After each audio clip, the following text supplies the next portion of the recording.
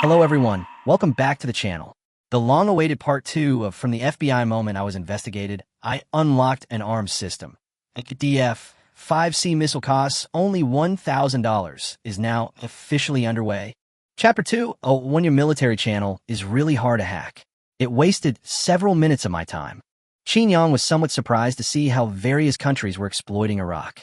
The other side was taking the lion's share, leaving the local population with at most 30%, and even that meager resources had to be used to support their military. This situation meant that Iraq was destined for a difficult turnaround and was essentially under their complete control.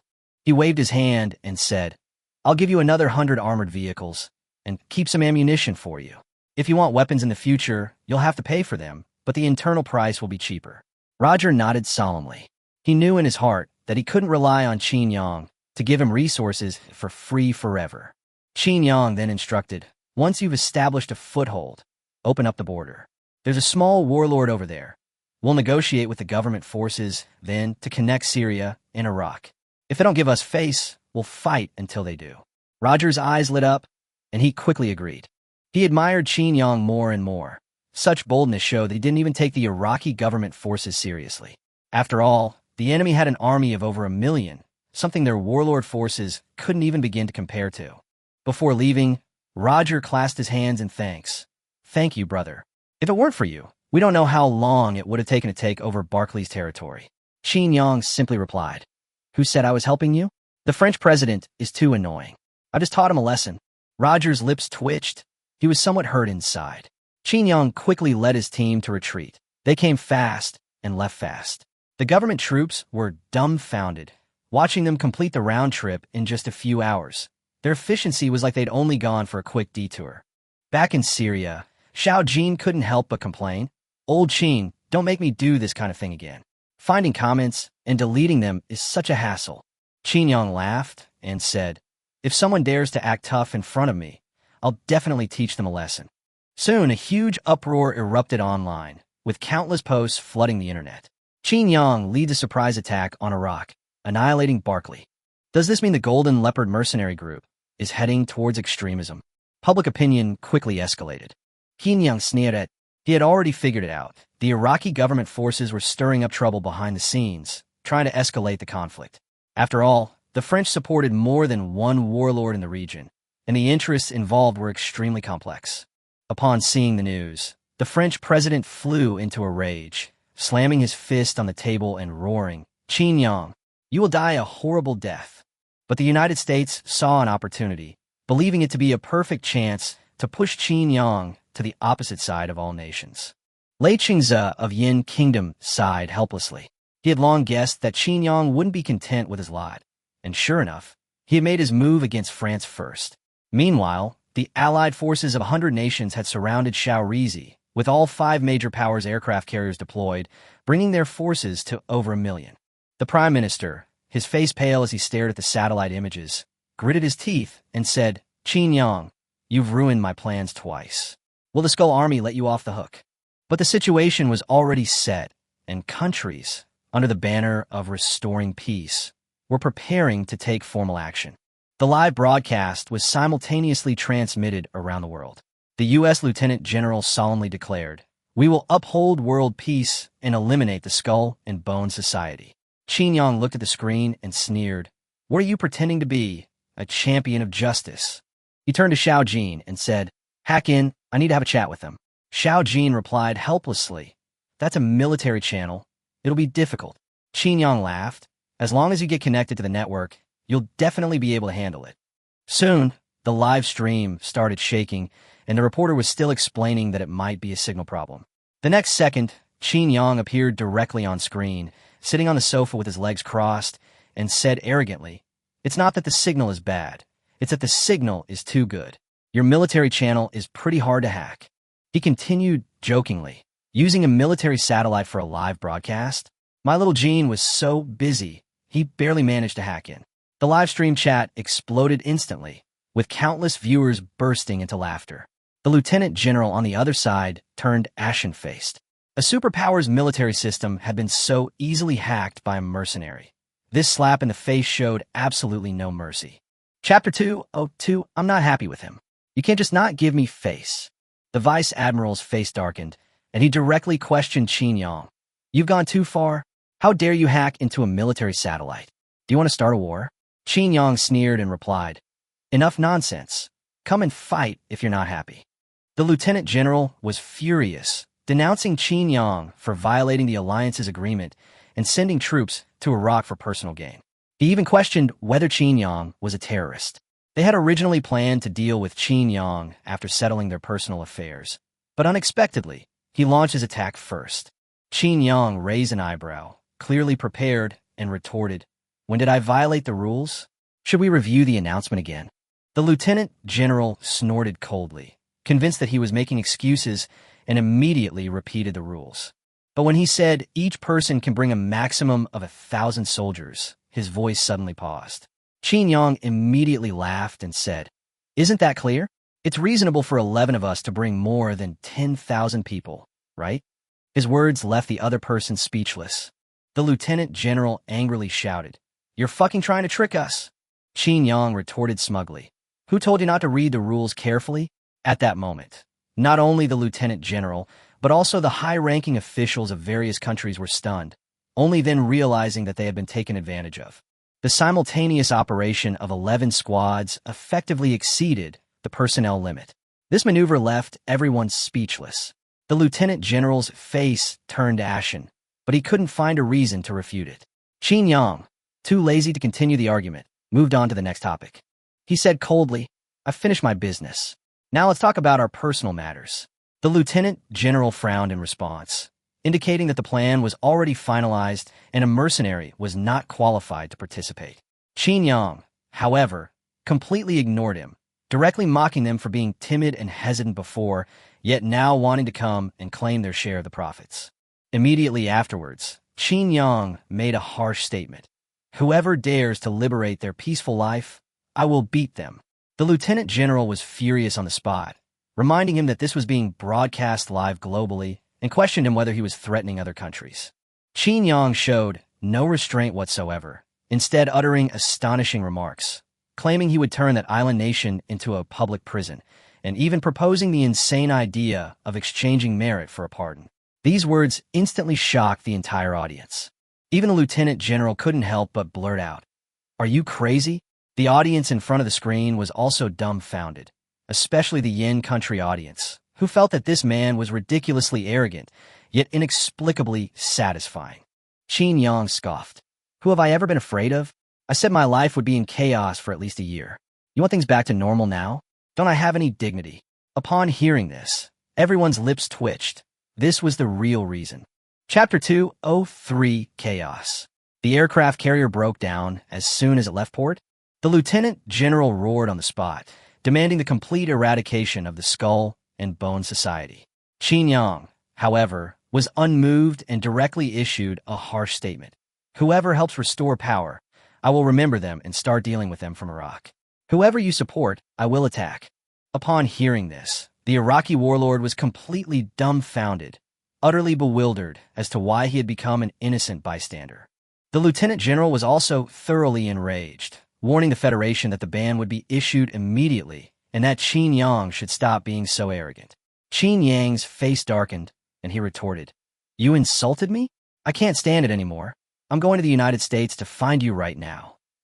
He then hung up the communication. This action startled the lieutenant general, who immediately tried to salvage the situation. Don't be impulsive. I was just in a hurry. He knew very well that Qin Yang truly possessed this ability. Both his personal combat skills and hacking techniques were terrifyingly outrageous, making it not difficult for him to infiltrate the United States. Qin Yang merely sneered at the other party's flustered appearance. He was, of course, only trying to scare them. Meanwhile, the higher-ups couldn't stand it any longer and ordered the lieutenant general to be taken away. It was utterly disgraceful for an aircraft carrier fleet commander to be so frightened. In the eyes of many, a madman is not scary. What is truly terrifying is a madman like Qin Yang with real power. Even someone with a fleet at their disposal would be terrified by a single sentence from him. At this moment, Qin rushed overexcitedly. Boss, are we going to attack the United States? Qin Yang slapped him across the face and said irritably, Are you out of your mind? Can you turn your back on me now? He knew very well that the situation on the other side had turned into a tug-of-war. Hundreds of countries were surrounding the area, but no one had landed yet. They were just bombing it continuously based on coordinates, leaving the entire region devastated. Internal chaos intensified, with the Prime Minister's faction splitting into 5 separate factions within the country. He himself fared even worse, suffering relentless bombardment from carrier strike groups. His forces rapidly depleted, and the situation utterly collapsed. Soon, the Prime Minister began a global live broadcast. Sitting on the rooftop of the ruins, he admitted that he was the 5th seed of Skull and Bones, and even joked that he had been defeated by 3 oil tankers, his tone tinged with despair. But the next second, he changed his tone. "Qin Yang, we're actually on the same side. I'll give you one last hand and make this place completely chaotic." After saying that, he burst into maniacal laughter. Immediately afterwards, hundreds of enhanced humans appeared on the screen. These enhanced humans were even more terrifying than before, with empty eyes, clearly monsters created by forcibly using immature drugs. The next instant, a superhuman pierced the Prime Minister's chest from behind. He still smiled, saying, "Let the world feel fear." Before he finished speaking, he was torn in two, and the scene abruptly ended. After the live stream ended, viewers worldwide were shocked. The last image left on the screen was of a group of enhanced humans, like wild beasts, and their numbers were far greater than those shown on screen. Qin Yang stared at the black screen and said coldly, "Prepare for action." Now everyone's itching to get involved. The Skull and Bone Society's genetic technology was too tempting. No nation would let it slip by. Sure enough, not long after, forces led by the 5 major powers began their official landing. Qin Yang immediately ordered, "Fleet, move out. Let's go see what's going on." However, his real target was that mysterious red-haired girl with twin tails. Her identity had always been a source of great concern for him. Dragon Kingdom? A hidden force? Qin Yang had a vague suspicion. The next day, just as the fleet set sail, the Federation issued another ban, restricting their movements. Qin Yang replied directly, "Too late, they're already on their way." His attitude was extremely firm. This time, he brought out 8 destroyers, almost his entire fleet, including medics, but he wouldn't send them to the front lines, as he couldn't bear to lose any of them. Qin Air couldn't help but tease him, saying he'd really gone all out this time. Qin Yang retorted, "If I don't bring more, everyone else has a whole fleet. Don't I have any pride?" Clearly, he was under a lot of pressure too. During their journey, as the fleet passed through the waters of the Space Kingdom, Qin Yang discovered a bizarre scene.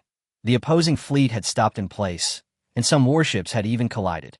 Qin Yang immediately took out his phone, took a picture, and posted it online with a joking caption, "Bro, need help repairing the ship? 20 years of professional experience." This message instantly sparked a wave of ridicule across the internet. The president of the space nation was furious upon seeing this and ordered the fleet to be deployed at all costs. However, bad news followed one after another. Cruisers collided, destroyers malfunctioned, and only a few small boats remained operational. The president was furious and cursed loudly, but he still had to maintain appearances and ordered everyone to move out. After everyone left, he clutched his hand in pain, clearly having slammed his fist on the table too hard. Qin Yang continued forward, when the radar suddenly detected 3 ships chasing after them. Everyone initially thought they were pirates, but upon closer inspection, they were all stunned. They turned out to be a destroyer from the Space Kingdom, and it wasn't even that big. Qin Air couldn't help but complain, "Boss, should we speed up? Otherwise, people will think we dragged them out." Chapter 2, for the most ruthless mercenary has arrived. He'll blow up that red Fuji apple when the time comes. Qin Yang stroked his chin, agreeing that there was some truth to it. Arriving with the enemy would indeed be beneath them. He immediately ordered an acceleration, determined to completely shake off the fleet behind them. On the other side, the Vice Admiral of the Space Nation's Navy, seeing this scene, immediately panicked and roared for the entire ship to accelerate. He was convinced that Qin Yang wanted to arrive first and confirm the previous rumors. If they arrived first, they could suppress all those rumors. Qin Yang had no idea what the other party was thinking, otherwise he would have found it laughable. The situation was already out in the open, yet the other party still wanted to turn the tables. Their shamelessness was truly extraordinary. 8 destroyers sped ahead, with 3 smaller destroyers relentlessly pursuing them. Qin Yang glanced back, somewhat speechless. Have they lost their minds? Why are they chasing so closely? If it weren't for the inconvenient timing, I would have turned around and fired 2 missiles at them already. Qin, E, and the others couldn't understand the other side's actions either, and could only stand by and stare blankly. Meanwhile, the allied forces of 100 nations were surrounding Shaorizi. Although the core details were not disclosed, the outer fleet was being broadcast live the entire time. Suddenly, a huge splash appeared on the screen, and a fleet flying the Golden Leopard flag rushed into view. Netizens immediately erupted in excitement. As expected of the Big Brother, this is top-notch style. Others quickly noticed something amiss. The fleet was moving noticeably faster than usual, as if it were dodging something. The camera zoomed out, revealing 3 spacefaring destroyers in hot pursuit, creating a rather comical scene.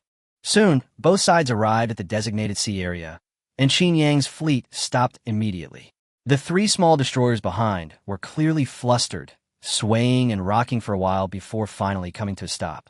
Qin Yang walked onto the deck, stepped on the railing, picked up a megaphone, and spoke down to them. "Hey, are you guys out of your minds? Why are you chasing me? I'm already avoiding you, and you're still following me. Anyone who didn't know better would think you're some dumb ship I brought out, and I can't afford to lose face like that." This barrage of taunts made the onlookers laugh. The general from the Universe Kingdom was furious and stood up to retaliate. "Qin Yang, those videos were all fabricated by you. Now you still want to get there first and maliciously smear us." Qin Yang was stunned when he heard this. After chasing us for so long, was it all for this?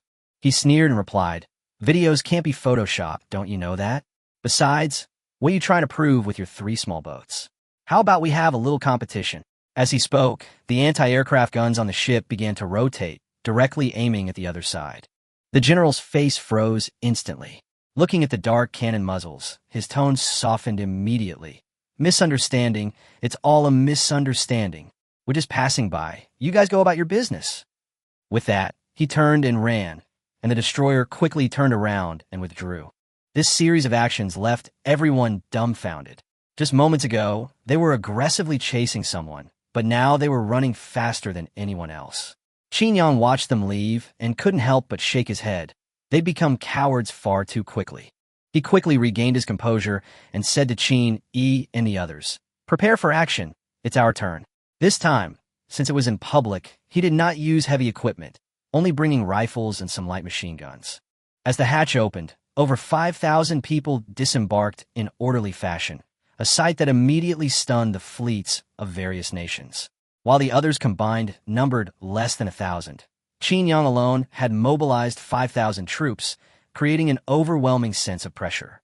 Qin Yang stomped his foot on the ground and muttered, "It's pretty sturdy. It should be able to withstand a few more hits." Qin Yi's lips twitched when he heard this. "Boss, I feel like your idea is more dangerous." Qin Yang, however, looked indifferent. He then mentally inquired with the system.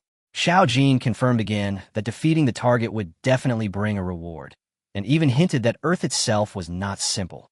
Qin Yang raised an eyebrow, but still decided to go all out. "Let's go clear out all those monsters."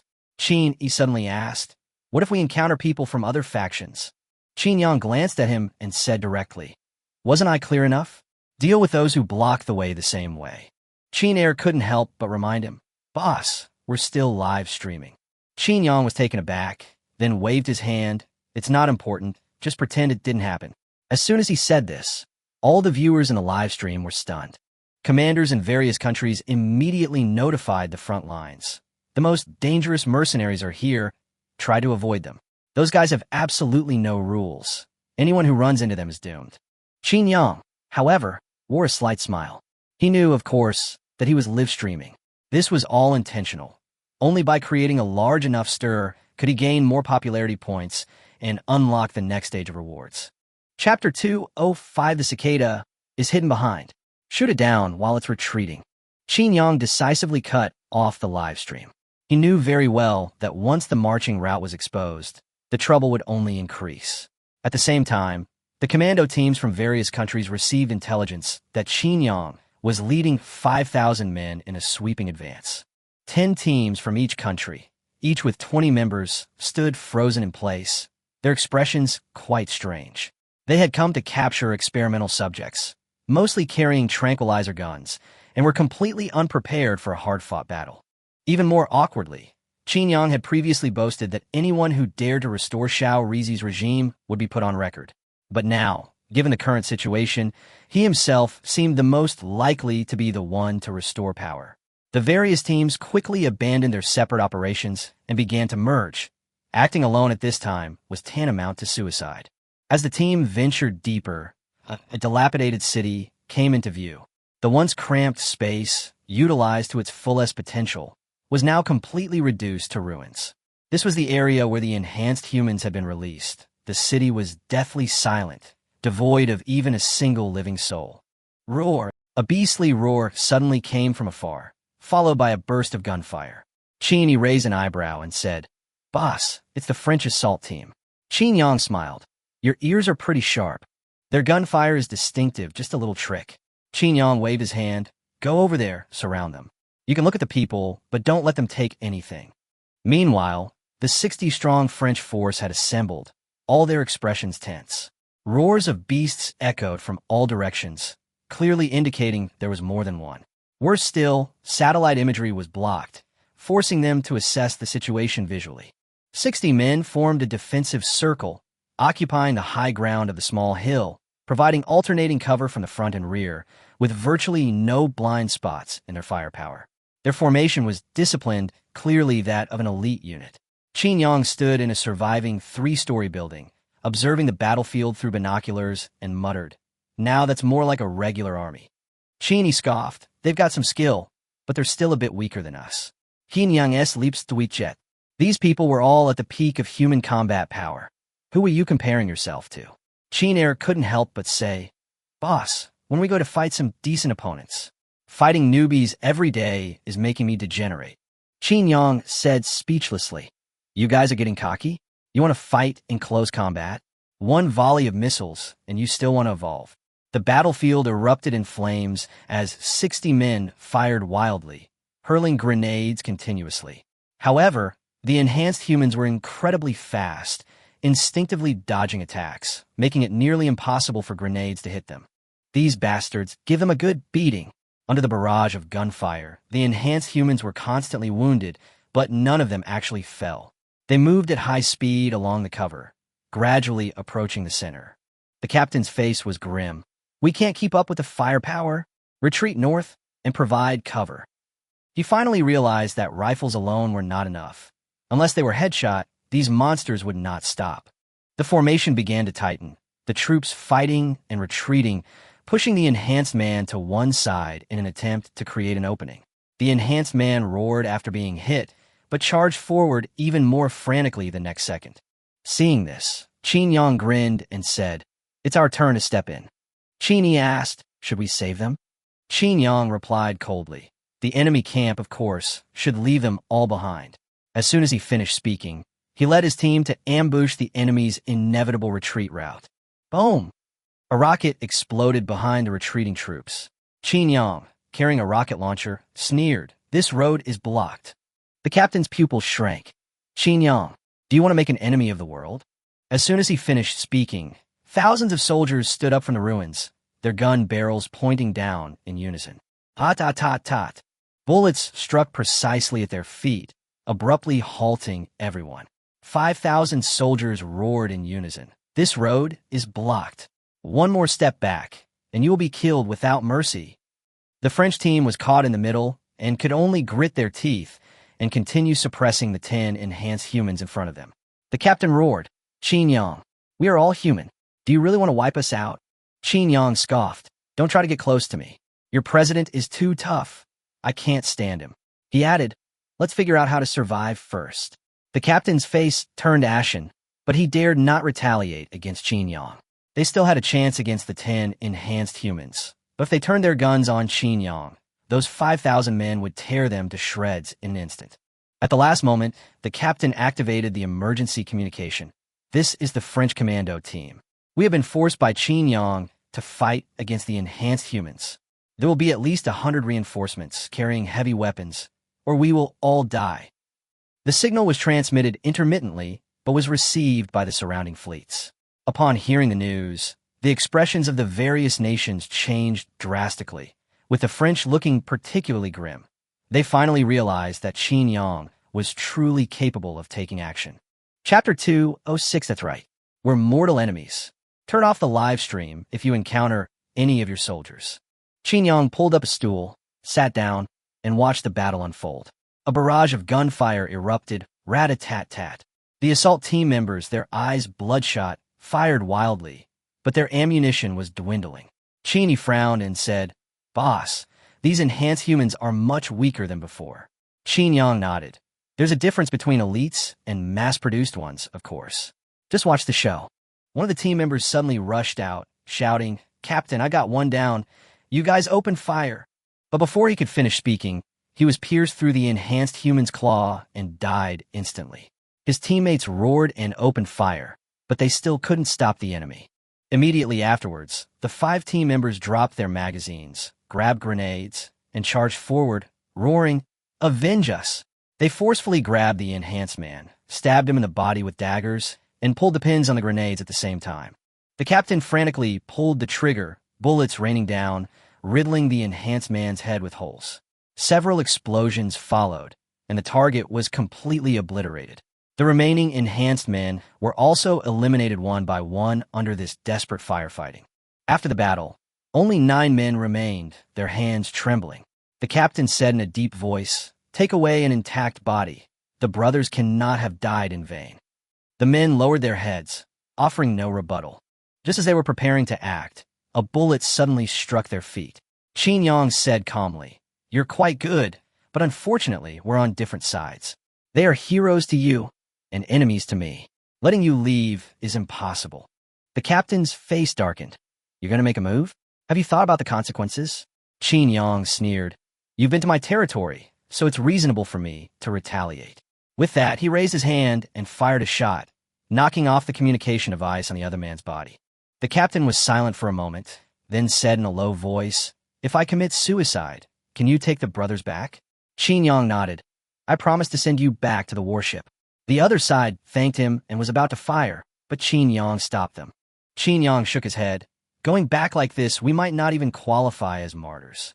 He waved his hand and gave the order. The soldiers fired in unison, hitting their hearts precisely and preserving their faces. The captain whispered before dying, "Thank you." After dealing with all of this, Qin Yang ordered, "Take away the enhanced human's body. The squad continues the search and attack any people you see." Then, he led his men to collect the bodies, load them into a vehicle, and head to the coast. Along the coastline, the atmosphere was heavy with tension, the commando units suffering heavy losses. Just then, a convoy appeared, and everyone recognized Qin Yang through satellite imagery. Qin Yang parked his car in front of the French warship and said coldly, "Bringing you some supplies." Several cars opened simultaneously, revealing neatly arranged bodies of fallen soldiers. The lieutenant general's face changed drastically. "Qin Yang, this isn't over." Qin Yang calmly replied, "That's right, we were mortal enemies to begin with. But these people helped me deal with the enhanced humans." After saying that, he tossed out another intact corpse and turned to leave. The lieutenant general remained silent for a long time, looking at the corpses and saying softly, "At least they preserved their dignity." He knew in his heart that Qin Yang was vindicating these soldiers. Soon after, more commando teams withdrew in disarray, but the various countries still did not give up. Qin Yang then started a live broadcast. "Family members, let me show you the scene." The footage showed the entire city reduced to ruins, as if the apocalypse had arrived. Countries around the world were shocked that Qin Yang could broadcast the footage directly via satellite. Just then, the phone rang. It was a high-ranking official from the United States asking if they could share the footage. Qin Yang directly refused. "Don't try to manipulate me." He then hung up the phone. The next second, a beastly roar rang out. He smiled, turned, and rushed to the battlefield. The scene before him was chilling. Several enhanced humans were devouring the corpses of their own kind. Comrades who had once fought side by side were now food. This sight sent shivers down everyone's spines. Chapter 207, wielding a machete, hacking his way from east to west. Can a modified human be returned if it has a defect? The soldiers on the outer warships looked grave. They had witnessed firsthand the horror of this monster. Even bullets to the head weren't always fatal. It often took a dozen or more to completely subdue it, yet it could continue operating for over 20 minutes. It was simply absurd. The captain stated bluntly that these enhanced humans were simply beyond the capabilities of ordinary assault teams. Unless they used heavy guns for positional warfare, they could only passively endure the attacks. The general suggested using heavy sniper rifles or anti-material sniper rifles, but someone quickly reminded him that Qin Yang was already using a heavy sniper rifle, taking them down one by one with astonishing results. Everyone fell silent instantly. Then, watching the live stream, they all cursed in unison. They had only heard about it before, but now, seeing it with their own eyes, they truly understood the vast difference in power. Just then, the 5 enhanced humans were devouring their own kind suddenly turned their heads, their scarlet eyes locking onto Qin Yang. They roared in unison, their imposing aura terrifying. Qin Yang, however, did not back down at all, but instead roared back, "Roar your grandpa." The enormous sound wave stunned them, and for a moment they were all frozen in place. Qin Yang sneered, drew his machete, and charged straight at them.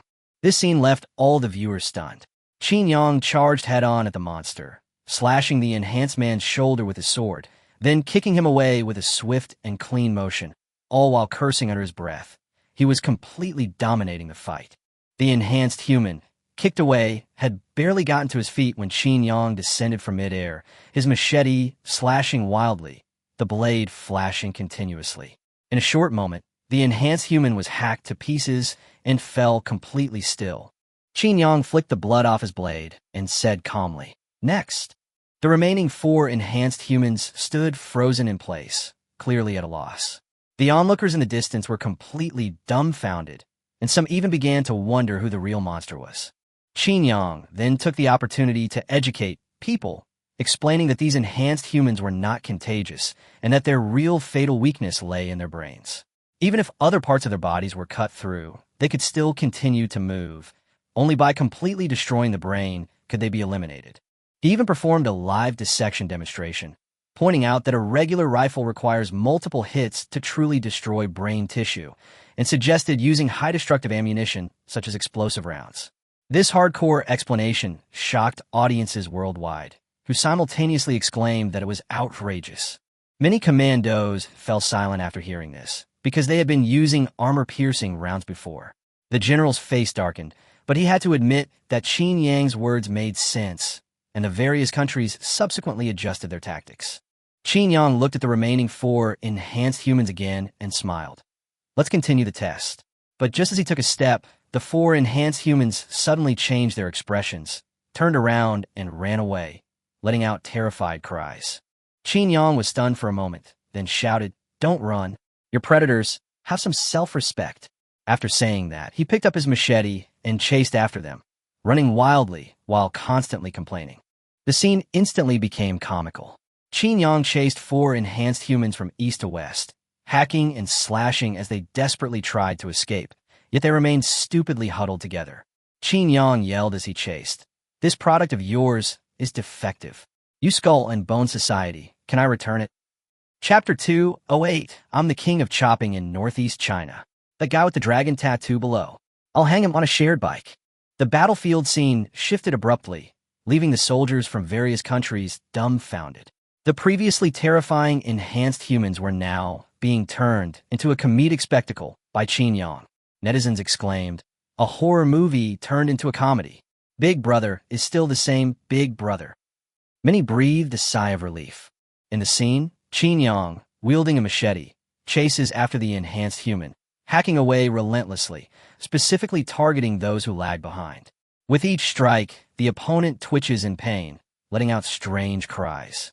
Qin Yang curses as he hacks, "Don't run. I'm a northeast slashing king. You think you can run after yelling like that?"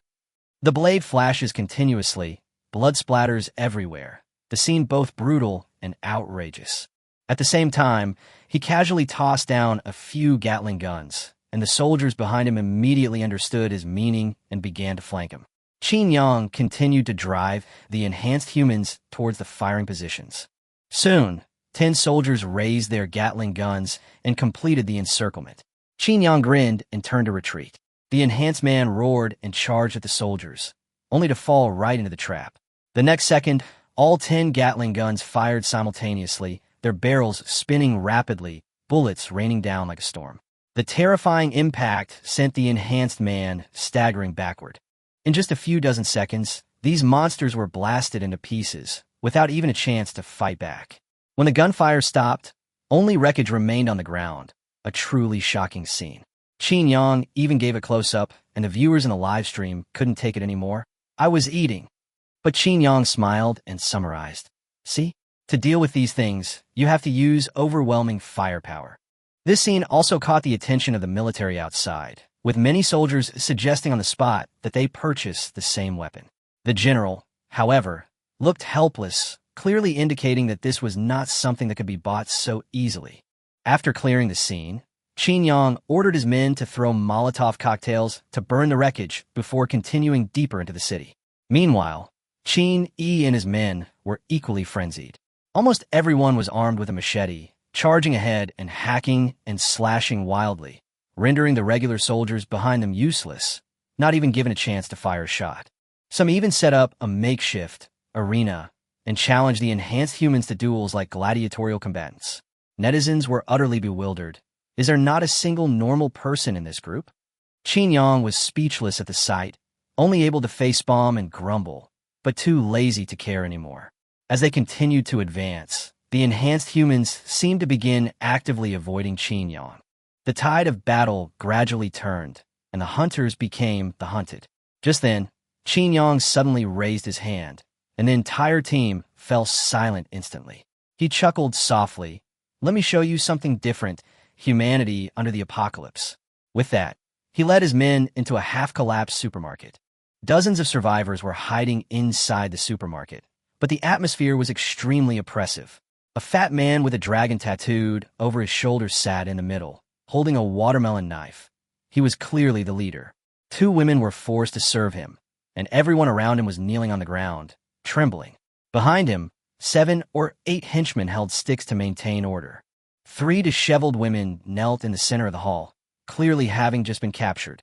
Qin Yang, hidden in the shadows above, coldly observed them through the glass. The leader, his face full of arrogance, demanded, "Speak.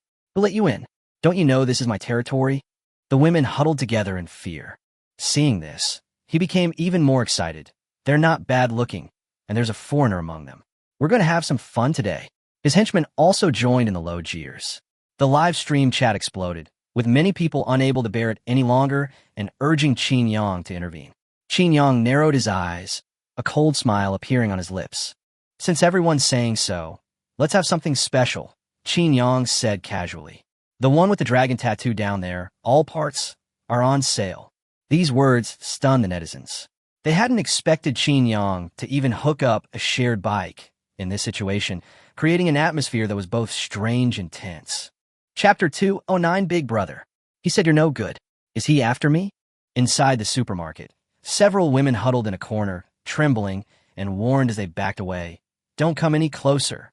We fell in here. If you come any closer, we'll call for help. The leader laughed loudly. Go ahead and shout. Even if you shout until your throats are hoarse, no one will come to save you. Upon hearing this, even Qin Yang above was stunned for a moment. This line sounded all too familiar. The woman gritted her teeth and threatened. If you come any closer, we'll lure the monster here, and we'll all die together. The leader's face darkened, and he said coldly, Stubborn? Let's see how long you can hold out when you run out of supplies. He immediately put on a smiling face and continued to tempt her. You'll only survive if you follow me. Even if Qin Yang came, he wouldn't be as good as me. As soon as he finished speaking, the live stream chat exploded, with everyone spamming, Big Brother. He said you're no good. Xiao Jin deliberately read them out one by one, and Qin Yang's face instantly darkened. These netizens really know how to stir up trouble. The next second, the glass ceiling cracked with a crack, and everyone looked up. Boom! Qin Yang smashed the glass with his fist, falling from the height, landing on one knee before steadily standing up. Everyone was stunned when they saw his face. Qin Yang turned to stare at the gang leader. Were you just dissing me? The boss broke out in a cold sweat and shook his head frantically. Qin Yang, however, suddenly raised an eyebrow and looked at the live stream. Oh, someone placed an order? For that tattoo. He almost burst out laughing when he saw the order details. All right, I'll spoil my fans this once. Qin Yang brandished his knife. I'll ship it to you in a bit. The boss immediately broke down and begged for mercy. Big brother, I was wrong. Please let me off the hook. Qin Yang snarled, bet for mercy? Do you deserve it? Qin Yang said calmly. Don't move, or blood will splatter everywhere. His words terrified the other person, who turned deathly pale and asked in a trembling voice, Live cut? Qin Yang countered, or should I give you anesthesia? As soon as he finished speaking, the rope was lowered, and two soldiers quickly tied the man to the table.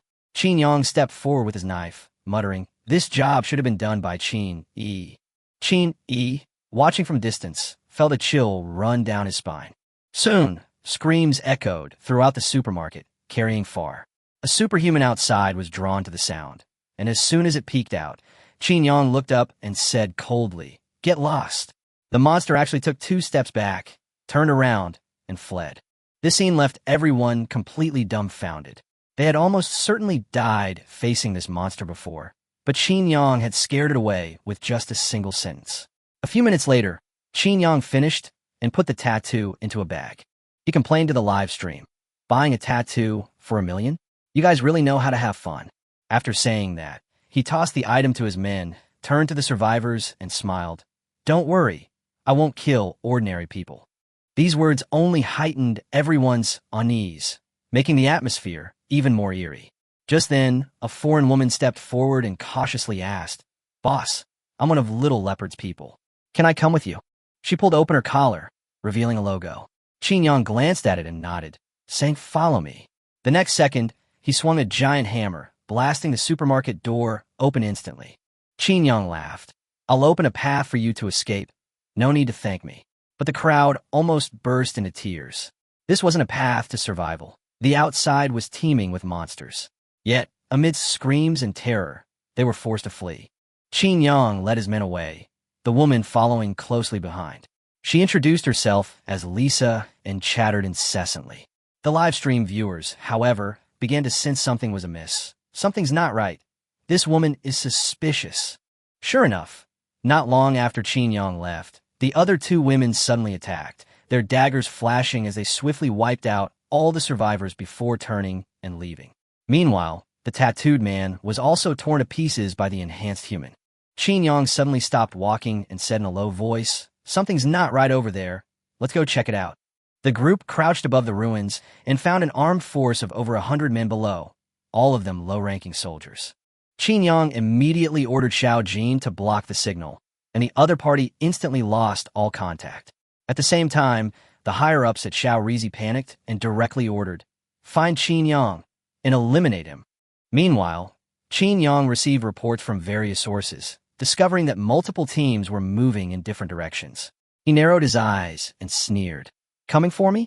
Quite ambitious, trying to swallow me whole. Qin whispered, Boss, let's take out this squad first. Qin Yang nodded. Let's do it. This is just the appetizer. The men raised their rifles and aimed at the unsuspecting enemies below. The soldiers below were still complaining.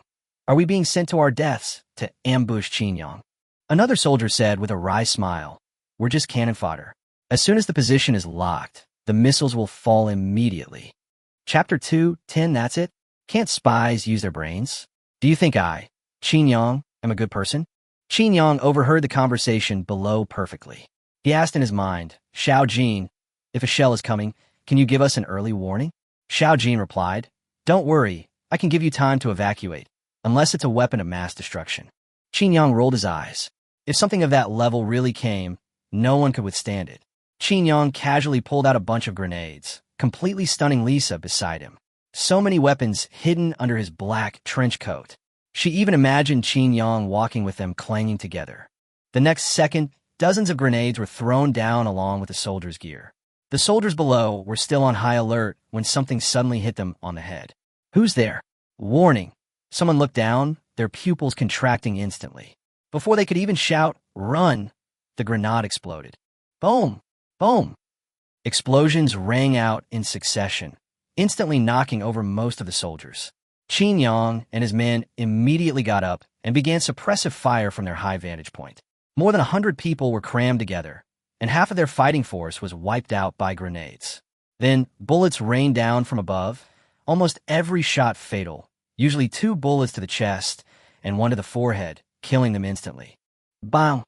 Qin Yang jumped off the high ground, firing shots at each enemy as he went, 1 bullet to the forehead of each person to confirm their death. All right, that's it, Qin Yang said coldly. You little punks, I'm right here. Come and bite me if you dare.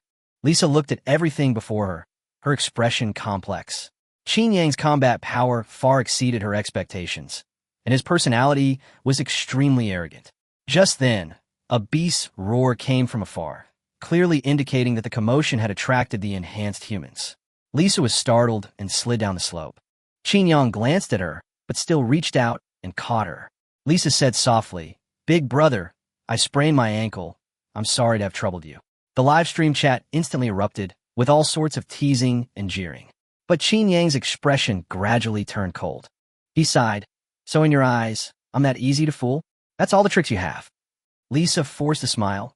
"Big brother, what do you mean?" Qin Yang looked at the camera and said disdainfully, "Is this all you're capable of? Besides feigning weakness, you have nothing else? Not even a decent plan?" He sneered. "At least use your brain a little. Your self-inflicted injury and honey trap tactics are incomplete. Do you think I'm stupid?" Lisa's face paled, but she still stubbornly insisted, "I really wasn't sent by anyone. I'm just your fan." Before she could finish speaking, Qin Yang suddenly grabbed her wrist and crushed it with a crack. "Ah!" Lisa screamed in agony, cold sweat instantly pouring down her back. Qin Yang pulled a miniature syringe from under her wrist and asked coldly, "Explain yourself?" That was a device specifically designed for collecting blood, with a capacity of only a few milliliters. Its intention couldn't be clearer. Lisa gritted her teeth and remained silent, which was tantamount to completely exposing herself. Qin Yang, however, laughed. "Like to play the victim? Then I'll help you play it even more convincingly." Bang! Bang! 2 shots rang out, and Qin Yang broke her ankle. Lisa screamed in agony, completely incapacitated. Qin Yang nodded in satisfaction. "That's even more convincing now. Maybe it can even fool Qin Yi." Qin Yi, watching from afar, couldn't help but twitch his lips at the sight. Just then, the roars of beasts grew closer. Qin Yang looked up and saw 7 or 8 enhanced humans standing on the hilltop, staring at them with scarlet eyes. Qin Yang took a step back and casually waved his hand, saying, "Take your time eating. We'll talk after you're full." Chapter 211. My little brother has become so withdrawn. Kill them all. Lisa looked at Qin Yang, then turned to look at the enhanced humans who were eyeing her menacingly. Her face twisted instantly, and she cursed fiercely. "Qin Yang, you'll die a horrible death." Qin Yang sneered. If curses were really effective, what would be the point of Gatling guns? As soon as he finished speaking, several enhanced humans pounced forward and tore Lisa to pieces.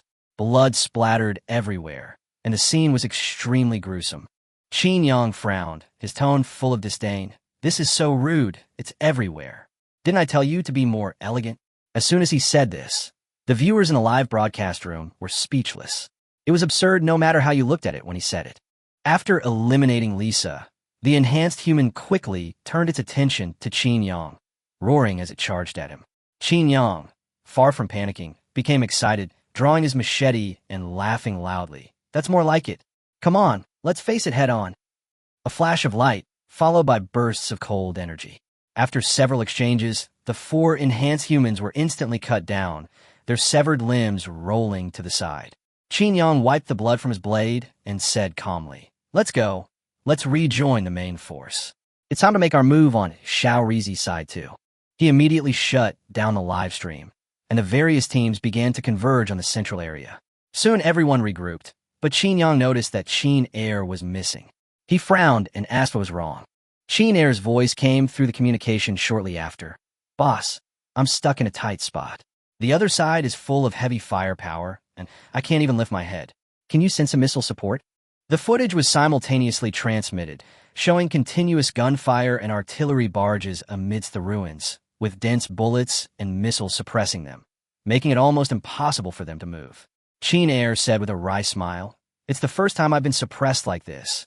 It's really unbearable." Qin Yang judged that the enemy was only suppressing them and had not continued to advance, so he immediately mobilized destroyers to launch precision strikes. Several missiles quickly took off, heading straight for the urban battlefield. Meanwhile, the Shaorizi command post was in complete chaos. 3,000 elite troops were fighting inside the city when they suddenly lost communication and could only watch helplessly as the missiles fell. Explosions rang out one after another, flames shot into the sky, and shockwaves swept across the entire area. Soldiers in the center were almost instantly engulfed, and the remaining troops on the periphery were also shaken and scattered for their lives. Qin Air hid behind the ruins, his face covered in dust and grime from the shockwave. Qin Yang teased, "Did you get so frustrated that you became withdrawn?" Qin Air sighed, "It's so frustrating I couldn't even fire a single shot." Not long after, Qin Yang led his men to the rear of the battlefield, where they saw more than 100 surviving soldiers fleeing in disarray, their armor and weapons discarded, and many of them bearing injuries, clearly survivors of the explosion's aftershocks. Qin Yang's face darkened, and he shouted, "You've crushed my little brother like this, brothers charge."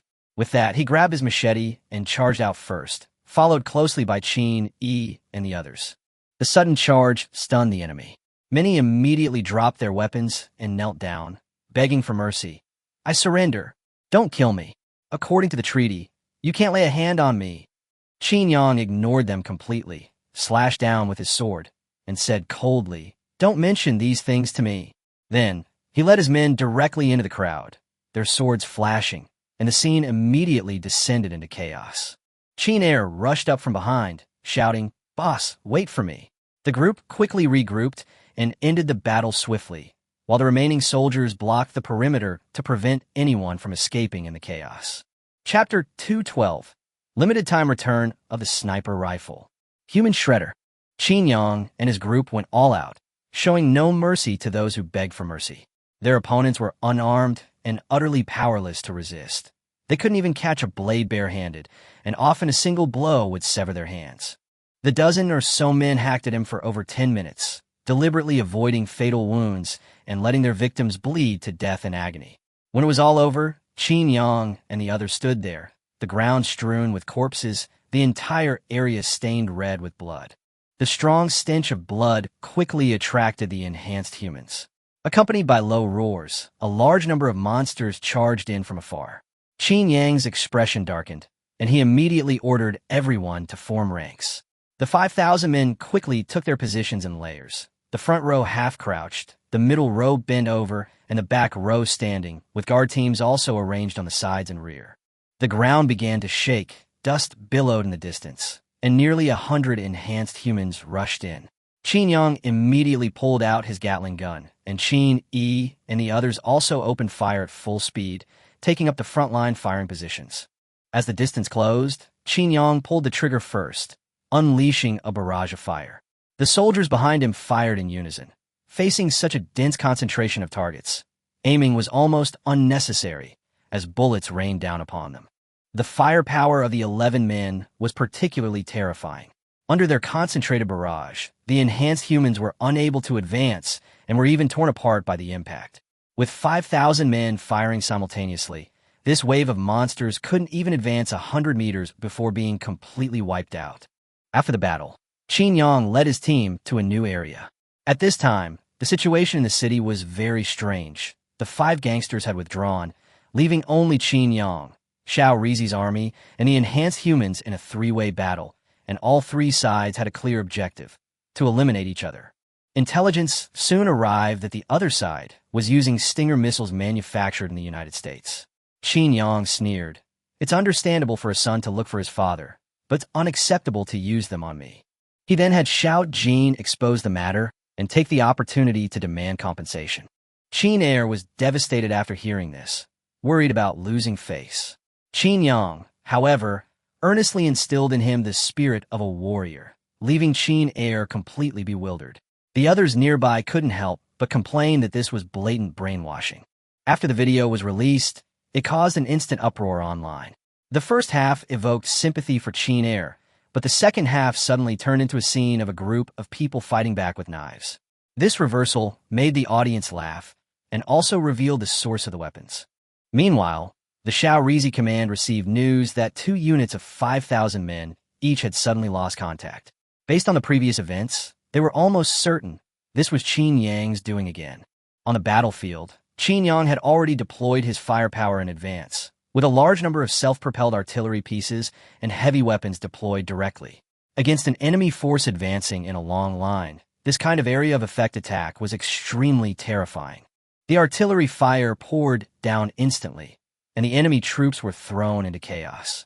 The general hastily ordered them to take cover and counterattack, but the ruins could not withstand the continuous bombardment, and in a short period of time, casualties had exceeded 2,000. Seeing that continuing to hide would only lead to certain death, the general gritted his teeth and ordered a full-scale charge. The soldiers advanced under artillery fire, shouting and desperately rushing towards Qin Yang's position, but their morale was clearly already wavering. Seeing this, Qin Yang sneered and immediately used his Gatling gun to suppress the enemy. The dense firepower created a deadly line of fire, and the enemy's formation was stretched out, making it impossible for them to effectively counterattack. They could only be continuously suppressed. Immediately afterwards, rockets joined the bombardment. Caught in a pincer attack, this charge not only failed to advance, but was also forced back dozens of meters. Enraged, the general executed the deserters on the spot and personally led the charge to continue. Just then, a deafening explosion echoed across the battlefield. Qin Yang appeared, sniper rifle in hand, and with a single shot, blasted the general into a bloody mist, instantly shocking the entire battlefield. This scene of human beings exploding had a profound psychological impact on the soldiers. Qin Yang grew increasingly excited as the battle progressed, firing from his spot with pinpoint accuracy, each shot taking down a target. Qin Yi and the others watched with envy, demanding to switch weapons. Qin Yang waved his hand, and instantly each of them was given a sniper rifle. The next second, a rhythmic roar echoed across the battlefield. One fleeing soldier after another was blown to pieces, and even those hiding behind cover were not spared. A single shot from a sniper rifle blasted both the soldier and the cover to smithereens. The soldiers were completely distraught, desperately trying to escape the firing range. But ahead lay the sniper's death line, and behind them, an artillery barrage. They were caught in a dilemma. Then, a bizarre scene unfolded. Those in front frantically fled backward, while those behind charged into the artillery fire. The two sides clashed head-on, simply because they faced completely different ways of dying. Chapter 213, I'm about to start showing off. Let 1,000,000 people be buried with me. The fleeing soldiers on the front lines had just breathed a sigh of relief, thinking they had finally escaped Qin Yang's sniper range. But the next second, artillery fire rained down from the sky, and explosions swept across the battlefield, instantly blasting people to pieces. Flames and shockwaves engulfed the entire area, and those who had just escaped were instantly blown to pieces. Many soldiers were blasted away on the spot, while the rest struggled in the sea of fire. The scene was extremely horrific. Some then understood why those men had preferred to rush back into the artillery fire zone rather than face that terrifying sniper rifle. With each sniper shot, a man was blown to pieces. The relentless pressure completely broke the soldiers' spirits, leaving them no choice but to continue charging, only to fall one by one. Qin Yang, sniper rifle in hand, sneered, "There really are some fearless daredevils. Keep firing." The battlefield was almost completely cleared, with only a few scattered remnants remaining. With the final shot, the battle was over. Qin Yang immediately waved his hand and said, "Quick, put away the self-propelled artillery. Get ready to pose. I'm about to start." Everyone moved swiftly, quickly packing up their equipment. Qin Yang sat on the edge of the high ground, one leg propped up, a cigarette between his fingers, his gaze deliberately deep as he looked into the distance. Qin Yi and the others also took their positions, the 5,000 people striking poses, their aura instantly overwhelming. Not long after, the live stream started, and viewers flooded in instantly. Seeing this scene, the comment section couldn't hold back any longer. That's it, the big brother is at it again. Even though they had just finished a bloody battle, these guys acted like they were filming a blockbuster movie. Qin Yang exhaled a smoke ring and murmured, "Invincibility, how lonely." His words silenced the entire internet. Even their opponents were stunned, unable to resist commenting, "We keep losing because we can't understand his thought process." However, they also noticed the battlefield wreckage. Almost no corpses remained intact. The destructive power was chilling. Qin Yang was enjoying his soaring popularity when a beastly roar suddenly echoed from afar. Clearly, it was the enhanced humans drawn by the smell of blood. He said with a look of disgust, "What a spoilsport." With that, he abruptly ended the live stream, leaving his viewers utterly bewildered. The next moment, dozens of enhanced humans charged forward, but before they could even get close, they were bombarded by Gatling gun and rifle fire, turning into sieves on the spot. After clearing them out, Qin Yang arranged for his team to continue advancing, while he led over 100 wounded soldiers to evacuate. Although their injuries weren't life-threatening, leaving them unattended could easily lead to infection. As he walked away, he said, "I'll go out and give them a piece of my mind first, then I'll come back." His tone was as casual as if he were going out for a casual visit. Outside, the fleets of various nations remained collectively silent. They stood there, seemingly as bystanders. Even the commander couldn't help but laugh at himself. The disparity between the two sides was simply too stark. Soon, the live stream resumed, and Qin Yang appeared on camera with the wounded, the medical team quickly moving to assist him. Immediately afterward, he connected the system to the U.S. military satellite and spoke directly to the world. "Hey, can you hear me? I have something to say." His words immediately drew bursts of laughter from the viewers. The familiar atmosphere was back. Qin Yang exchanged a few pleasantries and even teased Lei Qingze, briefly shifting the mood. But the next second, his face turned cold, and his tone suddenly became serious. "Listen up, Anshan. I've lost over 100 brothers. This isn't over until 1 million of my men have paid the price." This single sentence sent a chill down everyone's spine. One moment they were joking, the next an extreme threat. The higher-ups at Shao Rizi were furious, yet speechless. The adjutant whispered a warning. The other side was truly capable of resorting to extreme measures. Qin Yang continued his attack, even naming the United States and accusing them of secretly supporting him. His words were unrestrained, even resorting to threats of nuclear weapons. This put the relevant countries on edge, fearing he might do something even more outrageous. The opposing prime minister, barely managing to stay composed, retorted, "Your people are only injured. Why should we, 1 million people, compensate you?" Qin Yang immediately snapped. "You're even sounding aggrieved? If you keep pretending, I'll punch you, and you'll behave." This back and forth left global audiences dumbfounded. The tense situation was tinged with absurdity, yet the dialogue was strangely real and jarring. Chapter 214, Brothers. It's time for us to receive our guests. Everyone burst into laughter at the sight of Anshan being ridiculed. Even Lei Qingze felt a sense of satisfaction. After all, finally someone was worse off than him. Anshan's face twisted in pain as he gritted his teeth and said, "Qin Yang, do you really think I'm afraid of you? We have elite troops and missiles. We can wipe you out anytime. You want to kill 1 million of our people? Who do you think you are?" Qin Yang stretched his neck and said in a light tone, "What's the use of saying all this? How many of you have left? In such a short time, tens of millions have already died." His words hit the other party's sore spot. Kishiyama trembled with rage and retorted, "It's all your fault. You dropped a nuclear bomb on us to establish your authority." Qin Yang, however, remained nonchalant. Yes, you're right. So what can you do about it?" Seeing that the other party still wanted to argue, Qin Yang interrupted directly. "All right, stop talking nonsense." The next second, Xiao Jin cut off the communication, and Anshan instantly lost contact. The sleeping emperor on the other end was also dumbfounded. Sleepy King roared in fury. "Are our satellites just for show? They can come and go as they please."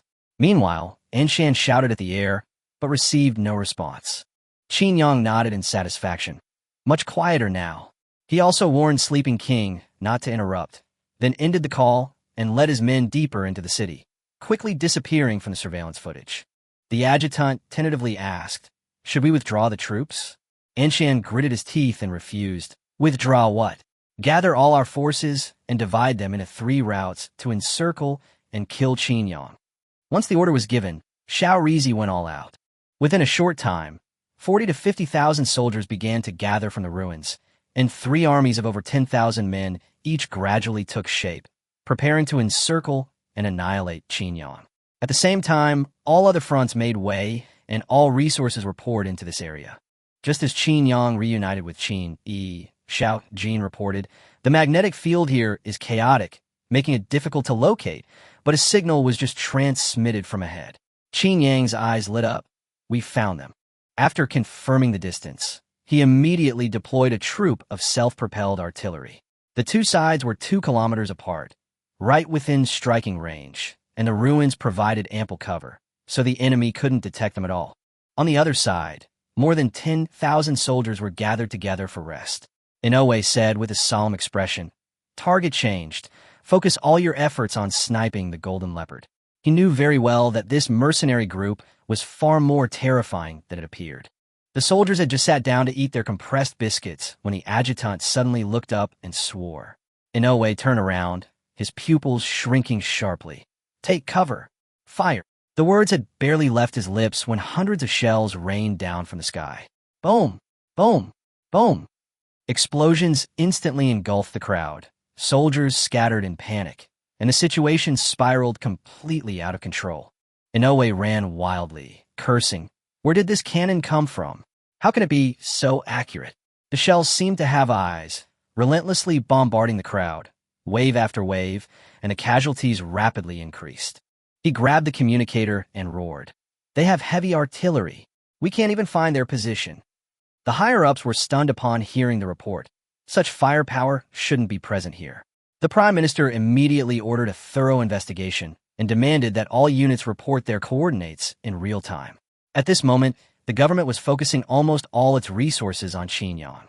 Qinyang, on the other hand, was quite relaxed, listening to the cannon fire as if it were background music. Qin Air was a little worried about being exposed, but Qinyang laughed and said they'd rack their brains and still not figure out why. Inoue was on the verge of collapse. After leading his team on a 3,000-meter sprint, he found himself still within the artillery's range and couldn't help but curse. "This range is outrageous." Just then, over 100 bombers scrambled from the Shaorizi base, heading straight for battlefield support. Within minutes, the aircraft had entered the city's airspace. Qin Yang received the message, and a slight smile appeared on his lips. "Brothers, it's our turn to pick up the customers." As soon as he finished speaking, everyone grabbed a sniper rifle and aimed it at the sky. The roar grew closer and closer. The pilots had just seen the carnage on the ground and hadn't even had time to react when a massive bullet came hurtling towards them. "Sniper!" The warning had barely sounded when a bomber exploded instantly, followed by a second one, flames engulfing the sky. The shockwaves from the explosions affected the surrounding area, forcing several fighter jets to disengage. In a mere instant, 7 or 8 bombers were rendered combat ineffective, and the scene descended into chaos. Chapter 2:15 Qinyang. "You guys really went all out." "Qini, boss, it's you who went all out." "Holy crap, it's Qin Yang's sniper rifle." "Everyone, take cover." The company commander roared into the comms. "There are only 11 of those in the world. One shot can destroy a tank. Who dares to take a head-on?" Someone couldn't help but complain. "Isn't this thing for shooting down planes? Why are they using it to shoot down enhanced humans?" As soon as he finished speaking, he suddenly realized that the shattered corpses from before probably came from this. Boom! Another shot rang out, blowing up a bomber. The captain, seeing several figures on the ground in the distance, instantly changed his expression. "Retreat. This battle is lost." The bomber formation in the air immediately began serpentine maneuvers to avoid the attack. None dared to continue flying in a straight line. The second-in-command said unwillingly, "We have over 100 planes. Are we just going to leave like this?" The captain roared, "If you're so capable, you go and do it. We have sniper rifles and cannons. What if we add some anti-aircraft guns? Can you handle that?" His words silenced the entire crew instantly. Then they immediately turned and retreated. On the ground, Inoue angrily yelled, "Why are you running? You're already chickening out after only taking down a few planes." The barrage of artillery fire continued, and he was utterly desperate. Where's the support? They ran away without even firing a shot. His voice was quickly swallowed by the explosions. Qinyang put down his sniper rifle, raised an eyebrow, and said, "They ran pretty fast, not bad." Qin Yi, however, was very annoyed. "This is what you call a soldier? They didn't even dare to fight." Qinyang waved his hand. "Ignore them. Check the situation over there. Even Xiao Jin can't detect that area." At this time, the self-propelled artillery had been bombarding continuously for half an hour, and its firepower had reached its limit. The massive explosions echoed across the sea, clearly audible to fleets from all nations. While not as deafening as a missile strike, their continuous nature kept everyone guessing, leaving no one knowing what had transpired.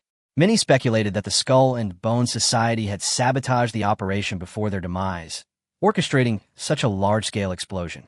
Others felt that Qin Yang had likely suffered significant losses. Lei Chingze looked at the intelligence report, hesitated for a moment, and instead of making a phone call, sent a text message. But as soon as he sent it, he realized he had made a typo. He wrote, "not dead," instead of okay. The next second, Qin Yang called, "Old Lei, I just teased you a bit. Did you have to curse me?" Lei Chingze was both amused and exasperated. Oops. But you made too much of a fuss this time." Qin Yang retorted, "How can you be sure it's me?" Lei Chingze laughed. "Only you would be so arrogant as to call and joke around like this." Qin Yang laughed heartily. "Reply for me that these little bastards are easy to deal with." After saying that, he hung up the phone. He tossed his hair and said narcissistically, "Sigh, my irresistible charm." Qin looked disgusted, but he grabbed her and threatened. "What's with that look?" Qin quickly admitted defeat. "Boss is the coolest." As soon as he finished speaking, he broke free and ran away, pulling out 2 axes as he went. "I'm number 1 on the leaderboard. You're number 2? You should be happy that someone has their eye on you." Qin Yang immediately rolled up his sleeves and chased after him.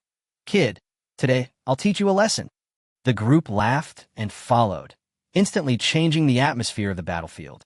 They ran wildly, cheering as they went. "Hurry up. Maybe we'll even see our boss beat up the number 1 guy." Upon arriving at the other side of the battlefield, Qin scanned the area. The ground was littered with corpses, not a single survivor. Just then, the sound of wind being cut suddenly rang out behind him. "Take this." Qin Yang charged straight at him, swinging his staff. Qin retreated repeatedly, but ultimately couldn't dodge, letting out a scream. Several people nearby immediately took out their phones to take pictures. Qin Yang struck a pose, actually displaying some of the demeanor of a master. Qin laughed. "Brother you're surrendering already?" Qin retorted, "You try it." Qin Yang's face darkened upon hearing this. You two's conversation is even more outrageous. His gaze shifted to Qin. "Want to try it too?" Qin instantly perked up. "I think so." The next second, the entire place erupted into chaos. Everyone who had been watching the spectacle was dragged into it, and no one could escape. In the chaos, Qin Yang suddenly clutched his front and shouted, "Who's so ruthless?" The others clutched their backs, all sporting dark circles under their eyes, creating a truly comical scene. Qin, barely suppressing a laugh, said, "Boss, aren't we being a bit too reckless? This is still a battlefield." Qin Yang waved his hand. "That's enough, just relax a bit. Prepare to leave. We'll clean up this place later." His gaze darkened. "One day, we will completely level this place. But right now, we're still a bit short of that." Chapter 216, You Sleazy Yamazaki. "Are you a sniper? You peeked out, and I blew you up." Qin and his group laughed after hearing this. The Golden Leopard mercenary group was indeed formidable, but what truly made them wary was Qin Yang's ruthless, reckless nature. Qin Yang knew that with their current strength, they couldn't directly eliminate Xiao Rizi. They could only weaken them gradually. He waved his hand, leading his team to prepare for retreat. Not long after they started walking, Xiao Jin warned, "There's a signal 200 meters ahead. We'll run into it around the corner." Qin Yang immediately raised his hand to signal, and the whole team stopped, using the ruins to conceal themselves, all pointing their guns forward. He lowered his voice and said, "Wait until they're all out before we fight. This time it's a battle of marksmanship. Whoever lets them charge and will be the one who loses face." Everyone's eyes lit up. They had clearly been waiting for this moment for a long time. On the other side, Yamazaki cautiously advanced, constantly reminding his subordinates to stay alert. He hunched over, brandishing his command sword and looking around furtively, his movements appearing particularly sleazy. Qin Yang's lips twitched as he watched. Is this really a regular army? Qin couldn't help but complain as well. Their momentum was even worse than that of a ragtag army. It looked really awkward. Qin Yang whispered, "Get ready. Take my gunshot as the signal. At least 1,000 men should be killed in the first round." Everyone held their breath, staring intently at the corner. Soon, the enemy's troops came into full view. Qin Yang pulled the trigger, bang. The next second, a barrage of fire erupted. Bullets rained down, and the frontline soldiers, caught completely off guard, fell in droves, their screams echoing through the air. In a short span of time, the casualties had already exceeded 1,000. Yamazaki was so frightened that he covered his head and ran around frantically, shouting, "Take cover! Counterattack!" But the scene was already in chaos, with some people running away and others firing indiscriminately, making it impossible to form an effective counterattack. Qin Yang maintained a steady output of firepower, his reloading movements swift and efficient, almost without pause. Counterfire bullets continuously struck the cover, sending debris flying everywhere, yet he didn't even blink. Hiding behind a rock, Yamazaki quickly used his equipment to call for help. "We've encountered a leopard, and its firepower is too strong. We need backup." As soon as he finished speaking, Xiao Jin informed Qin Yang of the situation. Qin Yang's eyes lit up. "Got you." He immediately shouldered the rocket launcher, peered out to lock onto the target, and fired without hesitation. Boom! The explosion instantly sent Yamazaki flying. But at the same moment, a bullet accurately struck Qin Yang's helmet, causing him to stagger violently. Qin Yang quickly ducked back, took off his helmet, and stared blankly at the bullet lodge between his eyebrows. The next second, he blurted out, "Holy crap, I just peeked out, and you still managed to blow me up? You're a sniper, aren't you?" His tone was a mix of surprise and obvious anger. Qin Yang gritted his teeth and sneered, "Fine, you've got some skills. Brothers, give it your all." At this moment, he was completely enraged. Chapter 217 Qin Yang. You can't play games, you even attack your own people, and you get bombarded by missiles. Qin Yang fired continuously while searching for the sniper's location, but he couldn't pinpoint the source.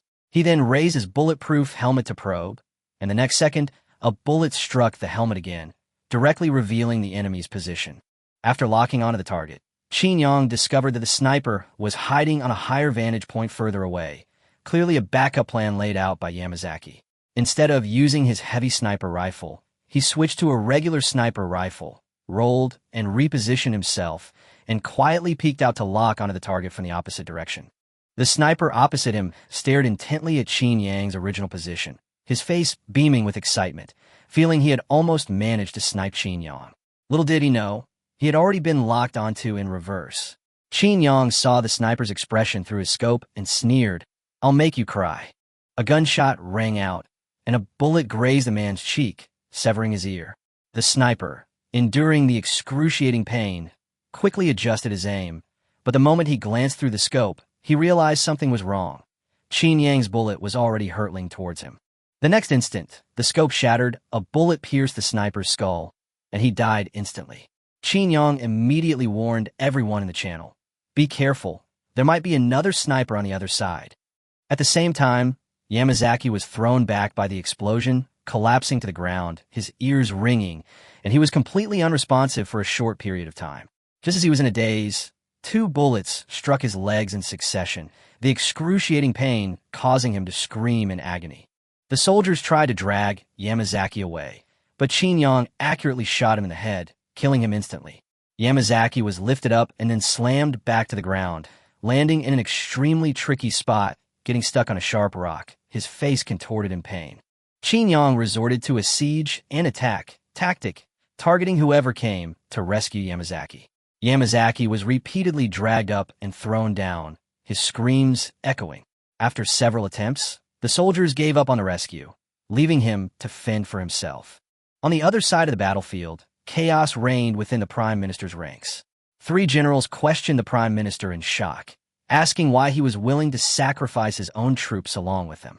But the Prime Minister remained resolute, convinced this was the only chance to turn the tide.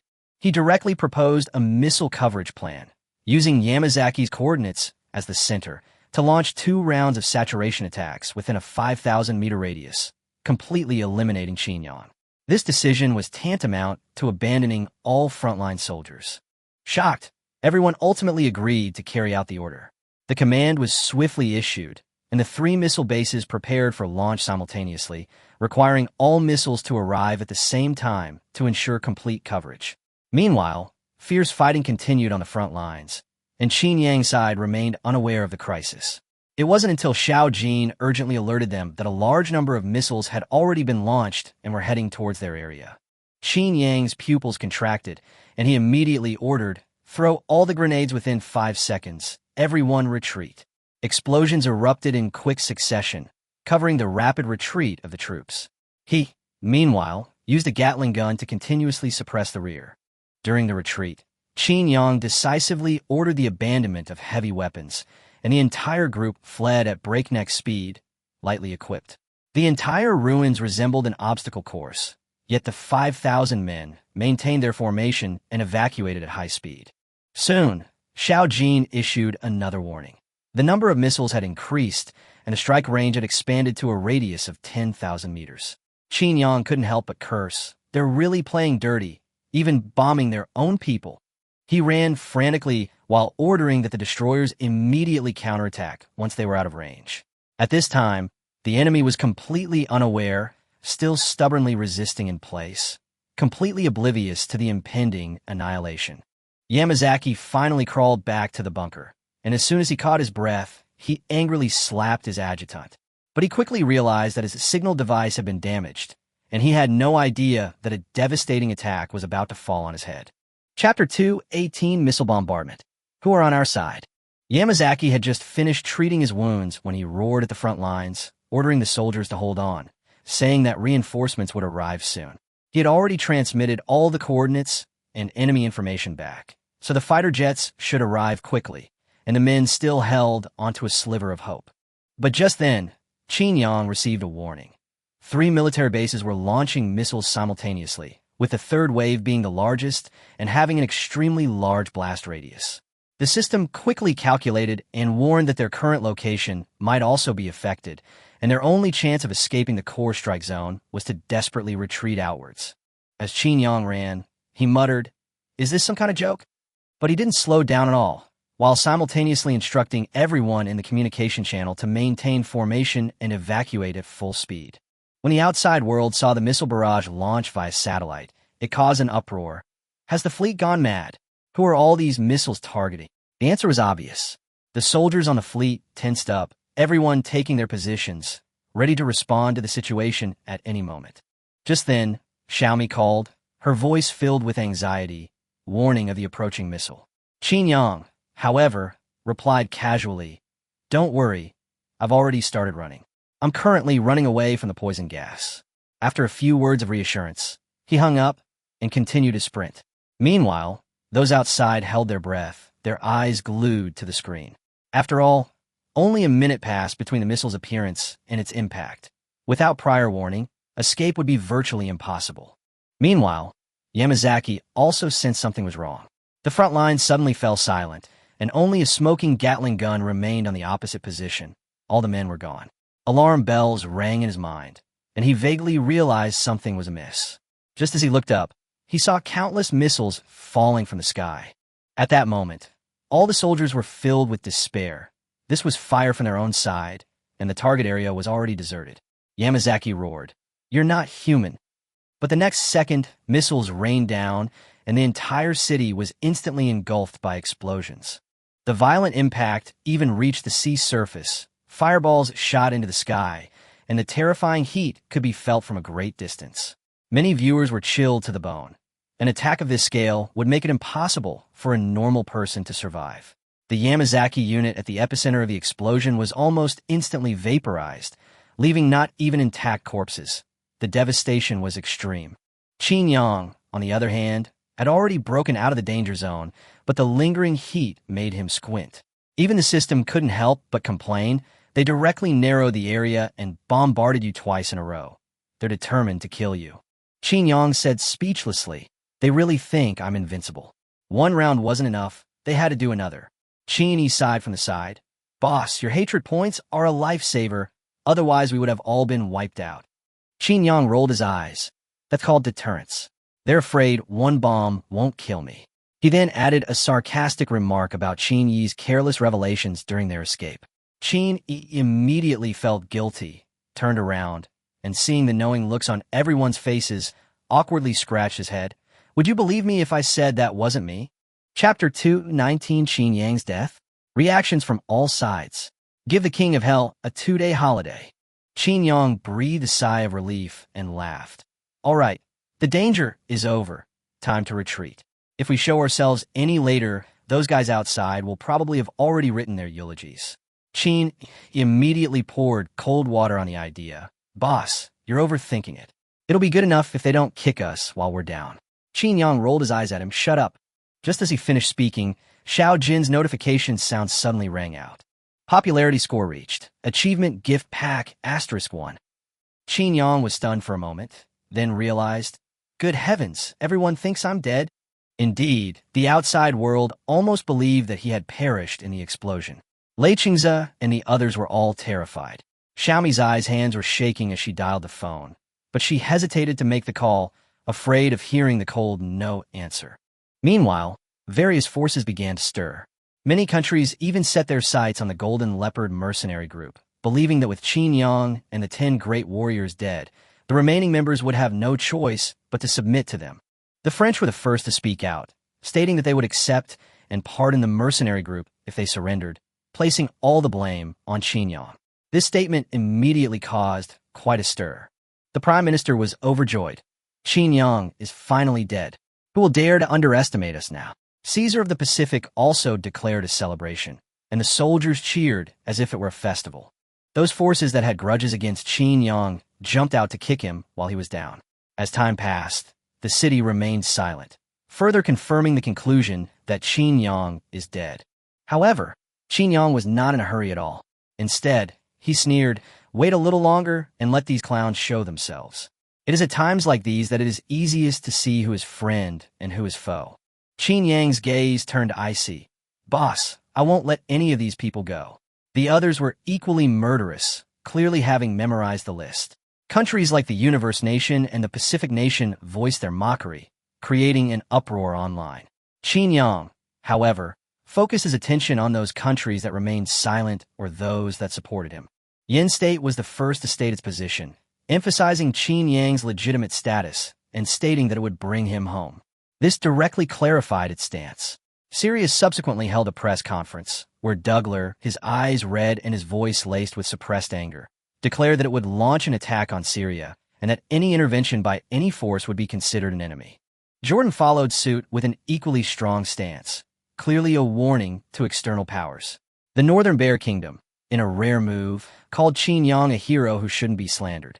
Claude and Roger also publicly supported him, stating that anyone who dared to touch the Golden Leopard mercenary group would be their mortal enemy. This series of statements surprised many countries. The United States remained silent, not out of fear, but out of consideration for its reputation, unwilling to make a fuss over a dead man. Qin Yang, observing these reactions, smiled slightly. Much was already clear. Just then, Xiaomi's call came in again.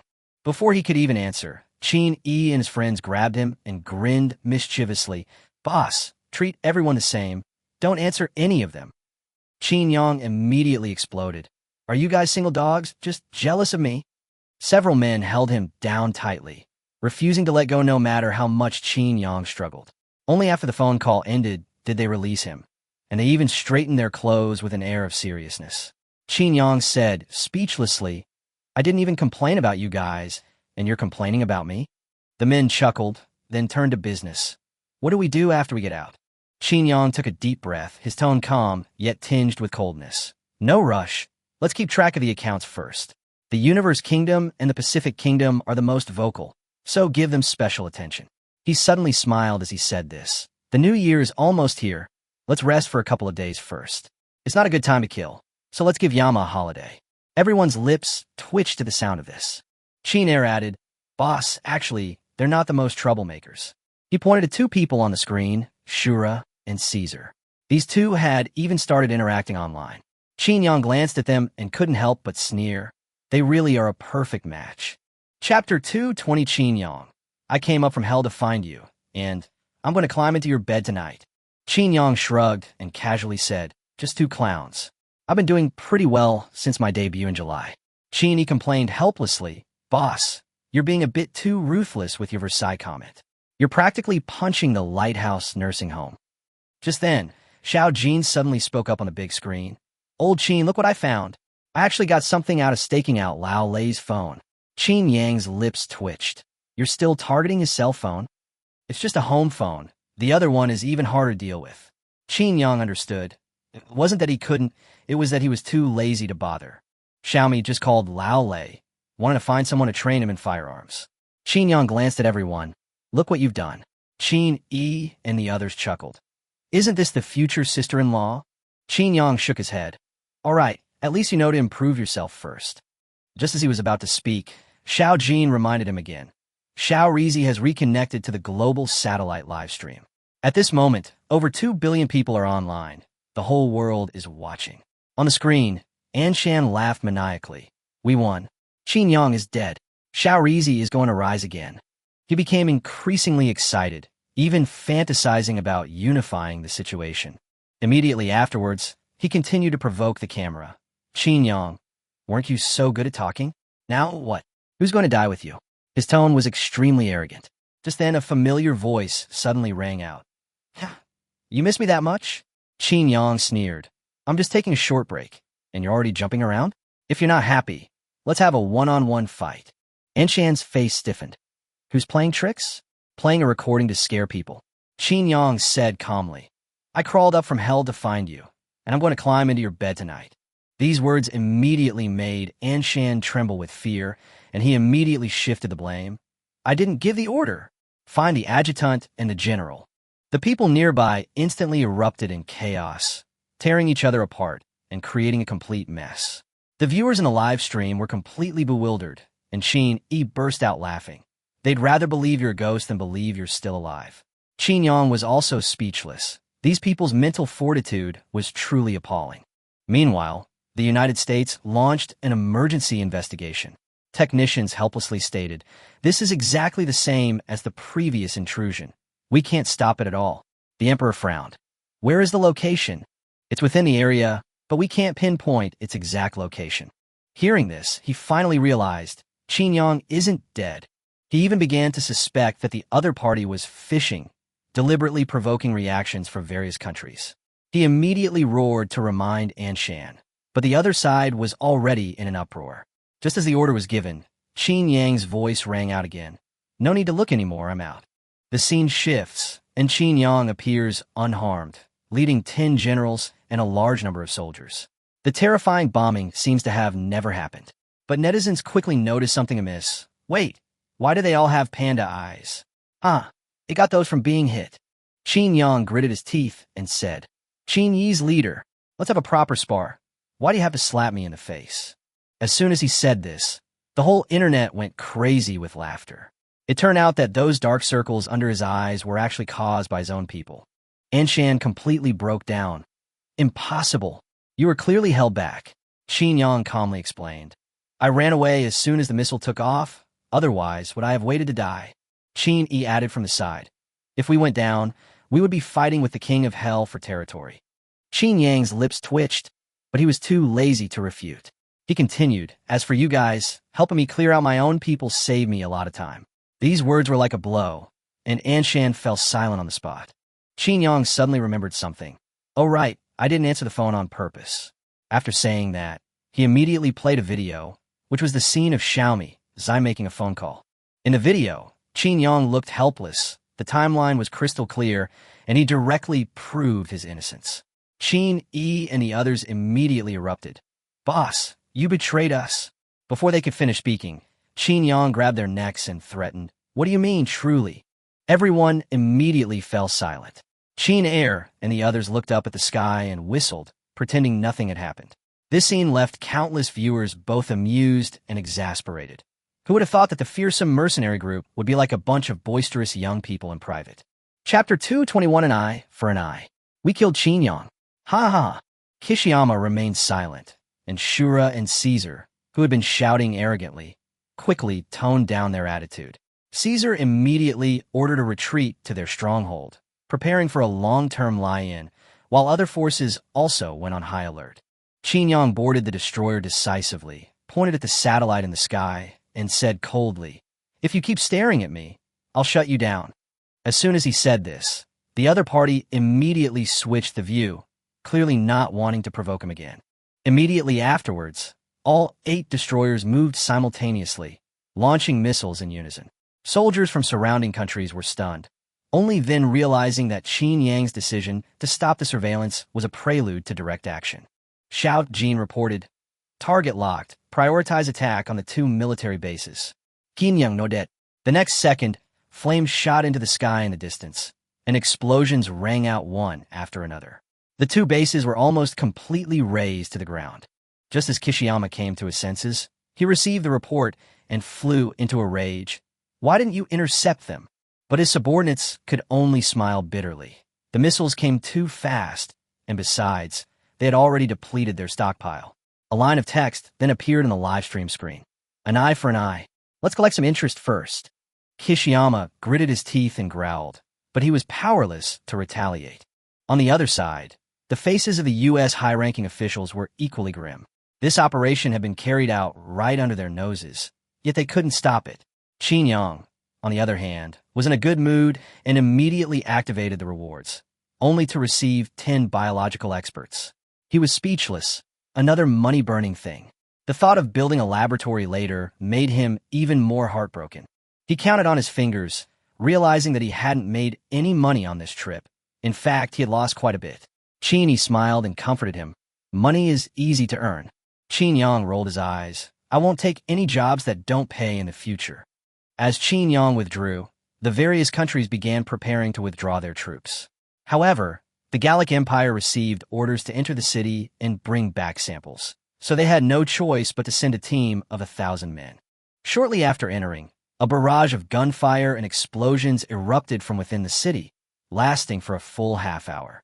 The expressions of those from various countries outside grew increasingly serious. This commotion was clearly something amiss. Enchant suddenly frowned. I have a bad feeling. The adjutant nodded, and then they all realized at the same time. There was still a 10,000-strong army in the city. Not long after, a battered and bruised army rushed out of the city. It was the Gallic troops, numbering less than 100, all wounded. The general roared, "Prepare for battle." The soldiers of all nations instantly stood ready, weapons pointed forward, thinking that a large army of enhanced humans was about to charge out. However, the next second, a group of soldiers rushed out, shouting as they ran, "Charge! Take them down!" They were even laughing loudly, as if victory was already assured. A moment of silence fell over the scene, and many people's lips twitched slightly. These people clearly hadn't grasped the situation. Comparing themselves to the Golden Leopard mercenary group seemed utterly absurd. Chapter 222 Qin E. I have a plan, let's rob a bank. The French soldiers moved swiftly, with a large number disembarking from the warships to meet the general, and the rest on standby. Two massive anti-aircraft guns locked onto the front, and the troops that had rushed out were stunned on the spot. Looking at the densely packed warships and the dark muzzles of guns before him, the opposing general's expression stiffened, and he forced a laugh, saying, "This is a misunderstanding. Do you believe it?" The French general roared, "Believe you a fool. Fire."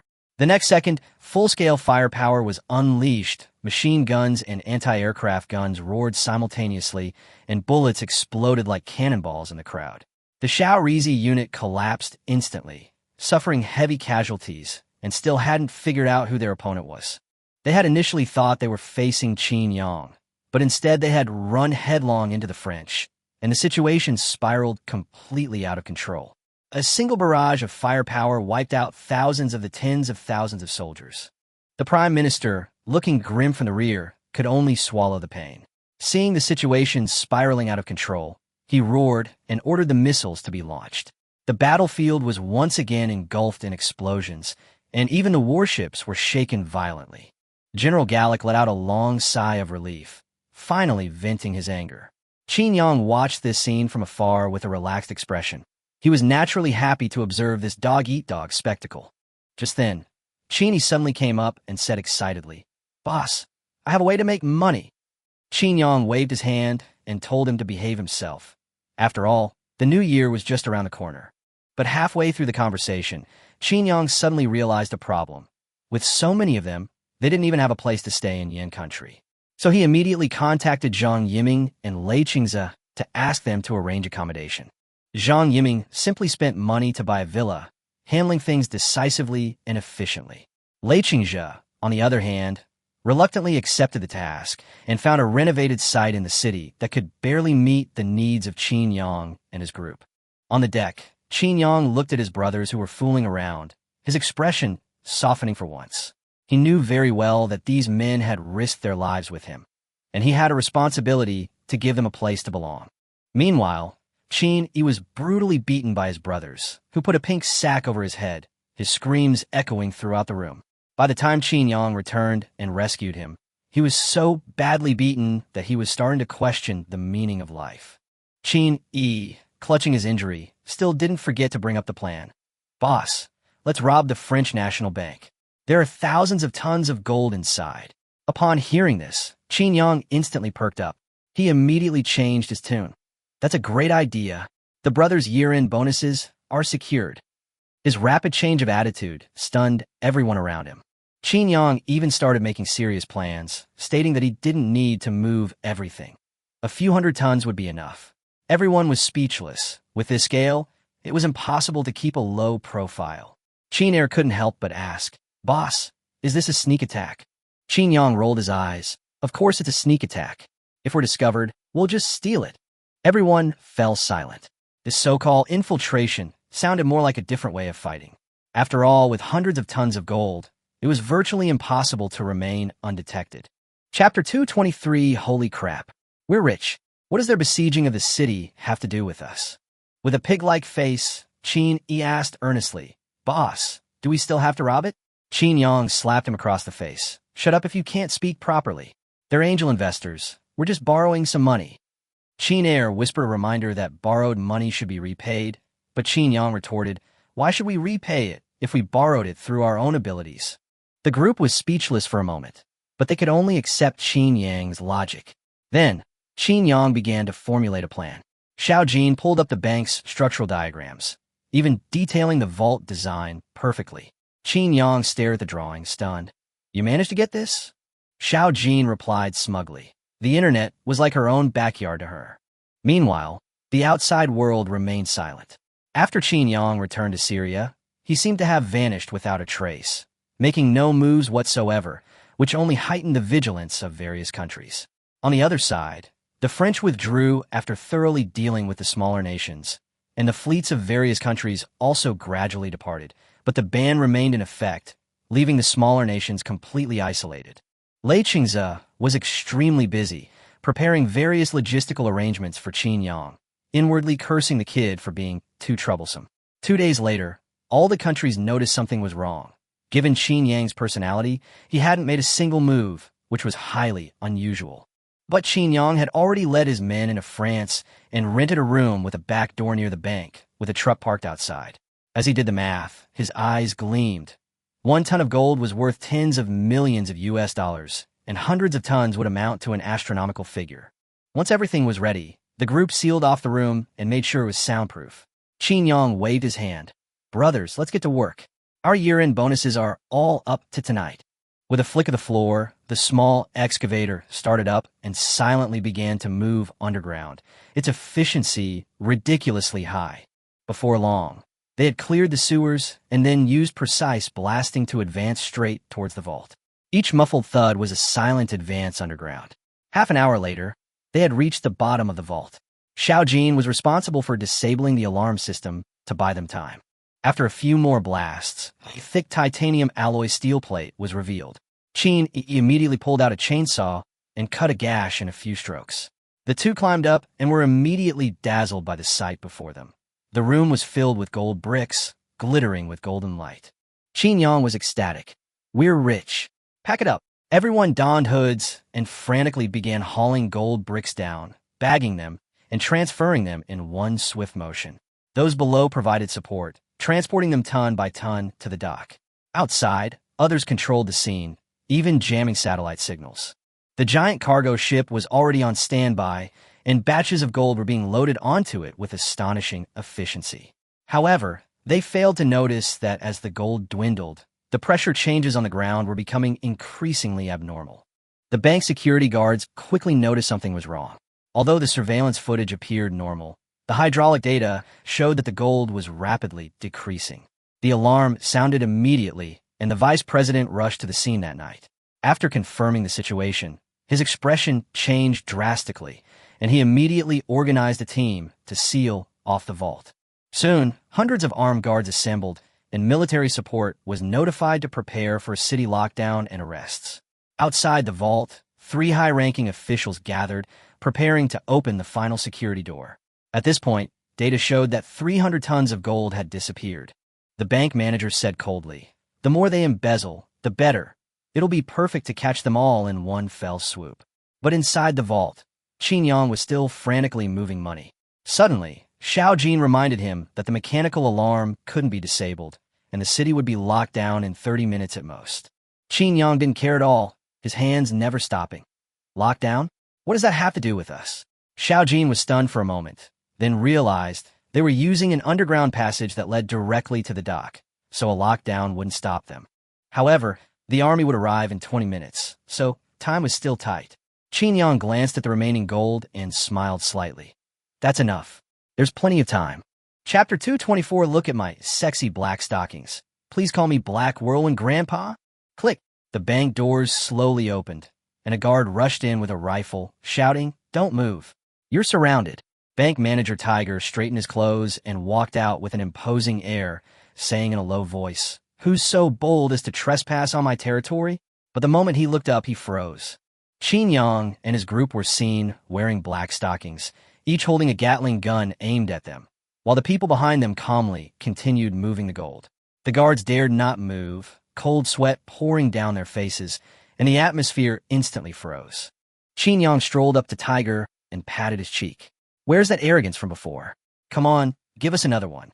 Tiger recognized the voice and exclaimed, "Qin Yang." He forced himself to shout, "This is a crime."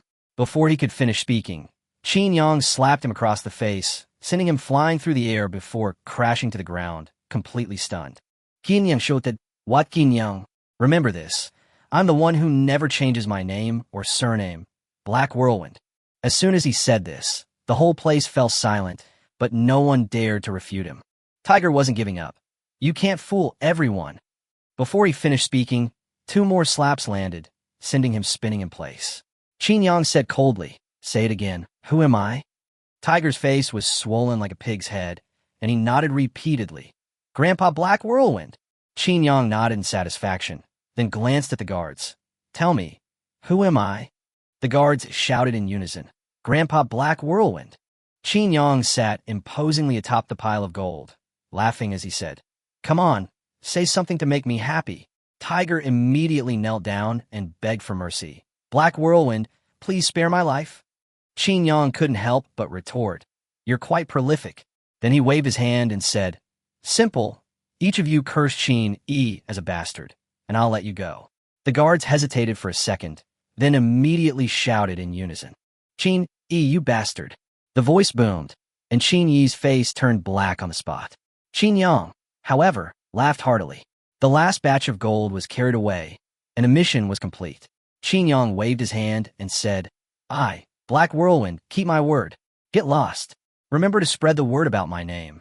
The guards were overjoyed, running and shouting, "Have a safe journey, Master Black Whirlwind."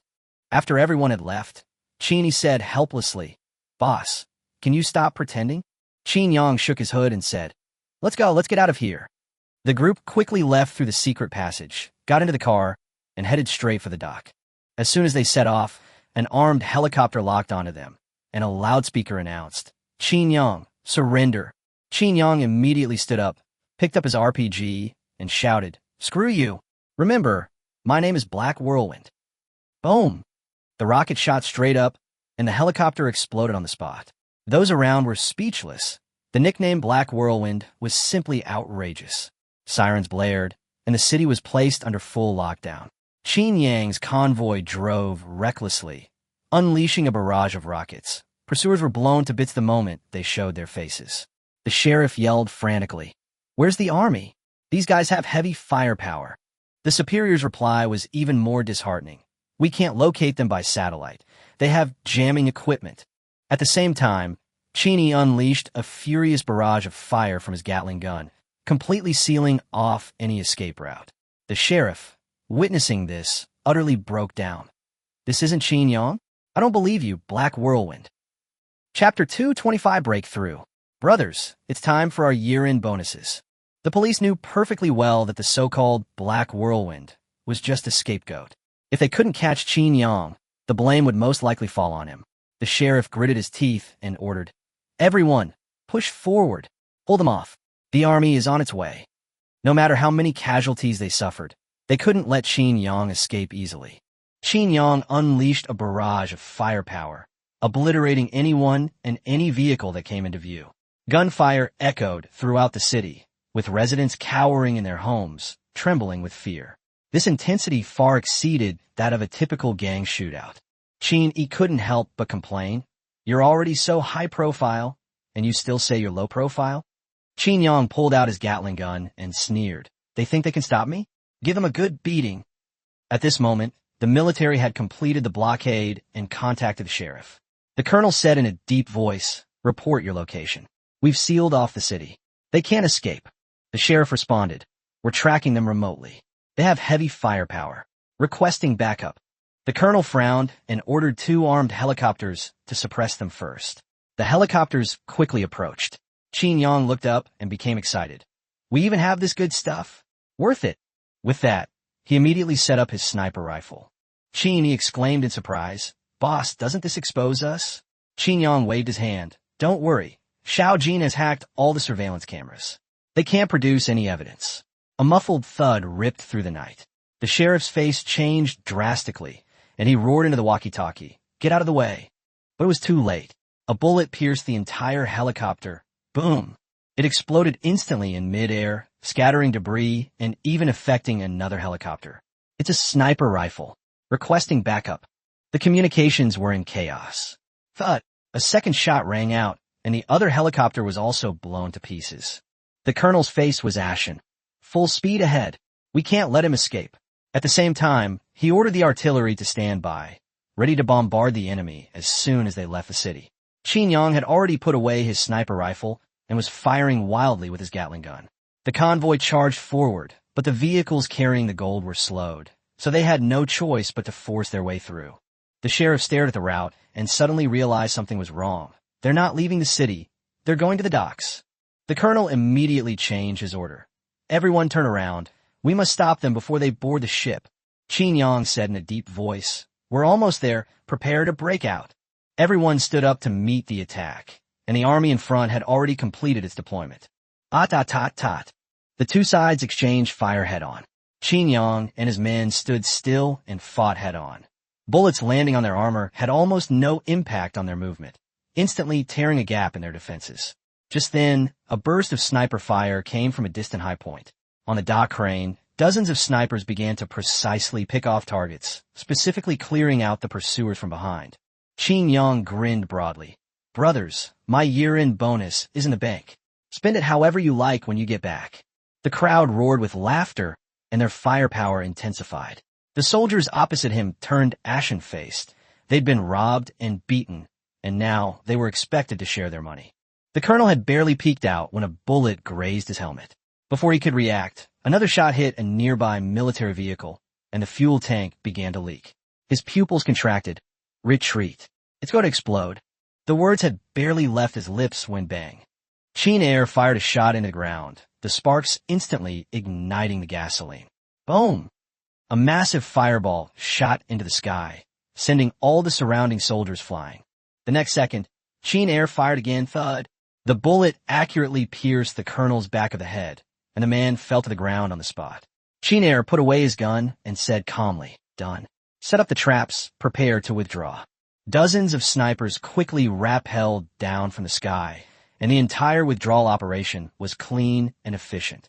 Chapter 226, enraged to the point of vomiting blood. "Are you laundering money here?"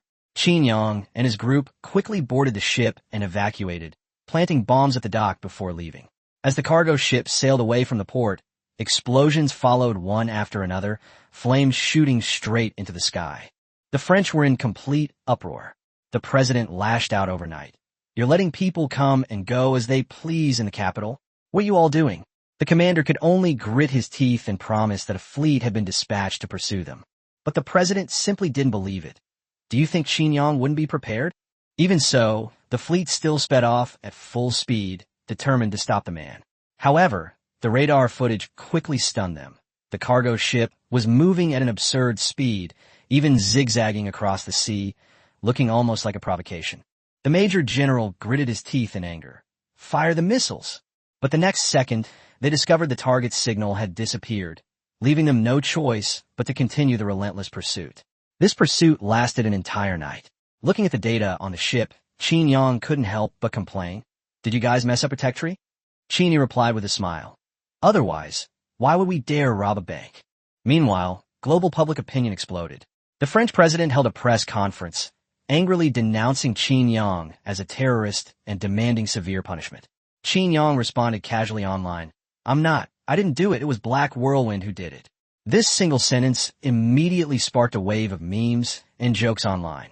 The president immediately lost his composure, roaring, just because you're wearing black stockings, we can't recognize you? Qin Yang simply replied, catch the thief red-handed. The chase quickly approached the Darim Strait, where Qin Yang deliberately slowed down to fish for the enemy, drawing them deeper into the strait. Once the fleet had truly entered the strait, a slight smile played on Qin Yang's lips. The next second, the 8 destroyers that had been lying in ambush opened fire simultaneously.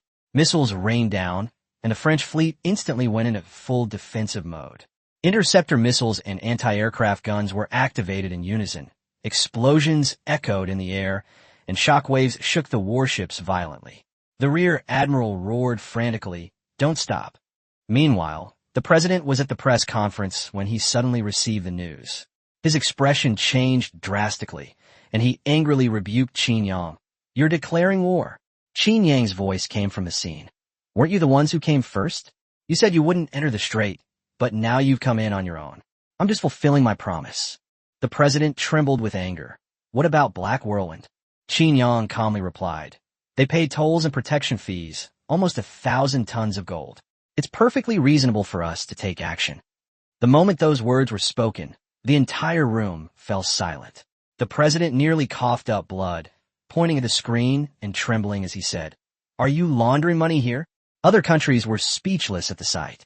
This operation was tantamount to transferring money from one hand to the other, completely laundering the gold while simultaneously turning the tables on the victim. The president was rushed to the hospital, and chaos erupted at the scene. On the phone, Qin Yang was still muttering, "He's already vomiting blood? His mentality is terrible, far worse than the sleeping emperor." The familiar rhythm played out again, and countries around the world were strangely used to hearing this, even feeling a sense of finally, it's here. Chapter 227, Another Federation Meeting. I love rambling on at Federation meetings. On the other side, the sleeping king, who had been called out, was taken aback at first, then smiled. His assistant asked him, puzzled, why he could still smile, but he analyzed that Qin Yang's playing style was extremely taxing, and his frequent money-making schemes clearly indicated a tight budget. In his view, although Qin Yang possessed formidable combat power, it lacked a stable economic foundation and systemic support, which would inevitably limit its ability to sustain a prolonged confrontation. Precisely because of this, he felt much more at ease. Meanwhile, on the battlefield, Qin Yang continued to unleash full firepower, firing missiles wave after wave, giving the enemy no chance for close combat. He even boldly declared, "Fire as much as you want, don't skimp on the money." Qin Yi and the others covered their faces in disbelief. This character's persona had collapsed far too quickly. Meanwhile, the French Major General was increasingly distressed. The air defense system was becoming strained, and ammunition was running low. With a missile hitting the destroyer, the situation spiraled completely out of control. The rear admiral acted decisively, ordering a full-scale counterattack, even if targets couldn't be locked, to use ballistic calculations to provide fire support. Soon, all the remaining missiles were launched simultaneously, carrying their last hope towards the target area. But Qin Yang was prepared. Xiao Jin quickly calculated the trajectory and intercepted them directly. Explosions occurred in midair, and all the missiles were precisely destroyed before they even completed half their journey. The Major General was utterly devastated by what he saw. The enemy's computational capabilities were beyond conventional understanding. In his final moments, he relayed intelligence back to headquarters, summarizing the enemy's ability to calculate ballistics in seconds, and providing countermeasures. Immediately afterward, an explosion rang out, and the entire fleet was utterly destroyed. Qin Yang didn't care about this. He simply arranged for people to salvage the wreckage, both to prevent pollution and to recover resources. Meanwhile, the entire nation of France was shaken, collectively mourning the fallen generals. Public opinion quickly escalated, with voices condemning Qin Yang rising one after another. Qin Yi jokingly said he had become public enemy number one, but Qin Yang dismissed it, stating that it was merely a conflict of interests. During their banter, the topic even veered towards ideological issues. Qin Yi suspected he had been led astray, while Qin Yang simply shifted the blame, saying he was just born that way. As the incident continued to escalate, global attention once again focused on Qin Yang. Just then, an invitation from the Federation arrived in his hands, leaving him utterly bewildered. A meeting like this? Qin Yang didn't react for a moment, until Qin Air reminded him that people abroad don't celebrate the Spring Festival. Then he suddenly realized. With the end of the year approaching, Qin Yi asked about the upcoming arrangements. Qin Yang smiled and said, "Oh, I love speaking at the joint meeting." Everyone sighed helplessly. The words sounded rather unserious. Qin Yang then specifically requested to bring Douglas and Roger along, intending to use this opportunity to broaden the newcomers' horizons. Roger was thrilled upon receiving the news, realizing he was being given special attention. Douglas, on the other hand, was even more excited. For him, showing off at the Federation was the most exciting thing. Chapter 228. Qin Yang. Are you out of your mind to ask me for compensation? The next morning, Qin Yang appeared directly at the Federation. This time, the scene was unusually quiet. No one dared to make any further moves. After all, Qin Yang had already laid bare his strength, and anyone who tried to harm him, regardless of success, would face consequences no one could afford. Moreover, if his backers lost control, they would retaliate indiscriminately. Qin Yang toned it down considerably, entering early. As he passed the entrance, he casually remarked, "This door is well maintained. You can't tell it's been kicked in." The receptionist froze on the spot. Upon entering the venue, he went straight to the 5 main seats, glanced at the nameplates, casually tossed away the French rooster sign, and replaced it with a leopard sign. Then he leaned back in his chair, closed his eyes to rest, and acted as naturally as if he were at home. The representatives from the surrounding countries were all dumbfounded. This behavior was simply outrageous. Soon, the meeting started being streamed live, and its popularity skyrocketed. Qin Yang opened his eyes to find Lei Chingze standing next to him, and was almost startled. The two exchanged a few words, one criticizing the other for neglecting his duties, and the other joking that he was just there for the fun, which actually lightened the atmosphere considerably. Catherine from the Northern Bear Kingdom also arrived, and looking at the table, she suddenly asked in confusion, "Why is the seat for the Gallic rooster missing?" Her words immediately ignited the atmosphere. The chairman awkwardly stepped forward, silently adding a chair, clearly not daring to say anything more. Lei Chingze and Catherine both looked at Qin Yang. The answer was self-evident. Just then, the French president stormed in, his first words being, "Qin Yang, don't go too far." But the entire room fell into an eerie silence. Qin Yang didn't even look up. The president could only pick up the nameplate himself, his face dark with embarrassment. The atmosphere was incredibly awkward. At this moment, Qin Yang frowned slightly. A detail made him realize something was wrong. He secretly signaled his men to be on alert, and the forces outside the venue also began to stand by. Subsequently, representatives from the United States and the United Kingdom entered the venue one after another. When they saw the golden leopard nameplate, their expressions all changed. Qin Yang was about to officially bring his forces to the forefront. The chairman announced the start of the meeting and emphasized that personal attacks were prohibited. Qin Yang immediately retorted, "You might as well just call me out by name." The proceedings continued, and the French president took the stage, directly accusing Qin Yang of robbing the national bank and demanding the return of the gold and compensation for the losses. Faced with the accusation, Qin Yang scoffed, "You want compensation from me? I'm broke, and you still want money from me." This sentence completely stunned everyone present. Even Lei Chingze couldn't help but twitch his lips. He had no intention of reasoning with her at all. The president, suppressing his anger, continued to press. "So you admit it was you who did it?" Qin Yang sneered. "Admit it? Of course not. It was Black Whirlwind who did it. Why are you trying to pin this on me?" Chapter 229. Qin Yang. I want to be the sixth biggest rogue. Who agrees? Who disagrees? The French president exploded on the spot, slamming his fist on the table and roaring. You're still pretending? You think you can get away with wearing black stockings? Smack! Qin Yang slammed his hand back on the table, startling the other man. What are you yelling about? Daring to roar in the Federation meeting. Believe me, I'll represent the chairman and sanction you.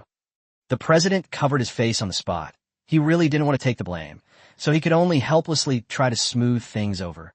Everyone, calm down and be reasonable. Qin Yang even nodded seriously. Yes, I've always been very civilized. The French president took a deep breath and presented the evidence. Voice recognition, weapon characteristics, they all point to you. You still dare to deny it. Qin Yang took a serious look and actually nodded, saying, it does look quite like me. He added insult to injury. This equipment is pretty good. I should have charged more tolls. His words nearly made the other person vomit blood. The French president gritted his teeth and said, this isn't like you. Qin Yang rolled his eyes. You think you know me well? I'm broke right now, why don't you lend me some?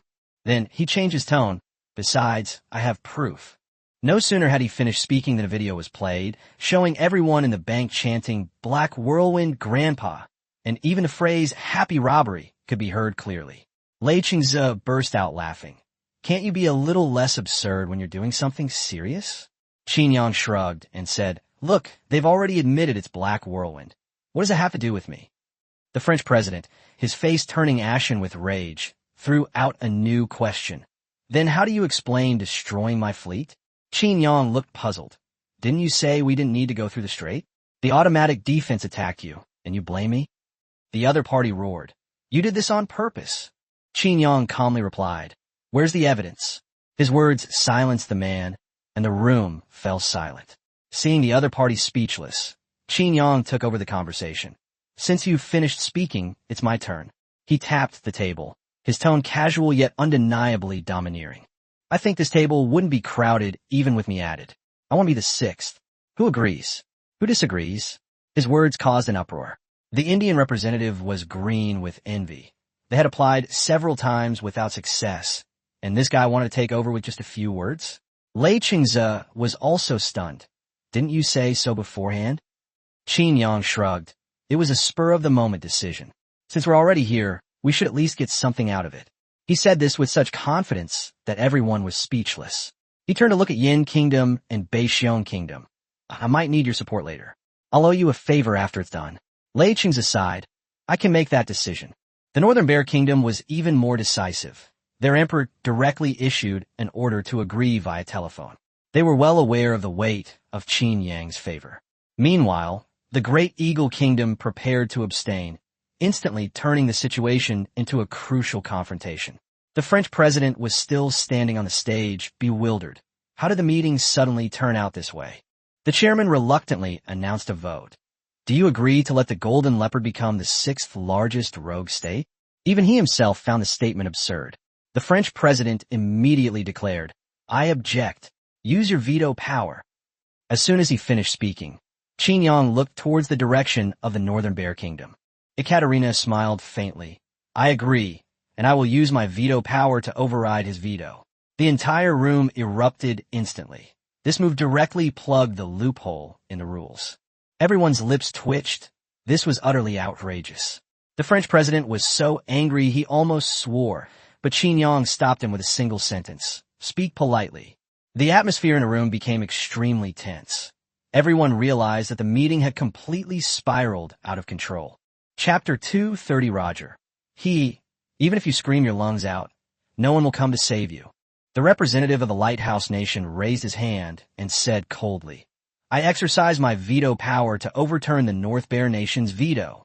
The chairman was dumbfounded. These people were actually playing a game of nested dolls right at the Federation meeting. Qin Yang smiled and looked at Lei Chingze. Old Lei, it's your turn. Lei Chingze calmly said, I veto the veto of the United States. The representative of the United States froze, about to lash out. Qin Yang interrupted him directly. Sit down. Shut up after you've spoken. Slap. Roger slapped him on the shoulder, his face full of excitement, seemingly eager to take action immediately. The representative of the United States twitched at the corner of his mouth and could only admit defeat. You continue. I'll shut up. All the representatives around looked at the United States, which simply shrugged. We abstain. Qin Yang nodded. Then let's vote. He leaned closer to the microphone and muttered, write down those who object, and they'll be on your toes. Upon hearing this, the faces of the representatives below all changed. This wasn't a vote. It was a blatant threat. The representative from the United States frowned and said, you're breaking the rules. Qin Yang raised an eyebrow. Did I threaten you? If I really wanted to threaten you, you would have been lying on the ground by now. The other party suppressed his anger. Your approach lacks credibility. Qin Yang sneered. You dare talk about contributions? You're proud of dropping 2 nuclear bombs in World War II? What did I say when I dropped 5? Lei Chingze burst out laughing on the spot, quickly waving his hand to signal them to continue. The representative from the United States was red-faced and visibly embarrassed, but had no way to refute him. The chairman coughed and said, mind your manners. Qin Yang nodded. All right, I have an ID card. I won't stoop to your level. At this moment, the French representative said coldly, what qualifications does a mercenary organization like yours have to take the lead? Qin Yang waved his hand. You can go to the side. The Indian representative was about to agree when Qin Yang retorted, they're making fun of you, and you're actually touched? Why don't you eat some beef to nourish your brain? The Indian representative instantly flew into a rage.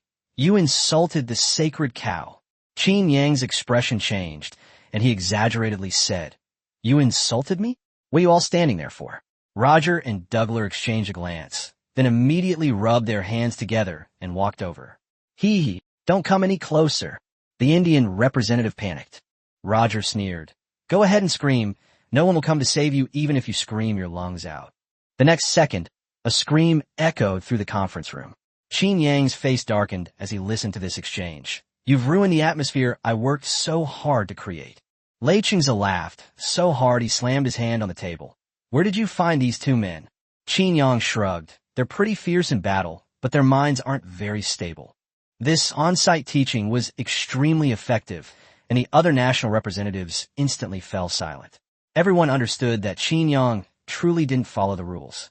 The atmosphere at the conference table became delicate.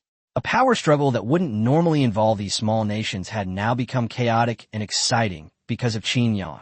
Chapter 231 Qin Yang.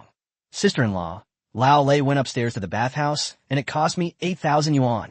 Seeing the Indian representative being tortured, the other country representatives quickly reported back to Ling Dao. In case the outcome wasn't ideal, Qin Yang would immediately start a fight on the spot.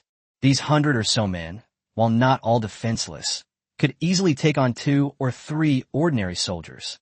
If Qin Yang and his group were to make a move, they'd be kneeling on the ground begging for their lives. Back in their hometown, they'd be feasting right there. The leaders on the other side closed their eyes and thought, fine, let's vote then. Qin Yang has already made his stance clear.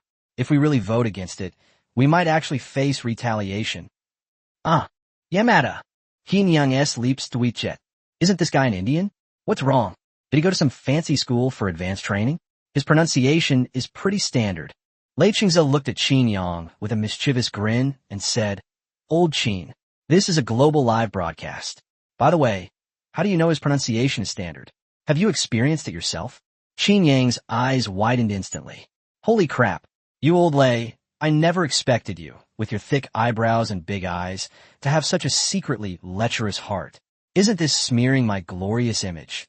Qin Yang? Qin Yang's eyes darted around, and he said calmly, Hey, it's that girl Xiao Jin. She likes to hack your phone all the time. She found some porn on your phone. I just happened to see it. Look at you, you're a grown man. If it's not worth it, we could just spend some money. It's really not that bad. I'll pay for it. Lei Chingze's eyes widened in shock. Holy crap. Qin Yang, are you crazy? How would you pin this on me? It's true what they say. It's easy to spread rumors, but hard to refute them. I didn't. He's slandering me. Honey, you have to believe me. Lei Chingze denied it 3 times in a row in front of the camera. If there hadn't been so many people outside, he probably would have had to kneel down and swear by pinching his ears. This made everyone watching the live stream laugh until they were doubled over. What goes around comes around. Those who laugh at others will eventually be laughed at themselves. The happier Lei Chingze was just now, the more pathetic his denials are now. Haha, that's hilarious. I never expected that the famous Minister of Armed Forces the number 2 figure in Yin country, would be henpecked. That denial was incredibly fast. Is it really true? Upstairs, you're so inexperienced. Big Brother's specialty is shifting blame, fabricating stories, and then resorting to violence when he can't win an argument. Goodness, you've really figured out my brother's 3 tricks. Sure enough, my brother didn't explain how he knew the standard pronunciation. Qin Yang chimed in from the side. Yeah, sister-in-law. Lao Lei, am not that kind of person. Last time we went to the bathhouse, Lao Lei only went up to the 2nd floor and didn't do anything. After saying that, Qin Yang quietly added, I just don't know why the 2nd floor is so expensive. It cost me 8,000 in just over 10 minutes. They make money so fast. Lei Qingze was initially quite touched. You caused trouble, but you still know to try and make amends. But the more he listened, the more outrageous it became. Lei Qingze's face gradually stiffened, and his eyes seemed to be spitting fire as he looked at Qin Yang. Immediately afterwards, Lei Qingze roared, Qin Yang, I'll fight you to the death. Holy crap. Qin Yang leaped up in a flash. Then he started running around the round table of the 5 gangsters. Lei Qingze, now shameless, flipped himself onto the table. But Qin Yang was too fast. He ran all over the entire venue. The 2 of them were running around on the tables both on and off the stage. The cameraman was very observant, constantly tracking Qin Yang's every move. Roger and Douglas both stopped fighting, looking at Qin Yang and Lei Qingze, and couldn't help but sigh. Big Brother really knows how to play tricks. Yeah, Qin Yang, stop right there. Fight me to the death. As Qin Yang ran, he turned back and said, You think I don't care about saving face if you tell me to stop? By the way, sister-in-law, Lao Lei really didn't do anything to wrong you. Can I come over for dumplings during the Chinese New Year? Damn it, where's my knife? Old Qin, one of us has to leave here horizontally today. Qin looked at these 2 clowns with a mix of amusement and exasperation. He knew his eldest brother was a bit of a rascal. But Lei Qingze, you have this side of you too? A man is a boy until the end? After running continuously for 10 minutes, the 2 were extremely fast, and the 2 of them spun around the entire venue several times. Finally back in his original spot, Lei Qingze, panting heavily, glared at Qin Yang before plopping back down on the stool. You're lucky you ran fast. Qin Yang chuckled and said, Thank you. Old Lei, you're already exhausted after just 10 minutes. You clearly lack exercise. I'm doing this for your and your wife's sake. How about this? I'll tease you more from now on. That way I'll give you some extra exercise, okay? Lei Qingze said irritably, Not good at all. You're the first one who dared to practice my moves. Lei Qingze is the country's 2nd in command, the Minister of the Armed Forces, and now he's been outmaneuvered by someone else. Of course, anyone with eyes can see that these 2 are just playing around. Qin Yang's words just now were obviously made up. They really didn't expect Lei Qingze to cooperate so well. The French president said impatiently in a deep voice, Qin Yang, haven't you made enough of scene? This is the Federation, not a marketplace. With your attitude, you think you can become the 6th permanent member of the UN Security Council? Do you think that's realistic? Qin Yang shrugged and said, We'll find out soon enough whether it's realistic or not. You're such a grown man. Don't you have any romance? Don't you feel the passion of a man? You look like an old man all day long. People would think you're about to die. By the way, who's older, you or a sleeping emperor? You can't die before him. The French president is regretting it. Why do you have to talk to Qin Yang? This guy's ability to argue and twist things is too strong. He's only in his 50s, while the sleeping emperor is 77. How can the 2 be compared? Qin Yang continued. I just wanted to lighten the mood since the atmosphere was a bit too heavy. Also, is your air conditioning not working properly? Look how hot they are. Everyone's sweating. Especially that guy on the floor. He got a sore nose and blood is gushing from his nostrils. The president said, I'm not taking the blame for this. Don't you have any idea why they're sweating? Isn't it because you scared them? As for the one on the ground, do you want to take a look at those 2 lunatics standing next to it talking? Qin Yang glanced around and noticed that Lei Qingze was too tired to speak, and no one else dared to talk to him.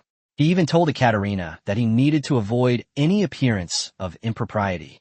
He, Qin Yang, was purely in love with the god of war. In public, absolutely not. Hey everyone, it's just one person agreeing and one person disagreeing. Do you really need to be so conflicted? I, Qin Yang, am a well-known good person. Don't worry, I won't hold a grudge against any of you. I swear, I'm still looking forward to going home for the new year. Hurry up, everyone. Qin Yang spoke with righteous indignation, leaving even the French president somewhat bewildered. Wait, your expression doesn't seem like you're lying, he exclaimed. Isn't this attitude reversal a bit too abrupt? It's almost unreal. Then he quietly added, but he will. Qin Yang pointed at Qin Yi and uttered these words, causing everyone to roll their eyes. Wasn't that just empty talk? But they also sped up their pace, and finally made a decision. Chapter 232, The Sixth Biggest Rogue. Holy crap, you're cheating. The representatives from various countries below began to sit up straight, clearly having already reached an agreement. Lei Qingze was no longer slumped in his chair. He was waiting for the final result. He also wanted to know if Qin Yang's outburst would get him what he wanted. The president said in a deep voice, Now, let's begin the vote on whether the Golden Leopard Mercenary Group should become the sixth major rogue state, based on Qin Yang's proposal. The countries below clicked their buttons incredibly fast. Qin Yang looked at the vote count on the big screen, and a slight smile appeared on his lips. It's a success. 80% of the countries have chosen to agree, and 80% of these countries are small nations with little say in the international arena. The remaining 20% are countries confident they can challenge Qin Yang. Qin Yang stood up, clasped his hands in a fist and palm salute, and said, Oh, thank you all for your kind words. Since everyone is so hospitable, I will accept your hospitality. Qin Yang said with a smug look, Oh my, it's just a meeting, and you've given me an official position. You're such a nice guy. The French president nearly coughed up blood. Suppressing his rage, he roared, Impossible. Impossible. This must be fake. You must have hacked the system. Qin Yang rolled his eyes in annoyance and said, Idiot. The voters are right here. This isn't an anonymous vote. Every single vote is clearly recorded. Are you blind? The French president was dumbfounded, and the representative of the United States was also bewildered. He muttered to himself, This is unreasonable. You're clearly not qualified. It's unfair that you rose to power through threats. Qin Yang looked at the other party and sneered. Qualifications? Aren't qualifications earned through fighting? I know the rules. You just need to beat up all the thugs from the previous generation to become the new thug. I think we don't need to fight Yin Country and Northern Bear Country. As for your Beacon Country and Gallic Rooster, it's not like I haven't fought them before. Those tens of thousands of people haven't even seen what my base looks like. Qin Yang then turned his gaze to the Great Eagle Nation, who were watching the show, and said, So, only your country is left here. How about we arrange a fight sometime? Otherwise, they'll always be dissatisfied. The representative from the Great Eagle Nation twitched his lips. I've already abstained, and you still want to fight us? You're bullying us like this. Who wants to fight a bunch of lunatics like you? Unless I wipe you all out, I won't gain anything and will only get myself into trouble. The representative from Great Eagle Country's expression changed rapidly. Then he said with a smile, That won't be necessary. We've already abstained, so it's no longer our concern. Now that you've been elected, we'll just offer our congratulations. There's no need for fighting. After all, we're all peace-loving nations. Qin Yang didn't expect that the representative from Great Eagle Country this time would be so damn smooth. The representative from the United States and the president of France were both stunned. Qin Yang's words seemed to make sense. They had actually offered it to them themselves. So, they were the ones who granted them this qualification. Suddenly, they felt incredibly uncomfortable. At that moment, a shrill voice rang out from below the stage. So you succeeded? Qin Yang laughed and said, That's right. It's done. Is there anything wrong with it? The Indian representative struggled to his feet, his face contorted in disbelief, and roared, Why is it that my Indian country has an economy, territory, and people? We even gave so much to the 5 permanent members of the UN Security Council. Why can't we do the same? Qin Yang said with great satisfaction, That's easy. Do you think you can get them to pass you unanimously? You want your country to come in and take away their power. And your military strength hasn't been proven yet.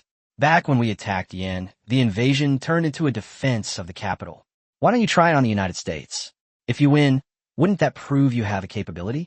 Then I'll nominate you as the 7th permanent member of the UN Security Council. The representative from the United States stared at Qin Yang with dead fish eyes. You little brat, you never waste a moment causing trouble for the United States. Indians aren't entirely brain dead. They do know the gap between their country and the United States. There's no way to respond to that. They may be arrogant, but those bastards from the United States are really ruthless. And they always manage to pull some dirty tricks on you. Suddenly, the French president yelled, "Holy crap. Wait a minute. I remember that the election of the 6 permanent members of the UN Security Council requires the unanimous approval of the other 5. Why isn't yours?" Young grinned. He had angered them earlier precisely because of this. Did they really think he was putting on show for them? You're blaming me for not voting? You just used your veto right away. There's nothing I can do about it. The representative from the United States also realized, this isn't right. This can't be counted. The procedure is wrong. Yang ignored all that and sneered. What, trying to deny it? Do you think I'm some Indian country that unanimously said the machine was broken? Let me tell you it didn't work. And the results have already been announced. Live broadcast worldwide. Let's see if you still have any shame. They kept saying they felt something was missing. Now it all makes sense. Bang. The French president slammed his fist on the table and roared. Yang, what else can you do besides arguing and making trouble?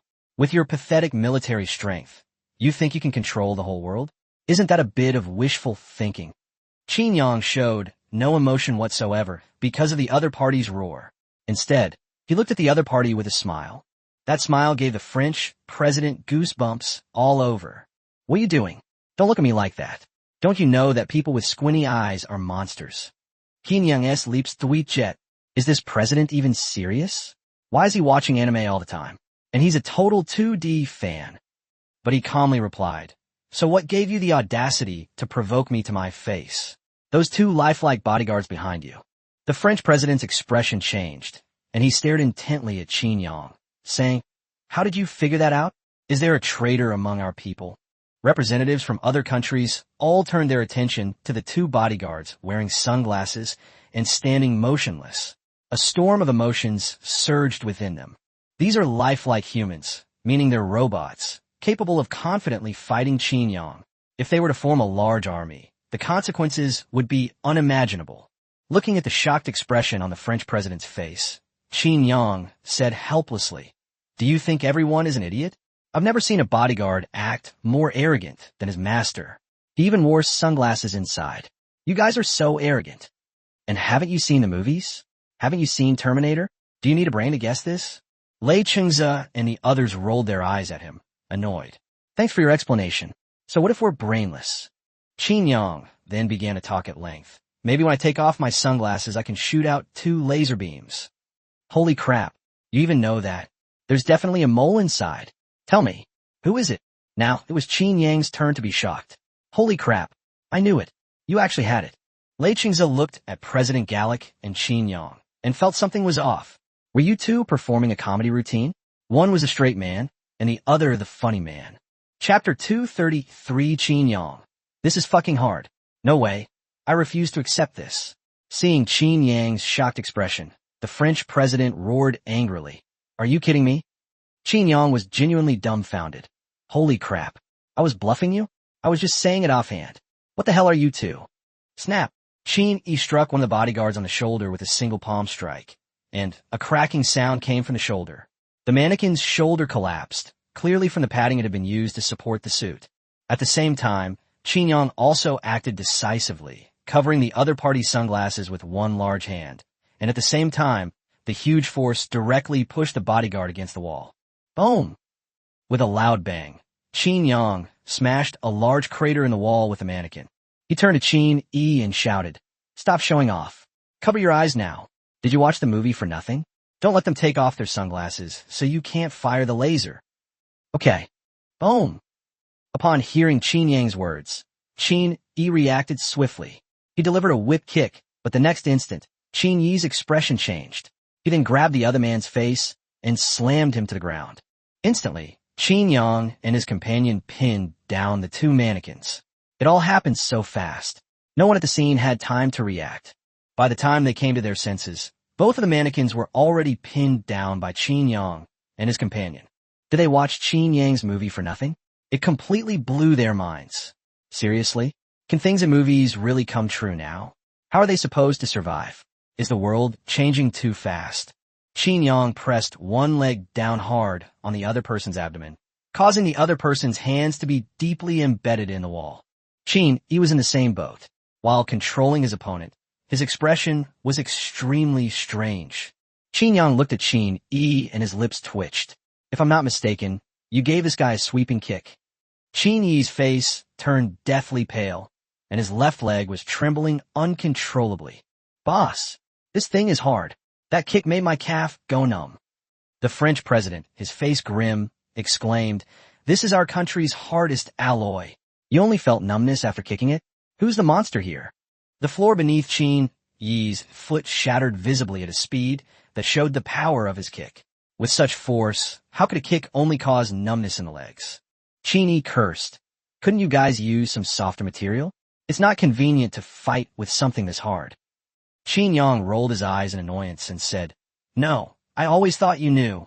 Didn't you see that when they came in, neither of the two bodyguards bent down, making a president bend down to pick up the nameplate? And you kicked his leg?" They only realized what Qin Yang meant when he pointed it out, right? How could the president possibly do something so undignified, especially with bodyguards present? Activate kill mode.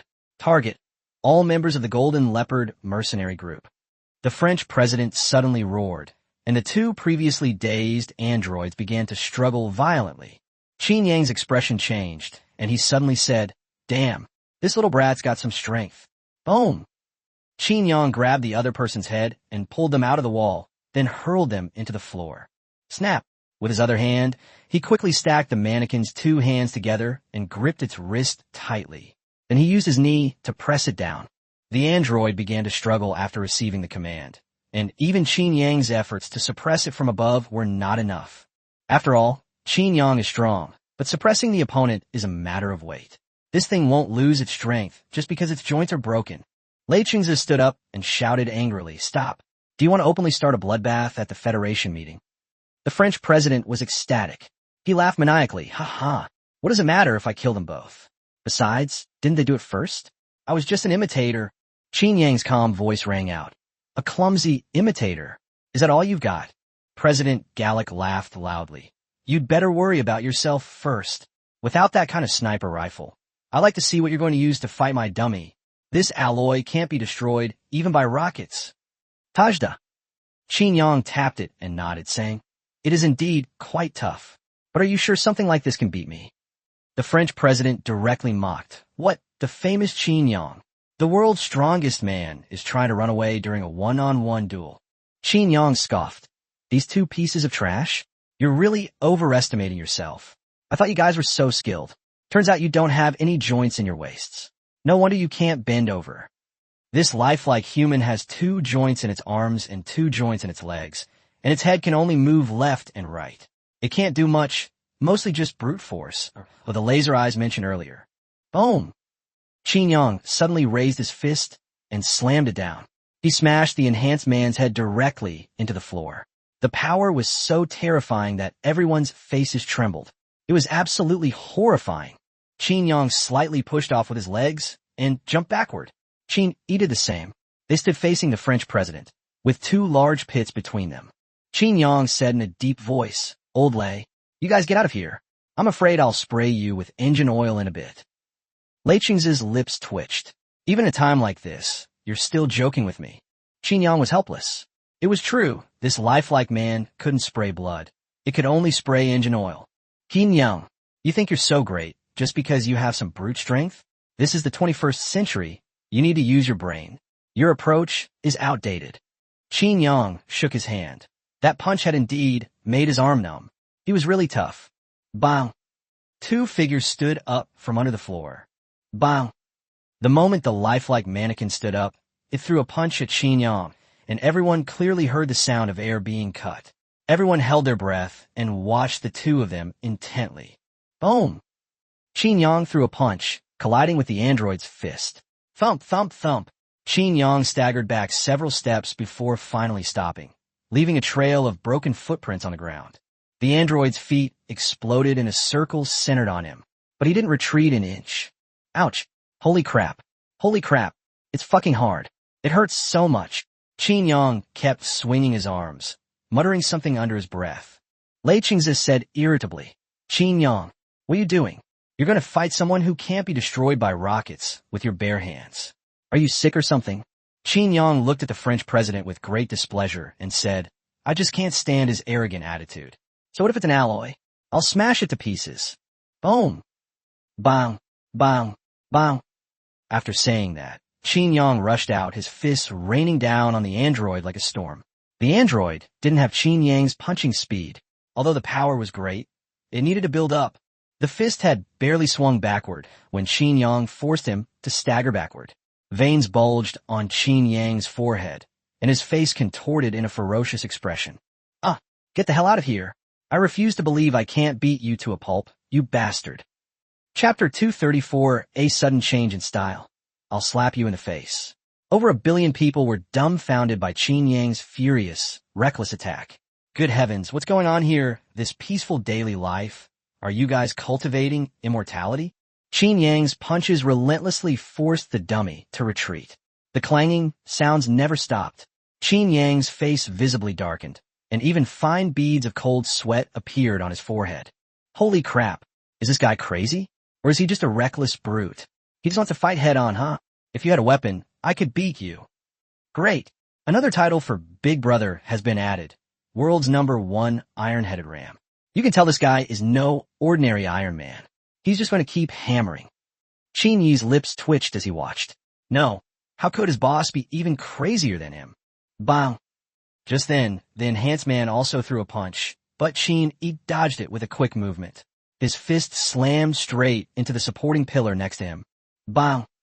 The load-bearing column was smashed through, and a cement block weighing over 100 pounds was knocked out, breaking into small pieces. The reinforcing steel bars inside the load-bearing column were exposed, and they were visibly bent. This is rebar, and it was blasted like this by a single punch? Even Catherine, a member of the fighting nation, was shocked. She exclaimed in surprise. At the same time, she looked at the enhanced human with a solemn expression. Apart from heavy weapons like tanks and missiles, this thing might only be useful for anti-material sniper rifles. But more people's attention was drawn to Qin Yang. Facing such a monster, Qin Yang was still exchanging blows with it.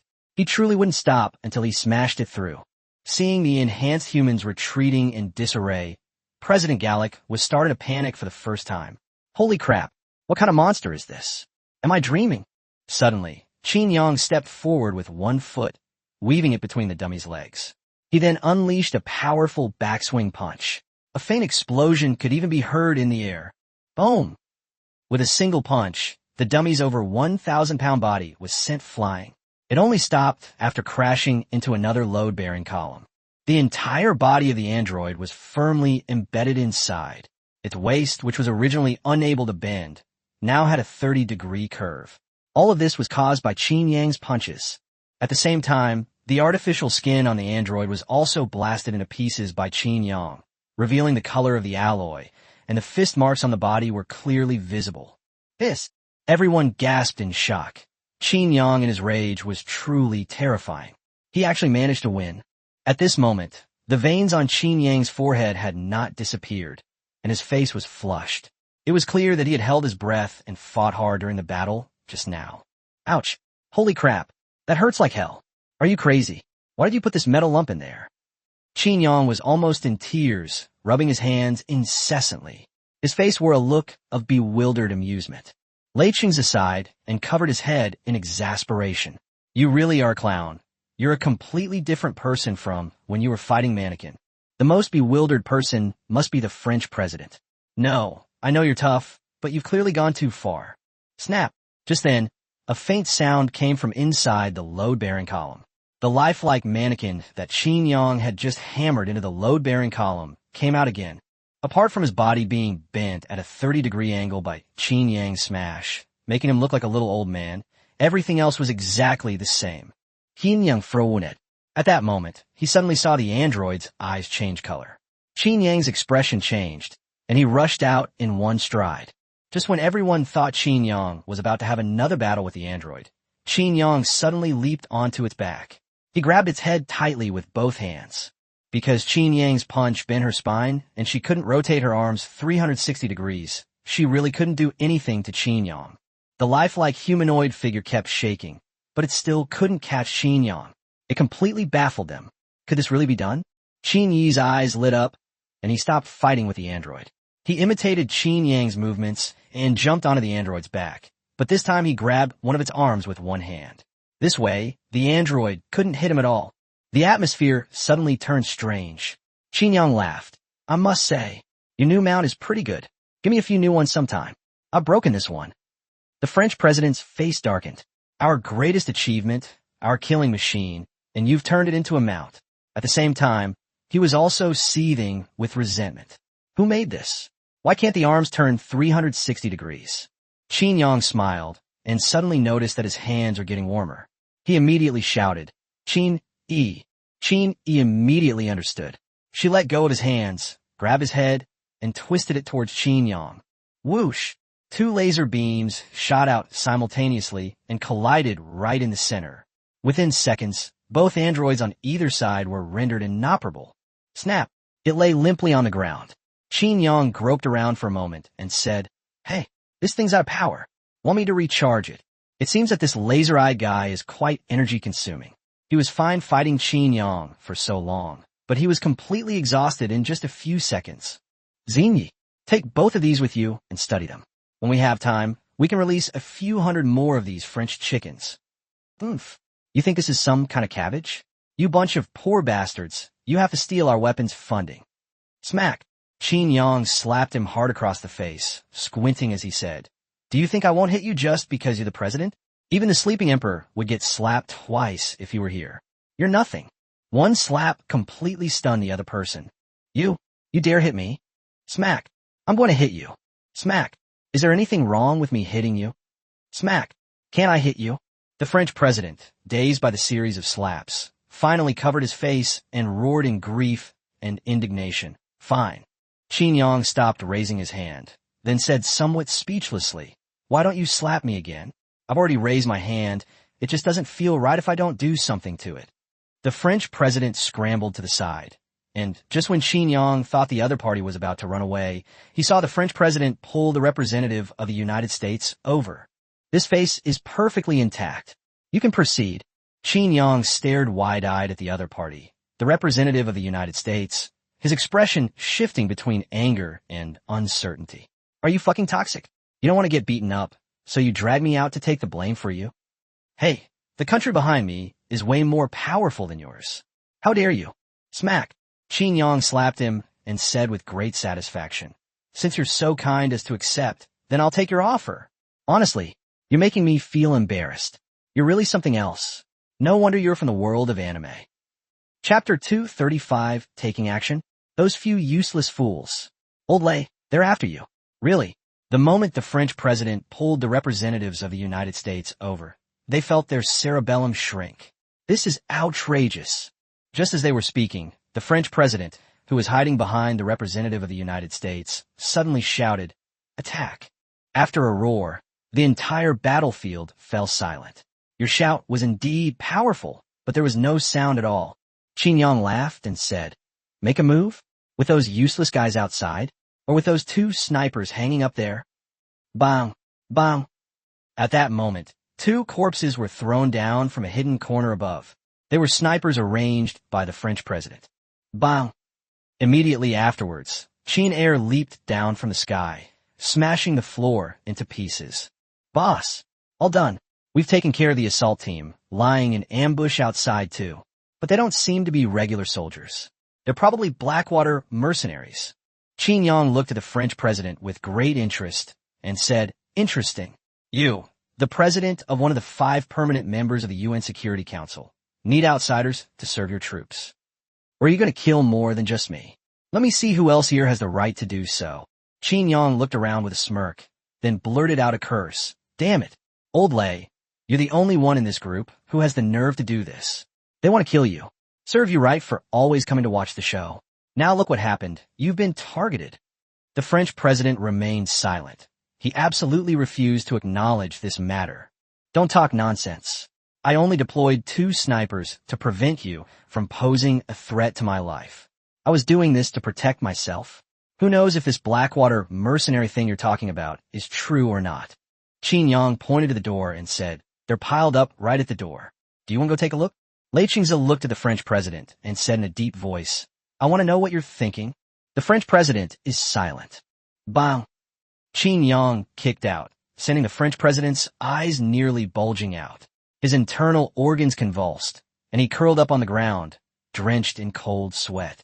Qin Yang said irritably, Didn't you see that Lao Lei was asking you a question?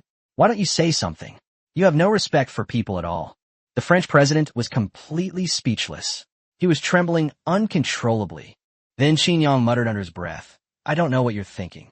He's the second in command of the country, and you're the top leader. Is this a case of the king replacing the prince? That's interesting. Lei Chingze gave Qin Yang a deep look and then said to the chairman, Now that the problem has been solved, can the meeting be adjourned?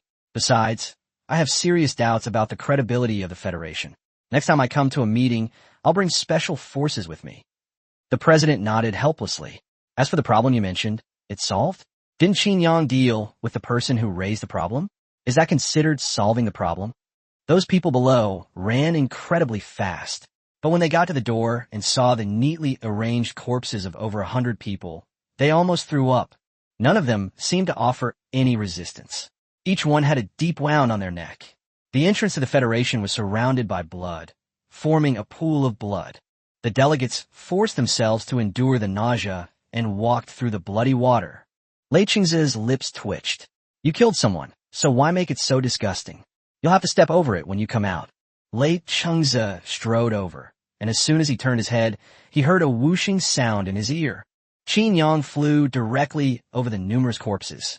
That leap was 7 or 8 meters. A perfect clearance. Okay, he moved. Qin Yang never takes the usual path. Qin Yang and his group have left.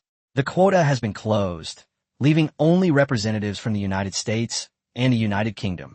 The chairman can only stay with them. Oh, and there's also a French president on the ground, convulsing and foaming at the mouth. What were you thinking? Why didn't you object and instead abstained? It's obvious that the Northern Bear Kingdom and the Yin Kingdom will support Qin Yang. The representative from Great Eagle Kingdom said in a nonchalant tone, Why not? What harm would it do to Qin Yang join us? Do you think someone like Qin Yang enjoys getting involved in these kinds of political discussions? Moreover, now that Qin Yang has become the 6th most notorious rogue, he can no longer act as recklessly as before. After all, if he goes too far, he will lose this status. Of course, if we could do what your country does, secretly stirring up trouble, that wouldn't be out of the question. Moreover, given Qin Yang's previous behavior, there's no way he could still be alive. Isn't this all a responsibility that comes with his identity? The words of the Great Eagle representative stunned them. It seemed to be true. At the very least, Qin Yang couldn't openly invade other countries anymore. He had to think twice before committing robbery. The representative from the United States' eyes lit up and asked, What about the situation in Iraq? The representative from Great Eagle shrugged and said, That depends on Qin Yang's choice. After all, they don't have a legitimate reason right now. But within Iraq, they've already supported a warlord and occupied a fertile territory. The French president, whose face was contorted with convulsions, looked even more displeased. This territory was, after all, stolen from him. This was incredibly upsetting. Qin Yang had no recollection of their conversation, but if his identity and actions truly indicated any intention to act, they might be disappointed. He, Qin Yang, was not a man who could be restrained. After Qin Yang emerged, he boarded the destroyer in full view of everyone. There was no other way. Qin Yang had too many enemies, and he didn't feel safe flying to the Federation. The first thing to do upon returning to base is to hand over these 2 mannequins to the weapons experts. The results were in just half a day. The weapons expert frowned and said, Boss, something's not right with these 2 robots. Some of their workmanship and technology are very crude. Some are even ahead of our time. Qin Yang raised an eyebrow and said, You mean these 2 things were pieced together? They must have been broken before, and then repaired using current technology. The weapons expert nodded. That's true, especially the energy supply. Such an energy-intensive robot is using a huge battery, although it's not bad by today's standards. Moreover, that laser eye conversion technology truly surpasses modern technology, capable of converting all energy into laser beams. However, because the battery's energy was too low, it shut down in just 3 seconds. Aslik smiled Churfetkin young sleeps. This world is getting more and more interesting. He had never encountered anything like this before. The higher Qin Yang stood, the more it resembled a circle effect. With each step he took, he saw many times more than before. Indeed, there are still many unknown secrets on Earth. For example, this suddenly appearing high-tech android, or that twin-tailed lowly. Qin Yang felt a sense of dread when he saw them. It was a feeling of being completely overwhelmed. He was also very interested in the Dragon Kingdom that the other party mentioned. He wondered how strong this Dragon Kingdom was. Chapter 236, Going Home for the New Year. Airport booked. Nothing tastes better than dumplings. Qin Yang had actually anticipated the weapons expert's report. He simply nodded and said, "Good. There's nothing much to do next. So let's finish up the work we're currently handling. We're heading back to Yin country tomorrow. The day after tomorrow is New Year's Eve. Shouldn't we have a proper celebration?" "Yes, boss."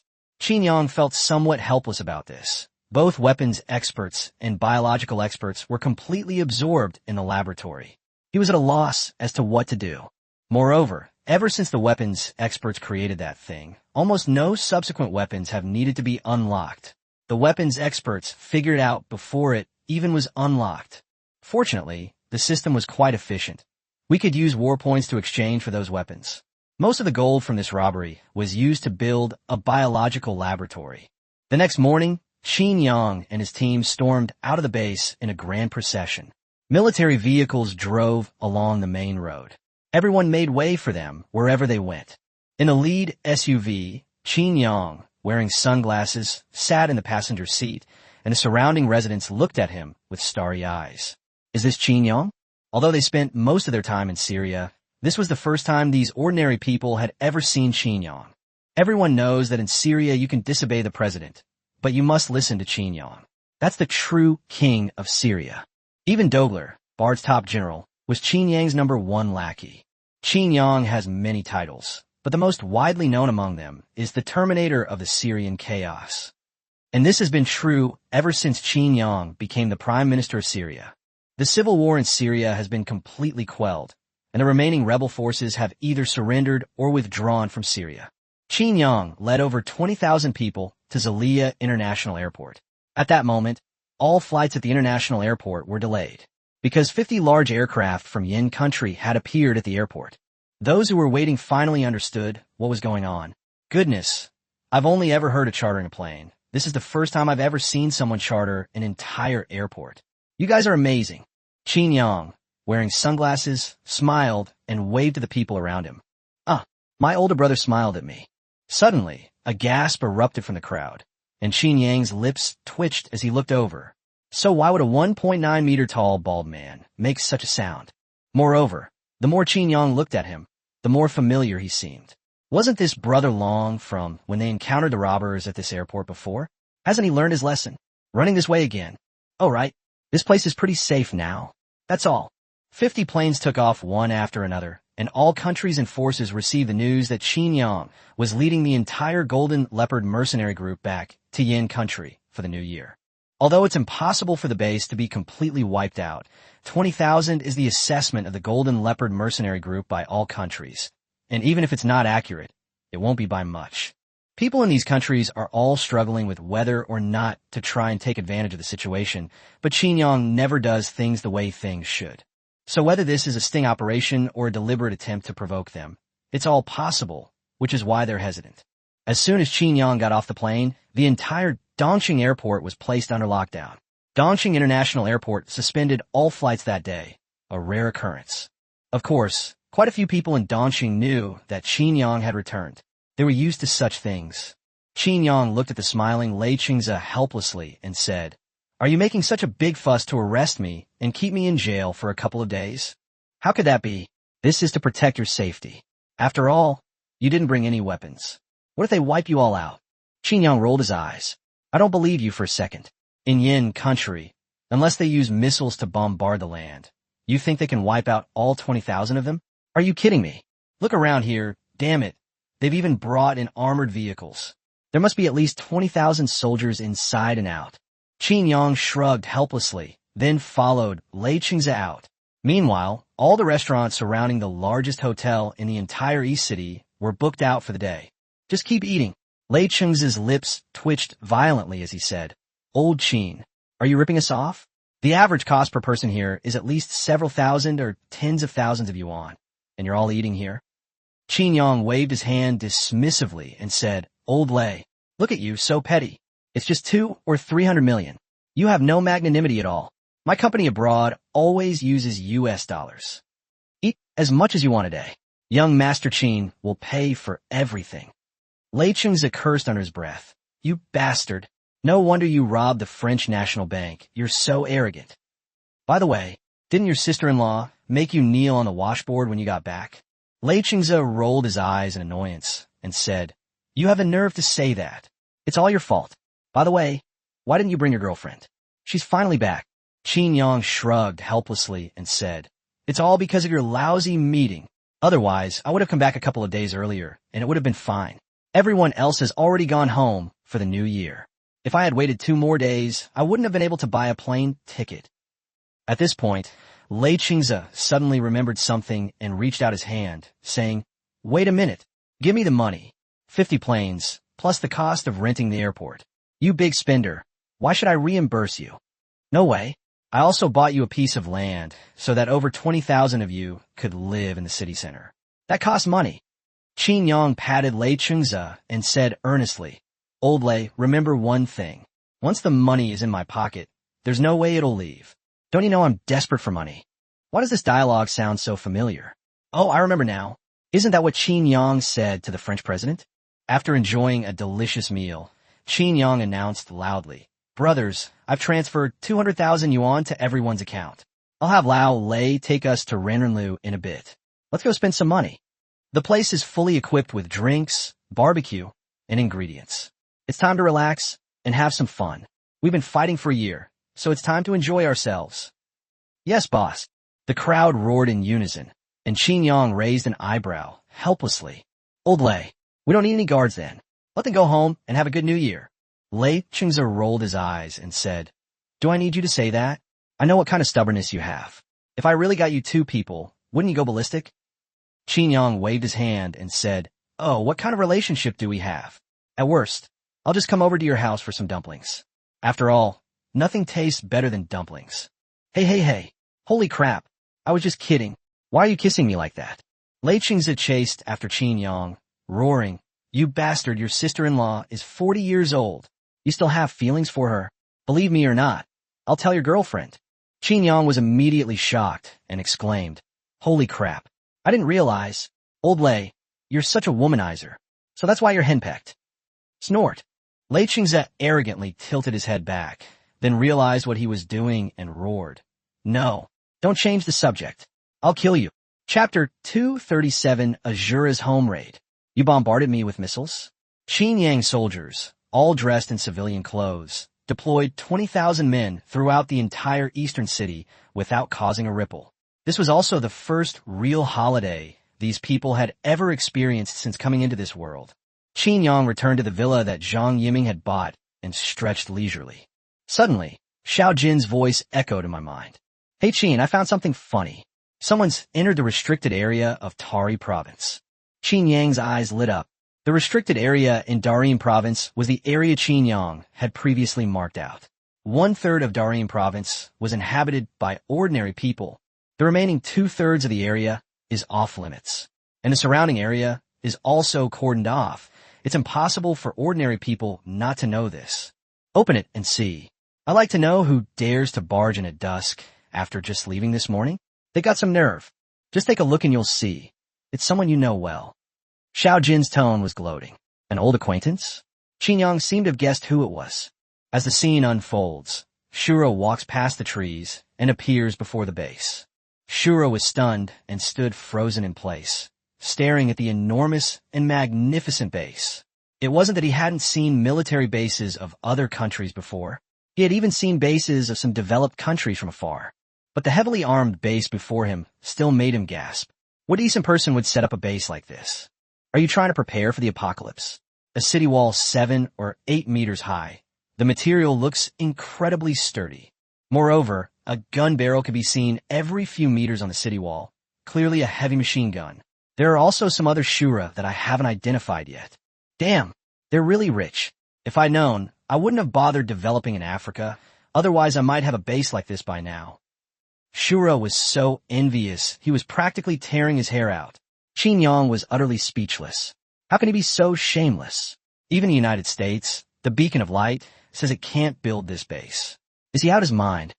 Hey Qin, I got something fun. Want to check it out? Qin Yang stretched out his hand and said, please begin your performance. Shura looked at the signal jammer on his body, took a deep breath, and muttered, thank goodness there's still power. Qin Yang, you really were careless, taking everyone back to celebrate the new year. When you come back and find the base destroyed, your expression will definitely be quite something. Base.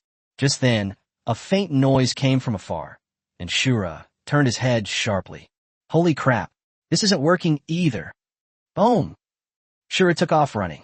A cannonball exploded right where Shura had just been. Whoosh, whoosh, whoosh.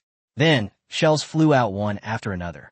Right behind Shura, the explosions made the enemy jump up and down. Holy crap, what kind of black technology is this? Are you fucking crazy? It's specifically targeting my backside to explode. Boom. Boom. But no one responded to him. He ran for several kilometers before the shells behind him stopped, and Shura wiped the cold sweat from his forehead. His adrenaline surged just now. He almost had a breakdown. Phew. No, this place is too dangerous. Let's do it another time. Just then, the sound of wind cutting through the air came again. Shura was dumbfounded. He then shouted in despair. Qin Yang, are you out of your mind? I'm all alone. You bombarded me with artillery shells, and now you're using missiles too. Boom. A massive explosion. It destroyed all the surrounding trees. Shura was also vaporized at the epicenter of the blast. Qin Yang said regretfully, oh, what a waste of all those trees. They cost me a lot of money. Is that little bit of money worth as much as those artillery shells? Qin Yang chuckled and said, post this video online. Even if you can stop them, it's still annoying for these flies to keep coming around. Consider it a deterrent. If they come again, don't waste words. Just kill them. Holy crap. Big Brother updated his video? This doesn't make sense. Isn't Big Brother in Dongcheng? What the hell is this scene? It's not like Syria? What's going on? But as the video played, these people were left speechless, both laughing and crying. It has to be said that this Shura was truly pitiful. And the fact that Qin Yang was able to record the other party's voice perfectly intact was simply outrageous. This Azura has been jumping around for so long. I never expected him to die here. To be honest, this guy died a pretty tragic death. How could he think that a small jammer could evade Big Brother's technology? That's the kind of guy who can even hack into the U.S. military satellites. Even ordinary people like them know that Qin Yang couldn't possibly get in without thorough preparation. This idiot Shura actually went in all by himself, carrying only a little toy. After this video was released, many countries that were itching to act immediately backed down. They forgot that Qin Yang had another flaw, that artificial intelligence was ridiculously overpowered. If a large force went in, wouldn't they be bombarded by missiles? On the eve of the Lunar New Year, Qin Yang came to the garrison and drank and ate barbecue with all the soldiers. The noise continued until 11 p.m. Boom! Bang! Bang! At that moment, countless dazzling fireworks appeared in the sky. Qin Yang and the others sat on the grass, enjoying this rare moment of leisure with great pleasure. Qin Yang lay down on the grass and said softly, this might be the most relaxed time we've ever had. Qin Yi and his group, head-to-head, formed a circle with Qin Yang, looking up at the sky and laughing. What the boss points to is where our troops will go. Qin Yang wore a fine smile. We'll deal with the future later. Let's enjoy the present. At midnight, Xiaomi called Qin Yang via video call, and Qin Yang answered with a smile. Brother Qin, Happy New Year. Happy New Year. Just then, Qin Yi and the others leaned over and exclaimed in surprise, hey, isn't this your sister-in-law? Qin Er and the others swarmed forward, pinning Qin Yang down and greeting Xiaomi Zai one by one. Qin Yang was immediately speechless. He pulled them all away and said irritably, you've gone too far. This is my boyfriend. Go find someone else if you're so capable. Qin Er laughed and said, boss, I feel like none of US brothers are in any trouble. It's just that our number one brother might be a bit of a challenge. After all, he's ranked the world's number one monster. Qin Yi's lips twitched as he said, Hey. Didn't we agree to all target the boss? Why are you jumping on me again? Qin Yang and his group spent 7 consecutive days in Dongcheng, allowing everyone to finally relax completely. Ring ring. Qin Yang raised an eyebrow, glanced at his phone, and chuckled. Xiaoming, what brings you to call me? Zhang Yiming said very humbly, Brother, there's a New Year's gathering on Douyin, and all the top streamers have been invited. I wonder if you have time to attend. Qin Yang raised an eyebrow and said, A gathering? They can all come out during the Chinese New Year. Zhang Yiming chuckled. Brother, you probably don't know this since you haven't been in Yin for half a year. He is really busy right now. They're even willing to do live streams on New Year's Eve. After all, it's about making money. Qin Yang leaps to WeChat. You guys are really ruthless. After all, Qin Yang had never worked before. He went straight to become a mercenary before even graduating. By the standards of mercenaries and warlords, Qin Yang's work speed is comparable to that of a model worker. But compared to the working class in Yin country, all I can say is, sorry to bother you. Okay, it's in Shanghai, right? Perfect. I've never been to Shanghai before. I like to see what the Oriental Pearl Tower looks like. As soon as Qin Yang hung up the phone, he saw Qin Yi and the others staring at him expectantly. Qin Yang said helplessly, Wait, it's a gathering of our streamers. What are you bunch of mercenaries doing there? Fighting. Qin Yi and his group's mouths twitched violently as they said, Boss, how dare you say that? What kind of streamer are you? Live streaming skinning? Lifting someone by the spine? Qin Yang said irritably, Go away. I'm a top-tier beauty streamer. Don't you dare tarnish my reputation. Chapter 238, Zhang Yiming. This is my daughter, and this is my sister-in-law. The next day, Qin Yang, looking helpless, led Qin Yi and the others onto a plane to Shanghai, each of them sporting sunglasses and trench coats in a very flashy manner. They were determined to find 2 wives and bring them back. Qin Yang felt ashamed for them. Were they looking for wives? Shameless. Meanwhile, inside the banquet hall of the Shanghai Tower, thousands of people were gathered.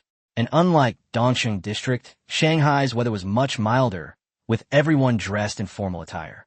Many live streamers were chatting with each other, and quite a few celebrities, all of whom have joined Douyin, also came this time. Zhang Yiming backstage kept asking, Has my older brother arrived yet? Has he received the news? The assistant said helplessly, President, it's only 9:30, and there's still an hour before our banquet officially starts. Besides, Boss Qin Yang probably doesn't like being the center of attention. Zhang Yiming rolled his eyes in annoyance and said, Do you think I'm stupid? If my brother comes, I'll definitely be the first to greet him. Besides, who told you my brother doesn't like being in the spotlight? You've been watching his live streams for nothing all these years. At this moment, almost everyone had arrived at the banquet, and there were still quite a few large sums of money at the venue. After all, in this internet age, although they are not well known, many big streamers work for them. The most eye-catching person in the crowd was undoubtedly Xiaomi Zai. She was currently eating dessert with Zhang Jieqi. Others would glance over every now and then. After all, behind her stood the world's number one madman. Zhang Jieqi laughed and said, Xiaomi, look, you've become a celebrity now. Xiaomi shrugged and said, Didn't you say Brother Qin would be coming too? Why haven't I seen him yet? Zhang Jieqi exclaimed in shock, No way. He came without even telling you? Is he planning something bad? You better keep a close eye on him. There are probably a lot of people watching. Xiaomi pouted and said, No way. Brother Qin said, He's the god of pure love. Zhang Jieqi was completely shocked. So what kind of weird things do you guys usually talk about in your chats? Pure love, god of war? I'm an NTR guy. Just then, a young man walked over, bowed slightly to the 2 women, and said with a smile, Ladies, would you do me the honor of having a drink? Zhang Jieqi looked at the other person and said, I'm curious, with so many people here, what makes you think you dare to come over? Among the many people present, many are worth billions or even tens of billions, and are among the best in their respective fields. They are so powerful that the entire industry would tremble at their slightest movement. You, a young man in your 30s, dare to come over and chat with me so recklessly. The man's expression remained unchanged, and Liang Shan, still smiling, said, I didn't have any other intentions. I just came to make friends. Zhang Jiechi leaned back and said in a nonchalant tone, I'd like to know what you're going to use to make friend with us. The man introduced himself. Mu Jun AI, founder of the Sky Curtain Guild. I wonder if I can invite you two to join my guild? Don't worry, I can unconditionally pay your breach of contract fees. Zhang Jiechi gave the other person a strange look and said, You don't recognize me? Mu Junai looked Zhang Jiechi over carefully and shook his head, saying, I've never seen her before, but I think she has a great foundation. If you join my guild, I can help you become a streamer. Zhang Jiechi immediately became interested and pointed at Xiaomi Zai, asking, What about her? Don't you know her? Mu Junai looked at it and finally shook his head, saying, I've been doing some business in the United States recently, and this is the first time I come back in 6 months, so I'm not very familiar with the domestic streamers. Could be some big streamer. You bastard. Get out of my way. Just then, a roar suddenly came from behind, and Zhang Yiming rushed out from behind in a rage. Damn it. He was waiting for Qin Yang's news when he suddenly heard someone say that some reckless guy was harassing his daughter and Xiaomi. He immediately exploded. Mu Junai looked at Zhang Yiming in astonishment and asked in confusion, Mr. Zhang, what's going on? Bang! Zhang Yiming kicked him and cursed. On such a great day, you forced me to kick you. Are you sick? You've been abroad for half a year, and you've gotten so bold, you dare to mess with anyone. Mu Junai was kicked back several steps, staring blankly at Zhang Yiming. This is my daughter. This is my sister-in-law. You want to take advantage of me? You're asking for it. I may look like a CEO in a suit, but I can kill you without it. Zhang Jiechi and Zai Zai opened their mouths wide. It was the first time they had ever seen Zhang Yiming like this. At the same time, the two girls looked at each other and their mouths twitched. I treated you like a sister, and you actually want to be my aunt? Zhang Jiechi is stunned. One banquet, and she's been demoted a generation. Mu Junai's expression changed, and he quickly bowed, saying, President Zhang, I'm sorry. I was too impulsive. I apologize to both ladies. Mu Junai is also a person who can bend and stretch. Without saying a word, he bowed and apologized. The assistant jogged over to Zhang Yiming's side and whispered something in his ear. Zhang Yiming's expression changed, and before he could even turn around and leave, the banquet hall doors opened. Qin Yang strode in wearing sunglasses, hands in his pockets, and a trench coat. Behind him, Qin Yi and the others all had the same look and the same actions. Hey, Xiaoming, what's going on? You tore your tie? Are you about to fight? Chapter 239 Qin Yang. Old Lei, how much does it cost to break someone's leg? Just a stupid rich kid. Xiaoming? This name startled everyone present. After all, Zhang Yiming was a person of some standing. Zhang Yiming approached Qin Yang with a fawning smile and said, Brother, it was just a small problem. It's already been resolved. Qin Yang chuckled and patted Zhang Yiming on the shoulder, saying, Xiaoming, we're all civilized people, so be more civilized in your actions. Don't tear your ties so easily. It's too impulsive, and that's not good.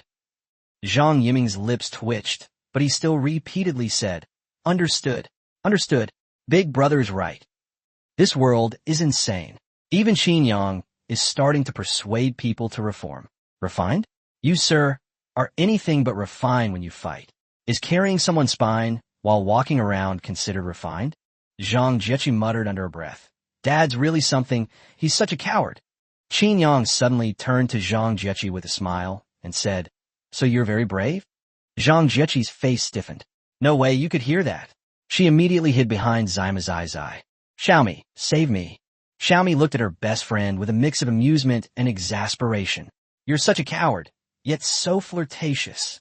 Qin Yang opened his arms, and Xiaomi Zai obediently jumped into his embrace. Mu Junai was completely dumbfounded when he saw this. Holy crap, this is the sister-in-law you were talking about? He really didn't know Qin Yang had such a mistress in Yin country. He's really good at hiding it. If Qin Yang knew what he was thinking, he would definitely tell him dismissively. Hidden? No way. Precisely because Qin Yang wasn't hiding anything. These ordinary people dared not have any other ideas. Other countries believe it's just a smokescreen. A win-win situation. Qin Yang patted Xiaomi's head and said, What just happened over here? Xiaoming's acting strange. Why are your legs shaking? Zhang Yiming ruined an awkward yet polite smile. I didn't want to tremble either, but I felt so much pressure with you in front of me, bro. Xiaomi's eye pursed her lips and recounted what had happened before. Qin Yang's eyes widened immediately, and he turned to look at Mu Junai. You little bastard. You're quite the player. You got designs on my men too. Pa, you made me, a model student, swear like that. You're something else. Cough, cough, cough. Qin Yi and the others were drinking water when they suddenly spat it out. Wait, boss, how could you say something like that? Mu Junai was trembling and was about to beg for mercy when Qin Yang took out his phone and called Lei Qingze. Hey, Lao Lei, do you have any influence in Shanghai? How much do you pay to break someone's leg? He's just a stupid rich kid with no connections. Not to mention Mu Junai, everyone present was dumbfounded. Brother, you called the second in command of Yin and said something like that? Are you poisoned? Lei Qingze was also dumbfounded and couldn't help but ask again. Qin Yang? Say that again. Qin Yang raised an eyebrow and said, No, don't tell me you can't even get anywhere in Shanghai. Or do you think breaking someone's leg isn't challenging enough? How about breaking their spine? Lei Qingze roared at Qin Yang. What are you trying to do? Lei Qingze was stunned. He had been quite happy that Qin Yang and the others had been getting along well these past few days, but he didn't expect them to cause trouble for him on the 7th day of the new year. Qin Yang calmly replied, I came to Shanghai for a day trip and ran into an idiot who wanted to sexually harass my girlfriend. If you can't handle it, I'll take care of it myself. Lei Qingze's expression changed upon hearing this, and he said in a deep voice, Tell me the name, and I'll handle it. Old Qin, don't use those methods in Yin country. It really won't work. Qin Yang raised an eyebrow and said, Hey, you idiot over there. What's your name? Zhang Jiechi whispered from behind. His name is Mu Junai, and he said he's from the Sky Curtain Guild. Old Lei, did you hear me clearly? I can handle this. Give me 10 minutes. Lei Qingze hung up the phone immediately after speaking. Just 2 minutes later, the information of this person named Mu Junai appeared on Lei Qingze's phone. Tell them to follow the rules. Lei Qingze issued his orders methodically, while Qin Yang sat back down in Xiaomi's previous spot and laughed. Don't worry about me, everyone. Keep the music playing and keep dancing. I just came to see my Xiaomi. These words made countless women green with envy. How can such an awesome guy only be in a purely romantic relationship? It's not like you can't be awesome for once.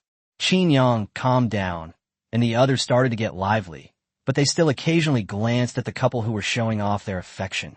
10 minutes later, Mu Junai's phone rang. As a report came from the other end of the line, Mu Junai's face grew paler and paler, and his eyes were filled with hatred as he looked at Qin Yang. He lost everything. How could a company of their caliber be without any problems? They uncovered every single issue within 10 minutes. Suddenly, Mu Junai felt a chill run down his spine. Something was wrong. Even the finance department couldn't find the problem so quickly in 10 minutes. That meant the government had already been investigating him before. The Qin Yang incident was merely a prelude. A ruthless glint flashed in Mu Junai's eyes. Qin Yang didn't seem to care much about this, and instead smiled at Xiaomi Zai, saying, I'm just an ordinary guy. I don't know what to give you. This is some local specialty I brought back from France a while ago. Qin Yang reached out and pulled a gold brick directly from behind his trench coat. Qin Yang slammed it on the table. Qin, he was still grumbling. The boss is really something. He made me wear it just to show off, and he even loosened my belt. Qin Yang rolled his eyes in annoyance and said, You talk too much. Go and find your own people. Xiaomi Zai was completely dumbfounded when he saw the huge gold brick on the table. A gold brick weighing 50 kilograms, or even 100 pounds. It was worth more than 20 million yen, Gua RMB. Xiaomi Zai repeatedly said, Brother Qin, I can't take this. I'm not doing this for the money. Besides, I made quite a bit of money from live streaming, and I still have over 1 million yuan on hand. After Zai Zai said that, the other female streamers became even more envious. A streamer who only streams once a month earned more than 1 million yuan in half a year. And look at this gold brick worth over 20 million. You don't want it? I want it. I'll call you daddy if you want it. Qin Yang gently rubbed Xiaomi's cheek and said, Of course I know, but this is marital property. Take it if you want. If it's not enough, just tell me. I have money right now. Xiaomi's face was flushed. Suddenly, she looked at the gold brick and asked, Brother Qin, why are there words on this? The National Bank of France. Qin Yang blinked and turned to Qin Yi, saying, What's going on? Didn't I tell you to cut out the words? Qin Yi looked up at the sky, indicating he hadn't heard. Deduct it? How could you say that? Boss, You're just 2 gold bricks you casually picked up. Do you think I deduct them all from your account? Qin Yang coughed lightly and said, well, this was just an accident. After all, it's a local specialty brought from France, so it's normal for it to have a bit of a reputation. Vigny. Qin Yi scurried over excitedly and pulled out another large gold brick from his lower back. Boss, be careful when you're showing off. This is the only one left. This thing is too heavy to carry around. Go away. You reminded me that you've ruined all the class I've managed to cultivate. Smack. Qin Yang laughed and said, good things come in pairs. Have another one. Before Xiaomi could refuse, Qin Yang said directly, don't refuse. If I lose one day, I might have to rely on my Xiaomi to support me. Zai blushed and nodded. Chapter 240, so it wasn't aimed at me? Those who imitate me will die. Even Zhang Yiming was envious. Mercenaries are indeed extremely profitable, and Qin Yang's mercenaries are even more so. You have money? We'll rob you. The party continued, and that pretentious rich kid found a corner and went off to slack off. Qin Yi and the others watched as the female anchors and celebrities shook their heads and swayed. TSK, TSK, TSK. She's dressed so scantily. I'm a conservative person, this won't do. That face is nice. It's just a bit short. Qin Yang glared at Qin Yi and the others, utterly exasperated. Are you guys crazy? How can you comment on someone in public like this? Do you really think you're choosing a concubine? To be honest, if Qin Yang and his team weren't so good at fighting, they would have been driven out by now. Xiaomi laughed and said, I didn't expect that you guys, who seem so powerful and influential, are so cute in real life. Qin Yang laughed and said, it's one thing for me to be cute, but them? They're all complete freaks. They're not cute at all. Qin Yi and the others rolled their eyes in unison. Fine, they'd give their boss some face, but they wouldn't go and expose him. Zai took out a pack of cigarettes and said, Brother Qin, I've seen you smoke a lot during your live streams. I don't know which cigarettes are good, so I just bought some. Qin Yang's expression stiffened, but he accepted it in an instant. Qin Yi's voice came softly from behind Qin Yang, who was immediately exasperated. This bastard had seen it after all. He's at it again, revealing his weaknesses. Qin Yi laughed and said, Sister-in-law, my boss doesn't actually smoke. He said he looks cool when he smokes, so he just shows off during his live streams. He hasn't even finished half a pack of cigarettes yet. Smack. Qin Yang smacked the other man on the head in an annoyed tone and said, go away. Go play somewhere else. How did I end up with a lackey like you? You're always picking on the boss. Qin Yang's voice was quite loud, and Zhang Yiming and the others heard it too. Goodness, the more they looked at Qin Yang, the more he seemed like a Chinibu, a person with delusions of grandeur.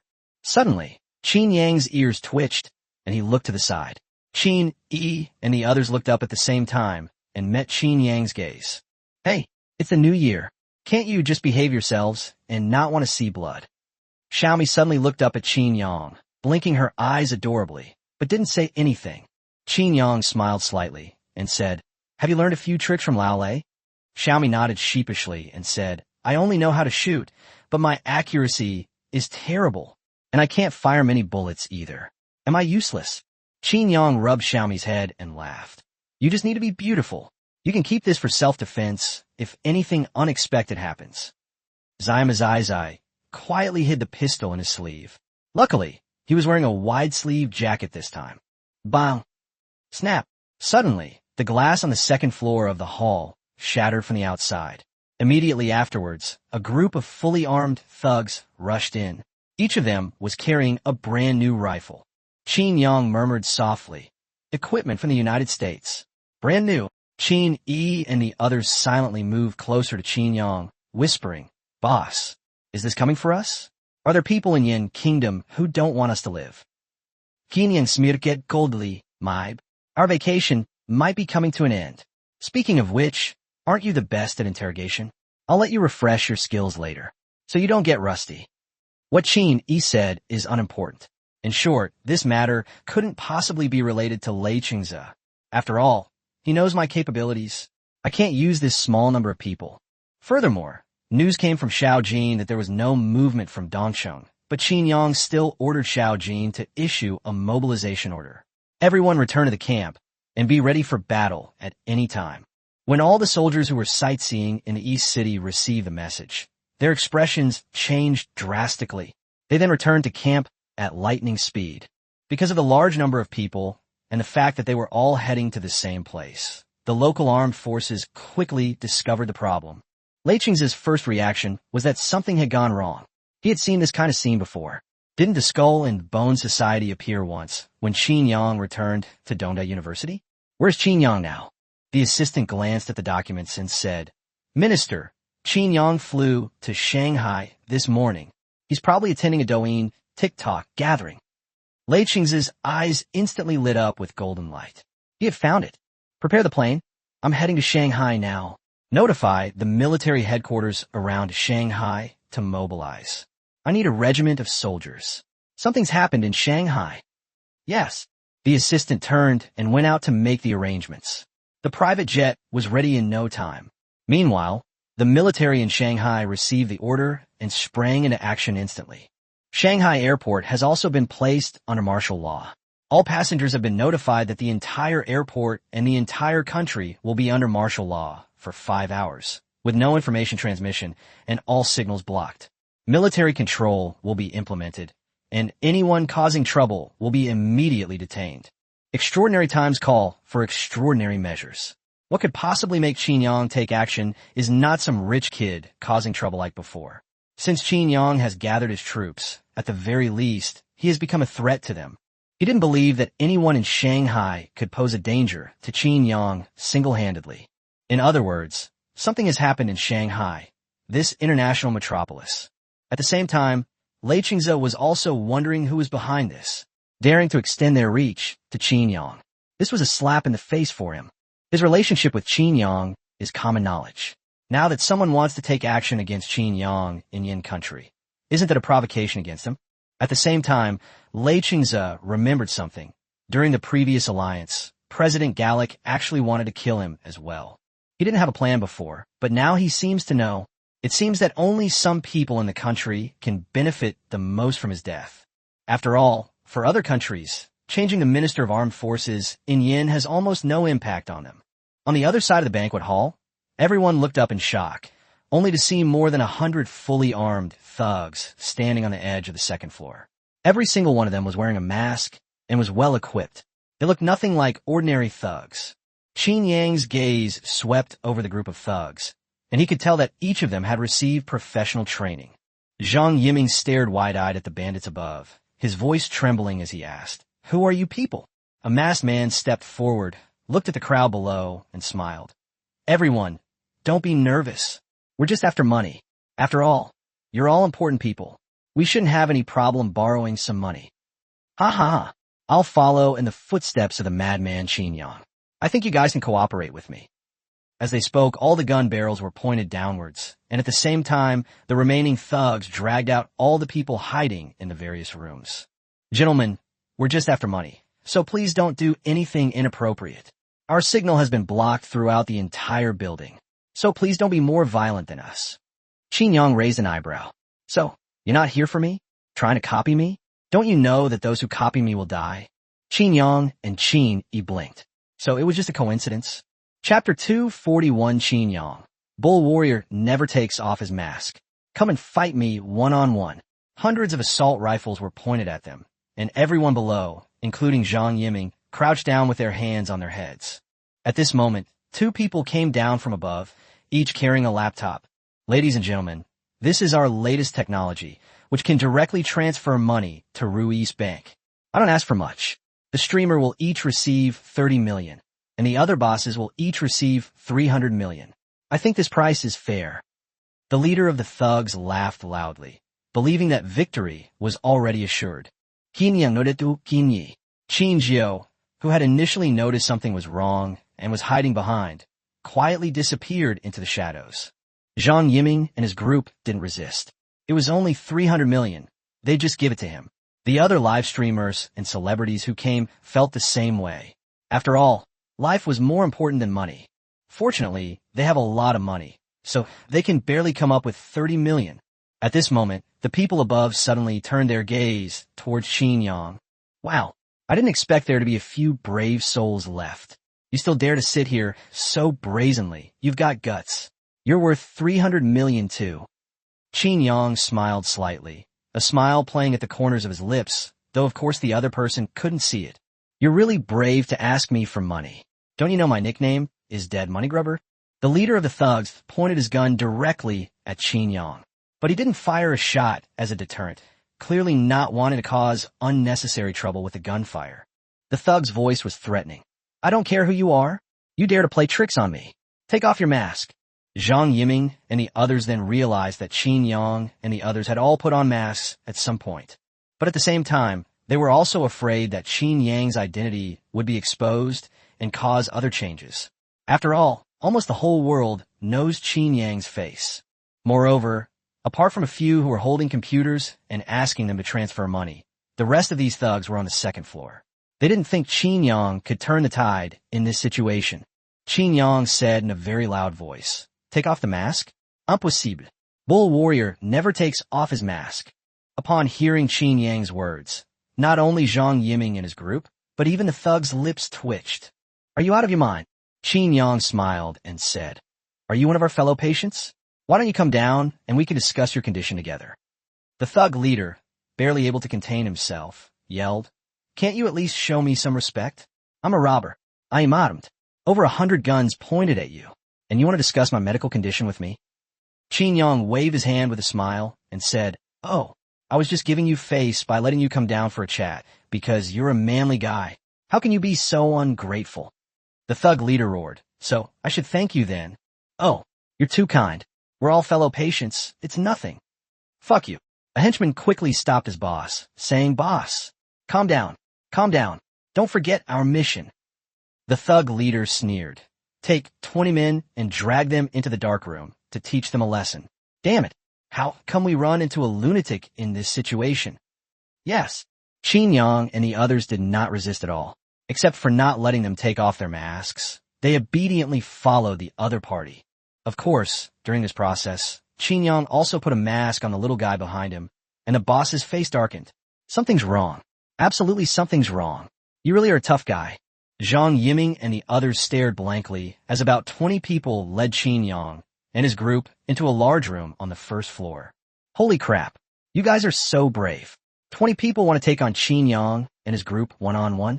By the way, where did Qin Yang and his group get their masks from? Weren't they wearing trench coats when they arrived? The eldest brother cursed. Damn it. Crazy people. Finally some peace and quiet. If it weren't for the fact that he couldn't alert anyone this time, he would have shot the other person dead long ago. After all, this is Yin country, a no-go zone for mercenaries. Although that's a bit of an exaggeration, it's still far inferior to Qin Yang's Tali province. But with such a reputation, you can imagine how tight the control is over weapons and entry. Watching the people below continuously enter their account numbers, funds were gradually transferred into their bank cards. The leader looked at the thousands of people below, frowned, and said, All women, raise your heads. Men, lower your heads. One by one, the female anchors looked up, their eyes filled with terror as they stared at the thugs. Were they going to do that to them? No. When Zhang Yiming heard this, a glint of light flashed in his eyes. Although he was a businessman living in a peaceful country, he had never seen such a scene before. But there was so much information in what the other party said.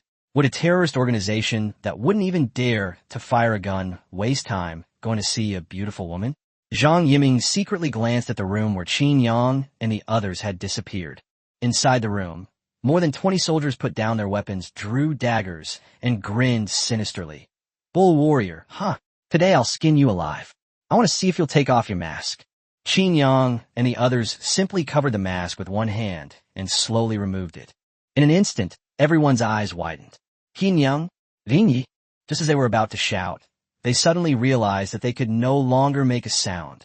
Looking down again, he saw a hand piercing his throat. Yes, it was a hand. With a bloodthirsty expression on his face, Qin Yang rushed in front of his opponent in an instant. Snap! Blood gushed out instantly, spraying onto Qin Yang's face. And then Qin Yang ripped the thug's spine out alive. With his other hand, he grabbed the thug next to him and crushed his neck with a single squeeze of his 5 fingers. Then, Qin Yang casually tossed him aside like a lump of mud. Qin excitedly jumped between the two thugs and whispered, You know what? I haven't fought for half a month. Our boss said it's best not to shed blood during the new year. And you guys really know how to find an opportunity. By the way, our boss is right. I'm a patient. You have to understand me. Smack, smack.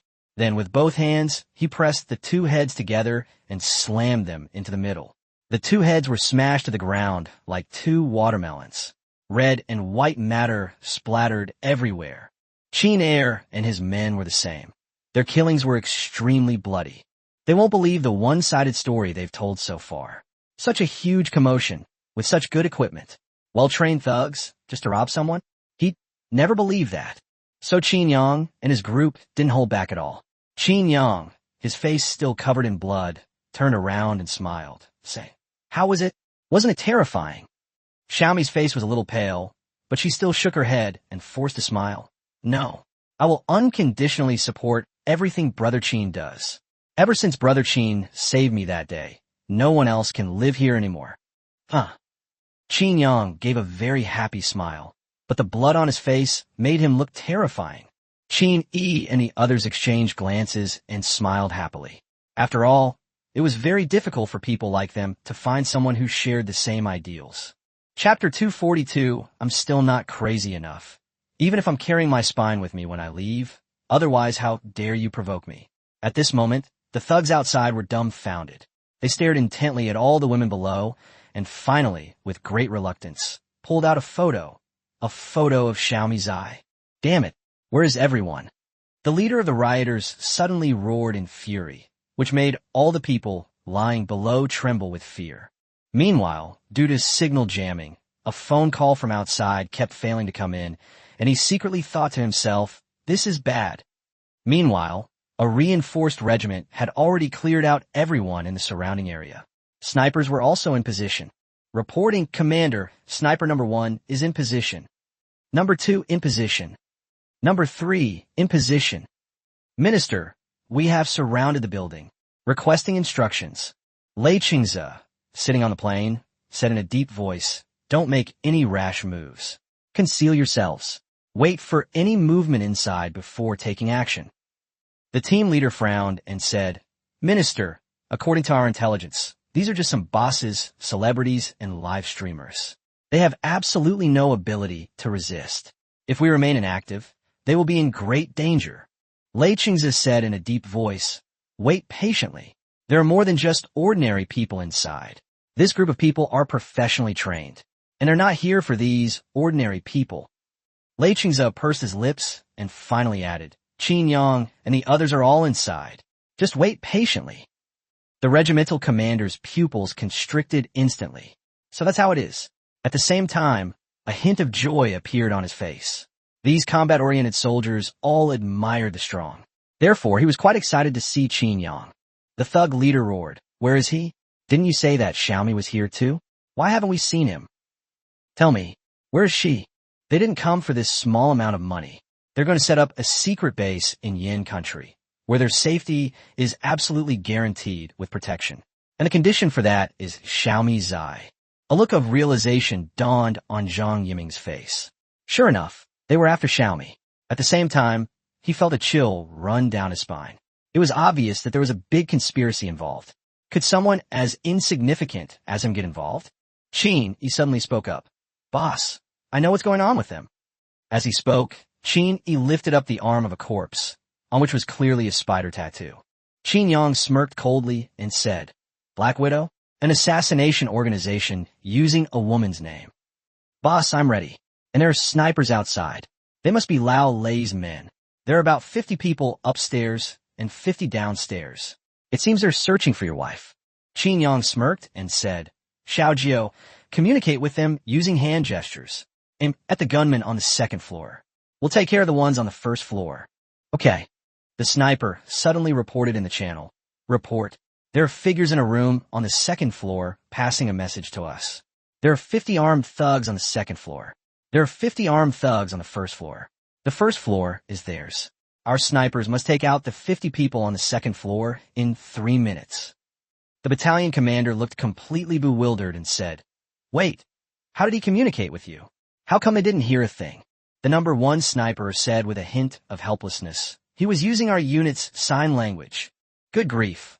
Are Qin Yang's mercenaries a bit too omnipotent? They could do this? Is there anything they can't do? The commander quickly made arrangements, and dozens of snipers were deployed to various gathering points. Meanwhile, the assault team was ready to breach the building, hidden at the entrance and windows on both sides. The rioter had gone completely mad and jumped off the second floor, kneeling down to steady himself, pointing the gun at Zhang Yiming. He roared, "Where's Xiaomi? I clearly received intelligence that she was coming. Why didn't I see her?" Zhang Yiming took a deep breath, suppressing the fear in his heart, and said, "So you came here for Big Brother. But unfortunately, it's not just Xiaomi who came." "What do you mean?" The thug frowned. At this moment, the rich second generation who had been an EM spoke up. "Boss, I know. She was just taken into that room. Oh, and Qinyang too. Qinyang was there too." The thug turned his head sharply, his voice even trembling slightly, and asked, "What did you say?" Boom! Just then, the door was kicked open. The door flew 6 or 7 meters before stopping, even knocking down 2 thugs. All eyes turned to Qinyang, who was walking out carrying something in each hand, his face still covered in blood. The same was true of Qin, Yi, and the others behind them. They looked terrifying. Even the thugs couldn't help but swallow hard. The sense of oppression was too strong. Suddenly, when they saw what Qinyang was holding, they vomited. Don't be fooled by the fact that they are a battle-hardened assassin organization. But they weren't mentally ill. They'd never seen such a grotesque way of dying before. Spine. The scream brought everyone to their senses. Then, everyone in the hall felt the air thick with the smell of blood, and immediately, sounds of vomiting filled the air. Smack! Qinyang tossed the spine in his hand aside, his voice icy cold, as if it came from the deepest hell. "Looks like I'm not crazy enough.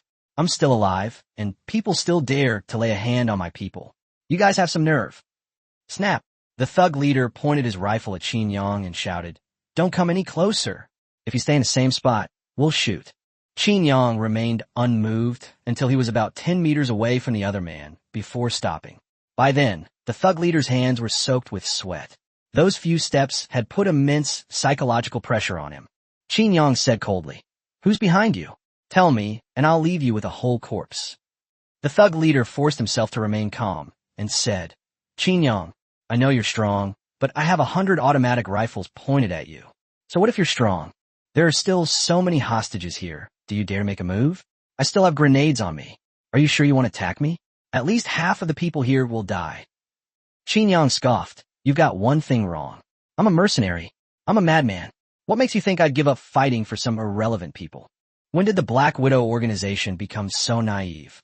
My life motto is only killing. As long as I get revenge after someone dies, that's enough. Your identities are indeed mysterious, but won't be that difficult to find out about your families. They'll all be dead."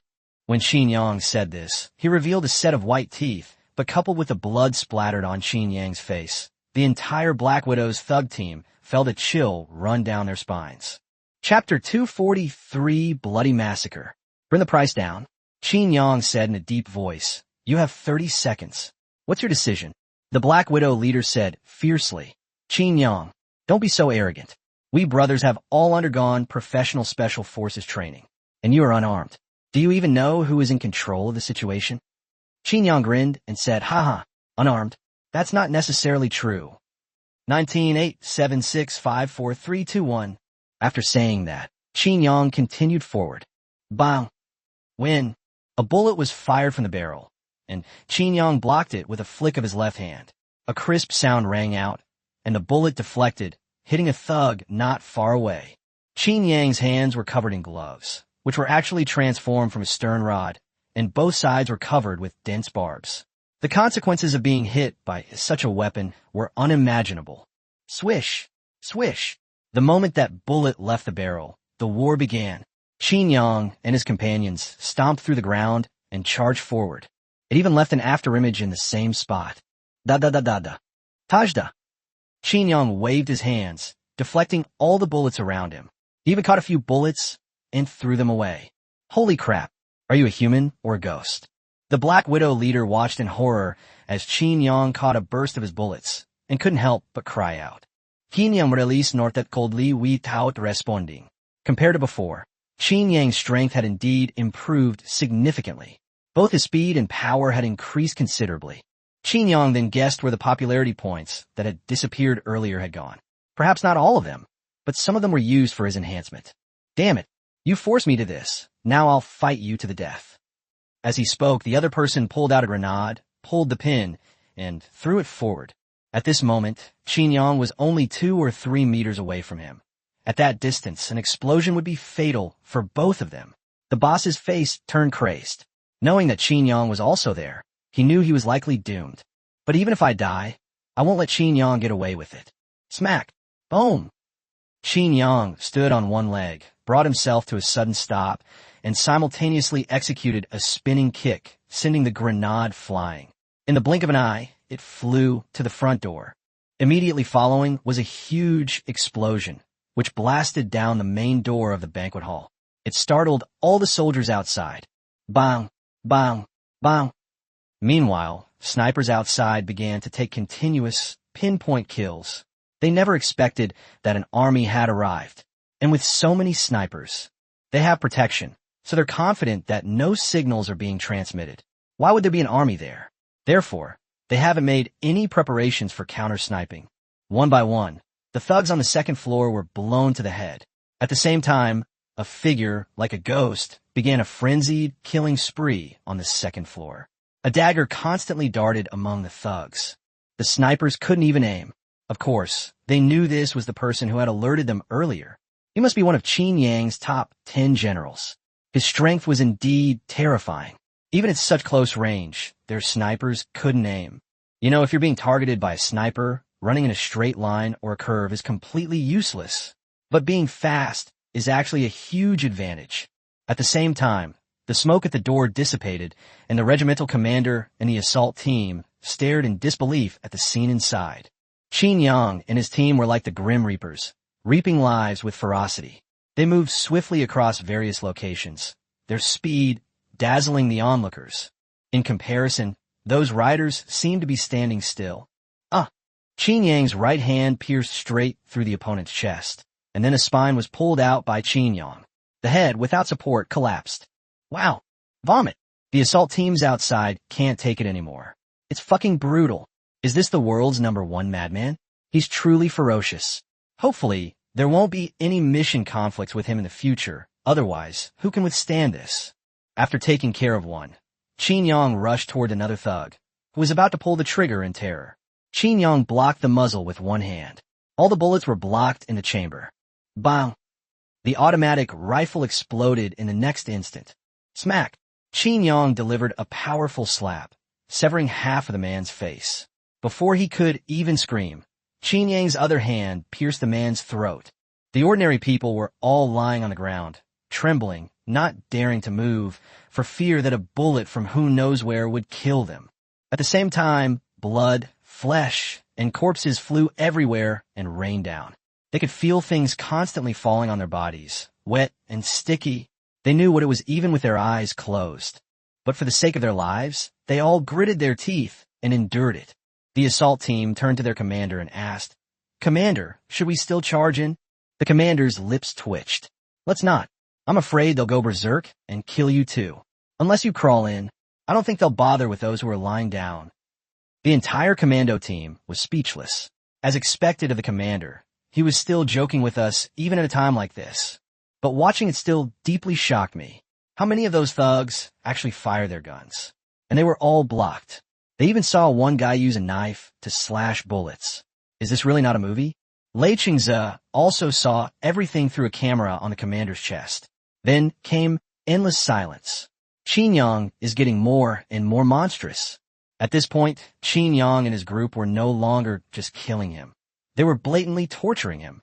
So these people were after him. Speed up and investigate where they came from. Who gave them the invitation? Find out everything, no matter what obstacles they encounter. And write down who pleaded for them. I will deal with them one by one. The assistant nodded, and then began to pass on the orders one by one. The killing continued, and with Qin Jio and the sniper working together, they quickly cleared out the second floor. Qin Yang and his group below were simply enjoying the brutal slaughter. Otherwise, the battle would have already ended. None of the following thugs' bodies were intact. Boom! Qin Air smashed another thug away with his stick, sending him flying. He was stuck to the wall and couldn't be pried off. Qin Air slung the spike club over his shoulder and said, "Boss." "Done." Qin Yang shook his hands, which were covered in blood, and several spines were found on the ground. The once grand and magnificent banquet hall was now covered in blood. It was as if I had entered a cult stronghold. To put it simply, Qin Yang's move has driven down the price of the most expensive building in Shanghai by a significant margin. From now on, no one can stay here on night shift without having incredibly strong luck to keep it down. Chapter 244. Oh no, he's even more of a pervert than me. Thank goodness the area is cordoned off, otherwise all the residents around here would be having nightmares tonight. Qin Yang and his men stood there, their weapons still dripping blood. The assault team outside looked at each other, none of them speaking to break the silence. Qin Yang suddenly spoke up. "Xiaoming, I'm sorry to have troubled you this time. Let's get someone to clean this up." Zhang Yiming stood up shakily, looked around at the scene, and almost vomited. "Brother, these are minor issues." At this moment, the regimental commander walked in, saluted Qin Yang, and said, "General Qin, please leave this to us." Qin Yang looked at the other party and nodded, saying, "You two cooperated well this time." The team leader shook his head repeatedly, saying, "We're just playing a support role. It's up to you guys to take them down. By the way, has Ole arrived?" "Yes, the minister is on his plane and should be arriving soon."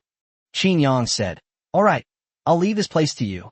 We're leaving now." As he spoke, Qin Yang walked into the previous room, gently picked up Xiaomi's eye, and then softly pressed Xiaomi's eye's head into his chest, preventing her from seeing what was happening outside.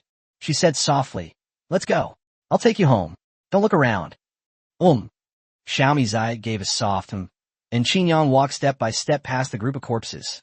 As Qin Yang passed by the rich kid from before, he said in an icy voice, "Take him away." Qin Yi's face wore a bloodthirsty smile. "All right." As he spoke, Qin Yi grabbed Mu Junai by the back of the neck with one hand and dragged him out. This scene made everyone's scalp tingle. The regimental commander, forcing a smile, asked, "General Qin, what do you mean by this?" Qin Yang's tone was devoid of any emotion as he said, "The Black Widow terrorist organization attacked Shanghai. One person was killed. Any questions?" The regimental commander's lips twitched. "No, you're lying to my face?" His expression turned extremely serious. He had his duties to fulfill. Although Qin Yang's actions undoubtedly indicated that this person had a problem or had done something to anger Qin Yang, this was Yin country, and even if someone was guilty, only they could judge them. "If there are any problems, let Lao Lei come find me. You're not high enough to talk to me." The regimental commander's expression changed, but he still sent a message to Lei Qingze, only to receive a reply telling him to leave. The commander waved his hand, signaling his men to make way. Looking at Qin Yang's retreating figure, Zhang Yiming suddenly realized that Qin Yang's status was so high. A regimental commander. He wasn't even at Qin Yang's level to speak with. How imposing that sounded. After leaving, Qin Yang headed straight for the airport. The car was provided by the military. There was traffic control all the way, which cleared a smooth road for Qin Yang. After Qin Yang arrived, Lei Qingze's plane also landed. Qin Yang saw Lei Qingze and laughed. "I told you, Lao Lei, you have quite the influence. The entire airport is dedicated to serving your single plane." Lei Qingze rubbed his head, looking exasperated, and said, "You really know how to cause me trouble. What's the deal with that kid? His dad is indeed a major taxpayer, and taking action against him without any reason would put a lot of pressure on him." Qin Yang laughed and said, "Don't blame me for this. This was clearly aimed at you. I was just the one who fired the gun at the beginning. And this kid definitely has connections with Black Widow. I, Qin Yang, absolutely do not believe there is such a coincidence."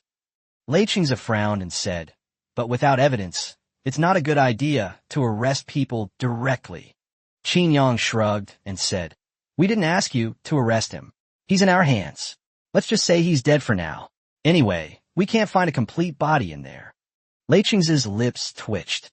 "So how ruthless were you? You couldn't even cobble together a complete corpse. Besides, wouldn't we just find out by interrogation? Qin Yi is an expert at interrogation."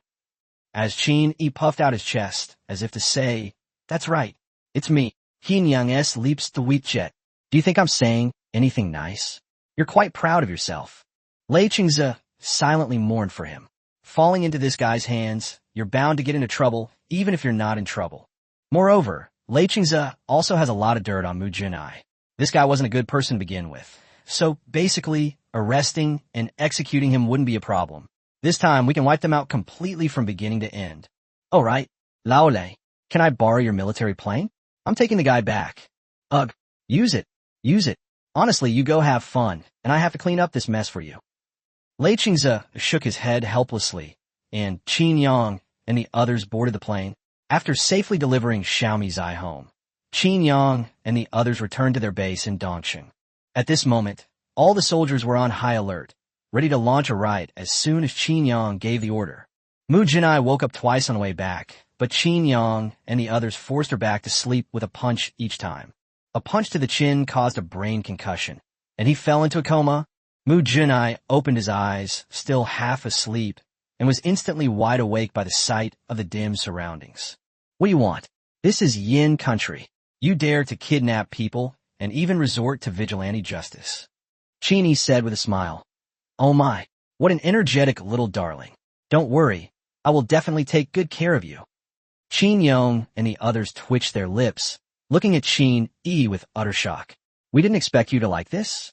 So Wang Gang really is your true love. Qin Yi felt helpless under their gazes. Didn't you tell me to interrogate them? If I don't act a little twisted, how will I get any information out of them? Don't ruin the atmosphere. Mu Junai looked at Qin Yi in horror. Then her expression slowly turned shy as she said, Then you'd better be gentle. Not to mention Qin Yang and the others. Even Qin Yi's head was filled with countless question marks. Then it dawned on me, holy crap. You rich people really know how to have fun. This pretty boy actually likes this kind of thing. This. Vinyi gasped in shock. Good heavens, he was completely flustered. What do you do when a fake pervert encounters a real one? I need help urgently. Qin Yi suddenly drew his double axes and slashed them twice, cutting the other man's belt in 2 quick movements. My favorite thing is to win people over with virtue. Now I'm going to slice your little brother off piece by piece. Like sashimi, I hope he can still be this tough. Qin Yang turned and left. He couldn't take it anymore. He couldn't stand these 2 freaks. He only used wild and cruel methods when he killed. It was to intimidate others. Don't lay a hand on anyone around him before he dies. Otherwise, your whole family will die the same way. But those 2 inside are really weirdos. They even held a patient support group meeting. Chapter 245, you keep asking me if I'll tell you. Why don't you just ask? What do you want to ask again?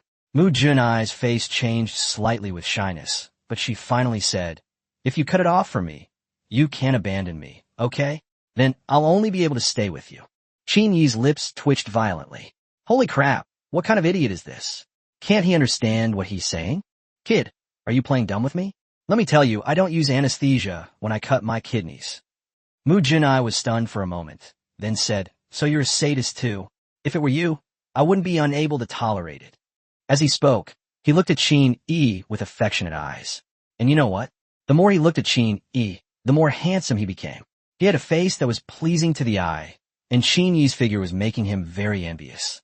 Qin Yi felt a chill run down his spine as he was stared at. Oh no, this pervert had met his match, and this guy was much more perverted than him. Qin Air and the others burst out laughing. It was hilarious. This was the first time they had ever seen Qin Yi meet his match in the matter of being a pervert, and that it had disgusted Qin Yi to such an extent. Qin Yang couldn't help but be stunned when Xiao Jin showed him the scene. He was amazed that there was such a fierce general in the world. Whose subordinate was this? Don't you understand? I'm not gay. I'm going to slice you up and skin you alive, 1 slice at a time. I can't take it anymore. Nobody stop me.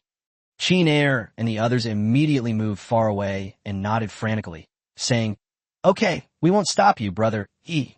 Do as you please. Why? Qin Yi cursed under his breath, then picked up his double axes and walked up.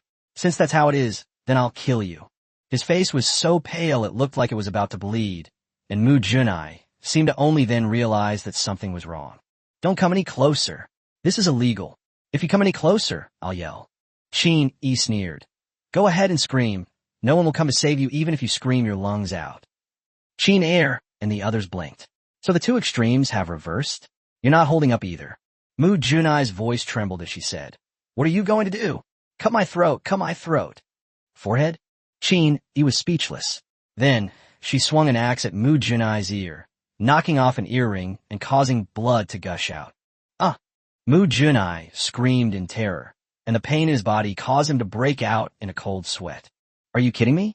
You lousy voice. Why don't you call your dad? Chin, he was going crazy. Was this an interrogation? Wasn't an interrogation supposed to bring pleasure to the one interrogating the other and pain to the enemy? Why did he feel so miserable? Father, I was wrong, father. I was really wrong. Chin Yi's lips twitched. So why was he even more shameless than them? And he didn't seem very intelligent either. Was he probably an idiot? Damn it. Are you going to talk or not? Chin Yi ignored everything and started cutting, blood spurting out as flesh was sliced off bit by bit.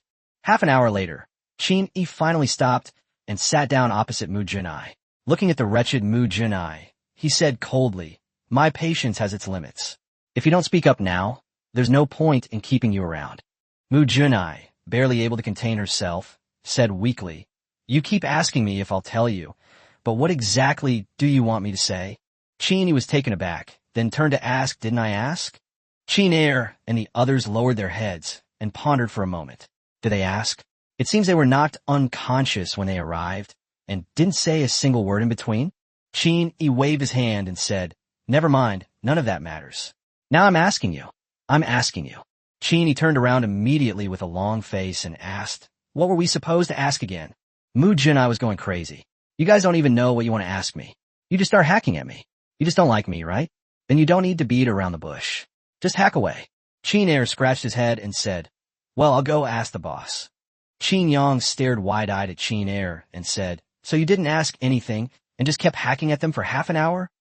Chin Yang gave Chin Air a thumbs up and said, "You guys are all ruthless. Go ask them about their relationship with Black Widow and who's behind them." After half an hour of torture, Mu Junai confessed quickly, revealing everything he knew, including admitting that he had connections with the Black Widow organization. However, his only responsibility was to push the little kid out when Black Widow arrived, doing everything without anyone noticing. As for who the protector above is, he doesn't know either because he's not high enough in rank. It seems that Black Widow's side doesn't communicate with the person at the very top, but rather with someone else acting as a go-between. Chin Yang narrowed his eyes. This is interesting. It seems that things are not peaceful in Yen. Lei Qingze is going to be busy now. Chin Yang said, "Send a copy of the interrogation video to Lei Qingze. As for the man, just say he died from excessive blood loss and leave it to Chin Yi to handle." Meanwhile, in Shanghai, Lei Qingze had finished all the final stages of the operation, and everyone present had signed a confidentiality agreement, promising to punish anyone who leaked the information as a traitor. Meanwhile, all the prominent figures in the military and political circles in Shanghai were summoned to a meeting, with Lei Qingze sitting in the main seat, giving the people below him a great sense of pressure. "Tell me, why were you able to let such a well-equipped terrorist group in without receiving any prior notice? Are all the defenses in Shanghai just for show? Customs? Border control? Why don't you two talk to us first?" The two people who were called out said helplessly, "Minister, all our procedures are in accordance with the rules. We really don't know where they came from." Lei Qingze's eyes kept scanning the area below. Some people were looking down, while others were making eye contact. At this moment, he really couldn't tell who it was. Just then, Lei Qingze received a video on his phone. He frowned, then realized that it must be that bastard Chin Yang. Otherwise, who else could hack into his phone and send in the video? Before Lei Qingze could say anything, the head of the security department suddenly spoke up.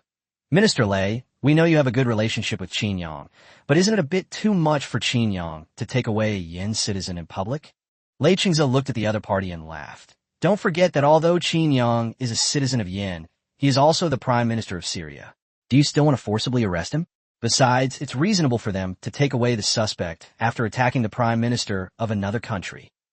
"Minister Lei, you're just being unreasonable. Regardless of the circumstances, shouldn't our people be returned?" Lei Qingze looked at the other person, then suddenly smiled and said, "Don't you think your reaction is a bit too hasty? Are you afraid of something? Since you put it that way, let me show everyone a video. It's fresh off the press. Chapter 246, Bombing Syria. I'll go all out with you. You know what's coming to you." The Minister of the Guard instinctively felt something was wrong.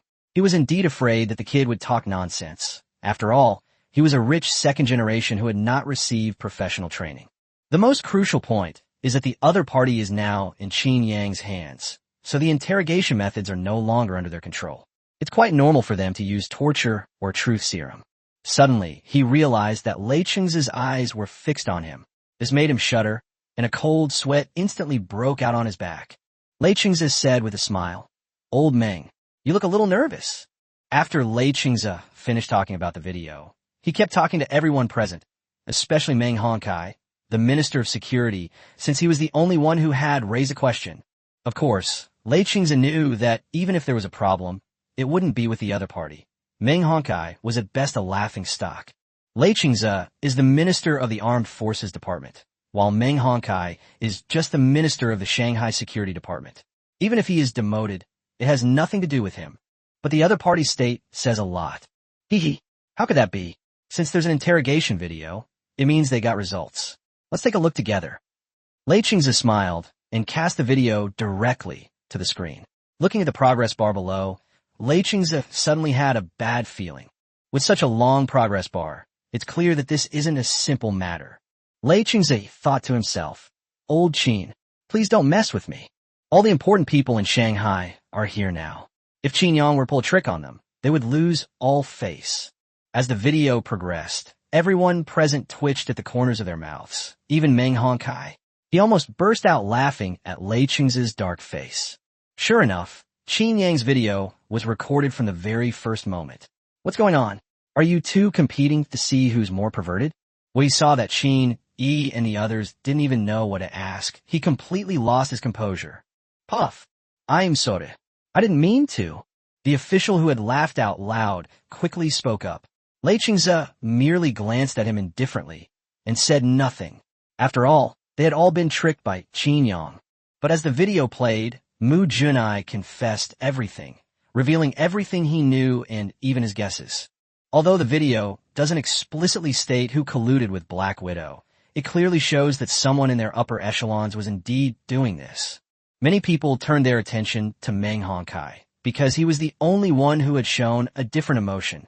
Qin Yang was unaware of what was happening here, and he was already preparing to return. Qin Yang slept soundly that night, but the next morning he received a message that struck him like a thunderbolt. Qin Yang frowned and said, "Are you sure? How dare they do that?" "Qin," he said in a deep voice, "Boss, it's gone viral on the internet right now. Don't believe me? Ask Xiao Jin." That's right. At midnight yesterday, the United States launched an airstrike on Syria's second-largest city, reducing half the city to rubble. The death toll exceeded 1 million. The economic losses were staggering. Pyongyang's bros furoet deeply. So what was the reason? Syria wasn't splitting up at this time. What reason did the U.S. have, and why was it bombing it? Does Qin Yang have no dignity? He's the prime minister of Syria. Even though he doesn't manage affairs, he's still the local tyrant of Syria. You just bombed him like that? Old Qin, actually this is a long-standing conflict. The Syrian government forces have always been very resistant to the United States, and those two military bases are frequently attacked by local armed groups. During that period, because of our sudden appearance, the United States didn't act immediately. Now, it's probably because we've joined the 6 permanent members of the UN Security Council, and we can't directly take action against the United States, which is also a member. We need to go through the Federation. Also, the United States is about to undergo a change of government, and the president needs more support, otherwise he may be ousted by his competitors. Qin Yang narrowed his eyes. This was interesting. As expected, these world powers were all capricious. They would not hesitate to use any means to their advantage. Qin Yang smirked coldly and said, interesting. Looks like we're going to have to go head-to-head with the United States again. Qin Yi said excitedly, "Boss, are we finally going to take action against the United States? I can't wait. By the way, no one in Syria is asking us for help. Is that because they look down on us?" Qin Yang laughed and said, "Can't you be a little more composed all the time?" The reason they didn't ask for help is that Bard and the others also believe that as the 6th largest rogue state, we have rights, but also limitations. The meeting of the Syrian government on the other side was indeed solemn. They never expected that they would launch an airstrike that very night after they were still talking about withdrawing from the front line with the United States yesterday. Meanwhile, in the 2nd largest city, half of the city was reduced to ruins and the entire army was involved in the rescue efforts. The scene was horrific, with bodies lying around uncollected. Bard gritted his teeth and growled. The United States is going too far. We are a sovereign nation. Do they think this trick will work? The United States used a similar method before to rapidly divide Syria, creating the chaos we saw back then. Mr. President, what should we do? Should we ask the Prime Minister and the others for help? Bard said weakly. It's no use. Even Qin Yang and his team can't break through the defenses of the United States directly. And the fact that there hasn't been any greater chaos in our country yet is already because of Qin Yang's reputation. Everyone was holding their breath. The United States, the beacon of light, is a hurdle for all Middle Eastern countries, precisely because of its abundant resources, which has attracted this wolf. Suddenly, a soldier knocked on the door and rushed in, excitedly saying, President, the Prime Minister has spoken. He demands that the United States pay compensation and apologize, and he's directly confronting them. Bang! Douglas slammed his fist on the table and stood up excitedly. He grabbed the document from the other man's hand and laughed heartily. This was indeed his older brother. What was the beacon of democracy, anyway? He crushed them. You damn sleeping emperor, have I been too lenient with you lately? You invade my territory without even telling me? Have you gotten too cocky, or have I lost my edge? What's wrong? Feeling pressured by the leadership transition lately? Let me tell you, I now publicly support Arden's election as President of the United States. If Arden doesn't win, I'll pay him back in full. You have 3 days to issue a public apology and compensate Syria for its losses, or I'll start collecting interest. Qin Yang initiated the team fight directly, which greatly relieved the frustration in the hearts of the Zaliya side. The Jordanian president even smiled, thinking, this is truly their good big brother. He'll really step up when his little brother needs him. The sleeping emperor didn't fly into a rage upon seeing the message. Instead, he frowned and pondered something. Qin Yang, now that you're part of the sixth big thug, you need to act according to the rules and consider the bigger picture. You're no longer the mercenaries you once were. Sleeping Emperor directly ordered the distribution of notices and launched a large-scale publicity campaign, attempting to suppress Qin Yang through public opinion.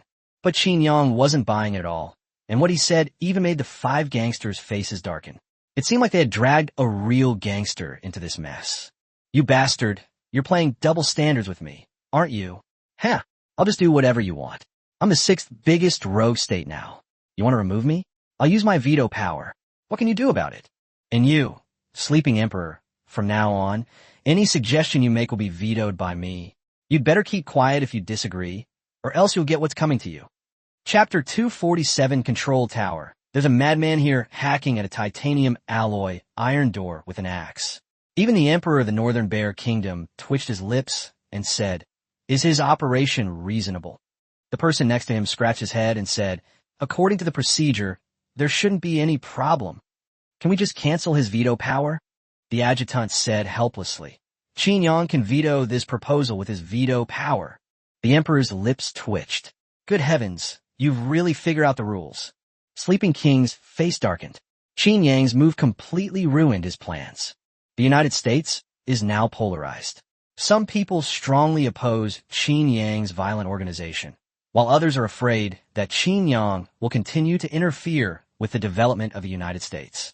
Seeing his approval ratings continue to plummet, the Sleeping Emperor angrily demanded, Tell me, what are your thoughts? At this moment, only a few of the Sleeping King's confidants were in the room. The assistant spoke first. The presidential department must remain firm, otherwise our current supporters will abandon us. As long as we achieve some results, we can reverse the current situation. That's right. As long as they see that we can easily suppress the Golden Leopard mercenary group. That's enough. Sleeping Emperor nodded, then said in a deep voice, Activate our number 1 seed in Yin country. Target Qin Yang. I don't want to see Qin Yang fly back. The people below exclaimed in alarm. President, please reconsider. This is our most important trump card hidden in Yin country. Are we really going to use it for Qin Yang? The president nodded and said, Isn't that enough? Qin Yang has already become the 6th largest rogue state, and he harbors absolute hostility towards our beacon nation, so it's all worth it. Everyone nodded in agreement with the Water Emperor's suggestion. Qin Yang's team is all ready to return to Syria in batches. They dare not all return at once this time. After all, there are problems within Yin Kingdom. Who knows what drastic measures they might take? Qin Yang nodded and said, "You go first, I'll be there shortly."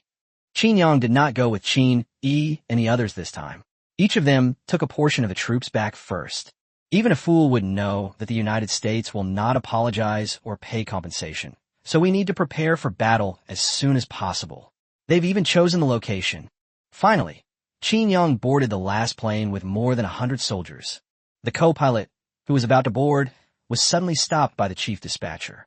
His expression changed, and he immediately hid. As the plane took off, Lei Qingze looked in the direction of Qin Yang from Shanghai. Because of the problems in Yin country, he didn't have time to see Qin Yang off. Bang! Suddenly, the adjutant burst through the door. His voice urgent, he exclaimed, "Minister, something terrible has happened. During our investigation yesterday, we discovered someone was in contact with foreign organizations." Lei Qingze frowned, but what he said next made his expression change. "We contacted the airport's general dispatcher, and the other party was even at Dongqing Airport today." "Minister," Lei Qingze roared, "arrest them immediately." "Has the plane taken off?" "Intercept it now." "Yes, but the plane took off 15 minutes ago. It's already over the sea." Lei Qingze suddenly had an idea. He typed it directly into his phone's notes app. "Xiao Jin, I know you're monitoring my phone. Quickly notify Qin Yang. That plane is in danger. It may have been hacked by a foreign spy organization. There's a risk of it crashing." As Lei Qingze typed, 2 words suddenly appeared below. Received. Lei Qingze breathed a sigh of relief. The fact that they were able to reply meant that the other party hadn't made a move yet, and Qin Yang might still have a way. Qin Yang heard what Xiao Jin said, and a cold smile appeared on his lips. "I haven't even made a move yet, and you're already in a hurry." Qin Yang stood up abruptly and pulled out the disciplinary rod with one hand. Upon seeing the stick in Qin Yang's hand, the flight attendant immediately grabbed the phone and shouted, "Security! Security! Someone here is carrying a controlled knife." Qin Yang said in a deep voice, "Get out of the way. Otherwise, I'll treat you as an accomplice." As he spoke, the stern rod in Qin Yang's hand transformed into a mountain-splitting axe. This change terrified the flight attendants, who trembled with fear. The security guard froze upon seeing Qin Yang and exclaimed in a daze, "Big brother?" Qin Yang glanced at him and said, "I don't have time to explain. This plane has been hacked by spies. Can we go into the cockpit?" "Big brother, the cockpit is over here, but we don't have the keys. We can only communicate by phone before landing." The other soldiers also stood up and took control of the flight attendants, who knew that none of their accomplices were among them. "Tajda!" Aunt Qin tapped the axe on it, and it made a heavy echo. "Big brother, this door is made of aerospace alloy. Even a hand grenade couldn't blow it open." Qin Yang sneered. "If a grenade can't break it, then just cleave it open." Bang! As he spoke, Qin Yang raised the axe in his hand and chopped it down, cutting a gap of more than 10 centimeters in the more than 20 centimeter thick titanium alloy door. Qin Yang shook his hand and said, "Damn it, it's still pretty hard. Let's do it again." Bang! Bang! Bang! As he spoke, Qin Yang began to wildly swing the axe in his hand, while the 2 captains in the cockpit were stunned. The titanium alloy door was covered in bulges. It had been smashed open. What kind of monster is this? Holy crap. What the hell? Control tower. This is flight D-1587. We're under terrorist attack. Someone's hacking at the security door with an axe. The control tower was stunned upon receiving the notification. One tower officer said irritably, "D-1587, please don't joke around." The captain said urgently, "Tower, I'm not joking. The titanium alloy door is really about to be hacked open." "And what are you doing?" "Huh?" Before the captain could finish speaking, a scream was heard, followed by a loss of communication. Only then did the control tower realize the seriousness of the situation. "I just relayed this message to my supervisor, and a large contingent of soldiers has surrounded the area." Immediately afterwards, Lei Qingze led a large group of soldiers to take over. The captain looked at the co-pilot in disbelief. The co-pilot apologized. "I'm sorry, I can't let them live." With his blood-stained hands, the captain grabbed the co-pilot's arm and said, word by word, "If you don't want them to live, then stab them." "Why are you stabbing me?" The co-pilot looked at the slashed titanium alloy door and said, "Do you think that's realistic?" "In general, stabbing you is more realistic." The captain fell silent. What you said makes so much sense. He gave the co-pilot one last angry look, then slammed his fist down in a weak fist. At the same time, the co-pilot took out a small hammer from the toolbox and began to frantically destroy the control equipment and the control panel. Chapter 248, what are you looking at? I'm jumping into Pochinki with a steel gun. The co-pilot turned around and looked at the dilapidated titanium alloy steel door, cold sweat pouring down his face. Although he knew Qin Yang was very strong, this terrifying scene, like The Shining, still startled him. He almost forgot about the important matter, but luckily he realized that he had received a death order, and this time his superior was also exposed. Although he knew he was doomed, he had no choice but to do it for his family. Besides, there was no turning back now. Death was the best way out for him. Bang! Bang! Qin Yang continued hacking away with his axe, his face filled with a fierce gaze. Several holes had already been slashed through the titanium alloy steel door. The co-pilot gave a bitter smile, looked at Qin Yang's fierce expression, and said, Qin Yang, I never thought my last mission would be related to you. Being able to take the world-renowned Qin Yang down with me, my life will have been worthwhile. Qin Yang grinned and said, Die with me? You wish. If I die at the hands of a piece of trash like you, I've wasted this whole year. The co-pilot laughed. I've already sabotaged the aircraft control system, and the power lines have been damaged as well. The plane will stall in a few minutes. This plane is beyond saving. Qin Yang remained unmoved and instead laughed. Come on, brother, don't rush. I'll give you a show. Wait for me. The co-pilot simply smiled, and then, to the astonishment of those outside, slit his own throat. Boom! Qin Yang finally cleaved open the gate, smashing it down. Seeing this, his expression turned ugly. Damn it, I was still a step too late. This kid died so easily. The security guard and several flight attendants twitched at these words. So you're getting angry over something like this? Dude, we're facing death right now. The plane is about to stall, and it won't be long before it breaks apart in midair, and everyone will die. You're concerned that the other person committed suicide, and you can't control them? Listen to this. Is this even human language? Bro, I know you're awesome, but could you at least think of a way to land the plane? Security was in disarray, mainly because Qin Yang's way of thinking was too unconventional. Wasn't life more important? Qin Yang asked in surprise. Landing? Why would we land? The flight attendant was on the verge of tears.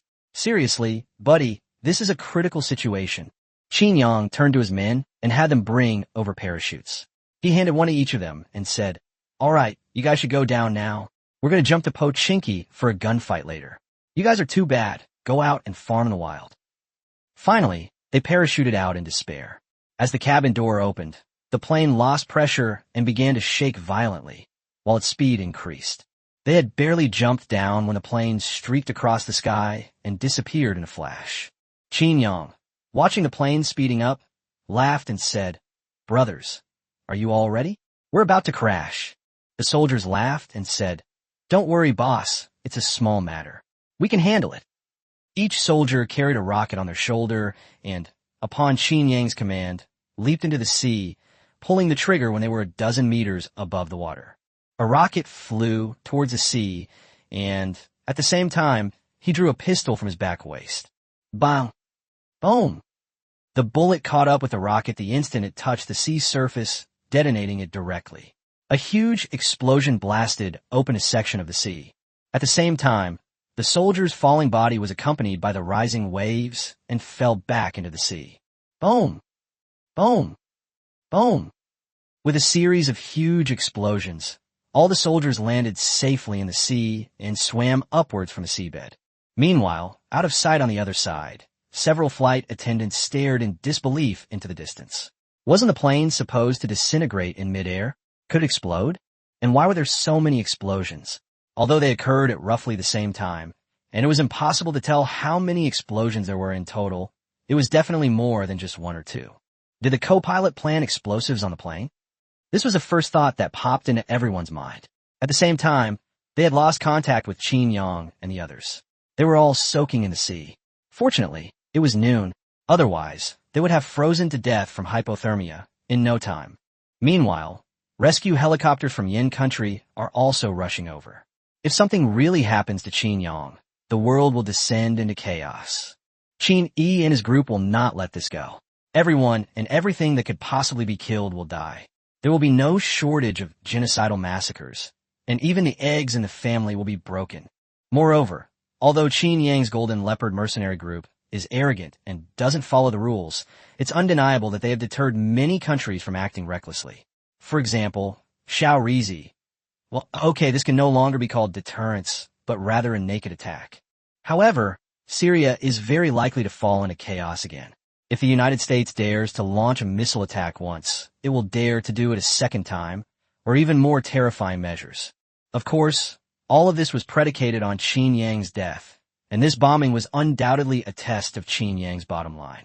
Qin Yang summoned a destroyer in the ocean, expanding his fleet to 9 ships, enough to keep some idle even after everyone else had gone out to attack. Qin Yang and the others boarded the destroyer. Qin Yang cursed and said, "Damn it, you bastards, you made me waste all this money. Don't let me find out who did this, or I'll kill you." Qin Yang said, "By the way, Xiao Jin has turned off my phone. I want to see how they react this time. I remember there was this guy named Caesar who was jumping around a lot." Xiao Jin said helplessly, "That guy is a coward now. He hid in the primeval forest for half a month after he found out you weren't dead, and he hasn't come out yet. Qin Yang s leaps to WeChat. Seriously? Do you guys have to do this? Am I really that intimidating?" Meanwhile, news of a plane crash quickly spread. After all, Yin had mobilized a large search and rescue team, and the fact that it was the plane Qin Yang was on drew even more attention. "Minister, the suspect has been arrested. He did not resist our arrest, as if he was prepared. Furthermore, we found out that he is already divorced, and his ex-wife and children are in the United States." A cold glint flashed in Lei Qing's eyes, so this was a well-prepared move. They had activated the other party for Qin Yang's sake, and to lose such a high-ranking and powerful person, they certainly had guts. Given the other party's status, there was even an opportunity to create a chance to kill him, but it seems that in the eyes of the United States, his threat level is not that great, which made Lei Qingze very unhappy. "Me, the second in command of Yin Kingdom, less threatening than a mercenary leader? Well, actually I am. Qin Yang and his gang are a real threat. If they didn't have this connection, he would have tried every means to kill Qin Yang." Chapter 249, Sleeping Emperor. "Damn it, they're coming for me." Lei Qingze said in a deep voice. "That's not what I want to know right now. Get to the point." The assistant paused for a moment before saying, "Our search and rescue team has found the crew members. Except for the 2 captains, they are all unharmed." Qin Yang and his men continued flying on the plane that was about to disintegrate, and then there were huge explosions more than once. It is suspected that there were explosives on the plane. The wreckage has not yet been found. Lei Qingze frowned and looked at his assistant. This was not the news he wanted. Why was it that Qin Yang and the others were missing? At the same time, all the calls Lei Qingze made to Qin Yang were switched off, and there was no activity on his phone. Even Xiao Jin, who had been hacking his phone, has disappeared. Could it be true? Qin Yang is in trouble? Belgium almost used all its national resources, but still couldn't kill Qin Yang. The little guy bombarded the area with so many shells, but he was still unharmed. He really fell victim to an ordinary co-pilot. Yin Kingdom launched a massive search, and spies for various countries were actively gathering information. Although many spies were arrested because of this, they were still happy to continue. Sleeping Emperor was also overjoyed. It seems that Kid Qin Yang is in grave danger. Tell everyone below to be more careful. I want Qin Yang to still be alive. There was no movement until the next morning, and even news of internal strife came from the base in Tari province. This news spread like wildfire around the world. It is said that the 10 generals each acted independently. None of them were convinced of the other's authority, and they even said that whoever could avenge Qin Yang would become the new leader. Qin Yi sighed helplessly. "Boss, is this reliable? Our brotherhood is stronger than gold. Do you think they'd fall for such a low-level scam?" Qin Yang laughed and said, "We'll take whoever we can fool, since it's all free. When the time comes, we'll take action against the United States. We're the kind of people who keep their word." Before Qin Yang could finish speaking, Qin Yi and his group received a barrage of calls from various forces. After all, the Golden Leopard mercenary group was a valuable asset, and no one could resist such a powerful force. These forces include those that cooperate with warlords, those that the state wants to incorporate, and those that are invited to join by dark forces, who even offer them the position of second in command. Qin Yi and the others instantly got into character and began to deliver Oscar-worthy performances. Cheney hung up the phone, his face somewhat gloomy, and said, "Boss, we've found the person." The one from the U.S. let it slip during the phone call, saying they could provide the family of the culprit who killed Qin Yang. Qin Yang sneered, "How cold-blooded. You just helped him complete the mission, and then you betrayed him. If nothing unexpected happens, that person has already been captured by Yin Kingdom. He's worthless now, so everyone can die." "All right, I forgot to ask, which country is it?" Qin Yi said, word by word, "It's the beacon of light." Qin Yang's eyes were icy as he said, "The United States? Very well, perfect for settling both old and new scores. I can't hold back any longer. I'm going to speak up." After saying that, Qin Yang posted a message directly on his own account. "You damn sleepy king, you guys are pretty cunning, aren't you? You use spies to take me down with you, and then you want to take over my forces. You're playing a fancy game, aren't you? Sleepy king, you better watch out. From now on you'll sleep with one eye open. I'll be keeping an eye on you." Those countries sighed helplessly upon seeing the news about Qin Yang. As expected, it was still too difficult to kill Qin Yang. They were just trying. Sleeping King's face turned as black as the bottom of a pot. Damn it, he'd been tricked again. They had been keeping a close eye on Qin Yang's movements. Even if he were alive, shouldn't he be floating in the ocean right now? When did they get back? This is outrageous. Smack! Sleeping Emperor slammed his hand on the table and roared angrily. "What on earth is going on? What are your intelligence departments doing?" The assistant said helplessly, "Mr. President, we are absolutely certain that the plane Qin Yang was disintegrated in mid-air, and there were multiple explosions. There's no way we could be wrong. What the hell is going on here? He jumped right up to my nose and poked me in the eye. And you guys are still here investigating the plane? Believe me, I'll take you all with me before I step down." How many times has this happened already? Their beacon nation, their sleeping emperor has completely disgraced them. Only when facing Qin Yang did he realize how weak his country was in every aspect. At this moment, a weak voice rang out. "Mr. President, shouldn't we consider the possibility of Qin Yang retaliating? After all, he promised us 3 days to apologize and compensate, and now our plans to target Qin Yang have been exposed." Even though he didn't say what he was going to say next, they all knew that Qin Yang was stubborn and never let revenge linger overnight. He was bound to do something. Suddenly, Sleeping King remembered something. Qin Yang had told him to keep one eye open and one eye closed when he slept.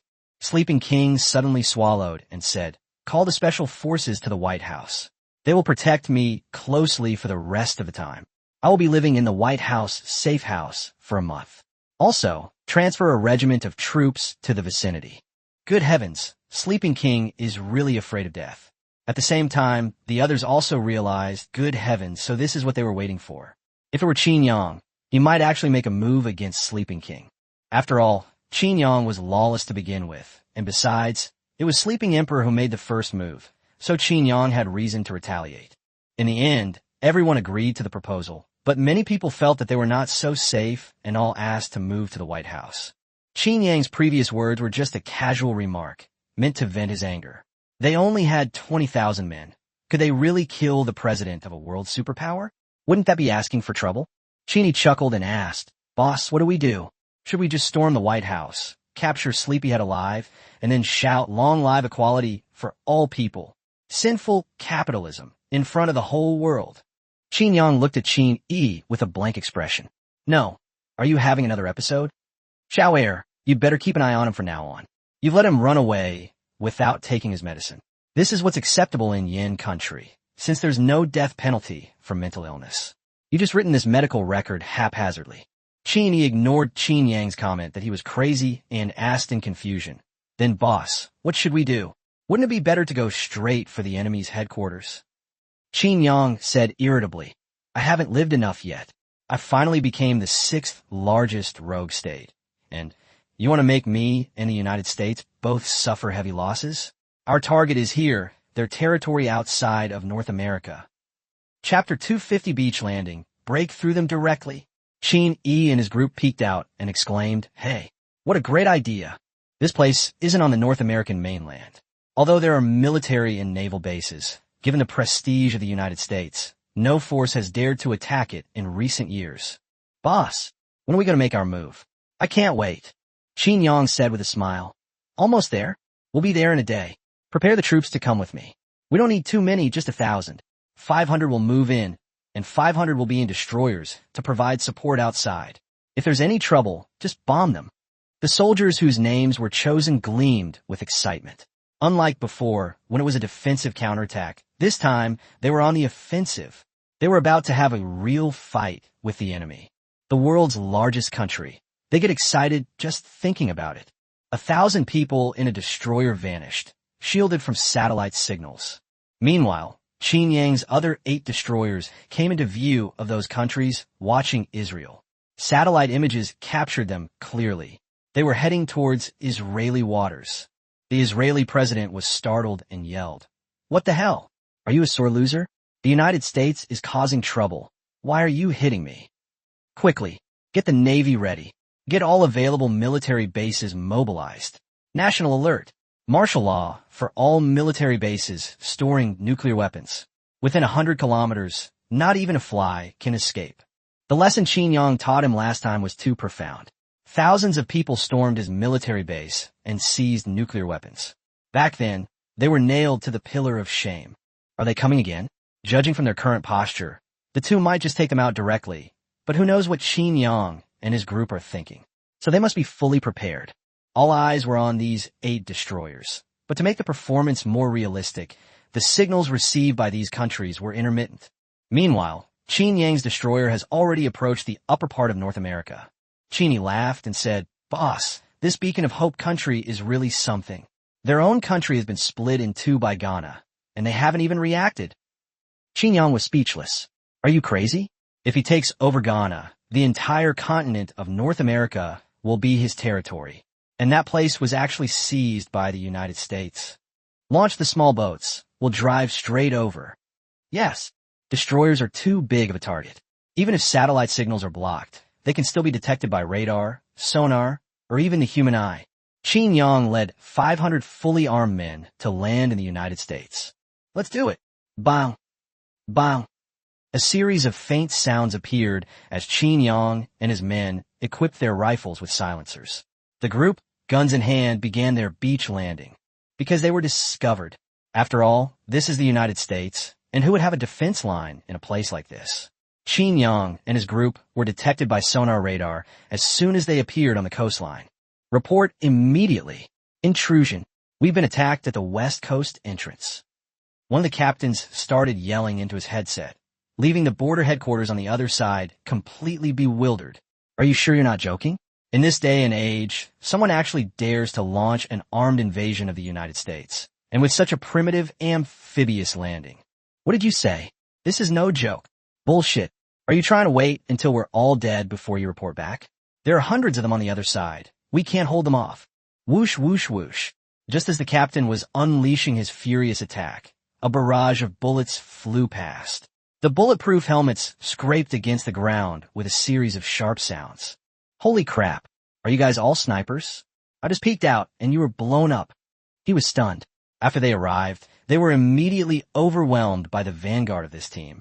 They could only hide behind cover, and it seemed like the enemy was watching each and every one of them.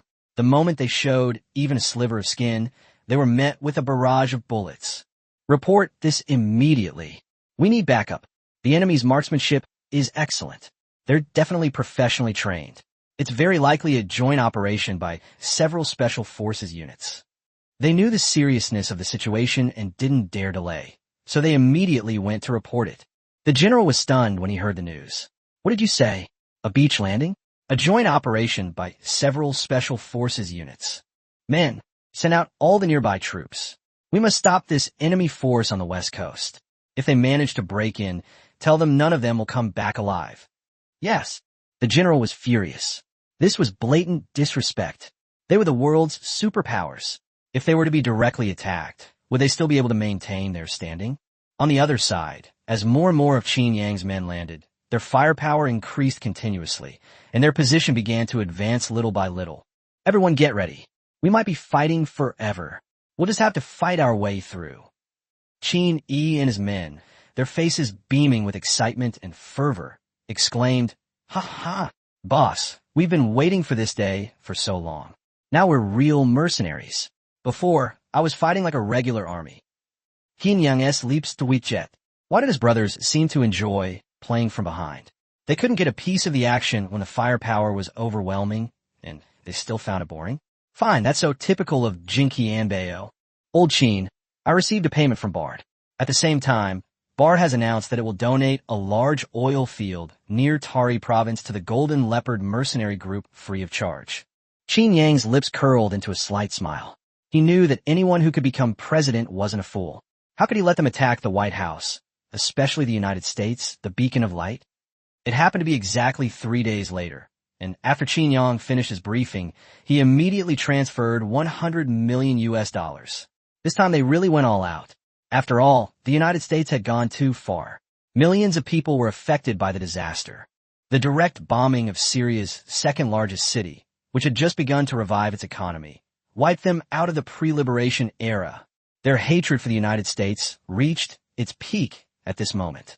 At the same time, a large oil field is worth more than $10 billion. Of course, the extraction cycle is as long as 100 years, and if it is extracted all at once, it will be a huge blow to the price of oil. Qin Yang laughed loudly. Brothers, the payment has arrived. Give it your all, and give it your all.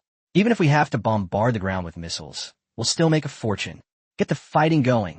After speaking, Qin Yang immediately began to advance, standing up and moving forward step by step, while continuously firing his rifle in bursts. As soon as someone popped their head out, he would be hit with 2 bullets. Every shot was a headshot. On the other side of the more than 300 border troops, less than 100 have been killed. These people have survived this long by hiding behind their bunkers. They had issued warnings when they arrived, but Qin Yang, who showed no martial ethics, swept them away. They suffered heavy losses. Only they were left to put up a desperate resistance. The captain gritted his teeth and roared. When are your reinforcements arriving? We can't hold on much longer.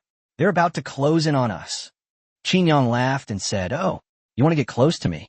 The captain's pupils contracted, and when he looked up, he met Qin Yang's eyes. Cold sweat immediately poured down his face. The captain stared at Qin Yang in shock, never expecting that the person opposite him was Qin Yang.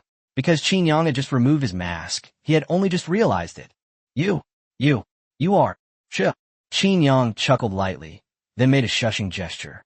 The next instant, a cold glint flashed, and a dagger appeared in Qin Yang's left hand, its blade still stained with blood.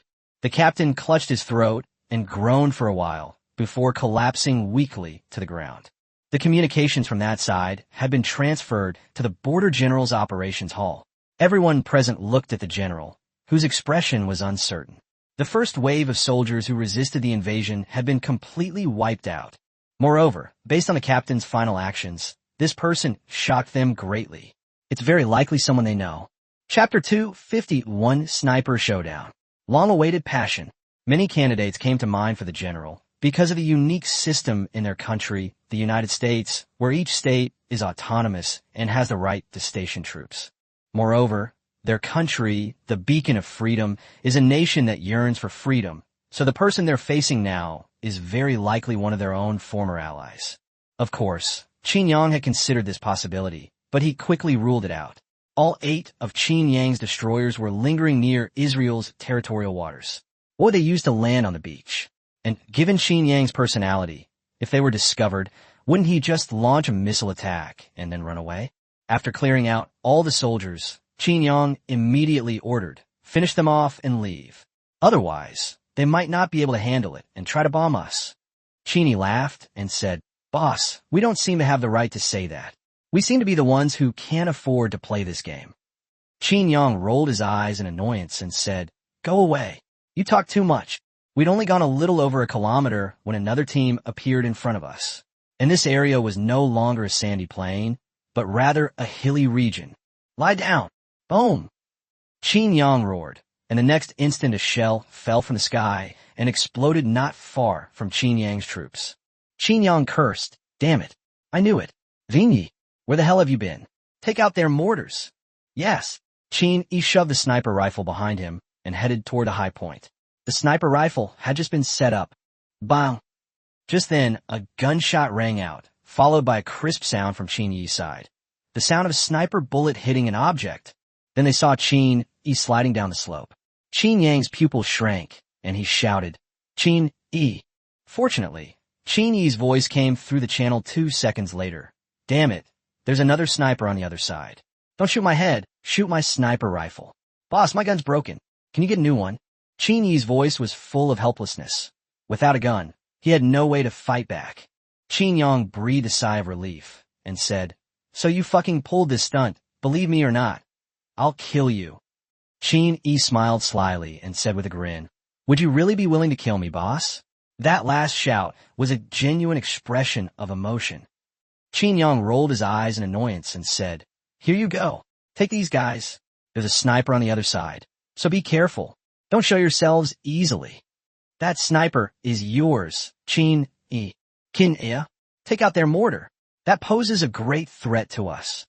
"Qin-san, you two work together. The enemy might have more than one sniper. A force of 1,000 could have a dozen or so snipers. After all, they're the Army of the United States, so they will definitely be treated according to the highest standards." Qin Yi, his eyes gleaming, took the sniper rifle and laughed. "Got it. Let's see how he tries to mess with me this time. Camping my spot. You bastards really know how to play." They were caught off guard by a single shell, having been positioned by an enemy sniper who had the best vantage point. So Qin Yi was shot down as soon as he went up. Fortunately, Qin Yi reacted quickly and escaped unharmed, but the sniper rifle was damaged. The 01 Bien sniper's eyes remained fixed on the area. "Attention everyone, I think I hit the target with that shot, but I didn't kill them. The opponent is very skilled. This is definitely a professional sniper." Upon hearing this, the other snipers all calmed down and remained motionless in their positions. The battalion commander frowned upon hearing this. The person who could annihilate the line map unit and successfully land was indeed no ordinary individual. Thump! Boom! A deafening explosion echoed across the silent battlefield. A sniper was instantly killed. His sniper scope had revealed his position. Although he managed to dodge in time, the boulder that was blocking his view was still blasted apart by a single shot, and he was killed by a headshot. The familiar sound and the unprecedented power caused everyone's pupils to shrink. The battalion commander immediately hid at the foot of the hill, and the other soldiers also hid behind cover. The battalion commander roared in terror. "Yes. Qin Yang. It's actually Qin Yang. Israel's side was just a smokescreen. No wonder they haven't made a move. So the real target is right here with us. Everyone take cover. Snipers, find him. If we don't kill him, all our mortars are useless." The sniper captain licked his lips and said, "I've been wanting to test my skills against them for a long time. Snipers, get your scopes camouflaged. We're facing some of the world's top mercenaries, and one of the best snipers of all. Get yourselves on your toes. Although it's an unfair victory, we have no choice but to use our numbers to overwhelm the enemy." Their opponent is Qin Yang, one of the top 10 warriors. It's their good fortune to be able to fight against such an opponent. "Found you." Bang! A bullet flew out, heading towards Qin Yi. Qin Yi remained calm and pulled the trigger as well. Thump! A loud bang echoed across the battlefield as two bullets collided in the center of the battlefield, instantly shattering each other's bullets. The sniper captain on the other side changed his expression after firing that shot, grabbed his sniper rifle, and ran towards another cover. His figure quickly disappeared from sight. Qin Yi forcibly suppressed his joy and said, "Don't fire. This is my prey." Just as the person opposite stood up to dodge the bullet, they were also exposed to Qin Air and his team's sniper rifles. But no one fired. After so long, he finally met a worthy opponent. Qin Yi felt his blood boil again after a long time. Boom! 2 seconds after the enemy fled, the boulder covering the position was blasted to pieces. Qin Yi, carrying his sniper rifle, also began to relocate. The exposed sniper position could not be maintained. There's definitely more than one sniper on the other side. This position is being closely monitored. Chapter 252, Overwhelming Forces, the Steel Torrent on the Border. Qin Yi and the sniper arrived at the new location simultaneously, raised their guns at the same time, and looked at each other simultaneously. Relying on years of combat experience, they instantly locked onto each other's positions. Bang! Thump! The two bullets collided again, and the result was the same as before. One bullet shattered the sniper rifle's bullet. The sniper immediately got up and ran away after firing the first shot. The cover behind him was blown up again. Damn it, we're completely outmatched by their equipment. What the hell is that sniper rifle they're using? It's practically a cannon. It's over 20 centimeters in caliber. The sniper captain kept firing into his headset. He was known as the god of snipers, having participated in countless invasion wars. No fewer than 500 people had died by his sniper rifle. This number is terrifying. It was all achieved by him, shot by shot. Such a sniper must have an incredibly strong mentality, otherwise he would have collapsed long ago. So, faced with Qin Yi's relentless barrage, he would only curse a few times before engaging in a sniper duel. And of course, the result was the same. Every time, Qin Yi accurately hit his bullets, forcing him to run around in circles. Qin Yi said with a slight smile, "This guy on the other side is interesting. He's firing very fast, and every shot is aimed at my head." Qin Yang laughed and said, "Stop messing around, kid. There's still a lot of troops coming from behind them. What if you're still not dealt with by then? You'll embarrass your elders." As Qin Yi moved around, he said, "Don't worry, boss. I can end the battle here at any time. As long as we take out the enemy's mortars, we can launch a general offensive." The sniper on the other side didn't immediately show his face, but said with a grim expression, "He's messing with me. No, he's playing me. He's not taking it seriously at all. Every time I fire first, he only manages to hit my bullet." Everyone else fell silent upon hearing this. The other snipers had all been watching from the sidelines. This was the difference in raw skill. It wasn't just about superior equipment. It's clear that they couldn't have done this without finding his location first. And every single shot hits a high-speed bullet. They're snipers, not gods. Once could be considered a coincidence. But after so many times, if he still doesn't realize he's being played with, then all those years of sniping have been for nothing. The battalion commander, recovering from his shock, grabbed his communicator and yelled, "General, it's Qin Yang. It's Qin Yang's troops. We're being held back by their snipers, and they have heavy sniper rifles. We need reinforcements." If it were Qin Yang's troops, the Golden Leopard mercenary group of several hundred people, their 1,000 people really wouldn't be enough. The general was taken aback upon hearing this. He hadn't expected it to be Qin Yang's troops, but he still sent orders to his subordinates and reported to the President of the United States. Thump, thump, thump. On the main battlefield, suddenly the sound of sniper rifles came from different locations. Boom! Then one by one the stones were shattered, and the sniper was blown to pieces. Just now, they were preparing to use multiple people to fire at Qin Yi from different directions at the same time. But the moment they showed themselves, Qin San and his men caught them and fired a single bullet, sending them all to their deaths. Damn it, they've sent more than one. It's very likely they've all come. We only have mortars left. Are our few mortars enough? Before the captain could even peek out, he discovered that all the other snipers had been killed. He instantly understood the situation. Upon hearing this, a soldier cautiously leaned outwards, as if he wanted to fire a mortar shot at the front. Qin Er's lips curled into a slight smile as he said, "I've found you." The mortar's color was almost the same as the rock face over there, so they couldn't locate its position. They only knew its approximate location. Thump! Qin Er fired a bullet, aiming it at the shell next to the mortar. Boom! A huge explosion occurred, and the mortar was directly hit by the explosion of all the shells, which triggered a chain reaction, and the surrounding shells were also launched into the air. Qin Yang picked up his sniper rifle and shouted, "Charge!" At the same time, the troops behind him all started speeding in armored vehicles, and Qin Yang jumped to the top. The sniper rifle hadn't left its target the entire time, keeping it firmly aimed ahead. That was a sniper duel. Qin Yang had already deployed all the armored vehicles. He originally planned to infiltrate directly, killing anyone who stood in his way. But he didn't expect that the border guards of the United States were indeed quite capable. They have to spend more money on this. Otherwise, even if they manage to deal with this team, they'll be bogged down by the others. They might not even be able to enter the city. They'll be stuck outside. Thump! Boom! Qin Yang pulled the trigger and shot the sniper captain who had just gotten up. The battalion commander watched this scene in shock. Everyone prepare for battle. They're charging. The snipers and mortars have all been wiped out. They're left with only one option, a direct confrontation. Qin Yi pouted and said, "Boss, you're not being fair. You said it was my prey. Why are you trying to take it from me? Qin Yang said irritably. You're such a troublemaker. We've been playing for so long, and you're still not done.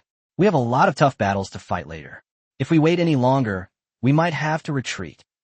All right, let's take them down first.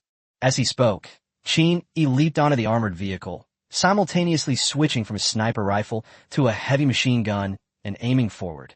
Nearly 100 armored vehicles rushed up the hillside. This scene completely terrified the battalion commander. Holy crap, you didn't even mention they had armored vehicles. They just came in some off-road vehicles. To save time, the mortars were towed by off-road vehicles, which is why we only brought so few. You're telling me they all came in armored vehicles? What's the point of fighting like this? Everyone take cover. Where are the grenades? Aim and throw them under their vehicles.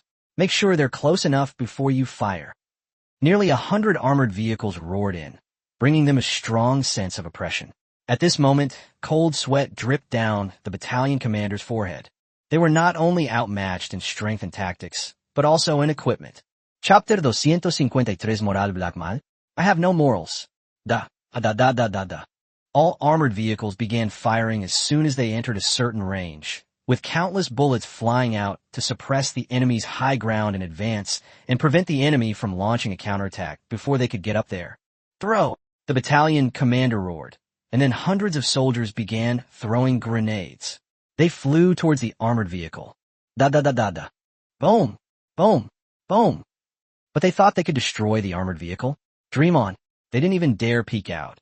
A barrage of machine gun fire blasted the grenades into the air. Let's finish this quickly. We need to move on to the next location. Buzz! Boom! Da. The armored units scaled the ramp and began slaughtering the soldiers below. Their resistance was futile. Rifle bullets were ultimately unable to harm the armored vehicles. Moreover, the armored forces rushed forward without missing a single one. And at that moment they realized that their fully automatic rifles had become mere sticks. They have armored vehicles. Qin Yang and his men have armored vehicles. The rest of our troops, be careful. We might not be able to hold out. After saying this, the battalion commander threw down his communicator, picked up his rifle, and roared, "Kill them all. Otherwise, we won't survive either. Take a few with us before we leave." A fierce glint flashed across the battalion commander's face. Then he grabbed several grenades and charged out. He was going all in. He knew he couldn't survive this situation. He might as well take a few with him before he died. Da. The battalion commander had only taken 2 steps when he was hit by a barrage of bullets. Even though he was wearing a bulletproof vest, this heavy machine gun at such close range had ripped through his vest. Let's die together. The battalion commander shouted one last time, then pulled the pin on the grenade. His body went limp, and he rolled down the slope. Boom! Boom! A huge explosion occurred, and an armored vehicle was overturned. Qin Yang raised an eyebrow and said, "Halt! Prepare grenades. Bomb them." Qin Yang stopped 30 meters away from them, and the heavy machine gun on the armored vehicle never stopped, constantly suppressing the enemy. After crossing the hillside, more and more soldiers began their assault. After all, their battalion commander had been the first to bravely sacrifice himself. They all showed their mettle. Da. Boom! Boom! However, they were shattered by countless bullets. Many soldiers were even knocked back by the impact, and their grenades exploded in their own ranks. Qin Yang and his team were well prepared. The same mistake couldn't happen a second time. The armored vehicle that had just been overturned wasn't seriously damaged inside, just a few minor injuries. Boom! Boom! Boom! Qin Yang pulled the trigger with one hand and started throwing grenades with the other. A barrage of grenades flew over and exploded in the crowd. Damn it, they have no sportsmanship. Let's fight them. As he spoke, soldiers rushed out one by one, rifles in hand, followed closely by soldiers carrying grenades. Boom! Boom! After losing hundreds of men, Qin Yang's side also had more than a dozen armored vehicles destroyed. TSK. These kids are pretty ruthless. Let's give them a couple more hits. With that, Qin Yang shouldered the rocket launcher and fired a shot. A massive explosion followed. Of the 1,000-strong force, only a handful remained. The armored torrent continued its advance. Meanwhile, the surviving soldiers stared in horror as Qin Yang handcrafted an armored vehicle. The wounded soldiers were all transferred to other vehicles. Da-da-da. Bang. Bang. Qin Yang also started using his rifle to finish them off. Since none of them were likely to survive, Qin Yang didn't demonstrate his skills, as he didn't have much time left. The reinforcements were probably arriving soon. Snap! After eliminating all the soldiers, everyone started throwing Molotov cocktails, setting the entire area ablaze. All the soldiers' corpses were engulfed in flames. Qin Yang wouldn't leave any chance for survival. None of those who had witnessed his methods could live. They all had to die. Full speed ahead. Break through before they surround us. There's a military base nearby. Take it out first. Okay. Qin Yi shouted excitedly, and then more than 100 armored vehicles sped away and disappeared from the coastline.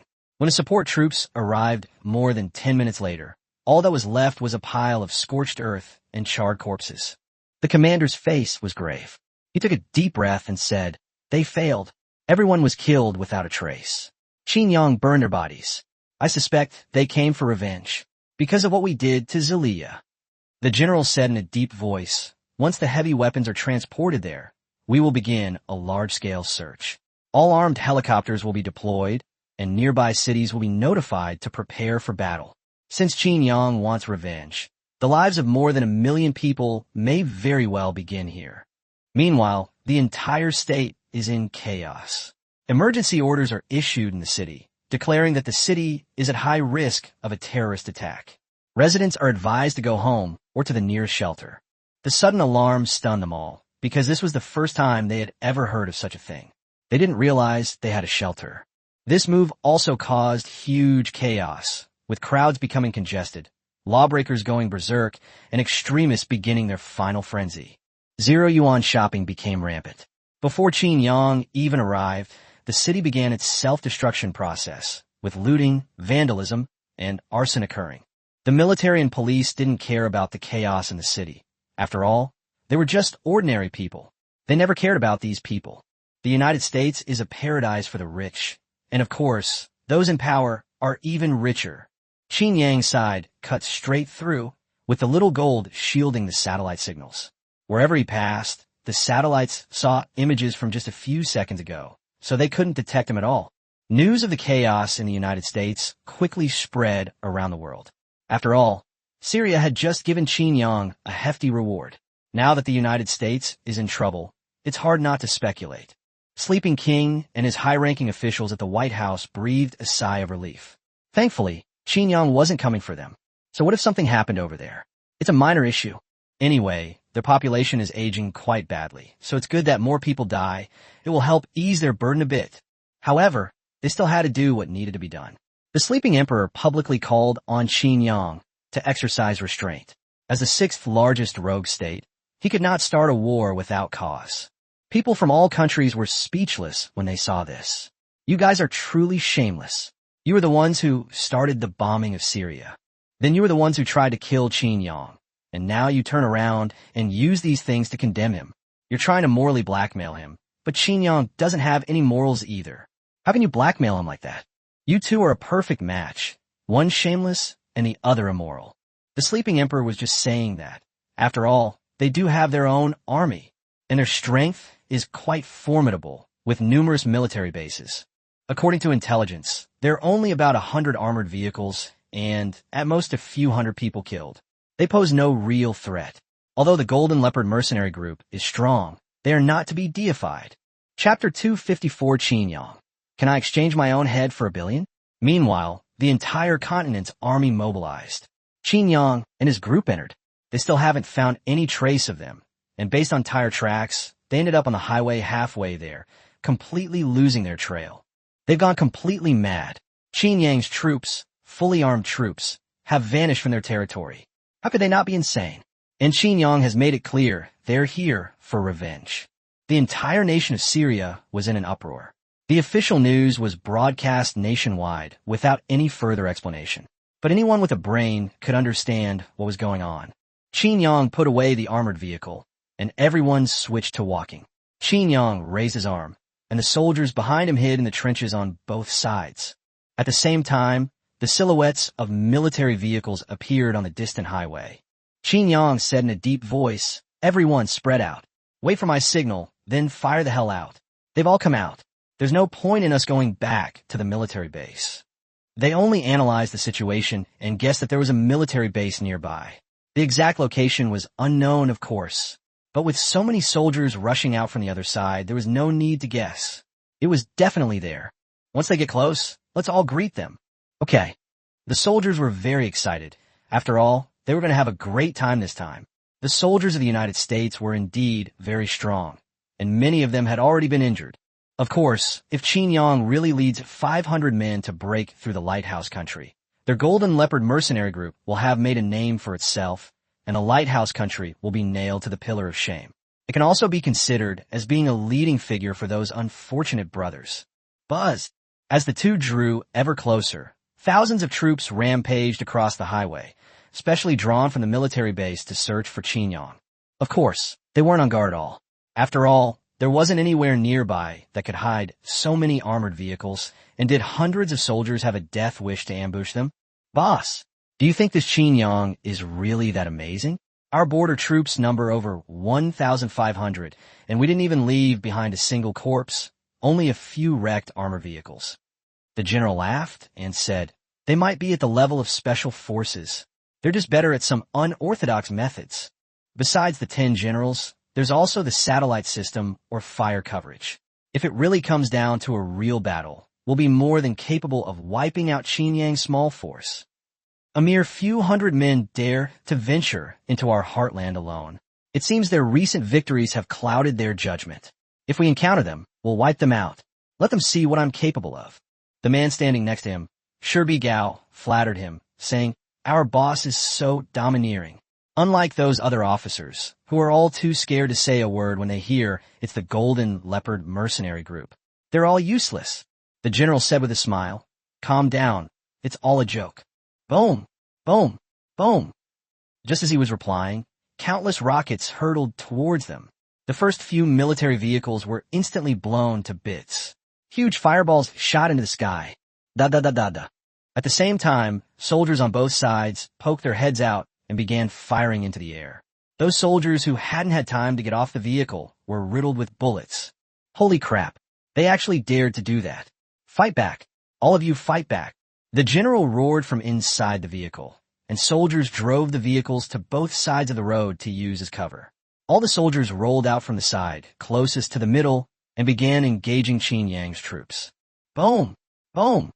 Meanwhile, Qin Yang's rocket launchers never stopped firing at the vehicles. I'm under attack. I'm under attack. Requesting backup. Requesting backup. The general, who was just boasting, suddenly opened his satellite phone and requested backup. Even his adjutant next to him twitched his lips. That's not what you were telling me. Also, the smoothness of your exit was incredible. You're obviously a professional. No wonder you were sent here. It's because of your high survival rate. After making his request, the general noticed his adjutant's expression and said, what are you looking at? I'm doing this to prevent them from escaping. Brothers, give them a good beating. They're only a few hundred, but we outnumber them 6-1, so the advantage is on our side. Let's take them down. Bang, bang, bang. Da-da-da-da-da. After saying that, the general fired a few shots outside without even looking up. The surrounding soldiers twitched at the corners of their mouths. You're really afraid of dying. How did you become a regimental commander? But they quickly launched a counterattack. They weren't the haphazard ones. They started fighting back immediately, using the military vehicles as cover.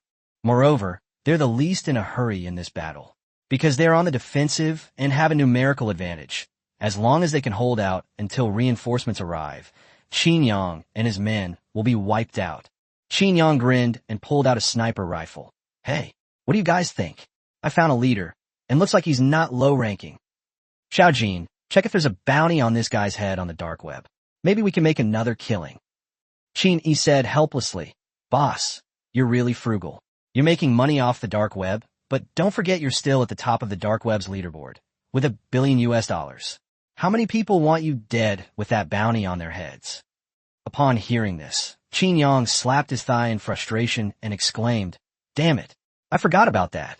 Just when Qin Yi and the others thought Qin Yang was going to take the bounty seriously, Qin Yang said with great annoyance, Why didn't you remind me sooner? Why didn't you claim the money the 2 times you faked your death? 10 billion. What a waste. Qin Yi's lips twitched. Boss, your focus is still so novel. And you just said you died? With such a high bounty, unless they bring your head with them, who would pay it so readily? Thump. Boom. Thump. Thump. Thump. Damn it, they took $1 billion. I'm so annoyed. I need to vent.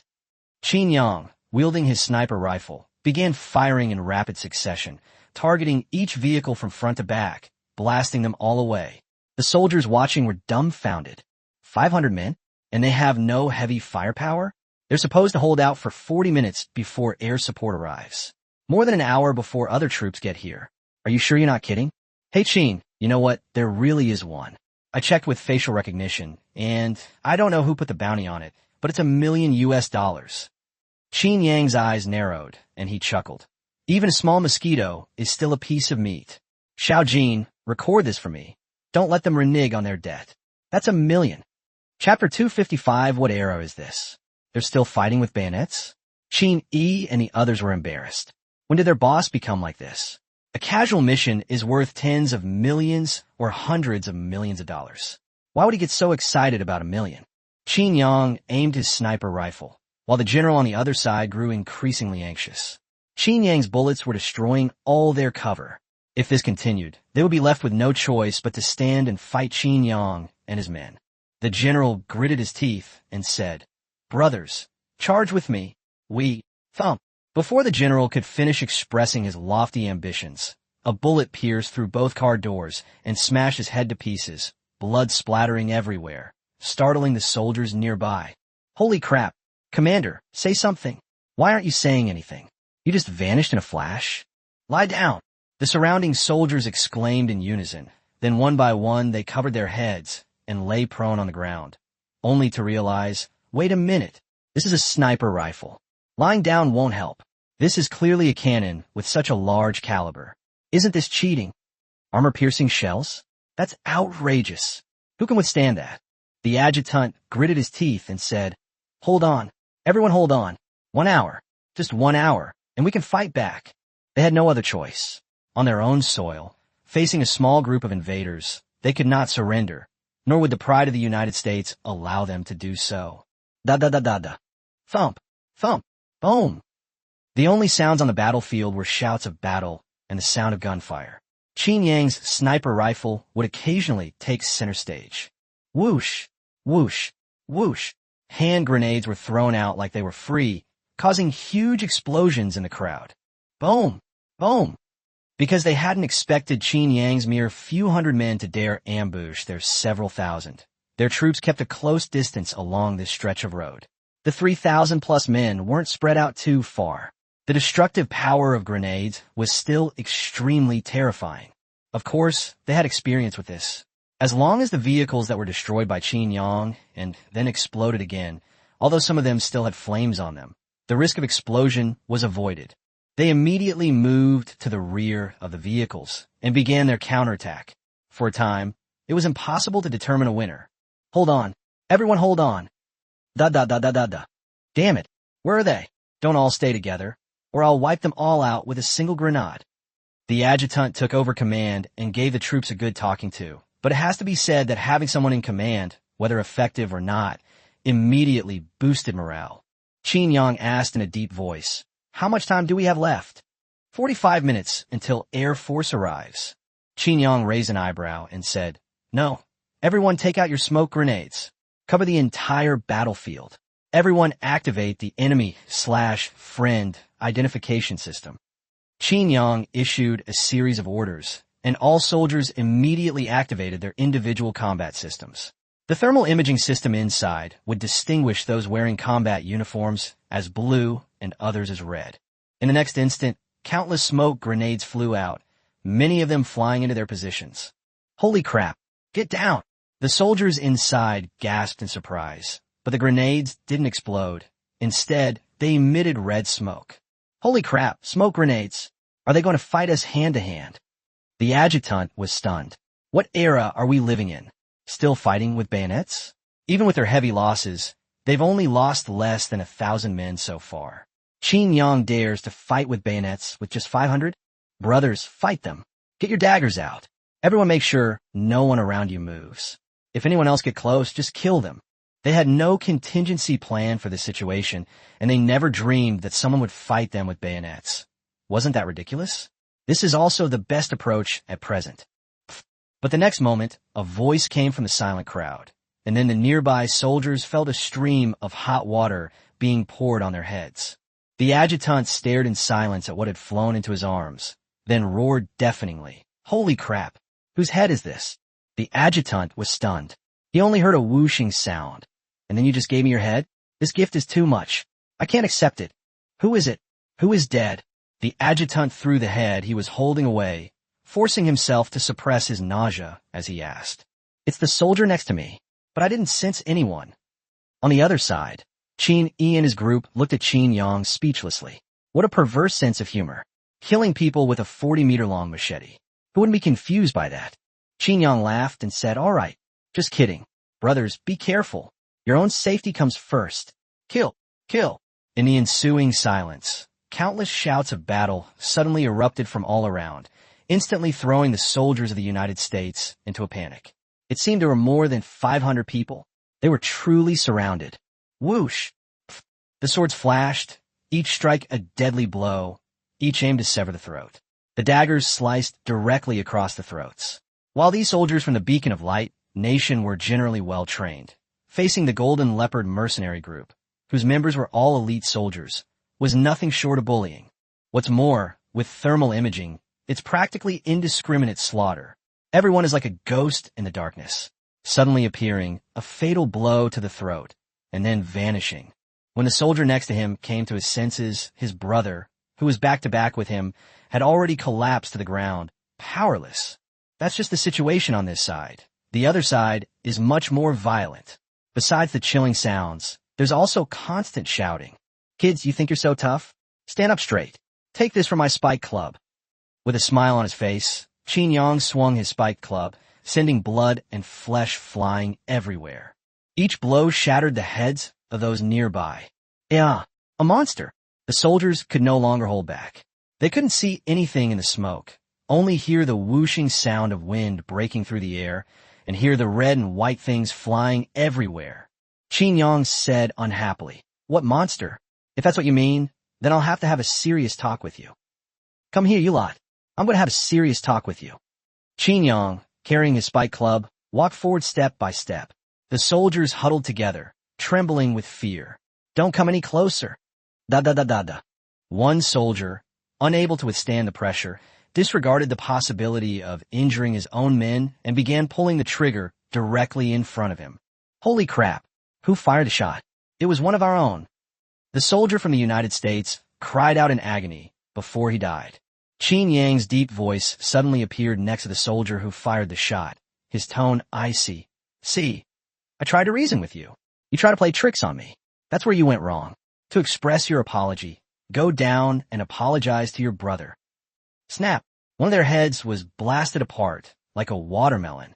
Qin Yang and his team kept throwing smoke grenades as they fought, keeping the smoke thick and persistent. Chapter 256, Where the hell did you get that anti-aircraft gun? Qin Air scratched his head sheepishly and said, "What's going on? Has the boss let loose?" Qin said indignantly, "I knew the boss was the biggest pervert. Now no one noticed, he stopped pretending. Look at him. I'm nothing compared to him." It's clear that Qin Yi is still very unwilling to be named the world's #1 pervert. He then pulled out 2 axes, a smile on his face, and said, "It's my turn now. Otherwise, if the boss kills all these people, what's the point of me playing?" "Ha ha! I'm here, my darlings. I've kept you waiting." Kina S. lips twitched. Why do I always feel like I'm the one being saved? A normal person. Seriously, wait for me. Spears in hand. Give me your chrysanthemums. The others looked at each other. Finally, Qin Sin broke the silence first, saying, "Well, since there's nobody here anyway, let's all stop pretending. Let's do it." "Okay." Good heavens, these aren't just the 10 great warriors. They're the 10 great freaks. They just go up and hack away, and none of it is fatal. They leave their enemies helpless. Blood spurts everywhere. The scene was incredibly bloody, practically R-rated, and they were the only ones happily hacking away. Most people would have vomited by now. Hearing the screams of the soldiers around him, the adjutant panicked, only able to keep shouting, "Counterattack! Counterattack!" Finally, gritting his teeth, the adjutant roared, "Everyone fire! Pull the pins on the grenades. Let's fight them to the death." Swish, swish, swish. As soon as he shouted this, all the soldiers jumped up and landed below the road on both sides. Da-da-da-da-da. Tajda. Boom. Holy crap. You guys have no sportsmanship. Let's have a one-on-one fight if you dare. Only Qin Yang and the 10 warriors remained, who immediately conjured shields in front of them to block the impact of countless bullets and explosions. At the same time, many of their soldiers died at the hands of their own people. Old Qin, 20 minutes left. Qin Yang raised an eyebrow, not expecting that they had actually fought a close-quarters battle for 20 minutes. Prepare to retreat. Leave them one last big gift. Qin Yang and his group fiddled with the ground for a while, then turned around and left, leading their troops directly towards where they had come from. The adjutant and his soldiers continued firing, and one after another, soldiers of the United States died at the hands of their own people. The adjutant, who was lying on the ground, suddenly yelled into the communication channel, "Stop! Everyone stop!" As their gunfire ceased, silence fell. The adjutant's lips twitched. Wasn't this implying they'd been played? It had been their own people fighting each other the whole time. Just then, the smoke that Qin Yang and his men had stopped continuously producing began to dissipate. The adjutant saw that the faces of the people next to him had turned as black as the bottom of a pot. More than 3,000 people. In just over half an hour, only a few hundred people were left. If Qin Yang and his men had fought for another 10 or 20 minutes, not a single one of them would have been left alive if they had saved that few people. What's most hateful is that their corpses are everywhere, while Qin Yang's side didn't even leave a single body behind. Beep, beep, beep. Just then, a sound reached their ears. Only then did they notice a large patch of something on the ground. Walking over to take a look, the adjutant was so terrified that the hairs on his body stood on end. "Fuck you, so many bombs. Qin Yang, you can't take this lying down. You'll die a horrible death." The adjutant, seeing only 10 seconds left on the timer, burst into a tirade of curses. There wasn't just one on the ground. There were countless of them everywhere. Even if you flew a plane, you couldn't escape. Qin Yang's voice came through.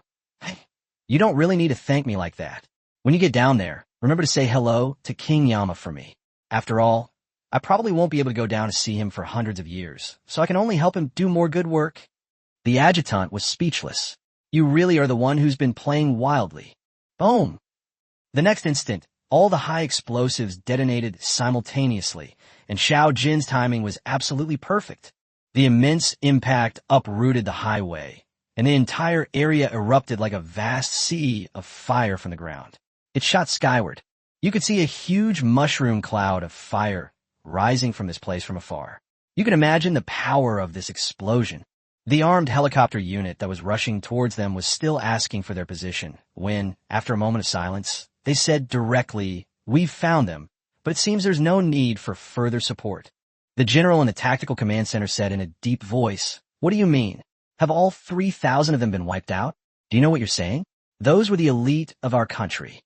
The squadron leader of the fighter jets also sent back footage of the scene without hesitation. "I don't think they'll survive. What do you guys think?"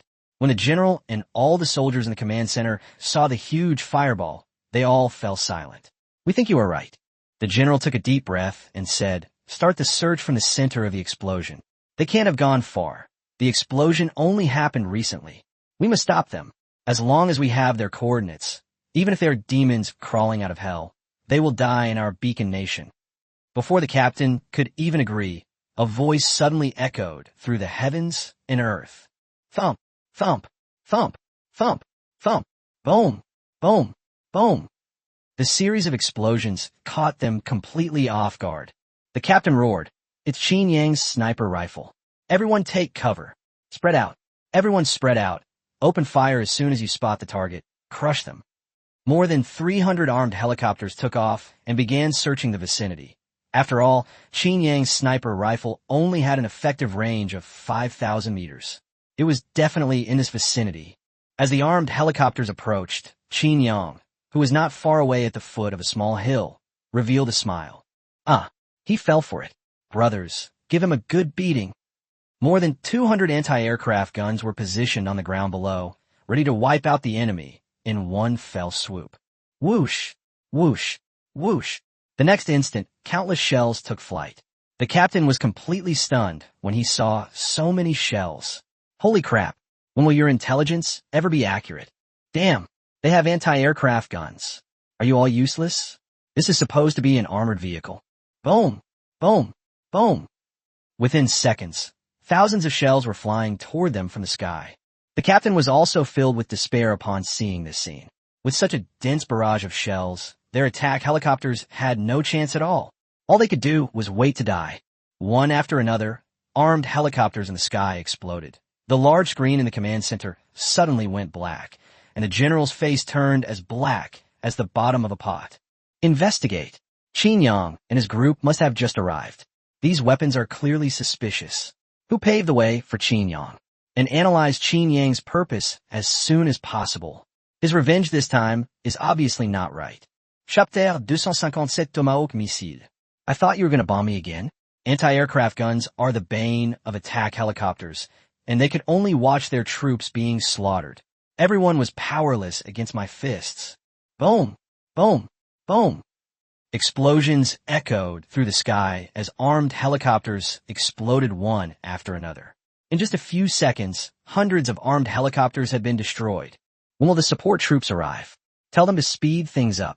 Can't you see an entire company hasn't achieved anything? Where are the people holding the line? General, they won't be able to arrive at the scene for another half hour. Smack! The general slammed his fist on the table in anger and roared. Damn it! A mere few hundred men. What are you all good for? Tell them to speed up, ditch their packs, and come straight here. All other units, move out. 10,000 isn't enough. Make it 100,000. I refuse to believe we can't wipe them out. The general was furious and immediately ordered the mobilization of soldiers from all military bases near the coastline. Hundreds of thousands of troops, headed towards Qin Yang. I refuse to believe it. How much more can they possibly have? Anti-aircraft guns. Now that you're here, none of you are leaving. With over 200 anti-aircraft guns, it was simply impossible for 500 people to break through. Thump. Boom. Qin Yang picked up the sniper rifle and shot the armed helicopter that was turning around. TCH. That's it? Isn't this just a freebie? Qin shrugged and said, Boss, what are you saying? Who would have thought we had anti-aircraft guns? Now, they're starting to suspect there might be a traitor among us. As the last helicopter crashed, Qin Yang waved to put away the anti-aircraft gun and turned ahead in the other direction. This time, he wasn't walking along the road. After all, the surrounding troops had already gathered. Another battle would mean being surrounded. So Qin Yang temporarily avoided direct confrontation and moved through the wilderness and jungle. The moment the war broke out, the outside world erupted in chaos. Qin Yang had invaded the United States. Good heavens, this was unprecedented. Even World War I and World War II hadn't seen such a feat in North America, let alone the United States. Now that Qin Yang has launched a direct attack, the United States is being invaded for the first time and is still somewhat bewildered. Netizens also started a heated discussion, and Lei Qing's aside and said, You really know how to stir things up. At the same time, he helplessly rubbed his head. The situation in Yin Kingdom was a mess, but Qin Yang's action was still very useful. They even took down the United States, so if you guys cause trouble, do you think they'll retaliate? After that, their attitudes toward Qin Yang became ambiguous. After all, Qin Yang has a very good relationship with their Yin Kingdom. Pushing such a person away is not a good thing. At the same time, they were also curious about the extent of the conflict between Qin Yang and the United States. But at that moment, a message suddenly appeared from the dark web. The bounty of a border guard commander in the United States had been claimed, and it was through the official account of the Golden Leopard Mercenary Group, which is interesting. At the same time, the video of the prize-giving ceremony was also released, showing a huge thud followed by the person being blasted into pieces. That familiar sound, that familiar power, and that camera angle. Who else could it be but Qin Yang? And who else but Qin Yang would use a cannon to fire bullets? After the video was released, everyone understood. Goodness, it's still the big brother. Looks like he's going to break through the beacon of the United States. After all, the video was filmed from above, so you can see the entire team. They're really going all out. Old Qin, haven't you been exposed? Qin Yang laughed and said, It was intentional. Returning home in glory is like wearing fine clothes at night. Qin Yang couldn't hold back. and he even redeemed the bounty midway through the battle. Let's go, it's about an hour's walk to that military base. We should be on our way. He exclaimed excitedly. Boss, aren't you going to take over the U.S.? One military base will be enough. What? You want to take on a few more? Do you really think the United States is made of clay? Isn't that so? Qin paused for a moment and then said, that makes sense. Let's crush them, haha. Qin was relaxed, laughing as he walked forward, while the United States was like ants on a hot plate, even though their several defeats had not been reported. But every minute Qin stayed with them was a slap in the face. Hundreds of thousands of troops from an entire state, along with so many defensive weapons, and they still couldn't find Qin after half a day. Even the United States, the beacon of light, has sent its closest aircraft carrier fleet over. Given Qin personality, he definitely has a ninth destroyer. Otherwise, where would he get his confidence? When the other support forces from the United States arrived, they were also shocked by the scene. It was too horrific. All the armed helicopters have been blown to pieces. The previous 1,000-strong force was left without even a single intact body. A crater over 1,000 meters long appeared on the highway, and they were lifted into the air from the spot. 3 troops arrived one after another, and tens of thousands of people were shocked by the scene, followed by anger, and immediately contacted the command center. They're going all out. This is a terrorist attack, an inhumane attack. I request that missile strikes be carried out on the suspected locations. The general gritted his teeth and said, calculate the movement range of Qin and the others. Prépare ton missile. Launch immediately upon receiving the coordinates. Were any anti-aircraft guns found at the scene? No. Search the surrounding area thoroughly. They can't have gone far with anti-aircraft guns. Tens of thousands of soldiers searched the surrounding area, but couldn't find anything. How could it possibly fly? General, the location analysis is complete. There are 3 possible directions. The general gritted his teeth and growled, fire. Swish, swish, swish. Hundreds of Tomahawk missiles were launched, but Qin did not react at all. After all, Kim Jong-un is not omnipotent and can only control the situation in a certain area. The United States satellite technology is quite advanced. Boom! Boom! A series of massive explosions sent mushroom clouds rising in the 3 regions, while the earth trembled violently. Qin was so startled that he blurted out, holy shit. Holy crap, what the hell? You scare me. Looking at the huge mushroom cloud rising behind him, Qin expression was quite exaggerated. I thought they were going to bombard me with artillery shells again. By the way, is this the U.S.'s Tomahawk missile? Pretty powerful. Qin shrugged and said, boss, are you acting like a drama queen? The Tomahawk missiles are awesome. They'll be ours sooner or later. Wow, I didn't know you had this brain. But this time you really don't. With so few of us going to steal Tomahawk missiles, isn't that just giving them away? But it has to be said that Qin was really envious. This one Tomahawk missile, not to mention its flight speed, its power is comparable to the missiles in their 2.5 missile launchers. Chapter 258 Hardcore Stock Trading. Once the Great War starts, won't the price of gold rise? Qin was just joking, taking a picture as a souvenir, and then turned to leave. Half an hour later, a glint of light flashed in Qin eyes. They had finally arrived. Qin expression was serious. He waved his hand, and the soldiers behind him understood and concealed themselves, preparing for battle. Their previous playful smiles were gone. What follows is going to be a tough battle. Even if the military base is weak, the idea of taking it down with only 500 men is laughable. Are you dreaming? Let's replenish our energy and infiltrate in half an hour. We'll take advantage of the twilight to see the legendary U.S. military base. Qin said helplessly, boss, if you say that out loud, the sleeping emperor will be furious with you. Didn't we take down both of their military bases in Syria? You talk too much. Can't I be a little arrogant for once? It is said that Qin is also eating compressed biscuits to replenish his strength, since it is difficult to rest at night, and the chances of being exposed while marching during the day are still very high. At the same time, Qin posted a selfie to his personal account, which was a photo of Qin and Mushroom Cloud. Thanks to Sleepy King for the rocket. Knowing I've gone to so much trouble to come all this way, he still insisted on giving me something. Your Tomahawk missiles are really good. How about giving me a couple to play with? When Sleeping King saw this announcement, his face turned black. Wasn't this a blatant slap in the face? Sleepy King called the command center here and launched into a tirade of abuse. Are you all useless? 5 hours have passed, and all you've done besides sending me death reports. What else have you done? Didn't he want you to send him 2 Tomahawk missiles to play with? What are you waiting for? Bomb him. Don't tell me you've figured out Qin Yang's location just by looking at the photos. The general stood ramrod straight, as he was constantly being scolded. Once the sleeping emperor had his fill of scolding, the general unleashed a torrent of abuse on his subordinates. What are you all looking at? Open fire now. Launch 80% of the missiles from the nearby military bases. Qin Yang was still eating compressed biscuits when suddenly the military base not far away broke down and missiles flew around erratically, leaving Qin Yang dumbfounded. What is he doing? And are other people joining in the fun? Is it possible they just haven't found us? Wow, they're really something else. Do they think missiles are free? Qin Yang was green with envy at the sight. Just this military base alone was worth more than half of Qin Yang's net worth.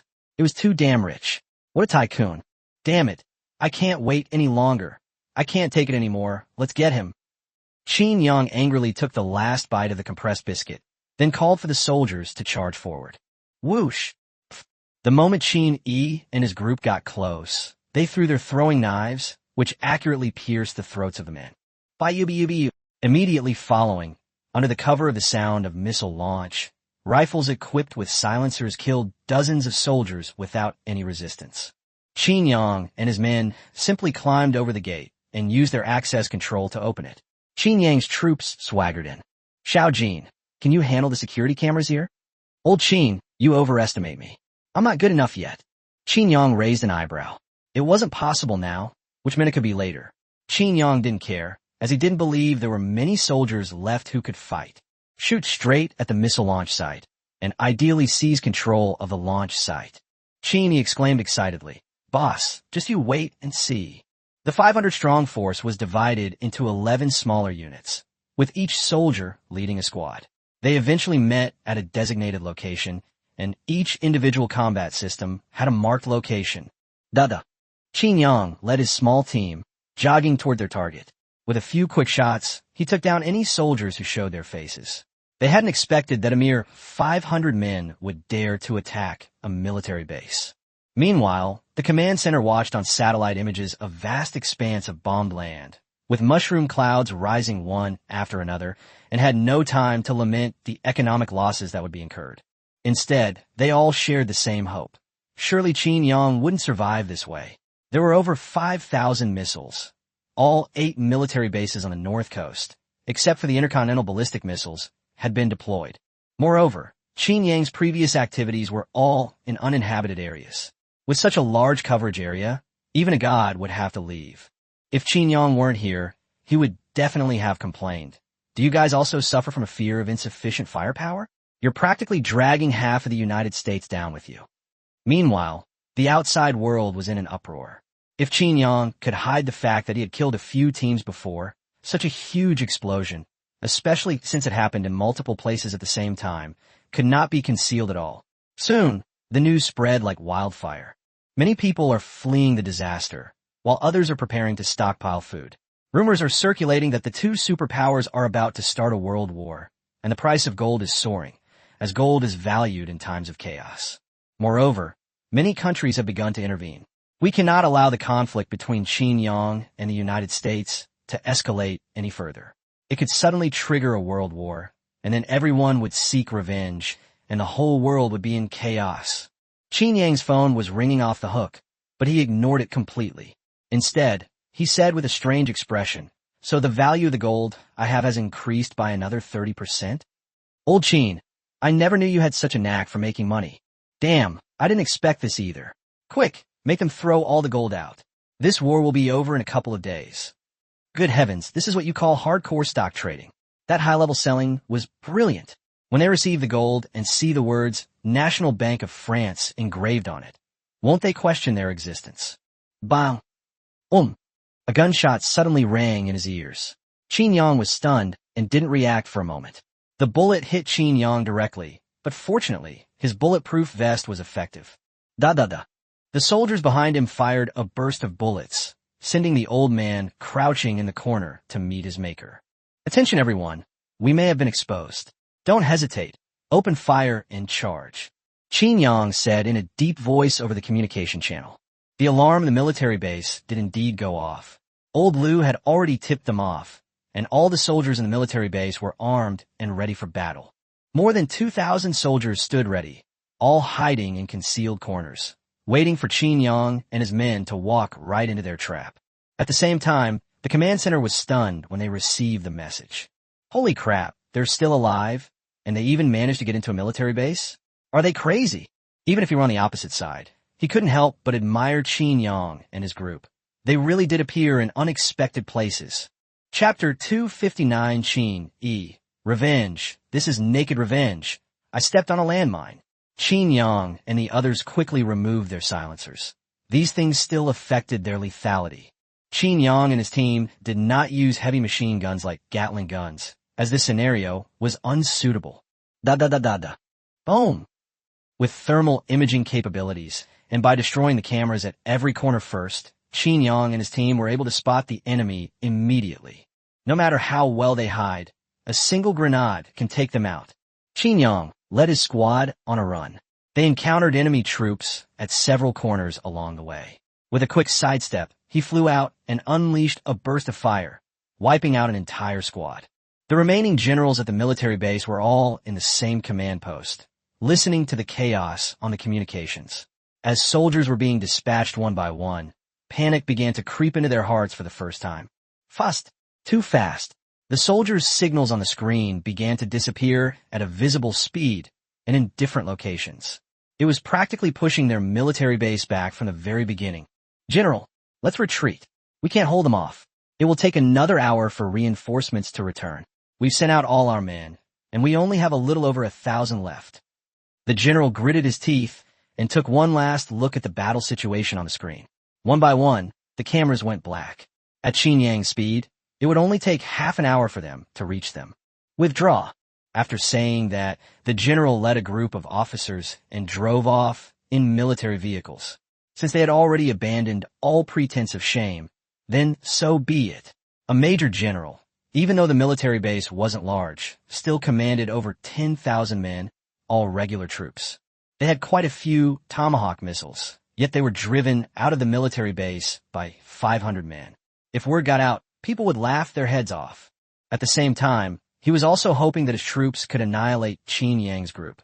After all, they had already set up an ambush. With their strategy of catching the unsuspecting and having so many heavy weapons, they should be able to win. On the other side, Qin Yang's advance was getting faster and faster because there were fewer and fewer soldiers ahead. Qin Yang raised an eyebrow and then gestured for all the soldiers behind him to stop. Something's not right. It's too quiet. There might be something up ahead. Snap! Just then, a sound came from not far away. Qin Yang looked in the direction of the sound and saw Qin E and the others. What? You guys have noticed something's wrong too. After the troops regrouped, Qin E and the others nodded and said, That's right. Even if they left behind very few men, there shouldn't be only this many. We only killed a few dozen people in total. Qin Yang nodded and said, It's about the same on my end. A few hundred people defending a military base? Aren't you underestimating me? Qin E, touch it and see what's going on. Qin Yi's eyes widened instantly, and his face turned green. No way, boss. There's a trap up ahead. You want me to walk right up there? Qin Yang raised an eyebrow at Qin Er and the others. Then the group huddled together, their faces gleaming with wicked smiles, and said, What? You have a problem with that? Or should we try to reason with you? Qin Yi's lips twitched into a forced smile as he said, How could that be? It's just that you brothers think highly of me, right? Don't worry, I'll handle it perfectly. Qin Yang and the others patted Qin E on the shoulder and said with serious expressions, Take care. Bon voyage. Don't die in front. Qin E glanced back at the group with a face full of resentment, muttering, Revenge, absolute revenge. Once Qin E was out of sight, Qin Yang and the others exchanged glances and burst out laughing. Serves you right for bullying the weak all the time. Qin Er scratched his head and said, Boss, well, brother, do you have any problems? Qin Yang laughed and said, Don't worry, this kid is quick-witted. He'll turn and run as soon as he sees things are going wrong. Besides, they say evil people live a long life. Someone as freak as him will definitely live a long life. After Qin Yi passed the cover, his expression became unusually serious. He held his rifle, activated the thermal imaging, and had his warning baton below his wrist. There was no one within a 30-meter radius. That was all that individual combat equipment could detect. But Qin Yi dared not relax for a moment. After all, in this kind of place, 30 meters was only a matter of reaction time. Bang! Just then, a gunshot rang out from behind, and Qin Yi's lips curled into a slight smile. Behind him, Qin Yang held a sniper rifle, a smile playing on his lips. Behind him were Qin Er and the others, each with a sniper rifle, protecting Qin Yi. Qin Yi could finally relax and be more confident, since the chances of Qin Yang and his team being ambushed while they were setting up their sniper rifles were extremely slim. Snap! Qin Yi's face stiffened, and he lowered his head rigidly. Damn it, his joy had turned to sorrow. He had stepped on a landmine. And, aren't you going too far? These are loose-firing landmines, and they're in the United States, so you can't use those outdated things. Anyone with a brain knows this is for anti-tank purposes. You guys have gone too far. Qin Yang's puzzled voice came through the channel. What's wrong with you? Are you crying from being moved? Why are you still standing there admiring the scenery? Qin Yi said helplessly, I didn't want this either. These bastards planted landmines, and I fell for it. Qin Yang laughed and said, It's just a landmine, isn't it? Didn't you bring your baton? I'm sure your reaction will be faster than a landmine. Boss, I don't believe in myself, and if I blow this up, they'll all know, right? Guess what's behind it? Qin Yang clapped his hands in sudden realization and said, That's right, that makes sense. Wait for us to get ready. Let's switch to the sniper rifle. Vin Yi hit helplessly. His boss still loved to play pranks. At the same time, he took a deep breath, preparing to jump away and use his shield to block the impact. Qin Yang watched Qin Yi's actions and paused for a moment before saying, In the movies, you can always manually defuse mines, right? You can't just put a big rock on top of them, can you? Why don't you just make the shield thinner and stuff it in? Qin Yi's actions were synchronized. Holy crap, that makes perfect sense. How come he didn't think of that? Ahem. Well, actually I've been thinking about this for a while now. I'm just waiting for you guys. Oh, really? I don't believe it. Qin Yang said mischievously, and Qin Yi, though helpless, quickly stuffed the shield under his feet. Call! Qin Yi breathed a sigh of relief. If he hadn't reacted in time, it wouldn't have been just a matter of 1 foot. These landmines were designed to blow up main battle tanks. Boss, I'm all set. Qin Yang was also directing his soldiers to set up self-propelled artillery. And damn it, they were using landmines. This time, they'd show him why the flowers are so red. On the other side, behind the thousands of soldiers were hundreds of self-propelled artillery pieces, and their caliber and rate of fire were far superior to those of Qin Yang's side. Fortunately, he had weapons experts who were currently upgrading to the first generation of Golden Leopard artillery. Battalion Commander, why is there still no movement? Could we have been discovered? The battalion commander shook his head and said, Everyone, wait quietly. As soon as the explosion sounds ahead, advance into the barrage according to the predetermined direction and empty all the shells in your hands. They're the Golden Leopard mercenary group, so be careful. And our trap is very well hidden, right on the only way, unless one of you tips them off. As he spoke, the battalion commander's eyes swept dangerously over the group of men, who shook their heads repeatedly. They couldn't contact the operations room right now, and their highest leader was the battalion commander of the reinforced battalion, who had the authority to execute people in wartime. Chapter 260 Qin Yi. You can't play this game. This isn't over. I killed Qin Yang. Commander, we handed over all our communication equipment. Don't you know us? We're soldiers of the United States. Will we betray our country for a mercenary? The battalion commander was just saying that. Judging from their condition, they really didn't seem like it. Boom! Just then, a huge explosion was heard several kilometers away. Fire! The battalion commander roared. Finally, we've stepped on a landmine. The wait had been agonizing. On the other side, Qin Yi was directly thrown into the air by the huge impact of the landmine, and his arm was numb from the shock. Holy crap, those landmines are too damn powerful. I can't take them. Qin Yi looked through his binoculars at Qin Yi, who was flying more than 2 meters high, and his lips twitched. Hey, good luck. We'll be waiting for you 5,000 meters away. Qin Yi was stunned when he heard Qin Yang's words as soon as he landed. Then he took off running. Holy crap. Boss, you tricked me. What happened to setting up a sniper rifle? Qin Yang waved his hand and said, "Oh dear, isn't this what you're doing? Wow, I didn't realize you could run so fast. Whoa, what's that in the sky? It looks like a cannonball. Vingy, you'd better run faster." Qin, he was speechless. "No, you're still joking with me at a time like this?" Qin glanced back and exclaimed in surprise. "Holy crap, there really is one. Boss, help me." Qin Yi's speed was incredible. Boom, boom, boom. A violent explosion erupted behind us. Countless shells began to advance from the minefield, and their impact and propulsion speed were simply outrageous. Clearly, even if they return to this area, they will kill Qin Yang and his group. Qin Yi ran ahead, with artillery shells chasing behind. Qin Yang exclaimed, "My goodness, these bastards may not do anything right, but their equipment is really impressive."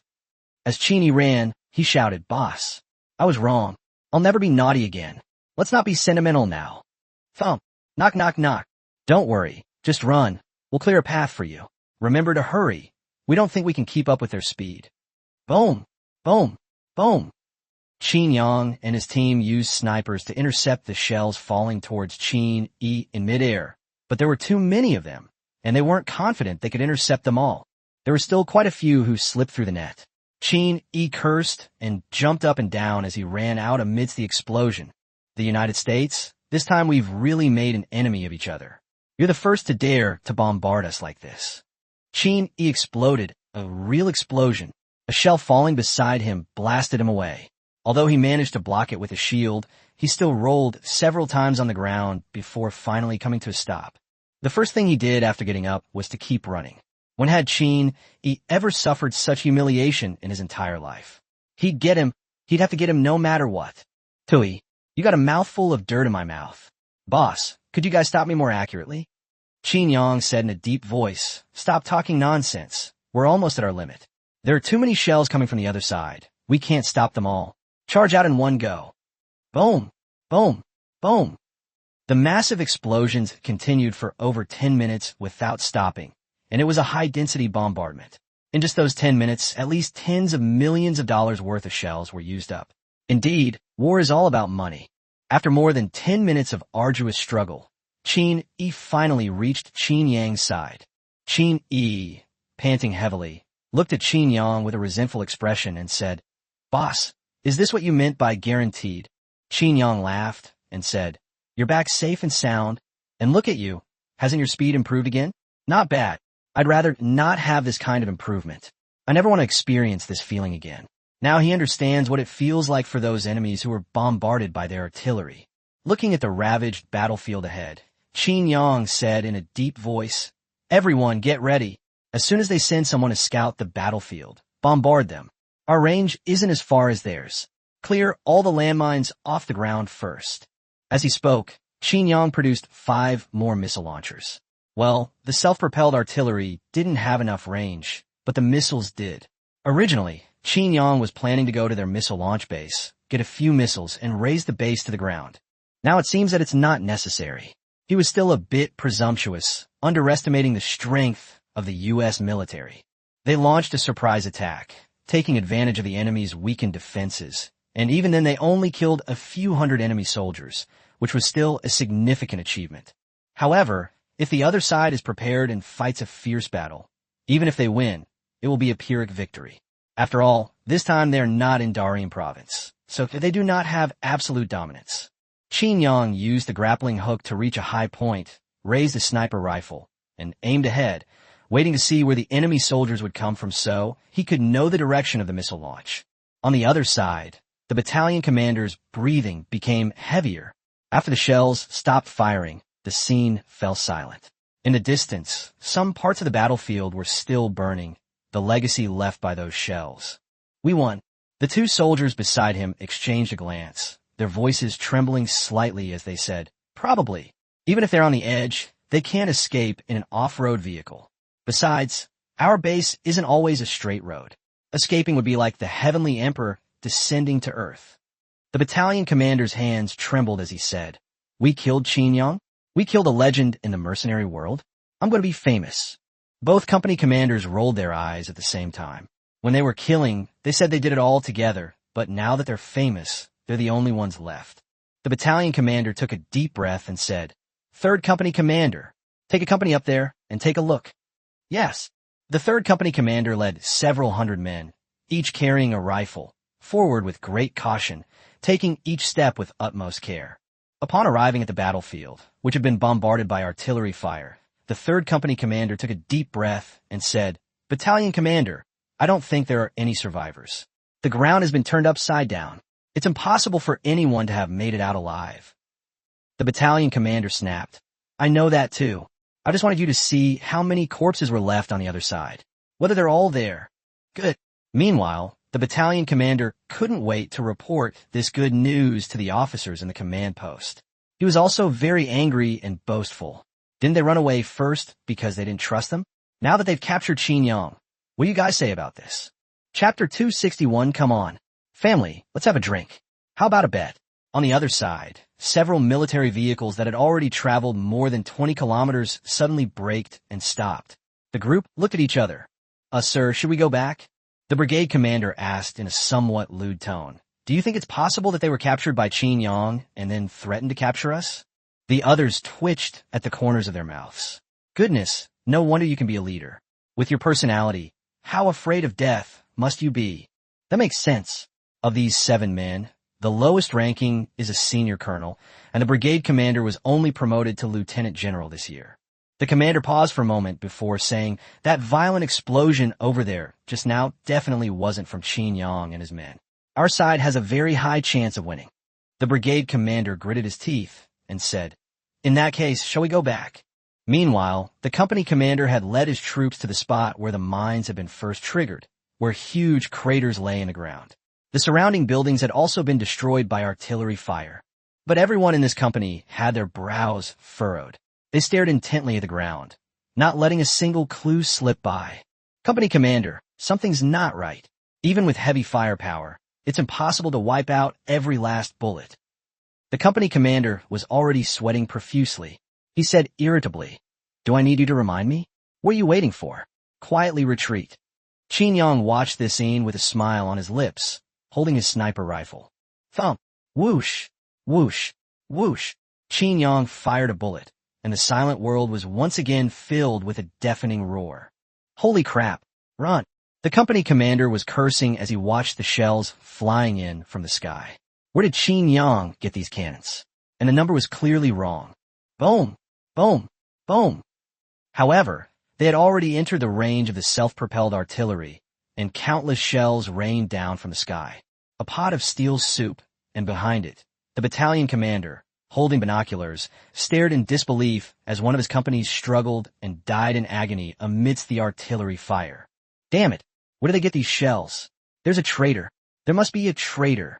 All the artillery in their base is now in their hands. Xinjiang definitely didn't get it from their base. So someone else must have been supplying weapons to Xinjiang and his group. Damn it! Maximize the firing range. I refuse to believe their range is that far. Whoosh! Whoosh! Whoosh! Boom! Boom! Boom! The battalion commander got angry and opened fire at full power, extending the range to its maximum. If they still couldn't hit Xinjiang and his men, there was nothing they could do. Xinjiang watched as the shell exploded less than a kilometer away from him, pursed his lips, and said, "Wow, the United States has a lot of good stuff." Both sides began shelling each other, and the only victim was the third company commander, who was blown to pieces. Hearing more explosions coming from inside, the brigade commander hesitated and asked, should we go back, or should we let them finish fighting? Maybe we should wait a bit. Our chances of winning are still pretty high. They probably didn't all die. They must have gotten another chance. The brigade commander gave the other party a disapproving look. He had absolutely no confidence in the other party's probability theory. Another 10 minutes or so of shelling followed. Xinjiang and his friends sat on a high place, watching the explosions not far away, drinking and eating snacks while enjoying the breeze. It was incredibly pleasant. Xinjiang even started a live stream in great excitement. In an instant, countless netizens flooded in. Who would have thought that Xinjiang would actually start a live stream? They originally wanted to wait and watch the videos Xinjiang posted from time to time to get an update on the battle. But as soon as I entered, I saw the jarring visuals. So this is your battlefield? Are you having a bloody fight here? And you're even using beer. The style is different. That rumbling over there must be artillery fire. Is Big Brother drinking here? I considered countless possibilities, but this is something I never expected.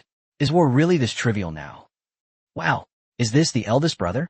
He's so calm and collected even in front of him. Qin Yang raised his glass and smiled at the live stream audience, saying, "Family members, let's not say anything more. I'll drink to that first. I'll go with one. I'll join you too." The comments were surprisingly unanimous at this moment, which was of course because the main audience was Chinese. Qin Yang started the live stream for no other reason than to provoke the sleeping emperor. If he doesn't show his power, people will really think he's a pushover. Moreover, his location has already been exposed, and it will probably be another half hour before the first reinforcement arrives. There is still plenty of time.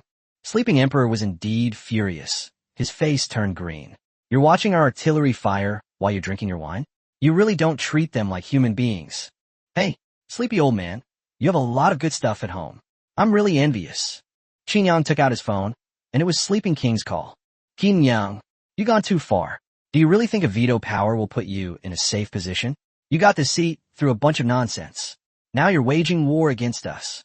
Sleepy King immediately started to speak out. His term is coming to an end, and he has to make some big moves. Otherwise, if he really steps down, the possibility of being retaliated against is still very high. Qin Yang took a big gulp of beer, curled his lip in disdain, and said, "You old man, you're quite the talker. Va? Wasn't it your choice? Fine, I'll grant your wish. Don't you know that I protect Zelia? If you touch him, you're disrespecting me. By the way, regarding the reason you chose, didn't I flatten those 2 military bases? Why the hell are you attributing my achievements to Bard and his team? Are you looking down on me?" The sleeping emperor paused for a moment before saying, "Qin Yang, don't forget, this place is already deep inside my beacon country, and hundreds of thousands of troops are closing in. Who gave you the audacity to think you can still get out?" Qin Yang narrowed his eyes and chuckled. "Huh, what? You're not pretending anymore? How about a bet? If I get out of here alive, you send me 2 Tomahawk missiles. If I don't make it out, my men won't retaliate against you, whether you remain the president of the United States or not."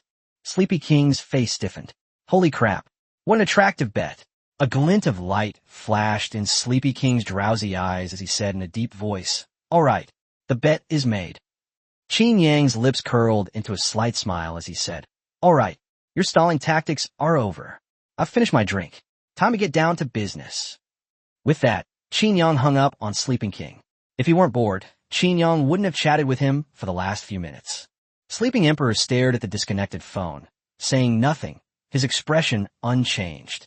The assistant knocked and entered, somewhat nervously saying, "President, have you really agreed? There's a lot of opposition outside." The sleeping emperor smirked and said, "Ha, tell them to calm down. Don't they know what our traditions are in the lighthouse country? If Qin Yang dies there, we'll make a killing. If he doesn't, there's nothing we can do about it if I don't give it to him. After all, we're on opposite sides." The assistant's lips twitched. What he was saying meant, it's not that we're making a killing, it's that you're the only one making a killing. But he couldn't say anything, so he could only nod, turn around, and go out to report. Chapter 262. Wow. An unexpected bonus. A little nervous being a robber for the first time. Then Sleeping King's expression changed, because Qin Yang hadn't turned off the live stream. He couldn't believe Qin Yang would make such a basic mistake. Qin Yang suddenly grinned and said, "Sleeping Emperor, don't be in such a hurry to leave. I'll show you a great treasure." As the camera zoomed in, Sleeping Emperor and everyone in the command center gasped. A missile launcher! This was already the umpteenth time they've been shocked by Qin Yang's equipment. What on earth is going on? Armored vehicles, anti-aircraft guns, missile launchers, and we haven't found any trace of them. This is very strange. The Sleeping King arrived at the Pentagon, where the most sophisticated instruments were located, and a group of high-ranking officials were all discussing something. This is just too outrageous. It can't be an internal traitor, can it? Even 3 or 5 traitors wouldn't be enough. Could it be that a soldier from another military base has defected and is cleaning up their mess? 5 missiles were launched into the sky amidst their horrified gazes. The missiles appeared to be equipped with positioning devices, and satellite images followed the 5 missiles as they flew out. The battalion commander looked up at the 5 missiles and was filled with despair. What the hell was this? Finally, don't let it end with, are you guys crazy? Whose territory is this anyway? Can't we just have some fun? Boom, boom, boom. As the missiles landed, mushroom clouds rose into the sky, eventually merging into a massive mushroom cloud. The battalion commander, still standing there cursing, was instantly turned into a charred corpse. The heat gradually dissipated, and with the wind, the 5 missiles bombarded all possible locations behind the area. The remaining troops in the base were also wiped out by Qin Yang with a single missile. Qin Yang smiled and said, hee hee, how about my big gift? Don't worry, there might be more later. Remember to follow my live stream. After finishing his speech, Qin Yang abruptly ended the live stream, leaving the viewers completely bewildered, still reeling from the missile barrage. Qin Yang jumped down from the high place, put away his sniper rifle, and said with a serious expression, charge! To their missile launch site. We have less than 20 minutes left. Yes, they were just waiting for the enemy's artillery fire to push back their position, and Xiao Jin really put in a good job. He gave them 2 positions, and Qin Yang was very careful to spread out his positions a little. Old Qin, you old bastard, you actually don't believe me. Qin Yang laughed and said, we have plenty of firepower, it's just a matter of giving them a couple more shots. We still need you to give them a surprise. Qin Yang had arrived at a huge control hall, inside which was the missile launch control platform.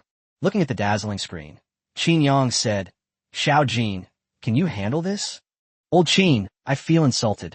I'm right here, and you're still saying I'm no good. I can't take it anymore, old Qin. Let me out, I want to fight you. Qin Yang exclaimed in surprise. Wow, you have this function too? I was just thinking of seeing what my eldest daughter looks like. Old Qin, I'm not your daughter. You and that bastard, that devilish father. Huh, isn't the demon father also the old father? The old father is feeling very gratified now. Wow, old Qin, you're gonna get me.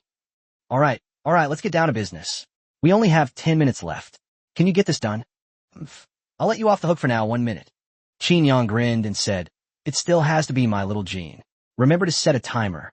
Qin Yang immediately got an off-road vehicle out, and the moment Xiao Jin finished setting it up, Qin Yang floored the accelerator. The convoy sped off, disappearing in a wisp of smoke in an instant. Meanwhile, the sleeping emperor was already roaring, ordering all the troops to march at full speed. The military base had been breached, and it was being broadcast live, and you guys were still leisurely strolling around. The issue is now quite clear. They bombed Syria's second-largest city, and Qin Yang, in turn, breached the defenses of their beacon nation in front of the whole world, wiping out their military base.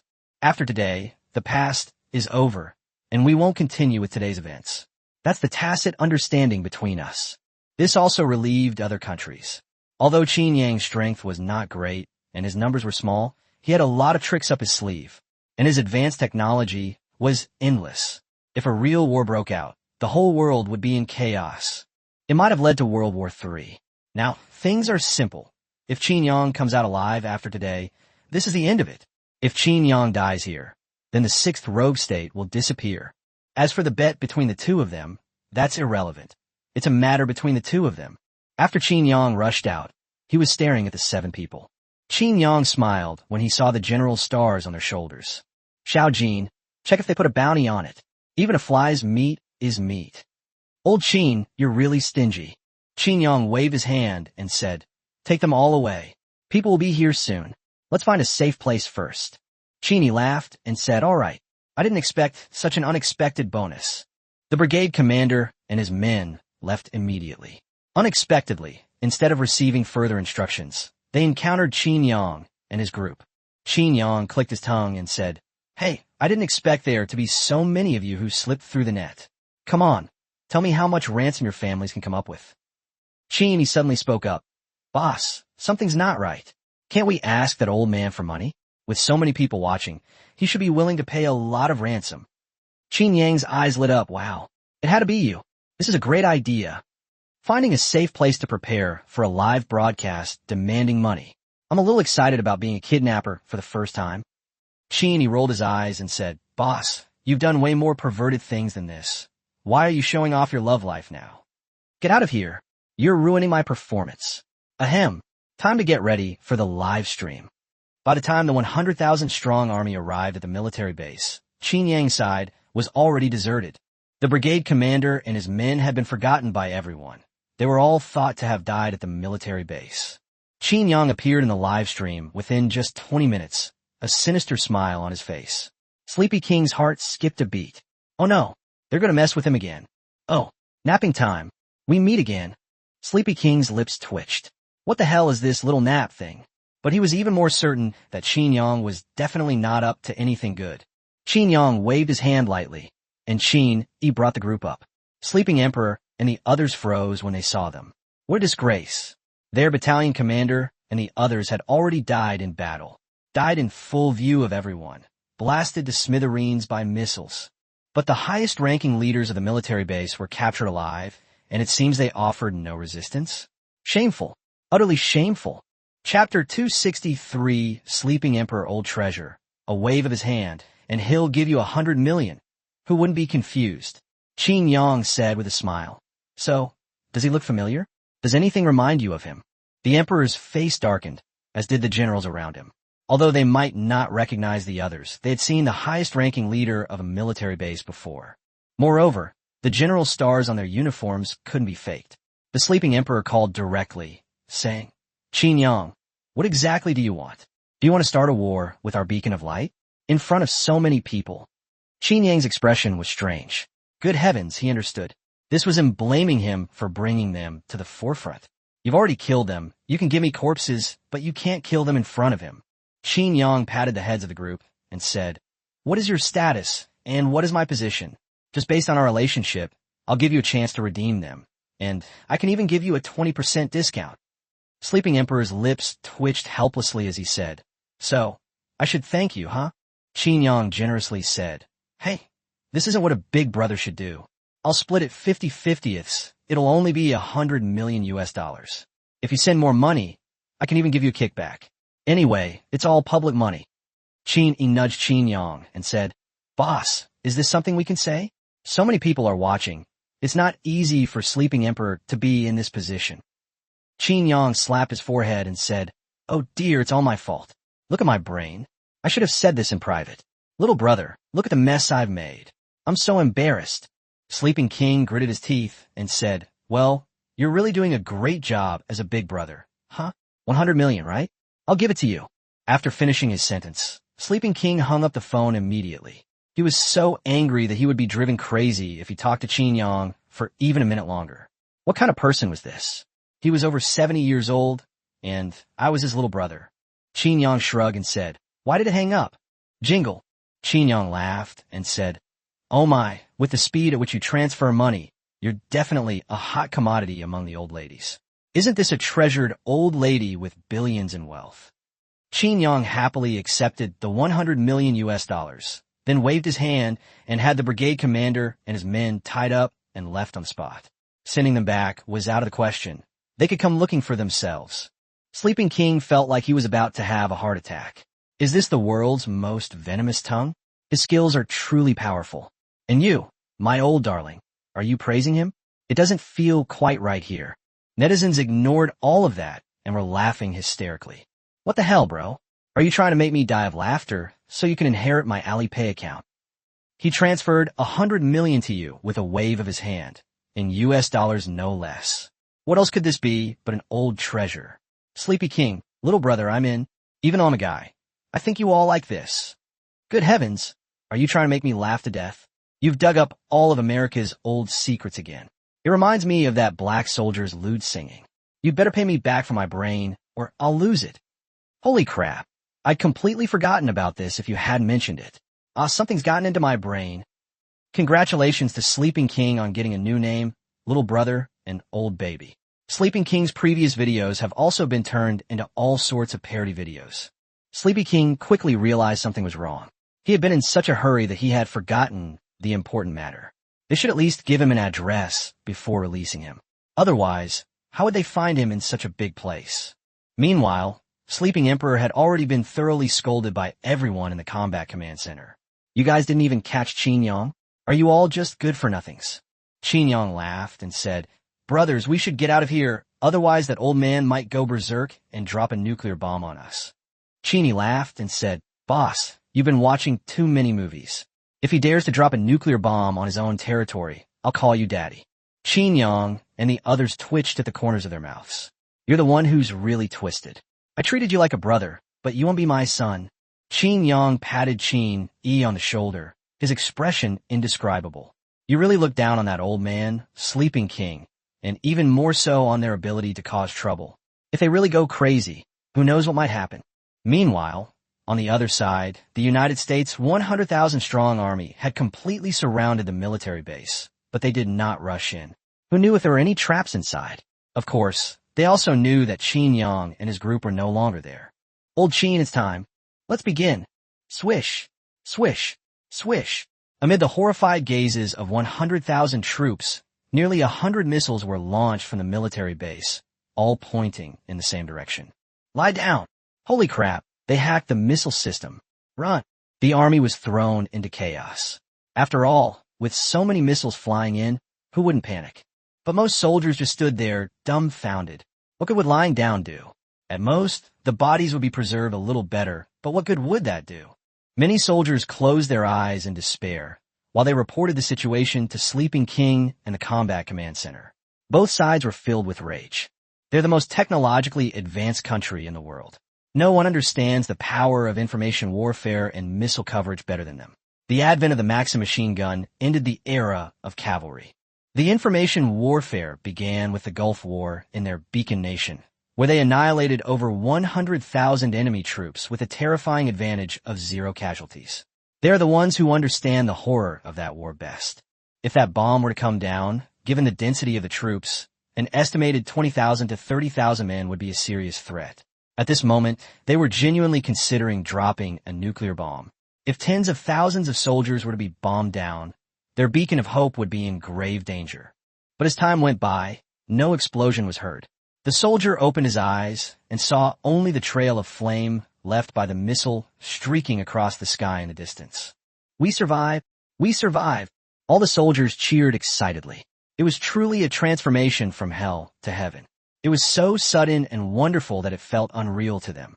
Meanwhile, the two burly men who had just been hugging and wailing and making heartfelt confessions felt so awkward that they wanted to die after looking around awkwardly.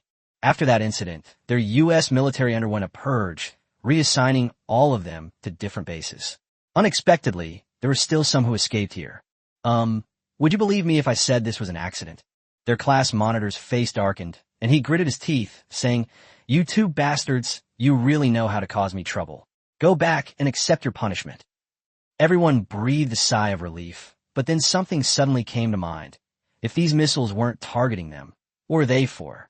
Cheney said with some regret, "What a pity, otherwise we could have killed quite a few of them." Qin Yang laughed and said, "I did it on purpose. Do you think they've lost their way after winning a few battles? Do you really think that the United States is that simple? Not only them, but other countries as well. Nuclear weapons are the last resort, but other hidden methods are emerging one after another." Qin Yi tilted her head. "Is this how it is now?" Suddenly, I realize how complicated the world is. Qin Yang patted Qin Yi on the shoulder and said, "These countries are all cunning and ruthless, unlike U.S., whose methods are almost exposed." Qin Yi and the others stroked their chins in deep thought. They seemed to have gotten a bit cocky. Apart from the sniper rifle and the warning stick and Xiao Jin's satellite jamming ability, they should have thoroughly researched everything else. If they were to have a real, head-on battle outside of Darien Province, it seemed that he had been thoroughly studied. Chapter 264, hey, if I could blow someone up, I wouldn't. Besides, just for fun. Qin scratched his head and said, "Boss, what do we do? Just put up with it?" He didn't give us a single thing. Openly bombing Syria. Qin Yang's eyes gleamed as he said, "Don't rush. We've only been developing for a year, and the next one is about to begin." Qin Yang looked at the armory activated by the war value, and a slight smile appeared on his lips.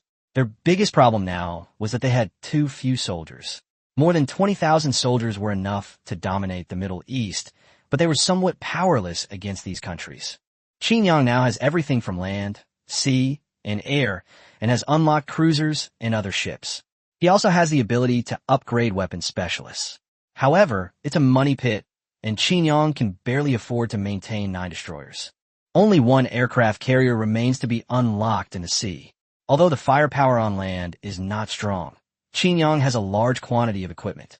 If the power is insufficient, quantity will make up for it. In the air, armed helicopters, fighter jets, and bombers are all available. There are two things limiting Xinjiang now. One is money, since maintaining these weapons will cost a lot of money after they are produced. The other is manpower.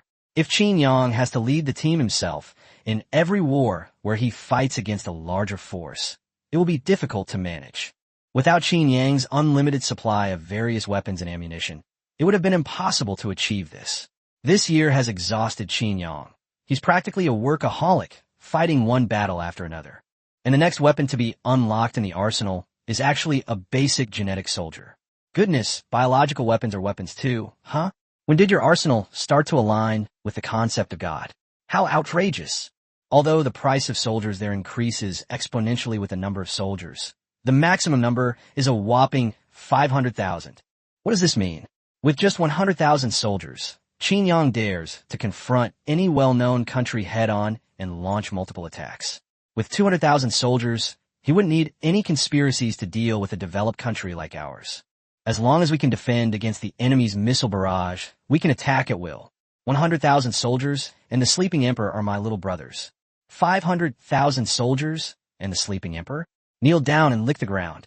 Even passing dogs will get slapped twice. But when he saw the price of each soldier after the initial investment of 100,000, Xinjiang's face darkened. With his current net worth, he couldn't even muster an army of 500,000. Moreover, their two research institutes are huge money burners. They really don't know how to save money. Their spending units use the Heaven and Earth Bank, a metaphor for a powerful financial institution. Of course, there are benefits too. The base's defenses have been upgraded to a new level, and they've also revealed their trump cards. On the other side, missiles exploded.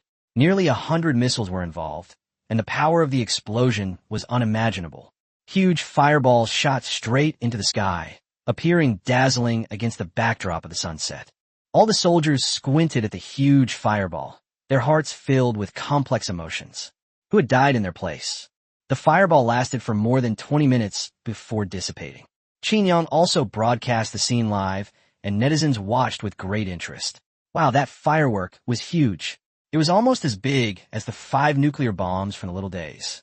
After all, it wasn't them who were here, and besides Xinjiang, it seems like no one else in the United States could have suffered a setback. Even Sleeping King's side placed Xinjiang's live stream in the center. If this giant firework hadn't been on their country's territory, he would have exclaimed, "Xinjiang's screen is so clear. Is it 5D?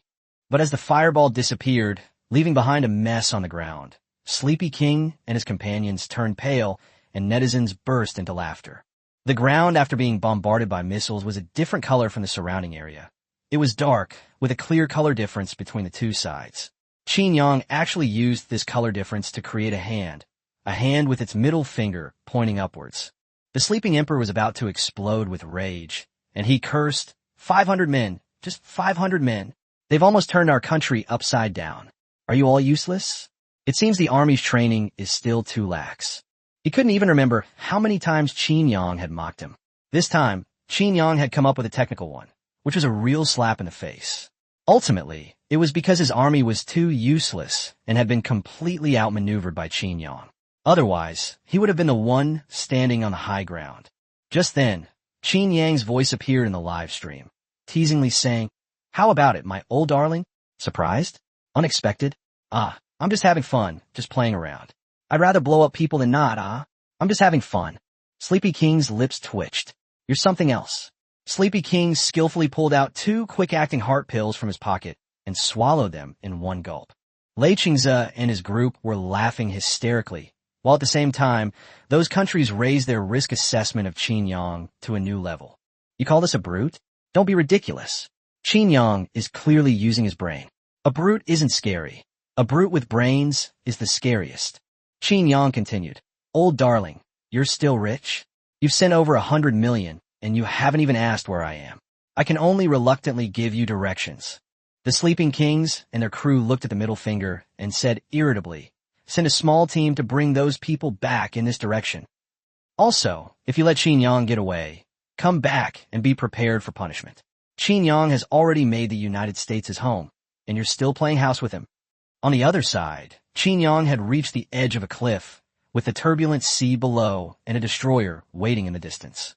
Qin Yang and his team, each armed with an RPG, leaped off the cliff, blasting the sea with rockets before jumping into the ocean and climbing the rope ladder onto the destroyer. Take your time looking bye-bye. Qin Yang waved his hand nonchalantly. Although he was only a little bit away from unlocking it, that place was no longer suitable for him to cause any more trouble. If this continues, they might really be stranded there. The enemy's fighter squadrons and helicopter squadrons have already started a large-scale search for their location, and there are no more small groups of troops. They're all 5-figure units. These troops are incredibly well-equipped with heavy weaponry, possessing all kinds of weapons, and are a complete unit with the ability to resist any situation. They only have 500 men. If a real fight breaks out, they won't even be enough to fill someone's teeth. Moreover, from this moment on, all countries have a consensus that Qin Yang would never fight a battle unprepared. He must have made ample preparations long in advance. Otherwise, where would 500 people get so many weapons and equipment? As long as Qin Yang's troops enter, they will treat them with the highest standards and launch the most powerful attacks. Chapter 265, Your older brother Qin Yang? Then who am I? Have I become a substitute? Qin Yang and the others disappeared, but the soldiers of the United States did not give up and were searching for Qin Yang with all their might. Half a day had passed, and they hadn't found a single hair.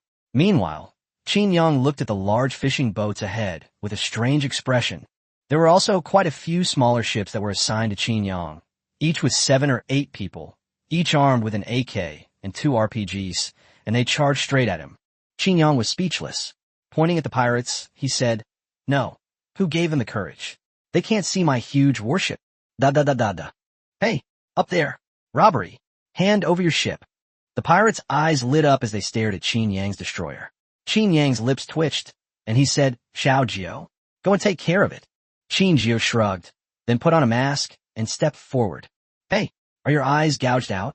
This is a warship. This is an anti-aircraft gun.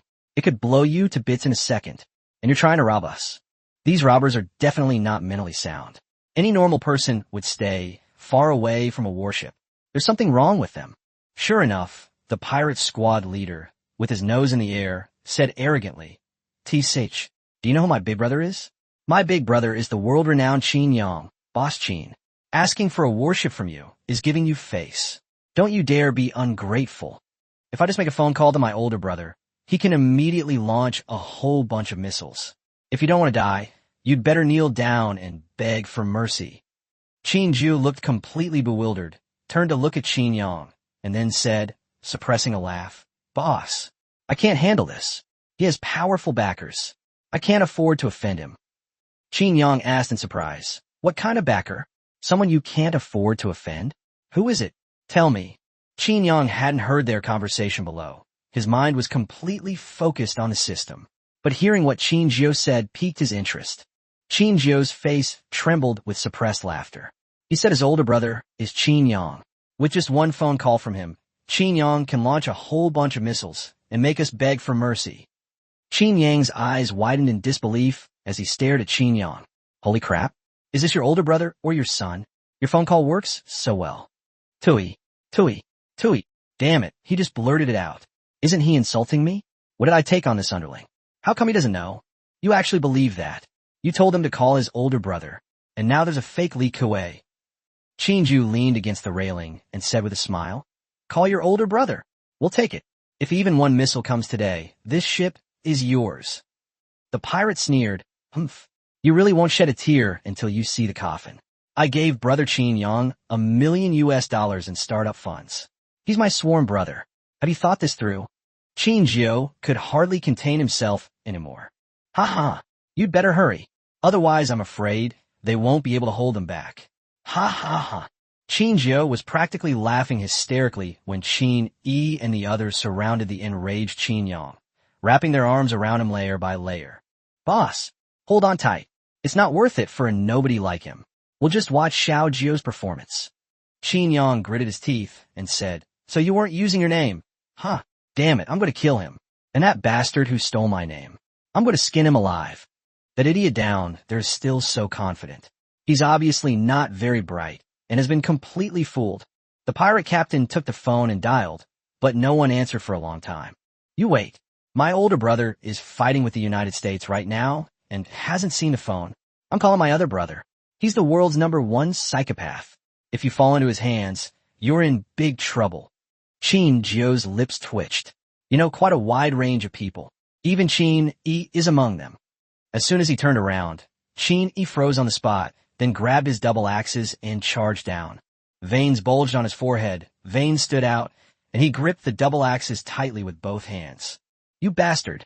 Who the hell is the world's #1 pervert? I'll make you suffer right now. Chin Yang pulled Chin down and said with a smile, Hey, this little thing can be handled by Xiao Jio. Why are you, the #1 brother, getting involved? Besides, what they said isn't wrong. Isn't that what everyone agrees on? Chin Yi was speechless. This was karma. No one escaped the judgment of heaven. He had said Chin Yang's words, and now they were directly turning around and attacking him. How painful and frustrating. While the two of them were locked in this love-hate relationship, the phone call downstairs actually went through. The pirate exclaimed excitedly, Boss, you finally answered the phone. Big Brother didn't answer me earlier. I've intercepted something great. Big Brother will definitely be interested. The voice on the other end was very calm and collected. Tell me what's up?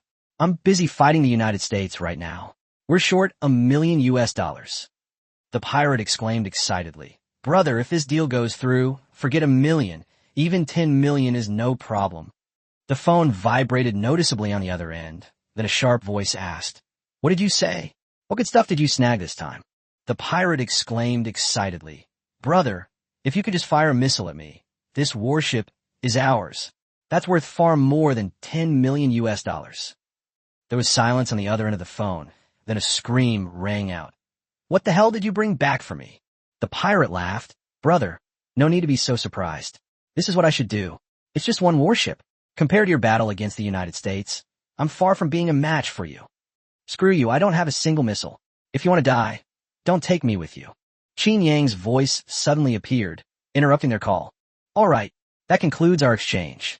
Using my name was quite effective, wasn't it? There was a moment of silence on the other end of the phone. Then a trembling voice cried out, Big Brother. It wasn't me. It wasn't me. The top leader immediately denied it 3 times. How could he possibly accept that? At the same time, he was cursing this idiot in his heart. You've gone and tried to show off to Chin Yang. You really are something.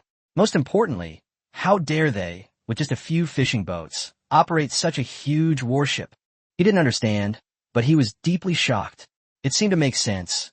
If he were mentally sound, they wouldn't have been able to swindle $1 million from him. Chin Yang said in an icy voice, You bastards. You're quite the player. Using my name while you're on vacation in Zishuangbana. You're really good at this. The person on the other end of the phone snapped out of his daze. His pupils contracted, and he realized that Chin Yang had found out his location so quickly. Then his body began to tremble violently. Brother, I don't know him. I'm not in Zishuangbana anymore. Anyway, I'm hanging up now.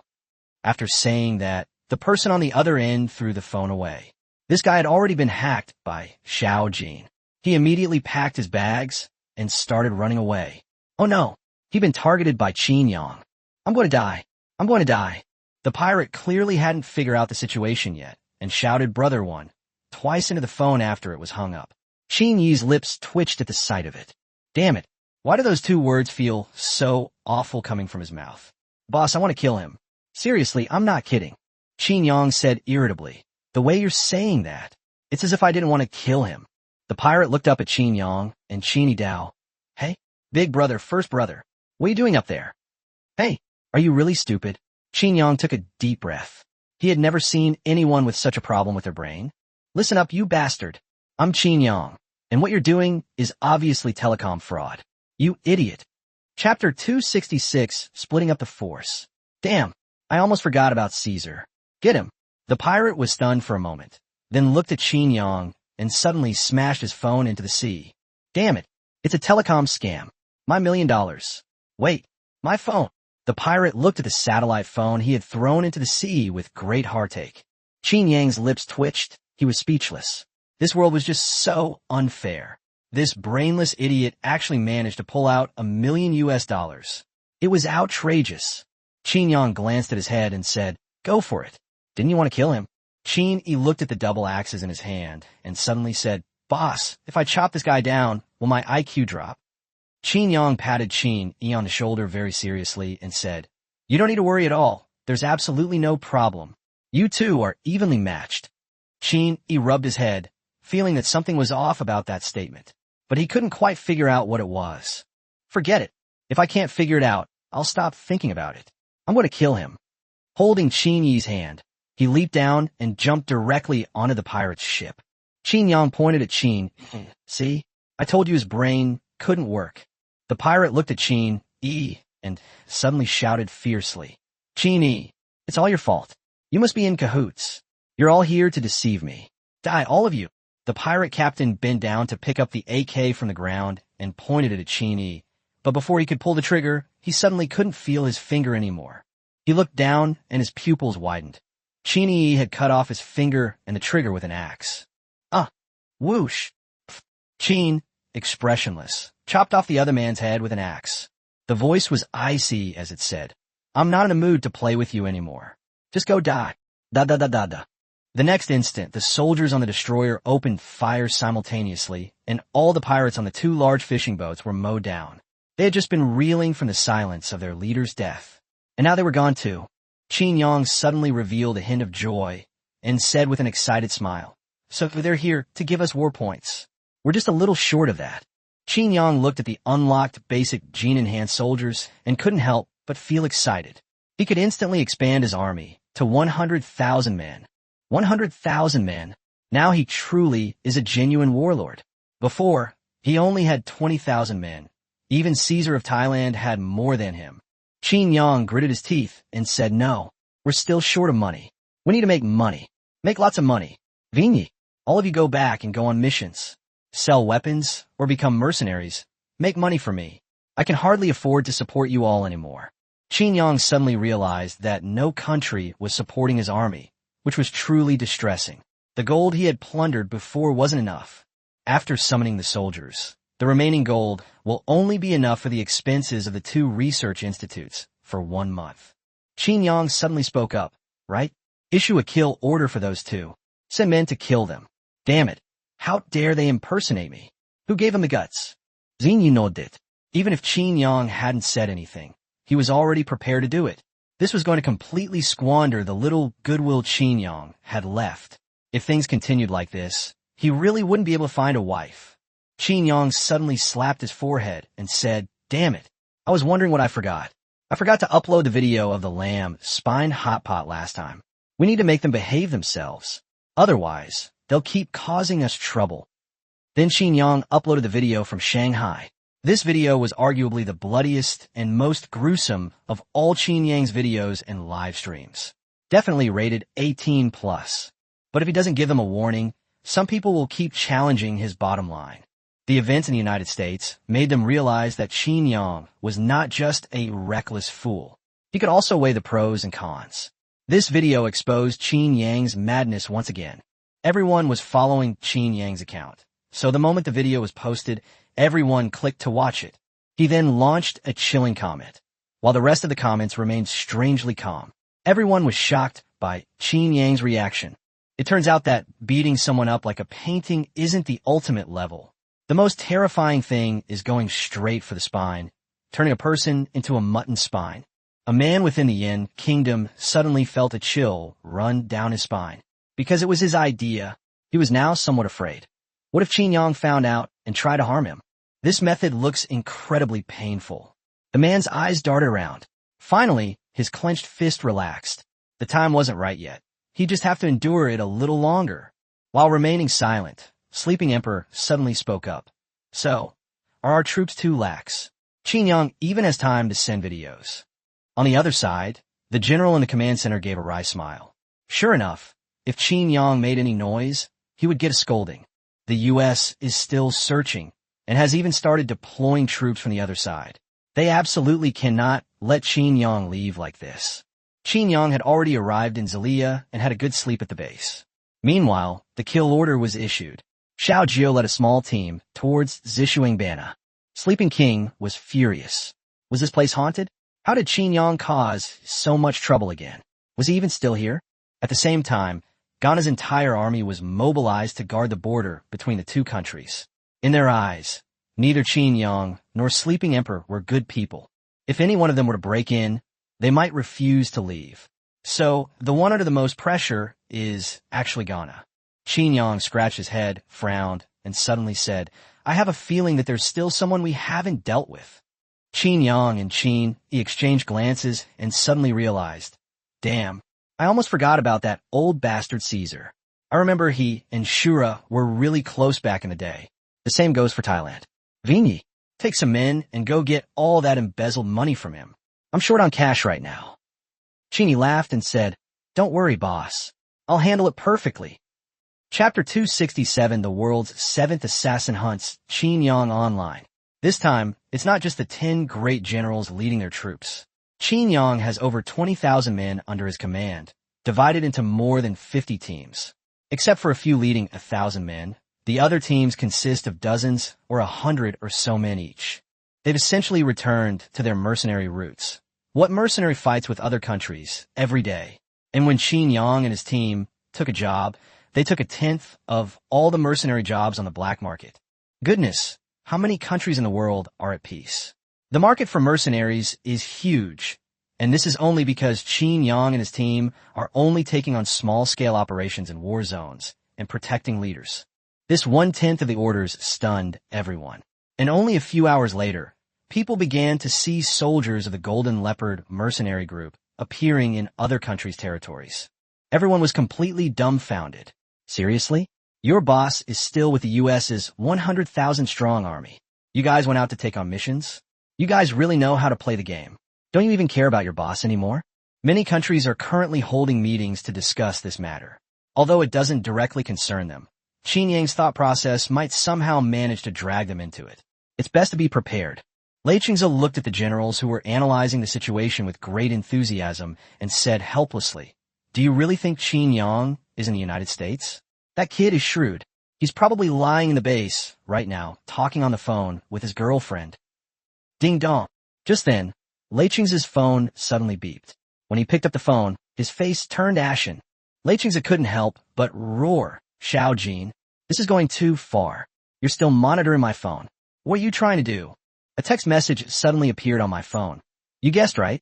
Lei Qingze looked at his phone and suddenly raised an eyebrow in surprise, saying, Hey, when did I bring this phone in?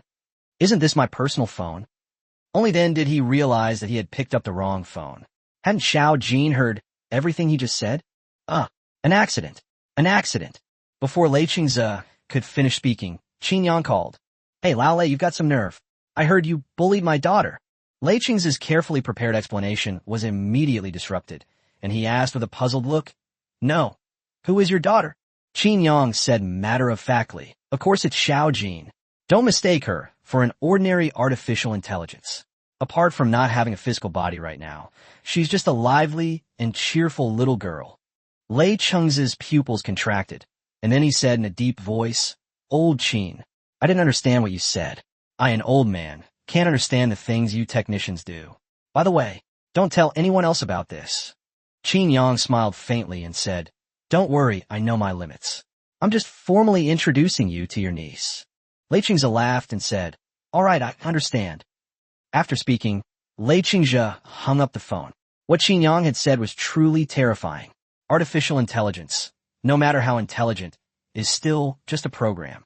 Qin Yang's implication was that Xiao Jin was a living, breathing person. Tell me, what's going on here?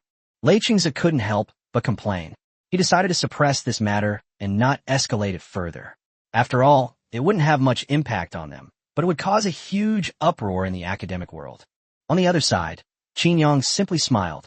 His base, after a massive influx of funds, has now developed various defensive weapons. Even a nuclear blast wouldn't be able to land on the ground. The only thing to worry about is nuclear radiation, and he currently commands an army of 120,000. He's incredibly arrogant right now. Let's fight if you dare. Meanwhile, the sleeping emperor, still unwilling to give up, sent even more troops. He was practically ready to overturn the entire land. It must be fake. They definitely didn't escape. Although he knew that Qin Yang was most likely not here, He was really unwilling to accept that Qin Yang had disappeared right under their noses. Moreover, Qin Yang's move this time was too big, causing a huge uproar in the mercenary world. Nobody knew what Qin Yang was up to, and more than 20,000 people. Isn't that Qin Yang's entire force? The most outrageous thing is that they couldn't find the identities of any of Qin Yang's soldiers. It's as if they popped out of a rock. Another day passed, and Qin Yang suddenly started a live stream, laughing as he addressed the viewers. "Oh, my old darling, I heard you're still looking for me. I'm in Syria right now. Do you want to come and see me?" As he spoke, Qin Yang also filmed the surrounding scene, which was none other than the capital of Syria, where a large-scale rally was being held at the moment. Qin Yang ended the live stream, and Sleeping Emperor sighed, "Forget it. If Qin Yang were so easy to kill, he would have died long ago and wouldn't be alive now. But those troops are too lax. Our troops in the Middle East and other countries are under a lot of pressure right now. We need to send some manpower to support them. Qin Yang and his group are strong, but 500 people came here and caused a huge disturbance, and not a single one of you is left alive." He was even repeatedly humiliated by Qin Yang. "We have to get them moving no matter what." Qin Yang came to attend a public memorial service in Syria to commemorate those who died in the last airstrike. As the king behind Syria, Qin Yang naturally has to step forward. This is also a good opportunity to build goodwill. To be honest, if Qin Yang said he wanted to be the president of Syria now, Badr wouldn't hesitate to become his second-in-command without hesitation.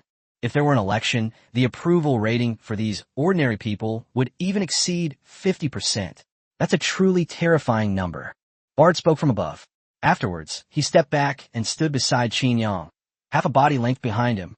All the other generals stood behind him in silent tribute. The memorial service was also broadcast live globally, and Qin Yang's appearance caused a number of viewers to surge. Meanwhile, a live stream quietly appeared online and quickly gained popularity, with viewership soaring. The title was the most striking element, and the footage inside was clearly from Qin Yang and his team. The world's 7th-ranked assassin is hunting down Qin Yang. In the video, a fully armed man, completely covered from head to toe, lies prone on a building, with 3 sniper rifles in front of him, and in his hands are the world-renowned Barrett rifles. The assassin smirked. "Those mercenaries have been acting all high and mighty lately. Have they forgotten about our assassin organization? We may not be good at direct combat, but we're professionals at killing." Qin Yang, you can only blame your bad luck. The bounty has reached $1.5 billion.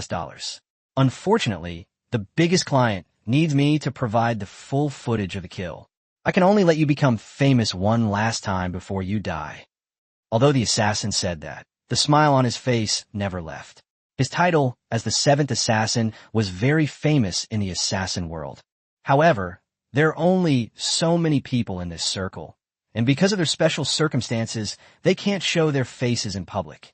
This makes the assassins extremely envious of Qin Yang, this mercenary who can walk in the sunlight. So now he can make his name known without even showing his face.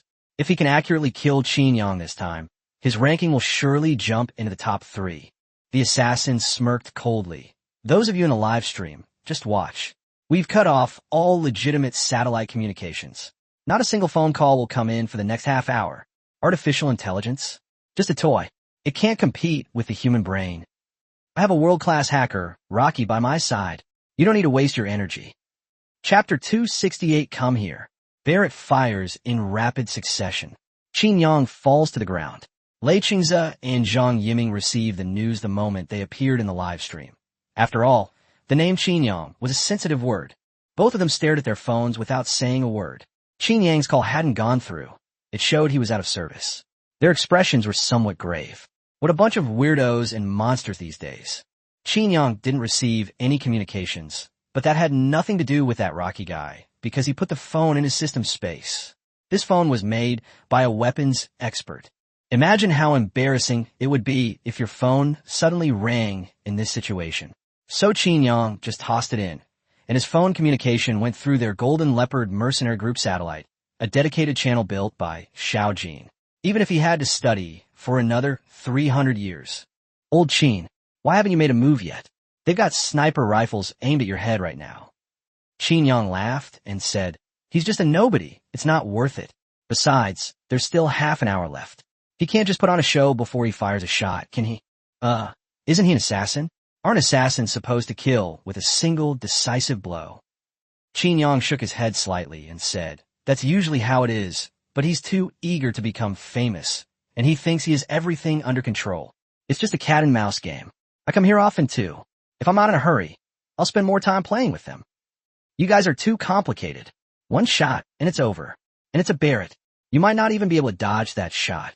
Qin Yang's lips twitched, and he said speechlessly, no. Xiao Jin, are you hoping I'm dead? Right now, someone's pointing a gun at my head. How come you're letting the wind through my ears, my little darling? Hee. I'm happy. Old Qin, you better watch out. Don't get shot in the head, or your epitaph won't be easy to write. Qin Yang sighed helplessly. Xiao Jin was getting more and more mischievous. On the other side, the so-called 7th-ranked assassin in the world is indeed bragging, exaggerating how awesome he is. He's not just one person, but a professional assassin team, including intelligence specialists and assault operatives. Even assassins in this day and age need to work as a team. Furthermore, they have confirmed that all 10 generals are on missions around the world, meaning Qin Yang is alone here. Although it's in Zelia, it's still quite far from Tali province. The advantage lies with them. That's what he said, and he was certainly boasting, but the assassin's eyes never left Qin Yang. He was assessing every move Qin Yang made to see if anything was amiss. If there was a problem, he would shoot without hesitation. Qin Yang calculated the time and realized it was almost time.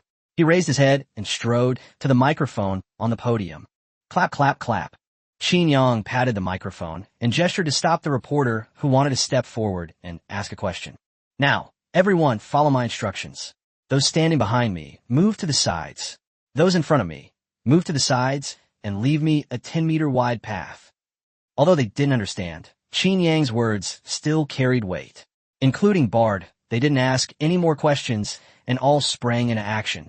The 7th assassin frowned upon seeing this, completely baffled by Qin Yang's intentions. Had he discovered him? It didn't seem like it, and was leaving such a large open space because he wanted him to die even faster. Seeing this, Lei Qingzi smiled and said, I knew Qin Yang couldn't just die like that. So you knew all along, and you're really not in a hurry. Qin Yang suddenly pointed in the direction of the assassin, a smirk playing on his lips. He beckoned with his finger and said, Hey, you little bastard, come here. You call yourself the 7th assassin? I'm giving you a hard time. Qin Yang's voice not only came through the microphone, leaving everyone present completely bewildered, but it also reached the assassin's live stream. He was immediately shocked. He blurted out, Holy crap, you've been in my live stream the whole time? You only just made a move now. Qin Yang twisted his index finger and thumb together, making a pinching gesture towards the assassin. You've already played around with all of this. Do you think I don't know what you're thinking? You call that artificial intelligence? With your firewall, my little Gene can just walk in whenever he wants. Have any of your so-called world-class hackers found anything? Garbage. Qin Yang's words were extremely damaging, and Rocky was completely stunned. The assassin took a deep breath and said, Qin Yang, you're too arrogant. My sniper scope has been aimed at you the entire time. Did you really think you could get past a Barrett bullet? The assassin was a full 2,100 meters away from Qin Yang. His sniping record was 2,500 meters. It was a sunny day with no breeze, making it almost a sure kill. Qin Yang beckoned with his finger and said, Come here. Thump. Boom. The assassin pulled the trigger immediately. Barrett rifles don't have silencers. Even if they did, they'd be disposable. The sound of a Barrett is deafening. The recoil also caused the assassin's shoulders to vibrate violently. His face turned pale, and he clenched his teeth tightly. Thump. Boom. Another shot was fired.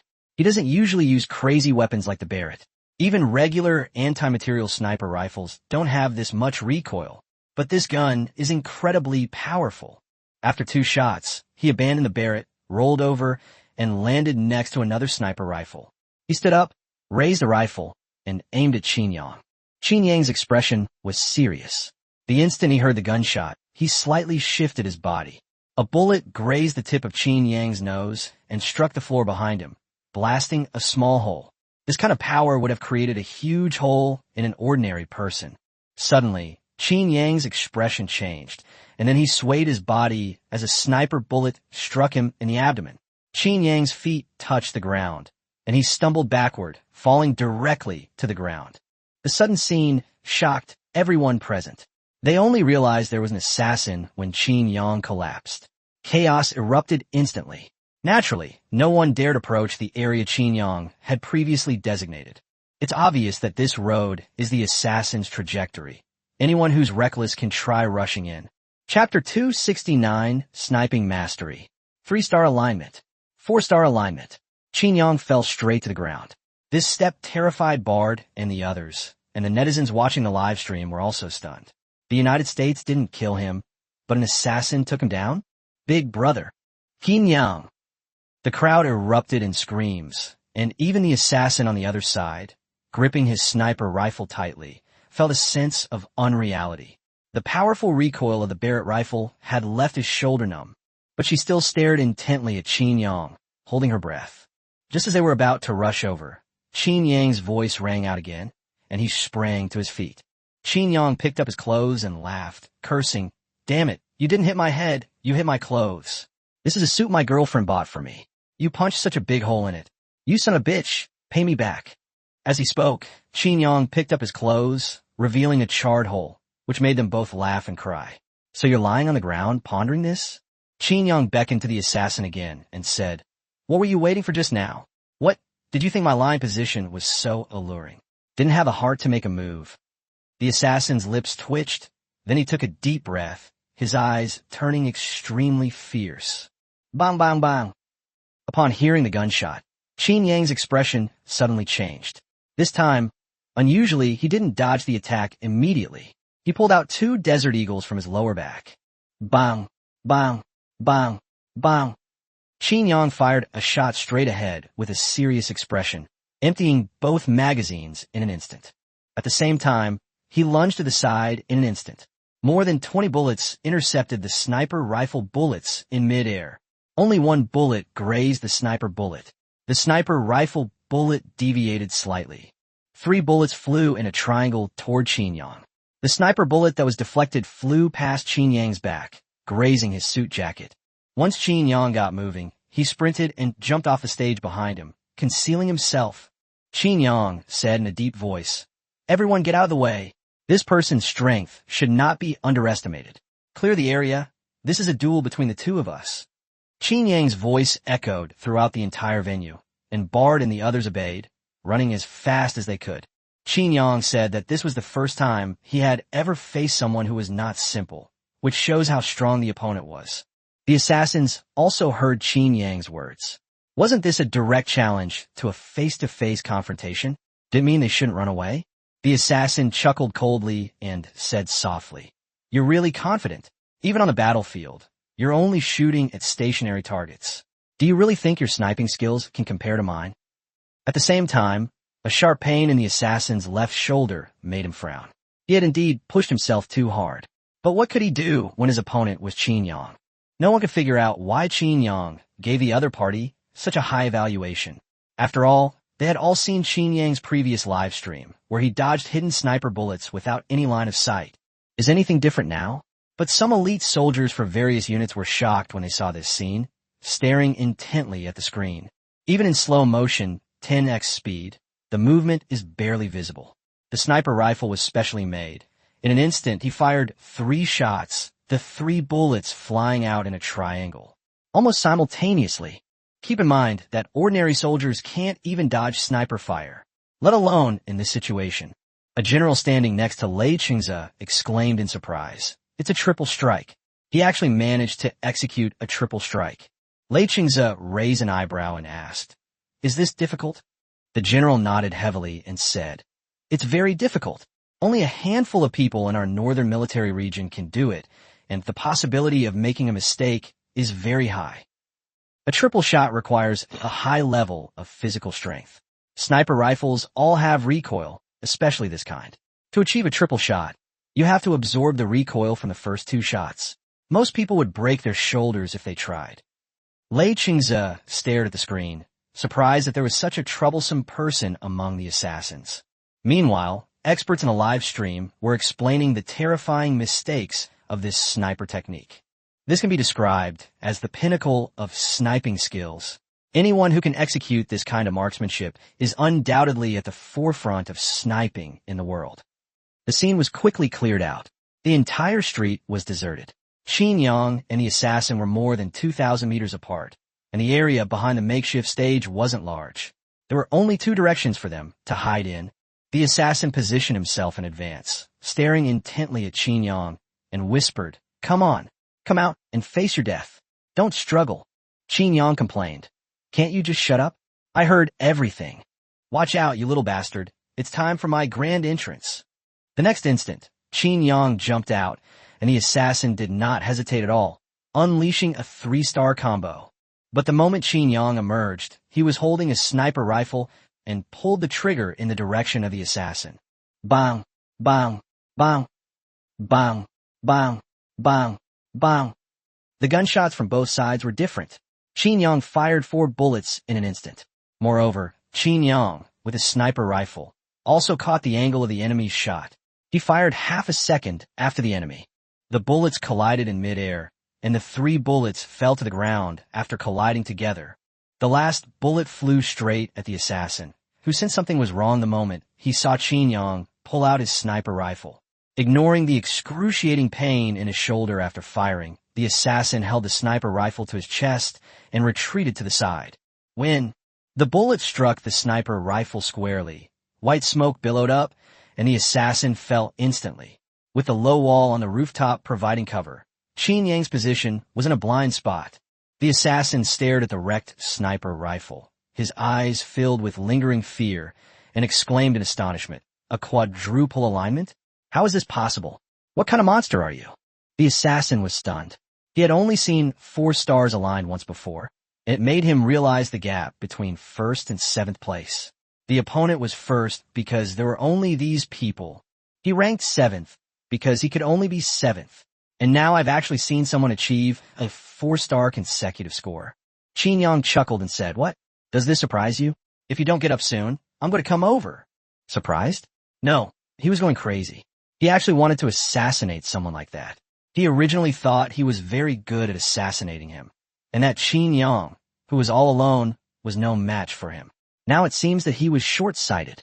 But he quickly dropped the sniper rifle in his hand, his expression resolute, and picked up the 3rd sniper rifle he had prepared, standing up abruptly. In the instant he looked up, he saw Qin Yang holding a sniper rifle and running incredibly fast. In just 2 short seconds, Qin Yang had covered at least 500 meters. The assassin's pupils contracted, and before he could think, he unleashed another 3-star combo. Bang, bang, bang, bang, bang, bang, bang. A slight smile played on Qin Yang's lips. Despite running at high speed, Qin Yang remained remarkably composed, and even with the terrifying recoil, his running speed did not noticeably decrease. Hold! When the assassin staggered and fell to the ground again. The bullet had almost pierced his head. At the same time, the wound on his right shoulder made him break out in a cold sweat. 3 consecutive 3-star strikes, something he had never attempted before. In previous assassination missions, this was a trump card. He wouldn't normally use it. This time he completely overexerted himself. His right shoulder has a visibly fractured bone, and he also has extensive muscle strain. If he does another triple strike, his right shoulder will be completely ruined. The situation he's facing now is clearly unsolvable with a 3-star alignment. Qin Yang, on the other hand, seems to be handling a 4-star alignment with ease. He even feels like Qin Yang is deliberately toying with him, having only 1 more bullet than him. Chapter 270 Qin Yang. Qin is really excited now. Qin is such a monster. The scene changed too quickly. Just now he was explaining how awesome this 3-star alignment was, and he was slapped in the face in the blink of an eye. Qin Yang taught his opponent a lesson with several 4-star alignments in a row. The Samsung combo is awesome. So what do you say about this, bro? Although I didn't see it clearly, the slowdown replay definitely shows 4 shots. That goes without saying. Didn't you see our brother getting beaten up so badly he was crawling on the ground? Isn't that obvious? Didn't you see my older brother's kind smile? This guy's so excited. Holy crap, a 4-star alignment. Isn't that something only seen in legends? How come he can defeat it so easily? Before the live stream, a top player fell silent. His worldview crumbled. But other netizens had a different focus. They all saw the man charging forward with a sniper rifle, a wild smile on his face. Goodness, they've seen that smile before. It's the kind of expression that only appeared when their leader first started streaming. Qin Yang was indeed excited. He had finally found an interesting prey, so of course he wanted to enjoy it. The assassin's expression wavered for a moment. Then he gritted his teeth and picked up the Barrett rifle he had been using. He had no choice but to risk it all. Otherwise, he wouldn't make it. The assassin abruptly stood up, wielding the Barrett rifle, and was now less than a kilometer away. Bang, bang, bang, bang, bang, bang, bang, bang, bang. The Barrett is extremely powerful. Ordinary sniper rifles are far less powerful than it. Qin Yang and the assassin fired almost simultaneously, their 2 bullets colliding with a Barrett bullet. Although it was 2 bullets, it only caused the Barrett bullet to deflect slightly. Clap, clap, clap. The bullets grazed past Qin Yang, but his expression remained unchanged. He continued charging forward. The assassin's use of the Barrett to unleash a 3-star combo is incredibly powerful, but the impact it withstands is also extremely heavy. A series of cracking sounds came from his shoulder, and his shoulder blade shattered into several pieces. Even with professional training and the ability to execute multiple 3-star combos, the Barrett's recoil was just too damn powerful, completely exceeding his expectations. The assassin staggered backward, his right hand hanging limply at his sides, cold sweat pouring down his forehead. Quick, run. I lost. He actually used a 6-star combo. He's a human monster, run. Quick. Qin Yang's voice rang out. Have you forgotten I'm still here? Trying to run away? You're not playing by the rules. The assassin team froze. Damn it. They'd forgotten they were being broadcast live. They never took this step in their usual assassinations. The assault soldier charged forward with his rifle, but the instant he stepped forward, a grappling hook flew up, followed by a dark figure rushing up. Bang! Qin Yang's hands flashed with a cold light. They were the same gloves he had used during the battle against Belgium.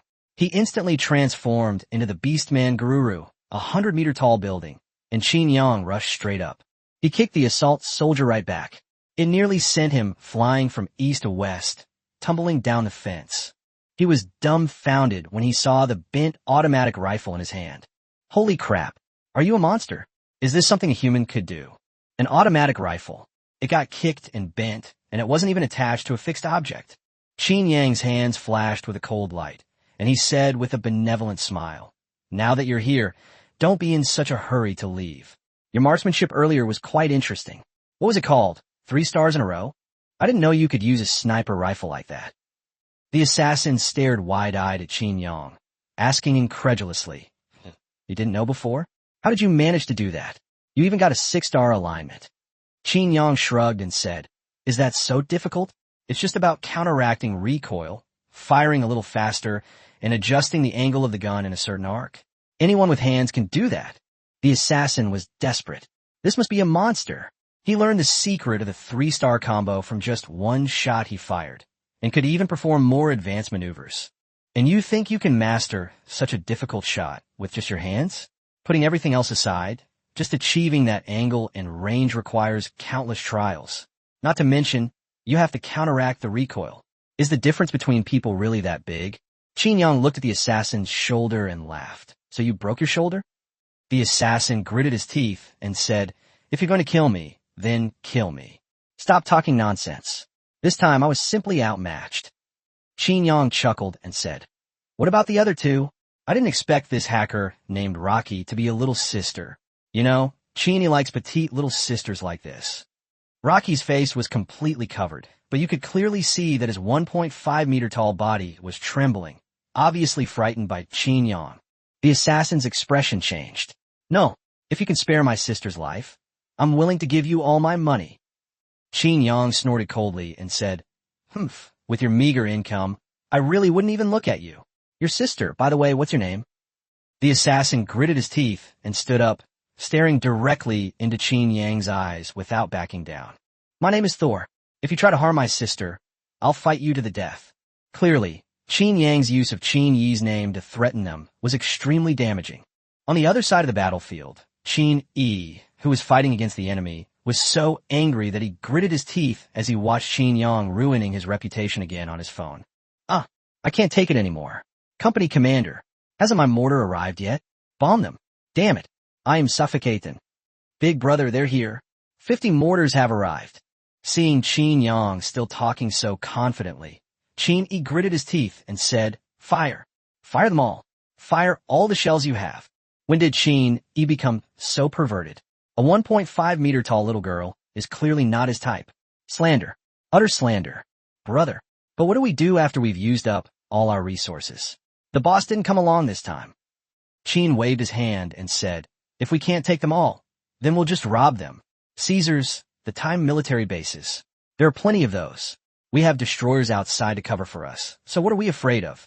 Go get them. Qin Yi was furious and took it out on the drug dealers in front of him. He was in the Golden Triangle, a lawless area. As soon as they entered, they started fighting without even looking at Qin Yi's flag. Chapter 271, a domineering statement. They're mine now. Dare to touch them, and I'll wipe you out. On the other side, Qin Yang said with a strange expression, What did you say your name was? Thor? Then why isn't your sister named Loki? The assassin was completely bewildered. You're discussing my name with me now? Thor's lips twitched, and he turned to stand in front of Rocky, saying in a deep voice, You are a person of great importance in the world. I don't ask for anything. I just want us to get it over with. Qin Yang turned his head away haughtily and said, That won't do. Qin Yi will be unhappy if he finds out. Qin Yi, far away in the Golden Triangle, was utterly speechless. He roared, completely insane. Damn it. Da da da da da da. Qin Yi stood up and started firing the Gatling gun, which is how his reputation was ruined. The drug dealers on the other side were frustrated. How could the other side suddenly become so energetic in just over 10 seconds? Thor gritted his teeth and whirled around, his remaining hand gripping Rocky's neck tightly. His tiger-like eyes filled with tears as he said, I'm sorry, but I can't let you fall into that freak's hands. Rocky looked at Thor with a slight smile, offering no resistance whatsoever. Meanwhile, the assault soldier on the other side drew his dagger and slashed it against his own throat. Qin Yang raised an eyebrow, lightly touched the ground with his toes, and a pebble flew out, directly knocking the dagger out of the assault soldier's hand. Smack! In an instant, he appeared beside Thor, pressing 2 fingers on an acupoint under the assassin's armpit. In that instant, the assassin felt his hands go weak and go numb. Rocky fell from his hands. Qin Yang sighed and said, What a mess. It's like I'm the villain here. Weren't you guys here to assassinate me? Thor took a deep breath and said, With so many people around the world watching, and you being such a big shot, just give us a quick death. Qin Yang said helplessly, When did I say I was going to kill you? Honestly, you guys seem pretty good. Can't I even test you when I'm recruiting? My Golden Leopard Mercenary Group is a reputable company. Shouldn't I do a background check? The 3 of them looked up in shock, a question mark slowly appearing above their heads. Hiring? And you, sir, is this a company? It sounds quite legitimate. Qin Yang was indeed a bit appreciative of talent. To be fair, this 3-star alignment was quite something. At least they didn't know about it before. Apart from the 10 generals, the others' physical abilities were also able to withstand it. However, it will take some time to learn. The Thor in front of us is clearly an ordinary person. Although his physical fitness is good, he is still far inferior to a junior gene soldier. But this guy managed to pull it off multiple times, even achieving a 3-star combo with a Barrett rifle, albeit at a heavy cost. This was also Qin Yang's first time recruiting from the outside world. Of course, he had to be cautious. The result was that the 3 of them were indeed quite good. The assault soldier was able to block the blow to the chest with an assault rifle in an instant and didn't pass out, which clearly showed that he had received professional training. Qin Yang's kick wasn't light either. As for Rocky, that little girl, although she's far inferior to Little Gold, her makeshift firewall actually managed to block Little Gold for 2 seconds. She's definitely got some skills, and she can even hack into another country's satellite. One cannot always follow others. Just like now, apart from the 10 generals, Xiao Jin can use nodes to cover his movements and avoid being detected by other countries' military satellites. But now that those 50-odd teams have been removed, the others don't have that capability. So this little girl will still have to do field work in the future. One Xiao Jin at home is enough. Qin Yang asked the assault soldier, "What's your name?" The assault soldier paused for a moment, then pointed to himself and said, "Me? Oh, my name is Hela." Qin Yang's lips twitched, and he said, "So, is Odin, the father of all three of you, coming to settle accounts with me?" Not only him, but even netizens were dumbfounded. Good heavens, is this Odin's whole family? Are you from Asgard? Thor let out a soft sigh, then lay limply on the floor. Thank goodness. His sister wouldn't die. Thor said sadly, "The three of us are orphans. We were captured as children and subjected to hellish training. Out of 3,000 children, only the three of us survived that year. We have no names, no surnames, no families. From beginning to end, we only had the mission and the order to dive. The three of us depended on each other for survival. It's so good that they're alive now. Kill me. My shoulder is already ruined. Even if I go back with you, I'll be a cripple. The Golden Leopard mercenary group will never want a cripple like me, and I can't accept myself like this. As long as they can live, that's enough." Thor smiled with relief. He said to Loki and Hela, "Go with him. Leave that organization. Qin Yang is known for protecting his own. Although we didn't complete this mission, your freedom to live is my last wish as your older brother." This touching scene brought many people to tears. What a touching brotherhood. They're closer than family. They just wanted to complete their mission. What did they do wrong? Qin Yang's lips twitched as he looked at the comments. Then he said, "Xiao Jin, pinpoint the IP address that said this. Damn it. I'll teach him a lesson he won't forget. You're playing the saint with my life? I'll send you to meet Jesus." The comments section stopped instantly. Holy crap. They've gotten so used to being keyboard warriors that they've forgotten this is the boss. The moment the screen went blank, a comment appeared. "Bro, give me a place. I'll go over and show him why the flowers are so red." Qin Yang laughed and said, "Little knife, I can handle this little problem myself. You've gotten into a lot of trouble lately, so stay put for a while." The commenter was shocked. "Dude, you know me?" Qin Yang laughed and said, "I know everything you've done, so just stay put." "Okay, I'll listen to you, big brother." Then, on this very day, a notorious gangster known as Knife Brother in Yin country, who had been causing the locals a great deal of trouble, suddenly turned over a new leaf. This shocked the police to no end. They were practically ready to send him to a mental hospital to have his brain checked. After saying that, Qin Yang looked at the three people who were reluctantly saying goodbye and said helplessly, "Didn't you ask for my opinion? It's just a broken shoulder.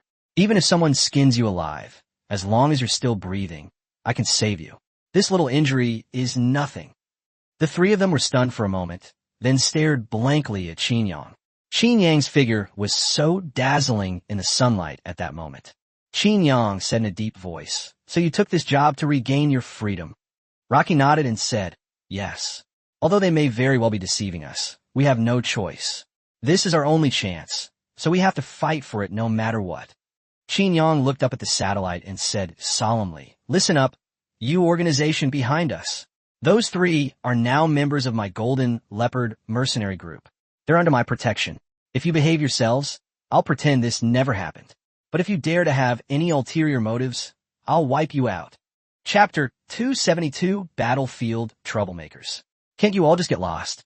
It was rare for Qin Yang to say something like this. Previously, he would ruthlessly kill anyone who dared to provoke him. Qin Yang silently turned around and looked at the setting sun, saying, "You don't have surnames, so I'll give you one. How about you take my surname, Qin? All 10 my Golden Leopard warriors are like that." The three looked up at Qin Yang's retreating figure, their eyes gleaming with a different kind of light. Taking Qin Yang's surname, did that mean they could be considered family? Okay, 3. The three of them exclaimed in unison, "We never thought that we, three rootless duckweeds, could have our own surnames." Qin Yang's figure also became radiant at this moment. Qin Yang's voice was exceptionally firm, carrying an air of dominance as he said, "Now you all share my surname, so stand up." The three of them suddenly felt a surge of power and stood straight behind Qin Yang, their previously injured bodies now standing ramrod straight. Meanwhile, many countries have analyzed one thing. No wonder they couldn't find any information about the 10 generals. It turns out they were all orphans. No wonder they all had the surname Qin and such perfunctory names. The atmosphere at the scene became very peaceful, but suddenly a telephone rang, interrupting the atmosphere. Qin Yang's lips twitched as he looked at the caller ID. The person in question had come knocking on his door. Qin Yang turned on the speakerphone and then held the phone a little further away from himself. Qin Yi's furious voice rang out. Boss, you've ruined my reputation again. Fine. You guys are playing some fancy tricks. The scene is so heartwarming. But why use my name? Wah. I'm clearly not a pervert. You're slandering me. Slandering me. After Qin Yi launched into a tirade, Qin Yang's lips curled into a slight smile. The other three also scratched their heads awkwardly, as if they had also joined in. Qin Yang waved his hand and said, "Oh, don't take it so seriously. I don't care. So what are you afraid of?" Qin Yi roared. "You don't care? You're ruining my reputation. Of course you don't care." Qin Yang scratched his head and said, "Huh? Why does that sound familiar? I feel like I've heard it somewhere before." Qin Suo raised his hand and said, Boss, that's what you just said." Qin Yang laughed and said, "Haha, not bad. You know to call me boss now." Netizens are laughing so hard they're numb. So, when did mercenaries become a joke? Qin Yang sighed and said, "Qin Yi, look at you. You ruined such a good atmosphere for me. Do you know how hard it is for me to show off right now?" Boom. Da da da da da. Damn it. Where did this little brat come from? Try to blast me with a rocket. What are you all standing around for? Follow me. We'll tear him to pieces, or I'm not a Qin. Qin Yang's lips twitched as he said, "I'm live streaming right now." Qin Yi's tone faltered, and he muttered under his breath, "Damn it. I forgot. Oh well, never mind. Let's get him first." After saying that, Qin Yi hung up the phone. Qin Yang's expression was indescribable. Trying to clear his name like this was going to be extremely difficult. "All right, stand up. I'm taking you home. Let me make this clear first. If you're undercover agents or have betrayed me, you can imagine the consequences. After all, who isn't a psychopath at heart?" Qin Suo placed one hand on his heart, knelt on one knee, bowed his head, and said in a deep voice, "I am willing to offer my heart to the boss." Rocky and Hella did the same.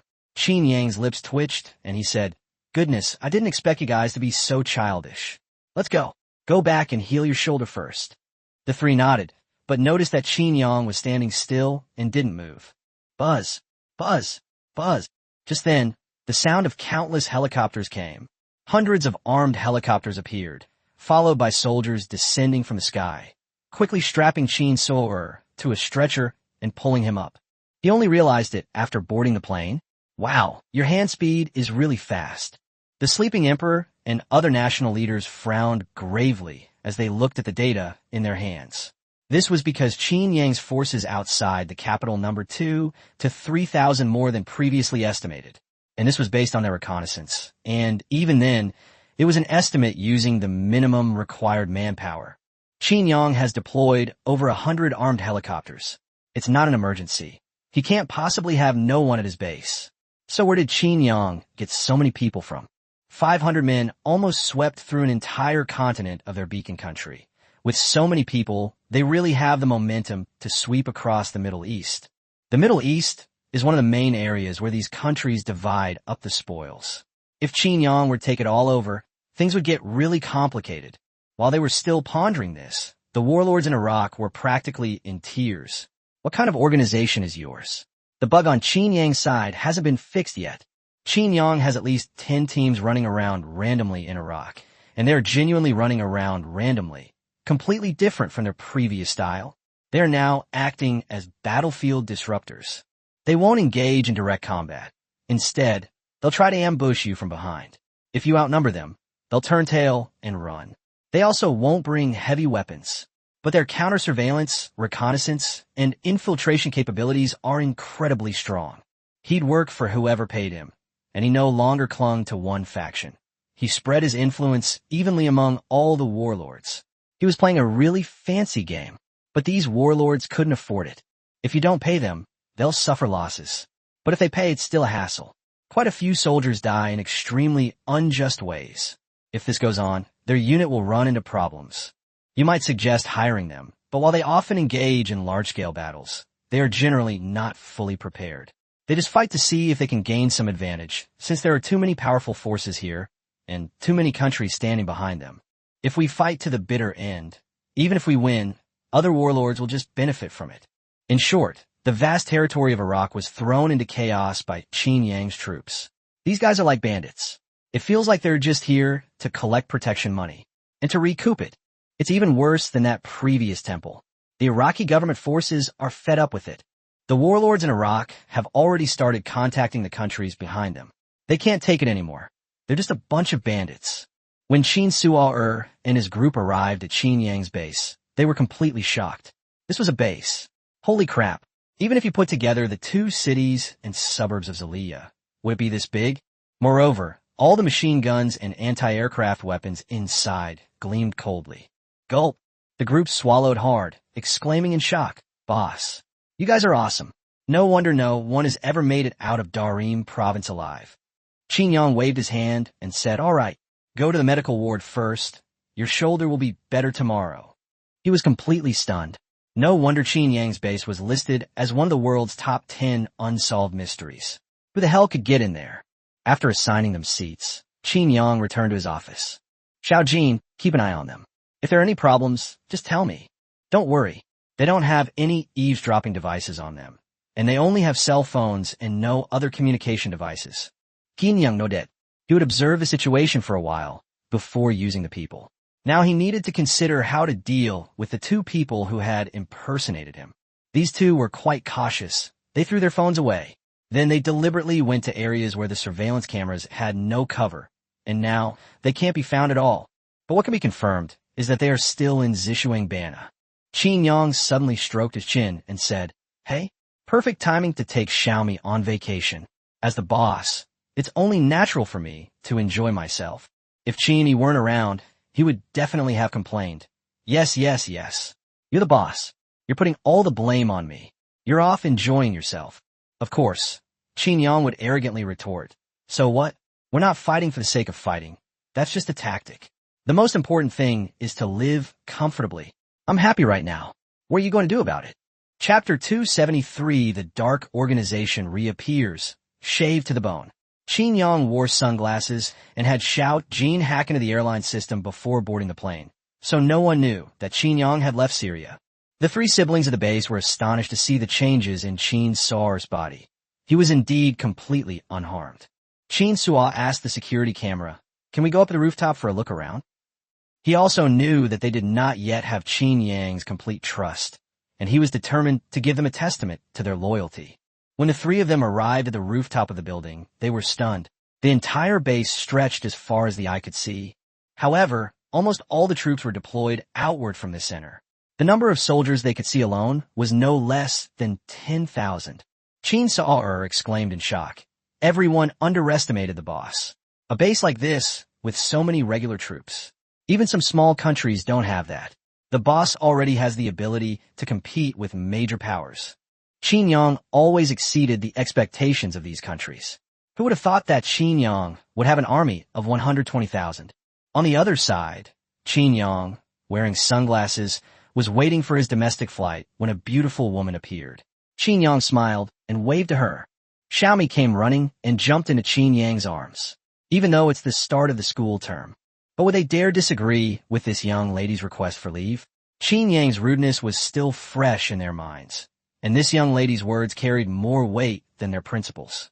Xiaomi asked, "How come you have time to come and play with me? I've noticed you guys are quite busy lately."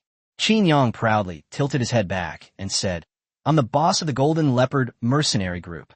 Of course, the boss should just enjoy himself." Xiaomi patted Qin Yang's hair and said, Okay, you're the best." For the next week, Qin Yang took Xiaomi to explore the entire Zishuangbana. It has to be said, money talks. VIP service throughout. Just enjoy it. After seeing Xiaomi's eye off on the plane back to Dongcheng, Qin Yang asked, "Xiao Jin, how's it going? It's been a week. How's the surveillance footage from Zishuangbana coming along?" "Old Qin, you're inhuman. The entire Zishuangbana. How many networks would I have to hack into to access all the surveillance footage? And I'd have to review nearly half a month's worth. You better get what's coming to me." Qin Yang touched his nose sheepishly, realizing he might have gone a bit too far. He had been having a blast this past week, while Xiao Jin hadn't had a moment's rest. "Oof, almost there.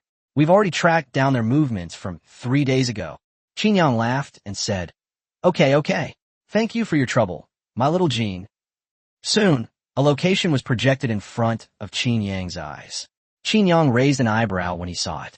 Hey, these two kids went to the slums? They're pretty good at hiding. Although Zishuangbana is a resort destination, it is also a core area. In some deserted places, there is a slum. Qin Yang took a taxi to the entrance of the slum. There were no surveillance cameras inside, and the driver refused to drive any further. Moreover, there were 3 checkpoints blocking the way along the way. Qin Yang had to pay a hefty price to find a driver to take him here. Looks like there's a secret here. What a coincidence. Qin Yang just loves to pry into other people's secrets. Before leaving, the driver didn't forget to give a warning. Young man, this is really not a good place, especially for someone dressed so elegantly like you. Even if you can't get out, no one will know. Moreover, this place was placed under military control several years ago. It was around that time that I brought some daring young people here to explore, but none of them have shown up since. Qin Yang laughed and said, "Don't worry, I'm confident I can come." Qin Yang strode into the alley. As the saying goes, bad people come from poor and desolate places, and their lives were already so impoverished. What was there to fear? Just do it. As soon as Qin Yang entered, he felt countless gazes falling on him. A slight smile appeared on Qin Yang's lips. Interesting. How long has it been since anyone dared to look at him like that? Those greedy eyes. As Qin Yang went deeper, he also noticed that the people around him were slowly moving closer to him, and there were very few women among them. The further in you go, the more people there are. A huge crowd of people are crammed together, and the air is thick with a stench. There's also a small commercial area inside, which is basically just a convenience store, and there are a few burly men guarding the area. Qin Yang knew this was a slum, but he never expected it to be like this. He also noticed that none of the people here were from Yen. Most of them were black. Qin Yang took out his phone and called Lei Qingze. "Old Lei, what's the situation in Zishuangbana? Why are there so many foreigners here? And why has it become a slum?" Lei Qingze was taken aback, then said, "How did you know? Where are you? Are you alone? Get out of here." Lei Qingze's tone became impatient. Qin Yang raised an eyebrow and said, "It seems unlikely that I can just leave like this. They've already surrounded us. Tell me, what's going on here?" It would be understandable if there were such poor places in the mountains, but this place is only about 50 kilometers away from the tourist area, yet there are 3 checkpoints. Lei Qingze said in a deep voice, "Qin Yang, get out of there immediately. That's not just a slum. We suspect it harbors a dark organization comparable to the Skull and Bone Society. We sent a special forces team, but it failed. Top secret information was leaked, and they were ambushed before the team even got there, and we couldn't find a single trace of them." Qin Yang narrowed his eyes. So that's how it is. The dark organization has become so rampant. It's only because the country is a top power standing in the light. These dark organizations are the ones who rule from the shadows. Qin Yang laughed and said, "Then I've really come to an extraordinary place." Lei Qingze said in a deep voice, "Qin Yang, don't make any rash moves. I'll send troops to support you. We've been maintaining restraint on both sides. They haven't shown any hostility towards Yin Kingdom. They've just stayed there. It's still somewhat respectable for us to step in. They probably don't want to disrupt the balance either." Qin Yang suddenly found it interesting. But if it really was an organization similar to Skull and Bones, he wasn't confident he could break through. After all, he was the only one in the entire Zishuangbana. "Hey kid, want to borrow some money?" Just then, several people, brandishing butterfly knives and flashing bright white teeth, surrounded them. "All right, I have work to do. I have to talk to you later." After saying that, Qin Yang hung up the phone. He grinned and said, "You guys are trying to play with knives in front of me? Don't you even know if you're qualified? Oh, you've got quite a temper, haven't you? Look at your delicate skin. Why don't you play with your big brother for a bit?" Qin Yang's smile vanished instantly, and he stared at the other person with icy eyes. "You're brave.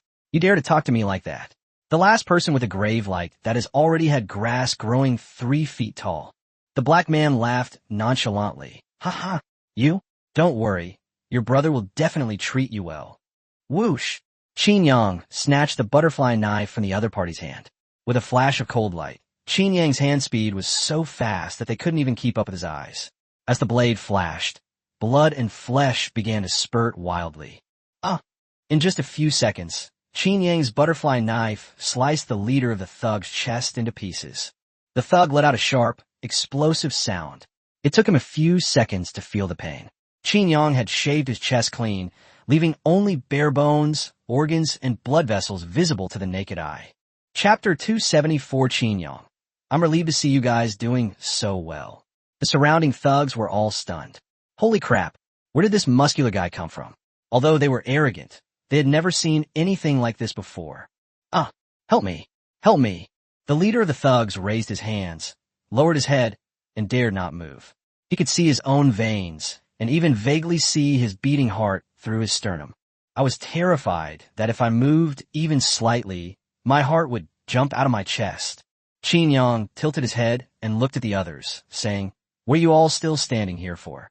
Kneel down and talk to me." Thump, thump.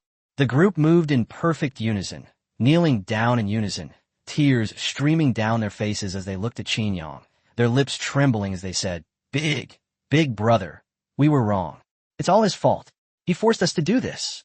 Qin Yang scoffed. "Don't spout nonsense that insults my intelligence. I hate black people like you the most.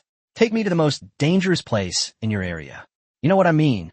Qin Yang's eyes were extremely dangerous. If they dared to utter a single word of dissent, the one standing there would face certain death. The kneeling thug said in a voice filled with fear, "Boss, we can't go to that place. We can only live on the outskirts. They throw out some food from inside from time to time, and we survive on that stuff." Qin Yang brandished the butterfly knife in his hand and said in a low voice, "I'm giving you one last chance.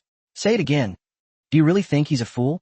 You can feel the other person's physical strength when he's cutting meat with a butterfly knife. The hardness of his muscles has indeed increased significantly, and his muscle strength is much stronger than that of an average person. Moreover, although Qin Yang did not sever the other party's main artery, he still severed other blood vessels. The fact that the other party could still stand here, although his face was pale, showed that he was still alive. This vitality was truly outrageous. The thug trembled slightly and slowly said, "What they threw out wasn't food but corpses. After eating those corpses, our strength and stamina all increased. That's why we all gathered in this slum. Those who live here are people without any attachments, and those who have eaten the kind of food, no one can leave." Qin Yang narrowed his eyes. Why do these dark organizations like to do these things now? Why can't they put their ideas into weapons? Qin Yang thought about it again, and it made sense. Their dark organization was so powerful, the higher-ups would definitely want them to live a few more days. After all, which person in power, no, which person with money and power, wants to live forever? Perhaps these dark organizations are colluding with some countries. After all, who says that standing in the light makes someone a hero? As long as there's enough profit, killing is no big deal. So, you mean none of your people went in? The thug nodded frantically, saying, "We really didn't go in." Qin Yang asked in a deep voice, "Where are the two Asians who entered here 3 days ago?" The thug's face stiffened, and he seemed to want to say something, but hesitated. Qin Yang said coldly, "Do you want me to say it a second time? Big brother, come with me." Led by the other person, we arrived at a dilapidated hut. Inside were two people who were barely recognizable as human beings. Their legs were spread apart, and they were suspended by ropes. They were numb to the sight of people and did not even lift their eyelids. Their eyes were staring blankly at the floor. Qin Yang leaps to Wechet. Good heavens! No wonder he didn't dare to speak earlier. He thought he was here to rescue someone. Qin Yang sneered at, "Karma, you really thought my name was so useful? I'm a chosen one." Upon hearing Qin Yang's words, the two men looked up instantly, a glint of light flashing in their eyes. They roared in hoarse, desperate voices, "Kill us. It's all our fault. Kill us. TSK, TSK, TSK. That's really pathetic. You guys are pretty good at running away. There really aren't any security cameras here. I'm relieved to see you guys having so much fun."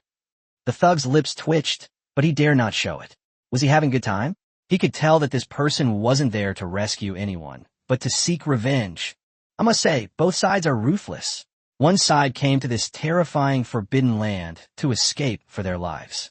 The other side chased after them directly to seek revenge.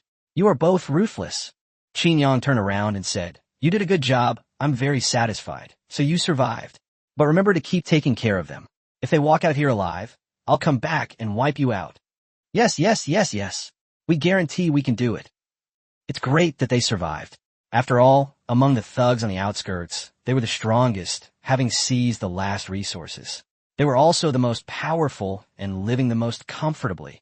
Qin Yang turned and left, but his stomach was still churning, though he didn't show it.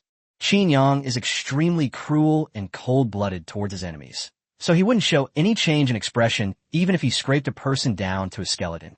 But Qin Yang still had a basic moral compass. They actually ate people, and it sounded like they were eating them raw. Just thinking about it was disgusting.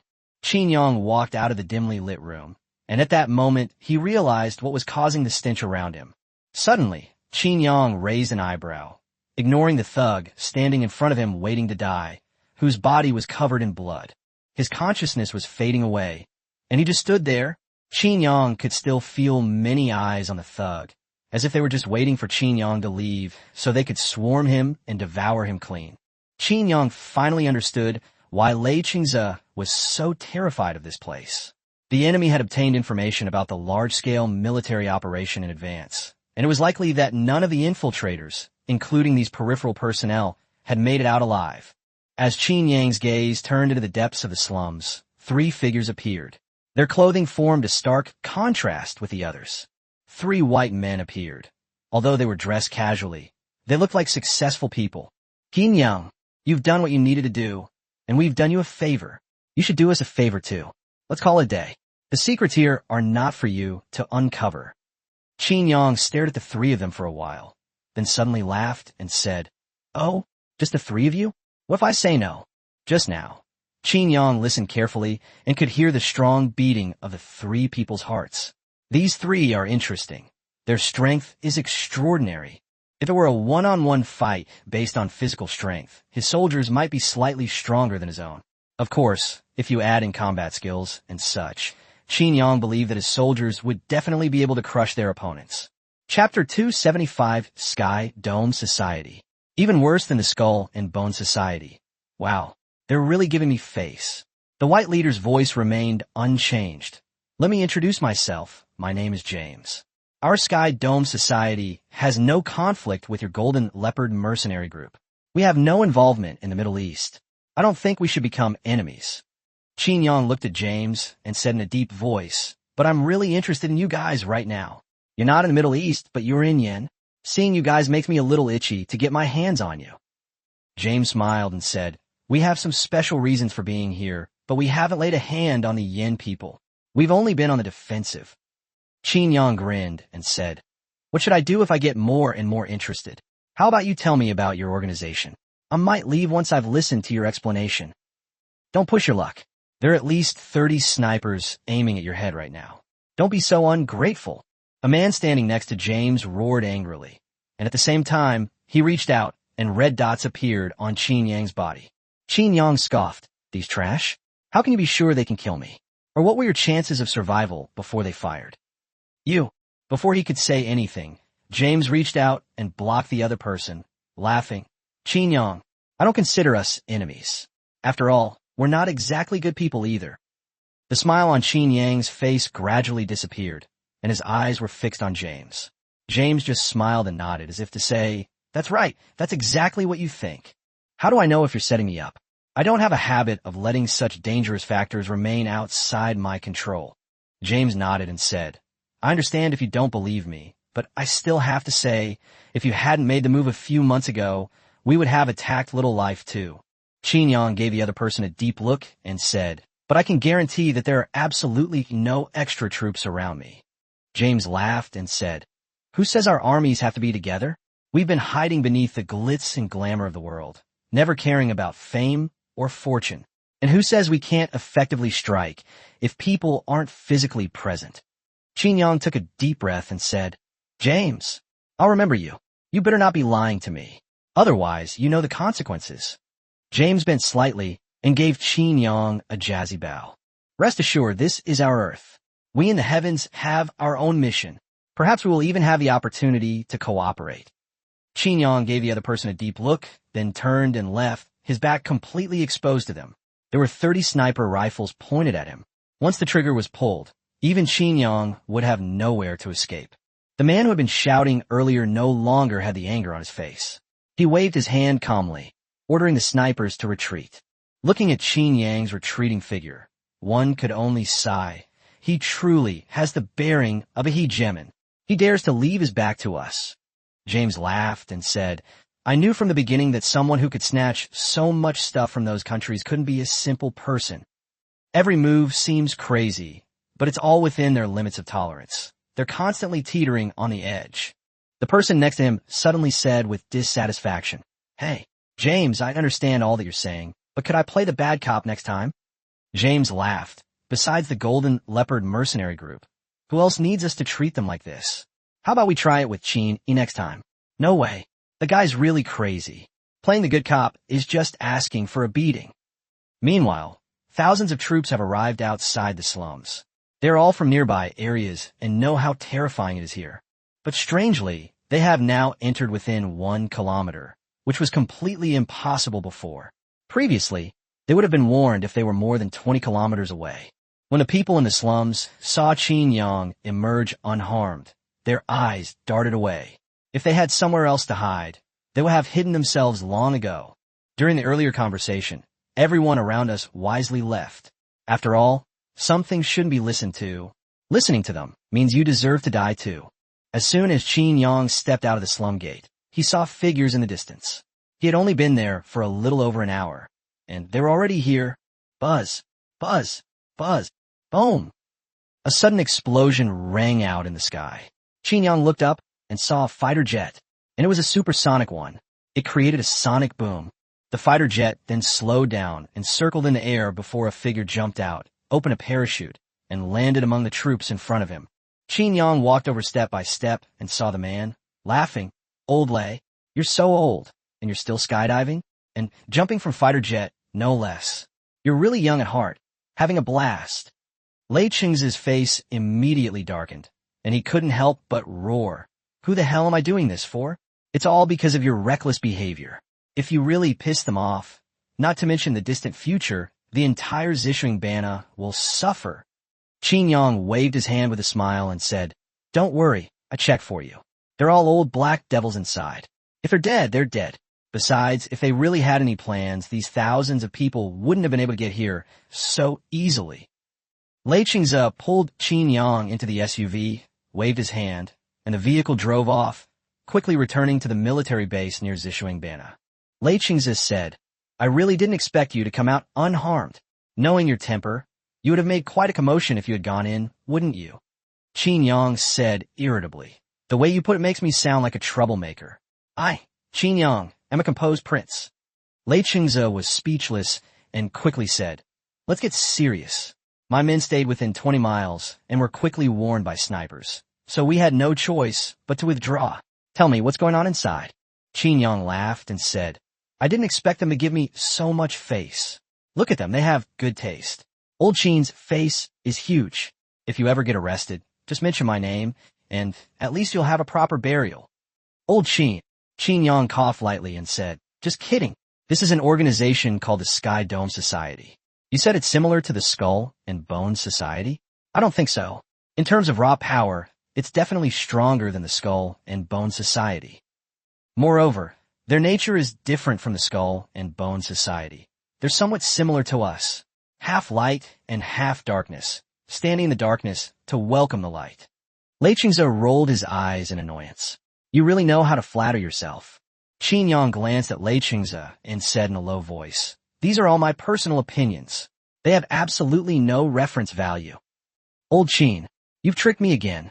Qin Yang shrugged and said, I'm not trying to mislead you. I was on the outskirts, right where the people you sent in died. They found me, and their intelligence network is exceptionally strong. They knew exactly what I was doing there. By the way, all the people you sent in are probably dead, and their bodies were mangled beyond recognition. It was most likely done by those people on the periphery, since they really do eat people. Raw. Lei Qing's pupils contracted in shock as he exclaimed, What did you say? Cannibalism. Qin Yang's expression was more serious than ever before. He said, You'd better not send any more people in here.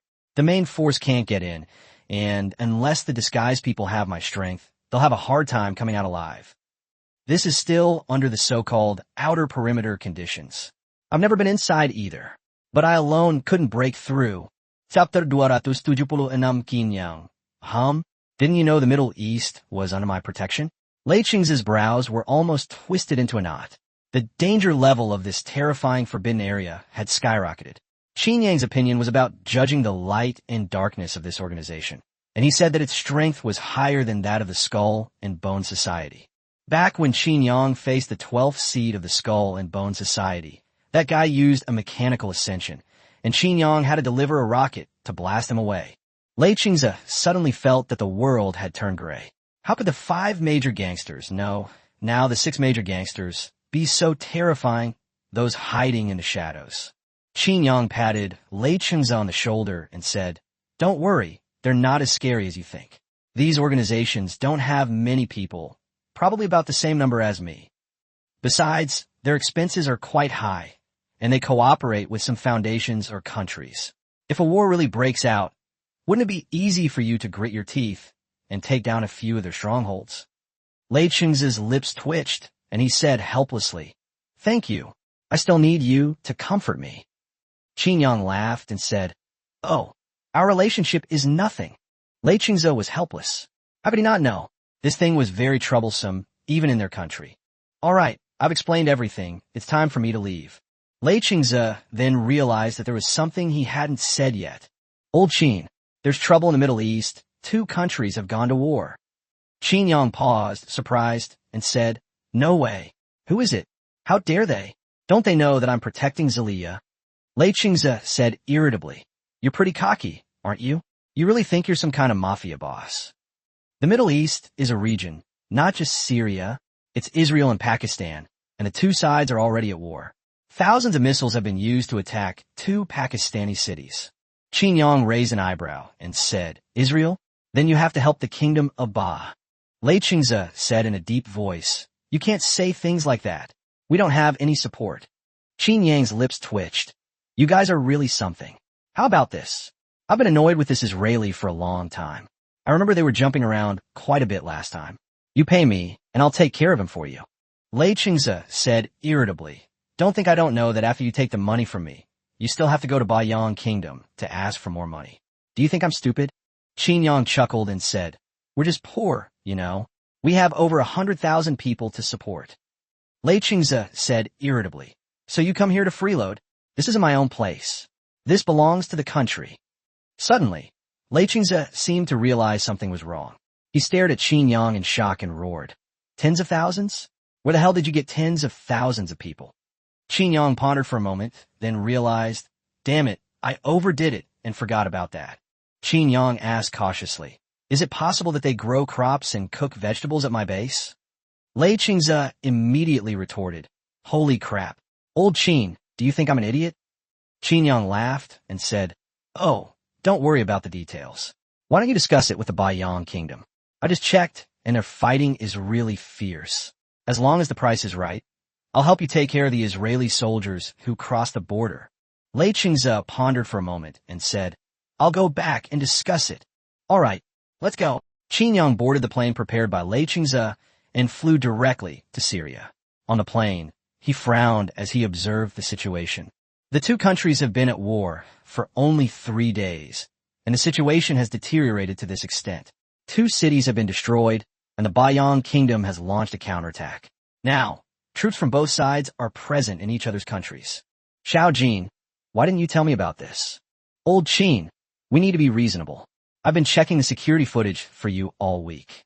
What the hell am I supposed to be paying attention to about international affairs?" Qin Yang scratched his head awkwardly and said, "Oh dear, I forgot." Looking at the satellite image, Qin Yang suddenly realized something. Holy crap, these Israelis actually smuggled themselves over from the very edge of Syria. "Oh my god, they didn't charge a toll. This won't do. We have to pay." Qin Yang instantly found the key point. When Qin Yang returned to the base, he found that Qin Yi and the others were all there, and they were looking at Qin Yang with great excitement. "All but the 10 teams in Iraq are back. Boss, should we join the battle? We're ready," Qin Yang said irritably. "Weren't you in Thailand? Why are you back? Is the fighting over there over?" Qin Yi scratched his head and said, "Boss, it's no use. We can't win. I brought the Thai army to a standstill, and they immediately sent fighter jets to bomb us. Luckily, Qin Luoqi sent us a message. Otherwise, we really would have been wiped out." Caesar and his men are still in the primeval forest, and we can't get in. When we were fighting at the Golden Triangle, we got carried away and fought our way through, all the way back to Thailand. Apparently, we killed that president's mistress, and he went berserk. Ginyang s leaps jet. Goodness, you've really had a wonderful time lately. You traveled to Thailand to fight in the Golden Triangle, and then, after getting carried away with the fighting, you brought it all back. You're awesome. Qin Yang silently complained.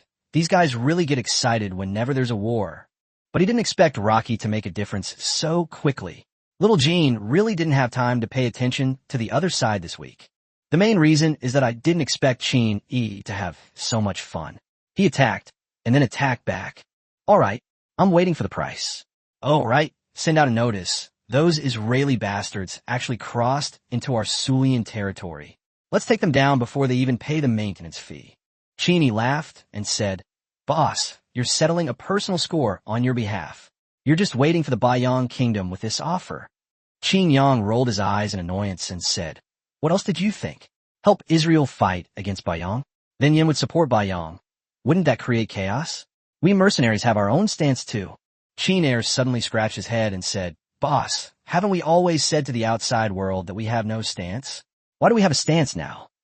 The others looked at Qin Air with mixed feelings. Qin Yang sighed and said, Xiao Air, from now on, don't talk much outside, just do more work. The others nodded frantically. Xiao Air was great in every way, except that he was a bit too straightforward. Chapter 277. An army of 100,000 marches out of the tower, shocking the world. That very afternoon, Qin Yang received a phone call. Hello, I am the president of the Barbarian Sheep Kingdom.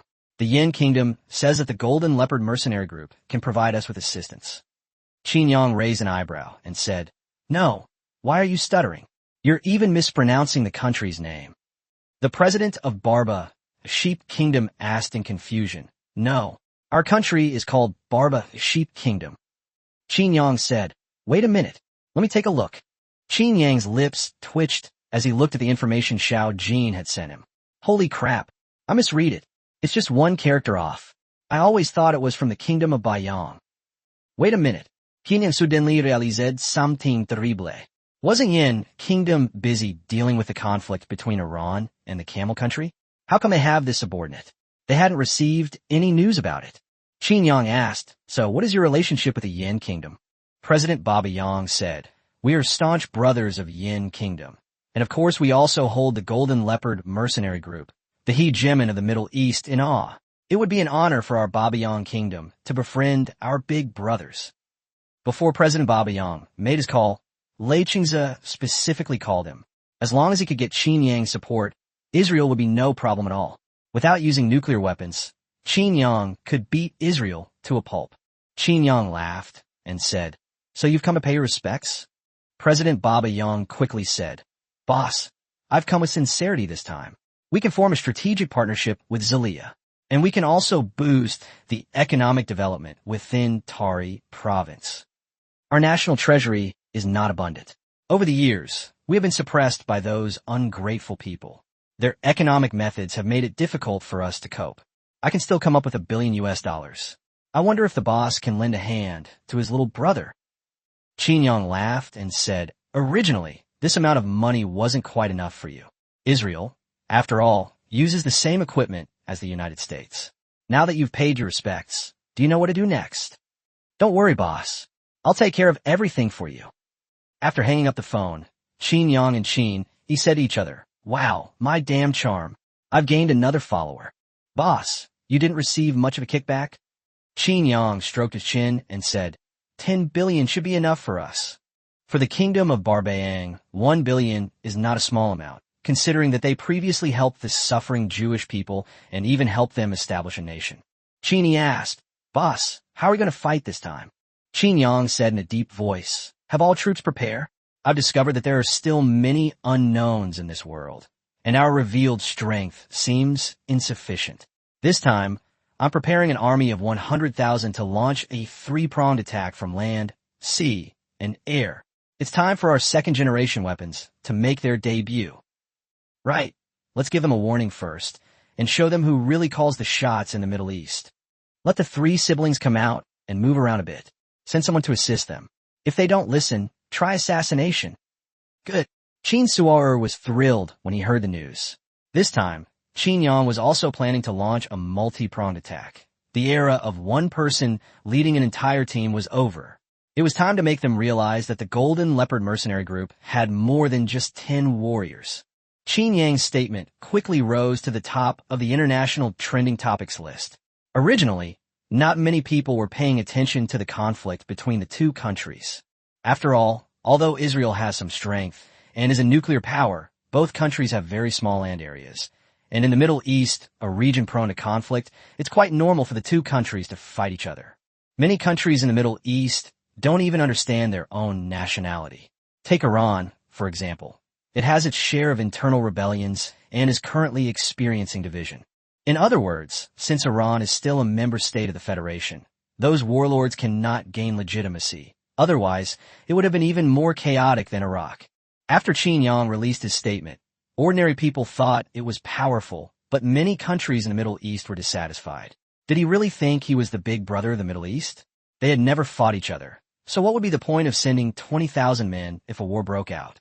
They can make countless mistakes, but if Qin Yang's men make just one mistake, they will be completely wiped out, and everything Qin Yang has now will vanish into thin air. The biggest objections came from the Camel Country and Iran, because one of them was rich and the other had territory. Israel completely disregarded Qin Yang's words, expecting them to reconcile with just a few words. Did that mean they would have to bleed money? Absolutely not. Moreover, this time they have the support of the United States, which has already expressed its full support for them. The United Nations will not interfere in this situation.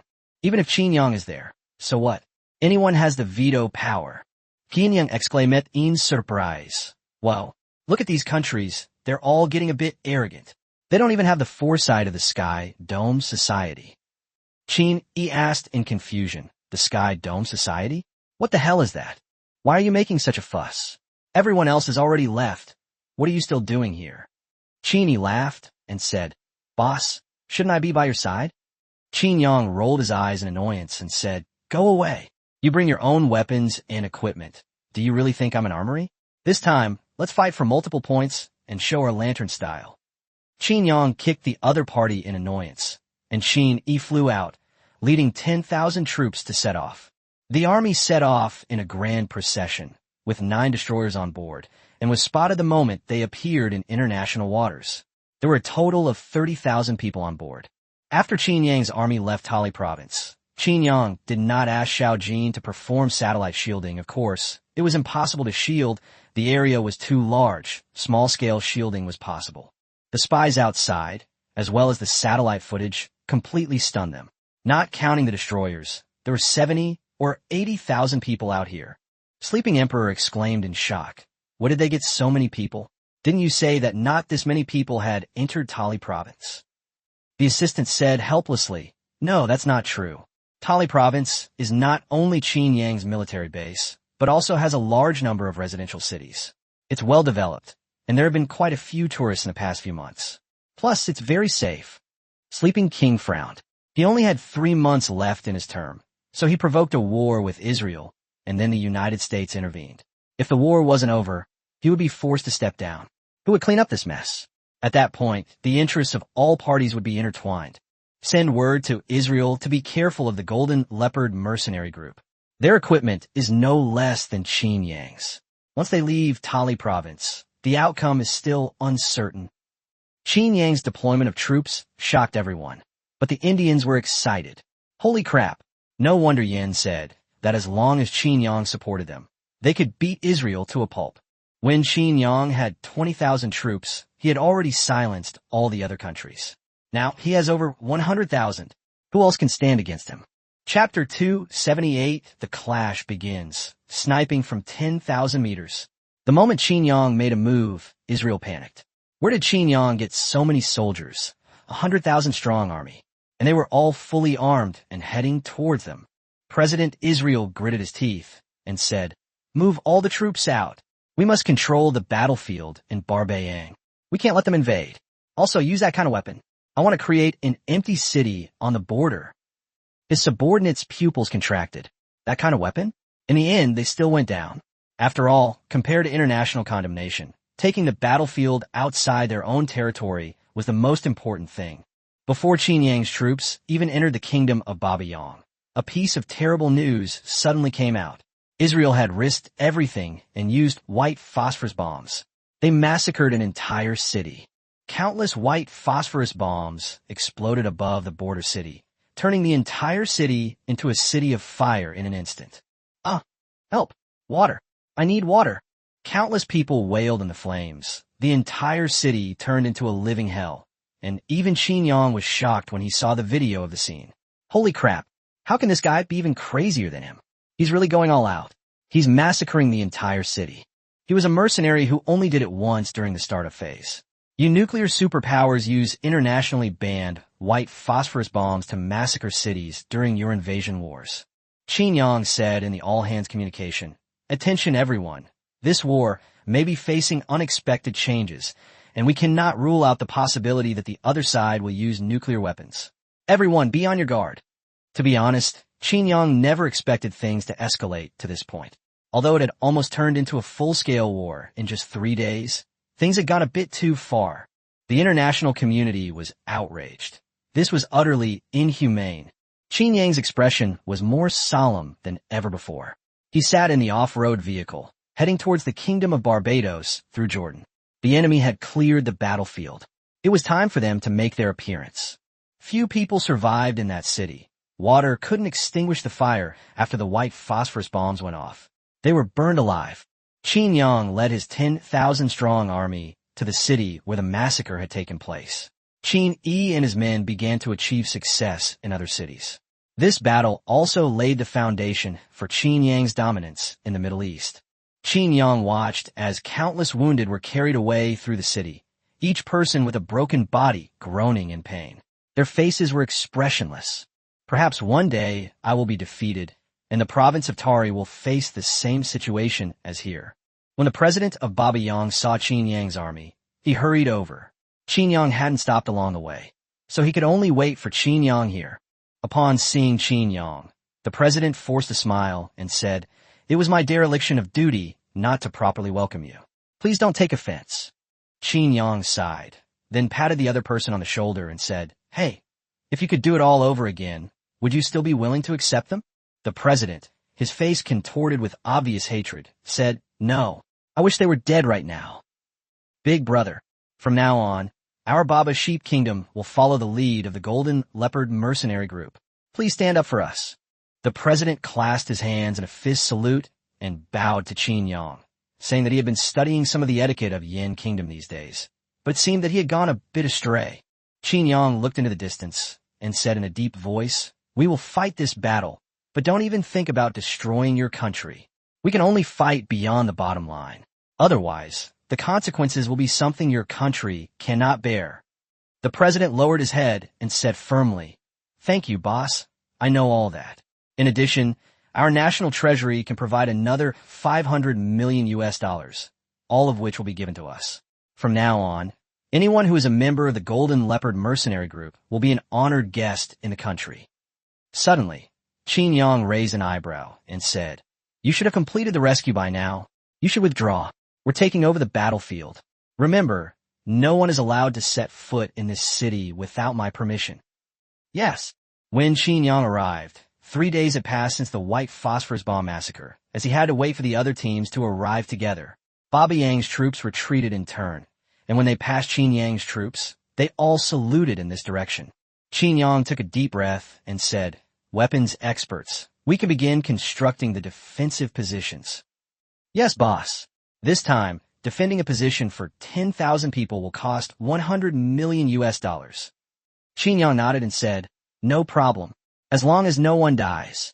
At the same time, Qin Yang gave orders to all units. "Keep the pressure down. Don't get too cocky before you've achieved any success on my side." "Yes. Yes, sir." Qin Yang brought weapons experts with him this time in order to quickly build the project and also to have a rapid deployment force in Jordan. Jordan has also vacated a military base on its border.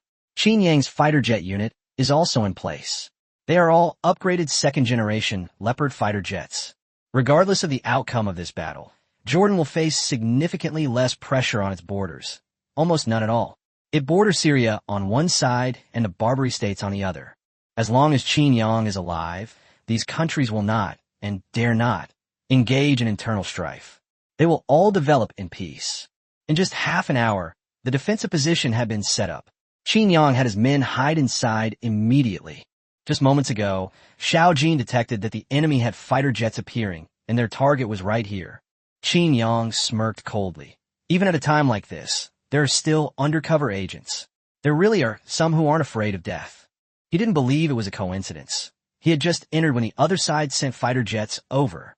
Anti-aircraft artillery units, prepare. After firing one wave, immediately retreat to your defensive positions. The artillery doesn't matter. If it's destroyed, so be it. 100 anti-aircraft guns have been lined up and positioned in front of the defensive fortifications. The artillerymen are on high alert, ready to launch an attack. Xinjiang, sniper rifle in hand, gazed at the distant sky. The enemy infantry was advancing. They were preparing to ambush Xinjiang here. Old Qin, you're here. Thump, thump, thump, thump. Xinjiang, holding his sniper rifle, began firing rapidly into the sky. The straight line distance between the two was nearly 10,000 meters. The effective range of the sniper rifle is 5,000 meters. However, Xinjiang didn't say his limit was 5,000 meters. He had images of the distant sky provided by Xiao Jin, as well as analysis of Aang's altitude, air humidity, and wind conditions. Even if the bullet followed an arc, he could still hit it. Even so, he is a college student, so he should be able to calculate parabolas and kinetic energy. Boom! Boom! Boom! Explosions echoed from the middle of Israel's fighter squadron. The fighter pilot yelled into the communications channel. It's a sniper. It's Xinjiang. It must be Xinjiang. But I can't pinpoint his location. My instruments aren't picking up muzzle flash. All fighters, spread out. Spread out. Use erratic flight to dodge sniper fire. Drop all the shells into their damn trenches. You dare to join our battle? Just a mercenary. Do you really think we're pushovers? The fighter squadron leader, a major general, was giving orders over the channel while simultaneously venting his frustration with Xinjiang. No one had ever dared to defy them. The Germans had nearly wiped them out years ago, and they swore never to let such a thing happen again. So they established their nation, focusing on both military and economic development. And you, Xinjiang, dare to provoke them again and again. They're not pushovers. Chapter 279 The City Amidst the Fire, War Begins. Bombs smash the ground. Boom, boom, boom. Xinjiang continued firing at the fighter jets, and when he saw the group of fighter jets disperse, he put away his sniper rifle. Anti-aircraft guns, prepare. Enter firing range immediately. 3 rapid fires, then everyone take cover. Yes, we're only a few dozen seconds away from the arrival of the fighter squadron. We'll be within firing range soon. Although the city's skyscrapers were bombed beyond recognition, they still significantly obstructed the view. Xinjiang watched as the fighter jets flew erratically in the sky, about to reach the edge of the city. Xinjiang suddenly roared, "Release!" Whoosh, whoosh, whoosh. The anti-aircraft guns fired 300 shells in an instant, 3 of which were fired in rapid succession and flew directly towards the fighter squadron in the sky. Immediately afterwards, everyone returned to the fortifications and watched the footage transmitted by Xiao Jin through their individual combat helmets. Anti-aircraft guns and fighter jets are both two-way. When an anti-aircraft gun can hit a fighter jet, the anti-aircraft gun is also within the fighter jet's kill range. It generally comes down to who is more accurate. 300 anti-aircraft guns were launched into the air in an instant, catching them completely off guard, because their intelligence indicated that Xinjiang had not brought any anti-aircraft guns. The 10,000-strong force was clearly visible, consisting only of armored vehicles, tanks, and military vehicles. Get out of the way. It's an anti-aircraft gun. Damn it. Throw all the shells down here and turn this city into a ghost town. The captain roared furiously, and at the same time, the shell had already hit the fighter jet. Boom! Boom! Boom! Huge explosions echoed through the sky, and the fighter jets that were hit were instantly detonated twice, leaving them no chance to make an emergency landing or even eject. Damn, How come their shells have a secondary explosion? They're so powerful. Do they take Viagra? This time, the anti-aircraft guns really startled him, not only because of their power, but also because they were firing from their blind spot. How did they know their location? 100 fighter jets were either directly bombed in the sky or forced to withdraw from the battle due to the blast wave. Fortunately, they went all out this time with 500 fighter jets. Their power goes without saying. This is just one battlefield, and the first wave of attack brought 500 aircraft. Buzz! The fighter jets hurtled in, but their radars showed nothing, as if the city were a ghost town. Everyone, clear out your reserve spots. Boom! Boom! Boom! Fighter jets filled the skies above the entire city, dropping countless bombs and launching a new round of attacks on the already devastated city. The entire city has once again suffered a devastating blow. The entire city is once again engulfed in gunfire. The Baba Sheep army, which had already withdrawn, all turned around to look at this horrific scene. One of the generals approached the president and said, "Mr. President, let us go back and provide support. There are no air raid shelters in that city, and 10,000 people have nowhere to hide." After the air raid, a large army will be pressing in. Even if Qin Yang and his men are powerful, they won't be able to defend against it. This is firepower suppression, and it has nothing to do with strength or tactics. The president of Barbang's expression kept changing, and finally he gritted his teeth and said, "Go back to the next city to build a defense line. I promised Qin Yang that no one can enter this city until we hear from him." But the president interrupted the other person directly, saying, "No buts. Execute the order now." Yes. Barbang's army returned to the edge of the second city and began to build defensive lines, mainly anti-aircraft equipment, as well as barriers to stop the advance of tanks and armored vehicles. But every soldier's eyes seemed to be spitting fire. They were all holding their breath. Their city was being brutally slaughtered by the enemy. Civilians were dying, and the supporting troops were engulfed in an inferno of explosions. And they could do nothing. The saddest thing in the world is wanting to protect something but being powerless to do so, because their weapons and combat skills are indeed far inferior to those of the Israeli army. Israel has plenty of money and equipment, and it's backed by the world's largest superpower. Meanwhile, inside the defensive fortifications, Qin Yang heard a series of loud explosions outside. He shook his head. Although he had withstood the blasts, they were still incredibly loud. Hundreds of fighter jets in the sky dropped all their bombs in one go. After all, they were facing the Golden Leopard mercenary group, and who knew if they would have a second chance to return and drop more bombs. The captain, seeing the sea of fire below, gave the order to retreat. The fighter jets came quickly and went quickly too. Xiao Jin kept monitoring the situation outside. After the fire subsided, Qin Yang emerged from below. It was the first time Qin Yang had ever been in such a desolate place by himself. Qin Yang said in a deep voice, "Prepare for battle. Today we'll show them who's in charge in the Middle East." Damn it, bombing the ground. I never thought this day would come for me. Luckily, I was prepared. To be honest, if he hadn't seen Israel use white phosphorus bombs to massacre the city, he wouldn't have expected the other side to be so ruthless. He immediately turned back and brought out the weapons expert. Otherwise, Qin Yang would have to fight them head-on with anti-aircraft guns right now.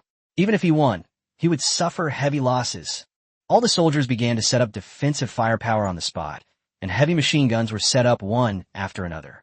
Qin Yang did not choose to block in sections. He did not believe that his troops could be broken through. Moreover, segmented blocking is equivalent to abandoning the soldiers at the front, with the artillery retreating and thousands of self-propelled cannons requiring a full 2,000 people to operate. Meanwhile, 2 snipers were deployed to every available spot on the remaining dilapidated building, working together to cover the area. Qin Yang stood ready at the front line, rifle in hand. At this time, many war correspondents also came to the country of Baba Yang, but none of them expected that Israel would be so uncivilized. Many of these war correspondents were injured or even killed. Civilians from all countries have suffered losses to varying degrees here. Even Yen is no exception.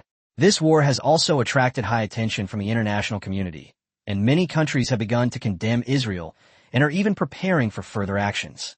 Meanwhile, news of the Golden Leopard mercenary group's all-out war with Israel also spread.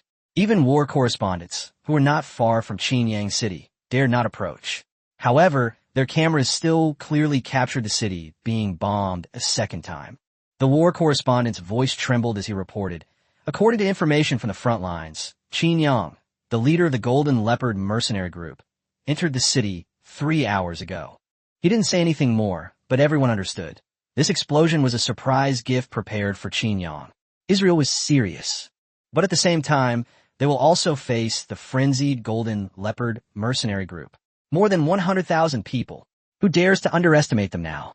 Qin Yang was at the forefront, facing the first wave of attack alongside all the soldiers. But in this kind of warfare, there are very few face-to-face battles like this. If the enemy manages to reach him alive, they're considered quite formidable. At the same time, Qin Yang started throwing landmines outside. That's right, he was throwing landmines. Qin Yang's advanced technology. Before activation, even if the switch was touched, they wouldn't explode. The moment it's activated, the change in gravity above it exceeding 1 kilogram will cause it to explode. It's not a pressure-activated landmine. Even if a person steps on it, it will explode instantly. Qin Yang threw these landmines a full 200 meters away. His arm strength was no joke. He threw hundreds of them in just 10 minutes. In other areas, soldiers crawled forward to avoid being detected by the enemy, and landmines were laid along the entire length of one side of the city. After all the landmines were laid, Qin Yang pressed the switch, activating all the mines, and waited for the arrival of the enemy's advance team. Meanwhile, Israel's army was advancing towards this side, and their air force, having lost 100 fighter jets, had annihilated most of Qin Yang's manpower. This is the report they received from the Air Force. And with such a massive explosion, they believed that even Qin Yang couldn't save everyone. So the army had a full 50,000 troops, all of them elites, with thousands of tanks leading the way, followed by armored vehicles and off-road vehicles. It was said that an off-road vehicle was also carrying a heavy machine gun, and at the very back were rows of military trucks loaded with howitzers, shells, and other weapons and ammunition. They didn't bring any food. Their main objective was a swift victory. Supplies would be transported from the rear after the battle was over. They had studied Qin Yang before they came. They actually dared to go deep behind enemy lines to cut off weapon support, then launch a surprise attack from the middle, blowing up both ends. Chapter 280 All-Out War. Barbie Young retires to the second line. Isn't such a person worthy of following? The Israeli vanguard was excited. Looking at the dilapidated city faintly appearing ahead, they took a deep breath. Finally, they were about to face Qin Yang head-on. Fortunately, their losses were heavy. Meanwhile, Qin Yang's Golden Leopard mercenary group has begun a full-scale war with Israel. Israel has mobilized more than 400,000 troops, while Qin Yang is facing an army 5 times his size, not counting Air Force and the like. On the other side, Qin Yi and his group were also facing enemy forces 3 to 4 times their size. However, due to Qin Yang's orders, they did not fight aggressively. Moreover, the other side hasn't even entered the city, except for 2 cities that were previously breached. The rest of the battle lines are outside the city. Da-da-da-da-da. Boom! Boom! Qin Yi, wielding a Gatling gun, repelled the charging soldiers. Both sides simultaneously unleashed artillery fire at the center of the battlefield. Tanks and armored vehicles had already engaged in a fierce exchange of fire. His city was one of the fallen cities, so while large-scale battles were taking place, street fighting was also taking place. The Israeli army was stunned to see that Qin Yang's tanks and armored vehicles were very different from those before. The most important thing was that one of their tanks was hit by a single shot from one of their tanks, right in the face. However, apart from the cannon barrel being bent by the explosion, the other side didn't seem to be hurt at all. They even sped up and drove straight back to their own position. Holy crap. What the hell is this? Why is my huge armor-piercing shell completely useless? The Israeli general was stunned. How the hell was he supposed to fight this? At the same time, he had a strange feeling. The opposing forces didn't seem to be using their full strength. With these tank units charging forward, they'll be a tough opponent. After all, they've already used up a lot of artillery shells. If they really spread out, they won't be able to cover the entire battlefield at the same time. Brother, they say our boss is under heavy fire. Should we help relieve some of the pressure on him? Because of the relatively low pressure on their other fronts, Israel did not deploy fighter jets and focused its main target on Qin Yang. Once Qin Yang was captured, the rest could be eliminated one by one. Qin, he said in a deep voice, no need. The boss brought several weapons experts with him before he came. He told us to play it safe, to draw fire. Once the boss makes a breakthrough, we'll launch a full-scale attack. Remember, we don't have much time. The pressure will come when we gain an overwhelming advantage. Be prepared. We need to inflict maximum damage in the shortest amount of time. Qin Er nodded silently. Since those few were with the boss, there was nothing to worry about. Where's my self-propelled artillery? I won't be able to take it with me when we charge. Don't hold back the shells. Just bomb wherever there are the most people. Boom! Boom! Boom! No sooner had Qin Er finished speaking than a deluge of artillery shells rained down. The soldiers on the battlefield had no idea what was going on with the enemy's sudden increase in firepower. When the news reached headquarters, they completely misunderstood it. The commander-in-chief laughed. Ha ha! Qin Yang's side has indeed suffered heavy losses. Otherwise, the other battlefields wouldn't be in such a hurry. Send the word. Hold them off. Even if it costs us lives, we absolutely cannot let them come to our aid. Qin E and his team were completely bewildered. We haven't even run out of shells yet. And you've already started advancing? Are you looking down on us? No way, are they crazy? Why are they even pushing this forward? Despite their doubts, they wouldn't let such a good opportunity slip by. War is bloody and cruel. Qin Yang's Golden Leopard mercenary group directly blocked most of Israel's front line, while the Barber Sheep Kingdom's army was almost entirely holding the second line of defense. The war correspondent sandwiched in the middle was completely dumbfounded as he looked at the compiled news. Under the spotlight of the live broadcast, he blurted out, "Whose country is this? Why has it become the Golden Leopard mercenary group versus Israel? Have the Barbarian Sheep's army been relegated to the second line?" Everyone else was also bewildered. Lei Qingze directly called the president of Baba Yang and questioned him. "I told you to hand over the most dangerous person to Qin Yang, and you handed over everyone else to Qin Yang?" The president said helplessly, "I don't want to either, but we can't interfere when they're fighting. Israel doesn't respect the remaining defensive lines either. They don't even have anyone to attack. They've even started fighting on the high seas. They think our people are in the way and want them to just watch from behind." Lei Qingze's lips twitched, then he fell silent. Yes, Qin Yang and his group were indeed capable of doing this. Then prepare to bleed heavily. This battle won't be cheap. The president nodded firmly and said, "Don't worry about that. We'll take out all $1.5 billion from the national treasury. I'll also contribute 30% of the national tax revenue for the next 3 years as a tribute to you, sir." Lei Qingze glanced at the phone, blinked, and said, "So you became his underling? Holy crap. Old Qin is so dishonest, he poached my guys." The president said apologetically, "In the Middle East, the boss calls the shots, and I really like his personality. Being a subordinate isn't so bad. Maybe I can even take on some thugs at the Federation." Lei Qingze was speechless. "So, is there even one decent person among you? How did Qin Yang lead everyone astray in the Middle East? Everyone's trying to find some sense of presence at the Federation meeting. Think it through. The deeper you're bound to Qin Yang, the more you'll suffer if he falls from power." The president said in a very serious tone, "I understand the reasoning. Although we have contributed money, he has stood in front of us in this situation, so what reason do we have not to stand by his side? Maybe this is what you call the spirit of the underworld or the atmosphere of a gang, but aren't these kinds of people natural leaders? Aren't they worth following?" Lei Qingze sighed. Indeed, if such a person lived in ancient times, he might not have been unable to build an army even if he started from scratch. A person like Qin Yang in ancient times could have replicated Zhu Yuanzhang's miracles. Starting with a bowl, he could defeat Alexander the Great. Chapter 281, Artillery Barrage. Qin Yang. Can I even get involved? The Israeli army marched in mightily, and seeing the ruined city with no defenses in front, they all lowered their guard. Qin Yang and his men indeed suffered heavy losses. Even if there are any survivors left, they'll only be able to fight them in urban warfare. After all, they already had a significant numerical advantage. After this round of bombing, very few of them will be left. Brothers, charge! Victory is just around the corner. The general roared passionately over the radio, and the soldiers floored the accelerator. They were an armored force. They feared nothing but mines and artillery fire. They were both bombed in less than half an hour.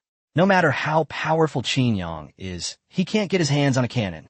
Qin Yang and the others held their breath and watched intently as the enemy's tank force advanced. Boom! Boom! Just as they were about to storm the city, the landmine exploded. It was the same color as the ground, and in their excitement, they didn't even notice. Boom! Boom! Boom! A series of huge explosions brought them back to reality. Not a single landmine had overturned the tank. The power was truly astounding. Holy crap! Alert!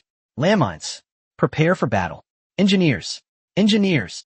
Because it rushed too fast, hundreds of tanks were destroyed in an instant, and even some armored vehicles behind it were hit by oil. But after that brief commotion, the scene fell into an eerie silence. General, that area is outside the city, and there are no signs of artillery fire. Could it be something left behind from before? The general looked at the silent city and pondered for a moment. It did seem to be a possibility. After all, they were all within 200 meters of each other, and the minefield had been triggered. It was impossible for them not to take action. Send the engineers up to clear the mines. Yes. 100 sappers walked forward with detectors, and when they saw landmines carelessly scattered on the ground, they were dumbfounded. Do we even need to clear these mines? General, they didn't bury the landmines in the ground. They seem to be trigger-activated landmines, so we could just have the soldiers come up and pick them up. Besides, they're new types of landmines. We could take a look at them. The general's eyes lit up. What a stroke of luck. The power of that landmine was truly amazing. It flipped their tanks over. That's valuable stuff. Have the armored vehicles and tanks stand guard. Set up all the howitzers. Send out 1,000 men for a thorough search and retrieve it all. They'll open fire as soon as they sense anything's wrong. I doubt they can cause any trouble. It has to be said that human greed is real. Believing that Qin Yang's side had little power to resist, they immediately started coveting Qin Yang's weapons.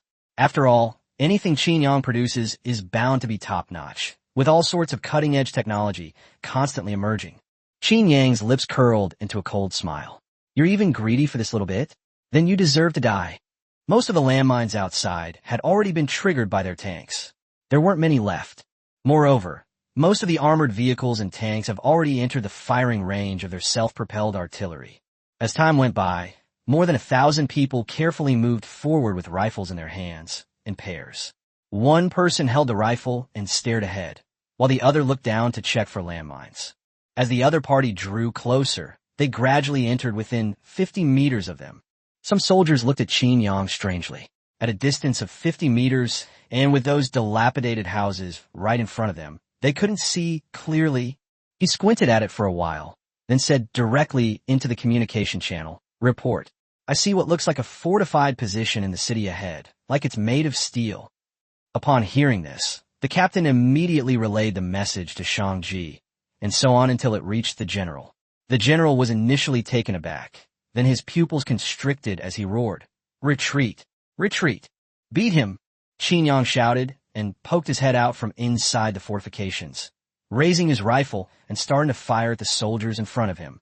The other soldiers looked up and realized that the more than 1,000 soldiers in front of them were no match for them. Da-da-da-da-da. Da-da-da-da. Boom! Qin Yang also threw 2 grenades, which exploded directly in the crowd. The soldiers carrying the landmines suffered the most. The snipers took them down one by one. Bang! Boom! A single shot detonates a landmine, causing casualties among the surrounding soldiers. What can overturn a tank means certain death for a human. Whoosh! Whoosh! Whoosh! Countless shells flew out from behind Qin Yang and his men, exploding directly in the tank formation. Boom! Boom! Boom! The steel torrent was leveled by artillery shells. The power of self-propelled artillery is no joke, and there are 1,000 self-propelled artillery pieces, each with a set of 10 shells. In the very instant the battle began, the battlefield had already turned into a sea of fire, with soldiers screaming in agony. Run! Run! The soldiers weren't thinking about fighting back. They were only thinking about escaping. Of course, this only applies to most situations on the main battlefield, because there was no artillery fire from the flanks. The battle line was still quite long. Da-da-da-da-da. Boom! Boom! Boom! The opposing tanks quickly retaliated, unleashing a barrage of howitzers. Qin Yang watched as the shells from the sky came crashing down, kicking up dust and creating huge craters on the ground. Whoosh, whoosh, whoosh, boom, boom, boom. Qin Yang plopped down on the ground, cursing, "Damn it, I can't even get a hand in this." Not only Qin Yang, but all the soldiers around him were crouching down with their guns in their hands. Now the artillery on both sides were exchanging fire. Of course, Israel is in a much worse situation, since they don't have any defensive positions. The two sides began a heated exchange of fire, and the war correspondents outside were having a blast, quickly grabbing their cameras to film. Although the specific details could not be seen, a huge explosion could be seen in front of us, with fireballs and plumes of black smoke rising up. Meanwhile, the battlefield wasn't inside the city, but on the other side of the city's edge. It was obvious that two sides were exchanging fire, and the firepower was truly intense. Even in a full-scale war between the two countries, I've never seen such intense firepower, except for two air raids. President Barbayang looked very excited and exclaimed, "Great! The fact that a fight has broken out means that Qin Yang and his group haven't suffered much damage, which means they still have hope." Meanwhile, at Israel's command center, the commander-in-chief was practically beating up the Air Force. Is this what you call annihilating most of their manpower? Did those shells just fall from the sky? Did you guys just take a quick stroll over there? You lost over 100 fighter jets just from taking a walk around your place. Are you all incompetent? The Air Force squadron leader was berated, but dared not utter a single word in rebuttal. All explanations were futile. After all, Qin Yang and his men's ability to launch such a strong counterattack was the best proof. Because of their intelligence, the army was careless, and the casualties of the combat team reached tens of thousands in an instant. Most importantly, only a small number of tank and armored vehicle units were able to withdraw. Just one clash caused them heavy losses. Not counting manpower, the equipment losses alone amounted to hundreds of millions of US dollars. The Air Force squadron leader said in a deep voice, "Marshal, let's go again. I am willing to make amends for my past mistakes. If we fail, I would rather die there. This time their entire force has been exposed. We definitely won't fail. If we don't succeed this time, I won't come back." The commander-in-chief took a deep breath and said, "Good. Lead the entire Air Force of the third base. Everything Israel has is on your shoulders. Show me the glory of Israel." The Air Force captain roared, "I guarantee the mission will be accomplished." After speaking, the squadron leader turned and walked out of the center of the surveillance line towards the fighter jets. At the same time, all the Air Force personnel in the base were on high alert at the entrance. They must wash away their shame themselves. The battalion commander roared at the serious-looking troops. "I won't say any more. We will avenge our mistakes with our own hands. You may not come back from this battle. Are you afraid?" "No." The Air Force formation roared in unison, their expressions filled with unwavering determination. "Good. It is my honor to fight alongside you all and to lead this team. Come back alive. Let us sing for victory together." "For victory!" All the soldiers roared in unison, turned around, and ran forward to their comrades. All the ground crew looked at them with complicated expressions, their salutes never faltering, their eyes filled with tears as they watched the fighter jets take off. Chapter 282 Air Force Strike. Shonik Boom. It wasn't a duel, it was a crushing defeat. It's a good thing Qin Yang didn't see it, otherwise he would definitely complain. "How did you guys manage to invade someone else's territory and make it so exciting?" Qin Yang wasn't that hypocritical back then, and he didn't even bother with this sentimental part. Of course, they're Jewish. They wouldn't miss any opportunity to create hype. This scene, captured on surveillance footage, was quickly posted online, and soon a bunch of brainless fans burst into tears in the comments, even starting to whitewash Israel and launch a fierce attack on Qin Yang. Boom! Boom! Boom!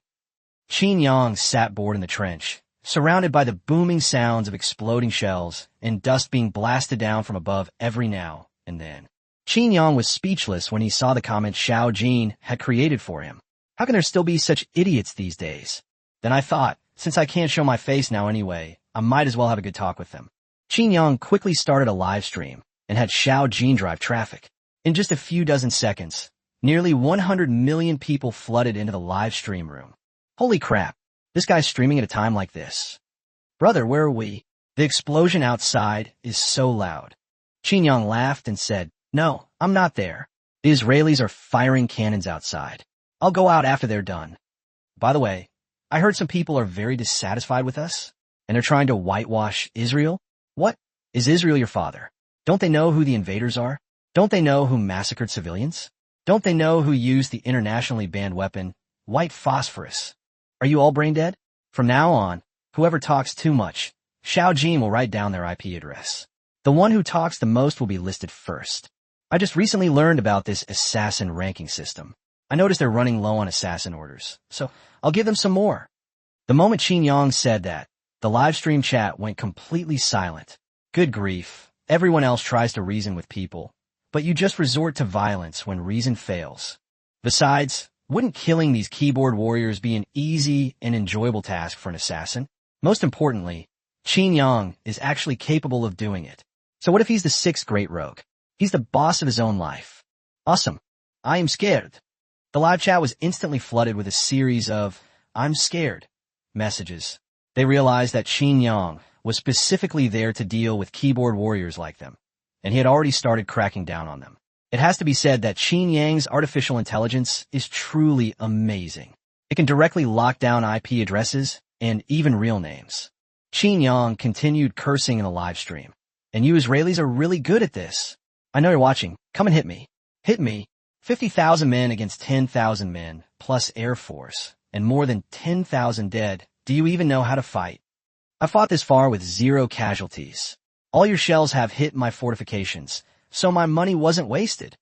The Israeli commander-in-chief's face immediately darkened. Damn it, he'd been publicly executed by Qin Yang.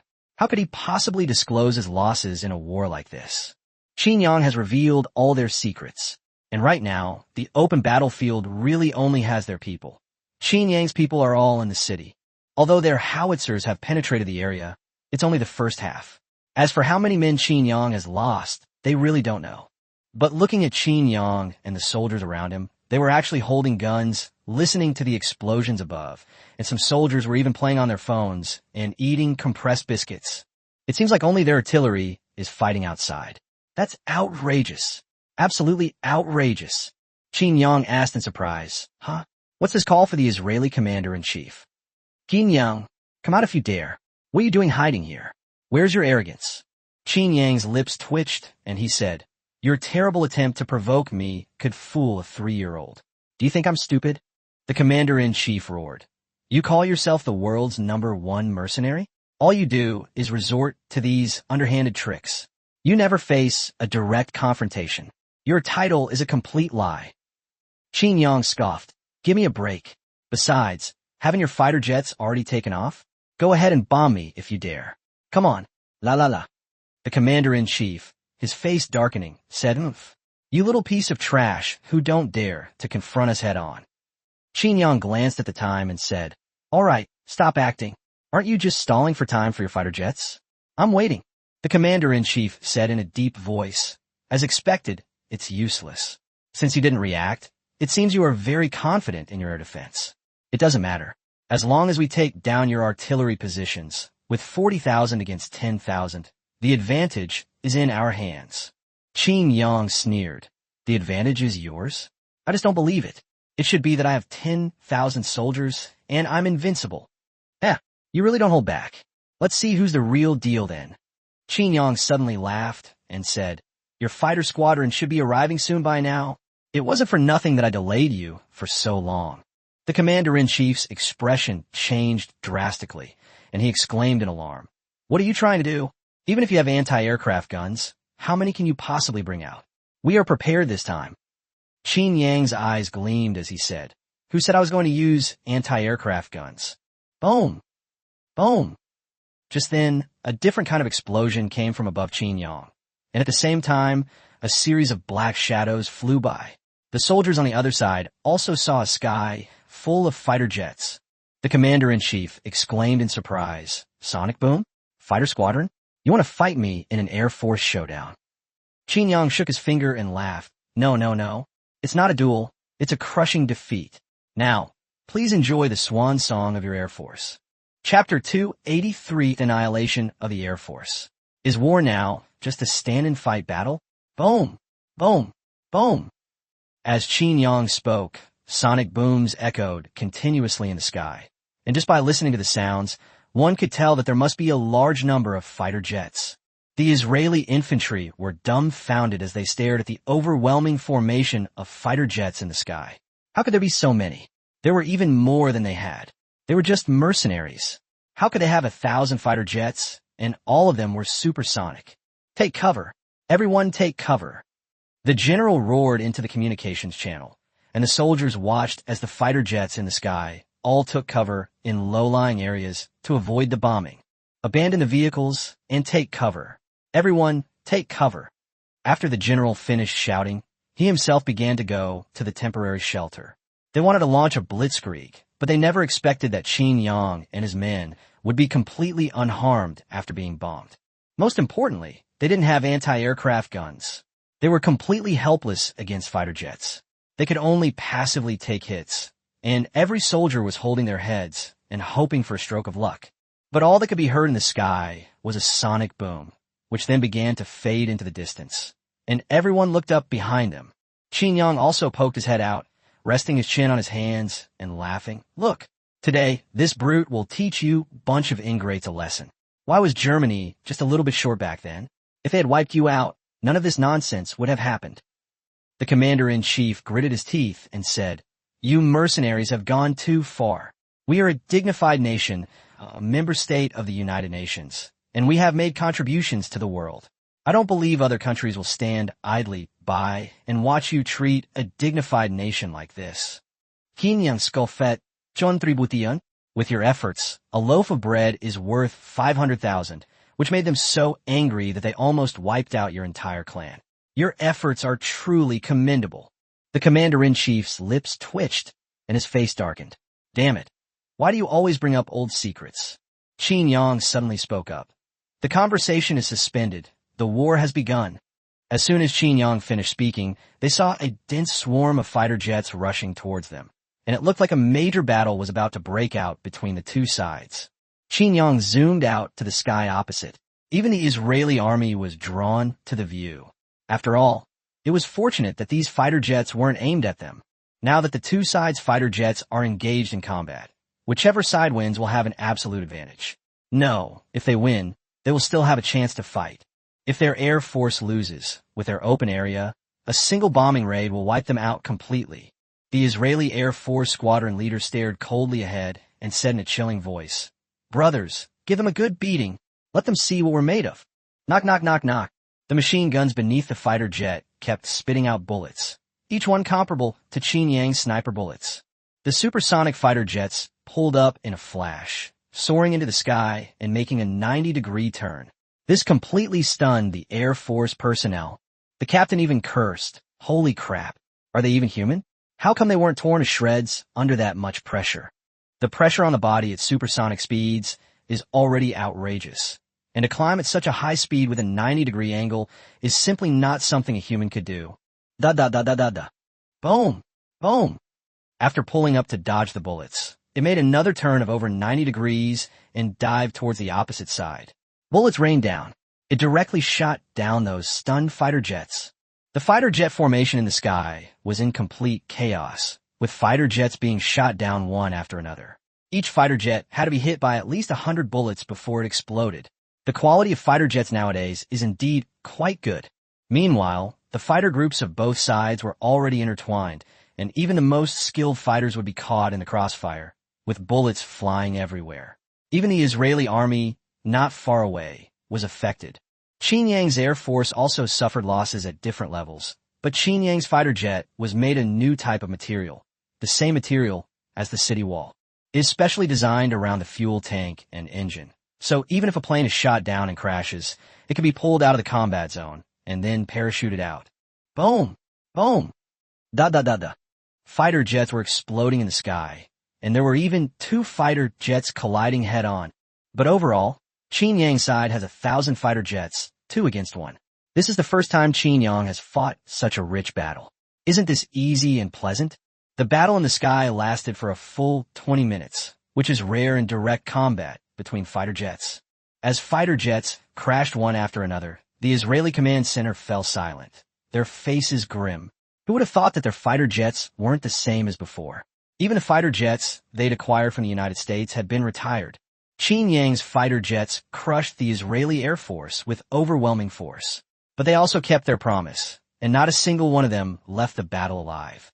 Qin Yang's side also returned after losing 100 fighter jets and hundreds more riddled with bullet holes.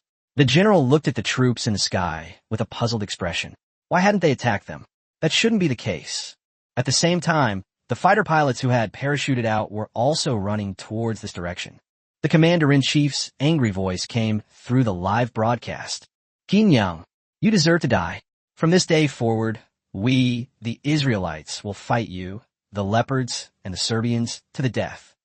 The commander-in-chief roared angrily, but suddenly realized that Qin Yang was not making a sound at all. The camera then focused on the battlefield in the sky. Suddenly, the commander-in-chief seemed to realize something, but before he could say anything, a series of soft sounds echoed across the battlefield once more. Da da da da. Damn, you're gonna bomb me with cannonballs? You're gonna blow me up with bombs? You guys are playing pretty weird. Come on, come on. Da da da da da. Qin Yang and his team had already infiltrated within 200 meters of the enemy. Because of the earlier fighter jet incident, they had all disembarked and taken cover. Even those near the artillery shells had evacuated. After all, if it's bombed, this armory will be the most dangerous place. Qin Yang gripped the Gatling gun and pulled the trigger tightly, bullets pouring out. The soldiers behind him did the same, one in every few men holding a light machine gun. The other soldiers fired bursts of automatic rifles. Why? Fight back. What are you all waiting for? They have no cover. Fight back. The general roared madly, his eyes flashing with ferocity, and grabbed an automatic rifle as he charged out. With the general leading the charge, their morale, which had been disrupted, was instantly boosted. Both sides abandoned their cover and started fighting head-on. Qin Yang walked at the front, his bulletproof vest having been hit by at least a dozen bullets, all of which were unavoidable. Everyone watching the live stream had a holy crap look on their face. Holy crap! Is this how wars are fought now? Is it a contest of who can take the most beatings?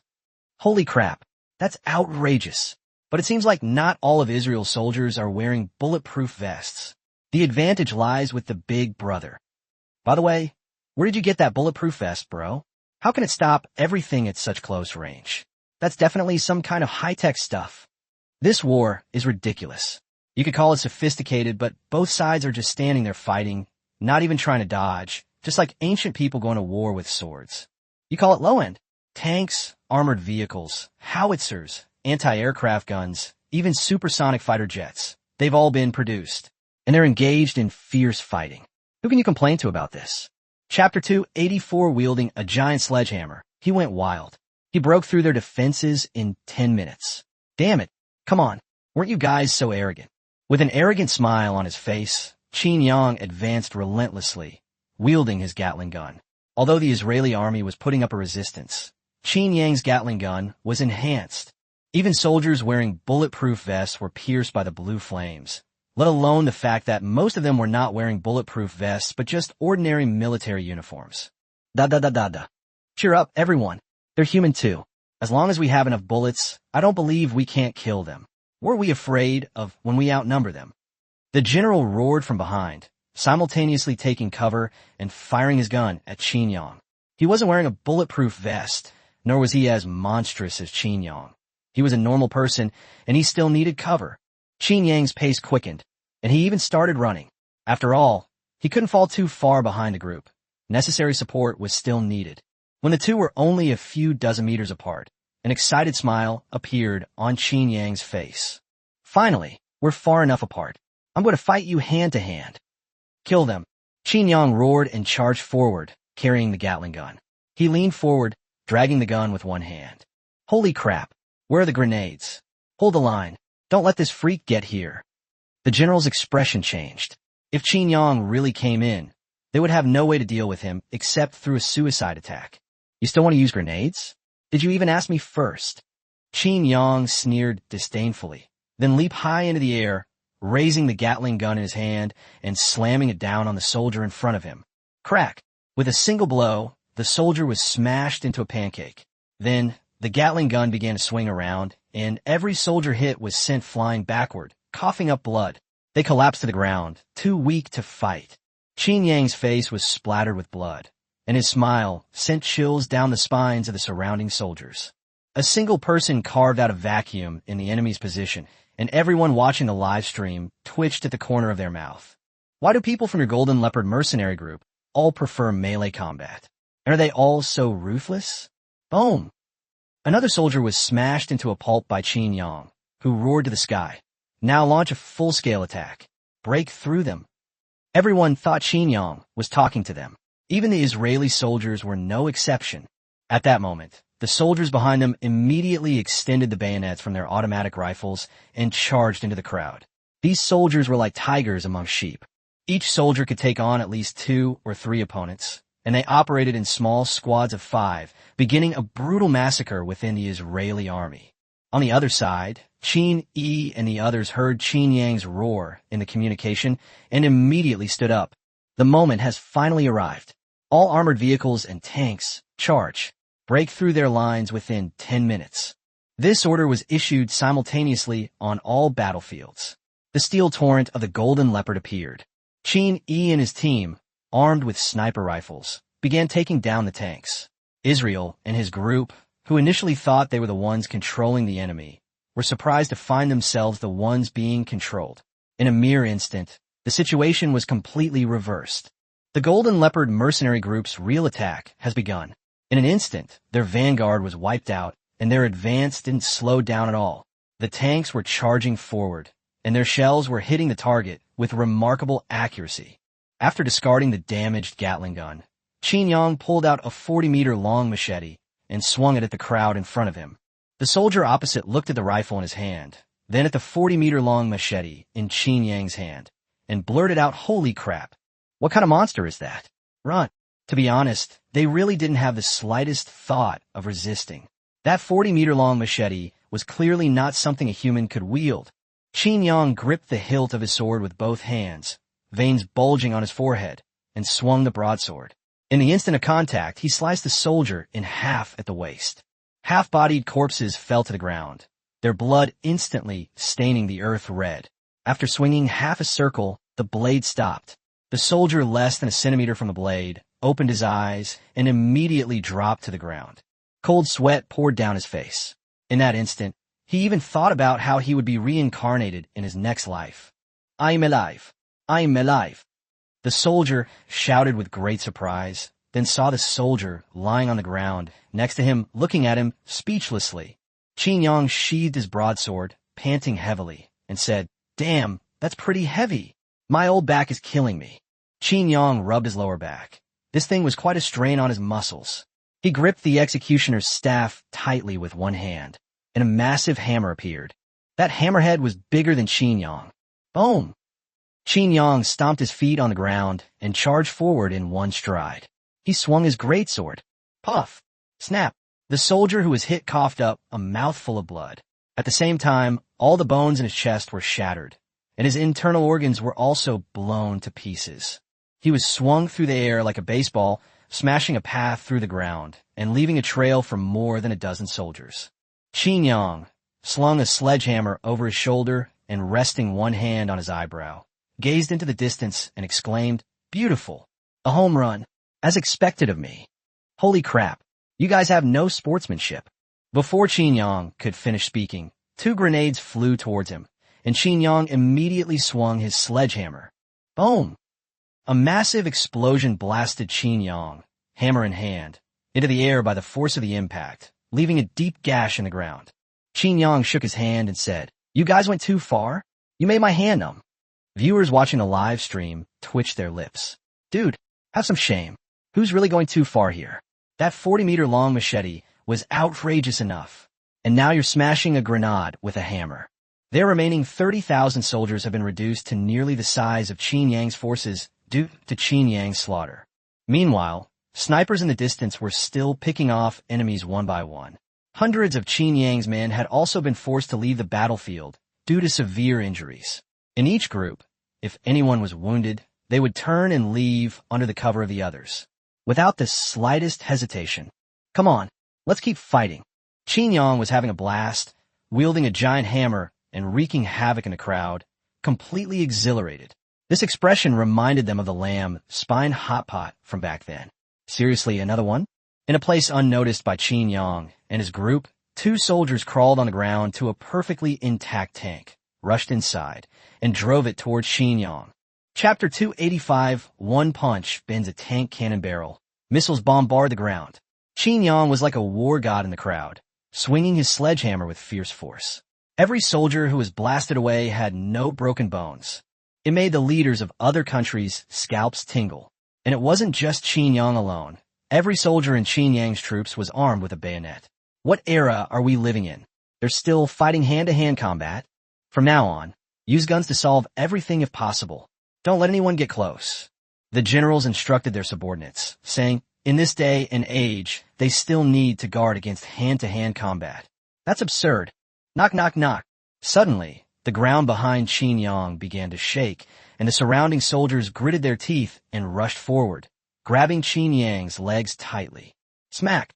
Qin Yang kicked out, and the soldier who was holding Qin Yang's calf coughed up mouthfuls of blood, but even so, he did not let go. Qin Yang whirled around, his pupils suddenly contracting. He cursed, damn it, you guys have no sportsmanship. How could a real man drive a tank?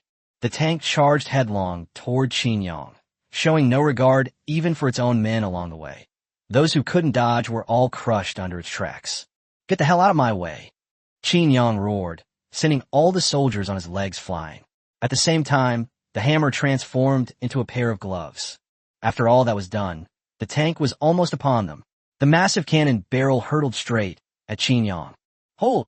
Qin Yang cursed angrily, then grabbed the cannon barrel with one hand and braced himself against the tank. However, under the tank's rapid impact, Qin Yang's feet left a deep mark on the ground. The tank's speed decreased slightly. Perhaps if Qin Yang had a foothold behind him, he might actually be able to hold on, but for now, he could only be pushed along. The soldiers around Qin Yang stared in disbelief. So who was this guy who could push a tank with one hand? The general roared. What are you all looking at? Fire. Qin Yang's back is right in front of you. Open fire. The general's roar snapped them back to reality. They raised their rifles and prepared to fire at Qin Yang. Qin Yang swung his body and threw the rifle hanging on his back into his other hand. Snap! The rifle grazed the cannon barrel and instantly cocked itself.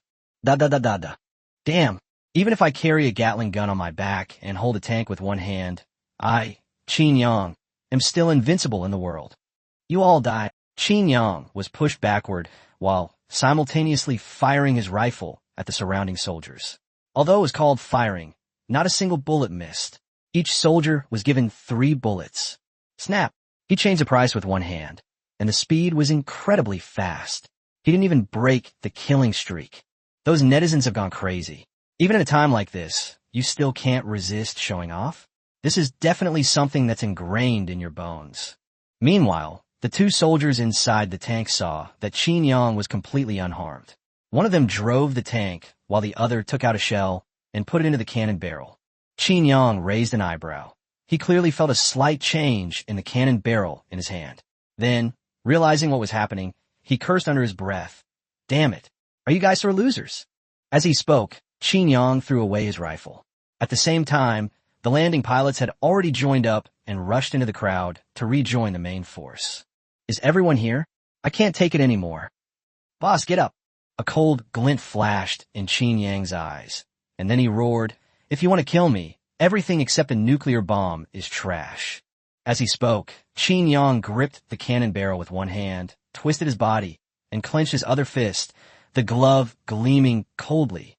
Under everyone's gaze, he slammed his fist into the cannon barrel. Holy crap! Holy crap! Holy crap! Not only the soldiers on site, but everyone watching the live broadcast exclaimed, holy crap! This is a national treasure that Qin Yang brought to the international stage. What they saw was Qin Yang punching the tank's cannon, turning it at a 90-degree angle. Boom! The next instant, a huge explosion was heard. The tank had fired a shell that exploded in the barrel. Puff! Qin Yang was blasted away by the impact. He immediately spat out a mouthful of blood. Fortunately, most of the shrapnel was stopped by the tank. Otherwise, Qin Yang would have been seriously injured. Cough, cough, cough. Qin Yang clutched his chest, braced himself with one hand on the ground, and rolled several times before finally stopping. He gently wiped the blood from the corner of his mouth. This was the most disheveled Qin Yang had been in a long time. Of course, what he did was also quite shocking. "Let's do it," Qin Yang roared, and all the soldiers simultaneously pulled out smoke grenades from their waists and threw them on the ground. The Israeli soldiers were initially tense, thinking it was a hand grenade. They were stunned when they realized it was a smoke grenade. Who would use a smoke grenade in a place like this? The general suddenly realized what was happening and shouted, "They're all stunned. They're trying to escape. Quick, stop them." They understand the logic. But don't you have any idea who has the advantage on either side? This is a one-sided massacre. Isn't it a good thing that they want to withdraw now? The general looked at the soldiers around him with unspeakable expressions, and his lips twitched. It was all over. Qin Yang had completely crushed their morale. The surrounding soldiers helped Qin Yang to his feet and carried him as they ran. The smoke grenades were mainly to prevent them from being shot in the back. The shockwave from this incident caused Qin Yang's internal organs to tremble, and he could only suppress the urge to vomit blood by constantly adjusting his breathing.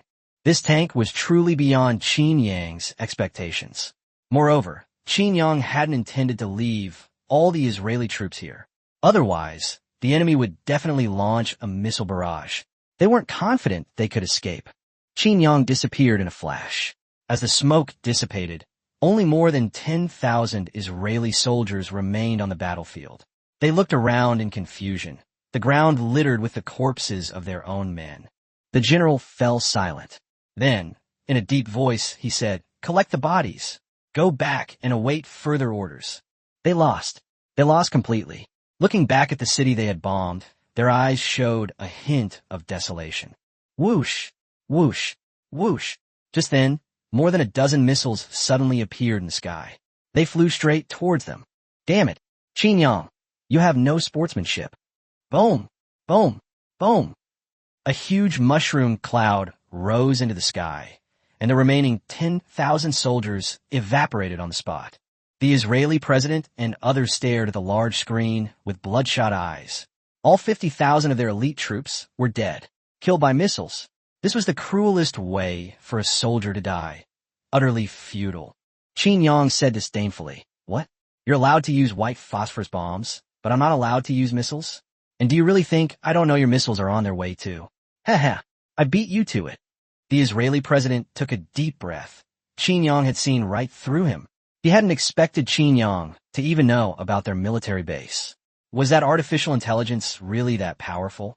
Unbeknownst to him, a 10-man squad was already stationed outside the military base where they were launching missiles. They watched helplessly as dozens of missiles were launched. They immediately sent a message to Qin Yang. Chapter 286, Are We Only Worth 1.5 billion? Just then, a series of missiles flew through the sky, leaving trails of flame as they flew towards Qin Yang. Qin Yang and his men crouched down inside the fortifications, and the dilapidated city began its third bombing. Boom, boom, boom. The once resilient, dilapidated city was completely razed to the ground. Another mushroom cloud rose into the sky.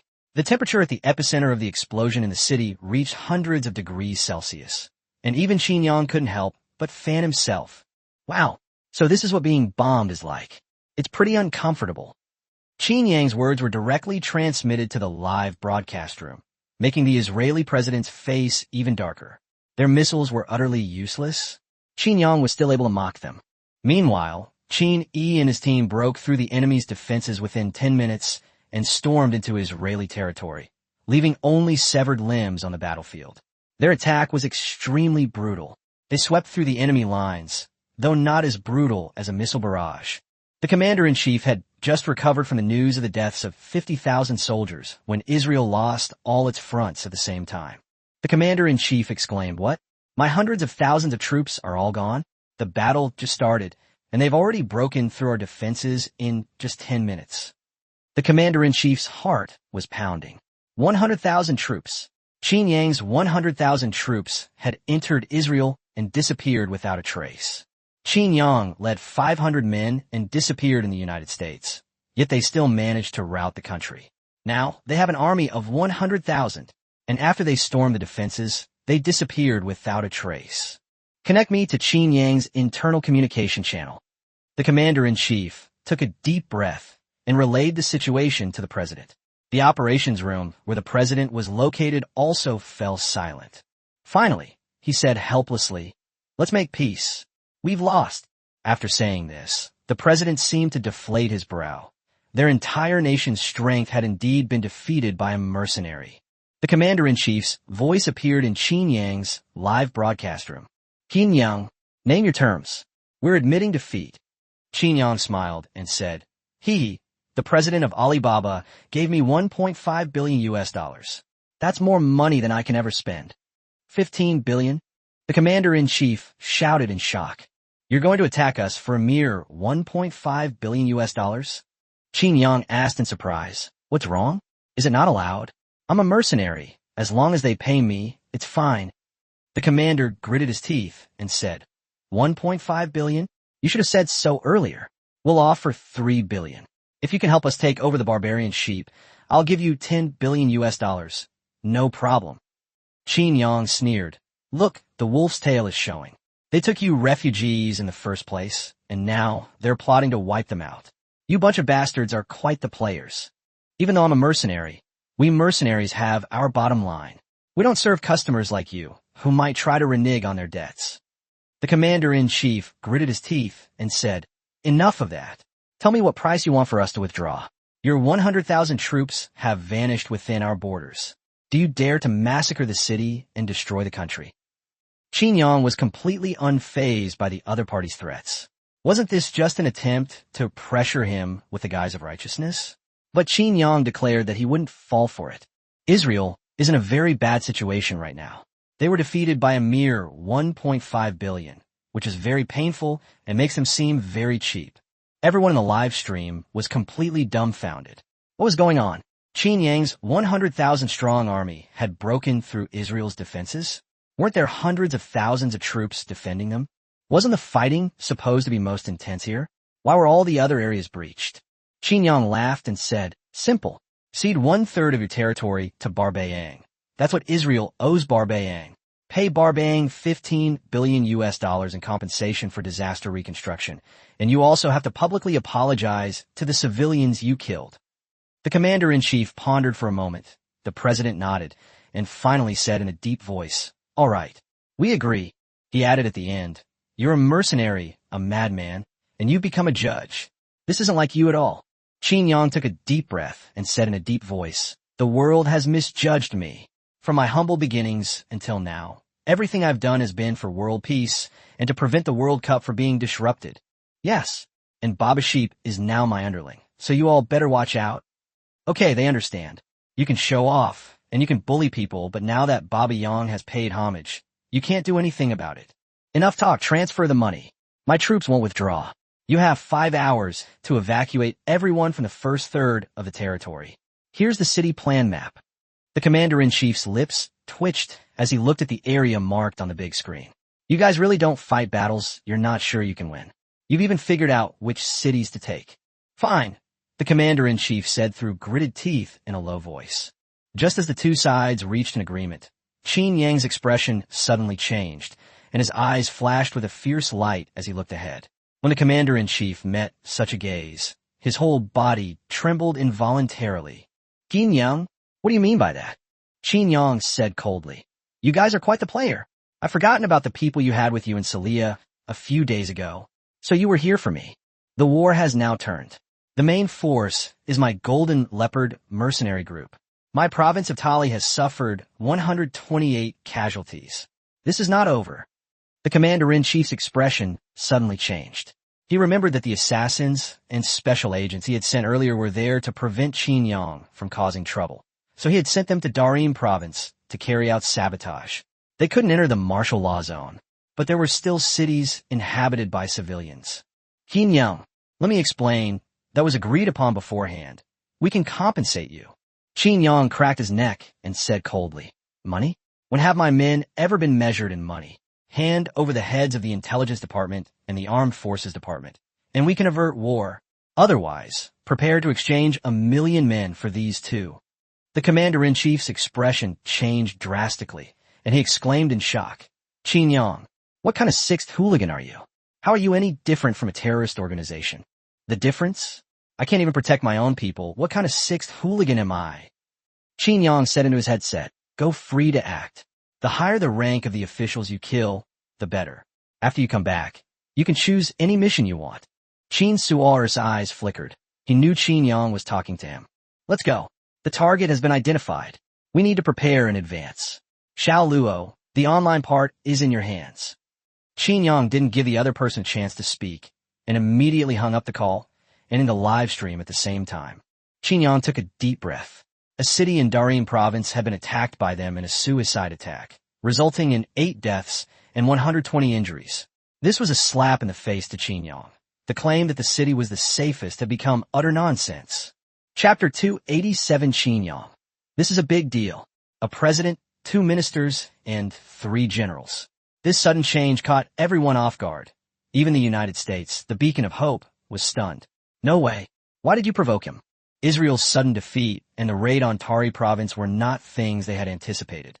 The live broadcast has ended, but various countries are now calling on both sides to exercise restraint, because at most, a conflict between Israel and the Barbary would only escalate into a Middle East war. Even if Bahrain unites with several countries, it can only barely fight Israel to a standstill.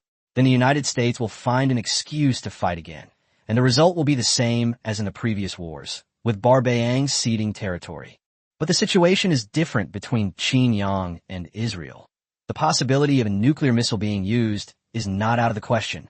As for whether Qin Yang has a nuclear missile or not, that madman doesn't have one himself, but he'll borrow one from someone else.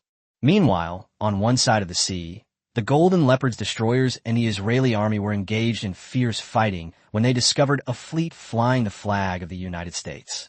Qin Yang narrowed his eyes and said in a deep voice, "Sink them." Yes. Whoosh, whoosh, whoosh. Instantly, missiles from the destroyer were launched into the air and hurtled straight toward the fleet. Warning, warning, we're under attack. We're under attack. Sleeping Emperor stared at the report in shock, took a deep breath, and said, how dare they fire on us without any basis? They're using this as leverage to force the Golden Leopard mercenary group to withdraw from this Middle East war.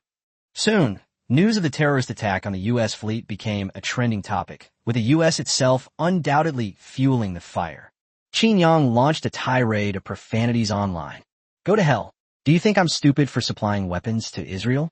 You old bastard, you're just causing trouble because your term is about to end, and now you want to start a war in the Middle East. With me around, it's impossible. Whether the Middle East is in chaos or not is up to me. If you want to cause trouble, go play in North America. If you dare to extend your claws again, I'll chop them all up. Qin Yang showed no mercy whatsoever, exposing all of Sleeping Emperor's thoughts. When Qin Yang's fleet bombed those ships, the explosions inside were clearly abnormal, with multiple large explosions occurring. Sleeping Emperor took a deep breath, showing no negative reaction to Qin Yang's words.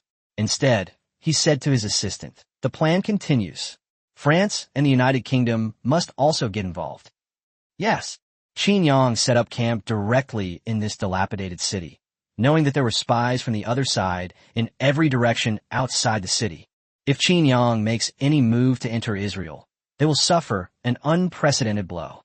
It's already the limit that Qin Yi and the others were able to get in. Luckily, they brought enough compressed biscuits and water this time. That should last them a month. Boss, shouldn't we continue the attack? Qin Yi called to inquire about the next steps. Qin Yang shook his head slightly and said, don't underestimate them. After all, they're a country with nuclear weapons. If they provoke us, they will pay the price. Qin Yi asked in surprise, wait, boss, weren't you furious? Shouldn't we be launching a massive attack? Qin Yang said speechlessly, was it your relative who died? Qin Yi looked completely bewildered and said, boss, I didn't.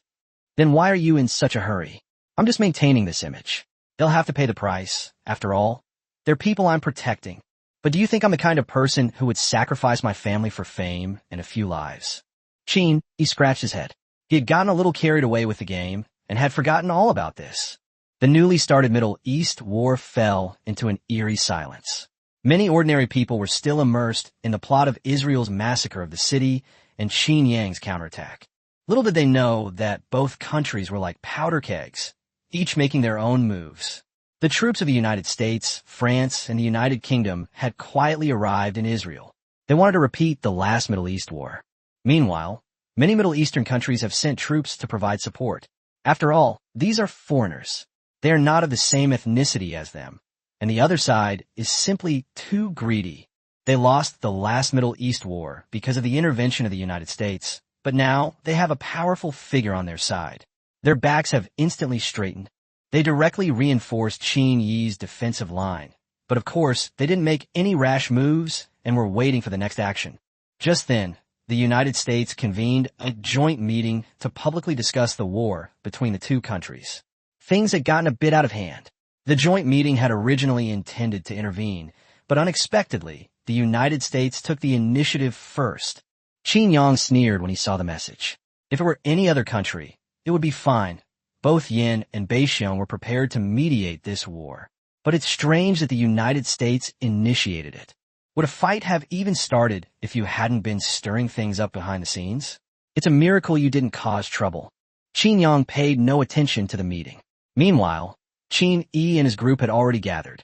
100,000 people were hidden in a mountain range, with tanks and other equipment covered with green cloth. At the same time, a signal booster was placed on the ground, and Xiao Jin directly modified the satellite image of this area. The entire nation of Israel is now gripped by fear. The common people are terrified because Qin Yang really did massacre a city. That time, only a few people were injured. These ordinary citizens are very likely to become victims. That's why quite a few people have started a riot, wanting the government to hand these two people over. Every country has its share of rebellious, somewhat mentally unstable individuals. President Israel frowned as he looked at the reports. The worst news was that there was no news from Qin Yang's troops. Only the appearance of the three-nation alliance gave him a slight sense of relief, because their territorial war had also failed, and they were routed by Qin Yang's troops. An entire fleet was destroyed. Moreover, their fleet had been modified in some way, and their turning and escape speeds were incredibly fast. They would fire one shot and then run away, and our counterattacks couldn't even hit them. Moreover, their anti-aircraft guns were like having unlimited ammunition, intercepting all the missiles. And they only had a little over 100 fighter jets on their side, which wasn't enough to fight them off. The others are all on standby at the military base. The pressure from Qin Yang is too great, and it's impossible for the Navy to land in the short term. President Israel said in a deep voice, "We will begin public speaking tomorrow. At this time, we must be united. We will also invite the generals of the three countries to the press conference tomorrow." Yes, their troops had just suffered a major defeat, with 400,000 soldiers wiped out. Of course, many escaped, but none of them returned. Instead, they were scattered, and many were captured alive by Baba Yang's troops. Qin Yi and his team originally planned to break through their defenses within 10 minutes, so they didn't wipe them out completely. Even so, the death toll still exceeded 300,000. Their country needs hope, to give all the soldiers a glimmer of hope for victory. And the two ministers Qin Yang wanted must also be present. Unbeknownst to them, Qin Suwadar's 10-man squad had already arrived in Israel's capital. Qin Luachi said excitedly, "Big brother, guess what good stuff I found? Now we have targets. And quite a few. We don't even know which one to choose." Qin Suwar exclaimed in surprise, "Who?" "I hacked into the president's aide's phone, and he sent a message saying that there would be a public press conference tomorrow at noon, with several important figures in attendance." Qin Suwar asked in surprise, "Why is he sending messages to the outside world?" He seems to be a spy from the United States. This message was leaked into the United States. We have to tell the boss. I feel like things are going to get out of hand. We can't all stay here." Qin Suwar was secretly excited. The Israeli president, two ministers, and generals from the three major powers. If he could kill them, he would become famous. Of course, this is all on the premise that he can get out of here alive. Qin Yang also has to be able to protect him. Qin Yang was also very surprised when he received the message. "No way. You still dare to show your face at this time? And you even put these important figures together. How much do you look down on me?" Qin Yang immediately realized that they hadn't given prior notice, which meant there wouldn't be many people at the scene, and that the event would be broadcast live. In public, it's all about gaining more credibility. "Interesting. Since you've come to me so readily, I won't be polite. Chapter 288 Qin Yang. Kill them all. The alliance begins. Attack civilians. Qin Yang directly connected with Qin Yi on the phone and said, "You, Qin Air, and Qin San go to the Israeli capital. Remember to avoid all the cities and be there before noon tomorrow. Once you arrive, contact Qin Suo and the others. After the assassination, evacuate quickly. Other troops, prepare to provide support." Qin Yi's previously subdued emotions stirred again. "Boss, who are we killing this time? They must be someone important to be in such a hurry." To be fair, they've killed quite a few people so far, but not many of them were high-ranking. At most, they've killed a major general or lieutenant general. Not exactly important figures. A glint of light flashed in Qin Yang's eyes, and a cruel smile appeared on his face. Provoking us will, of course, come at a price. A president, 2 ministers, and 3 generals from the 3 major gangsters. Qin Yi and his companions' breathing quickened. Was it really that exciting? No wonder they needed all the troops to provide cover afterwards. These guys are going crazy. Qin Yang laughed and said, "If we succeed this time, we can finish quickly. By the way, I didn't tell them our goal. Give them a surprise when you arrive." Qin Air said speechlessly, "Boss, this seems more like a shock than a surprise." Good heavens, so many important figures, and they've all been killed.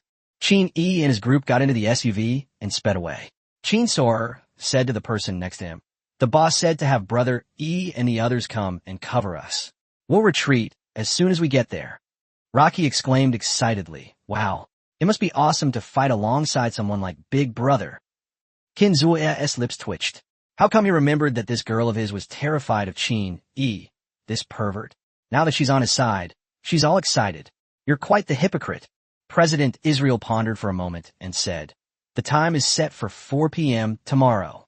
The Federation will attract them. We just need to stabilize the situation at home." He was also afraid that Qin Yang, that old codger, was unethical and that if he were assassinated, he would have nowhere to turn for help. Early the next morning, an armed helicopter took off from the ruins of the city, and the spies on the outskirts quickly reported the news. President Israel breathed a sigh of relief. Qin Yang only needed to attend the Federation meeting. After all, this was a non-human being. The assassination threat posed by this person was considerable. The armed helicopter took off, but there was no one on board except for the pilot. Qin Yang didn't leave. He had to wait here for his men to return. As for the Federation, "I'll give you a break if you want, otherwise go cool off somewhere else." The Federation's live stream garnered immense attention even during the pre-event phase, and it was scheduled to start at 2 p.m. But when the time came, Qin Yang didn't participate. Even Jordan and Syria didn't participate this time because of Qin Yang. Lei Qingze was dumbfounded when he saw the empty seat next to him. He wasn't here to watch the show. He was genuinely here on a mission to mediate. But Qin Yang didn't show up. After the armed helicopter took off, everyone assumed Qin Yang had arrived. What to do? Even the Israeli representative was completely bewildered. He had purchased personal accident insurance before coming. He hadn't expected this. Did he escape a beating? The representative from the United States said in a deep voice, "Where is Qin Yang? Aren't we here to mediate between them? What's the point of us just discussing this if he doesn't come?" Lei Qingze interrupted, "That's not right. Everyone knows who started the war, so there's no need to say things like that to shirk responsibility. Be careful you don't get yelled at after you say that."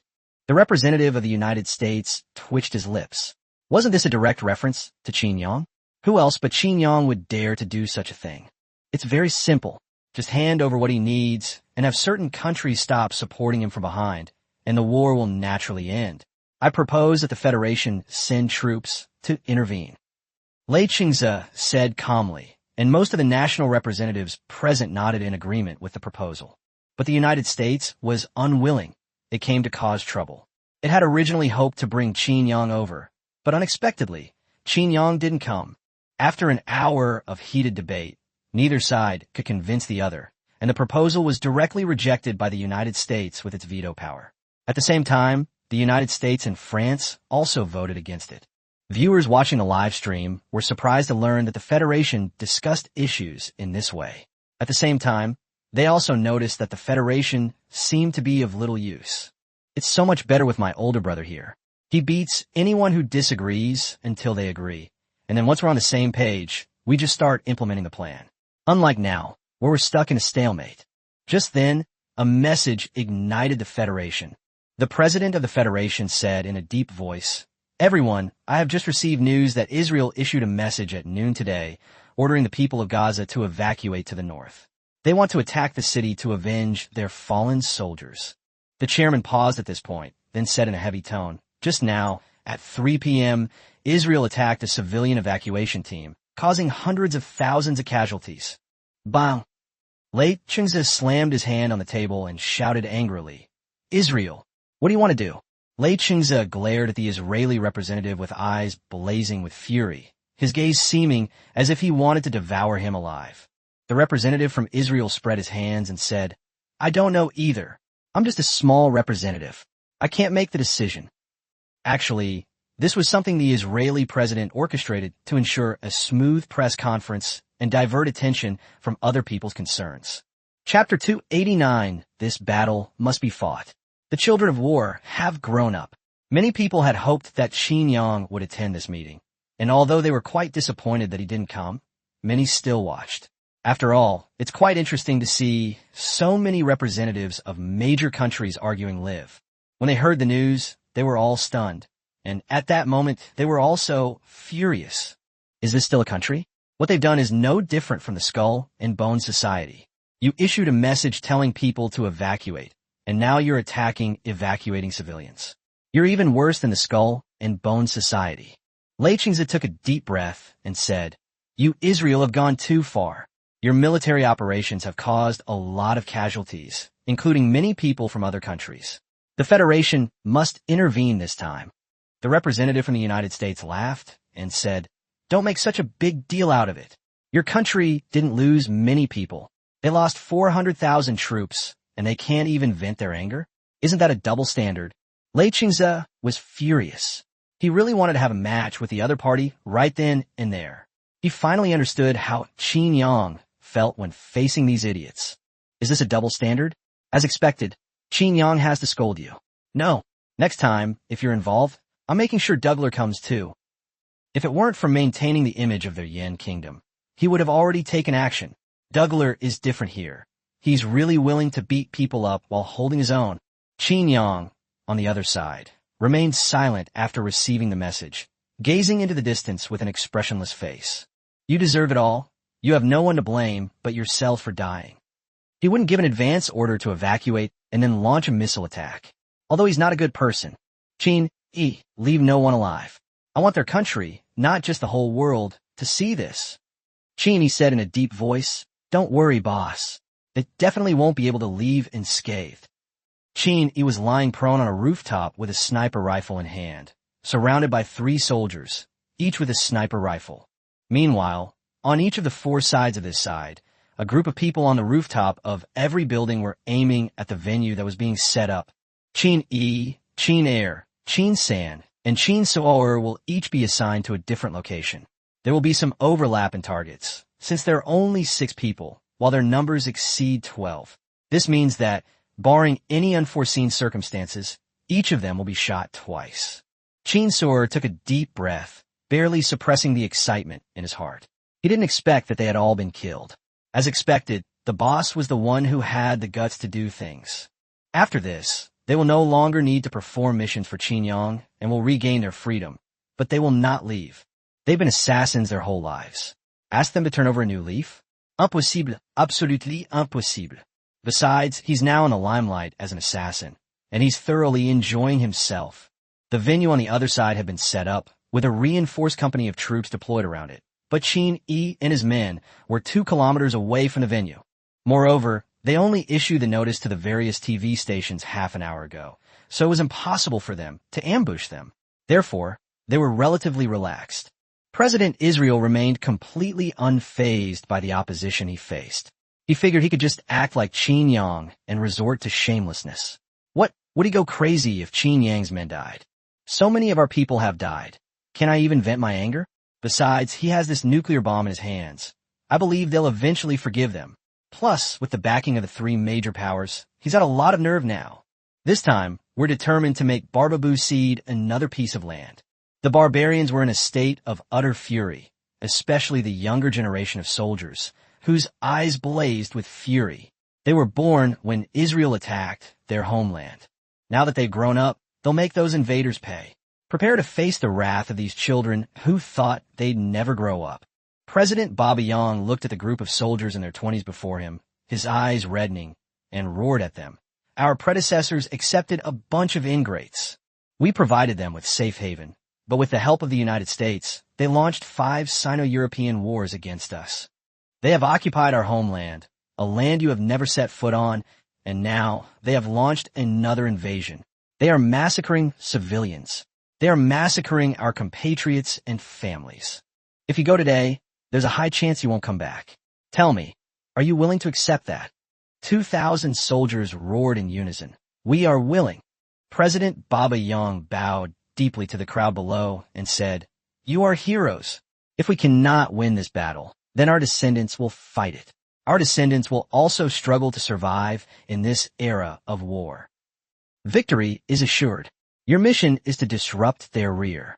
With your lives, hold on, gentlemen." Whoosh! Smack! 2,000 soldiers, their faces resolute, gave a salutation in unison and turned to walk onto the transport plane.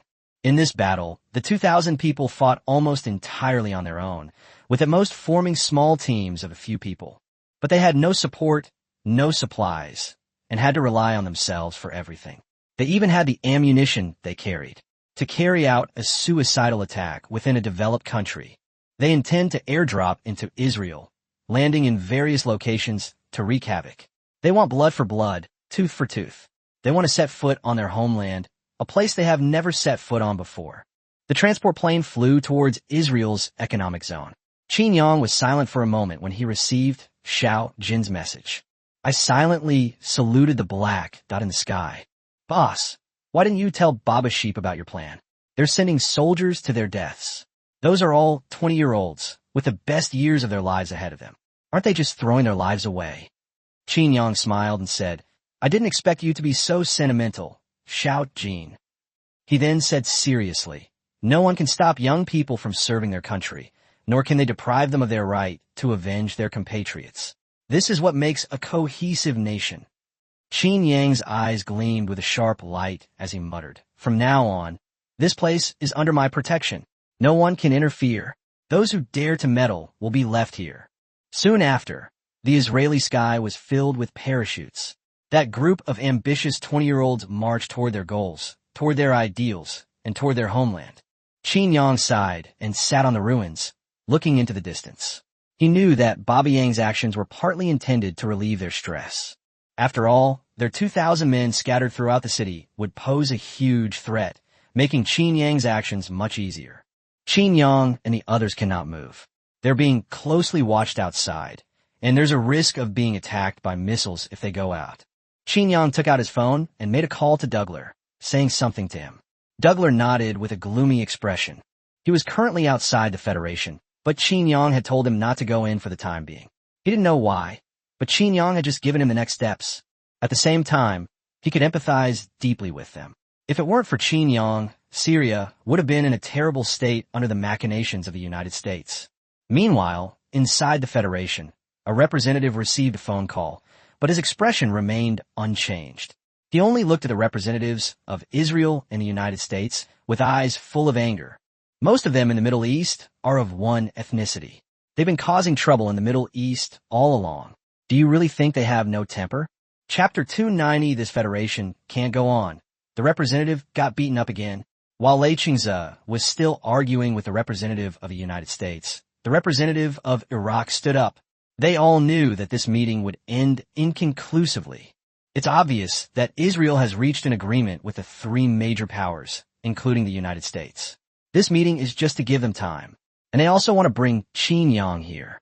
Although they don't know what kind of conspiracy they are plotting, they will resist to the end in the Middle East. The commotion attracted the attention of others. The Iraqi representative walked step by step to the front of the stage, and Lei Chingze raised an eyebrow. They feel these guys in the Middle East are getting incredibly energetic. Is it because of Qin Yang? But Iraq isn't within Qin Yang's sphere of influence. It seems to still be part of his upcoming war plans. How do you view the fact that a Iraqi representative took these 2 steps with such domineering style? The Iraqi representative, holding a microphone, declared with great authority, "We, the Arabs of the Middle East, will not give up our resistance." From this moment forward, Iraq declares full-scale war on Israel, and all U.S. military bases within Iraq are within our strike range. The representative from the United States changed his expression. After all, this was completely unexpected. He was just a representative and had no right to wield power. What are you saying? Are you trying to declare war on our beacon nation? The Iraqi representative, showing no fear and even glaring fiercely at the other side, gritted his teeth and said, "Our president told me to tell you exactly what he said. If you want to fight after you've seized this, then fight. Like cutting flesh with a dull knife. Even if it means national extinction and the extinction of our race, we'll still take a piece of your flesh. Starting today, cut off all oil supplies from the Middle East to Israel and the United States. If any other country publicly expresses its support for Israel, we will do the same." The Iranian representative slowly stood up and said, "We will also cut off all oil supplies to Israel." At this moment, the Middle East must unite. They are one nation, but Iran is not as domineering as Iraq. Of course, the enmity between Iraq and the United States runs deep. After all, Iraq was peaceful back then. It was a bag of laundry detergent that caused the current chaos. The representative of the United States frowned, and even the sleeping emperor was a little annoyed. Why were all these Chinese countries standing there dumbfounded? Although several countries had united to resist them before, they ultimately couldn't defeat them. Now, they seem even more aggressive than before. Lei Chingze suddenly burst into laughter. "Ha ha ha ha. Interesting.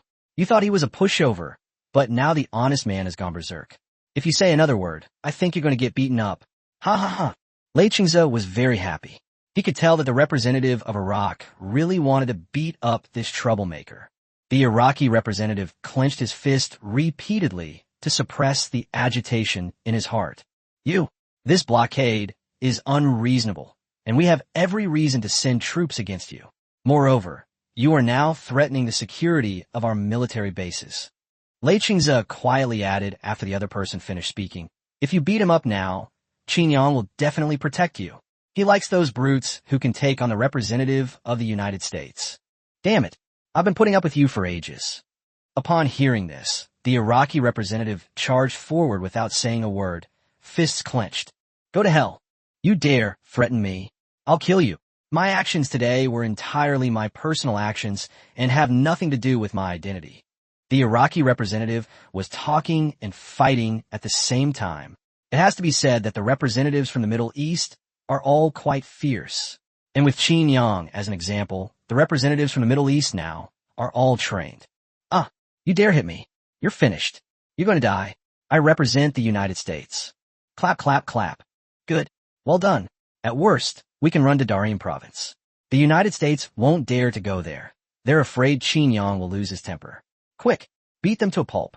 Everyone watching the live stream was completely dumbfounded. They had thought the show wouldn't happen since Qin wasn't there, but it turned out there was still a segment. And look at how excited Lei Chingze is. Countless people's lips twitched. They must have been led astray by Qin. He's been fanning the flames like crazy. Call. The Iraqi representative was panting heavily, hands on his hips, while the representative from the United States was already bruised and battered. Sleeping Emperor's face darkened. Could this federation even continue? Aside from the last time Qin was too lazy to participate, which of their representatives hadn't gotten beaten up, no matter what level they were representing? The worst part was this time, it was just a small Iraqi country. Their beacon of light nation had been getting its face slapped repeatedly by various countries lately. Just as it was approaching 4 o'clock, Douglas arrived at the entrance of the Federation. The soldiers guarding both sides scratched their heads as they looked at Douglas. In the end, they let him in. After all, he had indeed registered to come. The door slowly opened, and all the representatives turned around in surprise. Who had come in at this moment? The number of viewers for the live stream started to surge when the representative of the United States was attacked. Now, this federation is getting more and more interesting. From now on, it's probably not just about empty talk anymore. A bunch of generals will come to the meeting and then see who has the bigger fist. Douglas walked forward step by step. A glint flashed in everyone's eyes. Douglar's arrival at this time was very interesting. Douglar looked at the Iraqi representative holding the microphone and said, "The boss asked me to pass on a message to you. Originally, he wanted Roger to replace your government. Now the boss has decided that Iraq is the legitimate government, and Roger will be part of your leadership team." These words made everyone's pupils shrink, while many countries curled their lip in disdain, thinking, "What do you mean by that? How can you be so arrogant?" Iraq and Syria are completely different. They're the heart of the conflict between nations. It's all about interests, so even the most powerful mercenary group won't stand a chance. Thank you. Representative Yilik hadn't expected such an unexpected gain. He had now gained Qin Yang's friendship. This happiness came too suddenly. As for Roger joining the leadership team, there is absolutely no problem. They already knew Roger. He was a local, had great leadership skills, was a fierce warrior, and had an excellent reputation. Douglar glanced at the three thugs and said, "Our boss said that from now on, Barbasheep is under their protection. Anyone who dares to lay a hand on us will have their hand chopped off, regardless of their status. And the boss wants me to show you a good show. Please wait a moment. Chapter 291, go ahead and start this meeting." Everyone's silent. Douglar suddenly appeared, and his speech was clearly problematic. The Israeli representative below pulled out his phone to call the president. Bang! Bang! Douglar acted decisively, firing 2 shots that pierced through the opponent's palms. Bang! Bang! The Israeli representative, clenching his fists and shouting wildly, announced that Douglar had fired 2 shots into the opponent's knees, instantly bringing him to his knees. "I put up with you for too long. If we weren't in the Federation, I would have killed you right now. From this moment on, no one is allowed to contact outsiders. Just watch quietly. Although it's being broadcast live here, it's not a big problem. The broadcast over there has already started, and the swearing-in ceremony organized by the Israeli president is being broadcast live within Israel." The chairman's face darkened. "Douglar, you've gone too far. Do you really think our association is a place you can do whatever you want with? Who gave you permission to bring weapons in? Take them down." Douglar remained calm and said in a light tone, "When we came here, the boss said that the Israeli representative should kneel down and apologize to the hundreds of thousands of ordinary people who have suffered." The president's lips twitched. He understood. "You mean I'm doing this for Qin Yang? Go ahead and deal with Qin Yang too." Lei Qingzhou was practically laughing out loud. It was so satisfying. No wonder Qin Yang was the perfect choice for this kind of occasion. Whether Qin Yang was there or not, just start the party now, and everyone will be completely silent. The chairman's expression changed, and his tone softened as he said, "Since they were the ones who slaughtered ordinary people first, it's only right that they admit their mistakes. Those who do wrong should be punished. I am mortal enemies." Forget the audience. Even the most shrewd among them were speechless. Your attitude changed so quickly. You were so decisively cowardly. Douglar glanced at the time and said directly, "Everyone, it's time. This big screen should be ready to watch now. It seems Israel has something bad to say, and he wants the whole world to see it." The large screen projected the scene of the Israeli president's press conference. The Israeli representative below was still writhing in pain, but he knew it too. Just as he suspected, they had come for the press conference. The Israeli president was speaking passionately. "We will win this war. We just want to give all Jews a safe place, a comfortable country. The fault lies not with us, but with the Middle East." Holy crap. Holy crap. How shameless. Everyone watching the live stream was stunned. How could a human being say such a thing? How shameless. The representatives of the Middle Eastern countries in the Federation were furious, glaring fiercely at the Israeli representative who was still wailing. The representative immediately felt a tightness in his anus, as if he were being watched by something terrifying. The Israeli president then called out 2 ministers and said with great distress, "These 2 ministers of our Israel are pillars of the nation. Just because of a plan to protect our homeland, we have to hand over a mercenary. That's impossible. We, the Israelites, will never abandon our compatriots. A mere mercenary organization? We are the great Israelites. What's more, we have the help of these 3. Let me give you a proper introduction." The president stepped aside and pointed to 3 men dressed in military uniforms from different countries. They are 3 generals from the United States, the United Kingdom, and France. They have led their troops to provide friendly support to us. We will eventually win the war. Everyone who has harmed us Jews will pay the price. I believe justice will prevail. The president, very excited, raised one hand and shouted at the audience. Lei Chengze gritted his teeth and looked at the three representatives, saying, "You guys are quite the schemers. You scoundrels. You're pulling this sneaky trick, aren't you? And you're holding a meeting here to discuss how to handle this. No wonder you guys are stirring up trouble here. You're just giving them time, aren't you?" The representative from the United States seemed lost in thought, staring at the ceiling and remaining silent. He was actually cursing under his breath. Nobody had told him about this part of the process. How was he supposed to smooth things over? Suddenly, Lei Chengze seemed to remember something. Qin Yang must have known about this in advance. He couldn't just let them see this scene and then use international forces to force the three countries to withdraw. That's impossible. With these three countries on one side, do you think they'd listen to the Federation? They're all shameless. At most, they'll come up with some excuse after the war.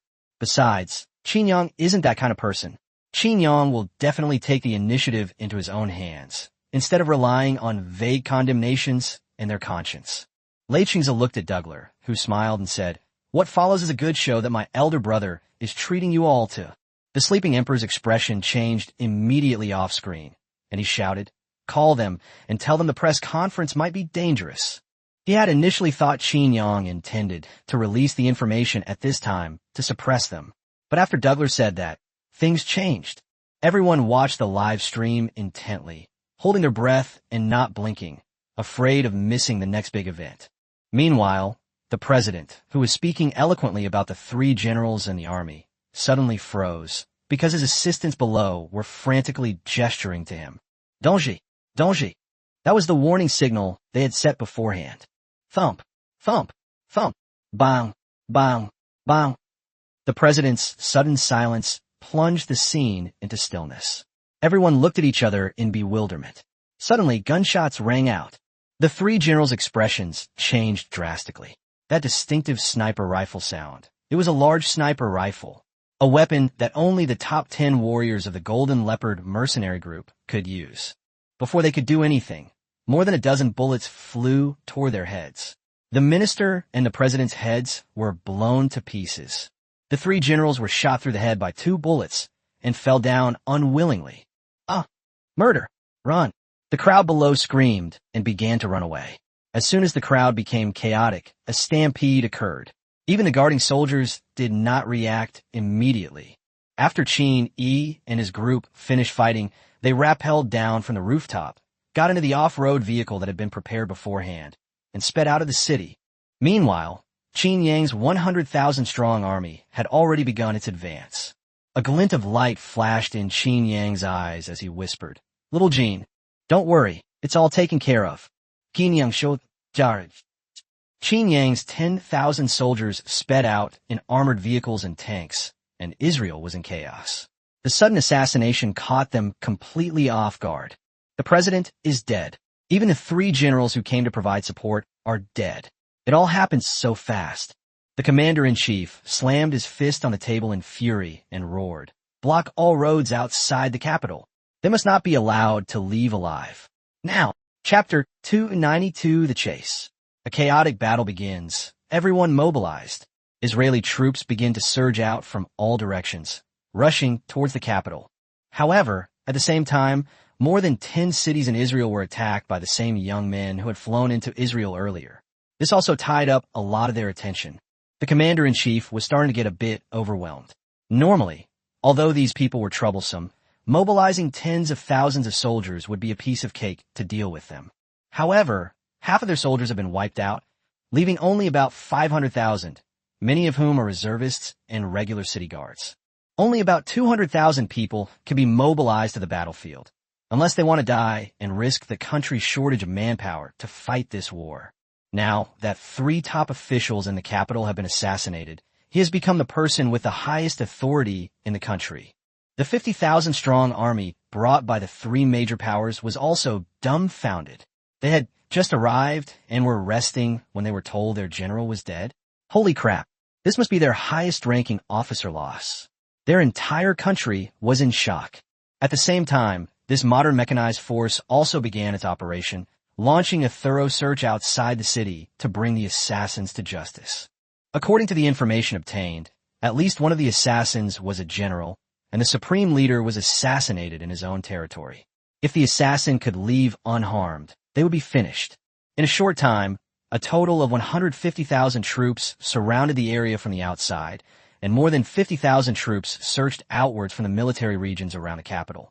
Together with the allied forces of the three countries, a total of 250,000 troops were sent to hunt down the assassins. The three representatives of the Federation all stood up in shock, staring intently at the 6 corpses on the screen, their mouths agape, unable to utter a single word. Everyone else was stunned. Holy crap. Dude, you're serious. Not only did you kill the 2 ministers we talked about before, but now you've even killed the president and the generals of the 3 major powers. Everyone in the hall gasped in shock. That was ruthless and insane. Admittedly, Israel's actions have exceeded everyone's tolerance, but it is also the first time that Israel has taken action against all 3 major powers at the same time. To be honest, if these 3 countries were to come together, apart from Yin and Beishiong, who could withstand it? Qinyang, are you trying to start a war? The representative from the United States screamed in alarm and looked toward Douglas. Just then, Qin Yang's voice suddenly appeared in the conference room. It was Douglas talking to Qin Yang on the phone. Déclarava? Didn't you start that? I was just forced to take over. I'll say it again. I'm protecting Baba's sheep now. If Israel doesn't want its country destroyed, release the people. Whether it's joining the Israeli Barbang Task Force or my own men. The representative of the United States roared angrily, his face dark. You only killed 3 people. Our mechanized forces are still here. You're only provoking our anger. You'll get nothing. Qin Yang nodded and said softly, so the mechanized troops have already arrived. I need to make preparations as soon as possible. The representative from the United States twitched at the corner of his mouth, while the 2 people beside him looked at him like he was an idiot. He covered his face, realizing he was doomed. He was going to be criticized when he got back. He'd been tricked into revealing information. Qin Yang hung up the phone immediately after speaking. In fact, he had guessed the situation. After all, how could just 3 people give Israel such confidence? He was just hiding himself. Xiao Jin had blocked their signals. All the spies on this side had been sniped from a distance. The country was in chaos, so no one realized that Qin Yang and his group had left the abandoned city.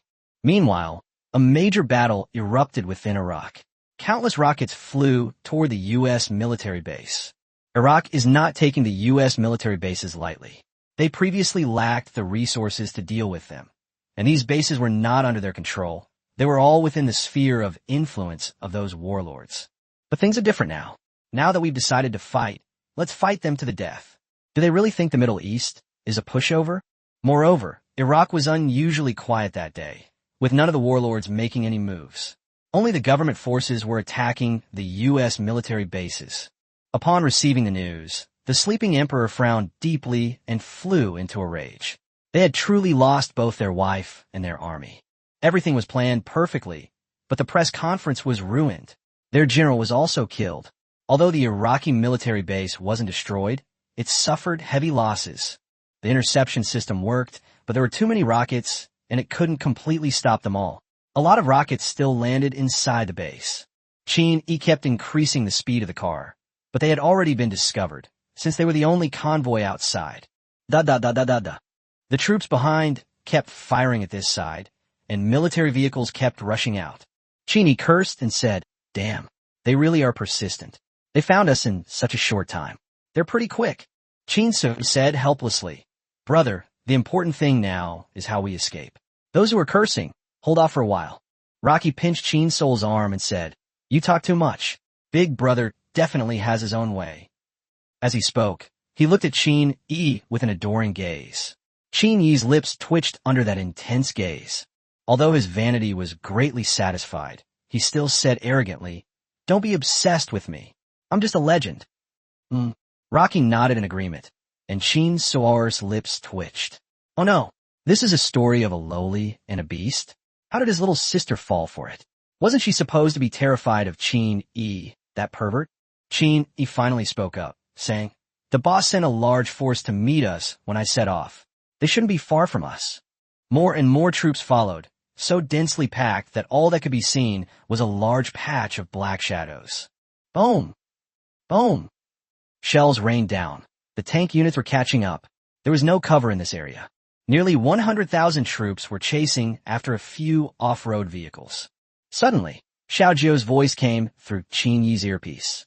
Xiao Jiu laughed and said, "Hey, Brother Yi, you're a bit disheveled. This isn't like you. Go back and chop them up with your winning people over with virtue motto." Qin Yi's face darkened, and he said irritably, "Do you think I'm an idiot? You want me to take an axe and chop down a tank? Are you crazy or am I crazy? Stop talking nonsense. Where are you? Get the tanks up here. They'll be bombarding us soon."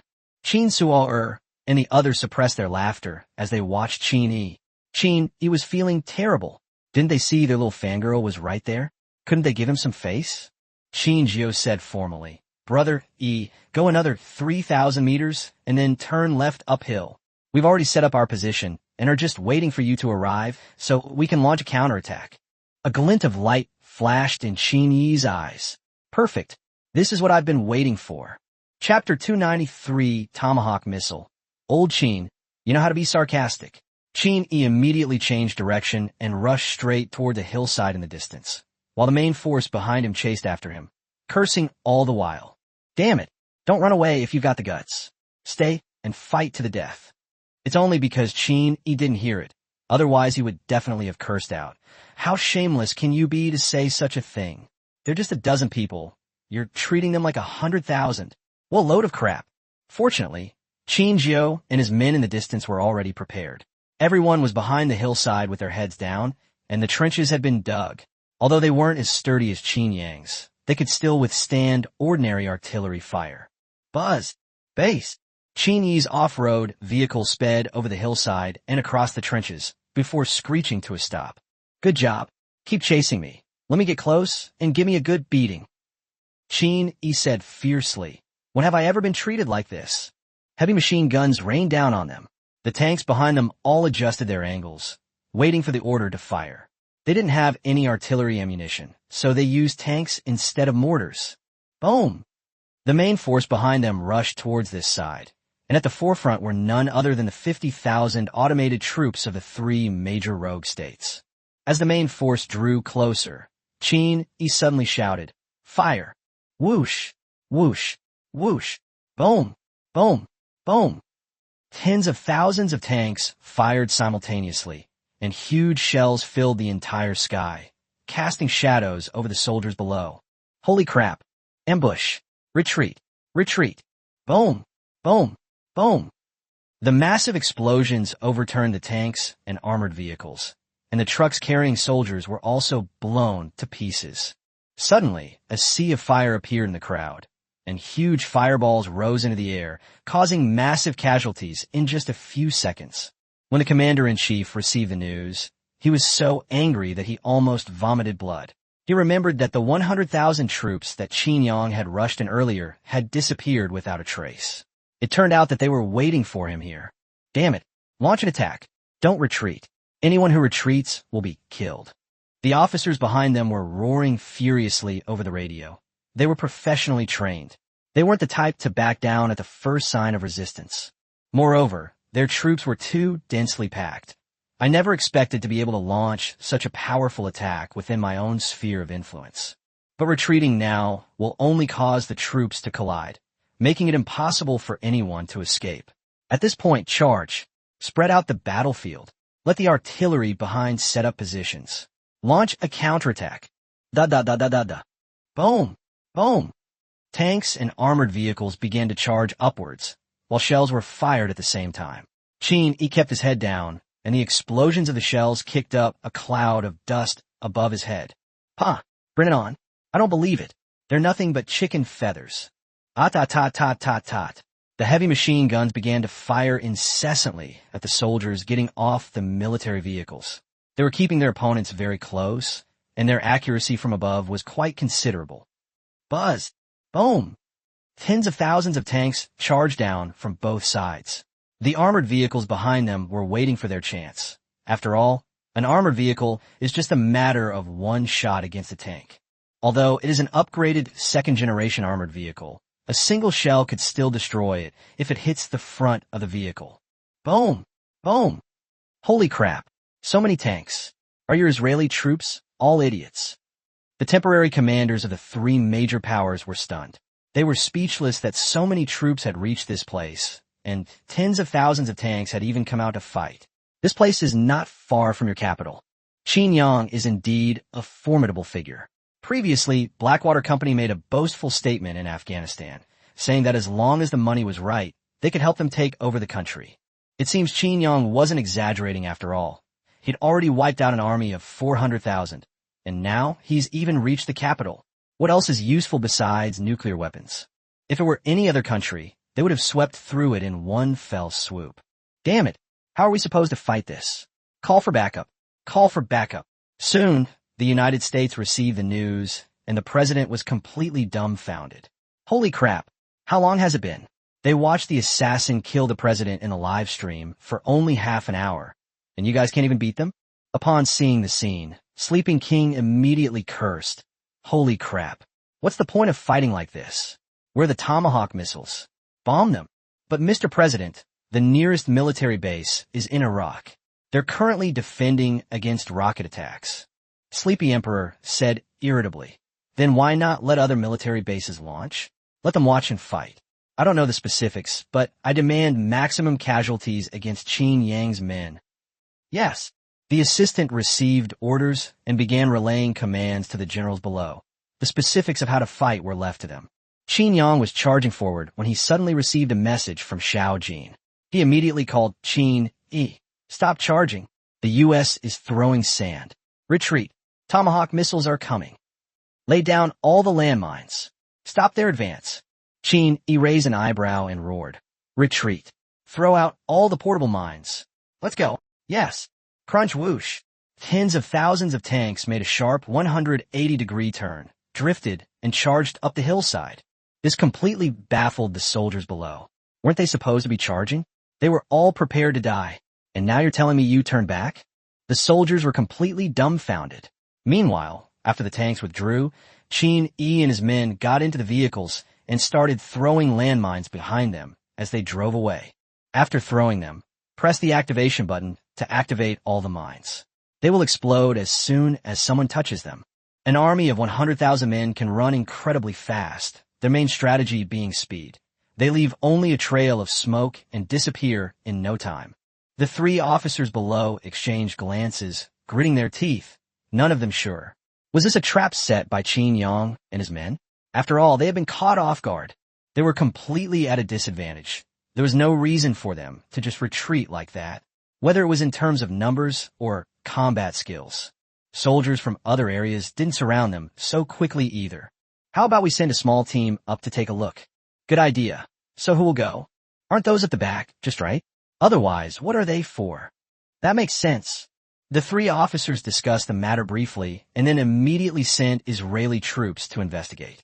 Although their expressions were grim, they still dispatched a small squad of about 100 men in off-road vehicles equipped with heavy machine guns. Upon reaching the hillside, they were dumbfounded and immediately reported in the channel. They ran away. Not a single one was left. Damn, I knew it. Our men are surrounding them right now. All of you, get them and hold them tight. The Israeli general on the scene roared and ordered his men to continue the pursuit. He had been stunned by the attack and forgot that this was his own territory. Israel's troops charged forward, but the three officers looked at each other in bewilderment. I have a feeling something's wrong. I think so too. How about we wait? The American officer pondered for a moment. Then his expression suddenly changed. Holy crap. I remember now. We launched over a dozen Tomahawk missiles this way. They seem to be almost here. The other two's expressions changed drastically. Why the hell didn't you say so earlier? Everyone rear guard become front guard, retreat at full speed. The two armies split into two completely, with one side charging forward and the other retreating. Boom! Boom! Boom! They hadn't gone far when a huge explosion suddenly came from the hillside, and Israel's forward troops were overturned. Holy crap! They also have landmines. Shouldn't we tell them? After all, they're allies. Isn't that a bit inappropriate? Whoosh! Whoosh! Just then, more than a dozen dark shadows streaked across the sky. spewing flames behind them. Tomahawk missiles. The representative from the United States twitched his lips and said, "Looks like it's no longer necessary. There's no point in withdrawing now." Boom! Boom! More than a dozen Tomahawk missiles landed almost simultaneously, culminating in a huge explosion and sending a massive mushroom cloud into the sky. They started moving backward from the hillside to attack Qin Yang's troops while minimizing damage to their own forces.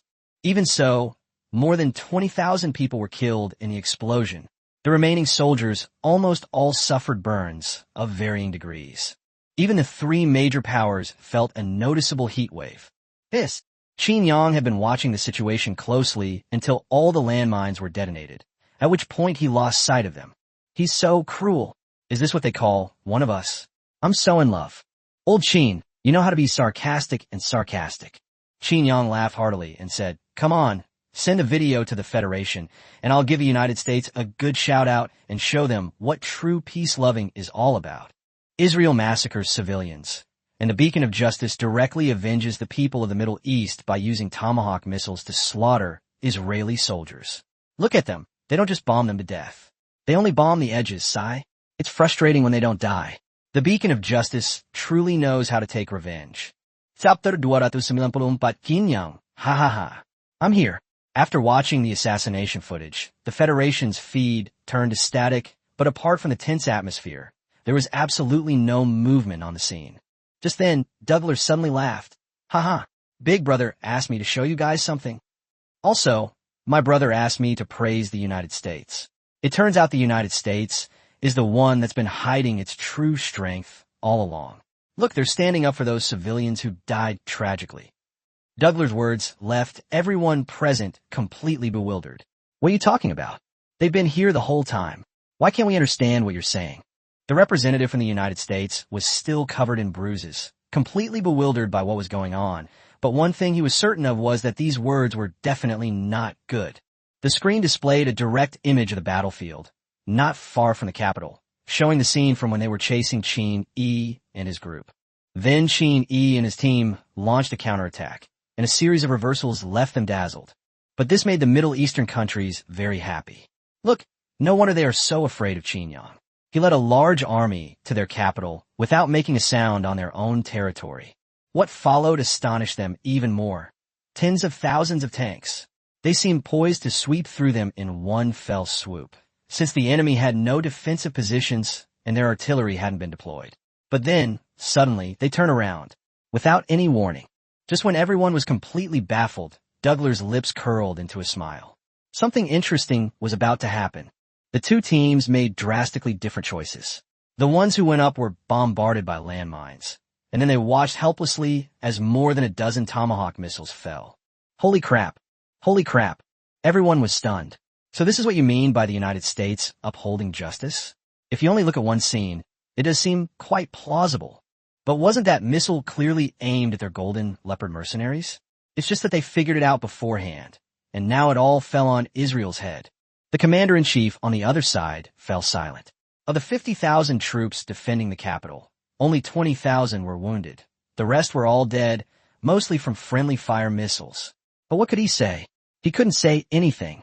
Why? The commander-in-chief slumped helplessly to the ground. How did things turn out like this? They had all the advantages. Weapons superiority, powerful backers, and they even lacked martial ethics, repeatedly using banned weapons. But how did they suffer such a crushing defeat? The entire country was nearly torn apart. The president died, 2 ministers died, and the army was wiped out by more than half. Guojian has almost no strength left to invade Babayang for the next 50 years. Even if they conquer the territory now, there's no one to live there. There's not enough population. Commander-in-Chief, 2 more of our cities have been attacked by the Barba Sheep's task force, resulting in thousands of civilian casualties. The commander-in-chief waved his hand and said, "There's no need to talk about these things. The main thing now is to end this war. Our country can no longer continue fighting." They were ready to surrender, though they still had one last resort, a means to ensure their country wouldn't be destroyed. What if they used it and the enemy went berserk? Just as he was thinking about how to make peace, he suddenly felt like he had forgotten something. Holy crap, They're blocking Qin Yang's escape route. Quickly, send the order to clear the road and allow Qin Yang's troops to withdraw. Now, the commander-in-chief roared anxiously. We can't let any more die.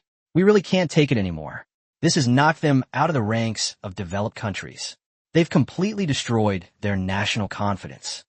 Da da da da da da. Boom, boom, boom. Brothers, charge in. Once we break through, we'll be home. Qin Yi frantically pulled the trigger from the armored vehicle. At the same time, tanks cleared the way, and shells were fired like they were free.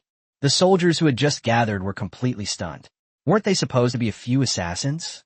There were more of them than they could handle. How were they supposed to fight back? Da da da da da da. Ha ha ha. Brothers, your boss is here. Let's fight. Qin Yang charged out from behind this group of troops.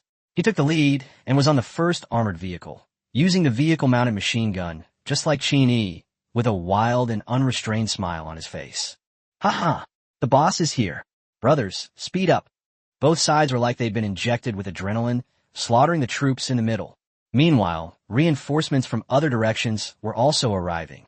But seeing that the more than 10,000 people were about to be wiped out, none of them made any further moves. The commander-in-chief has just given a direct order. No one is to lay a hand on them. Let them leave. Qin Yang and Qin Yi met in the middle of the battlefield. They looked at each other and smiled in unison. The next moment, Qin Yang's troops began to drift and change direction, heading towards Baba Sheep. Qin Yi and Qin Yang walked forward side by side. Qin Yi grinned and said, Boss, a lot more are coming from both sides. Should we kill them all? Qin Yang smiled and shook his head, saying, That's enough. Continuing this will only lead to nuclear war. Qin Yang could tell they had given in. Otherwise, they wouldn't have watched their own people being slaughtered without any reaction. Chapter 295, A War Ended in a Day. Qin Yang's main force swaggered out of Israel, and it was already discovered outside that Qin Yang and his men had disappeared from the city. Many reporters were filming the scene from a distance. Soon, everyone felt the ground shake as a massive army of 100,000 marched out in an unhurried manner. So they won? They've subdued Israel. It's obvious. Otherwise, how could they be so swaggering around without any hurry at all? Wow, seriously? Weren't all three major powers supposed to send troops to help? And it's over so quickly. Is it possible that the three permanent members of the UN Security Council had the opposite effect? Did they completely overwhelm Israel's forces? Ha ha. The person upstairs is speaking such blunt truths. My hemorrhoids that were just stitched up are bursting open from laughing. The live chat was incredibly lively, and the conference had already ended. The leaders of various countries all had different expressions as they watched the live stream. The three major thugs were the most furious. Thousands of soldiers had died, and most importantly, a general was dead, and he died by assassination. That was their reputation. Qin Yang stood on the armored vehicle at the front, looking at the large group of reporters and cameras in front of him, a smile on his face. He waved at the crowd and said, Hello, comrades. You've worked hard, comrades. Countless viewers in the live stream twitched their lips. You're really something. You actually have that kind of junior official's demeanor. Israel has also entered the post-war reconstruction phase. The general beside him, watching Qin Yang's arrogant smile on the live broadcast, angrily said, Commander-in-Chief, are we just going to let him go back like this? Why don't we send a few missiles to their doom? The Commander-in-Chief said irritably, Do you think it's that simple? They can detect the Tomahawk missiles of the United States, so what's the big deal about ours? They'll just be intercepted anyway. All of you, go and reinforce the city. Wipe out all those insurgents taking advantage of the chaos. Qin Yang, looking at the camera, suddenly changed his expression and said, Look again, that so-called commander.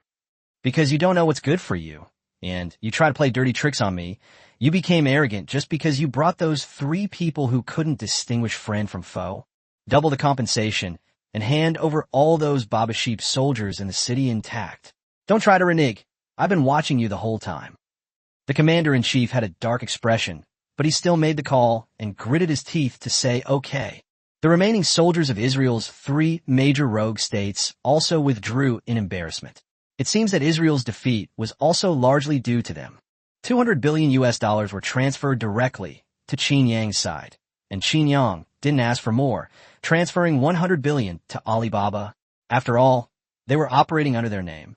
Qin Yang wouldn't shortchange them a single penny. He still had a conscience. He couldn't really bankrupt someone after such a huge loss. Installment payments would be better.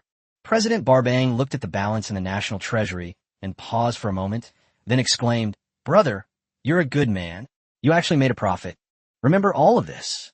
From now on, everyone in the Golden Leopard Mercenary Group will be an honored guest. Spread the word about everything our leader has done for us. And we've reclaimed our ancestral land. We're going to start building." By this point, the people below were already in tears. So many times, so many years, they had finally won. Qin Yang crossed Babayang and Jordan directly back to Tari province. He went back to his big bed and had a good night's sleep. Although the battle was quick, it was quite tiring. After all, the other side had nuclear weapons, and those things are no joke. If they really go berserk, even hastily constructed defensive positions can't stop a nuclear bomb. Qin Yang and his team rested, and the world was in an uproar. Qin Yang had finished such a massive war in a single day. That's insane. Back when Qin Yang fought against Syria, it took him over a month. Many countries are already saying that Israel is really weak, and Blackwater has said that as long as the money is right, they can also break through. It was during that frantic attack on Israel that the Middle Eastern countries were in a state of great turmoil, and then Iraq started its own civil war, with one country attacking another and the other robbing each other. Qin Yang's father didn't get up until late morning, and the Federation didn't even utter a word, so the matter was left unresolved. Barba sheep also got back a third of the land, which made them extremely happy. Qin Yang, sitting on the sofa, suddenly called Qin Yi and the others in and said, "By the way, is there something you haven't finished doing?" The group exchanged glances, and Qin Yi suddenly cursed, "Damn it, I haven't finished taking down the drug dealers in the Golden Triangle yet." Qin Yang rolled his eyes in annoyance. He was the only one among these people who hadn't completed his mission. Then what are you waiting for? Hurry up and go. Has that Caesar been living the high life lately? Damn it. Is he the only enemy I have left? After some discussion, the group realized that it was indeed true. Aside from the national-level organizations and the Skull and Bone Society, there was really only that old bastard Caesar left. Qin Yang sighed and said, "Xiaojiu, you take this man and go with Qin Yi. While our intimidation level is at its peak, let's wipe them out. Now, no one should dare to mess with us. Xiao San, take some people and supplies to Africa and sell all our damaged but usable weapons. We can't let them go to waste." Okay.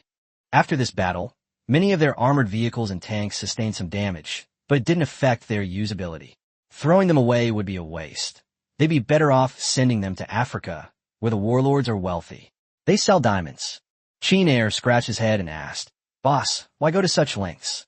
Wouldn't it be better to sell to Iraq or Iran?" Qin Yi said earnestly, "Xiao Air, you mustn't let your brain wander off to the Middle East. Who knows, it might end up turning against you one day." Just then, a message popped up on Xiao Jin's screen. "Old Qin, we have a job. $1.5 billion in commission." Qin Yang's eyes widened immediately. Holy crap, what the hell? Which country are they going to attack this time? Even if we don't consider reparations, a war against Israel would only cost $5 billion. Is $1.5 billion from some small country? No, it's just a short-term mission. Escort people from Myanmar to Mexico. As long as they're safe, that's all that matters. But we'll have to pass through Yemen along the way. Qin Yang raised an eyebrow and said, "Are you sure you didn't make a mistake?" "That's right, but they require at least one of the top 10 warriors to accept the mission." Wow, I didn't realize our net worth had increased so much. Qin Yang glanced at the group. The rest of them all had their own tasks. They hadn't dealt with Iraq yet. That was part of their long-term plan. "Waiter, you're coming with me. Take 50 soldiers with you." "Ugh. Go do your own thing." Qin Yi and his troops set off, and the tens of thousands of soldiers crossing several countries in succession made them extremely nervous. But no one dared to move until Qin Yang fired the first shot, and they all breathed a sigh of relief afterward. The 10,000-strong army stopped at the edge of Thailand and the Golden Triangle. Now everyone knew that Qin Yang was heading for Caesar. Sleeping King and the others twitched their lips. This Qin Yang really held a grudge. He took a break to come back and fight a war, and then turned around and went back to cause trouble. The reason for all this was Caesar's trash talk on the internet back then. Cherish life. Stay away from keyboard warriors. Qin Yang uses facts to illustrate a principle to everyone. Don't joke with your big brother. He might really mess with you. Chapter 296, I've been tricked. Qin Yang, no way. I can't stand it. Qin Yang led his troops directly to Myanmar by plane. This was his first time flying here. Before, he had always fought his way in. Qin Yang found a secluded spot and armed everyone. Qin Yang said with a strange expression, "No. How come we're still in northern Myanmar? This employer is obviously no good." Old Qin, he added another point. The entire escort process must be live-streamed. Qin Yang frowned. Things are getting complicated. Northern Myanmar, live broadcast. This guy doesn't seem like a good person. Qin Yang had just arrived at the designated location when he saw that this was the border between Myanmar and China.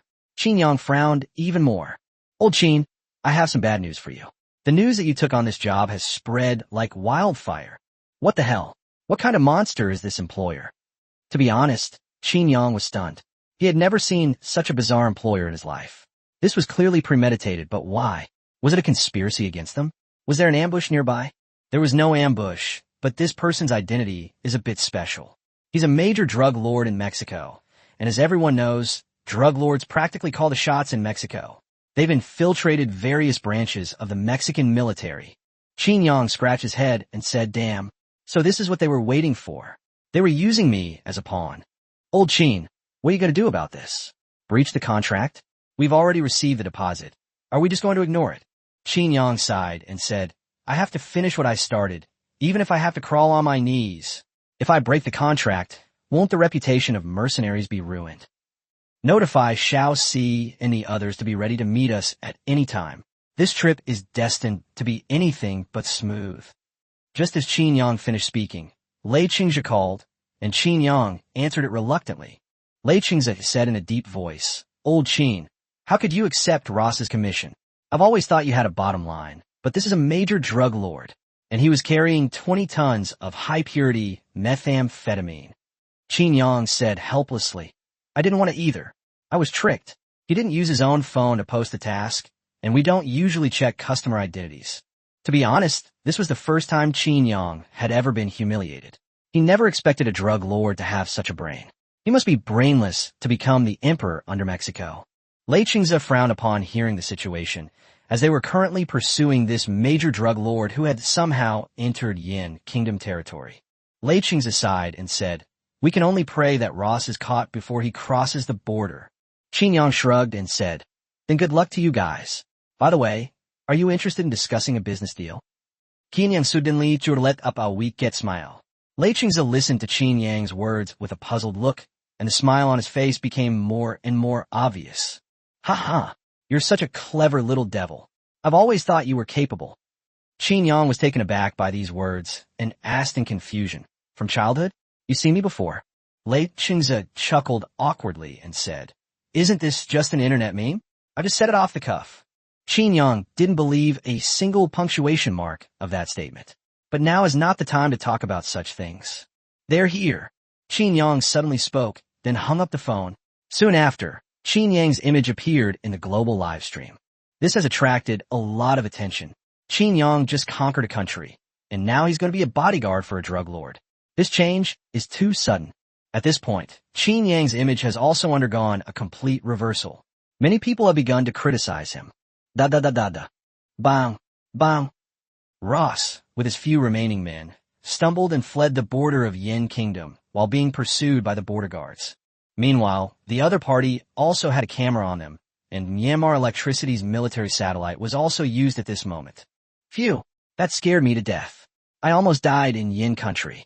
Ha ha, I'm alive again. Ross laughed heartily at the border guards behind him. Qin Yang and his group looked completely out of place standing there. Ha ha, I didn't expect it to be the leader of the Golden Leopard mercenary group who came in person. I can rest assured now. Qin Yang glared at Ross and said through gritted teeth, "You little bastard, you're pretty cunning. You dare set me up? You're the first one to do that." Ross shuddered under Qin Yang's gaze. Even though he had seen life and death before, he was still startled by Qin Yang's eyes, as if he were being stared at by a wild beast. Ross chuckled dryly and said, "With Boss Qin Yang's reputation, I don't think he would do something like breaking a contract. The whole world is watching." Qin Yang glared at the other man and said, "I'm not that low, but if we hold a grudge, you just wait." Those watching the live stream now understood that Qin Yang was clearly in a difficult position. If he publicly broke the contract, the mercenary's reputation would collapse. "Hurry up and get out of here. Do you want me to carry you?" Qin Yang roared in annoyance, then led the way with Qin air. Ross didn't care. He happily followed Qin Yang and his group with his remaining 3 henchmen, and even waved arrogantly at the border troops before leaving. Qin Yang silently pondered to himself, "This Ross is indeed quite shrewd." The Myanmar government actually openly used satellites to support a drug trafficker, and this was when they were facing Yin country. Obviously, Ross wasn't putting his life on Qin Yang's promise. What if he got killed by Qin Yang when there was no signal? They had only taken 2 steps when Qin Yang suddenly stopped, and the border guards behind him immediately looked at Qin Yang and his group nervously. Ross asked nervously, "What do you want to do?" Qin Yang cursed and said, "The more I think about it, the angrier I get. This is intolerable. My uncle can tolerate it, but I can't. You, are you going to break the contract?"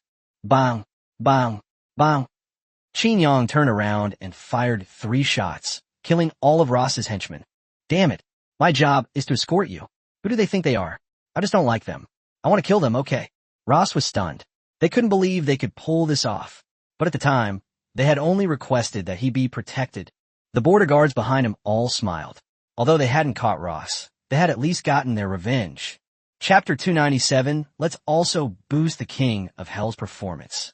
Qin Yang glared fiercely at Ross and said, "What are you waiting for? Let's go." After saying that, Qin Yang turned and left.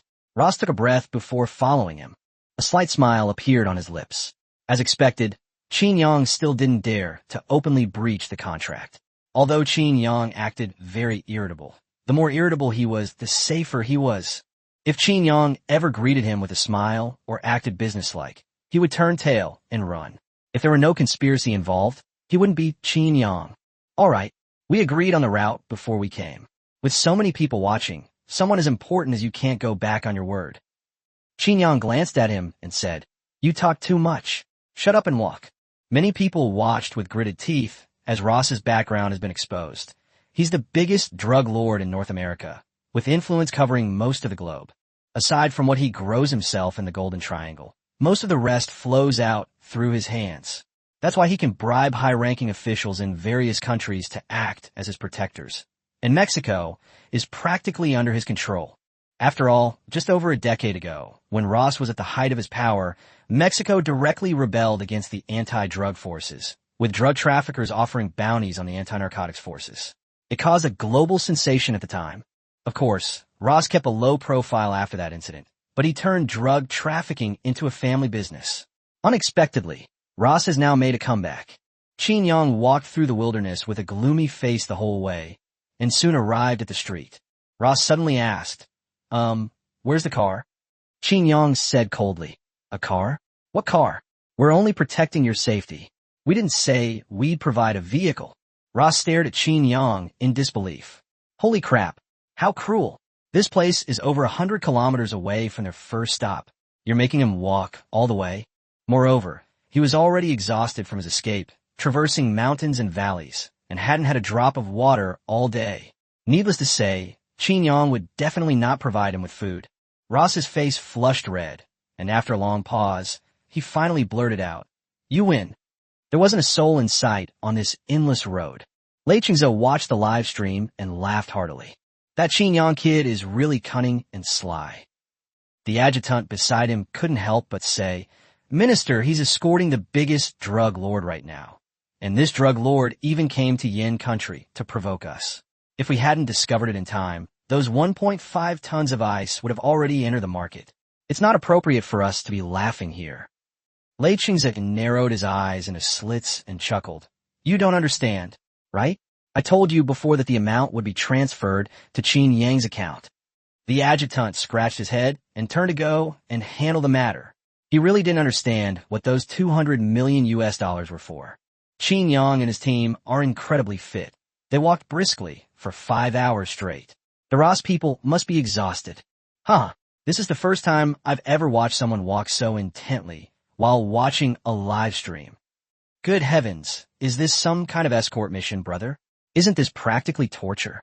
Everyone watching the live stream was laughing their heads off, especially Qin Yang and his group who would occasionally take out compressed biscuits and bottled water to eat while walking.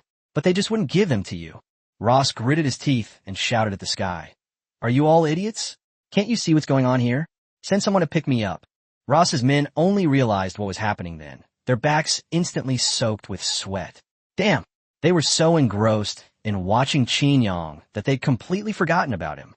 Their attention was entirely focused on Qin Yang, and they'd forgotten all about their boss. Dozens of SUVs set off from the city and headed towards Qin Yang. Qin Yang suddenly stopped, raised an eyebrow, and looked into the distance. With a wave of his arm, all the soldiers got ready for battle. From another side road, two dilapidated vans emerged and stopped directly a dozen meters in front of Qin Yang and his group. The driver rolled down the window and smiled at Qin Yang and his group. Brothers, which industrial park are you from? You're well equipped. So many people arresting just one person. What? Is he a big boss?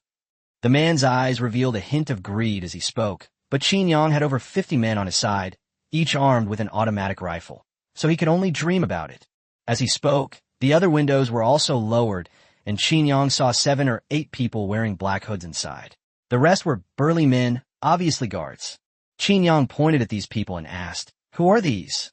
The driver chuckled. These weren't swindle from Yin country. This whole carload of people were introduced by acquaintances who wanted to learn how to scam. They were tricked into coming here by our high salaries. Qin Yang raised an eyebrow and said, Oh, there's a difference. The driver replied matter-of-factly, Of course, if the people we trick into doing a bad job don't perform well, we'll just resell them. These are people introduced by acquaintances, so if they don't do a good job, someone will cover for them. If they can't cover for us, Anyway, we can make a lot of money. By the way, you still haven't said which park you're from? How much money have you made to have such good equipment? Qin Yang narrowed his eyes and said, I'm from the Golden Leopard Park. Oh, a leopard? A leopard. The driver was shocked, his scalp tingling. Then he looked at Qin Yang and the others' chests. Holy crap. It really was the Golden Leopard logo. They'd really bitten off more than they could chew. Brother, would you believe me if I said what I just said was all nonsense? Whoosh. Get out of the car. Put your hands behind your head and squat on the ground. All the soldiers pointed their guns at each other, and Qin Air shouted at the people in the 2 cars. Qin Yang squatted down in front of the driver and laughed. Hey, who told you to come up here at this time? Don't you know I'm fuming? The driver said in a trembling voice. Brother, there are 2 young girls over there. If you need to relieve your pin-up desire, you can ask them for help. Smack! Qin Yang slapped him across the face, his expression dark as he said, Damn it! Do you think I'm such a shameless person? Besides, someone who could be tricked into coming all this way is not worthy of me. Damn it. What kind of outrageous talk is this? Don't they know this is a live broadcast? This bastard almost ruined my reputation. Bang, bang, bang. Qin Yang fired several shots at the driver's lower body, completely destroying his lower body. When you get to the underworld, remember to say hello to the king of hell for me. I've been giving him a lot more work lately. Countless people are complaining. You actually know that, and you think that's a lot? The judge's pen broke from all the criticism, and even the king of hell shook his head. Between the 2 of us, who's in charge of the underworld? Bang! After saying that, Qin Yang shot the driver in the head and blew it off. The other fraudsters were trembling with fear. They never dreamed that they would run into Qin Yang after picking up a few people. Forget it, this is pointless. Let's just kill them all. Da. Ross, watching from behind, clearly saw that Qin Yang was making an example of him. Aunt Qin turned to look at the group of people who had been tricked and sighed. What era are we living in? Still dreaming of getting rich quick. Wouldn't it be better to go back to work and be a regular person? Does anyone here know how to drive? Just follow this road straight, all the way over the mountain. Someone will be there to meet you. Thank you. Thank you. Thank you, brother. The group knelt on the ground and thanked him repeatedly, their faces turning pale.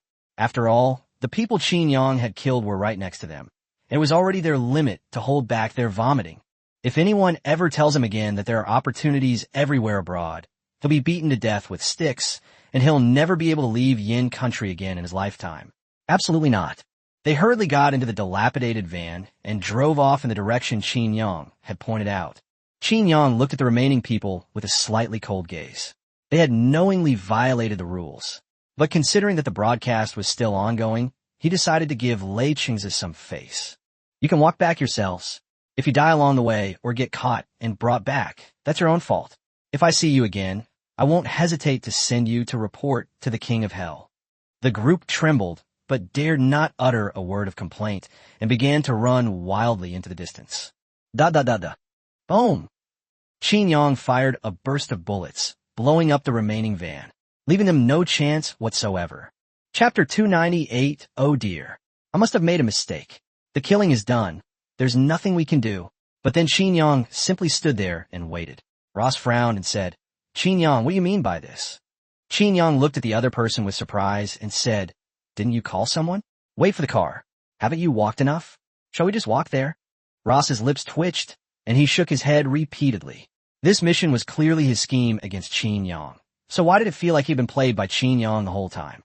As time went by, a series of sounds came from ahead, and dust could be seen rising in the distance. At first, Qin Yang didn't make a move, but as the convoy drew closer, he suddenly spoke up. Wow, you have so many men under your command at Myanmar Telecom. You're doing quite well. Ross smirked and said, Haha, of course, don't you know who I am? Those I bring out are my most formidable subordinates. Qin Yang asked suspiciously, Did you bring all of these from Mexico? Or did you hire them on site? Ross thought Qin Yang had come to terms with it and had vented his anger. He nodded directly and said, Of course, these are all my most loyal subordinates. How could I entrust my life to a group of strangers?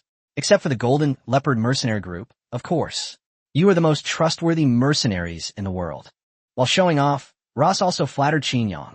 Qin Yang smiled and said meaningfully, If you say that, then I'm relieved. Ross was taken aback. What? Qin Yang suddenly shouted, Attention everyone! Protect Ross. The assassins are here. Remember to aim for the head. Leave the cars behind. Don't run out of manpower. Meanwhile, the vehicles were getting closer and closer, and their speed was decreasing. The one in front was about to stop. Ross's expression changed drastically, and he immediately shouted, No. But before he could finish speaking, Qin Yang immediately raised his rifle and pulled the trigger. Da-da-da-da-da. Bang. Bang. Qin Yang's 50 soldiers deployed in a straight line, and even the vehicles behind them were all within firing range. Moreover, they never expected to be attacked by their own people. Snap. Da-da-da-da. The bullet pierced the windshield. Each SUV only had one driver, since they were used to pick people up. Qin Yang's group had over 50 people, so they had more vehicles.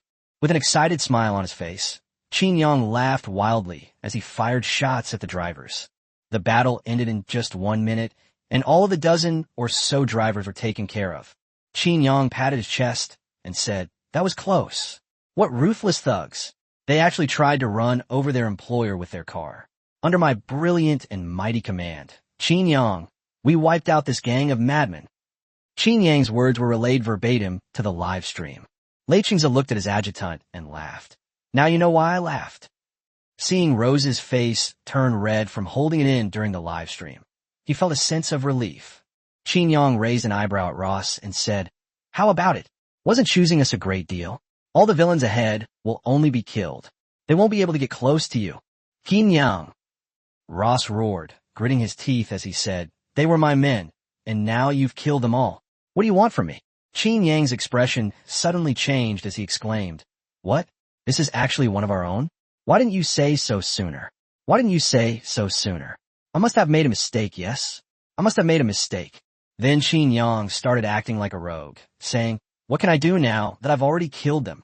Rose was speechless, completely dumbfounded. So this is an admission of wrongdoing? But what good is it? It wasn't that he couldn't afford to lose a dozen or so people, but these were all elite warriors trained by his family, people who would truly die for him.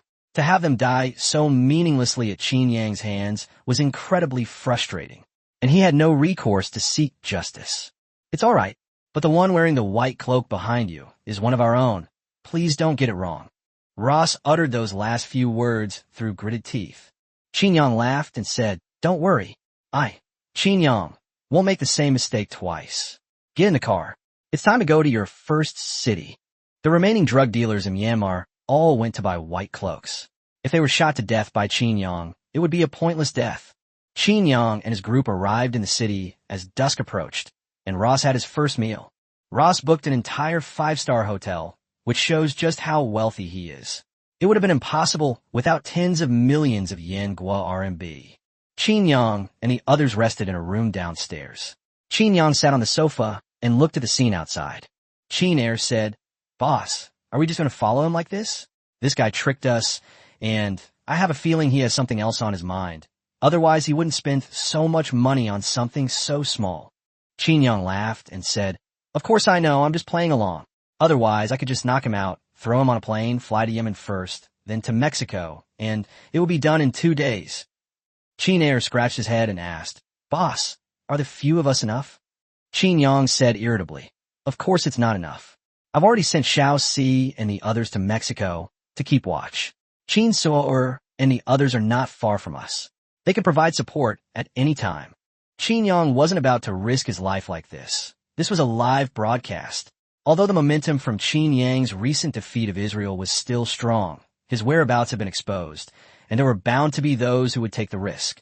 Qin Yang had offended quite a few people. More than 10,000 soldiers are stationed nearby with Qin Suo.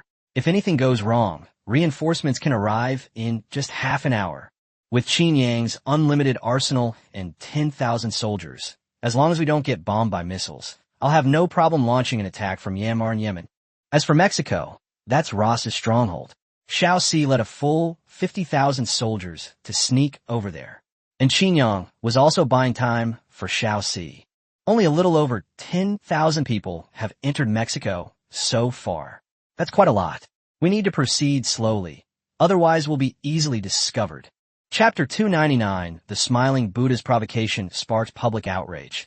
Qin Yang remains inactive. This drug lord, Ross, is truly afraid of death. He didn't even turn off his live stream while sleeping, just streaming his sleep. Of course, this also caused some interference with Qin Yang's work. In case someone really came to assassinate him, Qin Yang and his team would have to defend themselves. Qin Yang sighed and said, "I can't take on this kind of protection job anymore. It's too damn exhausting. Even the sleeping king trembles when he sees me. I took down a drug lord. It's fucking ridiculous." Qin Air shrugged and said, "Money is hard to earn, and life is tough. It's 1.5 billion. Qin Yang rolled his eyes in exasperation. "How could you say something like that, you idiot?" Qin Yang didn't get up until late the next day, which infuriated Ross. After all, he was there to do business. Ross stood outside Qin Yang's door with a dark expression. Qin Yang stretched and said with a smile, "Yo, everyone's so early. You're up so early. It's already noon. You're only just getting up. Don't you know I have things to do today?" Qin Yang's gaze made Ross freeze in shock. Qin Yang snorted and said, "What's wrong with a young man like me getting up at noon? Why don't you go back to Yin country and ask any decent young man who gets up this early? And if you have something to do, just go. I'm not stopping you." Ross's face turned green. He's doing a global live stream right now. Do you dare go with him? He's a drug lord, but he's not stupid. There are quite a few people who want to kill him. The Yin people watching the live stream agreed with everything Qin Yang said. Isn't this exactly the reality for young people today? Not sleeping during the day and not getting up at night. Phew, how can I go without you? Qin Yang glared at Ross with disgust and said, "Get lost. Don't give me that crap. How am I supposed to live without you? If you say another cheesy thing like that, I'll beat you to death." Ross was dumbfounded. Was there anyone more shameless than Qin Yang? All he wanted to do was think about how to beat up his employer. "Fine, let's go. I'll take a look at how you drug lords make your deals." As the group left the 5-star hotel, Qin So and his men did not find any suspicious persons throughout the entire night. They must have known that Qin Yang was here, and they could not carry out the assassination. Moreover, Qin Yang personally accepted the mission, and it was broadcast live globally. Who would dare to touch him? If they really killed him, wouldn't that make them mortal enemies with the Golden Leopard mercenaries? Qin Yang frowned as he looked at the short, stocky contact across from him. This man was clearly from Yin. The smiling Buddha chuckled. "Mr. Ross, it's a pleasure to meet you. You've got quite a lot of cargo this time. I wonder if everything is ready." Ross laughed heartily. "I never expected the famous smiling Buddha to come out in person. This is being broadcast live worldwide." The smiling Buddha laughed and said, "We can't do this kind of work forever. We might get our heads chopped off at any time. After this job is done, I'm going to travel around the world. Moreover, All my goods are sold to Yin country. Whether other countries have been harmed by me or not, they will definitely be very excited to pay them a large sum of taxes. Ross nodded and said, "You're welcome to visit Mexico sometime. I can guarantee your safety. Besides, Mexico has a lot of fun things to do. I'm sure you'll enjoy them." Ha ha, definitely, definitely. The two men traded goods openly and casually. Soon, trucks arrived one after another. The Smiling Buddha's men went up to inspect the goods and gave the Smiling Buddha an okay sign. "It's a pleasure doing business with you. This 3 tons of ice is enough for me to live on for a lifetime." Ross laughed and said, "Then it'll be a pleasure to cooperate. It's a pleasure doing business with you. I'll be handing this market over to my successor, and I'll introduce you then." "Great. After all, Yin country is a huge market." The two men were laughing as if no one else was around, and they were in the city center, conducting the transaction and inspecting goods in broad daylight. Clearly, they had bribed Myanmar electricity. Arrogant. That was everyone's thought. Qin Yang and his group stood expressionless beside him, and all the soldiers stood straight behind Qin Yang with their rifles at the ready. Lei Qingze gritted his teeth as he watched. They had received 1.5 tons of ice before, but the amount had doubled. Moreover, the other party's words were clearly directed at Yin country. Countless Chinese viewers watching the live stream were also furious. The anti-drug squad issued a series of orders, demanding that these drugs not be allowed to enter the country, even at the cost of their lives. At the same time, a full-scale manhunt for the Smiling Buddha was launched. Furthermore, they applied for an international arrest warrant. Such blatant challenge to their bottom line is absolutely intolerable. It is well known that Yin country has the strongest anti-drug force. If these 3 tons of ice were to enter Yin country, tens of thousands, hundreds of thousands, or even millions of families would be destroyed. Border troops that were in contact with Myanmar were urgently dispatched to conduct 24-hour continuous patrols. "Everyone get ready. Don't let a single one of them get away. Do you hear me?" The officer stood in front of the soldiers and roared angrily. "I heard you." Every soldier's eyes blazed with fury. They were willing to stake their honor, their lives, everything they had. They would not allow these drugs to enter Yan's territory. For a time, the entire Yin kingdom was under martial law, and all entertainment venues in various cities were severely cracked down on in order to eliminate these problems at their source. On the other side, Smiling Buddha and Ross had completed the handover. Dozens of his underlings followed behind Smiling Buddha and turned to drive away. As he left, Smiling Buddha glanced at Qin Yang with his eyes. That look was filled with disdain, as if to say, "So what if you're so great? You're still just standing on the sidelines as a henchman." The thought of Qin Yang standing by like a little brother, watching him chat and laugh, made him feel extremely comfortable. Many people in Yin Kingdom fell silent as they watched Qin Yang's figure. They admired the unrestrained, yet extremely loyal Qin Yang. They liked his hatred of evil and his fearlessness in the face of power. But their idol is now aiding and abetting evil. Even if there are reasons, the facts are the facts. That cannot be denied. At Dongda Middle School, Zhang Jiechi looked at Sima Zai angrily and said, "How could he do this? Isn't this harming our own people? It's just money. Is Qin Yang sure of money? He could just send his men." Sima Zai shook her head slightly and said, "No way. I know him. Although he always says he's not a good person, he has his own bottom line." After saying that, Sima Zai laughed and said, "And this time it's 1.5 billion US dollars. Why don't you put up the bill?" Zhang Jiechi rolled her eyes in annoyance. "You think highly of her? Over 10 billion yen Gua RMB. Her family would have to sell everything they own to come up with that." Finally, he sighed helplessly and said, "I didn't expect you to be so love-struck.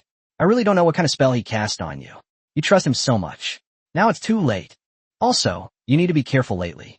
Beware of extremists who might target you. After all, they can't get revenge on Qin Yang, so they're leaving you a little girl to suffer all of this." Looking at the azure sky, Sima Zai smiled serenely and said, "I won't hide. If it's his sin, then I'm willing to bear it for him." Zhang Jiechi sighed helplessly. It's hopeless. But at the same time, she envied this kind of love. If she were a man, she would definitely win over Xiaomi. Where can you find such an understanding and kind girl? On the other side, Qin Yang looked at the Smiling Buddha and suddenly spoke up. "What did you mean by that look just now? Are you looking down on me? You, a drug dealer, look down on me, a war fighter? We're both men who cause harm, and you're acting superior. Chapter 300. You think your business is very profitable? Old Lay needs to pay more. Although the smiling Buddha's eyes only glanced at him for a moment, thinking he had concealed it well, Qin Yang was no ordinary person. He could see through it in an instant. You bastard, you're already full of anger, and you dare to provoke me? The smiling Buddha's expression froze for a moment. Then he chuckled dryly and said, no way. I just couldn't help but take a second look at Qin Yang, whom I've heard so much about. I'm just someone who's not worthy of being on the stage. How could I dare? Qin Yang just stared at the other person, and cold sweat poured down the smiling Buddha's back. He never expected that Qin Yang would see through his look. Qin Yang laughed and said, it's nothing. I just wanted to ask how you plan to transport so much ice in. After all, it's such a high-profit job. I'd like to know. The smiling Buddha said helplessly, Boss Qin, stop trying to trick me. We're broadcasting live. Qin Yang shrugged and said, see, you still don't believe me? Think about it. I'm openly protecting drug lords in such a huge deal. Do I have a choice? Tell me. After all, I still have such a huge market in the Middle East. I now maintain such a large base with 9 destroyers. I'm under a lot of pressure. Otherwise, why do you think I took this job? Life's tough, boss. I'm just performing. Ross's face lit up with a delighted smile, and he quickly said, Big brother, you should have told me sooner.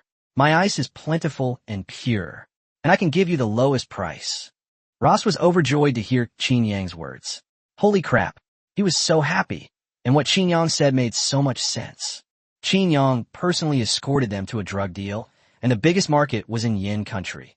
This offended everyone. Besides, Qin Yang had fought so many wars, all to seize territory or help his underlings.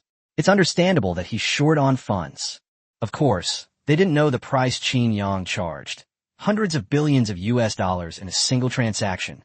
Those who knew the truth were laughing their heads off, especially Lei Qingze. He knew better than anyone else that the maintenance and combat costs of 9 destroyers were nothing compared to the meager profits from drug trafficking. Abandoning Yin and the Middle East, all for a mere drug? Right now, besides Qin Yang, which organization can afford to maintain a navy? It's ridiculous. If Qin Yang didn't need to develop these weapons and could just buy them at low prices, he wouldn't have been able to develop to where he is now. The smiling Buddha pondered for a moment and said, it's actually quite simple. Just pave the way with money and enter through their weakest points of defense. It's the darkest place under the lamp. Qin stroked his chin thoughtfully for a moment, then smiled and said, oh, I understand. You didn't plan to enter Yan from Myanmar. You deliberately exposed yourself here, so you could take the waterway and smuggle yourself in? Or you bribed the people at the dock to let you in at midnight? The darkest place is under the lamp? That means this dock is quite large and famous, and it's very likely government territory, so money is needed to pave the way. The smiling Buddha's expression suddenly changed. Holy crap, are you a devil? How could you deduce that? He wasn't joining them because he was swayed by Qin Yang's popularity. After all, he had already made a public appearance in front of so many people. He was indeed preparing to pull off this one last job. But Qin Yang's look just now made him realize that if he didn't say something, Qin Yang would definitely not let him leave safely. You're still live streaming right now. Qin Yang laughed loudly. Your reaction was exactly what I expected. Wow, you're so smart, just like me. Qin Yang turned to look at the microphone on Ross's body and laughed loudly, saying, Old Lei, you owe me a drink. Remember, I have to drink good wine, preferably the kind that's rare, and there are only a handful of them in the world. Otherwise, you'll be doing a disservice to my clever little brain. The smiling Buddha's face turned green. You sold me out with just one drink, and your reasoning ability is terrifying. Qin Yang has exposed you completely. Ross frowned and said, this is your choice, but unfortunately you have no idea how much profit is involved. Qin Yang said dismissively, you guys couldn't even cover the maintenance costs of 9 destroyers and their weapons and equipment for me in a year. You think this is some kind of amazing business? Can you earn back this 1.5 billion US dollars in a year? I bet you can't. You're so short-sighted. Ross didn't care about Qin Yang's betrayal at first, because the smiling Buddha had already transferred all the money into his account, and the rest was no longer his concern. But he was taken aback when he heard Qin Yang's words. Are mercenaries really that profitable now? The smiling Buddha's face had lost its smile. He simply said with a gloomy expression, "Let's go." Qin Yang suddenly looked up and said, "We need to pay more." Ross retorted, "I've already offered 1.5 billion US dollars. How can you raise the price at the last minute? Is this your credibility?" Lei Qing's voice came from the phone on Qin Yang's chest. "I'm poor. I only have 100 million. Qin Yang smiled and said, "US dollars? Yen kingdom currency." Qin Yang pursed his lips and said, "Fine. I'll give you a discount for the first time. What are you going to do?" Ross was stunned. "You're talking to Yinghua? What does that mean? You sold him for 100 million. Ross quickly said, I'll have more money. This is a global live broadcast. You can't back out. Otherwise, no one will dare to hire you."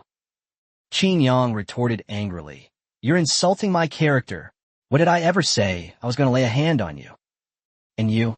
Qin Yang pointed at the smiling Buddha and his group and said, "They're not wearing white cloaks. These aren't your people." He actually looked at me with disdain just now. Who the hell gave him the courage? Holy crap.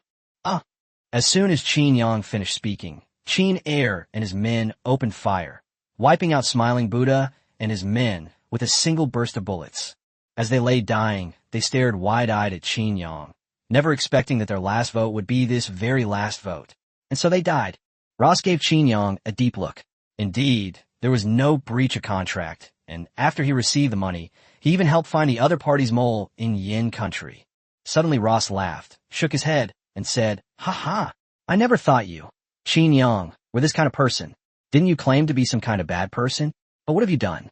I never imagined you were this kind of Qin Yang. You fooled everyone." Qin Yang's expression suddenly changed, but he quickly recovered and shrugged indifferently, indicating that he had no idea what Qin Yang was talking about. Chapter 3:01 Qin Yang's Smoke and Fire. The whole city is high. Indeed, given Qin Yang's usual behavior, why should he care about other people's feelings? If he's not a good person, then he should just do whatever makes money. Why is he so resistant to drug trafficking? From a beginning until now, Qin Yang has been finding all sorts of reasons to hinder him. He wouldn't care so much if it were anyone else.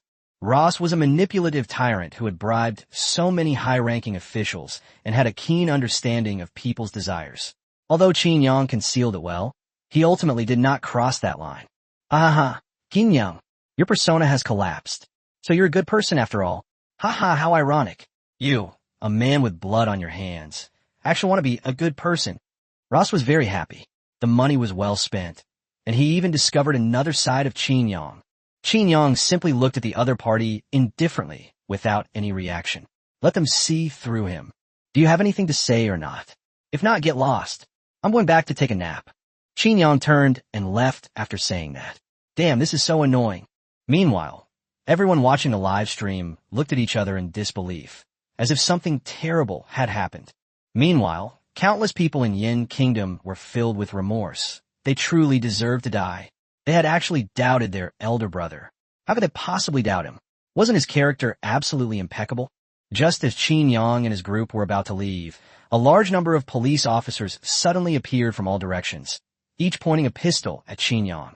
Qin Yang's expression showed no surprise. He had already received Qin Suar's message before. Of course, they hadn't made any move when the smiling Buddha was around. But when Qin Yang killed the smiling Buddha and his men, they seemed to have suddenly received some order, and all of their pistols started loading. Qin Yang's men and the other side stood at gunpoint. A police chief stepped forward and said in a deep voice, "This is Myanmar's territory. Anyone involved in drug trafficking will be dealt with swiftly by us. Put down your guns and surrender now." The sheriff spoke with righteous indignation, but Qin Yang snorted coldly and said, You really know how to talk. When the smiling Buddha was still alive, you didn't do anything. How come you're giving orders now that he's dead? You dog, do you think I'm easy to bully?" The sheriff's face twitched. Holy crap, how'd he know? They all knew about the deal between Smiling Buddha and Ross, but this shipment wasn't going to be sold in their country, and there was a hefty fee involved. They'd all turn a blind eye. With so much stock here, it's hard for them not to be tempted. After all, they could make a fortune just by reselling it. Stop spreading rumors. We're just waiting for the perfect moment to close the net. Qin Yang glanced at them disdainfully and said, "You guys are good at bragging. I've heard that besides telecom fraud, The most developed industry in Myanmar is tourism. Now you're openly protecting criminals and even try to traffic drugs yourselves. A country like this is very unsafe. I think your biggest pillar industry is about to collapse. After all, so many people are watching. The police chief frowned, but he wasn't too nervous. After all, this was northern Myanmar, a haven for crime, and the real power behind those industrial parks was the warlords. Of course, the Myanmar government also collects high taxes behind the scenes. Moreover, there are few good people living here. They are all informants for these parks, which is why so few people are able to escape. Chin Yang snorted and said, "Let's do it. Today I'll be Lin Zexu for once." Upon hearing this, Chin Air immediately led his men to retrieve barrels of gasoline from the back of the vehicle. "What are you doing?" The sheriff raised his gun and shouted sternly. "Stop it, all of you. Hands up, or I'll shoot." Chin Yang merely glanced at him and said coldly, "Heh, you think being a regular soldier will stop me from hitting you? Go ahead and shoot if you dare. I like to see who walks out of here alive." Cold sweat dripped down the sheriff's back. He really didn't dare to fire. After all, Chin Yang and the others were clearly wearing bulletproof vests, while all they had was a handgun. I never intended to do much. I just wanted to show my face. Who would have thought that the smiling Buddha would be killed? Suddenly, the sheriff had a flash of inspiration and pointed his gun at Ross, saying, "If you don't stop, we'll shoot your employer. If that happens, your mission will fail, and the consequences will be huge." The sheriff was truly proud of his own cleverness. How could he be so smart? Chin Yang's eyes widened. Holy crap, isn't this incredibly clever? He immediately stretched out his hand and said, "Please, come on, I'll give you my seat. Remember to aim right. I'll be watching." Ross's lips twitched. "How did you get this sheriff position?" "Probably through connections. Your intelligence is truly baffling." The sheriff was dumbfounded. He held his gun, unsure whether to pull the trigger or not. The crucial point was that Ross was their financial backer, so he couldn't fire the gun. Ross said with a dark face, "Do you think he's stupid? Can't he see what's going on?" The sheriff pursed his lips, then turned his gun away. Everyone witnessed this scene. The Myanmar president was furious upon seeing this. Hadn't he just admitted it? Now the whole world knew that Myanmar electricity had colluded with drug traffickers. They were doomed. Their revenue for the year would be cut in half. Kin Young down that, "Hey, why did you put a gun down? Weren't you so brave? Is it too far? Why don't you come closer? Come on, shoot." The sheriff remained silent, instead pointing his gun at Chin Yang and Chin Air. Chin Yang didn't even bother to raise his gun. That's it. Even if they had two guts, they wouldn't dare fire a shot. All they do is show off. On the other side, Chin Air and his men poured gasoline directly onto the drugs. "Boss, done." Chin Yang's lips curled into a smile, and then a lighter appeared in his hand. The kind of lighter that wouldn't extinguish unless the cap was closed. The sheriff immediately sensed something was wrong and shouted, "What are you doing? Stop it." Ross's eyelids twitched at the sight, and he yelled, "What the hell? Are you crazy? I'm still here." He quickly ran out, and then jumped to hide behind a nearby building. "Bye!" Chin Yang threw the lighter, which flew straight toward the gasoline-soaked drugs. Everyone watched in horror as the lighter flew closer and closer. Boom! The moment the flames touched the gasoline, they shot up instantly. A raging inferno erupted. Boom! Boom! Boom! 3 massive explosions followed, sending the truck soaring into the air. At the same time, all the drugs were burning, billowing thick smoke. Then look at Chin Yang and his group. They put on gas masks, which stunned the police officers at the scene. You. The sheriff pointed at Chin Yang and said a string of U.S., but couldn't utter a single complete sentence. "Is this how you disinfect? You have to use lime powder. This little bit of disinfection will make the whole city high." The sheriff snapped out of his daze and roared. Chin Yang and his team stood ramrod straight in front of the fire, wearing gas masks. Netizens are completely baffled. Holy crap, this guy definitely planned this. Gas masks, gasoline lighters. It's obviously prepared. Ha ha ha, this is hilarious. Their parts are really in trouble now. They're all going wild. Ross got up, his mouth twitching as he looked at Chin Yang. "You're ruthless enough. I can only imagine what this city will be like in the future." At the same time, Ross immediately started urinating, catching it with his clothes and covering his nose, then ran to his car and headed towards the hotel. He needed to be prepared before leaving the house. He was a drug dealer, but he didn't touch drugs. Only those who sell this stuff know how terrifying it is. Qin Yang glanced at the other person indifferently and said, "Sigh. The world misunderstands me too much. I've already said I'm not a good person, so why doesn't anyone believe me? But I'm still a Yen citizen. No matter what, my roots are in Yen. Your city has too much Yen blood. They may be ridiculously stupid and ridiculously greedy, but they still share the same blood. Not all, but 90% of the people in this city are not innocent. This little punishment is nothing to show for it." At the same time, Qin Yang looked up at the satellite and said, word by word, "And another thing, I don't know who's behind this, but I'll remember this. I'll get you sooner or later, instead of you having to cause trouble behind the scenes every day." Qin Yang's remarks shocked everyone once again. Even the sleeping emperor, who had just started to smile, looked grave. This was a difficult situation. Qin Yang did have his bottom line, but that was for his compatriots and the truly vulnerable. Their agents would find it incredibly difficult to get close to Qin Yang. The untrained Qin Yang easily detected the problem. Those who have been trained are even more outrageous. You can't even get close to them. They have you completely under their thumb. What they're really curious about now, not killing Qin Yang, is Qin Yang's secrets, his physical body, his base, his army, and his weaponry. They want to know everything about him. Chapter 302 Ross. Damn, I messed everything up. Last stop. Before leaving, Qin Yang glanced at the other man with disdain and said, "You're holding a gun, but you don't dare to fire it. What use is that thing to you? It's not even worth a fire poker. So slow and indecisive. She'd be better off with a nice old lady from the countryside. Trash." After saying that, Qin Yang led his men away without looking back. He swaggered away, leaving them with his back turned. The sheriff's face turned pale and then purple, and finally he helplessly lowered his arm. He truly dared not fire. The consequences were something he couldn't bear. Suddenly, the officer next to him spoke up. "Sir, let's go. We're all getting addicted soon." The sheriff's expression changed, and he quickly got into the police car, returned to the station, and immediately closed all the windows. He then took out all the gas masks, one for each person. Others weren't so lucky. Most of them inhaled the gas without even knowing it. They only knew there had been an explosion, but had no idea what had happened. Qin Yang walked out of the blast radius step by step.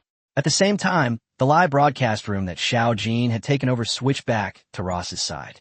Qin Yang whispered, "How is it? Am I handsome?" Kinna's lips twitched. "So we're showing our backs to them just to show off?" Qin Yang asked in surprise. "Otherwise what? Don't tell me you don't know that a world without showing off would be meaningless." The entire city was soon placed under martial law, and fire trucks arrived to extinguish the fire, but all the drugs had already burned to ashes. "See? I told you he wasn't like that. He really is a very, very good person," said Xiaomi Zai, her eyes crinkling with laughter. Zhang Jiechi said helplessly, Okay, I was wrong. I shouldn't have doubted him. You've been showing off your affection in front of me for so long. I give up. Why?" Ross looked at the gas masks scattered on the ground, but he was enraged. He only had a dozen or so men left, and of course, there were still people waiting to deliver goods in other cities. But just now, his partners all said they wanted to terminate the deal, and the other two buyers from the Golden Triangle and Myanmar Electricity also terminated the deal. Who told them to bring Qin Yang as a bodyguard? It's outrageous. Mercenaries aren't exactly saints either, so why are they so opposed to drug trafficking? Those bosses aren't ready to die yet, and even if they send their underlings to take over, they're very likely to come back empty-handed. This is definitely a losing proposition. Ross angrily kicked the table. He might really lose money on this trip.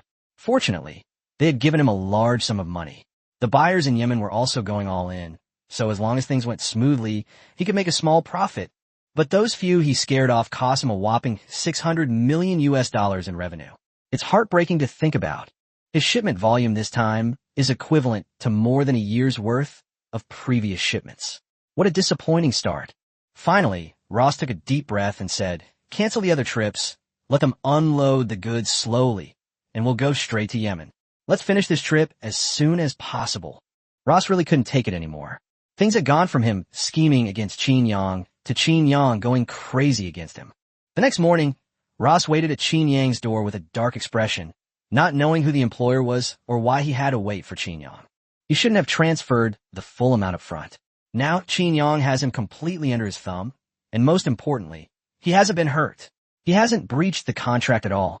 Ross watched as Qin Yang's troops lowered all their defenses and boarded the plane together.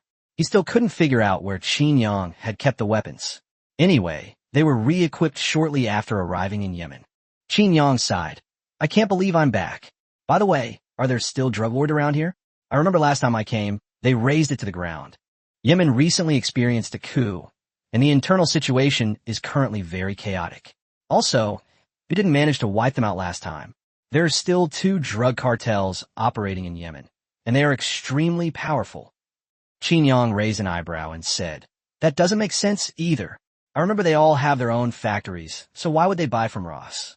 According to intelligence analysis, Ross sells low-purity products. They will undergo purification processes. Well, the world of drug dealers is indeed bizarre.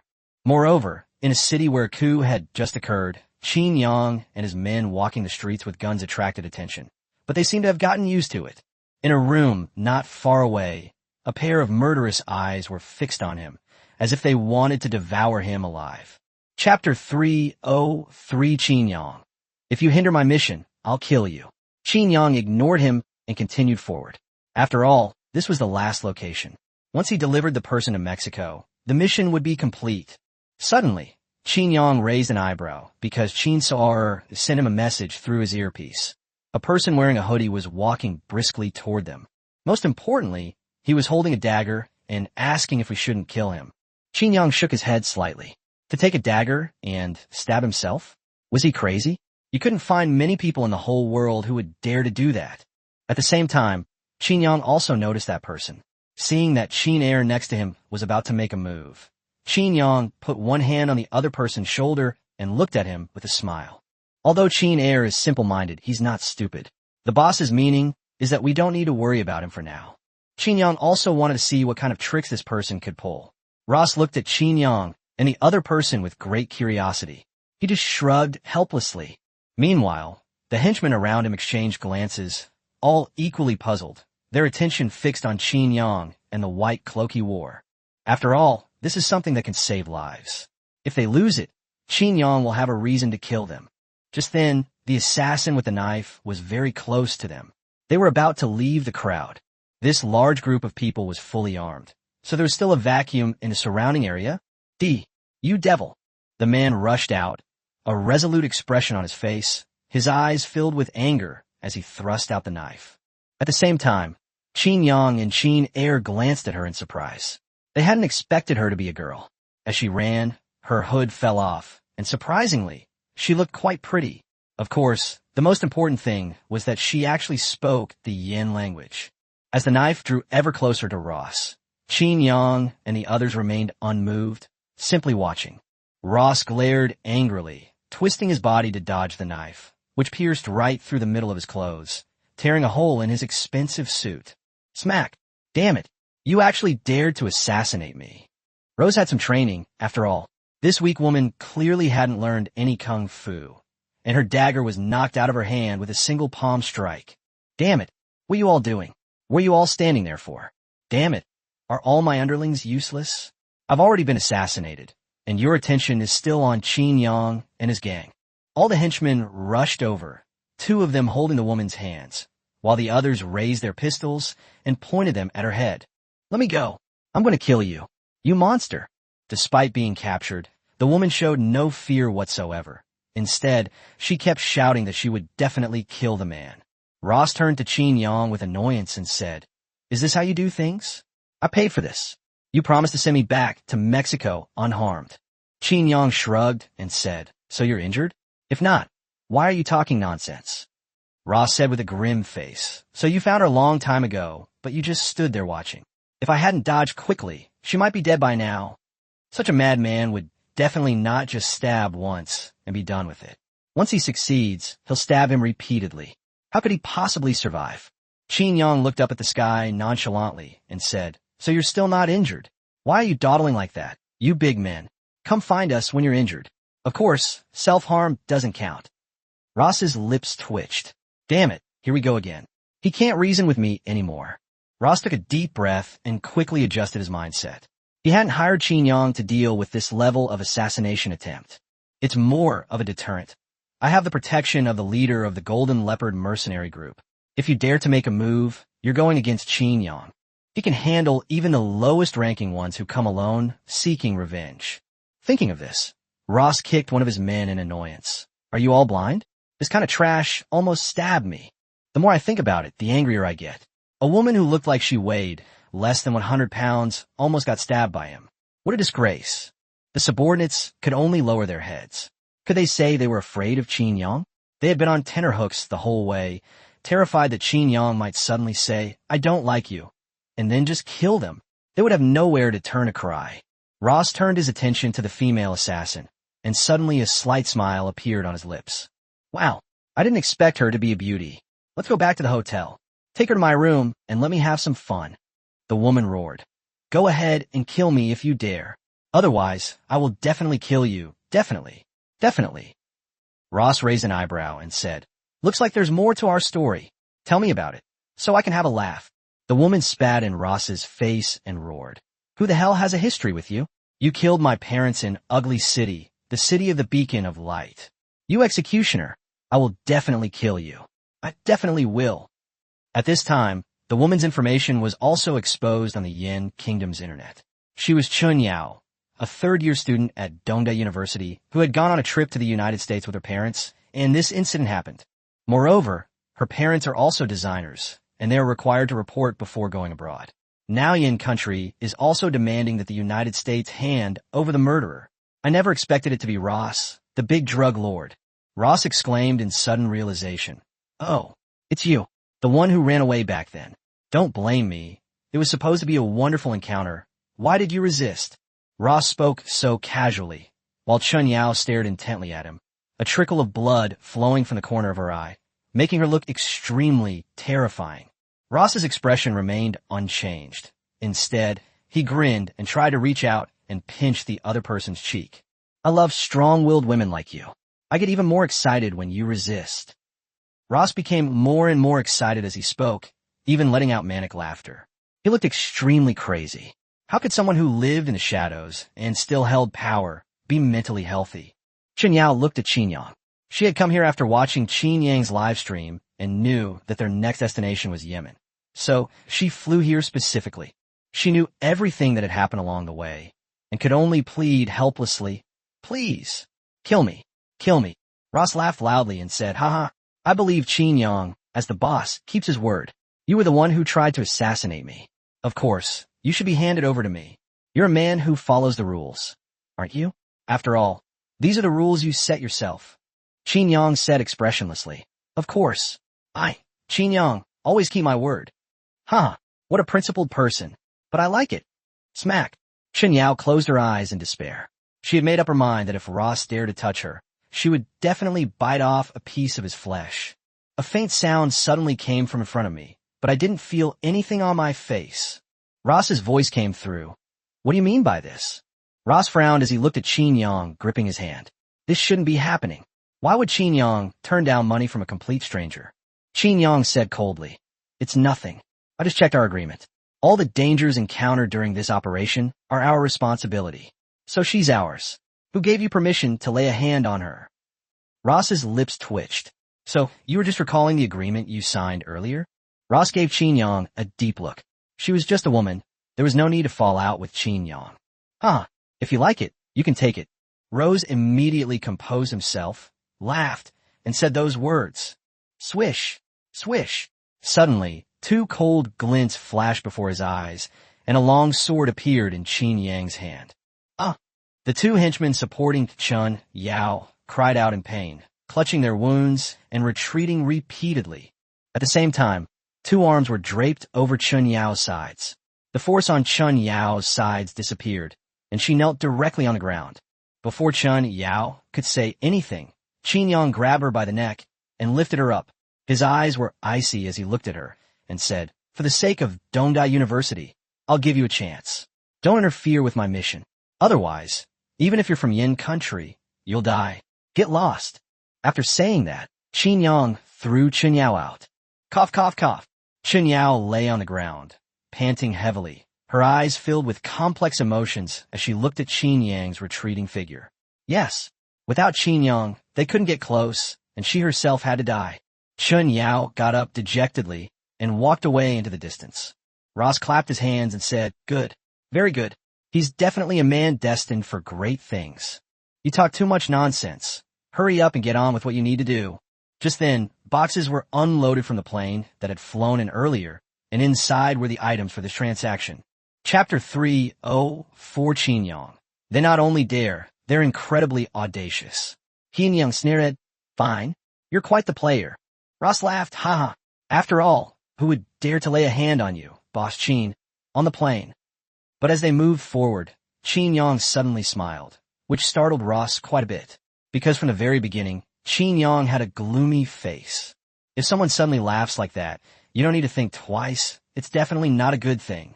Qin Yang laughed and said, "I regret to inform you that they not only dare, but they are also incredibly audacious." Ross was taken aback. Then his face darkened, and he gritted his teeth, saying, "The Liu family. You're doing very well. I helped you rise again. Is this how you repay me?" That's right. Ross and another group were involved in the coup in Yemen. They helped the Liu family, who had been attacked, to rise again. The warlords and presidents who had previously cooperated with Qin Yang were all assassinated. The Liu family has risen again. Of course, Yemen is still in a state of chaos. And drugs happen to be a huge source of income. Ross was furious. Damn it, these ingrates. No wonder they dared to make a deal with him. They were planning to double-cross him. This time he brought over 10 tons of ice. He brought out all the goods they had accumulated over the years. This was his life savings. Da-da-da-da-da. Qin Yang raised his rifle and fired a burst into the sky. "A fight has broken out. Get the hell out of my way." Qin Yang roared, and the surrounding crowd immediately started to run away. "Set up your positions here. The Liu family. It seems like they were the ones last time. I finally managed to come all this way, and they still come to mess with me. Let's get them." Qin Yang completely ignored Ross. After all, there were over 5,000 soldiers present. Qin Yang couldn't care less about Ross. Although Ross was furious, he also wisely hid behind Qin Yang and the others. Qin Yang and his group have only just left the airport. They're using these vehicles as cover. Da-da-da-da-da. Boom! Boom! Boom! Just wreck the vehicle with a single burst of bullets. Otherwise, if the enemy blows it up, it could easily cause secondary damage. 2 vehicles stacked together are needed to block bullets. Not long after, a vast army appeared on the deserted street.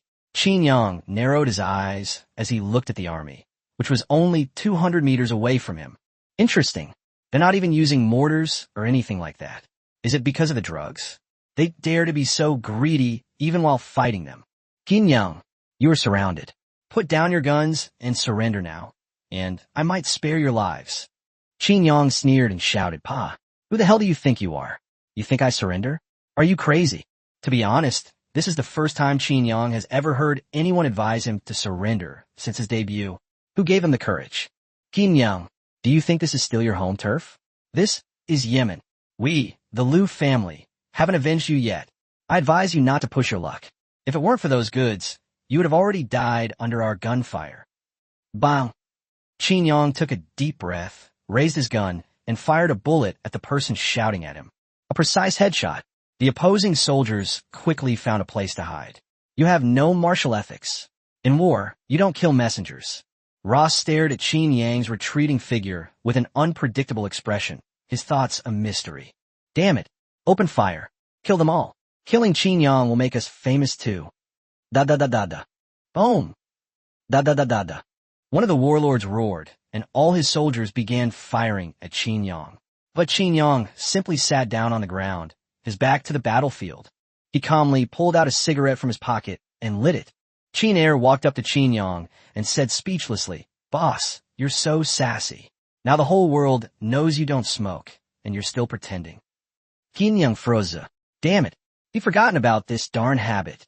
"Hey boss, aren't I gonna fight back?" Qin Yang said irritably. "Let them fight if they want to. They're not charging in. Just wait." Holy crap. That makes perfect sense. The warlord on the other side was also stunned while watching Qin Yang's live stream. He gritted his teeth and roared, "What the hell are you all doing? Charge! There are only 50 of them, and they only have rifles, so what are you cowering for?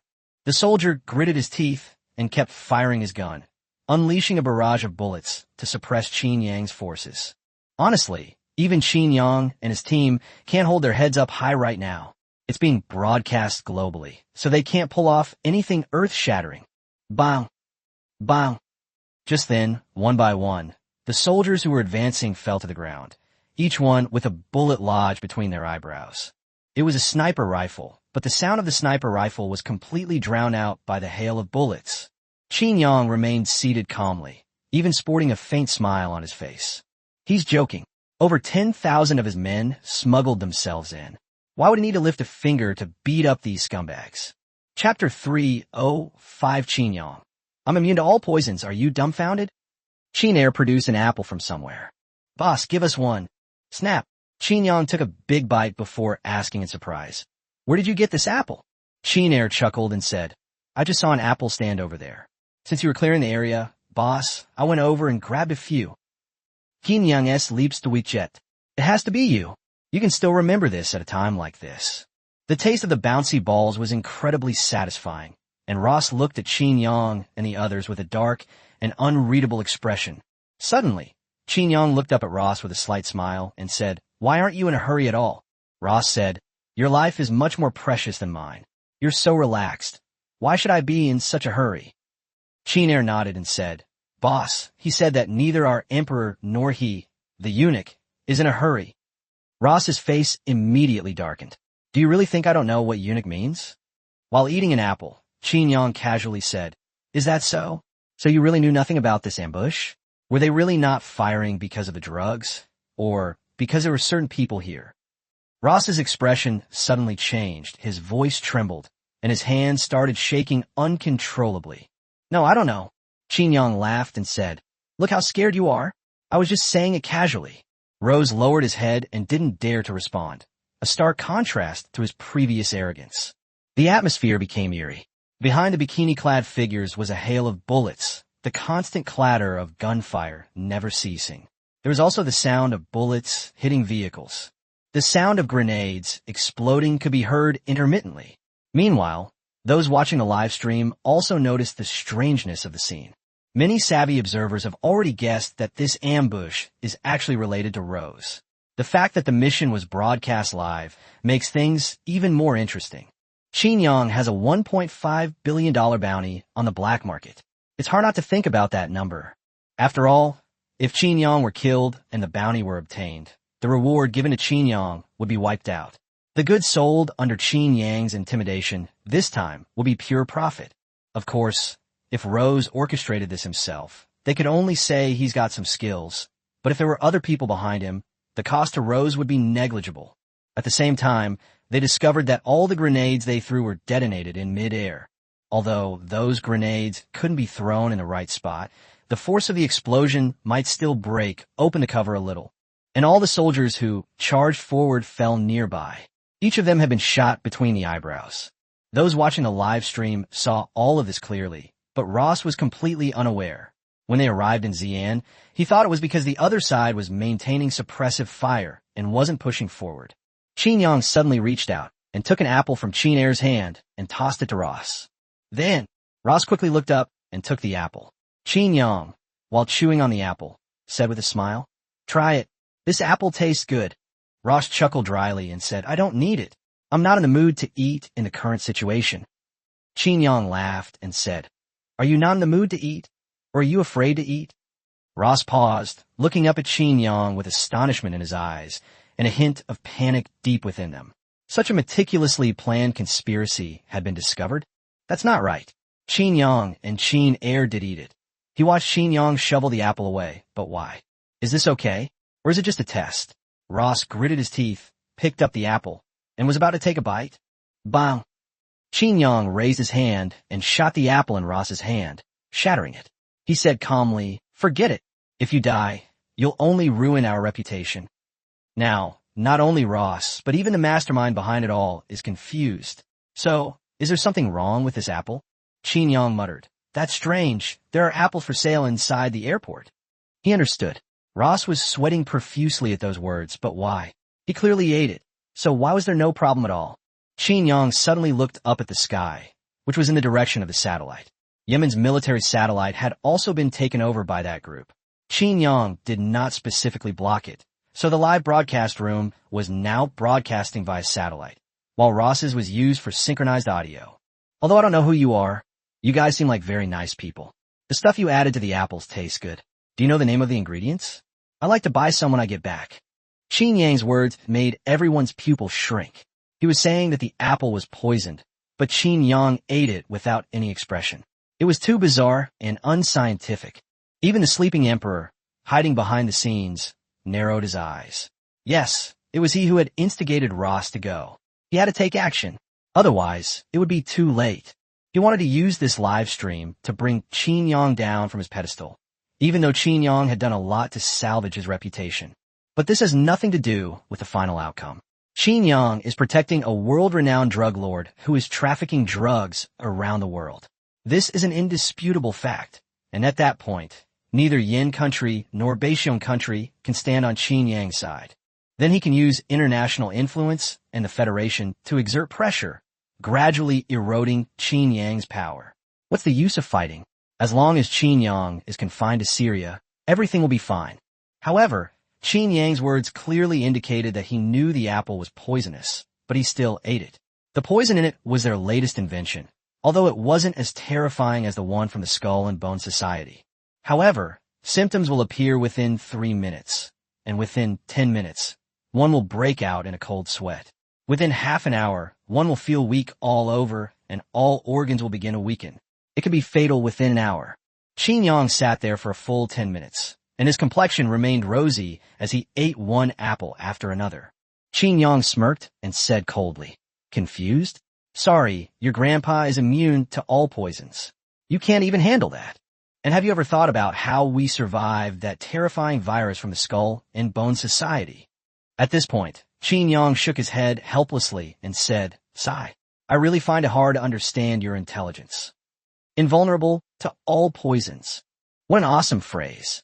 But it seems somewhat reasonable when applied to Qin Yang, because Qin Yang's physical abilities are inherently superhuman. It's not that unacceptable. The battle had been going on for a good 10 minutes, and even if Ross was slow to react, he would realize that something was wrong. They couldn't just keep shooting at the vehicles for 10 minutes. Ross peered out in confusion, a bullet grazing his cheek, a trickle of blood flowing down his face, startling Ross into quickly retreating. But he saw that there were at least 100 corpses lying in the middle of the battlefield. But damn it, those people clearly hadn't fired a shot. Qin Yang looked at Ross and said, "What? You saw it. You really think I'm only leading 50 men when I'm walking under everyone's gaze? I may be awesome, but I'm not stupid." Rose's lips twitched. "You're not a normal person." Rose now had a feeling that Qin Yang was invincible. No one could beat him. Assassination? The last assassin was surnamed Qin Yang, and Qin Yang's 6-star alignment back then completely shocked everyone. This is not something a normal person can pull off. As for the army's advance, damn it, Qin Yang's 100,000-strong army has already broken through Israel's defenses, and he has also learned that Israel's navy has been defeated. Qin Yang's destroyers were only damaged. Even the most severely damaged one could sail back to the waters off Salia. Who the hell could beat that? Moreover, no one has seen Qin Yang's base so far. Darien province is a truly impenetrable block with artificial intelligence and that terrifying interception system. Qin Yang noticed Ross's face growing paler and paler and asked curiously, "What's wrong with your face? I don't think I said anything, did I? Is this guy sick? His complexion is really weird." Ross gave Qin Yang a deep look and said, "You're invincible." Qin Yang was completely baffled by Ross's nonsensical remark. What the hell? Me, invincible? Speaking of invincibility, Qin Yang suddenly remembered someone who made him tremble. Onryu, that 1.6-meter-tall lowly, had actually caused his body to react violently. His sixth sense was frantically sending him dangerous signals. Qin Yang shook his head, clearing these thoughts from his mind, and directly ordered, "All right, that's enough. Kill them." "Yes." Da-da-da-da-da-da. The next instant, the sound of countless machine guns came from both sides. A barrage of fire swept across the Yemeni warlord's troops, forming a huge arc-shaped encirclement. The sudden heavy firepower completely stunned them. Holy crap, where did these people come from? Weren't they supposed to be surrounding Qinyang? The moment Qinyang's troops appeared, they were captured by satellite. Tens of thousands of men, each armed with a light machine gun, began suppressing the enemy with fire. In less than 5 minutes, the warlord was routed. Not a single survivor was left. Qinyang stretched lazily and said, "Ouch, is that all? My butt hurts from sitting so long." Then he laughed and said, "Your buyer doesn't seem to be very friendly to you, so what are you going to do?" Ross gritted his teeth and said, "Go. The deal isn't done yet, and the other party isn't sending key personnel. We haven't completely broken ties yet." Although Rose's explanation sounded very strained, nobody really knows the truth. Chapter 306 Missile Bombardment. Blame it on Ross. "No problem," Qinyang said meaningfully. "Oh, is that so? Then let's go. I suppose your plane back to Mexico is ready." Qinyang unexpectedly helped bring the drugs along, since Ross's remaining few men weren't enough to handle anything. As for the others, well, Qinyang ignored them and didn't let them into the area at all. It's a joke, the place is only so big, and Qinyang didn't want to squeeze in with them. They were all hit by stray bullets outside, and they were all dead. Ross felt a bad premonition. Maybe he was just a jerk. Whenever Qinyang was nice to him, he felt there was a conspiracy, especially now that he was completely at a disadvantage. It seemed like Qinyang had seen through all his tricks. Qinyang led an army of 10,000 men, marching in a mighty force towards the city's government office. That's right, this time the client was actually the city government. Although it was no longer a formal government, it was still humiliating enough. Government troops within the city have also amassed near the government building, closely protecting it. This is because of the internal strife in Yemen. The government building also serves as the command center for these large forces. 30,000 troops surrounded them, all on high alert. Although Qinyang had no heavy weapons, at most light machine guns, and their movements were completely exposed, they could clearly see Qinyang's position. But they dare not move. The saying 10,000 golden leopards are invincible, 100,000 can defeat a nation, is no joke. Even without those heavy weapons, the fighting prowess of these soldiers is undeniable. Ross pursed his lips and said, "There are so many of us. This doesn't look like a deal. It could easily turn into a fight." Qinyang replied matter-of-factly, "No way. 5,000 people attacked me as soon as I arrived. I am scared. I'm very timid, and I feel very unsafe without anyone protecting me." Rose and the viewers watching the live stream twitched at the corners of their mouths. Dude, if you're a coward, then who is? This is definitely the coldest joke he's ever heard in his life. When they were about 5,000 meters from the government building, Qinyang suddenly ordered his troops to stop. This distance was enough. Going any further would likely put them within range of the enemy's artillery. Qinyang wasn't prepared to take any risks. He couldn't risk his life by betting that they wouldn't lay a hand on him because of Rose. Qinyang said softly, "Destroy them." Qinyang's words stunned Ross. Looking around, he saw that no one else had made a move. What the hell? How come they were wiped out and no one moved? Are your words law? Whoosh, whoosh, whoosh. Just then, a series of whooshing sounds came from the sky. Ross looked up and saw more than a dozen missiles flying through the air. Ross stared in horror at the missiles with flames spewing from their rear ends. He couldn't utter a single word. Holy crap! Holy crap! Countless bigwigs stood up in shock. Qinyang's ability to mobilize 10,000 troops was already beyond expectation. Where the hell did these missiles come from? Qinyang's lips curled into a slight smile as he said, "Otherwise, how do you think my troops got here? Did they swim across?" Ross remained silent, knowing that all their plans were in vain. They had even brought destroyers. Of course, there might have been a chance in Mexico, since it was too far away for destroyers to keep up with the speed of aircraft. Boom! Boom! Boom! Just then, more than a dozen missiles landed, and the soldiers below, who had been waiting in battle, looked up at the sky in despair. This isn't just a matter of overwhelming force. What are they using? Automatic rifles, light and heavy machine guns, plus an entire artillery battalion. You've launched over a dozen missiles. What the hell are we supposed to do? A series of massive explosions followed, instantly sending up huge fireballs. At the same time, the placement of these fireballs was very deliberate, as they circled the government building in a perfect circle. Qinyang clapped his hands and said, Now the problem is solved. We've beaten them down to just the boss, so we can proceed with the transaction with peace of mind. Can you relax now? Ross's eyes widened, his jaw nearly dropping to the floor. Holy crap. Your thought process is absolutely unbelievable. Qin Yang added in the live stream at the end. We are mercenaries this time, not the sixth big thug. All our actions are at the behest of our employer, so this matter cannot be attributed to us. Holy crap. How utterly shameless. Everyone was shocked by Qin Yang's words. You've already taken action, and now you're trying to shift the blame? Qin Yang grabbed Ross, who was about to speak, but Ross could only sob and not utter a single word.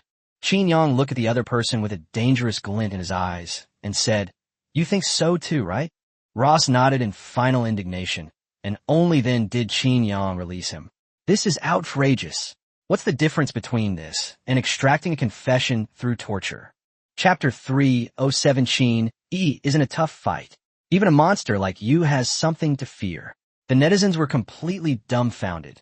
You really are unyielding. Of course, for Sleeping King and the others, none of this mattered. As long as Qin Yang sent Ross back to Mexico, everything would be easy. Sleeping Emperor took a deep breath and said to his assistant, Have everyone prepare. I have a little over a month left. This is my last chance. Yes. Indeed, if he doesn't make any outstanding contributions within a month to salvage his reputation, he's very likely not the next president. As Qin Yang looked at the large sparks, not far away, a slight smile appeared on his lips. At the same time, the temperature in the air rose, and waves of scorching heat swept over him. Ross's mouth was still agape. Qin Yang patted him on the shoulder and said, Let's go. I feel safe now. Let's go make the deal. Ross's lips twitched. Good grief, you feel safe now, but Yemen doesn't. You're really not playing by the rules. Just bombarding us with missiles. Who can withstand that? Qin Yang and the others strolled over. After all, the temperature was still a bit high, and as they walked slowly, the temperature dropped just right. Meanwhile, the people inside the government building were completely dumbfounded. Seriously, is this how you do things? Although they were prepared to take action, shouldn't you have checked before you started? Gudong boss, what do we do?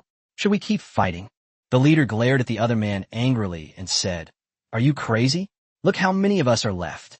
You still want to fight? Damn it, get the deal done and make them leave. We're not safe here either. What kind of time is this to still be thinking about killing Qin Yang? The offer from the other side is indeed high, but you have to be alive to take it. They hold the initiative in Yemen, but that doesn't mean they completely control Yemen now. It's only a 40-60 split. The boss took a deep breath and said, You all better behave yourselves in a minute. Don't say a word, keep your heads down, and disappear after you've paid and received the goods. He was scared. If Qin Yang, that bastard, killed them with a single word of provocation, wouldn't that be a huge loss? They remembered the lesson from the smiling Buddha very well. Qin Yang and the others walked to the gate and gave Qin Air a look. Qin Air understood immediately, stepped forward and roared, You little bastard! Your grandpa is here. Hurry up and come out to meet me. Qin Yang stumblet. Wait, did I teach him to knock on the door like that? Where did you learn that bandit-like language? He. I taught him. Qin Yang s leaps to WeChat. Good heavens, so was you. No wonder. Xiao Jin has been poisoned by those online novels.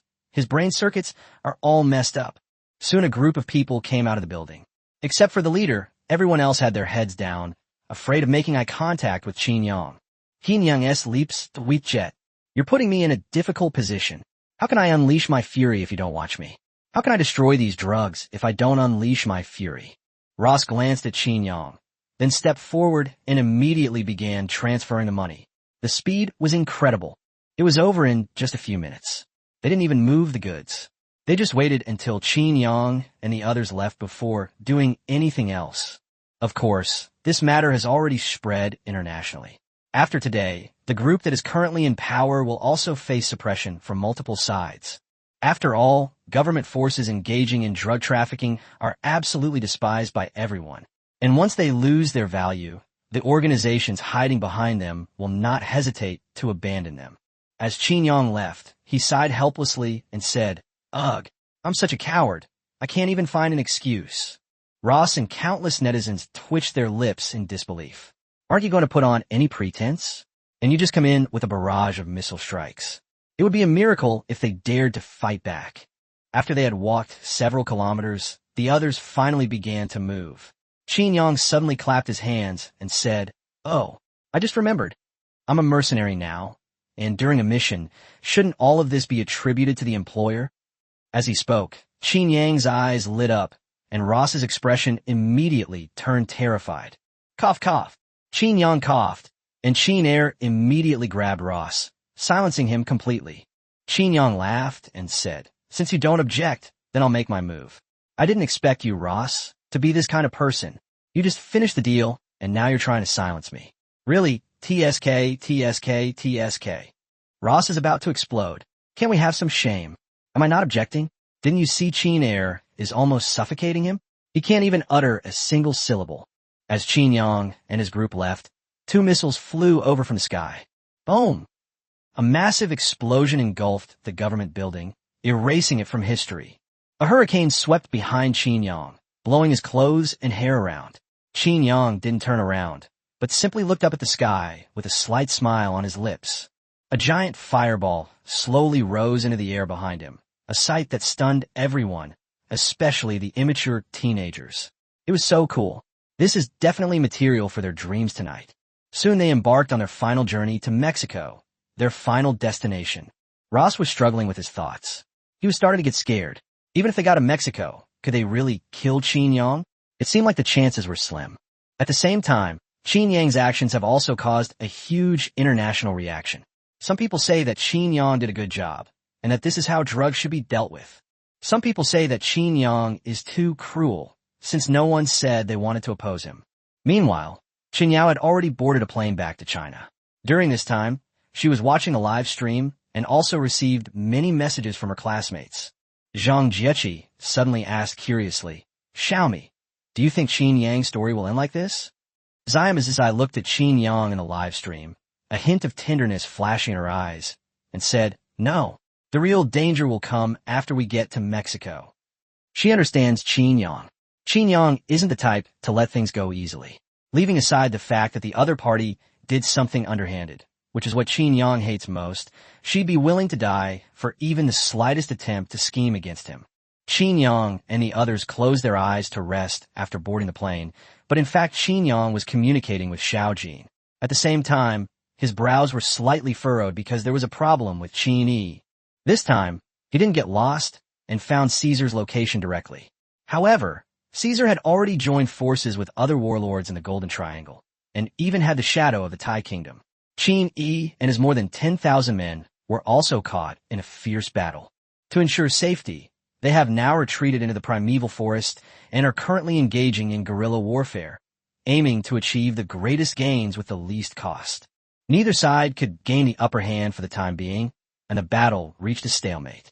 Qin Yang's lips curled into a cold smile. Excellent. A bunch of petty warlords dare to jump over my head and act like bullies. Xiao Jin, tell Qin So'er and the others to change course. He can't make it in time for me. Send him to support Qin, Yi, and the others. Caesar isn't the primary target. If there's a fight, make sure the ones helping out go first. Let them know the price of getting involved. Okay. Boom. Withdraw. We'll come back in next wave. Qin Yi led his squad and fired a burst of bullets at a small squad that appeared ahead, along with a few grenades, taking them out instantly. The soldiers beside him quickly picked up the enemy's weapons and ammunition and retreated. When the enemy's reinforcements arrived, all that was left were corpses. Qin Yi was prepared for a long-term battle. After all, he had failed his mission last time. This time the enemy was on guard. His team was fighting against drug traffickers and warlords throughout the Golden Triangle. Even troops from Myanmar and Thailand were involved. So he started collecting the enemy's weapons and ammunition.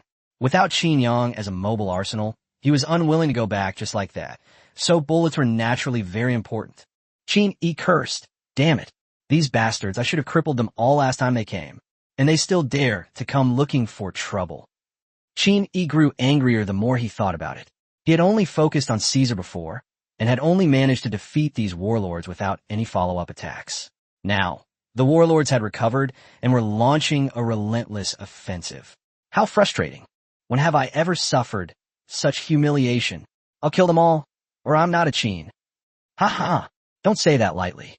Old Qin has already sent Qin Soer with 10,000 men to support you, plus a destroyer.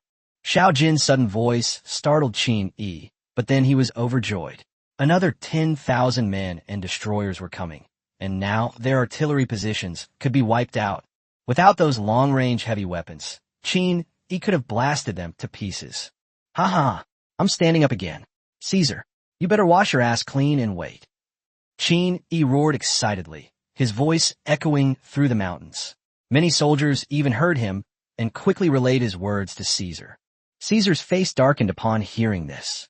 Everyone said Qin Yi was a pervert, but no one expected him to be this perverted. Xiao Jin said with utter disgust, Ugh, pervert. I'm going to tell Qin Luoqi what you said. Qin Yi's face stiffened, and she quickly said with an awkward smile, Hey Sister Jean, let's talk this over. Can you keep this a secret for me? She's my only little fan, so please don't ruin my image in her eyes. Not bad. I was quite happy to hear you call me Sister Jean, so I won't tell her. I never thought you, Qin Yi, would be afraid one day. Interesting. Very interesting. Qin Yang chuckled upon receiving Xiao Jin's message. What a pair of little girls and beasts. Their physiques don't match at all. Chapter 308 True Heroes Do What They Know is Impossible. Keep it up. But thankfully, Qin Yi has a girl who's interested in him, and she's even one of his own. After all, this guy's reputation as a pervert is well known, otherwise he'd have a hard time finding a girlfriend in the future. Speaking of lowless, Qin Yang thought of Hong Luo again. That person was a lowly and a beast, but this person was a perfect symbiosis of lowly and beast. Time passed slowly, and Qin Yi rested and recuperated in mountains. The troops ate food to replenish their strength and did not launch an attack. Caesar and his men frowned as they surveyed the already cleared area. Something was wrong. Why hadn't Qin Yi made a move for so long? An unease crept into their hearts. And ever since the other side told Caesar to wash his ass and wait, there has been no further movement.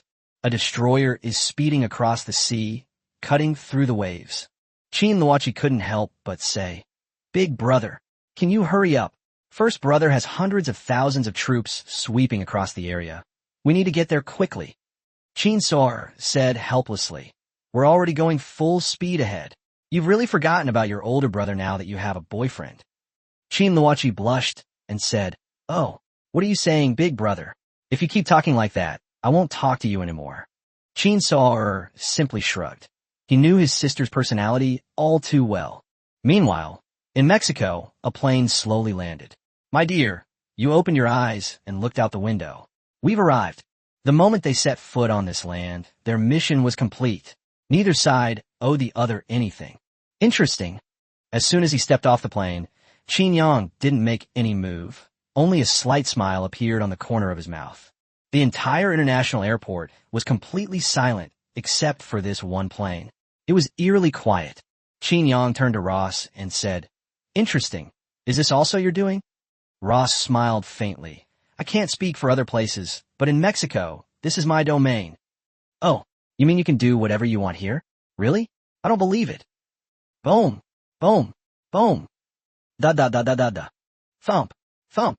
Before Ross could speak, a series of huge explosions suddenly came from outside. Although they couldn't see them, various explosions came from all directions of the airport. You're pretty awesome. The Mexican capital airport was in complete chaos just because your plane landed. Ross laughed and said, It's just average. After all, I pay half of Mexico's tax revenue. The other half comes from natural resources. Rose is getting cocky right now. After all, it's quite prestigious to show off how awesome he is to the whole world. Qin Yang looked into the distance and said calmly, But even so, they didn't give up. True heroes are those who do what they know is impossible. These words sent a jolt through the Mexican government troops who were watching the live stream. Finally, someone understood them, and it was Qin Yang. With a wave of his hand, Qin Yang transformed the killing stick into a chair. He sat down leisurely, and with another wave of his hand, a small screen appeared, displaying the battle situation outside. This move shocked everyone. I am speechless. We live in a technological world, and you're ditching science fiction with this? Qin Yang sat on the stool and commented casually, Let me see. Are those men outside in regular combat uniforms your subordinates? You don't even need to check. They must have been sold to you by those treacherous bastards from the United States. Their equipment is comparable to that of the government army. You're fighting the Marines? Looks like your infiltration is pretty deep. You've even used your last trump card. Chin Air nodded silently and said, Boss, this country is really no good. We don't even sell weapons to drug traffickers. They have no bottom line whatsoever. Qin Yang laughed and said, What else do you think? Where did his hegemonic status come from? Isn't it from profiting from war and engaging in such shady dealings? Mexico is too close to them, so they must completely suppress Mexico. The two men chatted animatedly in front of the beacon of light in the United States, moving the leaders of Mexico to tears. What kind of people they are. From now on, anyone who calls the Golden Leopard mercenary group thugs will have to answer to them. Ross frowned and said, Wait a minute. I remember your first deal was with drug dealers, wasn't it? That's Caesar. Qin Yang said irritably. I haven't even delivered the goods. Why are you spouting so much nonsense? Ross's lips twitched. How could you say that so confidently? But at the same time, Qin Yang also made one thing clear. He wouldn't accept any more drug dealer assignments. If they dare to come again, he'd renege on his promise. Chapter 309 Qin Yang. 500 million. You're under arrest. The large screen in front of Qin Yang was divided into two parts, showing the situation on both sides of the airport. Drug dealers and Marines on both sides were engaged in fierce fighting, of course, using only individual weapons. Mexico is heavily infiltrated, making large-scale mobilizations easily detectable. However, the drug traffickers are prepared. Ross is terrified of death. With his entire itinerary exposed, how could he not take precautions? Meanwhile, both sides were locked in a stalemate, unable to break through. This left only Qin Yang and his group inside the entire airport. Da. Changing cover. We must capture Rose alive this time. This is our last chance. The Marine Corps captain roared frantically. They're the last line of defense for Mexico. How many young men under their command have died at the hands of these drug traffickers? The drug dealers' equipment is in no way inferior to theirs, and many of them are even professionally trained. The two sides are evenly matched so far. Of course, government forces and drug traffickers are on their way, and Mexico's automated forces are also on their way at full speed. Qin Yang raised an eyebrow and sighed and said, By the way, why didn't I give you 2 missiles? You wouldn't have survived anyway. Ross laughed. Of course they wouldn't dare. I can control the entire group while I'm alive. Even if I get arrested, it's the same. But if I die, my son will take my place, and they will carry out an unprecedented massacre of the Marines. We are the ghosts of the darkness. In this complex city in the dark of night, we are the sky. All they can do is use the emperor to command the feudal lords. Ross spoke with such arrogance that even Qin Yang, who always prided himself on being the best at bragging, fell silent. Good heavens, you're really good at bragging. If you said that in Syria, I'd beat the crap out of you. Qin Air said irritably. You even dare to spout some classical Chinese? What the hell are you pretending for? You think you can be an emperor? Bah, you're more like Zhao Gao.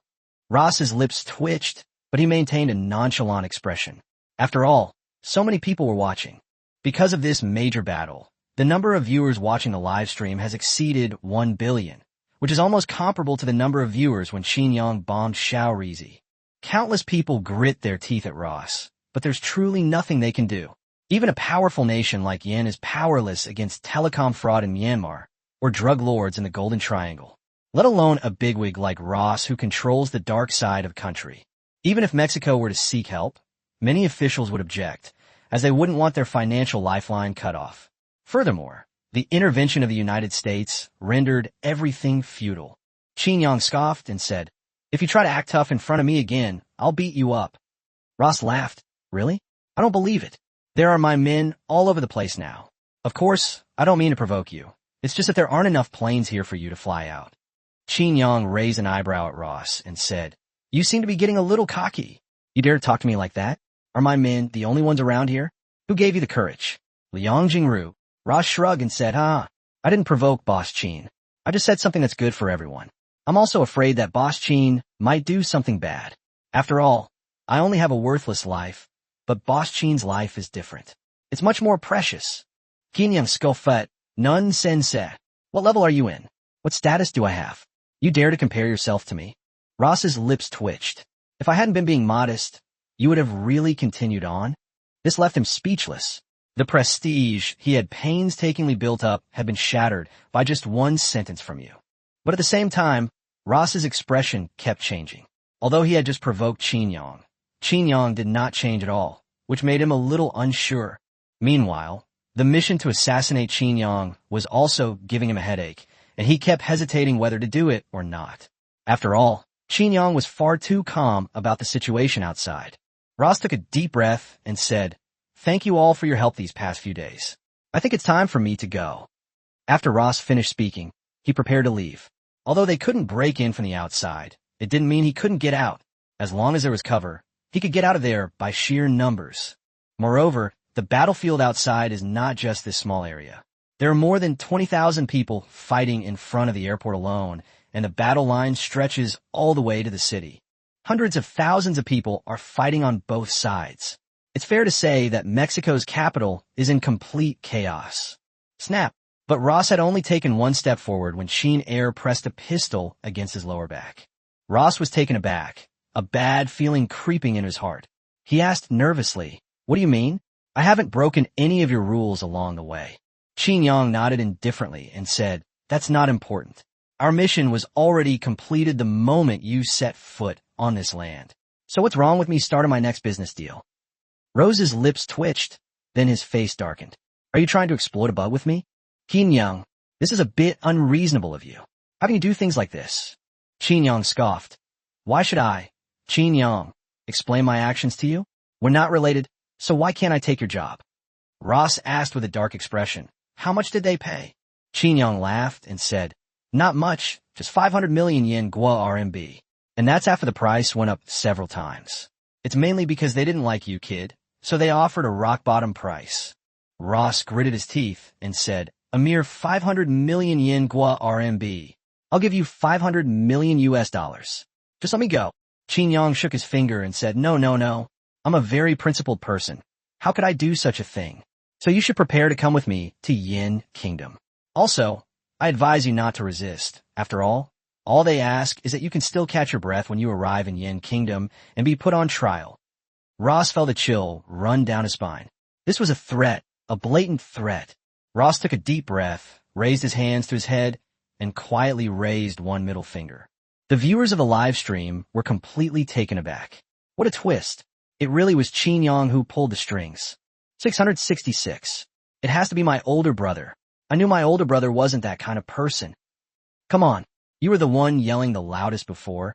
Don't think I didn't see it. I don't care. Everyone stand up and apologize to my older brother right now.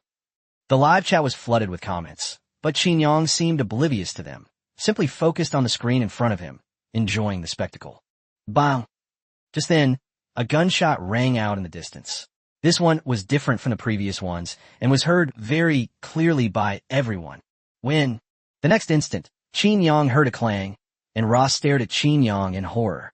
His eyes almost popped out of their sockets. Qin Yang kept his eyes straight ahead, raised his Desert Eagle with his other hand, and blocked a sniper bullet. One of the bullets was still smoking, and half of the bullet was embedded in the gun.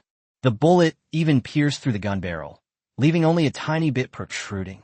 Despite such a powerful impact, Qin Yang's hand didn't even tremble. "Are you a human or a ghost?" Ross screamed. He had just given up on assassinating Qin Yang, but since Qin Yang wanted to attack him, he couldn't be blamed. The snipers who were placed in advance were completely ineffective. He clearly stated that he had no subordinates there, so how could Qin Yang block sniper bullets? Not to mention him, with just this one move, all the assassins watching the live stream knew one thing. Qin Yang couldn't kill him. Without vision and with his attention distracted, he easily blocked a sniper rifle assassination. What's the point of fighting then? Qin Yang waved his hand lightly, and a scene appeared. The sniper who had fired the shot earlier was staring at Qin Yang in disbelief. His eyes were already off the scope. Holy crap, what kind of monster is that? Qin Yang's lips curled into a slight smile as he softly said, "Bang!" Thump. The next instant, a muffled sound echoed through the world, so clear even amidst the chaos of the battlefield. Everyone heard this unique sound. Before the sniper could even move, his head exploded like a watermelon. The sight terrified Ross, turning his face pale. It's not because of the dead people. After all, He was even more monstrous when he killed people. But where did this familiar gunshot come from? Isn't that the legendary sound of a sniper rifle? Ross felt a chill run down his spine. The audience got excited. Sure enough, Qin Yang couldn't have been unprepared. This was going to be another tough battle. On the other side, Sleeping Emperor's face was ashen. Originally, no matter what, it would have been enough as long as Qin Yang sent Ross to Mexico. But you've reversed the two extremes. If Ross is brought back to Yin, wouldn't all of this fall apart on its own? Qin Yang said calmly, "Tell me, who's behind you? The one who plotted against me." Ross forced a smile and said, "Boss Qin, what are you talking about? I don't know anything. I didn't arrange that sniper. I really don't know him." Snap. Qin Yang stood up abruptly, grabbed Ross's middle finger with one hand, and pulled it back sharply. The sound of bone cracking clearly rang out. Chapter 310. As long as the price is right. Even the lighthouse can be destroyed. Qin Yang grabbed a finger and wrapped it around Ross's back. At the same time, he kicked down hard, and a series of cracking sounds were accompanied by Ross's screams.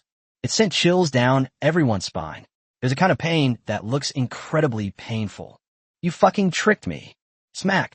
Qin Yang kicked him again, while simultaneously crushing his opponent's hand bones bit by stepping on it. Rose screamed in pain. "It hurts so much. He hasn't been injured in a long time." Qin Yang cursed. "Damn it. I've been putting up with you for ages. And you still dare to jump around in my minefield. You're fucking brave." Smack. Snap. "No matter how awesome you are, stand up. Where's your arrogance?" Snap. Qin Yang kicked his opponent's kneecap, breaking it instantly, followed by a series of stomps. The sound of bones shattering filled the air, accompanied by a piercing, screeching sound. At the same time, the skin was torn open, and many bones were visible.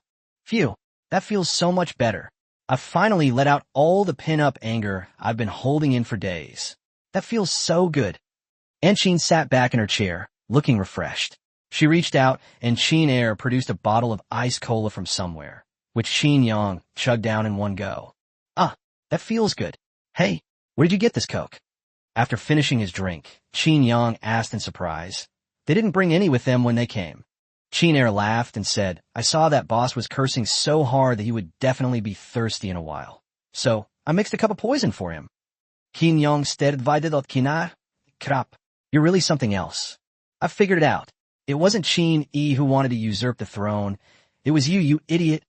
Those watching the live stream were completely dumbfounded. Then they looked at the two empty bottles lying at Qin Air's feet and were even more stunned, with two brightly lit skulls on them. "Holy crap. Are you serious? Your boss is poisonous?" Qin Air chuckled and said, Just kidding. This is a drink from the airplane." Qin Yang rolled his eyes in annoyance, while Ross lay sprawled on the ground beside him, motionless, the intense pain preventing him from even groaning. Qin Yang and the others didn't bother with him at all. After all, as long as he was alive, what did a few minor injuries matter? Instead, they were eating and drinking while watching the war outside. Lei Qingze from Yin Kingdom watched the live broadcast and fell into deep thought. Then his eyes lit up, and he understood what Qin Yang meant. Who was the happiest at this moment? It would undoubtedly be the high-ranking officials of Mexico and Chen Yao. Brilliant. From now on, everyone in the Federation will give Qin Yang their unconditional support. He's practically our mouth double and hand double. How could someone be so good? Just then, a subordinate came over and said, "President." Minister Lei from Yin called and said he wants to speak with you. The president picked up the phone in surprise. "Minister Lei, what's the matter that's so urgent?" The president was also quite surprised. After all, they were at war, and Yin couldn't possibly be unaware of it. Lei Qingze laughed and said, "It's a good thing. What do you think Qin Yang and the others are staying here for? If you offer a good price, they won't refuse." The president's expression froze for a moment. Then he was overjoyed. Holy crap. How come he hadn't thought of that? It wouldn't be a problem for Qin Yang to get a dozen or so armed helicopters. So why was he waiting here? "Thank you, Minister Lei. Our country of Mexico owes you a favor." After saying that, the president quickly hung up the phone and called Qin Yang. Qin Yang laughed and said, "Finally figured it out? If you hadn't called, I was about to leave." The president laughed and said, "Oh dear. Please forgive me, Elder Qin. My mind just hasn't quite caught up yet. I've wasted your time." Qin Yang interrupted, "Alrig. Let's talk about the price. As long as the money's there, we'll destroy the lighthouse. President Guiduan said, Boss Chin, 500 million US dollars. But we can't use missiles or artillery shells to clear the area. We just need to eliminate about 80% of the drug dealers outside the city. Qin Yang raised an eyebrow and said, Wow, you're quite sensible. But don't you think it's a loss? These are just a few 100,000 drug dealers, and they don't have any large-scale weapons. How can this be worth 500 million? This price is really high. Although it's cash-based weaponry provided by the United States, it's only a few $100,000. In the Iraq War, 50 million US dollars wouldn't be out of the question. Of course, it doesn't guarantee annihilation. The president laughed and said, It's already a blessing that we were able to get the boss to help. We can afford 500 million. Qin Yang laughed and said, Great. I like people like you. Add another 100 million. I'll send you the list of your internal collusion with drug dealers. The president nearly jumped up. The reason they were in such a passive position was because of those traitors. Apart from the Marines, anyone else who came might even be a hindrance. There wasn't a single team they trusted. All right. From now on, if Boss Chin needs anything, just let us know, and we'll handle it perfectly. Chapter 311. Go. Get him. I'm the god of pure love. The audience was completely caught off guard. The reversal was too fast. How did Qin Yang turn things around so quickly? And Qin Yang has troops here? Qin Yang didn't hide these words. He said them directly in the live stream. This caused the Ross family members watching the live stream to change their expressions. Qin Yang's intervention prompted them to immediately issue orders to the frontline troops. Charge towards the airport at any cost. Meanwhile, the troops in the rear were engaged in a full-scale sniping operation against the enemy forces behind them, and drug traffickers from other cities were beginning to converge on the capital. No matter what, Ross was now the head of the entire drug cartel. They couldn't let Qin Yang take him away so easily. Moreover, since Qin Yang is already joining the war, then let's fight. They refuse to believe that Qin Yang can bully them on their own turf. Da-da-da-da-da. Boom, boom, boom. The drug dealers outside launched an attack, sending rockets and grenades flying in and causing a violent explosion not far in front of Qin Yang. At the same time, the main gate was also blasted open, and a huge hole was blown open in the airport in front of it. Qin Yang could see the hail of bullets outside. One by one, drug dealers charged forward, but they were still held back by the government troops. But Qin Yang remained calmly seated, watching the bullets draw ever closer. Da-da-da-da-da-da. A barrage of bullets flew out as countless soldiers suddenly emerged from both sides of the airport, their equipment far more formidable. The initial estimate is that tens of thousands of soldiers rushed out from all sides of the airport, and many more came out from behind Qin Yang. Even Ross, who was lying on the ground, was shocked. This airport had been cleared out in advance. Where did Qin Yang's people come from? Moreover, before he returned, he ordered a thorough investigation to prevent Qin Yang from sending people to Mexico. But their positions were all ahead of theirs. That's outrageous. The sudden appearance of the team completely stunned both sides. Qin Wu asked in a low voice, Boss, how do we fight? Should we cripple this old bastard? Qin Yang pointed at the drug dealer on the other side and said, Cut him off. Qin Yang, will never forgive drugs. Qin Air scratched his head and said, Boss, something's not right. Shouldn't gambling and drugs be mortal enemies? Qin Yang said irritably, You little brat, you're playing such fancy tricks. Your boss is pure love war god. Everyone watching the live stream twitched at the corner of their mouths. In their eyes, Qin Yang was so powerful and so young. He must be a womanizer in private. Qin Yang looked at the comments and said irritably, What kind of thoughts do you all have? Am I that innocent?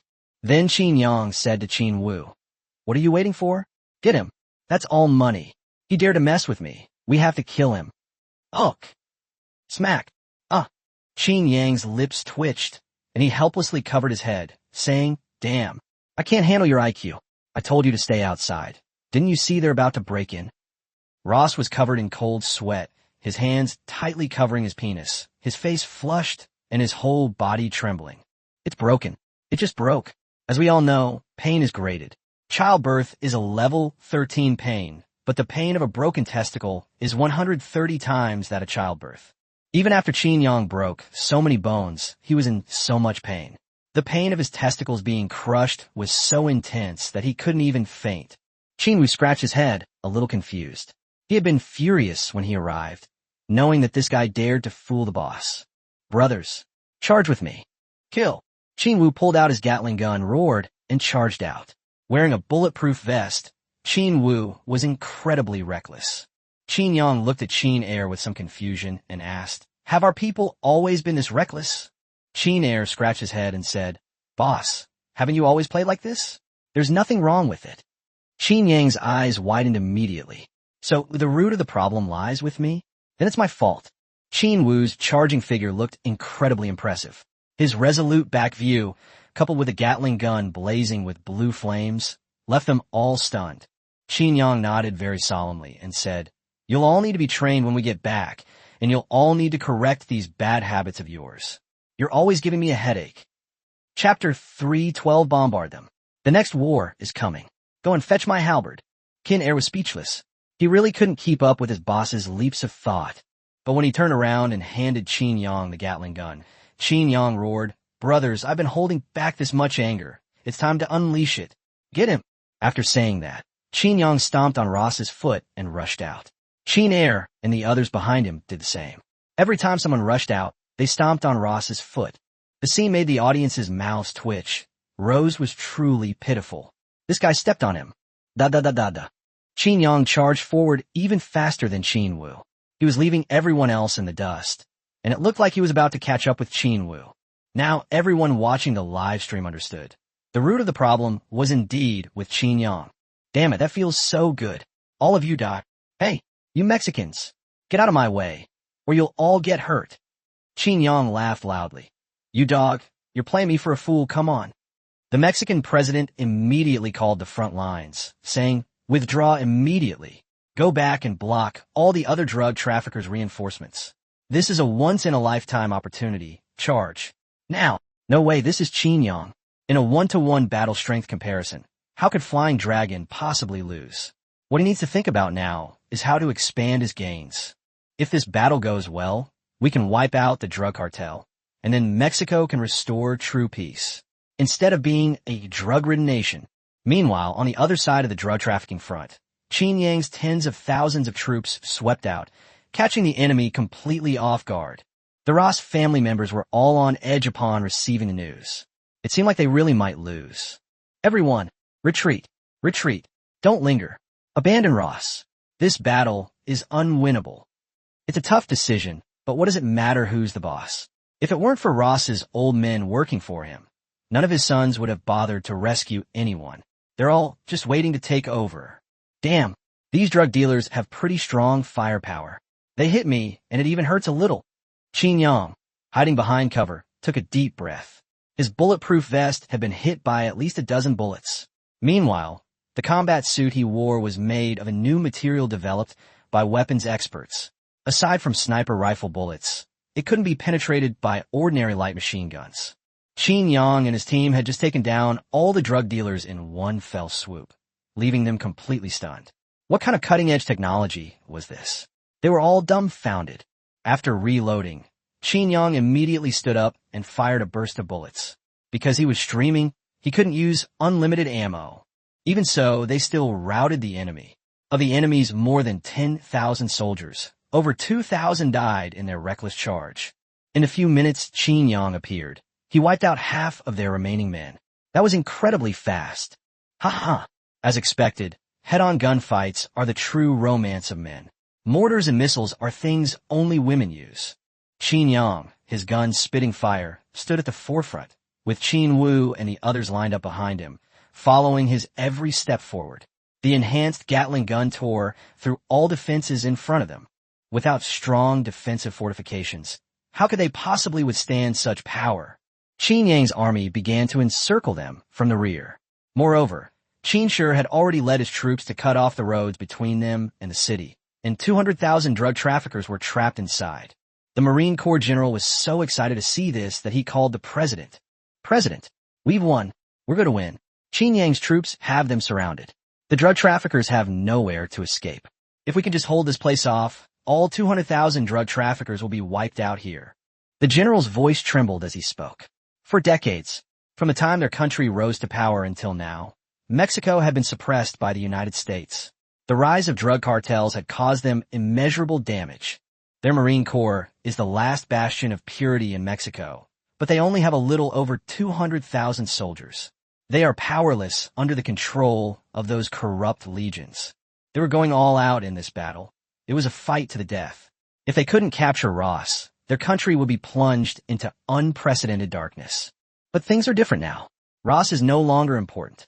The Golden Leopard mercenary group has joined the battle and gained an overwhelming advantage. Almost all the core members of the drug cartel are here. The rest are all second-rate. Even with the support of the United States, they wouldn't have many units capable of trading blows with their Marines. The president laughed loudly. Ha ha! We've finally waited for this day. Guard it. Don't let a single one escape. This is a death order. The general said firmly.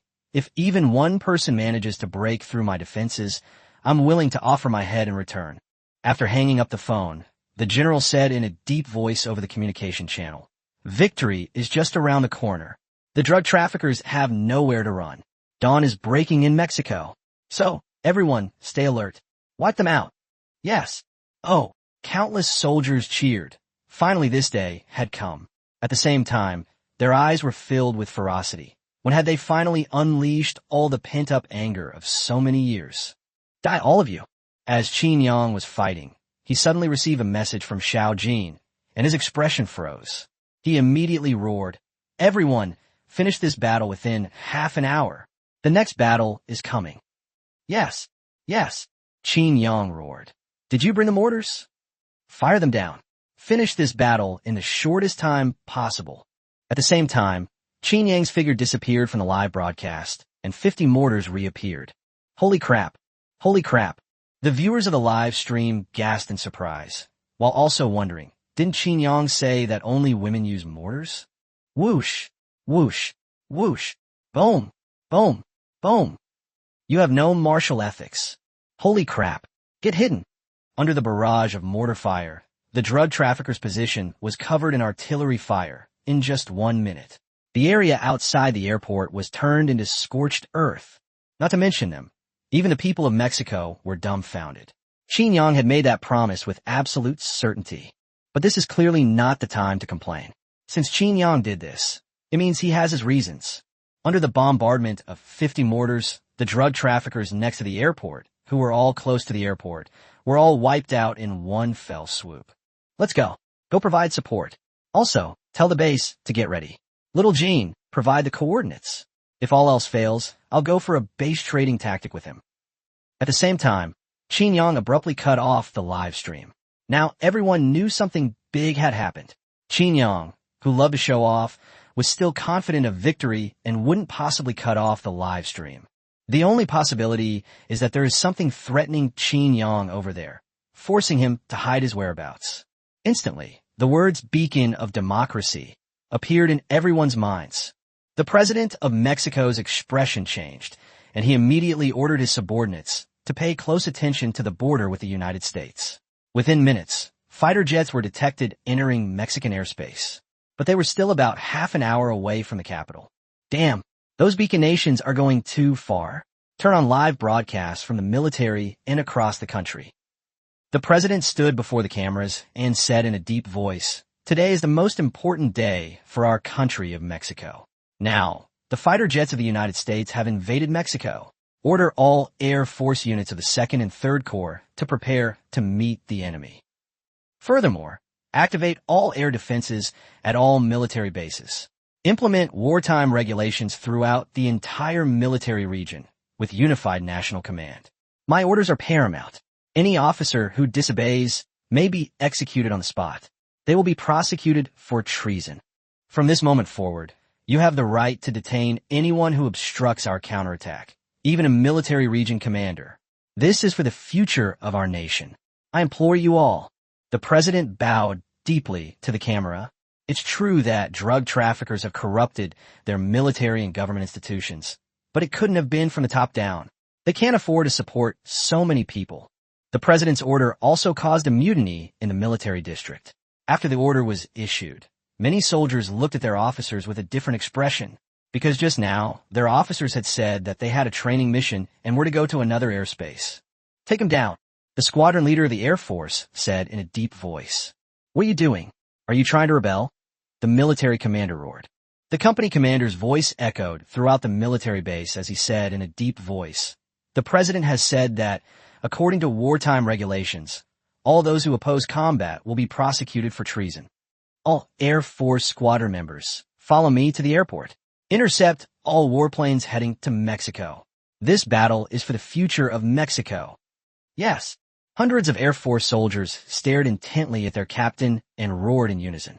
"Activate all anti-aircraft missiles. From this moment forward, anyone who obstructs us will be killed without mercy, regardless of rank." Base. Air Force squadrons took off. Hundreds of fighter jets soared into the sky, heading towards the United States. The scene was simultaneously playing out at various military bases. All military bases are in a frenzy. Those officers holding money from the U.S. and drug traffickers are panicking. They're about to face their reckoning.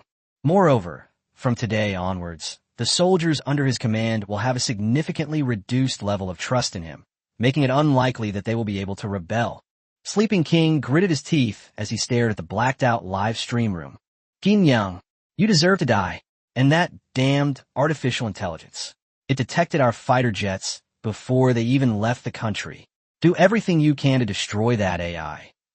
At that moment, he realized that artificial intelligence was the biggest obstacle to their annihilation of Qin Yang. In information warfare, the role of artificial intelligence was simply too incredible. Chapter 313 20-minute no withdrawal to Earth tactic. Spinning top-dropping landmines. Qin Yang raised an eyebrow as he looked at the distant sky. He had forgotten that this was Mexican territory, so it was only natural for Mexicans to launch an attack. Qin Yang advanced at the front, running because there were no vehicles available. 50 mortars were pushed along behind him. Soon, Mexican vehicles boarded, and the troops joined the encirclement and attack. The viewers were getting anxious as they watched the black screen of the live stream. They couldn't see it. They couldn't see the battle with the United States. Of course, in just a short while, the video of the Mexican president's public speech had already been posted on websites all over the world. Other frontline troops also began a frantic suppression. Qin Yang said the battle would be resolved within half an hour, and that was something they were determined to do. The remaining drug traffickers' operational space was rapidly compressed, while the pressure on the Marines also increased exponentially. Qin Yang's side seemed to have gone berserk for some reason. They couldn't hold out, so their only option was to continuously attack the other line of defense. In short, as long as they can cross one line of defense and enter the city or break out of the city, they can survive. Moreover, they won't gain anything from this battle. Their leader couldn't be saved, and they have no chance of defeating the Marines. But breaking out of the encirclement? Obviously impossible. The more anxious they became, the more excited the Marines got. They were incredibly fierce in battle. In the sky on the other side, 2 fighter squadrons were already engaged in combat. The United States had launched a direct, undeclared war, and the two sides had begun a fierce exchange of fire. Da-da-da-da. Boom! Boom! One fighter jet after another exploded in the air, and everyone inside the military base stared at the satellite images with bloodshot eyes. The beacon of democracy has gone too far. Suddenly, the satellites began to sound an alarm, and streaks of fire could be faintly seen in the sky. Upon seeing this, the military base commander's expression changed, and he roared, "Anti-aircraft missiles, prepare. Intercept them all. Not a single one can explode on the ground." Yes. The soldiers silently put away their weapons and began operating the missile control panel. The officer's lips twitched at the sight. Goodness, you guys are really obedient. If he didn't give the order, these soldiers would have pinned him down in the next second. Whoosh, whoosh, whoosh. Countless anti-aircraft missiles soared into the distant sky, colliding with missiles from the United States. Boom, boom, boom. Huge explosions rang out, and massive fireballs appeared in the sky. Air raid sirens blared in the nearby city. The piercing sound echoed throughout the city. But some people stopped to look at the fireball in the distant sky. Their eyes showed no fear of being attacked. Instead, they looked as if they were seeing hope, not fireballs. This country, oppressed by the United States and ravaged by drug traffickers, has finally fired the first shot in its resistance. Meanwhile, the situation here has been filmed and broadcast live by many people. Everyone gasped in shock. Good heavens, everyone knew the fighting here was intense. But in just a short while, the huge fireballs in the sky that hadn't yet dissipated had stretched into a long line. Qin Yang was still carrying out the final cleanup of the remaining drug dealers when he saw the battle situation in the distance sent by Xiao Jin, and he breathed a sigh of relief. Fortunately, Mexico performed admirably. If it were any other country, Qin Yang would have had to fight multiple opponents. Their ability to hold on bought Qin Yang a lot of time. Moreover, the United States launched a war without declaring war, and it happened while Mexico was cracking down on drug traffickers, which made them very untenable on the international stage. Speed it up. Xiao Jin, release our announcement. 20 minutes. Old Qin, are you sure? We don't have the home field advantage here. The U.S. is right next door, and even though it's not being broadcast live, our location is practically transparent to them. Qin Yang knew, of course, how many spies were there in Mexico. Even now, countless eyes were watching their every move from afar. If the other side were truly go crazy and use those prohibited weapons, Qin Yang's troops would suffer heavy losses. It's certain. Let's take a gamble. He wouldn't dare. That old man doesn't have much time left. This is his last gamble. If he uses those weapons, even if he wins, he won't be able to be re-elected. Xiao Jin didn't say much. Instead, he used the Golden Leopard Mercenary Group's account to post a message and tagged all influential countries in the world. You old bastard, I'm giving you 20 minutes. If even one fighter jet or one missile flies after that, I'm going to use a base trading tactic. There's so many cities on the border. Guess which one I'll take? Since you've declared war without warning, I won't hold back. This world is driving us crazy. Every working person goes crazy, so let's go completely insane. Qin Yang's words were breathtaking. Wow, you really have to be the best. That's some serious swagger. The President of the United States? He's just an old bum like Biden. What a joke. Many countries are now watching Qin Yang closely. As soon as the news about Qin Yang was released, it spread widely, and the people of the United States immediately began to riot. Especially those cities bordering Mexico. Qin Yang is truly insane. If he really bombs them, who will they complain to?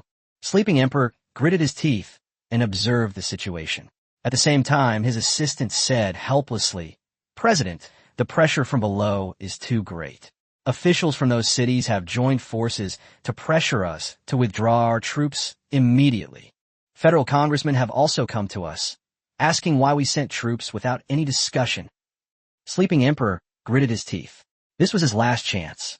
He would never agree to a war without a declaration of war, let alone a meeting to discuss it. Order the troops to continue the attack. I refuse to believe Qin Yang would actually dare to massacre civilians. I'd rather die with him. We're all equally wicked. Another announcement was issued stating that our military is fully prepared. We will absolutely not allow any impact to occur within our borders. The battlefield will only be on land outside of the United States. The Sleeping Emperor spoke these words at an extremely fast pace. Their beacon nation profited from both world wars because they didn't fight on their own territory. If they were to actually bring the war to their borders, he, the president, is about to be nailed to the pillar of shame.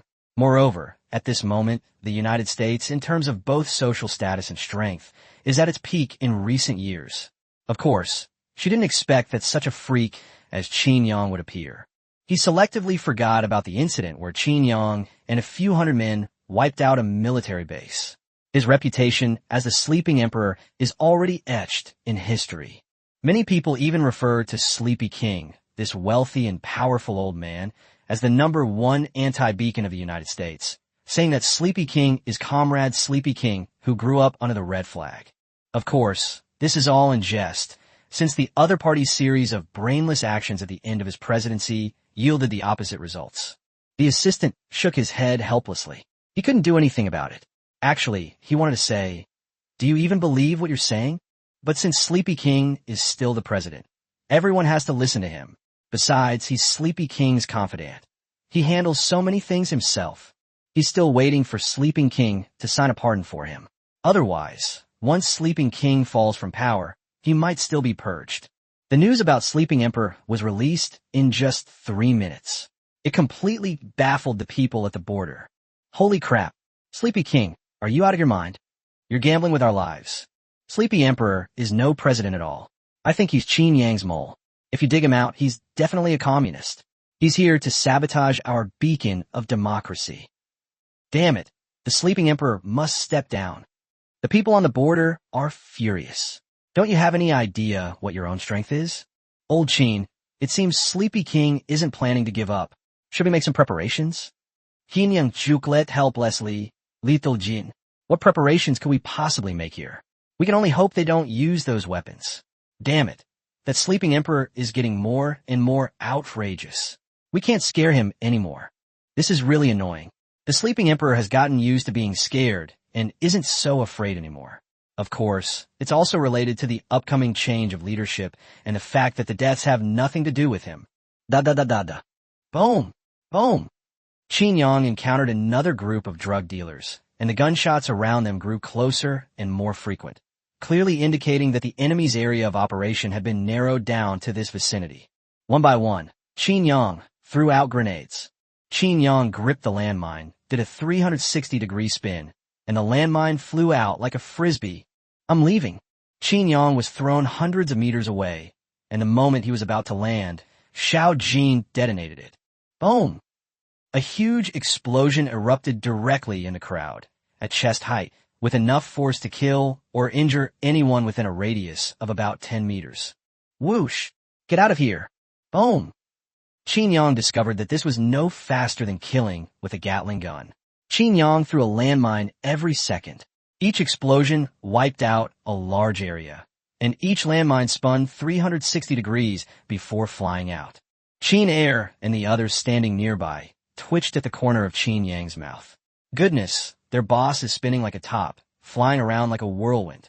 The surrounding sand and gravel were all swirled up by Qin Yang's spinning motion. Chapter 314 Qin Yang. I feel insecure. My fear of insufficient firepower is acting up. Xiao Jin recorded Qin Yang's current situation and sent it directly to Qin Yang's live stream. Old Qin, look at your impressive figure. From now on, let's call you Qin the Spinning Top. Qin Yang threw out nearly 100 landmines in succession. The surrounding area had been almost completely destroyed. At the same time, the battle was nearing its end, and Qin Yang's side had won a great victory. Qin Yang scratched his head, then saw the video Xiao Jin had sent. His lips twitched. You're pretty good at this, aren't you? Ha ha! Big Brother's turned into a spinning top. Good heavens, is that spinning? Could this be the legendary battle tornado? This is called the Qin Yang, a weapon of mass destruction. Isn't this just a close-range howitzer? With a kill radius of 200 meters. That makes sense. Artillery shells are rarely used within a range of a few hundred meters. Isn't Qin Yang's technique more powerful than a mortar? Bang! Bang! Bang! After finishing up, Qin Yang glanced at the time. 18 minutes. And there were only 2 minutes left until the 20 minutes he had mentioned. However, the actions of the United States have not diminished. In fact, the number of missiles and fighter jets continues to increase. Although Mexico has considerable firepower on the border and numerous military bases. Moreover, now is the time for all military bases to unite against external forces. The United States has only deployed a portion of its forces, yet it has already put Mexico under considerable pressure. Qin Yang said in a deep voice, Xiao Jiao, are you ready? Looking at the satellite imagery from the destroyer, Qin Jiao laughed. Don't worry, boss. Little Jean gave me the coordinates. This time we have 5 destroyers. That's enough for us to break through their defenses. Qin Yang nodded. He had never underestimated the United States. Although the United States had suffered a lot of losses and even lost troops at his hands, Qin Yang never dared to underestimate it. It would take the firepower of 5 destroyers to break through the air defenses near a city, and that would be with Kim's help. Qin Yang looked at Qin Air and the others and said, Everyone resign with me. They have spies in the city. I don't trust them here. Pass the word down. Anyone who follows is to be executed. Anyone who follows after leaving the city will be killed without mercy. Yes, Qin nodded solemnly. At the same time, a message arrived on the president of Mexico's mobile phone. The president immediately gave orders to the generals at the front line. The general was taken aback when he received the order, but he still carried it out. He had originally wanted to put an end to the past, get closer to Qin Yang, and thank him properly. Qin Yang led his troops in military vehicles borrowed from Mexico, and disappeared from everyone's sight in just a few minutes. Once outside the city, Qin Yang abandoned the vehicles. He didn't trust anyone. What if there were tracking devices on them? From then on, Qin Yang and his troops completely disappeared from Sleeping Emperor's sight, although the general area was still known. To completely destroy them, besides large-scale bombing, there would be mica bombs, white phosphorus bombs, nuclear bombs, or the like. Of course, I believe Mexico can withstand this and won't let them in easily. Qin Yang finally felt a little safe. He muttered to himself, "Am I suffering from a lack of energy lately? Why do I always feel so insecure?" Qin Air said helplessly, "Boss, our firepower isn't weak. The main problem is that this isn't our home ground. Also, the United States has military bases all over the world, and they all have missile bases. It's very difficult to fight them off with manpower alone." Qin Yang nodded, then thought for a moment and said, "Go back and have the weapons experts stop upgrading other weapons. This is enough. Anything more advanced wouldn't make much difference. It's already a crushing victory. Have them get some defensive equipment, preferably something portable and capable of stopping missiles." Qin Air and the others widened their eyes in surprise. "No way, boss. Are you scared to death?" Weapons experts are making rapid progress in their research, but isn't this a bit too much? Shall we let them give it a try? Just as Qin Yang and the others were talking, a series of whooshing sounds came from the sky. Everyone looked up and saw countless missiles flying through the air. Streaks of flame streaked across the sky like a meteor shower. It was none other than the missile salvo launched by Qin Yang's side. The 5 destroyers launched all their missiles at once, which was just a saturation attack. It will take about 5 minutes to resupply their ammunition. After all, if all the missiles on an entire destroyer are fired in a dozen seconds, they won't have time to reload. Chapter 3:15 Missile Interception. Sleeping Emperor captured. The missile flew through the sky, and soldiers and some city residents along its path saw it. The Mexican president was shocked upon receiving the news. Excellent. Qin Yang has finally made his move. As expected, Qin Yang wasn't just talking. A missile actually flew out. In fact, they do have the capability to strike the United States. After all, it's such a large country, with ample military bases and missile stockpiles. But they dare not fight. Even at this point, all they can do is defend and counterattack. On one hand, the retaliatory killings were all civilians, and they would suffer a huge public backlash. Think about Alibaba, even in its dire state. It was Qin Yang who took action. Of course, the difference in strength also played a role. The missile's flight path was not on the route of the invasion by the United States. It was the route chosen by Kim Jong-un. However, the missile was detected instantly when it entered U.S. territory. This was because they were also on guard against Qin Yang's move, with supercomputers linked to satellites continuously scanning the border. Upon seeing so many missiles flying in, the general at the military base's expression changed, and he roared, "Intercept them! Intercept them all! Notify other military bases. We need support. Their target is Floor City. Quickly!" The message was relayed up the chain of command, and soon all the air defense missiles at the surrounding military bases were launched. The president also received the message. "Qin Yang, you've got some nerve. Even though my term is about to end, I'll skin you alive, even if it kills me." The sleeping emperor's eyes flashed with a cold light. This old man in his 70s also showed a fierce expression. The assistant pursed his lips and said, "Mr. President, those congressmen have joined forces to remove you from office, and they're no longer carrying out our orders." The sleeping emperor's expression changed, then darkened. The most troublesome thing had happened. After a moment of contemplation, he sighed helplessly and said, "I have signed all your pardons. As for my own, I, the sleeping emperor, have done nothing wrong." After saying this, the sleeping emperor waved his hand and dismissed his assistant. The military bases below were now quite vocal about his presidential orders and probably wouldn't carry them out. Moreover, there are actually 2 separate systems. In major operations, the generals and commanders have the authority to make decisions. Capitalist society is not a one-man show. Meanwhile, air raid sirens were sounding in the city of Flow, and everyone inside was fleeing in panic. Missiles were coming. They were terrified. The entire city of Flow was thrown into chaos. Boom! Boom! Just as they were fleeing for their lives, a series of huge explosions came from afar, and at the same time, huge fireballs could be seen on the distant horizon. Everyone's pupils contracted, and they shouted in panic, "Run! Missiles are coming! Missiles are coming!" The military base also launched a salvo, while simultaneously dispatching anti-aircraft artillery units to wait along the calculated route. Countless shells and missiles suddenly appeared in the sky. The roaring sound continued unabated, and the subway tunnels and air raid shelters were packed with people. In the noisy underground passages, the explosions grew closer and closer. Everyone could hear them. Because Qin Yang's missiles were launched simultaneously, there were too many of them, so their interception speed was not fast enough, and they could only watch the missiles approach little by little. Finally, the last missile was intercepted just outside the city. Silence fell over the area, but everyone held their breath. Qin Yang raised an eyebrow and said, "They were all stopped. Yes, their firepower is still formidable. I can't completely conceal the movements of all their missiles. Their firepower rivals that of our base." Qin Yang stroked his chin. "It seems there's more than one military base.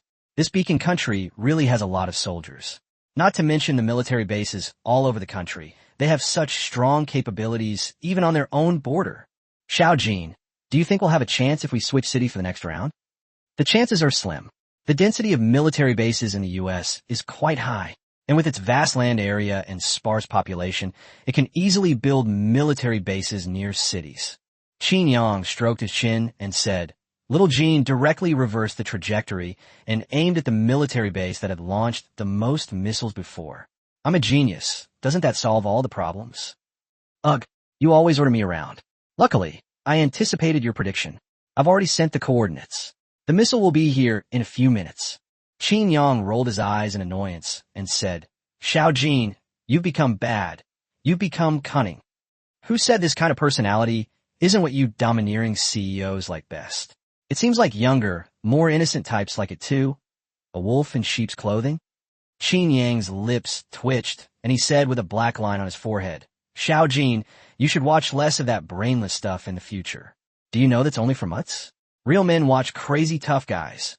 Oomph, you're such a troublemaker." Qin Yang gritted his teeth and said, "You bastard, don't let me find out who filmed this.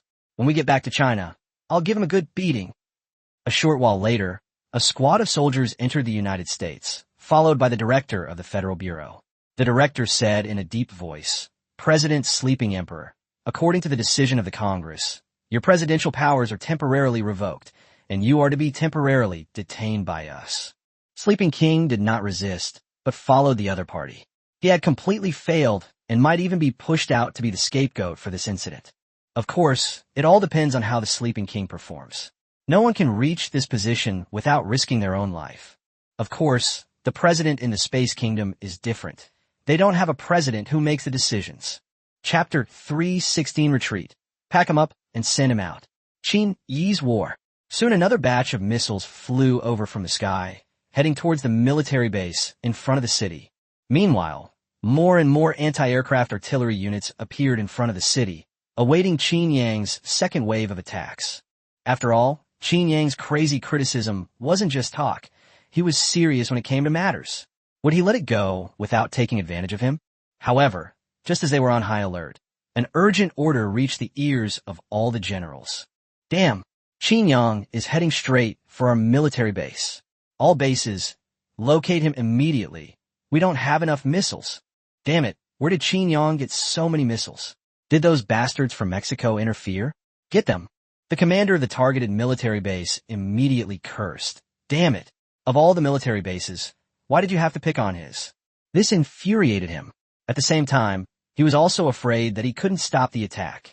Qin Yang didn't pay attention to what happened next, because the U.S. fighter jets had already withdrawn from the battlefield when the second wave was launched, and even the missiles launched earlier stopped moving after being intercepted. Clearly, something has happened within the United States. An undeclared war could not have been decided by a single country. It must have originated from one of the chaotic countries in the Middle East. If Qin Yang wasn't mistaken, something must have happened to Sleeping Emperor, since it was obvious that the other party was behind it. Qin Yang stroked his chin and said, "Oh dear, will we have to change our lane opponent from now on? I'm really going to miss this old bastard dang. After all, it's rare to see someone as cowardly yet brave as him." "Qin Air, and the others twitched at the corners of their mouths. They felt like you were insulting him, and they had evidence. Qin Yang smiled as he looked at Ross, who was still curled up in a ball. You've got quite a lot of influence, haven't you? The President of the United States went to great lengths for you. Shouldn't you give him a positive response? Why don't you two get together? I believe age isn't a problem, and gender isn't a problem either. Ross was already numb, but hearing Qin Yang's words still left him speechless. A couple can be unpopular, but it can't be weird. Qin Air asked helplessly, Boss, what should we do? Should we attack? Qin Yang rolled his eyes and said, Are you getting cocky, or has the U.S. become too weak to fight? You want to fight the U.S.? Are you crazy? We should leave now. Let's take this guy and claim the reward. It's worth hundreds of millions, even if it's in yin kingdom currency. Qin Yang then remembered something and said, Our Iraq strategy hasn't made any progress at all. It's still Roger and his gang holding us up. If this continues, what about my reputation? As he spoke, Qin Yang kicked Ross in annoyance and said, It's all because of you bastards who are always causing me trouble. Otherwise, wouldn't I have already taken over this oil-rich country by now? Why would I need to work so hard?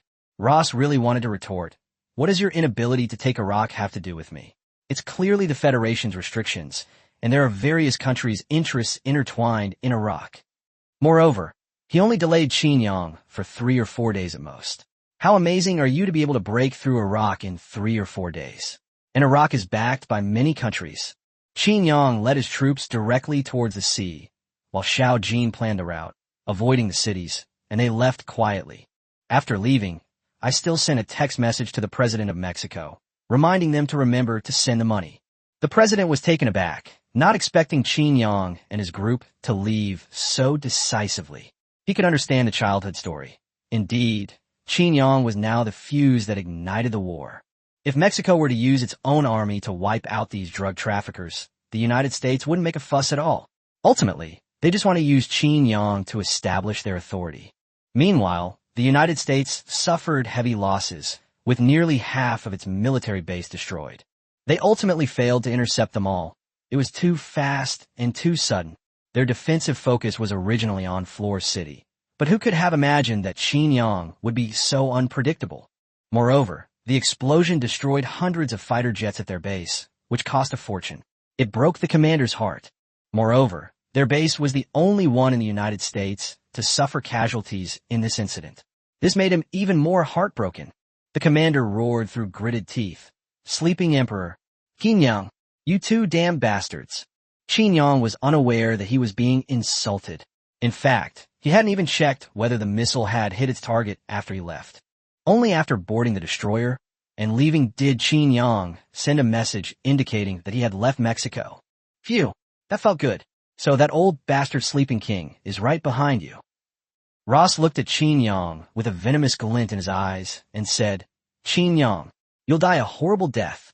You have no idea how powerful the people behind this are. Besides, I had already given up on assassinating you. You started this. Why are you doing this to me? Qin Yang scoffed. What's your status? What's my position? Didn't I say I'll never forgive gambling and drugs in this lifetime? All right, that's the end of our call. Whoever comes after this will eventually slip up. Pack this guy up and send him back to Yen. Qin Air nodded and said, All right, this is easy. Qin Yang knew that this incident wasn't solely the involvement of the United States, or at least that the funding wasn't provided by the U.S. Otherwise, they wouldn't have suddenly stopped halfway through the fighting. This indicated that the Sleeping Emperor had intervened without authorization. A day later, Ross was delivered back to Yin country by express courier. Lei Qingze was completely dumbfounded when he received it. Wasn't it someone who told you to send it like this? You actually packed it up and sent it by express delivery? Luckily, Qin Yang paid for it separately, and the box was shipped by air, which booked a whole row of 3 seats on the plane, and then it was delivered by a special person.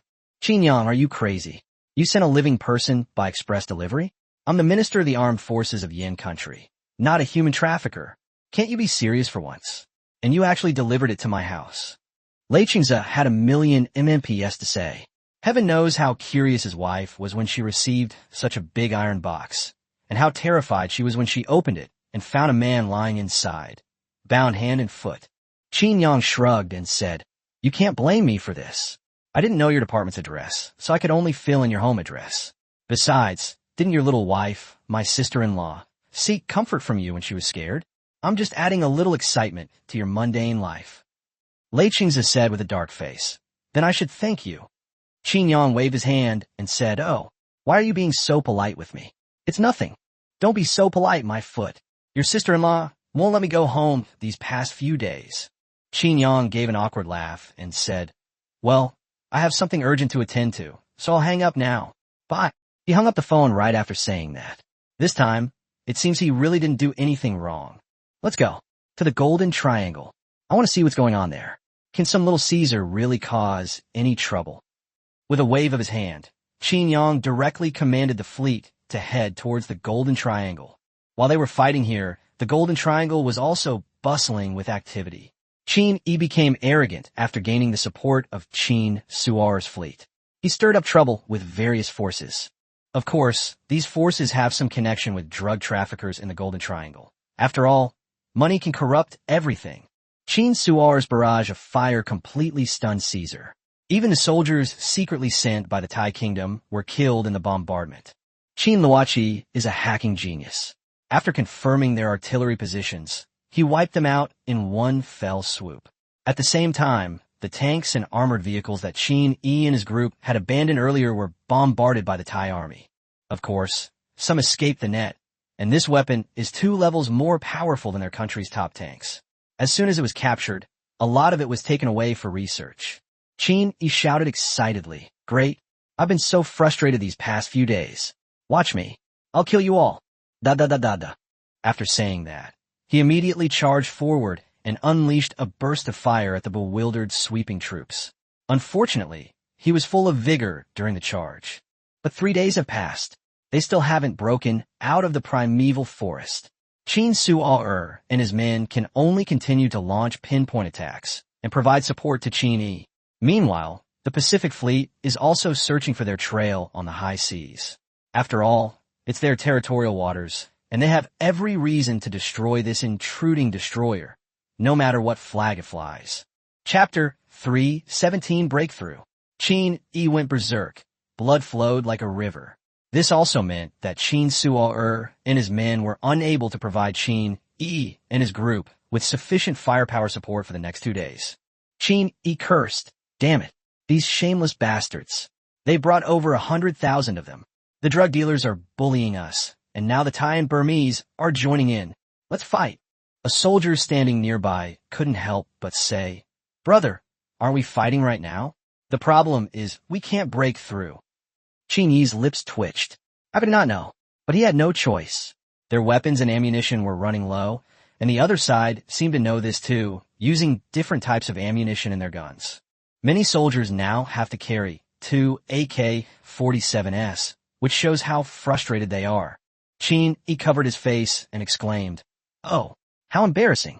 I've completely lost face. More than 10,000 people were trapped by these bastards, which made him very upset. At the same time, both Thailand and Myanmar received news that Qin Yang's side had finished fighting. This inevitably made them nervous. After all, Qin Yi was still here. While Qin Yang was still on his way, news broke that the President of the United States was under investigation and the presidential election was brought forward. Of course, the sleeping emperor also had a chance to be elected. Furthermore, the United States publicly stated that the reason for this strike was that a spy had entered the presidential office and issued the order, and that the president had failed in his duty of care. International organizations, such as the Federation, are calling on all countries in the world to exercise restraint and not to easily provoke war. It is the ordinary people who suffer the most. Qin Yang looked at the messages with disdain. It was as if they were pointing their fingers at him and saying, Your golden leopard mercenary group, stop causing trouble. TCH, trying to interfere with me. Qin Air said in a deep voice, Boss, if we don't give you a reason this time, we won't be able to get involved in the war in Iraq. Qin Yang stroked his chin and said, That seems to make sense. Release a press release saying we didn't go to fight. We were picking up our family. Anyone who dares to step forward this time, just yell at them. Who cares who they are? Qin Air laughed and said, All right, I'll get on it right away. Look, doesn't this give us a legitimate reason to launch an attack? Of course, this means Qin Yang can't conduct large-scale operations. But Qin Yang really looked down on the Golden Triangle. It couldn't compare to Iraq, a major oil-producing country, where he could expand his territory. He was thrilled. As expected, everyone fell silent after Qin Yang's announcement was released. What else could you say? Qin Yang had made it clear a long time ago that his family was his bottom line. It's laughable that these great powers who control all the countries under the sun actually have to respect one person's bottom line. You have to understand that even a president in a country can't have absolute power. Qin Yang's fleet will arrive at the designated sea area in about a day, while the Thai side has begun to recall its troops. Although they are willing to fight Qin Yang to the death, it is not worth it. Qin Yang is fearless. What they fear most is Qin Yang's artificial intelligence. It poses a huge threat to their satellites, forcing them to rely on the most primitive communication and reconnaissance methods in a fight, leaving them as blind as can be. Caesar on the other side was getting anxious. What would happen to them if you all withdrew? There were more than 100,000 drug traffickers in total, and more than 50,000 regular troops had secretly come over. Even so, they couldn't find Qin Yi and his group in the vast mountains. The mountains were simply too large. Aside from a brief charge when they took out the artillery, which was then repelled, Qin Yi and his group remained silent. They only fought guerrilla warfare. When they ran out of bullets, they would come and plunder, and most of the time they were in the deep mountains. Damn it, how the hell am I supposed to fight this? We finally managed to get them all together. If we go out again, I'm just waiting to die. Caesar was panicking. Qin Yang and his forces were after him. This was his last chance. If he could take down this army, more countries would likely join in next time. Otherwise, they really wouldn't be able to contend with Qin Yang on their own. After all, even the Mexican drug cartels couldn't win, so what's the big deal about them? Boss, let's not notify the other drug dealers. Let's just say their people are still here. They probably won't leave. After all, if we don't kill them, will Qin Ichio settle scores later? They're notorious for being vengeful. Caesar nodded and said, have the Thai kingdom fund some more mortars for me to launch a large-scale attack. If that doesn't work, set the mountains on fire. The error margin will be at most a few kilometers, and we'll wait for a strong wind. Caesar's eyes gleamed with madness. If he couldn't win, he would die. So why did he care about anyone else's life or death? They all had to die. His subordinate shuddered, but still gave the order.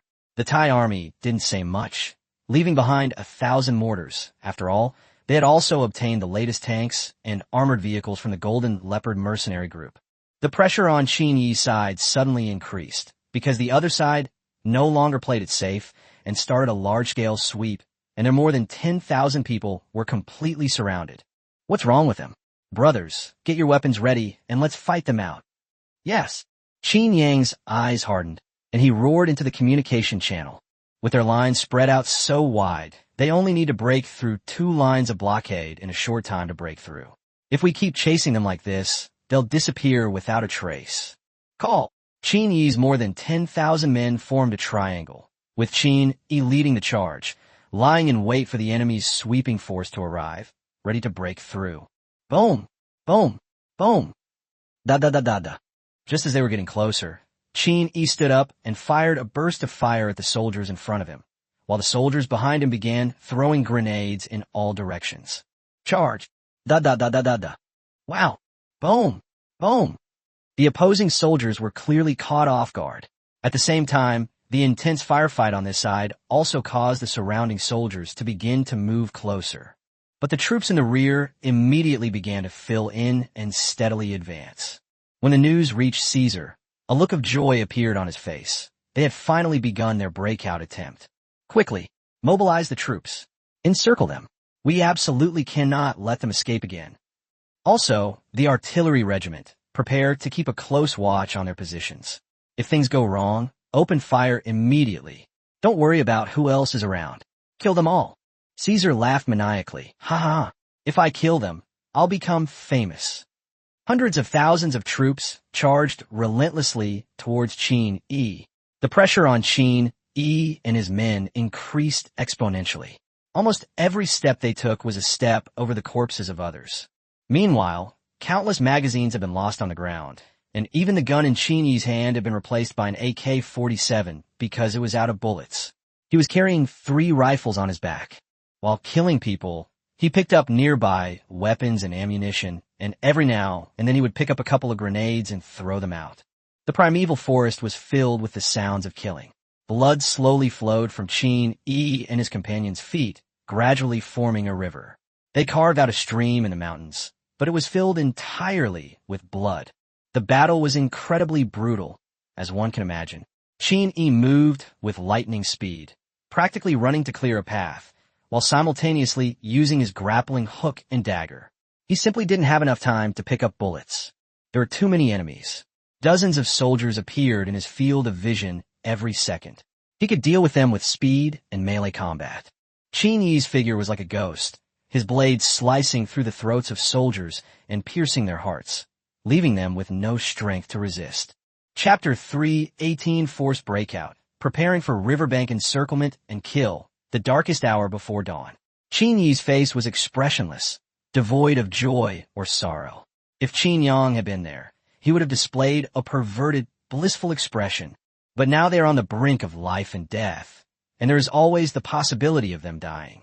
Although they're wearing bulletproof vests, there are still exposed areas, their supplies are not plentiful, and the physical strength of more than 10,000 people is no longer at its peak. Exhausted and with the constant threat of missiles and artillery shells, Qin Yi dared not be careless in the slightest. As Qin Yi went on his killing spree, he muttered, "Faster! Faster!" He and the group with the most stamina were at the very front of the triangle. Their goal was to break through the blockade as much as possible and cause the greatest possible carnage, in order to ensure that they could all break through. This time, Qin Yi was prepared for casualties. He never expected to suffer his first major setback with these drug dealers. To be honest, Qin Yi was still very unwilling to accept it. Whoosh! Blood splattered onto Qin Yi's face. Immediately afterward, the opponent threw a grappling hook from a distance, which pierced the heart of the person in the distance. The person fell to the ground unwillingly. Gunshots, explosions, and roars echoed through the deep mountains, reaching even Caesar in the rear. He couldn't help but tremble. Their army of over 100,000 had already formed a convergence, but even so, he could clearly feel that the sound was getting louder and louder, and according to their reported location, it was getting closer and closer to this place. Their base camp was less than 100 kilometers away from Qin Yi's location, but of course, it would be more than 100 kilometers to get out of the forest. They've already done their best to get these mortars here. They're powerless to go any further. An hour and a half had passed, and the battle was still raging, having advanced a full 3 kilometers. That was a terrifying number. Caesar couldn't help but curse. Holy crap. Are they all monsters? Are our soldiers all useless? They're all carrying AK-47s, and they're letting them run away with so many of them. Caesar was shocked and furious. Before, they could say they had a clear equipment advantage, but now Qin Yang and his team's weapons have been abandoned due to a lack of ammunition, and they still couldn't win. Qin Yi and his men mustered all their strength and charged forward relentlessly. Soldiers from both sides continued to converge on Qin Yi and his men. Moreover, because of the triangular formation, the vanguard of Qin Yi and his men was under tremendous pressure. Qin Yi said in a deep voice, "The second group moves forward. The first group moves slowly to conserve energy." Yes, the second wave began to accelerate, while the first wave slowed down. Soon, the two sides completed their exchange. Meanwhile, the first wave, which had been greatly exhausted, began to take out the prepared compressed biscuits and beef jerky and eat them while running. The best thing about this team is that the 1,000 or so people in the middle can get a good rest. But even so, it still puts a huge burden on everyone's bodies. Qin Yi remained at the forefront, and as darkness began to fall, he and his team activated the thermal imaging cameras in place. Because of power issues, Qin Yi and his team had shut down everything except communications a few days ago to conserve power. Qin Yi said with a cold smile, "Brothers, the hunt is about to begin. Now it's our time to shine." The darkness meant they could only find the enemy by the sound of gunfire, which greatly increased their chances of accidentally injuring their own men. Caesar was furious listening to the report from the rear. During the day, they were advancing an average of 3 kilometers per hour, and at night that number doubled, and his casualties were skyrocketing. The rest of you continue the encirclement, and those who haven't arrived yet on the flanks, intercept them here. If we can get through this night, I refuse to believe they're made of iron. I'll tell you how much fighting power they'll have left when it's dawn tomorrow. Caesar pointed to a place a dozen kilometers away from Qin, Yi, and the others. Quite by chance, there was a river that divided the two sides, although the river was not wide, only a dozen meters wide. If Qin, Yi, and his group cross the river at night, their ambush will be launched, and even if they have extraordinary abilities, they will be doomed. The subordinate hesitated for a moment before going down to relay the order, because such an order would undoubtedly abandon the more than 20,000 people surrounding Qin, Yi, and his men. They hadn't even considered the possibility of them surviving. Qin, Yi, with his superhuman physique, was already panting heavily. They had more opportunities to use daggers late at night, and while maintaining their formation, they transformed into assassins of the night. At the same time, they also had more than 100 seriously injured people, and more than 2,000 people with minor injuries and penetrating wounds whose bleeding had been stopped. The seriously wounded were being carried along the center of the road. Qin Yi gave a strict order. No one could be abandoned. On the other side, Qin Yang's warships were all moving forward at full speed. Qin Yang frowned as he looked at the message Xiao Jin sent him. Qin Yi and his team had no communication with the outside world. Xiao Jin couldn't access it under these circumstances either. And even if Xiao Jin forced his way in, it would make things even more difficult for them in the dark. Maintaining thermal imaging was already a huge challenge for them. Qin Yang said in a deep voice, "Go back and research whether it can be accessed via a single frequency, so that this situation of not being able to communicate with a single person will not occur." This was indeed an oversight. Apart from the bulletproof vests, all their individual combat equipment was provided by the system. I never expected there to be such a loophole. Qin Yang hadn't anticipated this at all. Weapon experts had already begun their research upon receiving the news. Xiao Jin couldn't fully confirm Qin Yi and the other situation either, as even satellites couldn't cover the entire area, especially in the forest. He only intercepted Caesar's communication channel and learned some information. Looking at the sky with a solemn expression, Qin Yang murmured, "You must hold on." With 4 hours to go before dawn, Qin Yi and his group were experiencing the darkness before daybreak. Chapter 319, Utter Madness, Bloodshed. As time went by, Qin Yi's speed increased like a tireless killing machine, and he had already reached the edge of the riverbank before dawn. Qin Yi gestured for the soldiers behind him to stop, then said in a deep voice, "Clear out all the soldiers nearby. Kill them all. Leave no one alive. Prepare to cross the river at dawn tomorrow." The soldiers began to fight sideways. Qin Yi clearly knew that if they continued to fight like this, even if they were strong, it would be useless. This river was not easy to cross. Moreover, most of the attacks they encountered in the latter half were harassment attacks, indicating that their main force was no longer there and was only there to obstruct them. Anyone with a brain can figure out where they are. Qin Yi took a deep breath and said, "Everyone take turns keeping watch, rest, and finish the last of the food. Success or failure depends on tomorrow." Yes, they were exhausted from a day and a night of killing, and there was another great battle tomorrow. Success or failure depended on that day. Otherwise, even if they retreated, they would only be trapped and die in these endless mountains. More than 30,000 drug traffickers died in the mountains in that day and night, while Qin Yi's side suffered more than 1,000 serious injuries. Although the bleeding had been stopped, they had lost their fighting ability. "Brother, let's go. You can still escape." "That's right. Brother, we're useless. We can only hold everyone back." "Shut up." Qin Yi roared, took a deep breath, and said in a deep voice, "The motto of our Golden Leopard mercenary group is to never abandon any brother. Everyone must live. Unless I die, you all better live obediently." After Qin Yi finished shouting that sentence, he fell silent, and the scene also fell silent. Qin Yi looked up at the sky, and at this time, a sliver of light had appeared in the sky. It was not long before dawn. "Boss, you should have discovered the problem on your end too. Hopefully it's not too late." Qin Yi knew that Qin Yang had taken on a mission when he entered this place to perform his duties, and now he just hoped that his boss could get it done quickly. After all, even Qin Suer didn't know their situation. Apart from contacting them once at the beginning, communication was cut off afterwards. The sky gradually brightened. Thump! Suddenly, a loud noise startled Qin Yi awake, and everyone's eyes turned forward.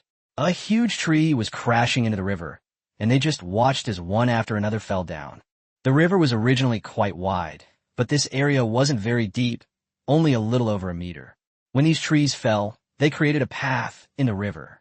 Qin Yi raised an eyebrow and said, "Is it coming? Taking the initiative?" Caesar said in a deep voice, "Have you confirmed that they are all on the other side of the river?" "It's confirmed. We've located one person, and the last of our men who died last night are also in that area. We've also blocked off the shallow parts of the river. There's absolutely no way anyone will come here." Caesar nodded, his eyes gleaming with excitement, and said, "Let the artillery fire. Fire all the shells. I, Caesar, will surely slay the gods." Ha ha ha. Yes.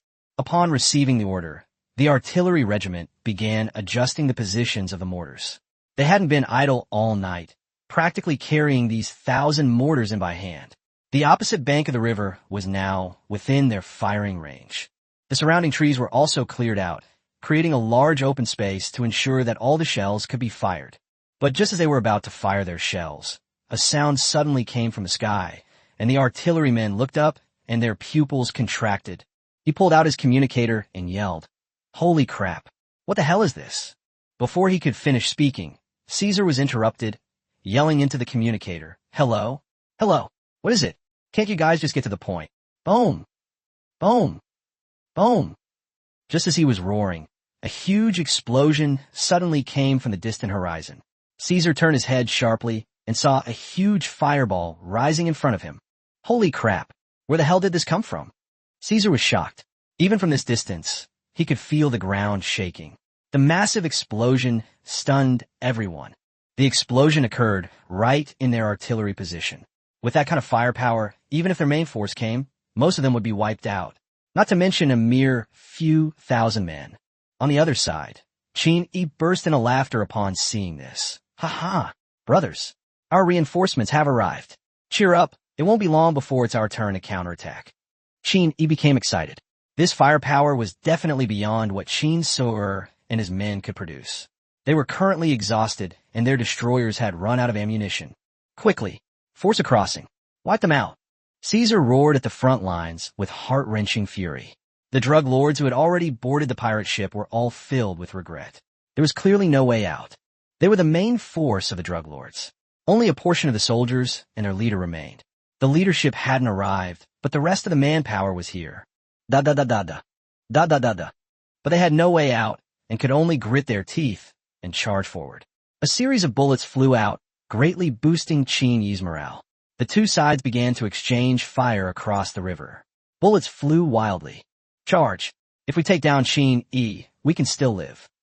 The drug dealers shouted slogans and charged toward the other side of the river. One by one, they fell into the river, and their blood stained the river red in a short time, with billowing blood flowing down. Soon the corpses piled up to form a road, and the drug dealers behind, in a desperate move, charged forward, stepping over the bodies of their comrades. "Vini roared manyanjari. Haha, kill me. Come on then. Da-da-da-da-da." Qin Yi stood up, holding 2 AK-47s, and opened fire on the group, the sound of bullets hitting the water echoing continuously. However, they had far too many men, and those in front were shielding the soldiers behind them from arrows. So the drug traffickers were advancing very quickly. "Everyone, prepare to fight to the death. Pull the pins on your grenades." The drug dealers behind gave orders to the soldiers behind them. Now that the suicide squad in front had completed their mission, it was time for them to inflict maximum damage on Qin Yi. These drug dealers were all ready to die. No, they knew the moment they saw the artillery positions behind them being destroyed by missiles that if they couldn't capture Qin Yi alive, they would all die. Only by capturing Qin Yi alive could they live. Moreover, they had seen the enemy's bulletproof vests before. Bullets couldn't penetrate them, and grenades couldn't kill them. So they directly risked their lives to attack them. "Kill them. Capture Vigny Olive." "Kill. Capture Vigny Olive." All the drug dealers shouted the same slogan in unison. Qin Yi's face turned green upon hearing this. "Holy crap. How dare you underestimate me? You think Qin Yi, will be captured alive by a bunch of little punks? Then Qin Yi, might as well give up my life. Damn it. Come on then. If you can capture me alive, I'll eat you alive." Qin Yi was furious. When did he, Qin Yi, fall so low as to be threatened and captured alive by a group of drug dealers? Damn it, so infuriating. Smack. Da da da da da. Qin Yi threw away the 2 rifles that were out of ammunition, kicked up the other 2 with 1 foot, and started spraying bullets at the grenades in their hands. Boom! Boom! A series of massive explosions blasted the daredevil drug dealers to pieces, filling the air with a nauseating stench. Fragments of flesh and blood drifted through the air. Both sides were fighting fiercely, but the enemy had too many people, and Qin Yi's side was running out of ammunition. Towards the end, they could only provide suppressive fire from the front, and then pick off targets from the rear, specifically targeting the grenades. Chapter 320 yang Arifes. 2,500 armed helicopters. The war has entered a fierce stage. Qin Yi said in a deep voice, "Everyone retreat. Maintain suppressive fire." They had no choice but to retreat at this point. Although this gave them more time to recover, it also gave the enemy's main force the opportunity to land. More and more soldiers charged in, and Qin Yi was filled with despair. He said with some resentment, "Am I going to die at the hands of these useless fools? Haha, I never thought you'd be in this situation. Don't worry, your boss is here to save you." Just then, Qin Yang's voice came through the communication system. Of course, it was only for a moment, but all the soldiers heard it. The next instant, the communication systems of all individual combat equipment were paralyzed. They had completed their final mission. Qin Yi and the others looked up in surprise, only to hear a series of loud, rumbling sounds coming from the sky. Armed helicopters. Vin Yi exclaimed in surprise. Qin Yang had arrived in an armed helicopter, and, judging from the sound, there seemed to be quite a few of them. Ha ha ha. Empty all the bullets in your hands. Ha ha ha. Fuck them. Qin Yi laughed and shouted loudly, even though his men probably couldn't hear him. But he was still very excited, and everyone tacitly began to fire their last bullets. Qin Yi finally released all the pent-up frustration. Damn it, this battle was so frustrating. Large-scale operations like this are difficult to carry out, so it's best for them to have fewer mercenaries. If they had dozens of them, they would have already disappeared. Buzz! Da, da da da da da da. Just then, a series of roaring sounds came from the sky, and countless armed helicopters flew over. For a moment, the soldiers below even thought it was dark. Of course, their lives were truly turning dark. The soldiers looked up in despair and saw countless machine guns spitting fire in the sky, exploding into countless bodies as they were shot down. The bodies were incomplete. The enormous impact had shattered them into pieces. It's Qin Yang. It's Qin Yang. Counterattack. Counterattack now. Raise the rocket launchers and fire at him. Soldiers screamed in terror, and captains roared for a counterattack, but it all happened too fast. These hundreds of thousands of men were instantly overwhelmed by a hail of bullets. These are 2,500 armed helicopters. Qin Yang has only 1 pilot and 1 soldier operating each helicopter, with a Gatling gun next to them. 3 Gatling guns began strafing the ground, and 2,500 guns were firing simultaneously. In just one sweep, they suffered heavy losses. At this moment, they had no will to resist. One by one, the spinners dropped their guns and ran in the opposite direction. It was terrifying. Could they really defeat them with just AKs? Countless soldiers ran frantically through the forest, making it unlikely that Qin Yang could kill them all. The vegetation below was too dense and too spread out, so apart from the previous charge, it could only cause minor damage. Caesar, who was behind them, also noticed the situation and shouted, "Quick! Retreat! Qin Yang is here! Qin Yang is here!" Caesar roared and started to flee, leading his core forces in other directions. He was still willing to take the risk against Qin Yi. Now that Qin Yang has arrived, he immediately launched a missile bombardment of the artillery positions, and no one knows how he accurately located the artillery positions. Now that they've deployed thousands of armed helicopters, what's the big deal? They should just run. As for that 100,000-strong army, whoever manages to escape is lucky. Qin Yang's arrival directly ended the Great War and shattered the drug cartel alliance. Qin Yang did not continue the pursuit. Instead, he turned around, hovered above Qin Yi and the others, and threw down a rope so that Qin Yi and the others could board the plane. Qin Yang sighed as he watched the soldiers being carried onto the helicopter, each tied up by 2 men. This showed just how much pressure Qin Yi and his team were under this time. Qin Yi looked at Qin Yang and couldn't help but say, Boss, I'm so frustrated. These bastards have all teamed up. I can't fight them. Qin Yang laughed and said, Don't worry, there will be another chance. Next time we come, we'll just kill them all, and include Thailand in the count. Qin nodded sharply, a bloodthirsty expression on his face, and said, Damn it, next time, none of them will survive. Qin Yang's lips twitched, and he couldn't help but say, I was just saying, is it possible that you've been too arrogant? It seems like you're the one who provoked these forces first. Qin Yi touched his chin and suddenly realized that what his boss said seemed to make sense. It was just an accident. Just an accident. Qin Yang said, All right, let's go back first. Take care of the wounded. Let them rest for a while. Our main objective is Iraq. We'll talk more after we take Iraq. Qin nodded. Indeed, attacking the Golden Triangle now would only vent their anger and bring them no benefit whatsoever. Iraq was the better option. Let's go. As Qin Yang finished speaking, 2,500 armed helicopters flew overhead. Da-da-da-da-da. Of course, when passing by, if you encounter soldiers, don't hesitate to fire a barrage of bullets. It's all just a matter of course. The more you kill, the better. The armed helicopter sped out of the primeval forest and flew towards the coast, where 5 destroyers were already on high alert and had located Qin Suar's destroyer. Qin Yang laughed over the phone. I heard you guys have had a rough time these past few days, being chased and beaten by them. Upon hearing Qin Yang's voice, Qin Suan exclaimed with delight, Boss, you're here? When do we start our counterattack? My shells and missiles are almost used up, and they still have 1 warship left. Are they afraid you'll run away first? Qin Yang laughed and said, Don't worry, he won't get away with that ship. He'll die here no matter what. Qin Suar's face was beaming with joy. Great.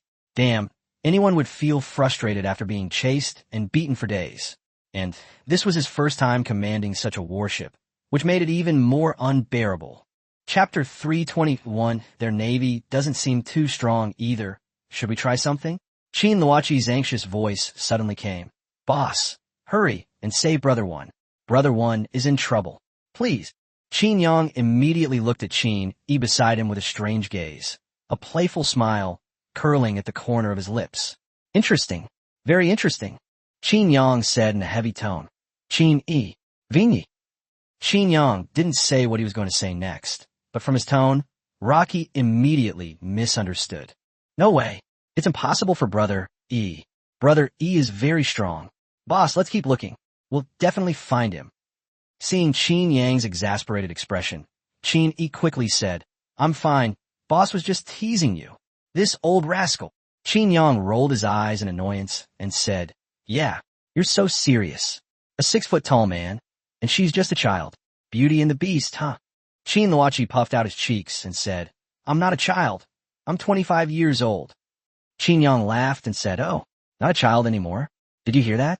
People say she's an adult now. Aren't you going to say anything? Qin Yi's lips twitched, and he said, Boss, you're getting more and more cheeky. You want to hear our private conversation? Qin Yang hung up the call with a laugh, then muttered under his breath, Xiao Jin, remember to monitor Qin Yi's phone. Let me know if you find any juicy gossip. Qin Yi's eyes widened immediately. Holy crap. Boss, I'm still here. Qin Yang waved his hand and said, Oh, your opinion is not important. Calm down. Calm down. Qin Yi's lips twitched, indicating that he didn't want to say anything. Having such a boss was exhausting.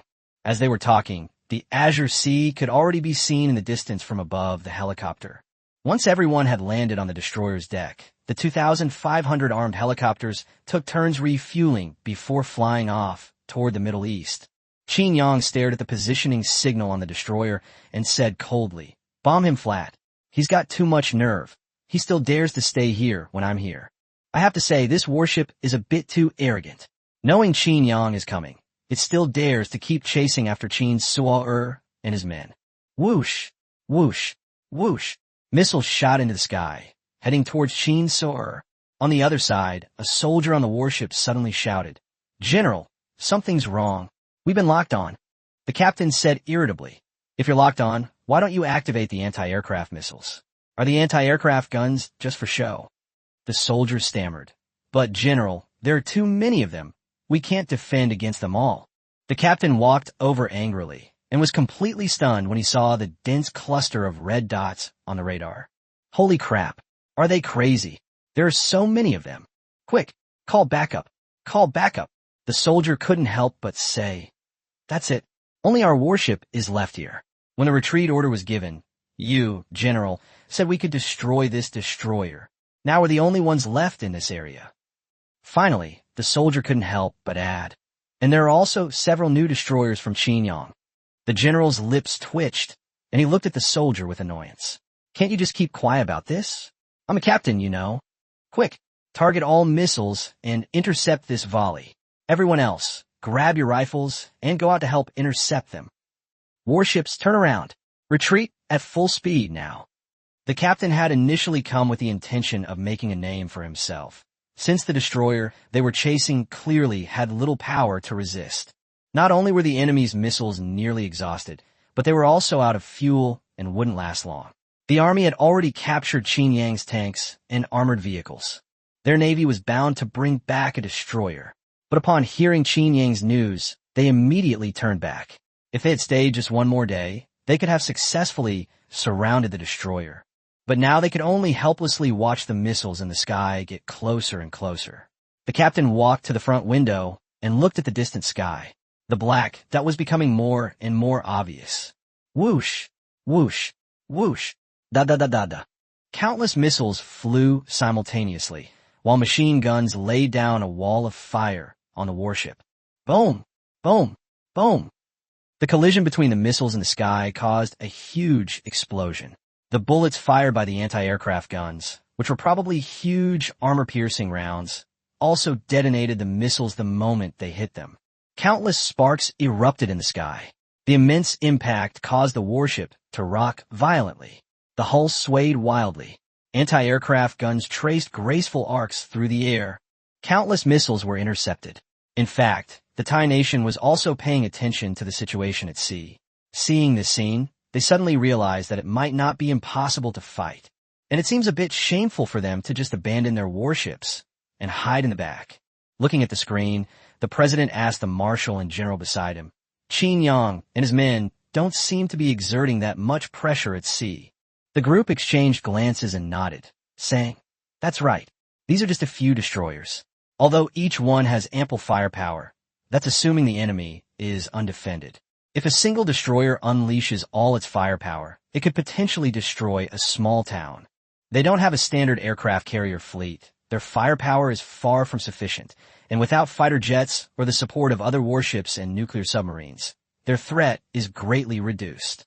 But given the current situation, they don't seem to have any other options, and it seems we still have missile units. We can strike nearby military bases, so their fleet should be within the coastal waters. We can lock onto them once we've located them." The more the group talked, the more excited the president became, but he hadn't considered that their country might actually possess such things. An aircraft carrier fleet? Was that something a country like theirs could afford? Those were things for wealthy nations. Qinyang can't even say he can afford to maintain it now. Actually, he could buy an aircraft carrier, but it's too expensive and he can't bear to part with it. Qinyang unlocked it after defeating the drug traffickers in Mexico. Then what are we waiting for? Let's strike.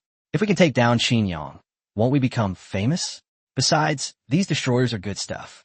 The bounties on Qinyang and his crew add up to billions of dollars. Aren't we going to make a fortune? The generals exchanged glances before whispering, "How about we give it a try? I think it has potential." The group nodded in agreement, then had a small team speed along the coast in speedboats, because they didn't have Qinyang's line of sight. Therefore, their location needed to be determined manually. Meanwhile, the warships under attack on the other side are also using anti-ballistic missiles. Since they should not be too far apart and have a direction, with so many missiles, a general range can still be locked in the later stages. Just then, the captain suddenly received a communication. "Order warship number 7 to advance and pinpoint Qinyang's fleet location." That's an order. Hey, damn it. Why aren't you guys going? And this is supposed to be an order. Where were you before? The captain was cursing furiously into the phone, but the other party hung up immediately after he finished speaking. As everyone knows, military service in Thailand is a terrifying thing. Disobeying orders could mean the death of your entire family. The captain gritted his teeth, looking at the sky being relentlessly bombarded, and finally sighed helplessly. He yelled at the soldiers, turn around and charge towards the enemy. What? General, isn't this suicide? Yeah, isn't this just suicide? The soldiers couldn't help but gasp in surprise, and the captain said helplessly, "This is an order. Do you understand?" Upon hearing this, all the soldiers present fell silent. The captain then said, "I'll give you 3 minutes to leave your last words. We must pave the way for those damned cowards." Yes. One by one, the soldiers began to take out their phones to send their final text messages to their families. Chapter 322. Next stop. I become a villain? Bah, you guys are shameless.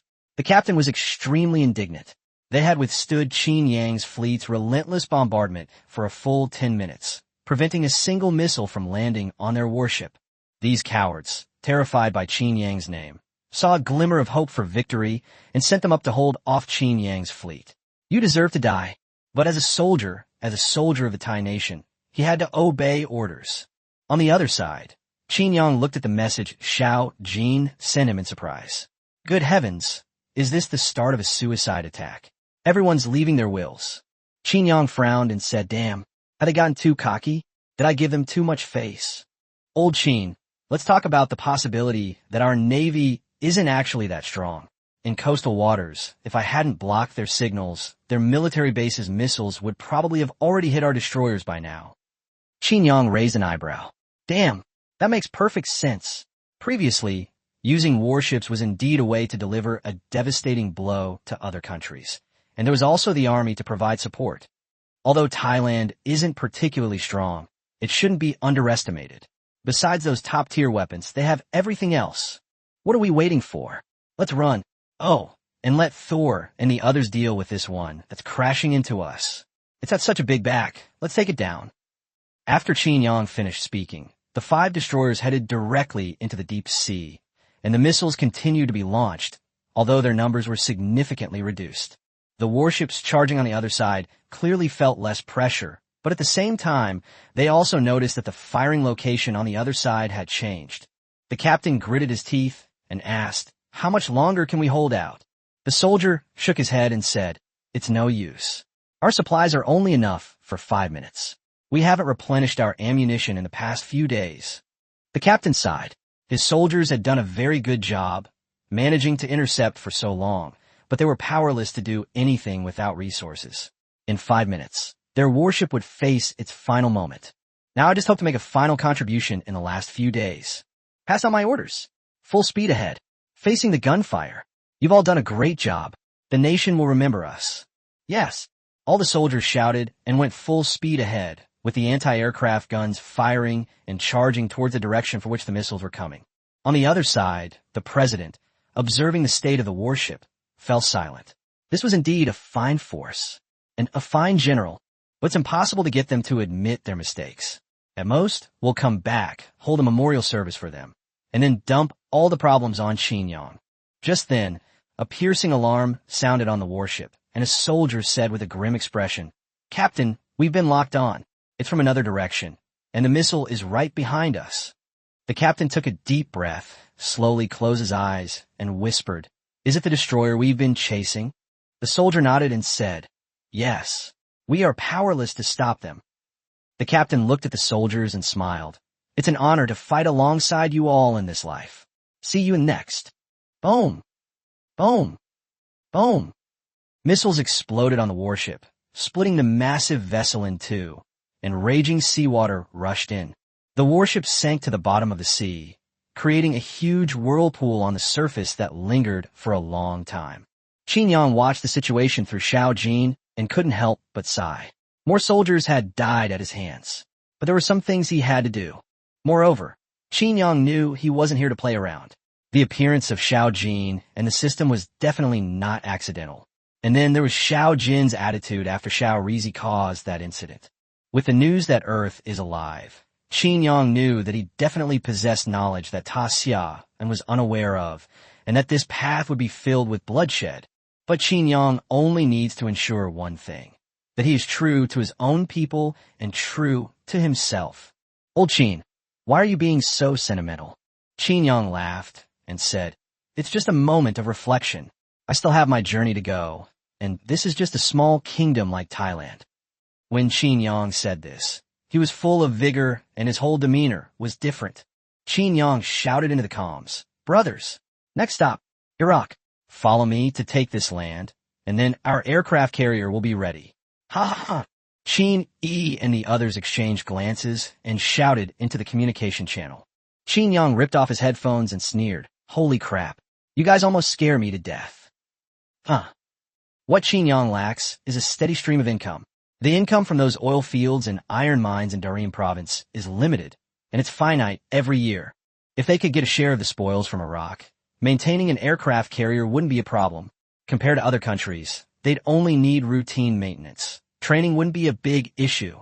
The soldiers are all top-notch, ready to go straight to the battlefield. And those fighter jets are also something Qin Yang needs to prepare. Qin Yang's fleet arrived at the port of Tali province a day later. Qin Yang's experience in just 1 week can be described as quite exciting.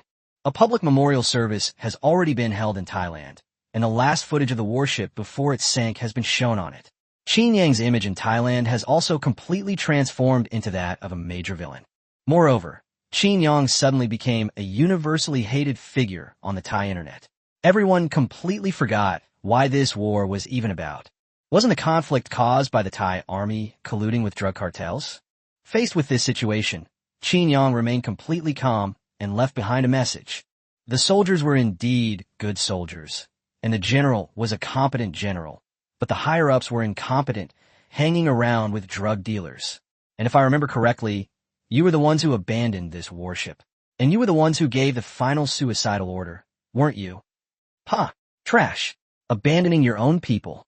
Even I, a major villain, would never do something like that in my entire life. Chapter 323, Send him a greeting gift.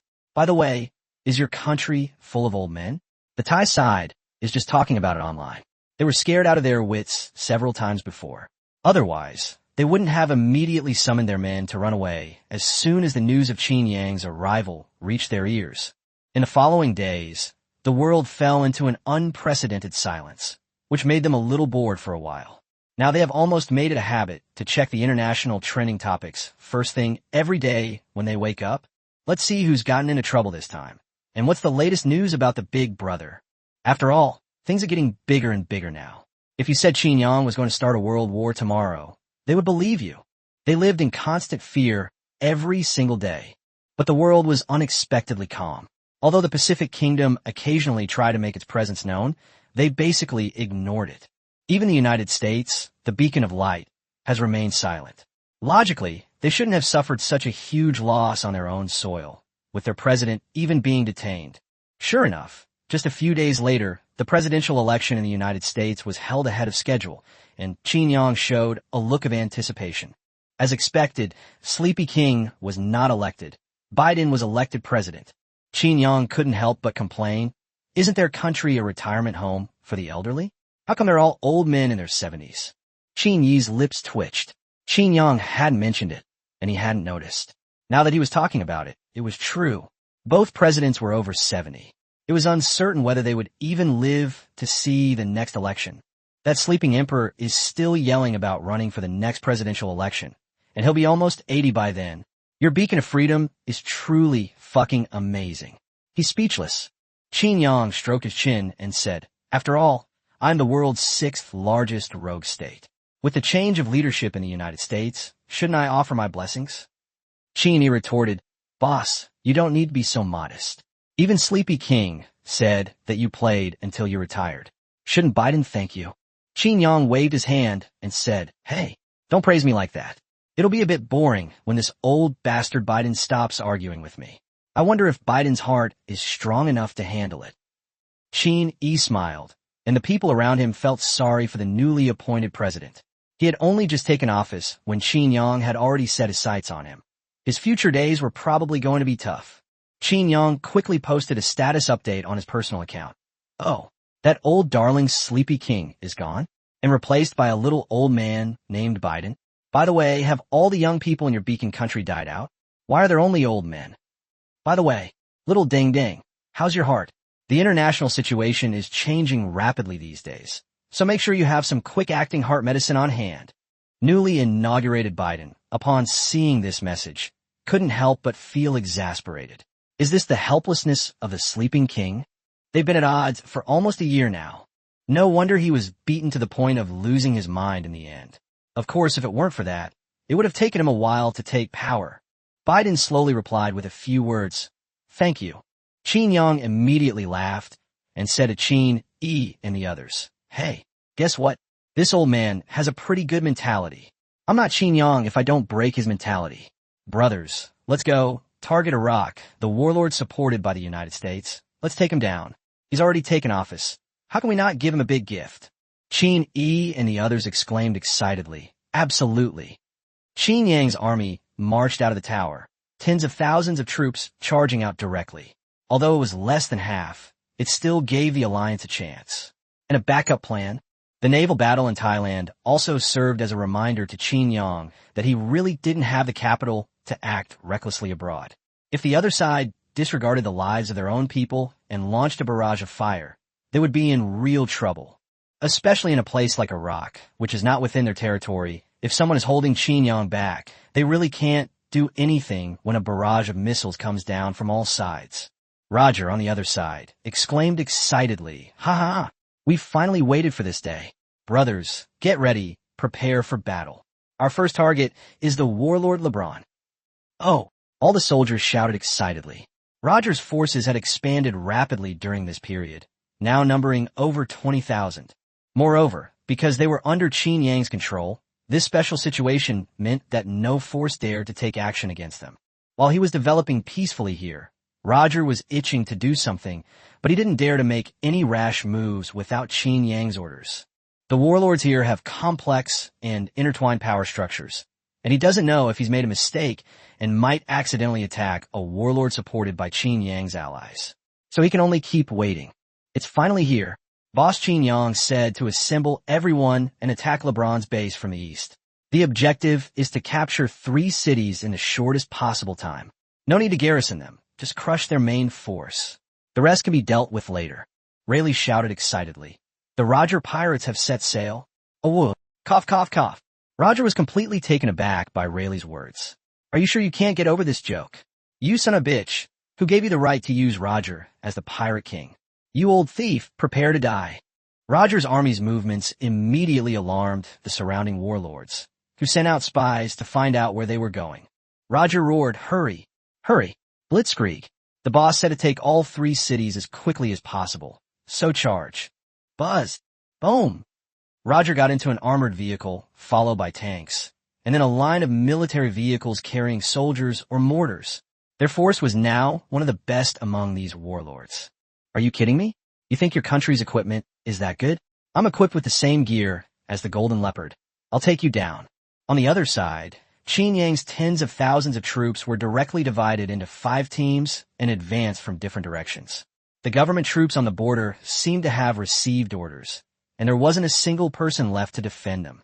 All 5 main roads were deserted. Qin Yang and his group sped towards LeBron's territory. Qin E said resentfully into the communication channel, "Boss, you don't love me anymore. You don't even keep me by your side anymore." Qin Air grinned, showing his big teeth, and said, "Hee hee. Sorry, brother E. I'm the boss's favorite now. You'd better suck up to me from now on. Otherwise, next time I'll make you stay home and guard the house." Qin sure gritted his teeth and said, "You've gone too far. You're just bullying me because I'm the youngest. When I get back, I'm going to challenge you all to a one-on-one fight. If I win, I'll be the 9th one." Qin Jun narrowed his eyes dangerously and said, "Little 10, are you trying to rebel? Want to spar with me?" Qin Shi's expression froze, and he immediately showed a bitter face. Wow, so heartbreaking. I sparred with 9th brother before, and every move he made was a dirty trick. I can't beat him. I'm not as shameless as 9th brother. Qin Ba laughed loudly. "Haha, old 9 is perfectly fine." Qin Yang's lips twitched, and he said speechlessly, "Seriously, why are you guys having so many internal monologues? I don't feel comfortable letting Qin Air, that idiot, go out on his own, and if I throw Qin E, that pervert, out there he'll only cause trouble for others. Let him roam around outside." Qin E and Qin Air froze at the same time, feeling that something was wrong, as if they had been scolded by both sides. "Boss, you really are something else. You're quite the smooth talker, offending 2 people at once." By the way, could Xiao Air and I together beat you, boss? Qin Air nodded repeatedly, saying, yes, yes. We can beat them. We can beat them. Qin Yang looked at Qin Air with a dangerous glint in his eyes, then put his arm around Qin Air and said, I told you you're a fool. Your boss is sitting right here, and you want to rebel. Qin coughed and continued, brothers, we can't let this capitalist oppress us anymore. We must resist. The peasants will rise up and sing. Next time, let the boss guard the house. Let's talk about a powerful leader. How can you run around like this? Are you afraid you won't die fast enough? Besides, doesn't this make us look incompetent? The boss should do what the boss does. Just argue with others online. Yes, yes, yes. That's right. I think so too. Qin Yi's words were instantly accepted by everyone. Qin Yang couldn't help but twitch his lips. Good heavens, are you guys really going to rebel? But strangely enough, what seemed to be true made no mistake. Qin Yang was completely dumbfounded. Chapter 324. Oh no. I have an army of 100,000 and hundreds of missiles. Qin Yang couldn't help but interrupt. Hey, that's enough. If you keep talking nonsense, we'll start fighting here. Whoever takes down the city will be embarrassed. Ving Yi shouted, but, boss, you're cheating. Who can beat you? Your firepower is on a completely different level. Qin Yang shrugged and said, serves you right for talking so much nonsense. The armed helicopter unit doesn't need to go to Qin Yi's side. Qin Yi can handle it himself. Qin Yi was speechless. This was too much. They even cut off air support. The others were laughing heartily. Sure enough, even the top dog couldn't outsmart the leader. The tedium of the march was passed amidst laughter and cheerful conversation. Of course, the Iraqi president and several key generals were also laughing heartily at this time. Ha, Boss Qin Yang really is here. Tell your men to be on their toes and keep a close eye on the movements of every unit we face. Attack immediately if there's any unusual movement. No one can interfere with the Golden Leopard mercenary group's operations. Yes, but soon one official couldn't help but say, Mr. President, have we already acknowledged a boss so quickly? The president looked at the other person seriously and said, your thoughts are dangerous. Who is that? That's Qin Yang, the man who made the president of the United States retire. You should be grateful that you can now curry favor with him. What are you thinking? The official gave an awkward smile and nodded repeatedly. Only then did he realize what had happened, mainly because the president's change of heart was too fast, and the sycophantic expression next to him caught him completely off guard. All government forces and their subordinate warlords in Iraq received orders to fight. Large armies were being mobilized, and a tense atmosphere hung over Iraq as if a storm was brewing. Even the most oblivious warlords realized something was wrong and mobilized their armies, beginning a standoff with the surrounding warlords. Meanwhile, all the countries that had intervened in Iraq received the news and frowned as they watched the situation unfold, analyzing it again and again to figure out what the problem was. On the other side, Qin Yang's expression turned serious. He waved his hand, and the off-road vehicle stopped immediately. Then the self-propelled artillery towed behind the vehicle lined up in a row. Because of the 10,000 troops and tanks, the ground trembled slightly. The soldiers at the outpost noticed the abnormality, took out their binoculars from their high vantage point, and immediately cursed. Holy crap. Enemy attack. Boom. Boom. Boom. But no sooner had he finished speaking than countless shells appeared in the sky, and a massive explosion occurred in the position. The bombardment leveled the outpost, and 1,000 guards perished in the flames. At the same time, the cannon blast was like opening Pandora's box, and the sound of cannons roared everywhere. Clearly, Qin Yi and his team were in position and had begun their attack on the city. Boom! After clearing the outposts, Qin Yang led his army forward, bringing them within a dozen kilometers of the city. The city's garrison was alerted. Hello, where are the people? What's the situation up ahead? The general inside the city was cursing. He had more than 1,000 men at the front, but he couldn't contact a single one of them. He only had 5,000 soldiers in the city. Boom! General, something terrible has happened. The outposts outside the city have been shelled and wiped out in an instant. It's estimated that the enemy numbers are no less than 30,000. General, please request reinforcements. Eric cursed, damn it, don't let me find out who it is. But I still quickly called LeBron. Boss, we've been attacked by an army of 100,000. They're heavily armed, with hundreds of missile launchers and thousands of mortars. We can't hold out. The soldiers reporting next to him were dumbfounded. Did I just say that? Didn't I say a maximum of 30,000? No, that was an exaggeration on his part. After all, taking over their outpost would only require a mortar barrage, right? So the force should be between a few thousand and 10,000 men. Goodness, when it comes to LeBron, it's doubled. LeBron paused for a moment, then burst out cursing. Fuck you. Are you all crazy? You have 100,000 men here, and they have 100,000 men over there too. Damn, that's 500,000 in total. What? The government forces can't handle it. They've all come to attack me? Do I have a gold mine or a silver mine? Or did I kill their whole family? LeBron was about to explode. Looking at the seamless battle reports from his subordinates, all of them were giving almost the same story. 100,000 men. And you guys were still talking to him here? They should have razed those few crappy cities to the ground by now. Eric pursed his lips, completely taken aback. That's what they said too. It was a miscalculation. But he quickly added, Boss, although the number might be a bit exaggerated, what I said is true. Our 1,000-man outpost was completely razed to the ground, and they didn't even send back a message. My side is definitely the enemy's main force. LeBron said with a dark face, You all fucking say he's a starter. LeBron took a deep breath and said, Leave 1,000 men in the city to fight a guerrilla war. They can't just massacre the entire city, delay their attack, and retreat with the remaining troops. I'll take reinforcements.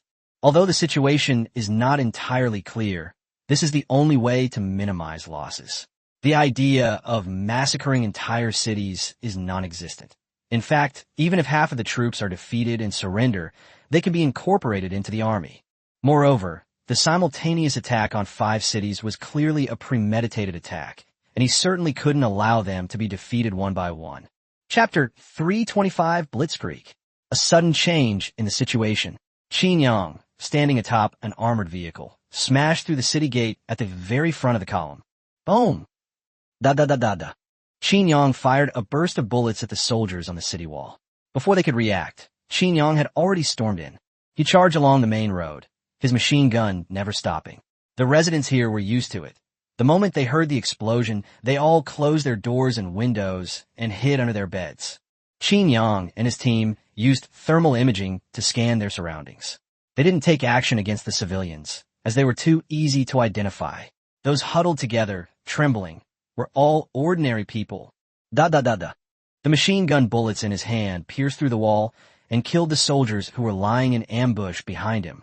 In just 10 minutes, Qin Yang and his team fought their way through the main road. As for the survivors, Qin Yang didn't pursue them. Someone would come and clean up the battlefield later. What he needs to do now is to capture more cities as quickly as possible. Qin Yang's convoy arrived and departed quickly, and the residents, hearing the receding sounds, all poked their heads out, completely bewildered. Was it over already? How could it be so fast? But soon another group of soldiers entered. They were carrying the official Iraqi flag and were shouting through megaphones. This place has been taken over by government forces. We accept all surrenders. Lay down your weapons, and we will forgive any wrongdoing. Otherwise, you will be shot on spot. The soldiers Eric left behind exchanged glances, laid down their weapons, and came out. They had already realized that bastard Eric had abandoned them. He had completely discarded them as pawns. The general who took over was grinning from ear to ear. This was the first time he'd ever taken over a city so easily, with just a few thousand people. Of course, he'd have to pay them later. Qin Yang wasn't going to let them get away with it for nothing. After the other team finished their observation, he stayed behind, looking into the distance and exclaiming, Holy crap, they're too fierce. I've been running right behind them, but I still can't catch up. I didn't even see how they fought. That's outrageous. They seem to have moved without the slightest pause. In the blink of an eye, an entire city was left behind. The same was true in other cities. Qin Yi and his team moved swiftly, breaking through the enemy lines. They called it attacking the city, but in reality, they broke through the enemy's defenses. The enemy didn't even stay behind to fight to the death. The remaining cleanup work was all handed over to the government troops. 2,000 or 3,000 of them took over a city. After all, they had too many places to guard and were short-handed. But this also made them laugh out loud. They had never fought such an easy battle in their lives. On the other side, LeBron's face was dark. According to the messages from the scouts left in the city, 5 cities had been captured by the enemy. All the soldiers left behind had been incorporated into the army. LeBron picked up the phone and spoke into the city behind him. Everyone, take your weapons and equipment and evacuate. Retreat. The Golden Leopard mercenary group is here. Return to Cairo Bridge and fight a positional war here. Everyone assemble. He was starting to panic. If the fighting continued like this, who knew how many of his men would be left when they ran back? The garrison personnel in one city after another began to withdraw, though not many of them were there, as they were in the heart of his sphere of influence. He'd already recalled all the troops from the border, so he couldn't worry about anything else now. He knew best who was behind him. He knew perfectly well about Qin Yang's messy affair with the United States. The most urgent task was to stop Qin Yang's troops. Hey, this is LeBron. The entire Golden Leopard mercenary group has been mobilized. They've almost taken over half of my territory. Aren't you going to do anything about it?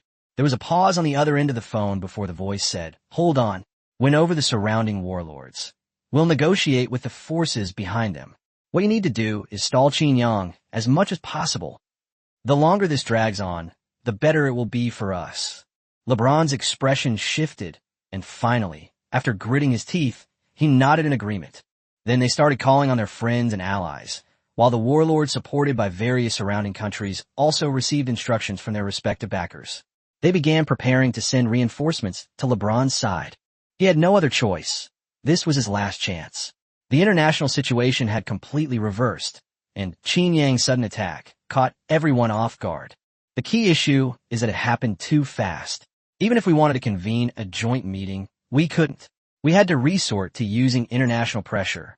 The key is that Qin Yang is not a normal person. He definitely won't listen to you if you say that. We need to unite with the countries that have gained benefits in the Middle East to put pressure on him. The U.S. acted quickly, issuing a condemnation immediately without Qin Yang even glancing at it. Biden, however, was having a headache. He couldn't help but rub his temples and said, "They're really giving me trouble. They've given me a big gift right after I took office." The key point is that Qin Yang has already become a force to be reckoned with, and he's even the 6th biggest rogue. The last one who took action without authorization has already been removed from office. What do you think we should do? One of the pro-war figures said in a deep voice, "President, I don't think we can just let Qin Yang get away with this. If this continues, they won't be able to tell the difference between the big and small kings." That's right, Mr. President, we're still too concerned about these rules.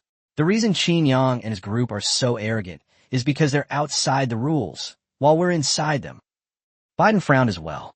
Indeed, their country had weapons capable of eliminating Qin Yang. Of course, whether they could completely annihilate him was unknown, but they could certainly inflict heavy losses on the Golden Leopard mercenary group. President, we can involve the Federation. Qin Yang has already broken the agreement. This time, it's not just one man leading 1,000 men. According to intelligence, a full 100,000 troops have left Tali. All the countries that want to profit from Iraq are going to get involved, and that includes the Northern Bear Kingdom. With so many countries involved, even if Qin Yang is a scoundrel, he can't do anything about it. Biden nodded, and then began to secretly connect with the presidents of various countries to communicate. Meanwhile, the United States also began preparations, and the Federation received the news. The chairman looked at the report with a bitter expression. Was that an expression? Wasn't that an order? This report from the United States directly states that no matter what you say, we're determined to fight. There's no need for the Federation to intervene militarily this time. These 30-odd countries will unite to maintain world peace. The president sighed and said, "Fine. You guys keep making a fuss. I'll just focus on doing my job. All you do is fight amongst yourselves. Who's going to handle things over there?" The president looked into the distance, rubbing his temples in exasperation. He'd been re-elected. He'd thought that after retiring, all of this would be none of his business. It wasn't until this moment that he realized he couldn't do it, and although he had lost face in front of Qin Yang, he had done a very good job in the previous years. So he participated in the election, and now he's been elected again. Chapter 326 Cross River Dialogue. The final showdown. Finally, the president turned and returned to his office. He couldn't control the Middle East anymore. Their federation had only provided information in the middle, and they could do whatever they wanted with it. On the other side, Qin Yang charged forward at full speed when Xiao Jin suddenly spoke up. Old Qin, those are soldiers who escaped from that city. What do we do? A glint of light flashed in Qin Yang's eyes as he said, Charge! Run them over. Understood. Boom! Qin Air shouted and stomped down, and the tank roared as the entire tank unit charged forward, even faster than Qin Yang's armored vehicle. Qin Yang raised an eyebrow and said, Wow, that's pretty powerful on the gas pedal. Charge! Let that brat Qin Air and his men wipe them all out in no time. Hearing the sound behind him, Eric turned around abruptly, took out his binoculars, and his pupils immediately contracted. Holy crap, how'd they get so fast? Quick, get out of here. They'll all be dead in a minute. He was stunned by the roaring tank force behind him. He left 1,000 men to fight a guerrilla war, and they couldn't even hold him off for a minute. Could they really be going to massacre the city? The more he thought about it, the more frightened he became. He immediately called LeBron and said, Boss, we've been caught. They seem to have massacred the entire city. What do we do? LeBron roared angrily. Can't you even speak properly? It's clearly the guys you left behind who surrendered. Eric's expression froze, but he still said anxiously, Boss, you have to save me. You have to save me. They have so many tanks, I can't hold them off. I really can't. LeBron said in a deep voice, I'm giving you my final orders. Hold them off and buy time for the main force. Your sacrifices will not be in vain. After saying that, LeBron hung up the phone immediately. Eric was dumbfounded. You're just going to sell me out like that? Did you save my whole family? You think I give you time to stall for time? To stall for time with my life? Eric's expression changed instantly, and he roared, Stop the car. Everyone drop your guns and raise the white flag to surrender. That's right. He chose to surrender directly. Who would risk their life for him if it meant survival? With only that little money a month, why risk your life? Besides, whether LeBron could even beat him is another matter entirely. If he surrenders, he might even get a minor official position. When Qin Yang and Qin Air stepped on the gas and sped up, they were completely dumbfounded. Qin Yang stood up and looked at the weapons that were thrown dozens of meters away. Everyone knelt on the other side, raising their hands to look at Qin Yang and the others. Qin Yang s leaps to wichet. What you guys doing? Can't you have some military spirit? Get up and fight us. You're putting me in a really difficult position. Eric quickly said, Oh dear. Boss, I've liked you for a long time. I've never had a chance to visit you. Actually, I wanted to surrender to you for a long time. It's just that I haven't had the opportunity. If I had known you were coming back, I would have surrendered long ago. How could I have run away? Qin Yang was speechless. He exchanged a glance with Qin Air and said, Take all the guns and ammunition. You wait where you are for the government troops in the rear. Don't waste our time. We're in a hurry. After saying that, Qin Yang waved his hand and led his troops away in a flash, leaving behind a completely bewildered Eric. Phew, holy crap, this guy really only responds to gentle persuasion. Thank goodness I surrendered quickly. Qin Yang was rather frustrated. He wasn't a serial killer. The other party had surrendered, and they hadn't suffered any casualties, let alone caused them any disruption. That was all there was to it. When the government troops arrived, they were stunned to see the situation. How could they have gotten such a good deal? Eric quickly said, We surrendered on our own. We've admired you, Big Brother, for a long time. So we surrendered. Big Brother is going to fight LeBron. LeBron is currently consolidating his forces, and the cities behind him shouldn't be putting up any more resistance. We need to hurry. I can help you organize things. I know all of LeBron's plans. I know where he usually places his spies. I will never betray him. The general was dumbfounded. Wasn't this the kind of situation where you two were outmatched? Of course, they could still believe the other side when they said they were surrendering. After all, Qin Yang has already crushed them. Who can withstand him? Let alone these warlords. These people are all gathered together under the support of those countries' money. It's impossible, absolutely impossible, for them to risk their lives for a little money. Qin Yang rushed through 7 cities in a row, and he couldn't help but sigh. I have to say the density of cities in this place is really high. 7 cities in such a short distance. Qin Yang was stunned. Qin Air said slowly, Is it possible that there are oil fields or mines next to a city? Qin Yang exclaimed in surprise, Holy crap. That makes sense. Am I going to get rich? The down payment for my aircraft carrier is coming out. Qin Air's lips twitched. This was the first time he'd ever heard of an aircraft carrier requiring a down payment. Of course, Qin Yang was just saying that casually, and soon he led his troops to a large river. According to the information provided by Xiao Jin, LeBron's headquarters were on the other side of the river. There were only a few cities left. Boom! Soon, various booming sounds came from all directions around Qin Yang, and before long, Qin Yi and the others appeared. Each of them had a frustrated expression on their face. Boss, this isn't right. What happened to the big battle? Except for the first one, there's nobody here.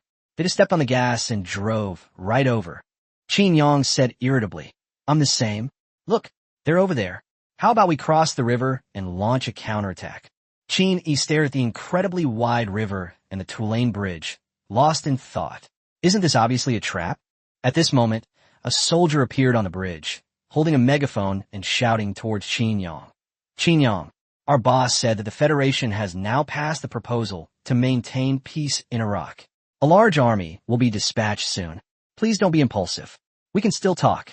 Our boss said that all the territories across the river will be given to you all, and we guarantee that there will be no objections. Qin Yang sneered, and with Xiao Jin's help, his voice carried far as he said, I want this side, and I want the other side of the river too.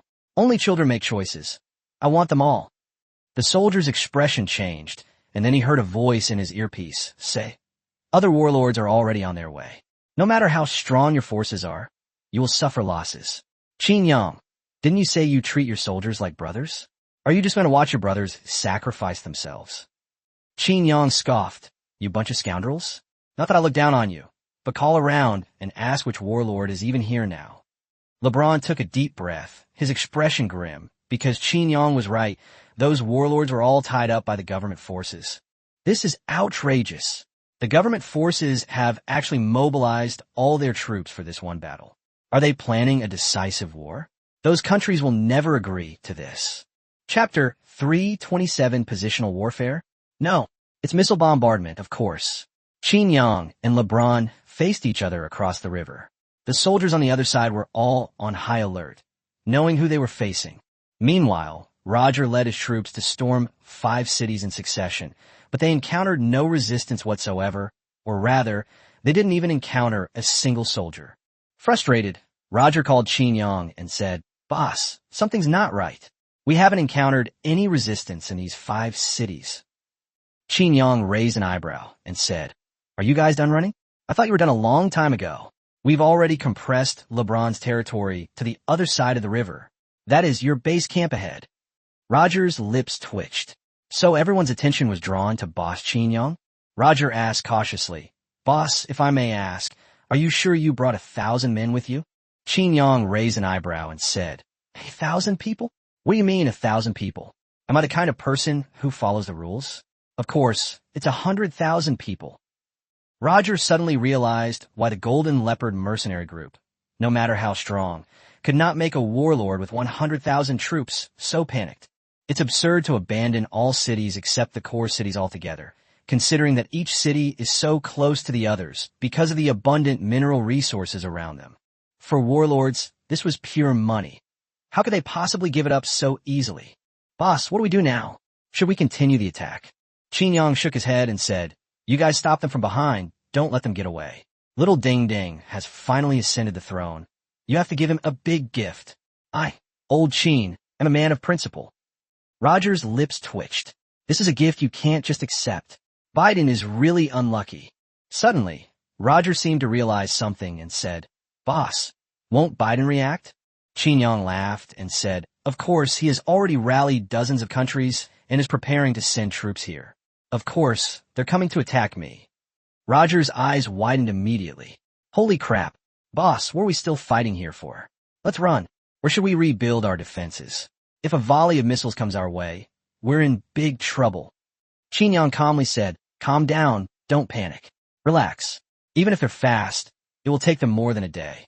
Besides, they haven't arrived yet, so they can't just drop missiles. My base in Iraq are keeping an eye on things. They'll try to intercept us along the way. Roger really wanted to complain.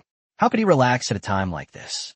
He might be good at fighting tough battles, but that was against the Allied forces. If they attacked, wouldn't they just sweep through? And if they couldn't win, they could always cheat. Roger hung up the phone, and Rayleigh quickly came over and asked, "Captain, what did the boss say? Should we go back?" Roger's lips twitched. "And what's with this captain nonsense?" he thought irritably. "Just wait," he said. "A coalition of dozens of nations is already marching this way. A great battle awaits you. Aren't you excited?" Rayleigh was speechless, as if he had swallowed a dead child, and said, "Brother, I just called you captain. Is it really necessary to fool me like this?" Roger forced a smile that looked more like a grimace and said, "Do you think I'm joking? I wish it were a joke." "Okay, Rayleigh understands. Qin Yang's personality definitely makes him capable of doing something like this." On the other side, Qin Yang did nothing on the surface, but instead dug trenches on the opposite bank of the river. Meanwhile, LeBron took a deep breath as he watched the situation unfold. "Attention everyone, one day, the Allied forces will arrive in Iraq in just one day, and then victory will be ours. LeBron is one of the most powerful warlords. For Qin Yang to come over and pinch him like that, isn't that going too far? The fact that Qin Yang and his men are digging trenches is the best news for them. It means that Qin Yang can't take them down in one fell swoop. They have to fight a positional war here." Qin Yang smiled slightly as he looked at the missile vehicles and self-propelled artillery prepare behind him. "Once the front is set up, fire them all out. I'm very greedy. I want them all." The other side also has mortars, and there must be no fewer than 1,000 of them. Otherwise, how could they be a major warlord? Time ticked by, and neither side made a move. LeBron had his men keep a close eye on the situation, ready to fire and level the river at the slightest sign of them trying to cross. This single bridge connects the two sides of the river and serves as their natural barrier. With the trenches dug, Qin Yang's eyes flashed with a sharp light as he shouted, "Brothers, fire!" Whoosh, whoosh, whoosh, boom, boom, boom. Countless missiles and artillery shells soared into the sky, flying over everything in their path. LeBron's expression changed, and he roared, "Take cover! Take cover!" The entire battlefield was instantly engulfed in a massive explosion, with mushroom clouds rising into the sky. They weren't unprepared. They weren't afraid of ordinary mortars. Although some people might die from stray bullets, it was ultimately a small number. But we won't say anything about your huge shells, but you also have so many missiles, and nobody told them this. How are we supposed to fight like this? LeBron roared at the top of his lungs. "Fire! Return fire! Blow up the bridge first! Now! Boom! Boom!" On a road where the positions were being ravaged by missiles, they also fired artillery shells and destroyed the only bridge. Of course, there were other bridges a few kilometers away, but they had all been destroyed beforehand. The only way to cross now is by force, but that's almost impossible. Not to mention how deep the river is. Even if no one stops them, they can only cross with melee weapons. Otherwise, by the time they get back, it'll be too late. While the fighting raged on this side, things weren't peaceful elsewhere either. Warlords in various regions were cursing and swearing, as most of them had received orders from the countries behind them to reinforce LeBron. The government forces clung to them like glue, relentlessly pursuing them. Although they were outnumbered in every battle, their goal wasn't to kill the enemy, but to hold them off. That made things much easier. Of course, those unrelated warlords were also dragged into it. It was simply because of the imbalance. If we all started fighting, what's the big deal about you? Do you think you could just pick up the scraps here? Come on over here, all of you. Those disgruntled warlords directly sent troops to drag them all into the battle, not to provoke enemies for themselves, but to occasionally send a couple of cannonballs flying over during the big battle. This gave the neutral warlords a headache, forcing them to send troops to the border. The government forces also tacitly responded by firing 2 shots. They were locked in a fierce battle, and of course, they couldn't let anyone else benefit. Both sides needed to be suppressed, but more than anything, they were secretly delighted. After all, Qin Yang was now on their side, and they were determined not to let anyone else profit. They didn't even have to lift a finger. Chapter 328, A Crushing Defeat. Whoa, another big fish? Leave no one alive. Meanwhile, Qin Yang's relentless firepower continued to cover the area, and the government troops following behind him were completely numb. Utterly numb. The president called, his voice tinged with anxiety, and asked, "What's the situation over there? It sounds like the fighting is quite intense. Can we take it down?" The president is very excited. Although they have captured most of the territory, LeBron's core forces have not suffered any losses. If the final offensive fails, they will fight back. They don't have enough troops to garrison the area. Otherwise, they would have been able to control the situation in Iraq by now. It's because they can win, but the cost is too high, and the territory would also be taken over by another warlord. The general's hand trembled as he held the phone, suppressing his excitement as he said, "Mr. President, I now understand why the United States is helpless against the Golden Leopard mercenary group. They were so brutal and unreasonable.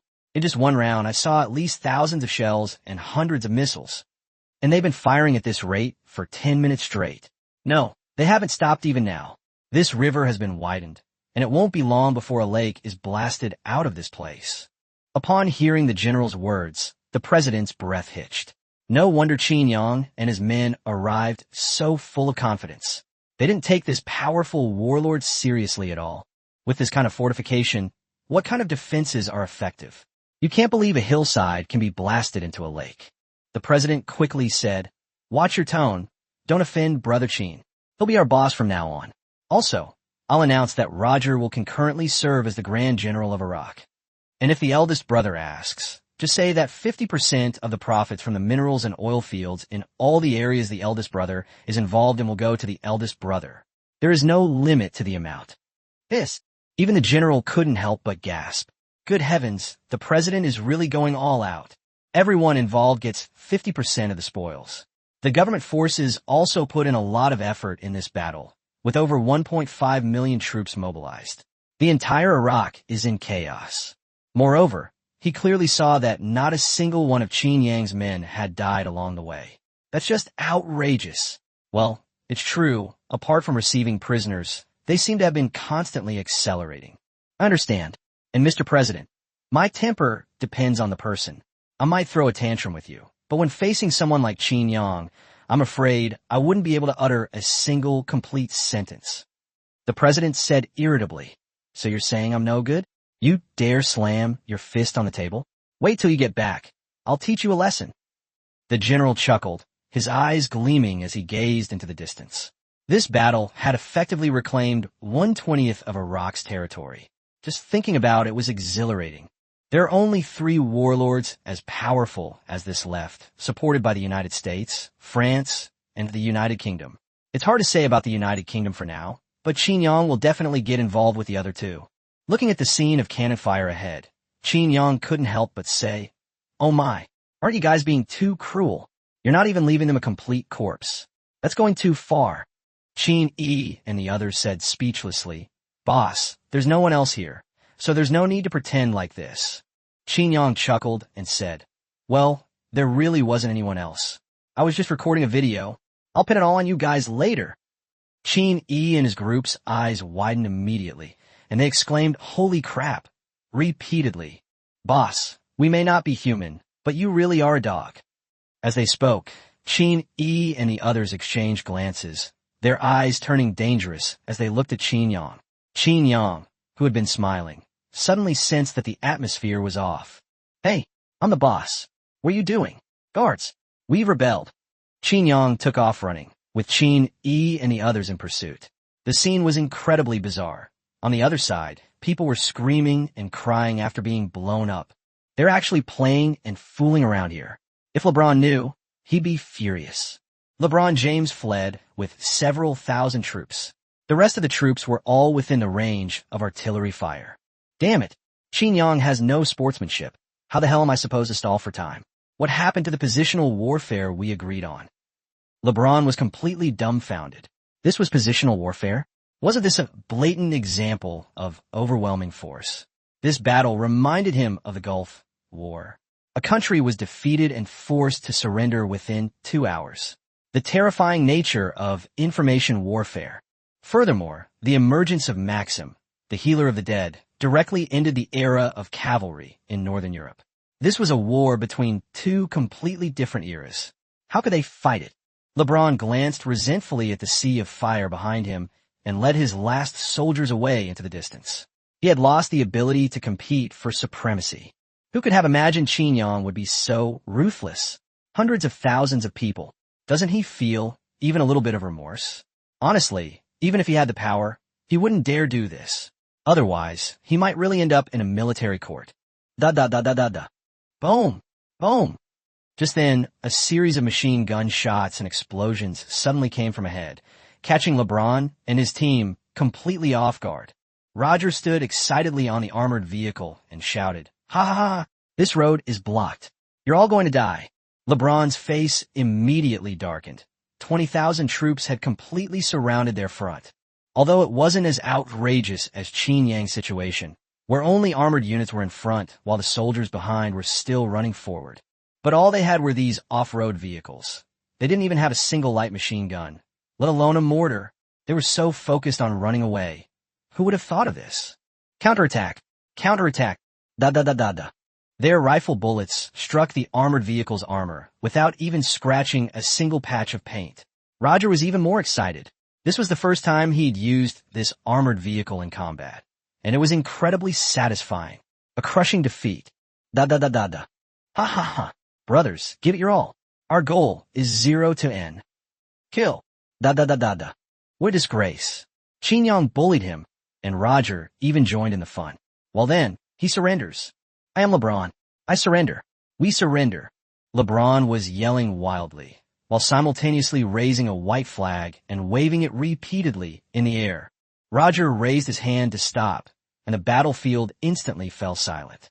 Roger's expression became quite interesting when he heard that the other person was LeBron. "Ha ha, heaven is on my side. I didn't expect there to be such a big fish. Brothers, the boss said we can't leave a single one alive. Especially the guy named LeBron. Shoot 'em all. Da da da da." The words had barely left his mouth when a barrage of bullets flew past. LeBron's face turned green. "You're using me as a bounty, aren't you? You know I'm a big fish, and you still won't leave me alive? You guys are ruthless." Chapter 329 Qin Yang. What did you say? I don't know. LeBron led his remaining troops in a resistance, but it was all in vain. Armored vehicles rushed up and pierced through their ranks. "Finally, it's our turn. I've been holding back for so long. Brothers, give it your all." Roger roared triumphantly into the communicator, exhilarated by the moment. After so long, he had finally had a thoroughly enjoyable battle, although it was a crushing defeat. Puff! LeBron coughed up blood, his eyes wide open, and with more than a dozen bullet holes in his chest, he fell to the ground with a look of resentment on his face. The artillery fire on the other side had also stopped by this time, and a huge lake had been blasted out within a radius of 5 kilometers. The air was still scorching hot, a heat wave caused by the explosion. Qin Yang stood on the other side, looking at what was in front of him, and took out his phone to call the president. "Hey, it looks like there's a lake here. How about we get Yin to build a scenic area around it? Or maybe we can build a couple of bridges. It looks like a lot of work." The president's lips twitched.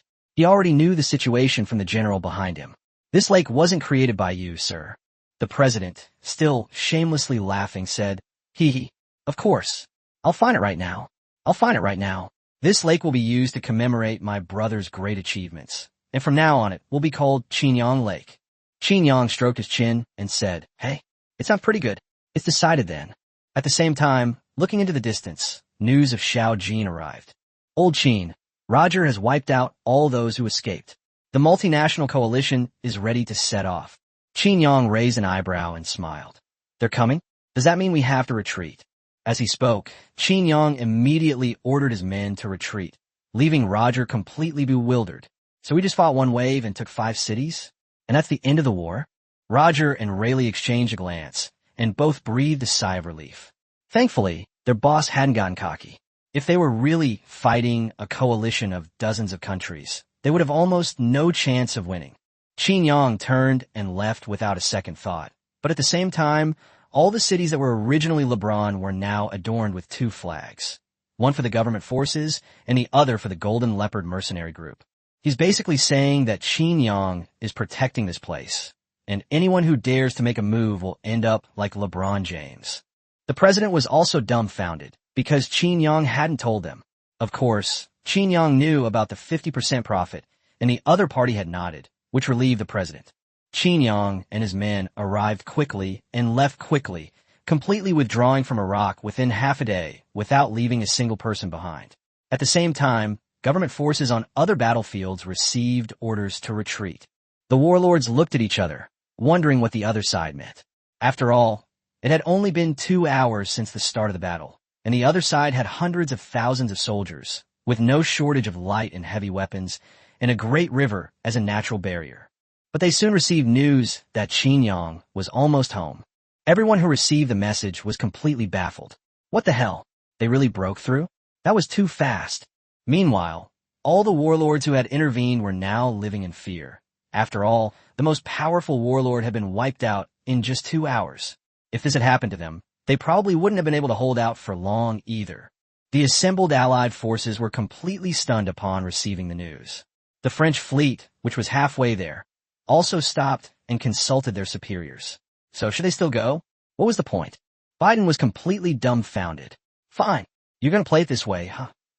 Biden gritted his teeth and said, call back. Those idiots couldn't even hold out for 2 hours. And I even skipped the Federation.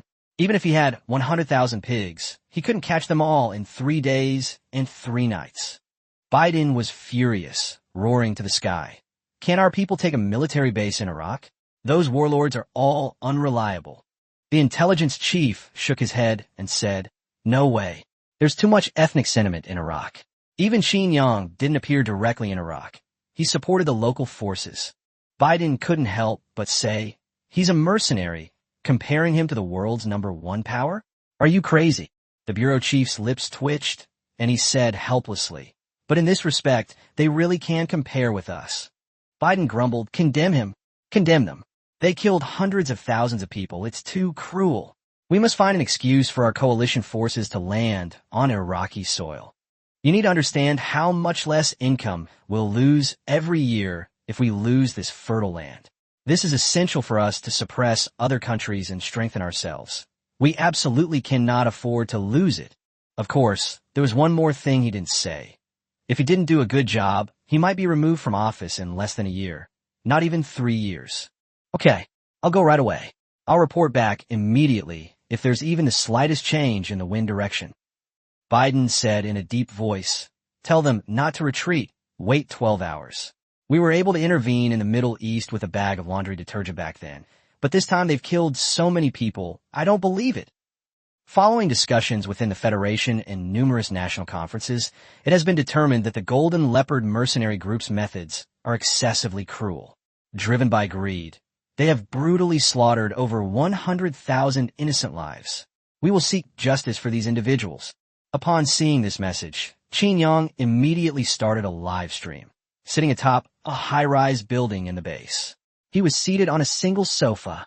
He sat with his legs crossed, looking at the screen with an extremely arrogant air. Meanwhile, large pieces of equipment could be vaguely seen behind Xinjiang in the live stream. Large missiles, clearly long-range missiles. This was also their first time seeing Xinjiang's base. Xinjiang laughed arrogantly. What nonsense are you talking about? I killed 100,000 people? How come I didn't know? LeBron? Is there such a person as Iraq? I've never heard of him. Don't try to fool me. Are you trying to bully me? How about I connect you with the Iraqi president and ask him? As he spoke, Xinjiang took out his phone and called the president. The president now understood what Xinjiang meant. He understood perfectly and said, no, there's no such person as LeBron. What warlord? That area has always been within the sphere of influence of our government forces. Xinjiang nodded and then directly connected with Biden via video call. Hey, you newly appointed old man. If you keep spreading rumors, I'll start spreading dirty rumors about you. Biden's lips twitched as he said, Xinjiang, if you don't want people to know, then don't do it in the first place. Don't think you could just get away with this by fainting. Xinjiang skofut, bah. You dare to say something? If you're so tough, go ahead and call someone over. Call someone over for a confrontation. Biden, in a fit of impotent rage, retorted, you've killed them all. How am I supposed to find them? That's none of my business. Do you really think this is your personal fiefdom? Do you think we don't know about the incident with the cup of laundry detergent? You'd better produce some evidence, or you know what will happen. Chapter 2:30 Missile Attack, Deadly Threat. After saying that, Xinjiang immediately shut down his microphone, took out a plate of grilled cold noodles, and started eating it in front of everyone. Biden was furiously ranting and raving at Xinjiang, his face turning red with anger. But when he saw Xinjiang occasionally looking up at him and smiling, he was surprised.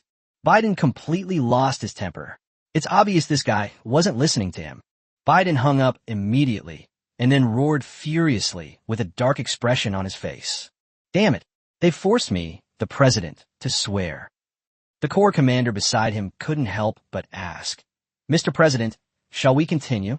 Biden retorted irritably. Continue? How? The Iraqi government and Xinjiang are in cahoots. What are we supposed to fight with? And Xinjiang, that guy who has no martial ethics, actually ran back to the base immediately. How clever of him. Biden said this through gritted teeth. He was filled with hatred. At the same time, take a deep breath to calm yourself down. If all else fails, you can always wait for the next opportunity. Biden gritted his teeth and said, we can make countless mistakes, but Xinjiang can only make one. As long as we seize just one opportunity, we can wipe them out. On the other side, He couldn't help but ask, Boss, are we still going to Iraq? Xinjiang said irritably, you really want to fight a war with dozens of countries? I, as the boss, haven't gotten cocky, but you have.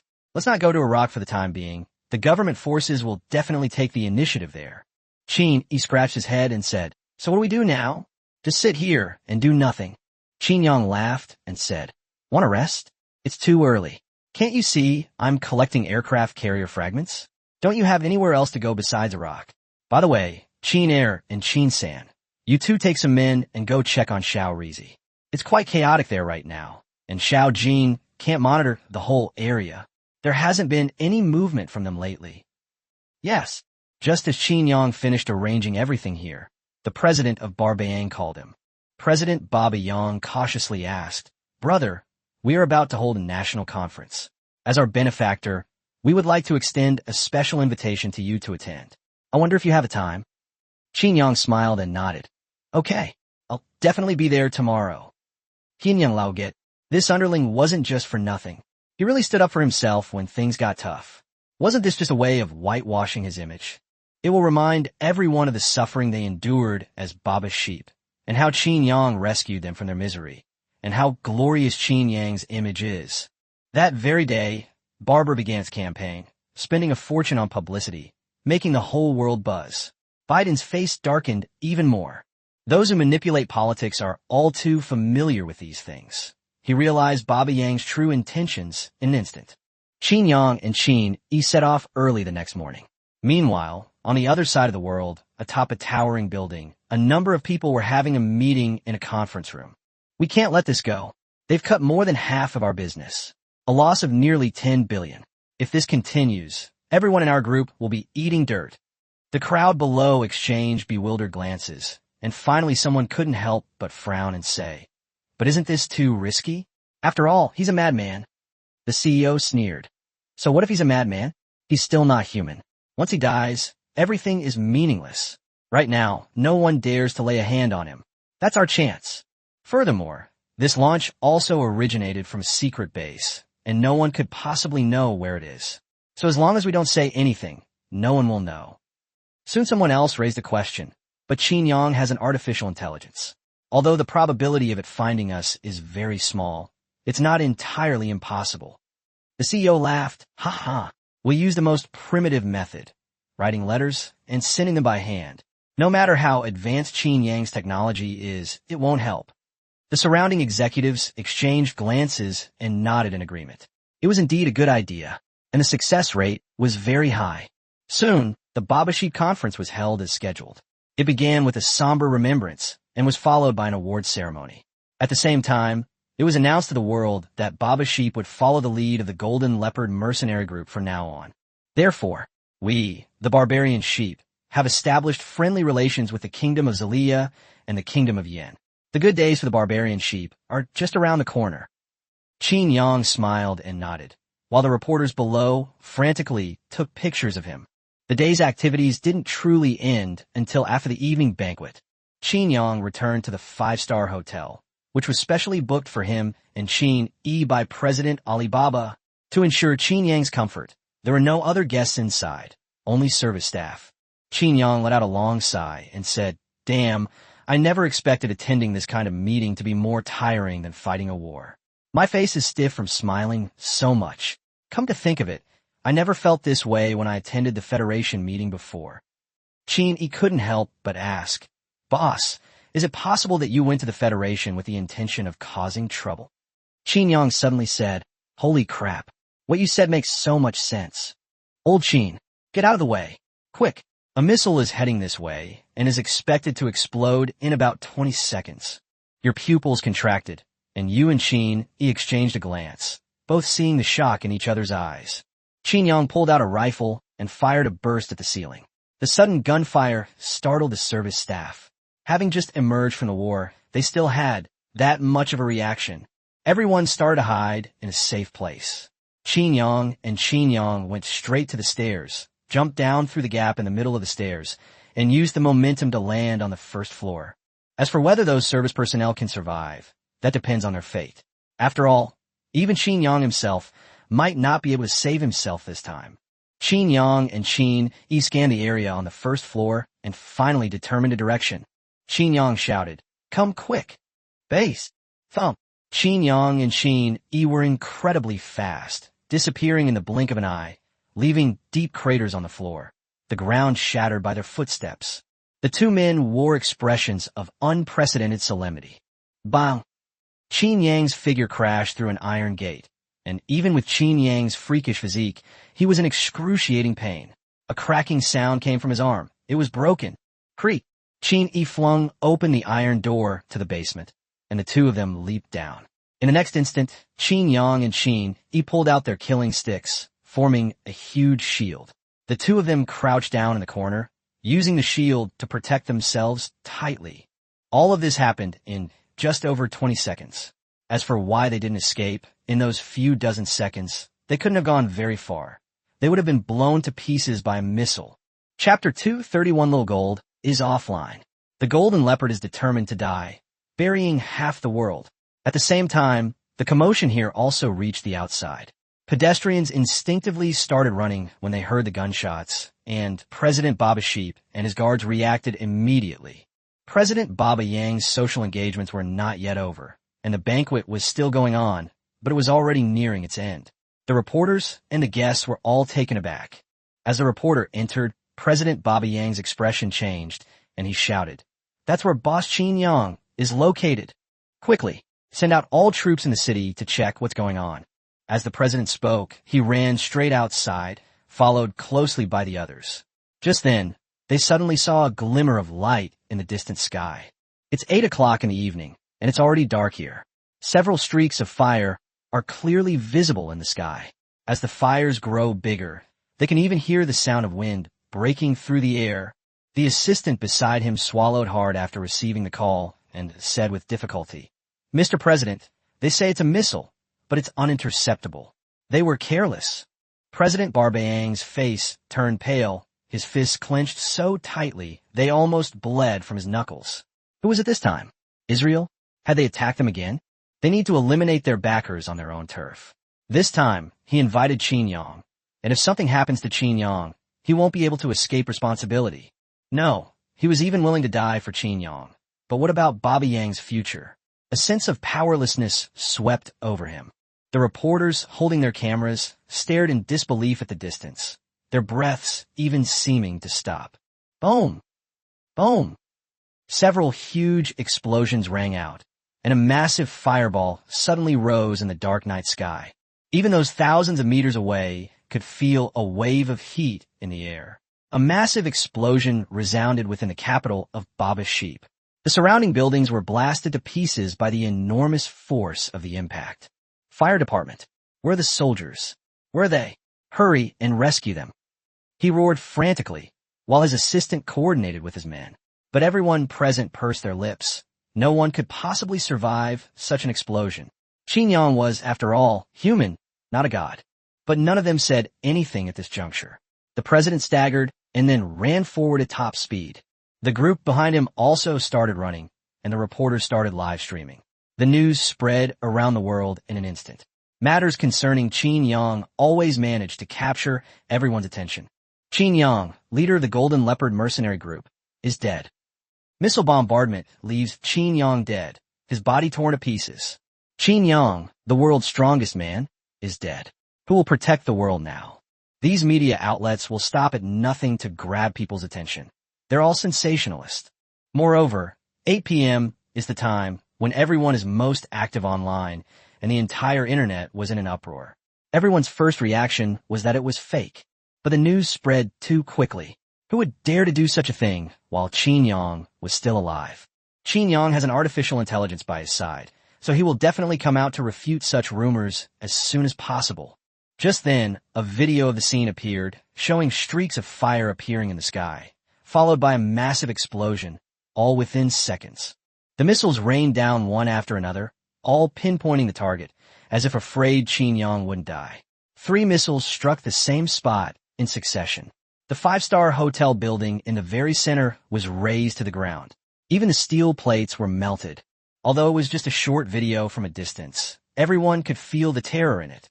When Lei Qingze called, the message indicated that the target was out of service area. But when he called Qin Air and the others, the call was answered. Qin Air, what's the situation with Qin Yang? What's happening online? Before Lei Qingze could finish speaking, Qin Air interrupted him with a furious voice. I don't know. Everyone drop everything and get moving. Hurry. Qin Air's eyes were bloodshot as he roared at the soldiers behind him. They threw away all their weapons, got into the vehicle, and headed towards Baba Sheep. Meanwhile, the entire base was in chaos. Qin Su'er looked around at the rioting soldiers, and Qin Jiao and the others rushed out of the rooms, confused. The doors were shattered.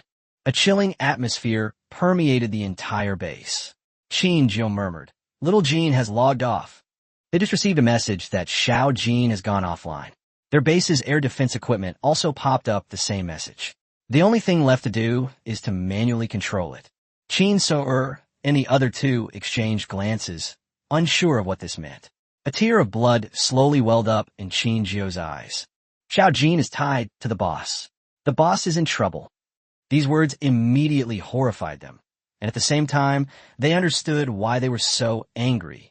Brothers, pick up your weapons and attack indiscriminately from this moment on. Anyone who stands in our way is the enemy, no matter who they are. Qin Jiao roared through gritted teeth, and at the same time, the others also set out. All the mercenaries that Qin Air and the others had sent out returned immediately. Some who had already arrived in other countries seized airports and flew their planes towards Babayang. In an instant, the movements of everyone in the Golden Leopard mercenary group caught their attention, and one message after another went viral on social media. This also made them realize that the news that Qin Yang had just died might be true, and that the target hit by the missile was Qin Yang himself. Xiaomi, who was in evening class, was holding her phone with trembling hands. She bit her lip tightly to keep the tears from falling. The classroom was completely silent at that moment. Everyone turned to look at Xiaomi. Just now, someone shouted that Qin Yang was dead, and everyone took out their phones to check the situation. Zhang Jieqi couldn't help but comfort her. Xiaomi will be fine. Qin Yang is so strong, and a troublemaker like Qin Yang will definitely live to be 100. Xiaomi dialed that number, and the call log showed that the last call was just 2 hours ago. She saw Qin Yang wearing a suit during a rare live stream on Babayang and teased him about it. 2 hours later, Xiaomi Zai dialed that number again. Hello, the number you dialed is temporarily unavailable. Snap! A trickle of blood flowed from the corner of Zai Zai's mouth, but Zai Zai ignored it, large tears falling one by one, quickly blurring her vision. I kept dialing that unreachable number, completely obsessed. Upon seeing this, Zhang Jieqi quickly said, and Qin Yi and the others, you can call them. Xiaomi nodded repeatedly. Qin Yi was with Qin Yang, but Qin Yi's phone was also unanswered. Everyone fell silent. The two people who were together had both disappeared without a trace, which meant that Qin Yang might really be. Hello, Xiaomi quickly asked. Waiter, how is Qin Yang? Is he alright? Is he? Da. Before Xiaomi could finish speaking, they heard gunshots coming from Qin Air's direction. Everyone, get on the plane. Qin Air took a deep breath and said, Sister-in-law, I'm sorry, it was our mistake. Stay in Yin country and take good care of yourself. I don't want anything to happen to you either. If the world is in chaos, half the world will be buried with my brother. Take care. Qin Air knew that Qin Yang liked Xiaomi Zai very much. Xiao Jin went offline, which meant that the boss and the number one brother were in trouble, and the meaning of their lives had come to an end. Everyone was determined to die. They would not let go of any of those who had a grudge against Qin Yang. They would squeeze out all their last bit of strength and make them die on the way to the front. Chapter 332 Xiao Jin. I'm logging off now. Go dig out Qin Yang. Goodbye, everyone. Qin Air hung up the phone. They had already made their choice. After all, searching for information wasn't their forte. But those who were going to take action against Qin Yang were the opposing forces. Israel, Thailand, Myanmar electricity, the beacon of the nation, France, Little Days, Skull, and Bones. They'll count them one by one, but right now the most urgent thing is to go to Baba Yang to check on Qin Yang and Qini. There hasn't been a single piece of news yet. Snap! Xiaomi's phone fell to the ground, and instantly the screen was covered in cracks. But Xiaomi just stared blankly at the table. Qin Air's meaning was very clear. Qin Yang and Qin Yi were indeed in trouble, and they were going to fight to the death. The classroom fell silent for a moment, but soon someone sent out the news. The entire internet was in an uproar. The Golden Leopard mercenary group was preparing to go all out, which meant that even if they died, they would take enough people with them. Moreover, judging from their methods, it's clear they won't care about any humanity. They will carry out indiscriminate slaughter within the territory of hostile forces. Biden's eyes widened excitedly as he asked, "Are you serious? You're not lying to me? Could it be that Qin Yang faked his death?" The assistant shook his head and said, "No, we've confirmed it from multiple sources. And based on our information, we speculate that the gunshots were when Qin Yang detected the missile, but he couldn't escape the blast radius in just a few dozen seconds." Biden laughed excitedly. "Ha ha! Great, he's dead. Qin Yang is finally dead. Which brave warrior did this? So incredibly valiant." The assistant shook his head and said, "We didn't find anything either." Biden's lips curled into a smile. If they couldn't find it, then Qin Yang and his group probably couldn't find it either. Interesting. On the other side, dozens of fire trucks began extinguishing the fire around the explosion, and the huge flames were not extinguished for a while.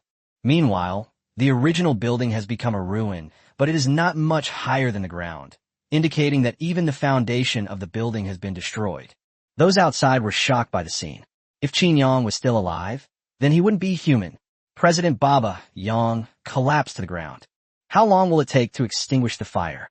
The fire chief standing nearby said helplessly, "This area can only accommodate these fire trucks, but it will take 3 hours to completely extinguish the fire. Search and rescue operations will take about 5 hours to begin." The president suddenly roared, "Don't we have airplanes? Use the airplanes. Use the airplanes to carry water and destroy them." Buzz! Boom! Just then, a loud roar came from the sky, and everyone looked up sharply. A fighter jet flew overhead, and then a man jumped out from it, cutting his parachute just a dozen meters from the ground and slammed a shield into the ground with a thud. Qin Zhou swayed slightly, the violent tremor making him involuntarily feel a sweet taste in his throat. But seeing the scene before him, Qin Zhou remained silent, followed by endless anger. Those who make armed helicopters fill them with water to put out the fire. Qin Zhou said these words through gritted teeth, and soon the sound of armed helicopters came from the sky, followed by buckets of water falling from above. Although each fire was small, the sheer number of them made up for it. With the help of both sides, the flames gradually began to subside, and it looked like they would be extinguished in less than 2 hours. Meanwhile, more and more civilians joined the battle, carrying buckets of water and beginning to contribute their own strength. At the very bottom of the ruins, beneath a collapsed wall, 2 figures lay prone on the ground. If it weren't for their faint breathing, one would mistake them for 2 corpses. Qin Yang and Qin Yi's bodies were pressed tightly together, with 2 huge shields above them, desperately holding back the collapse. At the same time, the arms that Qin Yang and Qin Yi had used to support the shields were broken. Blood flowed from their wounds. Neither of them was unharmed. The immense impact had damaged their internal organs, causing bleeding and fractures of varying degrees in almost every bone in their bodies. The most serious injury was to the arm that supported the shield, which was now as if it had no bones. At the same time, the high temperature caused by the explosion was also scorching the shield, and even the shield transformed from the stern rod could not withstand it. Qin Yang's face was burned, and there wasn't a single patch of undamaged flesh on his body. He looked horrifying. Of course, 2 shields alone are not enough to withstand 3 missiles. After all, the destructive power of these missiles is no joke. Xiao Jin sacrificed herself in the last moments before Qin Yang fell into a coma. Old Qin, you must live. You must. After saying that, Xiao Jin transformed into a beam of blue light that enveloped the shield. Then, a huge explosion struck, and intense pain and heat swept over his entire body. Qin Yang gritted his teeth and endured it for a while before finally passing out. A blue light curtain enveloped the shield above Qin Yang and his group. The blue light curtain gradually faded and finally seemed to disappear into nothingness. At the same moment, members of the Golden Leopard team around the world all received one sentence in their minds. It was Xiao Jin's words. Everyone, I'm logging off now. It's been a pleasure spending time with you all. Come to Baba Sheep and dig old Qin out. With just that one sentence, Xiao Jin went offline completely. No matter how they asked, there was no response. At the same time, their goal was to steal the plane and head to Baba Sheep. Meanwhile, a supersonic aircraft from Yin Kingdom has taken off, its target being Baba Yang. There are 3 people on board, a pilot, Lei Qingze, and Xiaomi Zai. Although Qin Air said he didn't want him to come, how could he possibly stay in Yin under these circumstances? Before leaving, Xiaomi left a message for her parents. Mom and Dad, if this trip doesn't go well, I can only repay your kindness in the next life. The personal safety of those who traveled with Lei Qingze to Baba Sheep was certainly guaranteed, so the meaning of this statement is self-evident. This night was destined to be a sleepless one. Everyone was sleepless. The eyes of the entire world were on Baba Sheep. Chapter 333, Everyone Gathers. Heaven and Earth Lament. Frenzied digging. The rescue continues, and some people in Baba Sheep have started live streaming. On site, you can see the president and representative from various countries, as well as the 10 generals of the Golden Leopard mercenary group. The helicopters in the sky are also spraying water. Now the whole world believed it. Qin Yang was indeed dead, killed in this missile attack. Meanwhile, undercurrents are surging among various countries and forces, especially those who have grudges against Qin Yang, who have already begun to make preparations. Meanwhile, many countries are starting to make moves against Middle Eastern nations again, except for Israel. They do indeed want to do it again, but their armies were crippled by Qin Yang last time, so they have no intention of doing so. A rescue operation has attracted billions of online viewers, even though it's already past 9 p.m. Meanwhile, planes are flying to Baba Yang. Among them were the presidents of Iraq and Iraq, including Roger, Badr and Dogler of Syria, the president of Jordan and Vienna, and the president of Mexico, who also came with his guard. Even members of those hidden organizations came. James from the Sky Dome Society stood in the crowd, looking at the scene with a complicated expression, and finally sighed helplessly. He didn't think Qin Yang could survive this situation. In the darkness, several kilometers away from the scene, atop a building, a petite figure appeared, her red twin ponytails swaying in the wind. Looking this way, she whispered, "You won't die, will you? This is your last chance." The flames gradually died down, and everyone except the rescue workers was dispersed, except for those in high positions. Everyone stared the scene before them. Soon, all members of the Golden Leopard mercenary group arrived, leading 1,000 men to await rescue, while the rest kept watch around the perimeter. Baba Sheep's army was dispersed. They don't trust anyone now. If Qin Yang is still alive, he can't afford any accidents while he's seriously injured. They've even brought the medics with them. They're currently on high alert in the vehicle. As long as Qin Yang has a breath left, they can keep him alive and then go back to save him. Time passed slowly, and it was already 11 p.m. The flames were all extinguished, and large lights were turned on all around, illuminating the entire area and half of the city.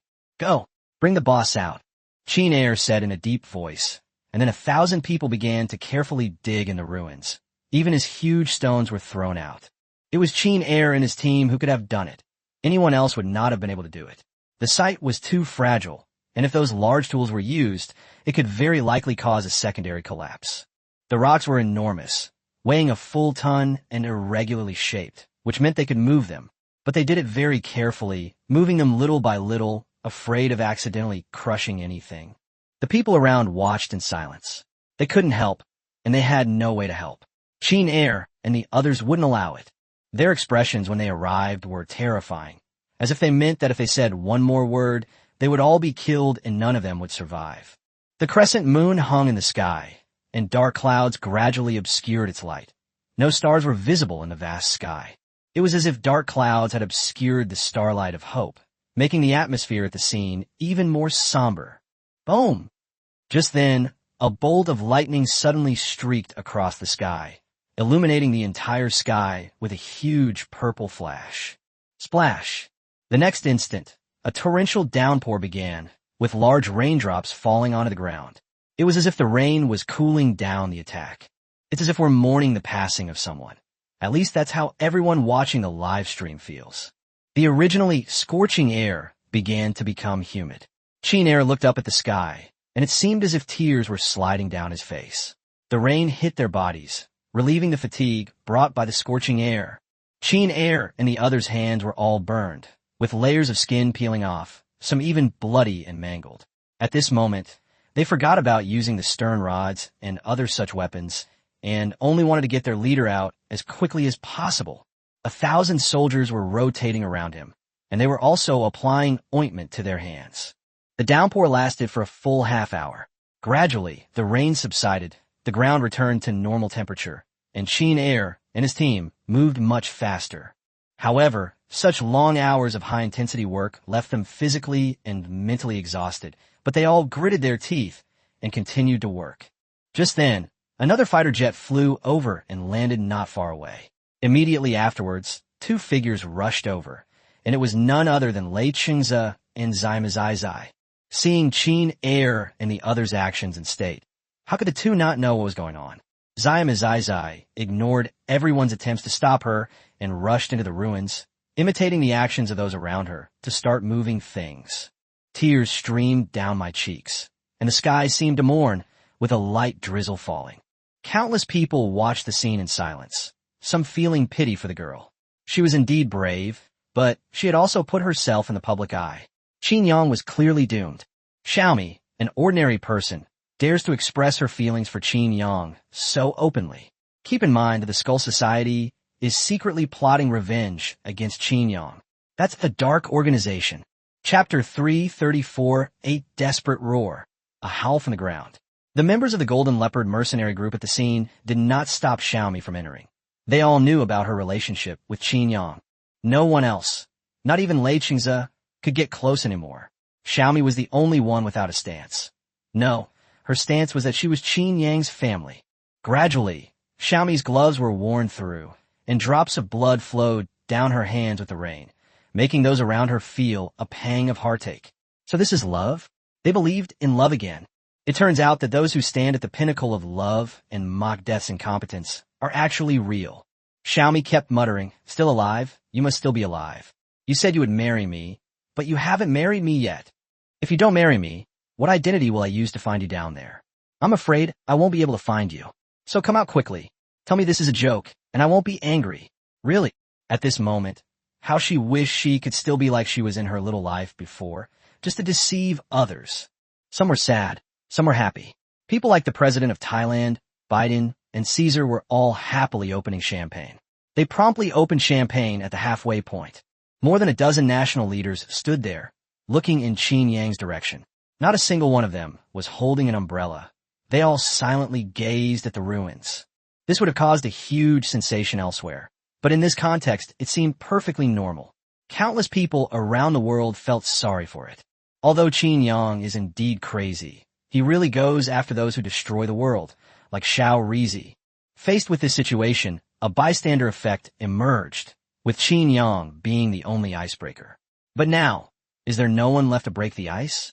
Rainwater seeped into the basement little by little, though calling it a basement isn't quite accurate. The entire building was blown to pieces, and the foundation sank so much that it was practically underground. Rainwater flowed in through the cracks and slowly seeped into the ground. But the amount of rainfall from the previous downpour was still considerable, and there was still some standing water in Qin Yang's area. Qin Yang's eyebrows trembled slightly as he soaked in the water. The cool rain gently caressed his face, providing some relief from the severe burns. Gradually, Qin Yang slowly opened his eyes. His vision blurred for a moment, and then his field of vision gradually returned. The first thing Qin Yang saw was Qin Yi, who was also covered in injuries. Qin Yang tried to shout, but found that his throat was so thick with smoke that he couldn't make a sound. Moreover, for a short period of time, Only his left hand could move slightly. Qin Yang could no longer feel his right hand, which he usually used. However, Qin Yang didn't care. He called out to Xiao Jin in his mind, but as expected, there was no response. Although Qin Yang couldn't show any expression on his face, his sadness was obvious. He remembered that Xiao Jin said goodbye to him before he fell into a coma. Indeed, this stern-wielding rod was very powerful, and the material it was made of did not exist on Earth. However, once you lose your grip, the strength and other properties will decrease quickly, since this thing is adjusted according to the user's grip strength. Xiao Jin said goodbye to him at the end, saying that she would sacrifice herself to give him a chance to live. Now it seems that he is still alive, but Xiao Jin is gone. Tick-tock. A tear slid down from the corner of Qin Yang's eye, the only part of his eye that he could open, and dripped into a puddle on the ground. Qin Yang struggled to move his left arm, inching forward until his fingers finally reached below Qin Yi's nose. Call. A barely perceptible breath as chapet Qin Yang sleeps. He was still alive, though his breath was extremely weak. However, Qin Yang and Qin Yi are in very bad condition, and their lives are in danger at any moment. The rain brought him back to consciousness, but his body was still at risk of hypothermia at any moment. My mind, which had just become clear, gradually became hazy over time, as if I might fall asleep at any moment. At this moment, a sliver of light appeared in the sky above, and the light drizzle had completely stopped. A full 10 hours had passed. They dug a huge pit with their bare hands and have now started digging deeper into the ground. Much of it is solid. After all, although the foundation was shattered, apart from a few basements, the rest of the ground was completely blocked off. It was shattered, but removing the stones on top was useless. There was only endless rock below. Qin Air roared, his eyes bloodshot. The thermal imaging still hasn't moved? Where is it? Where is it? A weapons expert nearby was operating a large machine that could probe through the rubble to detect living beings below. However, initially it was because the ground was too hot, even exceeding the human body temperature. Now, Qin Yang and the other person have developed hypothermia due to being immersed in rainwater for a long time. The weapons expert shook his head, instantly shattering Qin Air's hopes. Even at this point, they still hadn't found Qin Yang's location. They unearthed a number of corpses, and each corpse that appeared sent a chill down everyone's spine. As dawn broke, the number of viewers watching the live stream didn't decrease. In fact, it increased. Almost half the world was on holiday. Everyone was focused on what was happening here. Despite the slim chances, they all wanted to witness the moment Qin Yang was unearthed. Qin Air roared in frustration, his voice echoing throughout the city. The light in the eyes of all the soldiers on the scene went out. They mechanically moved the stones one by one. But below were not hopes, but stones of despair. Little Xiaomi dug at the ground with lifeless eyes. He kept digging here and there. His hands were already bloody and mangled, but no amount of persuasion could stop him. Upon hearing Qin Air's roar from underground, Qin Yang, who was about to lose consciousness, suddenly regained it. It's Qin Air. They're here. I can't give up. Qin Yi is still alive too. He has to get out. He can't let Xiao Jin's sacrifice be in vain. The 10 generals and all the soldiers roared wildly, making the scene resemble a pack of raging beasts.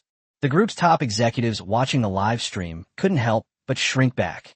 They probably don't know it's us. Keep a low profile these days. We're using the most basic methods. They definitely won't be able to trace us. We haven't had any conflicts with Qin Yang before. Yes, everyone. Keep a low profile. Qin Air and the others looked terrifying. If they found out, they would fill the ant nests in their yard with mercury. Qin Yang, who was underground, suddenly opened his eyes. He used his only remaining left hand to push himself up little by little. In this cramped space, Qin Yang managed to sit up. However, his hoarse throat still couldn't produce a sound. Qin Yang touched his leg, took a deep breath, and pulled hard. With a crack, his thigh, which was originally severely dislocated due to the fracture, was straightened. Even Qin Yang was so pained by the blow that he broke out in a cold sweat, but he couldn't make sound. All he could hear was a muffled groan coming from his chest. Qin Yang slowly squatted down, supporting his body with his left hand and right leg, which were fractured in multiple places, and resting his head on the shield. I took several deep breaths to calm myself down, and After nudging the object above me a few times with my head, I could feel that the weight of the object above me was not very large. But that was during his prime. It's uncertain whether Qin Yang can even break through now, but he only has one chance. If he fails, he might perish here. Qin Yang silently enjoyed himself. Qin Yang, you can do it. So many people are waiting for you outside. How can you fall here? After searching Wu Kingdom once more, Xiaomi Zai outside let out a heart-wrenching and desperate roar. Qin Yang, come out here. Come out now. A glint flashed in Qin Yang's eyes from underground. Xiaomi Zai was here too. Although he didn't know how long he'd been unconscious, she'd actually come. She must be terrified. After all, she's just a 20-year-old girl. Moreover, Qin Air and the others had just let out a desperate roar. So how could I let them despair? At this moment, Qin Yang's adrenaline surged, as if his run and do meridians had been opened in an instant. His throat was ripped open from his open mouth, and blood gushed out. Ah! A roar came from underground after Zai Zai, making everyone present tremble. Chapter 335 Qin Yang, with only one breath left. This voice was like sunlight breaking through the blockade, and at the same time, the first ray of sunlight in the sky shone down and fell on the earth. Everyone stared in shock at the sound, while Qin Air and the others smiled with delight and turned their heads sharply. Xiaomi's tears burst forth, and she ran towards the source of the sound. Bang! The next instant, pieces of rubble were deflected, and a person holding a shield stood up from the ruins. When they saw Qin Yang's appearance, everyone unconsciously swallowed hard, because Qin Yang looked terrifying. His entire body was covered in blood and gore. His face was a bloody mess, and one eye was tightly closed. Only one eye remained.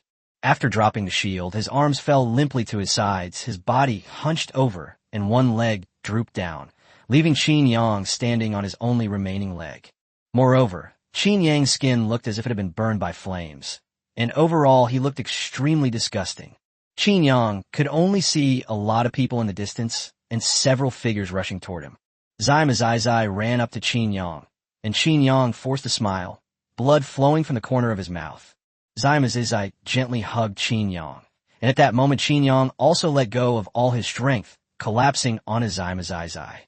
Tears streamed down Zai's face as she tried not to sway her body at all.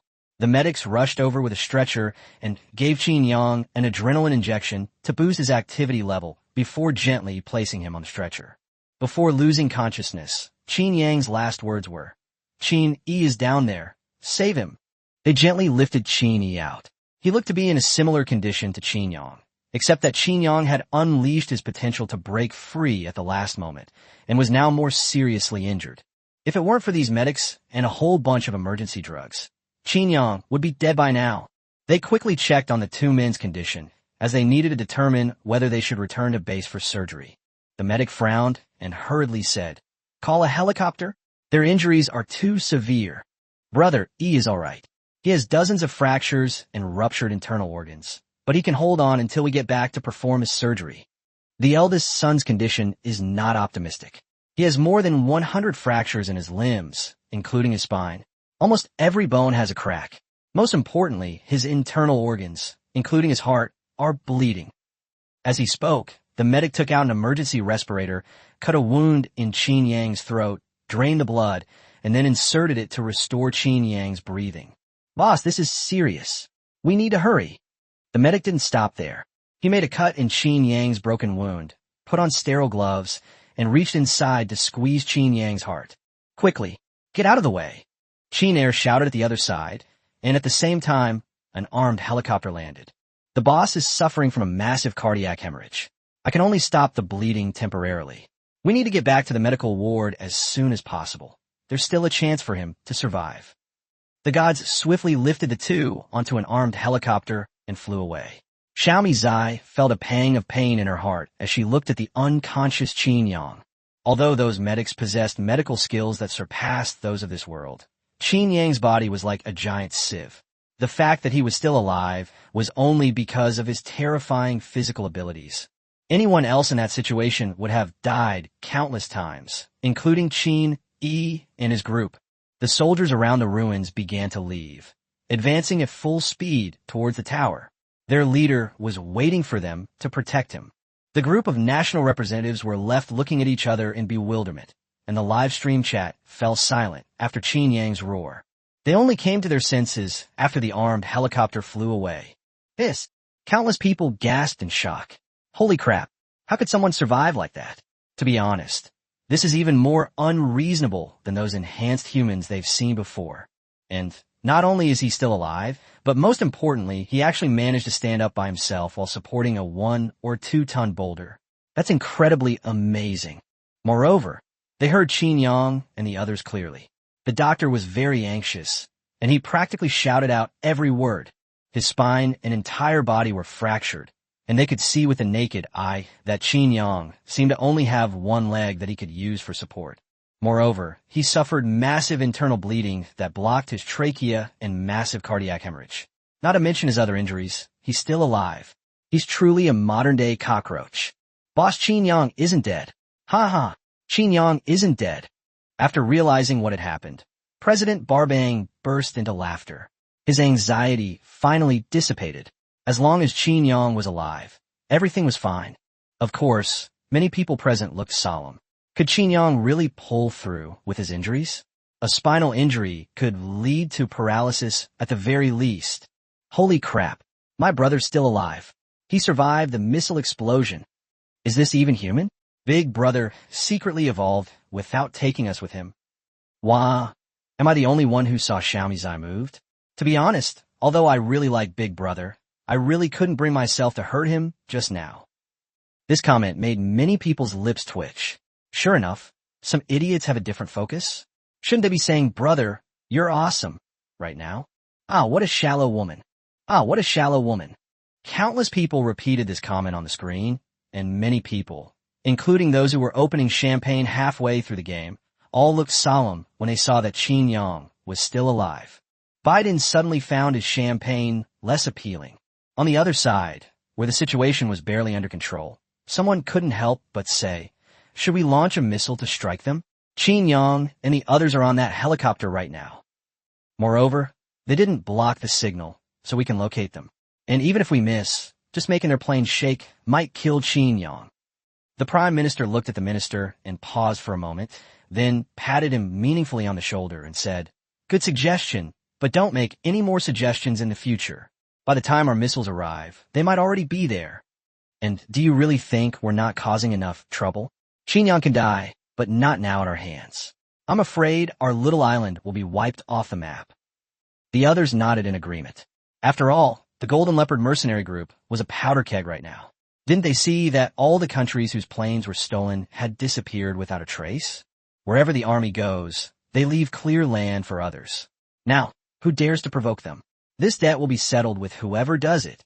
On the helicopter, Qin Yang's heart was still beating faintly, while on the other side, the doctor was constantly performing debridement surgery on Qin Yang and continuously transfusing blood.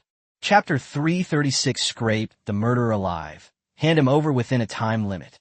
Finally, after holding on until they returned to the base, Qin Yang and Qin Yi were treated and immediately entered the medical ward. The medics continuously adjusted their condition, and Qin Yang and Qin Yi's physical function stabilized and gradually recovered. The others breathed a sigh of relief. Although whether he could wake up was uncertain to them, this was Qin Yang. As long as his bodily functions could recover, he would definitely wake up. A vegetable? Impossible. Meanwhile, other soldiers and Zai also entered other available medical bays to recover from their wounds. The leaders on the other side exchanged glances and then, at President Baba Yang's invitation, went to a safe place for a discussion. After all, they all had their pride and couldn't just leave like that. At the same time, Xiaomi was also being watched because she was the only outsider to enter besides the Golden Leopard mercenary group. Because they didn't know about it when it was Ekaterina's time, and Qin Yang's base wasn't as well developed back then. They originally thought news of Qin Yang would arrive the next day. But strangely, there was no word from Qin Yang for a whole week. Gradually, news spread that Qin Yang had died from his illness or had become a vegetable. At the same time, Qin Yi had already recovered inside the base. Of course, he could move around freely, but it would take more than a week to fully recover to his previous state. At this moment, they were all looking at Qin Yang. Qin Yang slowly opened his eyes, smiled slightly when he saw the person in front of him. You're all here. Looks like you didn't go down. I knew the King of Hell was waiting for me to meet his targets. He wouldn't let me go down so early. Qin Yi and the others laughed. Boss, you're still as mischievous as ever. Qin Yang got up and walked out of the medical ward. At the same time, he raised an eyebrow. He could feel the weakness in his body. At this moment, he couldn't even lift the disciplinary rod. After a 2-second pause, he finally smiled helplessly. It was already a miracle that he was alive. His condition was even more serious, and he couldn't fight for a month. He could only live like an ordinary person.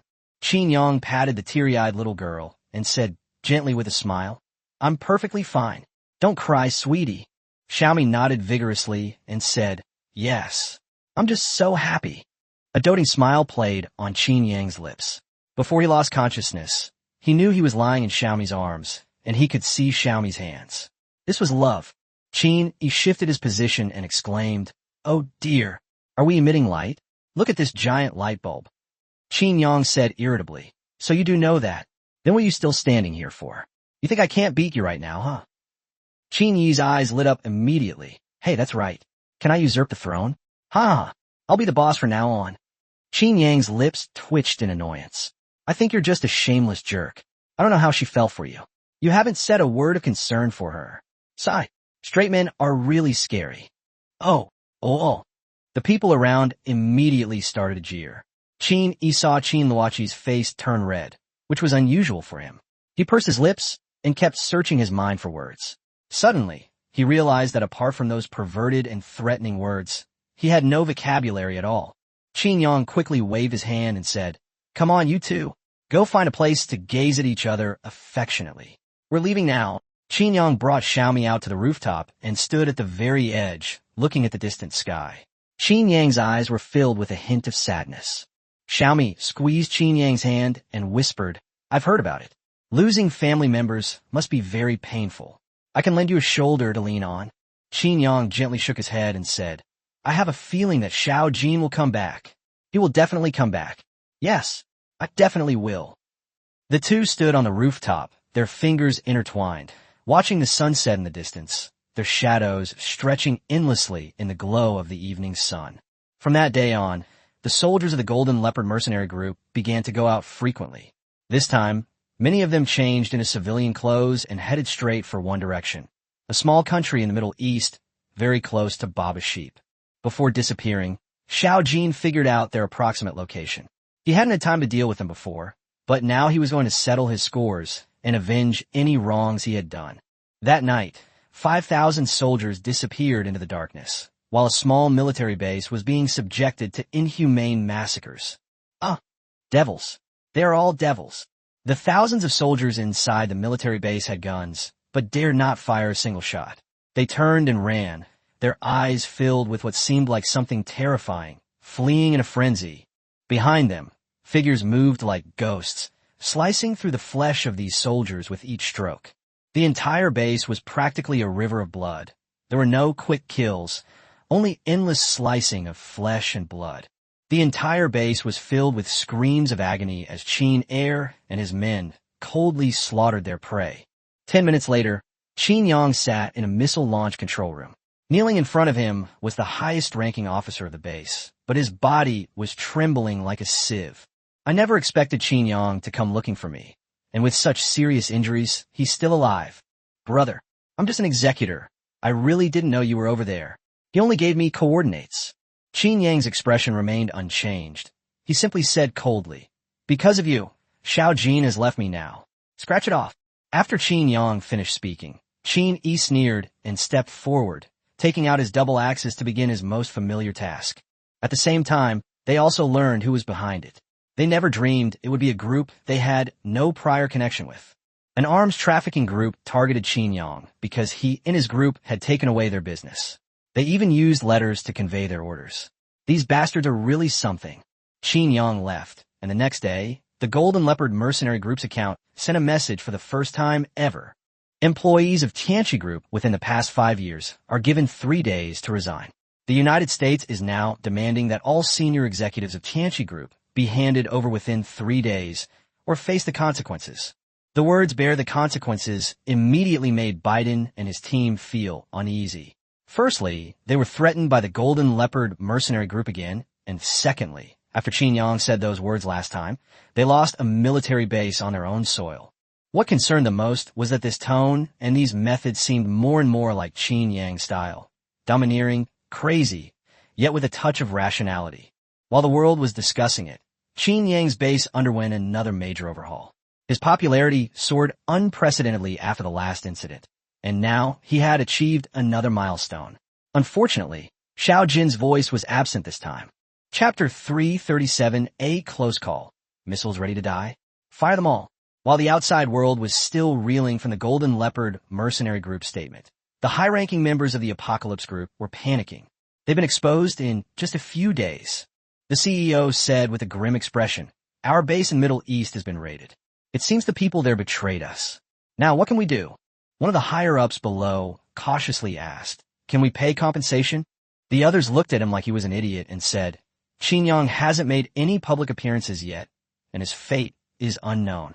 You want to spend money to buy Qin Yang's life? Are you out of your mind?" The man who had spoken also realized what was happening and covered his face. They had been discovered, and if they didn't deal with it, they would all die. Besides, someone had taken photos of the situation inside that base before. It was horrific. They were all dismembered. "Should we run away?" The CEO said irritably. "All right, look at you all. More than half of the people in the group have already resigned, and the rest all have close ties to the group. But there's no need to worry too much. Qin Yang's fate is currently unknown, and many people are analyzing that something might have gone wrong. Otherwise, they wouldn't have been able to hide their whereabouts during the rescue. The Golden Leopard mercenary group's threat level has been greatly reduced now. I've offered a lot of benefits, and now the United States has made it clear that they will protect us.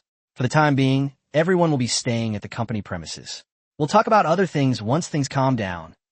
Everyone nodded, and Biden also had the State Department issue a statement saying that Apocalypse Group is a legitimate company in their country and has made outstanding contributions to the United States, and that they will not abandon their citizens because of any threats. Of course, this was expected by everyone.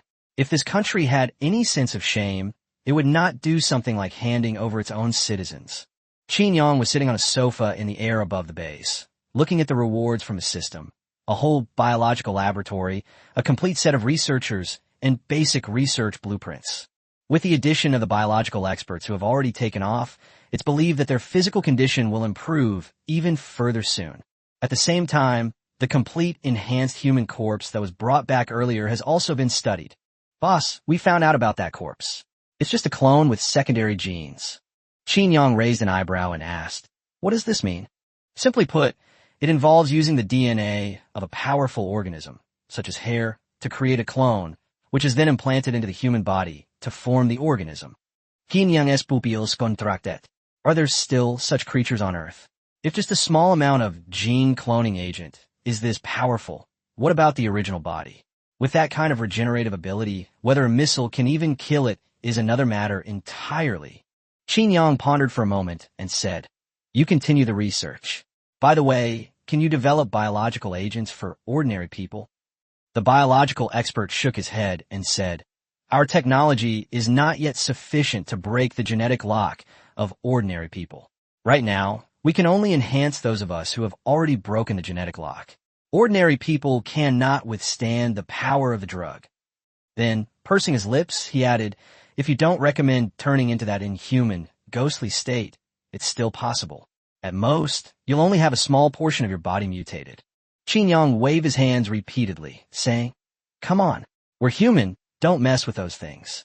This kind of mysterious creature is obviously not human." After the biology expert left, Zymus' eye laughed and said, "Actually, I don't need it.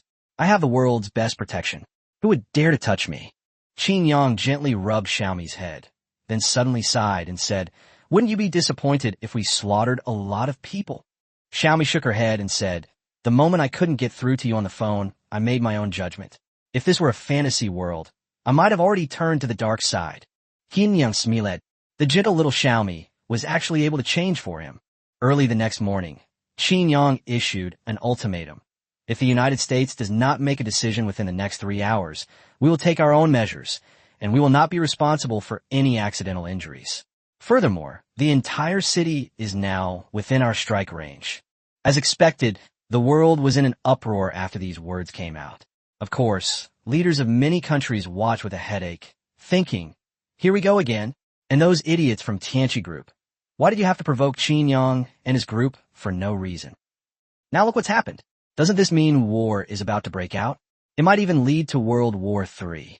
After all, one is recognized as the world's largest country, and the other is recognized as the world's biggest madman. When these two collide, it's like a thunderbolt striking the earth. At the same time, everyone in that city was evacuating, except for the people from the Apocalypse Group, who were also forcibly kept near the building by the military. Biden and the lawmakers discussed it, and the others withdrew. They had enough space to set up control. Even if they lost, they resisted, and in the end, those people died, so there was no more conflict between the two sides.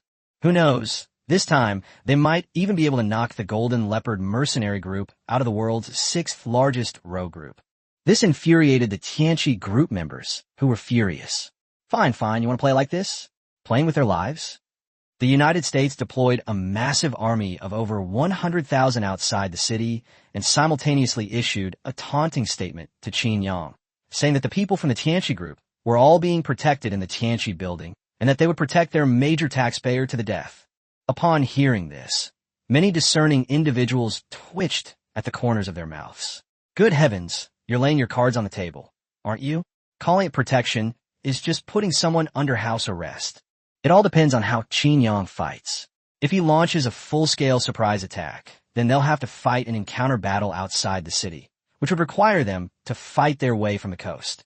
Obviously, that's not realistic. Another option is to use missiles, but their air defense firepower is arguably the best in the world, and all the surrounding military bases are keeping a close eye on this area. Even if they failed to stop those missiles, only a few members of the Apocalypse Group would die. Their army would suffer no losses. At the same time, their entire fleet was deployed to search within their territorial waters to guard against Qin Yang's fleet. Qin Yang was stunned when he saw these messages. Holy crap, this Biden is amazing. Is he not one of us? Or is he one of our peripheral members? He shook his head and said, Boss, aren't we being too optimistic?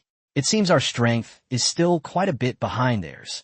Qin Yang waved his hand and said, We've been raising troops for 1,000 days to use them for one. Are we just going to leave so many missiles at home to gather dust? What are we waiting for? Let's launch them now and take a look at the enemy's firing positions. Good. A tense atmosphere pervaded the international community.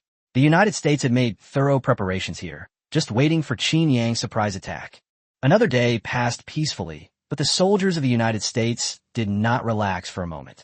They worked in 3 shifts to closely monitor any unusual activity in the sky. There was even a single accidental signal triggering, which sent out a missile to strike a swarm of wild geese. Chapter 338. No way, are you sick? This is never going to end. Qin Yang stood on the rooftop, a gentle breeze ruffling his clothes. He whispered, the wind's picking up. Tianchi Group is going to go bankrupt. Qin Yi's lips twitched. Boss, you still have time to watch TV dramas? Qin Yang rolled his eyes and said, after fighting wars all your life, can't you enjoy yourself a little? Whoosh, whoosh, whoosh. In the next instant, countless missiles flew up from behind Qin Yang, streaking upwards and leaving behind dazzling trails of flame. The moment these missiles flew out of Darim province, they were detected by satellites monitoring the Qin Yang base. They're here. Everyone get ready. The United States was on high alert and had no idea that a huge vehicle was coming out of Darim province and heading towards the territory of the Barba sheep. Fire. Intercept. At the same time, orders were issued from more than a dozen military bases, and missiles were launched and flew towards the sea. Fortunately, they were able to track the missiles this time. Although they couldn't pinpoint each one, having their general location allowed them to defend effectively. Hitting one of the missiles would suffice. Looking at the satellite images, Lei Qingzi couldn't help but gasp. Holy crap. I knew Qin Yang was a big spender, but I never imagined he was this rich. One volley of over 10,000 missiles. How much money is that? He swindled me out of hundreds of millions last time. The adjutant silently raised his hand and said, Minister, are you so sure Qin Yang is still alive? Lei Qingzi fell silent, which was unusual for him, because he wasn't sure either. His phone hadn't received any messages from Xiao Jin for a long time. Qin Yang had previously said that Xiao Jin was a special case, and he accepted having such a mischievous niece. However, since that day, his phone has never been hacked again. He guessed that Xiao Jin was actually tied to Qin Yang, and now that Xiao Jin hadn't made any moves, Qin Yang was probably in grave danger as well. But the Golden Leopard mercenary group seemed rather stable, not quite as crazy as he seemed. Could it be that they really didn't have enough confidence to infiltrate the United States? Boom! Boom! Countless missiles collided in the sky, causing massive explosions. The terrifying air currents stirred up huge waves on the sea.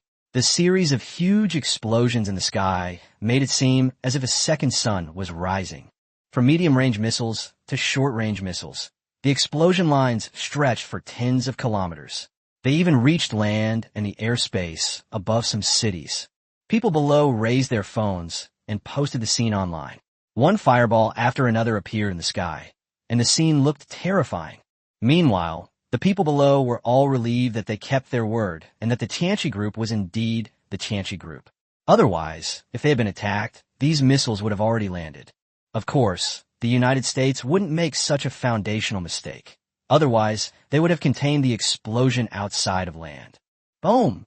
Just as these missiles were advancing, tens of thousands of missiles were launched from Qin Yang's base. Upon receiving the news, Biden couldn't help but swear, exclaiming, "Holy crap! Qin Yang and his team are crazy. Where do they get so many medium-range missiles? Do they think missiles are free?" Logically speaking, their annual military expenditure is the highest in the world, but they can't produce that many medium-range missiles in a year, even if Qin Yang launched 20,000 of them. Many countries were stunned by this situation, especially the interim prime minister who couldn't help but say, "Thank goodness I didn't listen to your advice back then, otherwise I'd be in a mess now." They don't have much wealth left. Their military factories no longer produce missiles. They only produce guns and ammunition. It's ironic that this once-developed country is now not unified. If those 20,000 missiles were to land on their little island, I'm not kidding, they'd all have to be recycled. Meanwhile, the United States has also stepped up its efforts, launching medium-range missiles without restraint, and even bringing 2 aircraft carrier fleets to the ballistic trajectory, continuously launching missiles to intercept them. The skies suddenly rained down like fire, and the battle lasted for more than half an hour. This city near the sea was never at peace. Many people were stunned watching the live streams in the city. Good heavens, is this how the rich fight wars? Baba Yang shed tears of gratitude. Thank goodness they hadn't fought like that before. Otherwise, with their defensive capabilities, they wouldn't have even detected 3 missiles reaching the capital. They would have easily crushed them. Qin Yang raised an eyebrow, looked at the surveillance footage, and said in a deep voice, unable to break through the opponent's defenses. Qin Air shook his head and said, "No, mainly because our launch sites and destinations are too fixed. The trajectories have been locked, and they can intercept them all. And the United States has quite a large missile stockpile. We have over 20,000 missiles. They must have to fire 70,000 or 80,000. They're really rich." Qin Yang said irritably, "Stop reminiscing now. Let's launch one last salvo of missiles. Also, get the other side ready." Judging by the speed, have they already reached Jordan? Or have they reached the Baba Sheep? Qin Air said helplessly, "Boss, there were a lot of people over there. We can't go too fast. We haven't even left Celia yet. How about we take it slow, fight smaller groups at a time, and buy some time?" Qin Yang thought for a moment and said, 2,000 shots each time, just to let them know. Yes. Immediately afterwards, the United States discovered that Qin Yang's missile count had decreased. Biden laughed loudly. "Ha! They've run out of missiles. A mere mercenary organization dares to compare its military equipment with our beacon nation? Bah! Does he even deserve it?" But over the next few hours, Biden's smile gradually turned into one of existential doubt. Biden couldn't help but complain. Seriously?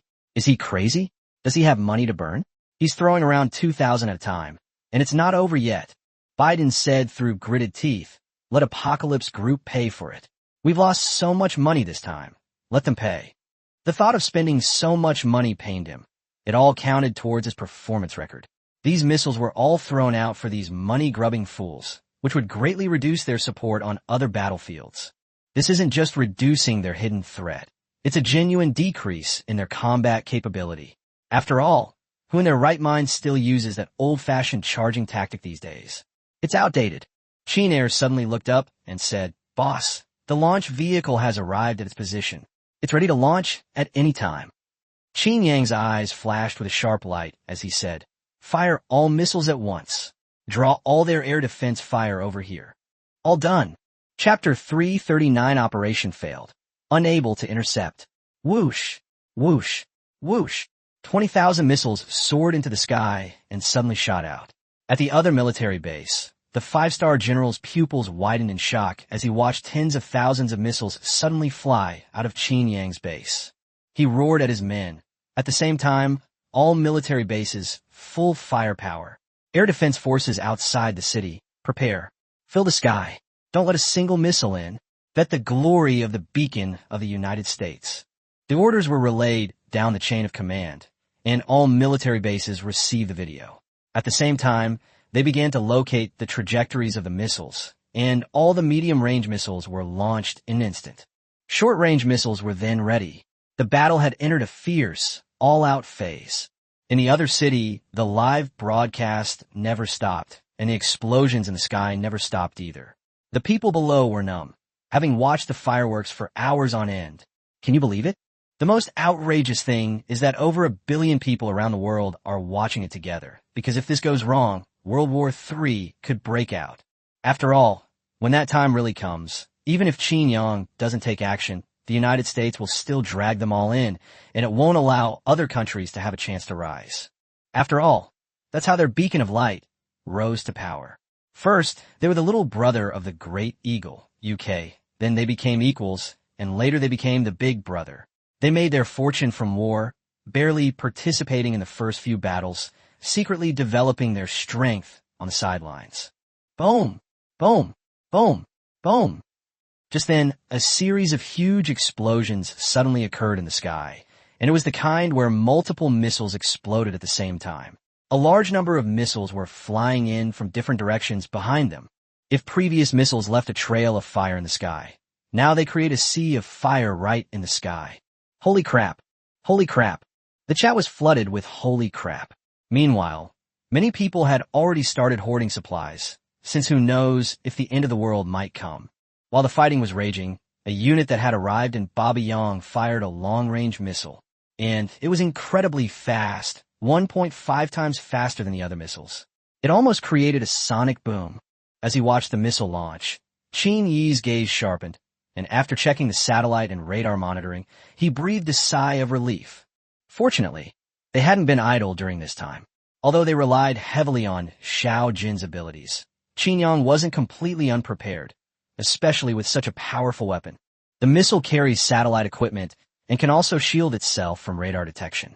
It has a special coating, meaning that apart from the naked eye, there are almost no technological means to detect this missile. Moreover, the United States has now deployed half of its national firepower to intercept Qin Yang's 20,000 missiles in a comprehensive manner. Biden must be feeling the pinch from firing 100,000 missiles in one go. They'll have to think twice before supporting Tomahawk missiles in the future, because they couldn't afford to pay for it, even if they sold Apocalypse Group. Damn it, have they gone mad? Tianchi Group must be held responsible. The assistant couldn't help but say, "Mr. President, is it possible that Qin Yang is really dead? The way they're fighting seems like they're not going to survive." Anyone with a modicum of common sense knows the cost of so many missiles. Their resources are about to be completely depleted. Biden's eyes lit up and he clapped his hands, saying, "That's right. Qin Yang must be dead. Ha! This is a huge achievement. My re-election is practically guaranteed. Ha! Sleepyhead still wants to run for the next term? Impossible. Dream on." Biden was overjoyed. Qin Yang's tactics were truly wasteful. Who in their right mind would play like that? He even issued a statement before the game, and he stubbornly stuck to just one location. If they had just launched a sneak attack on one place, an entire city would have been wiped out. Are they all just a bunch of stubborn fools without Qin Yang? I don't understand. I really don't understand. If Qin Yang knew what the others were thinking, he would have said helplessly, "Sigh, we are cruel, but in the end, we still couldn't get over our conscience. We still feel guilty about killing so many people." A long-range missile flew through the sky, and the crew of a fishing boat on the ocean below seemed to hear a roar from the sky. When they looked up, they could only see a trail. Huh, what's that? A UFO. The fishermen didn't pay any attention and continued their work after the sound disappeared. On the other side, 20,000 missiles are hurtling around, getting closer and closer to the apocalypse group. The general below roared, "Release!" Whoosh, whoosh, whoosh. Instantly, countless anti-aircraft guns fired, and anti-aircraft artillery also began to fire wildly, taking away those that had slipped through the missile interception in one fell swoop. Boom, boom, boom. Listen, a series of huge explosions came from the sky. Because the missiles were already at a very low altitude, the huge impact of the explosions made the clothes of the standing general flutter loudly. The intense heat of the flames was overwhelming. Artillery shells had continued to be fired, and missiles in the sky were being intercepted one by one. The supply was dwindling rapidly. A hint of a smile appeared in the general's eyes. They had held them off. This must be their last gasp before death. But just as the general breathed a sigh of relief, a whooshing sound suddenly came from the sky. For some reason, this sound reached their ears. Even though the explosions were happening all around, this unusual sound still made them turn their heads. Because the sound didn't come from the front, but from the side. Many people turned their heads to look, only to see a missile getting closer and closer, flying towards them at an extremely fast speed. The general's pupils contracted. He immediately used the Anton communicator and roared at the command post and all the soldiers, "Fire! Stop it! Stop it!" This angry shout immediately caused the 5-star general, who had been smiling, to freeze in his tracks. At the same time, he brought up the scene footage, but their view was interrupted. Damn! Satellite jammers. They actually put them on missiles. The 5-star general grumbled and cursed. After all, it wasn't that they couldn't do it, but the speed of the missiles couldn't be guaranteed to be blocked in real time, so it was almost useless. Moreover, they're usually designed to counter radar. After all, who uses satellites to inspect national defense for no reason? They could overwhelm such a large area of memory. The soldiers shouted, "General, our radar hasn't detected anything unusual. We can't locate it. You must intercept it. This missile is their trump card. I order you to intercept it at all costs." The 5 Elements general directly gave orders to the general outside the city. The general gave a bitter smile and said, "It's too late. It's too fast." They even turned their guns around, and the missiles had already disappeared from their sight. They had driven straight into the city. They are more than 70 kilometers away from the Apocalypse Tower, but it's too late for them to defend. Moreover, this missile is only visible to the naked eye, so intercepting it with a missile is impossible. Why? Why did it fly over from that direction? The 5-star general paused for a moment before saying, "Operation failed. Report to the president." As for the high-rises of the Apocalypse building, all they could hear were the deafening explosions, and they all huddled in their safe houses, trembling with fear. No one had notified them. Chapter 340 Nuclear Explosion. Face swap entry. Biden was stunned when he received the news, and finally sighed helplessly. "Fine, if we can't hold it, we can't hold it." All the funds of the Apocalypse Group will be handed over, and all the personal assets of those high-ranking officials will also be handed over. For them, Tianchi Group is nothing. Since they are destined to be humiliated, they should think about how to recover their losses. The assistant nodded, then made a call and started transferring the money directly to the military funds. They had been prepared beforehand, and it was completed in a second. In the United States, there's a great deal of freedom. I'm not exaggerating. In this free country, your money is my money. The 5-star general in the operations room sighed, but didn't seem too discouraged. After all, Qin Yang's victory this time was entirely built on money, and they were currently in a frenzy, not even thinking about counterattacking.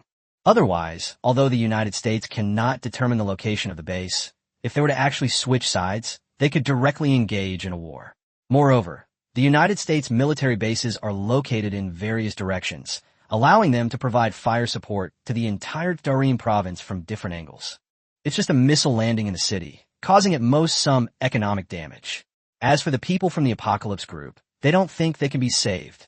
If this doesn't work, the Golden Leopard Mercenary Group is very likely to launch another suicide attack. It would be good if we could stop them, but they might suffer even greater losses next time.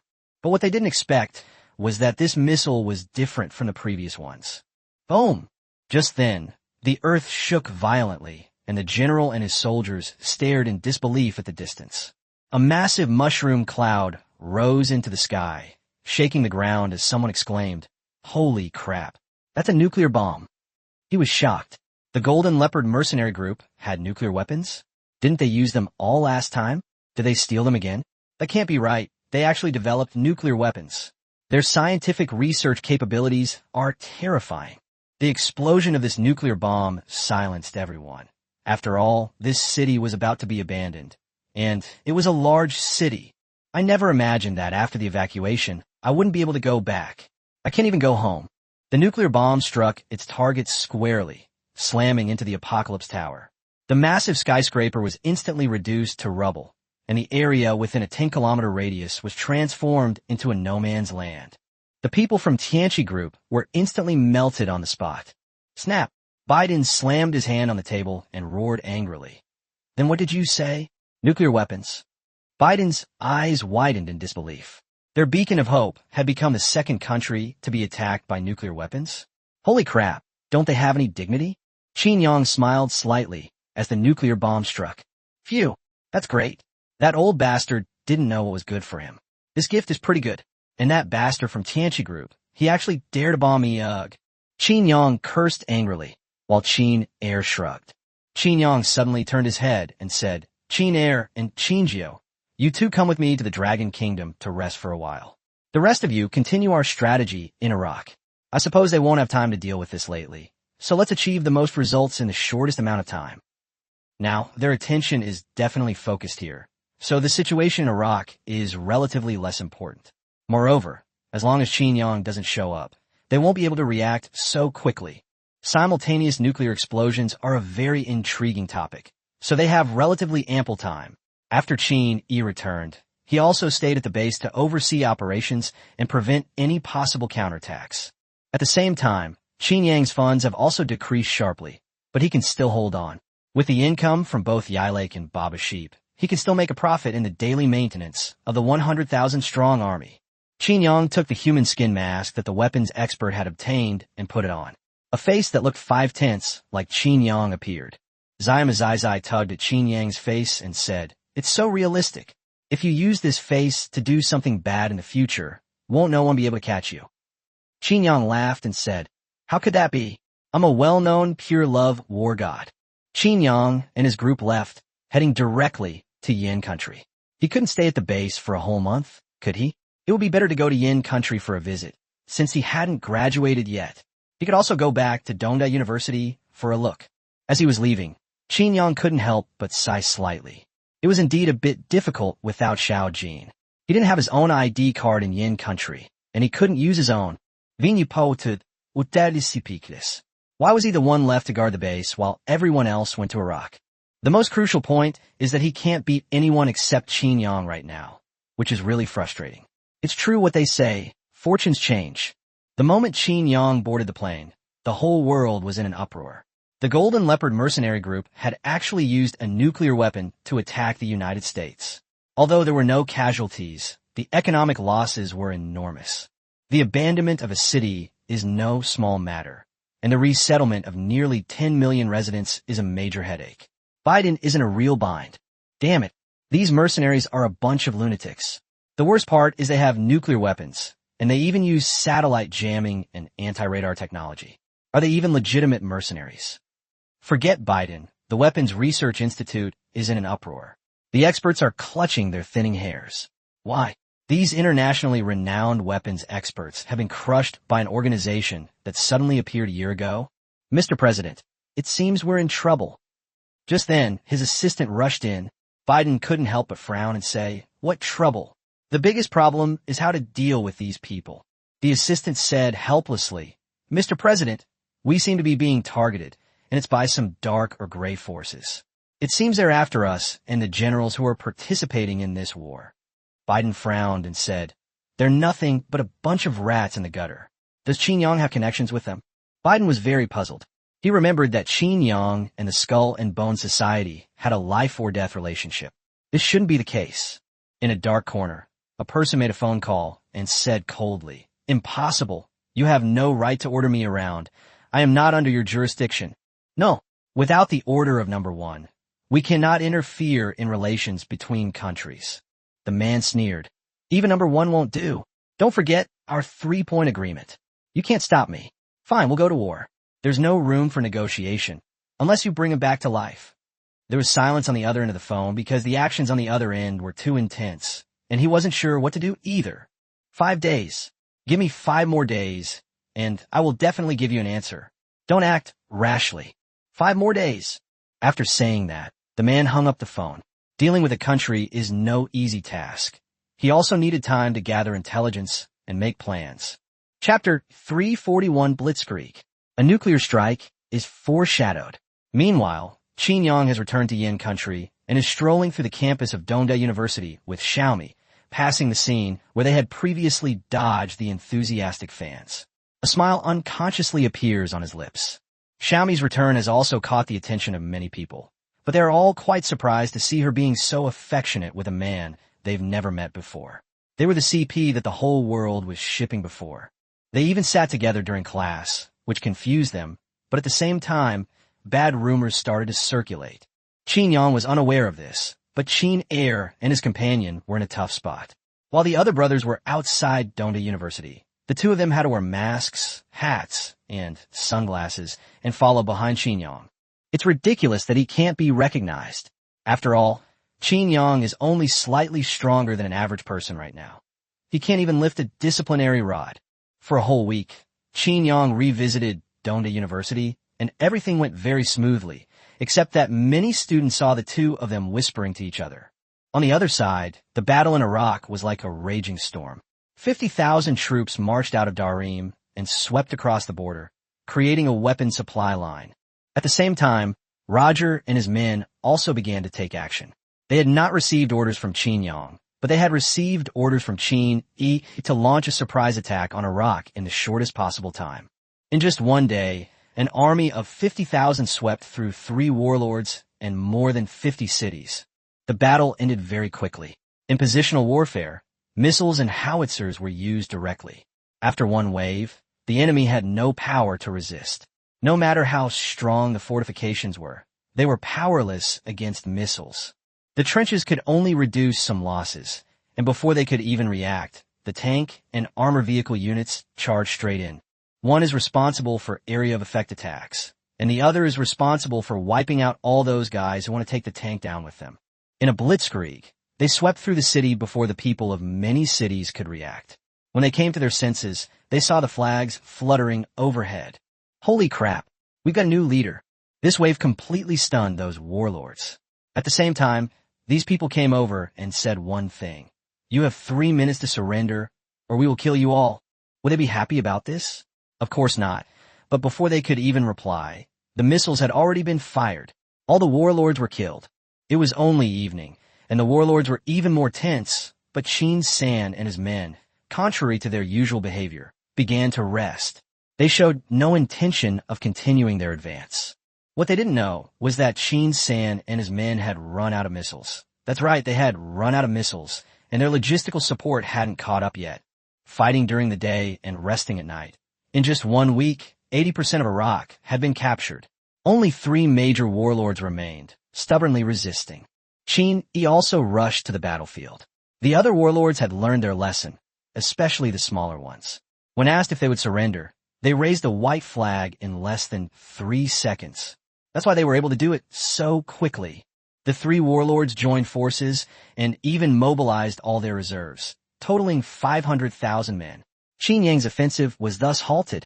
However, in order to avoid being defeated one by one, they have shrunk their territory and are now in a precarious stalemate. Qin Yi's side has already deployed fighter jets, launching occasional bombing raids. They are helpless against this. Even with anti-aircraft guns, the soldiers of the Golden Leopard mercenary group had superb flying skills in such a vast sky. In 2 days and more than a dozen air raids, they only managed to shoot down 3 fighter jets. Meanwhile, the countries that had previously established a presence in Iraq were now seething with hatred, as one of their vital sources of income had been cut off.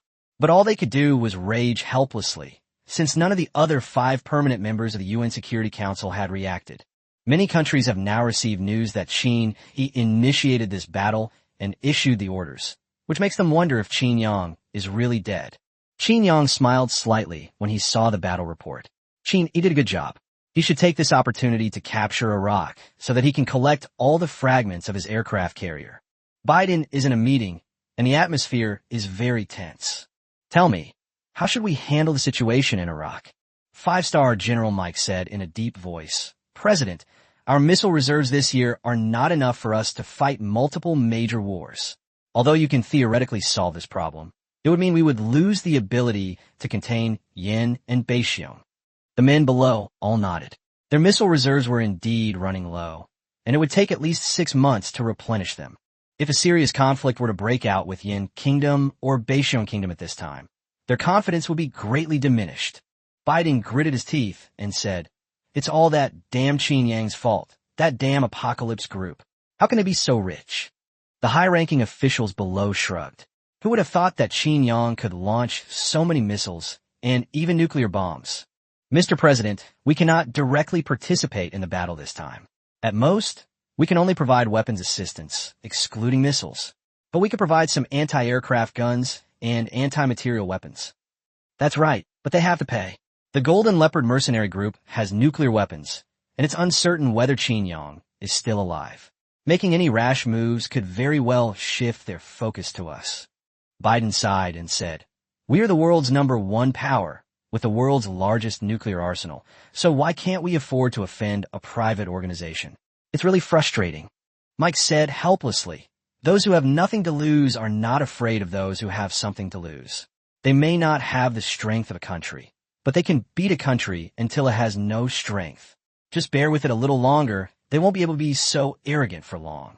Besides, it's not just our people there. There are also people from a northern bear country and the Gallic rooster." Biden nodded and said, "Okay, but we can't do nothing. We need to impose an economic blockade on Syria and condemn their nuclear attack on the apocalypse group. Let the World Nuclear Organization negotiate with them. I believe we'll have concrete news about Qin Yang soon." The condemnation and sanctions from the United States arrived as expected, but of course, they were completely useless. Syria had no use for the resources from the United States, and as for the technology, they could simply take it and use it without even having to pay patent fees.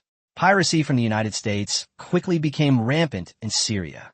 Moreover, the price was extremely cheap, and when Biden and his team discovered this, they were almost furious, because it had a huge impact on their industry. Meanwhile, Qin, he was on the phone with the Northern Bear Kingdom. "Your Majesty, will the warlord you support withdraw from this war?" The emperor said in a deep voice, "I want to know if Qin Yang is still alive. As soon as I get the news, I will immediately order them to withdraw and surrender, and the Northern Bear Kingdom will completely withdraw from Iraq." He was met with Qin Yi's icy voice in response. "You don't need to know this. I'm just giving you a heads up because of our past relationship. We won't hold back from now on."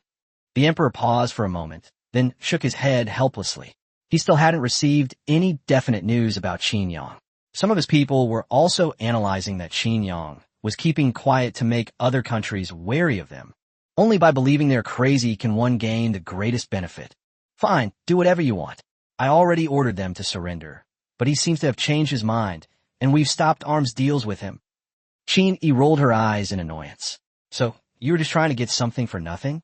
Qin softened his tone and said, "Thank you." After hanging up the phone, he asked his relatives and friends, "How long will it take us to take them down?" Qin San shrugged and said, "Brother, it's not that we're not capable. It's just that we can only use missiles to bombard the ground during positional warfare. But they're too cowardly. They just want to fight us in urban warfare. If the boss knew we just charged in like this, with 50,000 against 500,000 in a street battle, he'd come back and kick our asses to pieces." Qin, he said irritably, "You don't need to say that.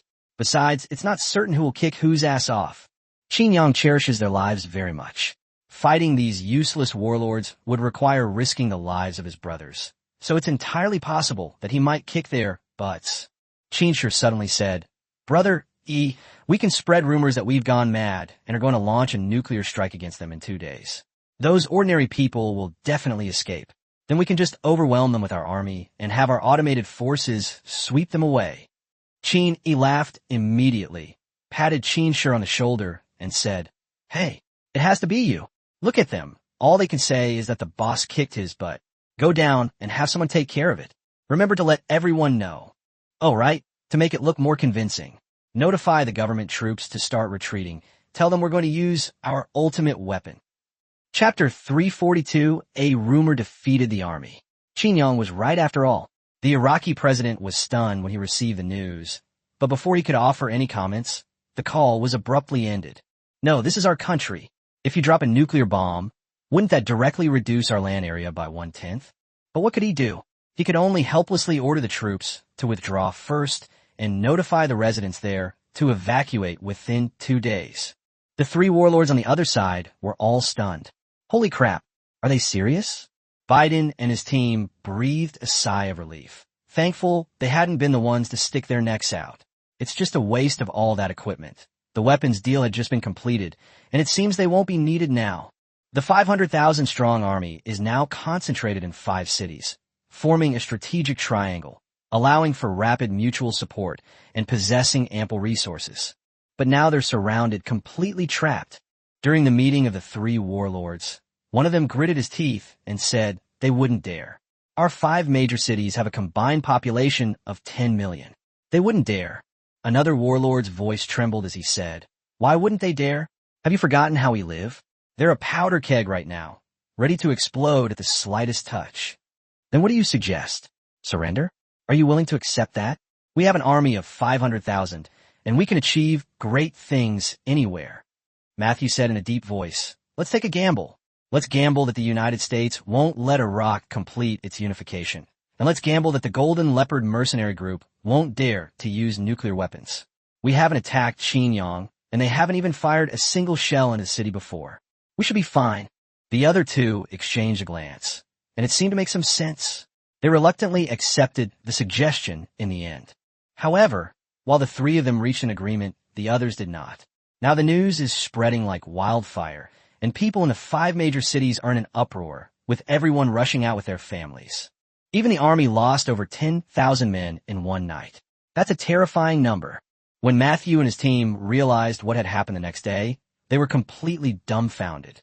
They hurriedly ordered, "Quick, seal off all major roads and do not allow anyone to leave." These people are their lifeline. If they were 50% sure of winning and these people ran away, wouldn't they be guaranteed to get beaten up? Civil unrest erupted instantly in the 5 cities, with many troops even mutinying. Fighting broke out immediately. The United States, along with dozens of other countries, immediately put pressure on the Iraqi government. The president simply pretended not to care, since this was not something they could control. What if the big boss got angry and turned around to attack them? The international condemnation didn't even cause a ripple. At this moment, everyone unanimously remembered something Qin had once said. Condemnation is the most useless thing. Why don't you just take them down directly? Beat them into submission and all the problems will be solved. Looking back now, it makes perfect sense. The riots in 5 cities escalated rapidly within a single day, and the 500,000-strong army disintegrated, leaving Matthew completely dumbfounded. Is this for real? Over 100,000 troops have deserted, and another 100,000 remain neutral, but they all share the same goal, to evacuate. They don't want to stay and perish with them. Why risk your life for just a few thousand yuan a month? Qin raised an eyebrow and said, "So they lost because we didn't fire a single shot?" Matthew and his men were defeated because they were surrounded by government troops and Qin's group, so all the soldiers who escaped surrendered. The surge of millions of people stunned the government forces. Fortunately, the reputation of the Golden Leopard mercenary group was useful. After verifying their identities, these people were all taken away. Matthew and his 2 companions, along with the remaining high-ranking officials, remained silent in the meeting room. They now numbered only a few 100,000, all of whom were gathered in this city. What do we do? Should we surrender? Matthew suddenly looked up at everyone and said, "Those small fry might survive, but we certainly won't.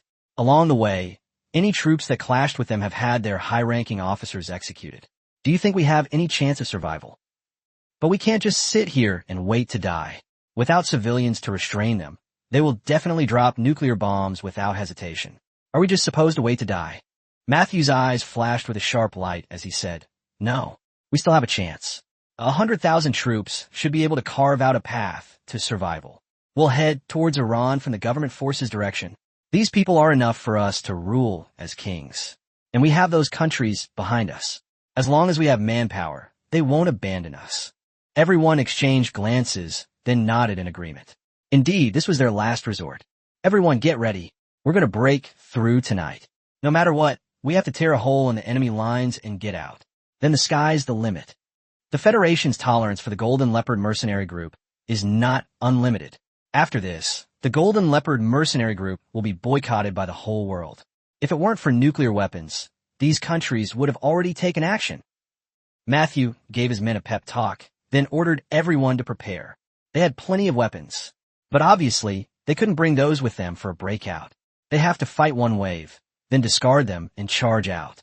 The thought of it pained them. So many anti-aircraft guns hadn't even fired a single shot. They'd just been given to the government forces for nothing. And the worst part was they didn't dare destroy them, as that could easily expose their intentions. Chapter 343, A Resounding Victory. The final 3 days. Go.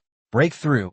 Matthew looked at the soldiers who were fully equipped and ready to go and said in a deep voice, "Everyone get on the trucks, which will carry thousands of mortars and corresponding shells.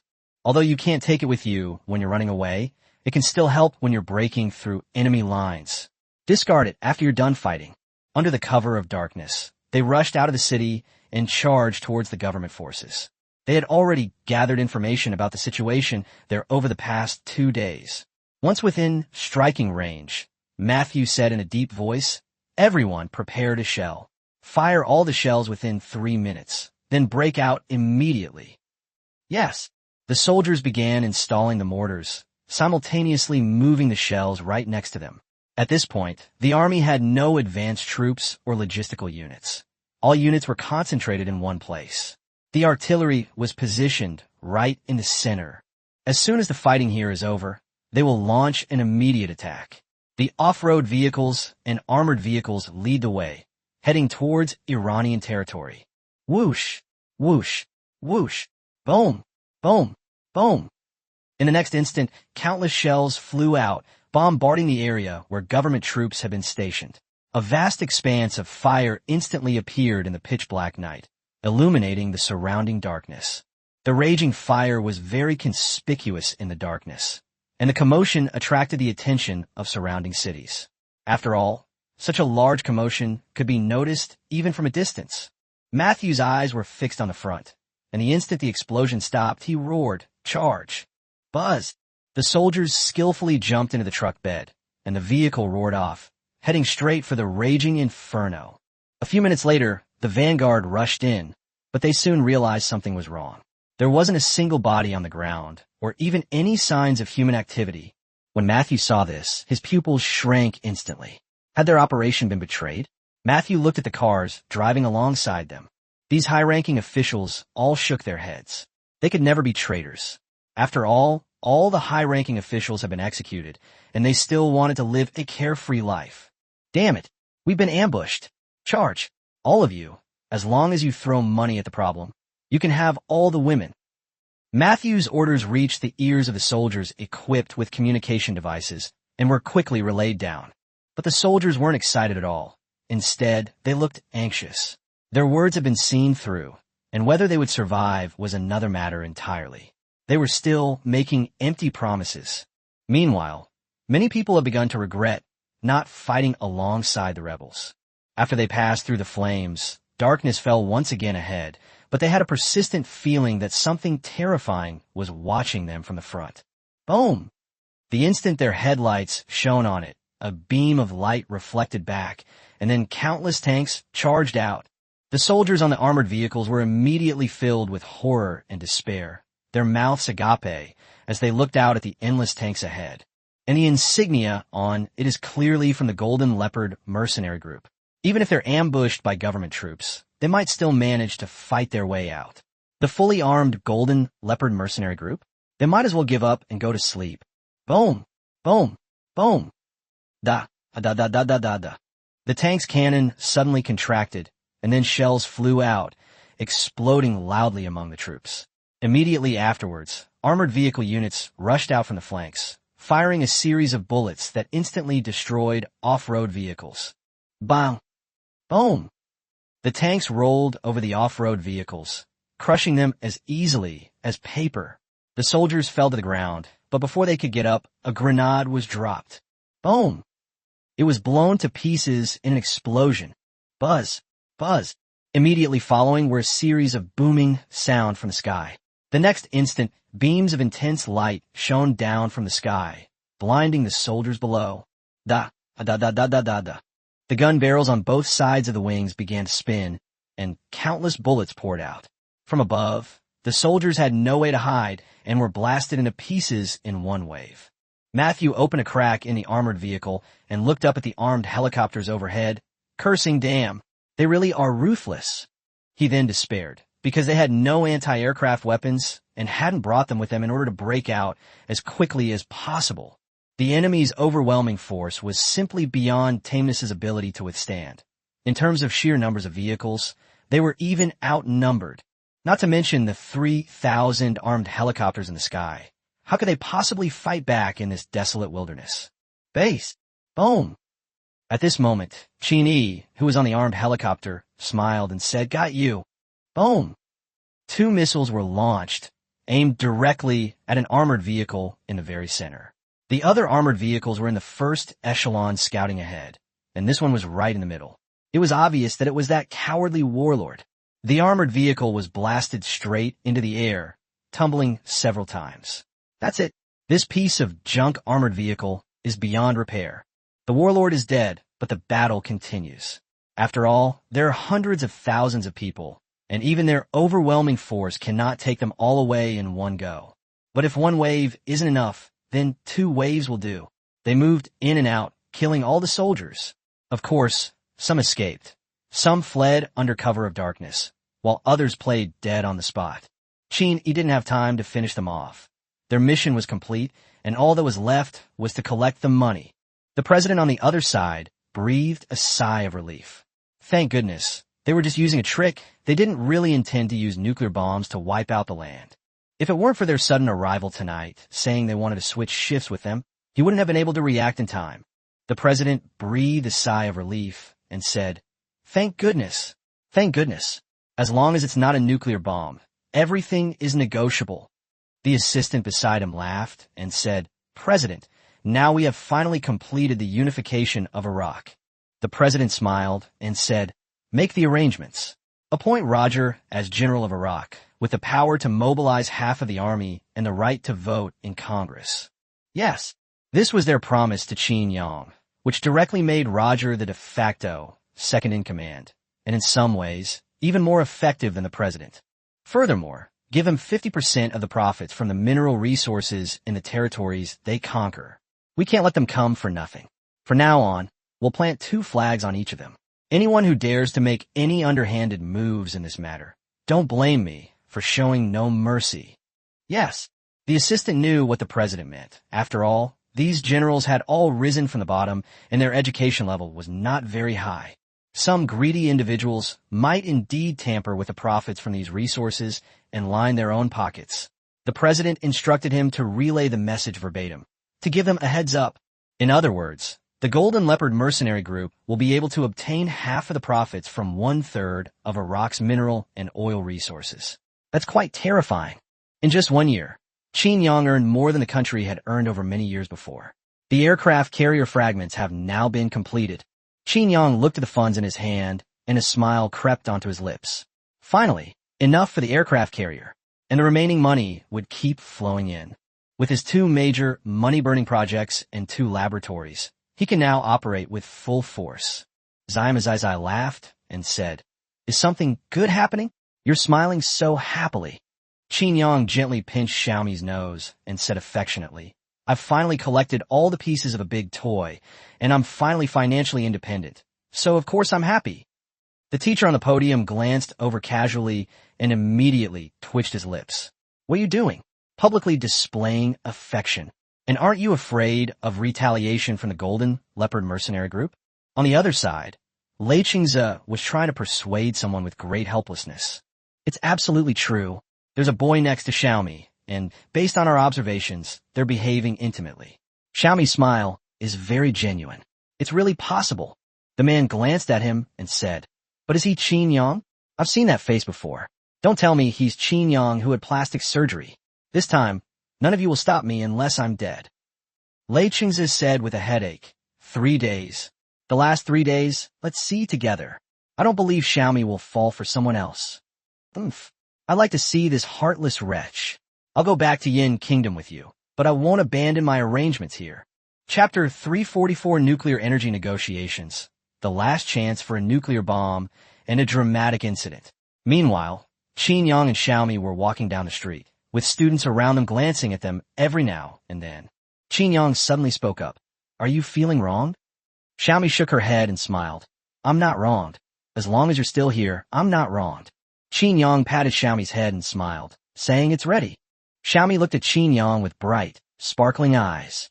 Now, it's definitely possible, because the Federation has already started discussing the Golden Leopard Mercenary Group. Their tolerance has reached its limit. Moreover, the International Nuclear Energy Organization has sent people to negotiate with Qin. Although they have not launched any nuclear missiles, all countries in the world that possess nuclear weapons need to impose restrictions. Nuclear weapons must not be used unless it is a matter of national annihilation. Qin Yang had only one request: to shamelessly ask for one last chance and promise not to drop the nuclear bomb on any of the 7 continents.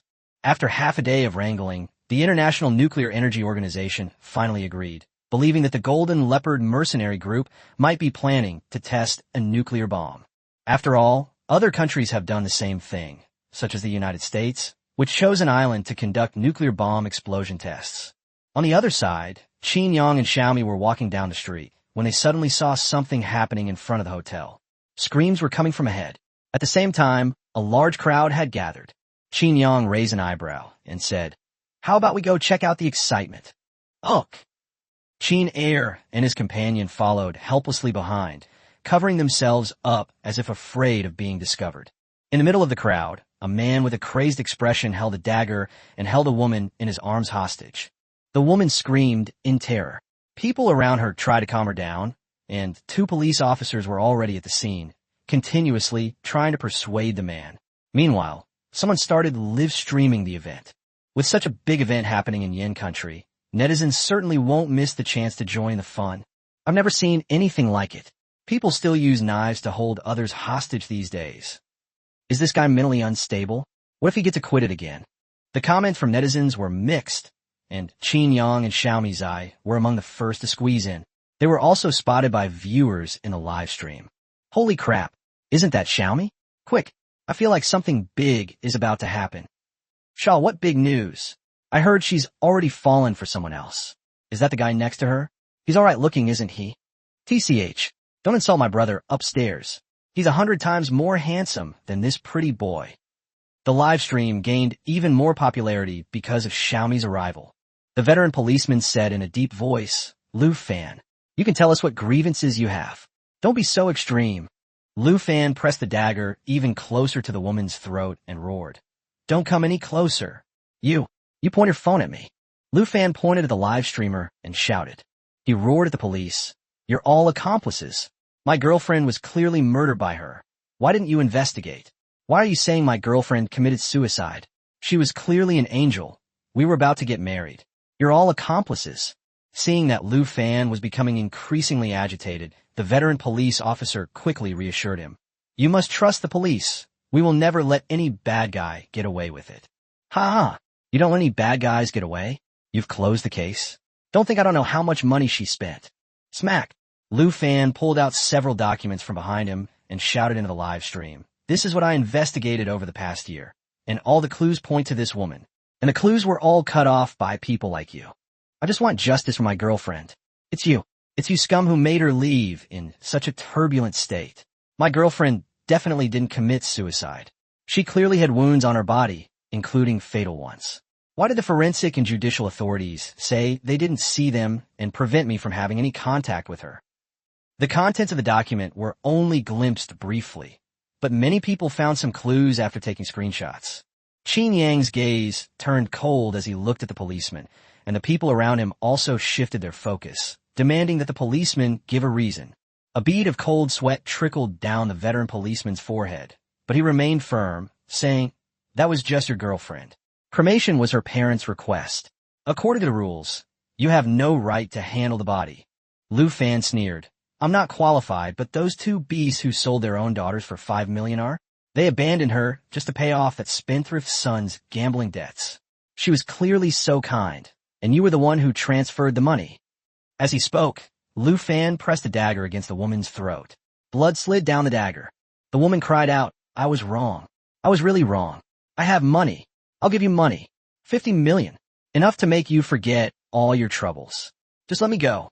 Whoosh! These words were tantamount to an admission of guilt, which immediately caused an uproar among the people present. Those who had originally intended to launch a sneak attack from behind immediately dropped their weapons. They wanted to do a good deed, but they weren't without principles. This woman didn't treat their lives as human lives at all. Chapter 345, Late Chungza arrives, preparing to show himself. This also caused an uproar among netizens watching the live stream. Wow, the polarization was reversed, and most people began to feel indignant. Do they think rich people can openly put a price tag on a person's life? Most of them are ordinary people, so it's easy for them to empathize with Lu Fan's feelings at this moment. The old policeman suddenly drew his pistol and said sternly, "Don't talk nonsense. I had no idea she bribed the deceased parents. Everything I did was in accordance with regulations." Lu Fan sneered. According to the regulations? Colluding with the forensic doctor to tamper with the autopsy report, destroying crucial evidence, and leaking eyewitness information to this woman so she can bribe her. Is this your rule? The veteran policeman's eyes widened in shock. He hadn't expected that in just 1 year, he'd managed to uncover the truth about an ordinary person. He absolutely couldn't let the man live, or he'd be in jail. The old policeman's hands, gripping the gun, trembled slightly, and Qin Yang glanced at him. "I urge you to lay down your weapons and release the hostages. We will definitely investigate this matter thoroughly." Lu Fan wasn't stupid. He coldly replied, "Release her? Your gun will kill me the next second. Don't think I don't know you're in cahoots. But whatever, I'll drag your entire police station down with me. Now everyone knows what you've done. If you can silence the gossip, then I, Lu Fan, have nothing more to say." Just then, armed police rushed over and separated the crowd. But this made the people unhappy. The other side clearly wouldn't harm them. So why couldn't they get closer? What are you trying to hide?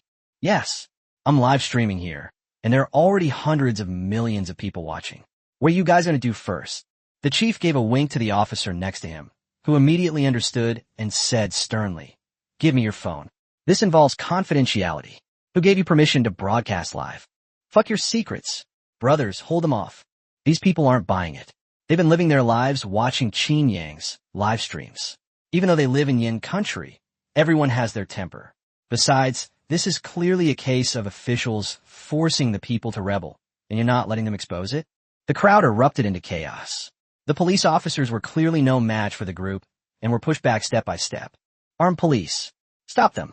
The bureau chief shouted with a dark face, and the armed police raised their riot shields to block the crowd and stop their advance. Meanwhile, the incident also caused a stir online, and the official hotline for reporting it was overwhelmed with calls. The matter quickly attracted the attention of the authorities. Lei Qingze, who had already arrived in Dongcheng, was also stunned when he saw the news. He immediately dispatched a platoon of armed soldiers from the surrounding military regions to the scene of the incident. The bureau chief's face darkened. Things had blown up, and many of his men were going to be removed from their posts, but he wasn't worried about their lives. After all, there is a complete industrial chain here, with collusion between officials and businessmen. He has connections above him, so at most he will be placed under investigation, which will not have a significant impact on him. They can just shift the blame downwards, let the lower-level officials go to jail for a few years, and that'll be the end of it. After all, if they were sentenced to death, they'd just start accusing others. The thought that his good days were about to end, and that he would never be able to act so arrogantly again, made him angry, just looking at Lu Fan. "Lu Fan, release the hostages now, and come back with us for investigation. We've received intelligence that you're engaged in espionage." I suspect your operation is designed to incite internal strife within Yin. Goodness, no wonder he's the bureau chief. He refuted everything the other side investigated with just a few words. If it had been completely confirmed, they might have even been able to keep their current positions. Lu Fan gave a bitter laugh and said, "Ha ha, why isn't Brother Qin Yang here? Why don't you look at this world? I'm powerless to resist, but you will get your retribution. I'll be waiting for you in hell." The bureau chief remained unmoved and issued an ultimatum. "Lu Fan, this is your last chance. Lay down your weapons and surrender now, or you will be shot on the spot." The crowd became even more agitated, and even the armed police frowned as they looked at the bureau chief. After all, they were just soldiers, and the armed police were all retired from the military. The bureau chief simply issued the order. "Execute the order." The sniper in the distance did not answer, his sniper rifle aimed at Lu Fan's forehead, his heart also in turmoil. The bureau chief completely ignored the enraged crowd. Had they not already seized the phone used for the live stream, their actions would have been even more violent. They simply cleared the area. 3, 2, I'll see who dares. Stop it, all of you. Da da da da. Just then, a roar came from behind. At the same time, a series of gunshots rang out. Keep in mind that this is Yin country, where gunshots are not common. Only those who frequently watch Qin Yang's live streams were shocked by the sudden gunshots, which brought the scene to a standstill. Lei Qingze walked in with a dark face, surrounded by a platoon of fully armed soldiers pointing their guns at the police. The atmosphere immediately became extremely awkward. The army arrived, but their guns were pointed at them. When the bureau chief saw Lei Qingze, his pupils shrank immediately. This was Lei Qingze. There were several Yin people present who didn't recognize him, and he immediately became excited. The bureau chief quickly stepped forward and said, "Minister, this is a spy who came to disrupt our internal affairs. Please don't believe him. I'll have him arrested right away." Lei Qingze said coldly, "I don't need you to teach me how to do things." The bureau chief stepped aside, his face grim. Lei Qingze had actually come. This was something he hadn't expected. How could the case of a mere ordinary person have alarmed the country's second-in-command? He knew this was a difficult matter. If it came to light, he might face severe punishment, and even the higher-ups wouldn't be able to protect him. Lei Qingze stepped forward and said in a deep voice, "Trust me, I will give you justice. Everyone involved in this matter will be thoroughly investigated." Lu Fan didn't move the dagger away, but asked a question that struck right to the heart. "So, what kind of punishment will that police chief and those officers receive? Will they be sentenced to death? They committed this crime more than once." Lei Qingze took a deep breath, but still said, "They won't be sentenced to death. According to the evidence you provided, they didn't directly or indirectly kill anyone. At most, he'll be charged with harboring a criminal, which carries a sentence of 5 to 10 years. The bureau chief should be expelled from the party and dismissed from public office, and his retirement pension will be affected." Lu Fan gave a bitter laugh and said, "So he can't even get a sentence?" Lei Qingze fell silent, as did everyone else present and those watching the live stream. But this was the law, and even he couldn't change it. Of course, just because Lei Qingze can't do it doesn't mean others can't. There's one person who can ignore this. After all, he debuted precisely to eliminate this possibility. The bureau chief listened from behind, his expression shifting, before finally pressing a button in his hand. At the same time, a sniper on the other side received the message and slowly aimed his gun at Lu Fan's head. He was the bureau chief's subordinate, and this wasn't the first time he'd done something like this.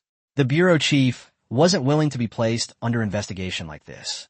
As long as Lu Fan was dead now, there would still be room for maneuver later. He can accept a demotion and then get promoted again. But if he's really dismissed, his future won't be easy. Qin Yang suddenly turned his head to look at a high point. Although his physical functions had not recovered, it did not mean that his perception had also weakened. That was just the reflection from the sniper scope. The other side was aiming at Lu Fan. Seeing the sinister smile on the bureau chief's face, Qin Yang gently shook his head. A glint flashed in Qin Jiu's eyes as he silently moved aside, removing his scarf and mask, leaving only sunglasses and a hat. At the same time, he moved to the best interception position, one hand on his back, touching the warning stick, waiting for the next moment to act. Qin Er stood by, looking completely bewildered. Finally, he whispered in Qin Jiu's ear, "Xiao Jiu, what are you doing? Someone will find out." Qin Jiao chuckled softly. Second brother, this is what the boss asked me to do. You want me to help intercept the sniper bullets over here. He said that you and I can show ourselves now. The boss isn't going to hide anymore. Qin Air was completely confused. Wait, when did the boss say that? How come I didn't know? Qin Jiao explained.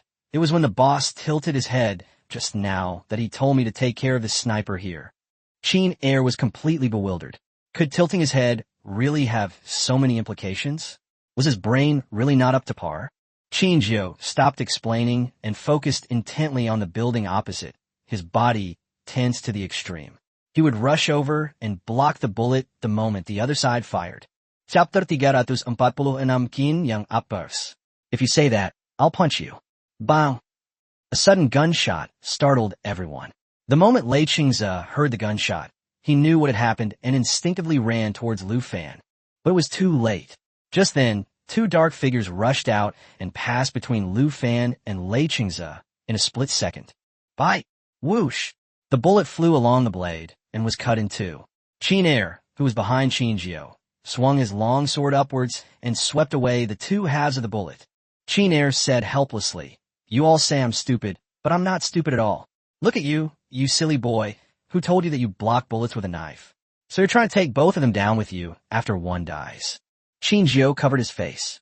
Oh my god, I was so focused on showing off that I forgot about this.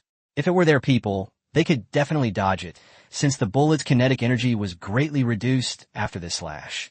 But they forgot that behind them was Lei Qingze, an old man in his 50s, and an ordinary person who was trembling as he held a dagger. Qin Yang S leaps dwichet, utterly speakless.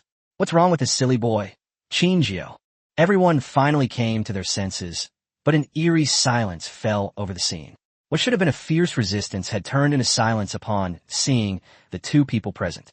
Moreover, neither of them showed obvious sadness. They even resumed their previous banter. This scene stirred a thought in many people's minds. Lei Qingze was also taken aback for a moment before saying, "Thank you both." Turning his head, he saw the bureau chief's smile freeze, and his expression was filled with boundless rage. "Guards, seize him." The bureau chief immediately panicked and said, "Minister, I didn't give the order. The sniper accidentally fired. I was right here. I really didn't give the order." Lei Qingze said in a low voice, "Do you think I'm stupid? That I can go so far as to accidentally fire a weapon and end up with my head? Do you believe that even the men under my command can accidentally fire a weapon?" The bureau chief was lifted up by two soldiers, who immediately found a signal transmitter in his clothes. Without a doubt, Lei Qingze knew what was going on. The bureau chief's face turned pale. Lei Qingze took a deep breath and said to Lu Fan, "Believe me, I will definitely give you justice." "Justice, May."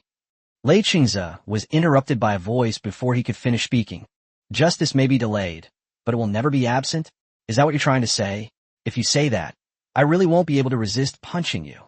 Is justice delayed still justice?" Qin Yang's sudden voice drew everyone's attention, and the entire live stream audience stared at him. Or perhaps at the little kid next to him. Was this the legendary man?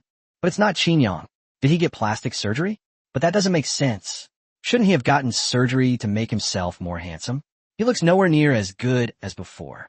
Lei Qingze looked at Qin Yang with a hint of joy in his eyes, took a deep breath, and said, "You know, the law is the law, and there are some things we can't do anything about." Qin Yang walked forward step by step, saying each word clearly. "That's why I started my own business, to prevent this kind of thing from happening to me. That's why the world sees me as crazy, but as it turns out, I wasn't wrong. Isn't that right?" Lei Qingze paused for a moment. Qin Yang was right, but he also wanted to complain. Even if you don't start a business, this is none of your business. Lei Qingze secretly glanced at a man wearing a hoodie and sunglasses at the back of the crowd. "Since I'm here, leave it to me. Don't you know you're a hot-blooded young man who likes to meddle in other people's business?" Qin Yang shook his head and said, "That's not true. I never like to meddle in other people's business. I just like to give people who have nowhere else to go a choice."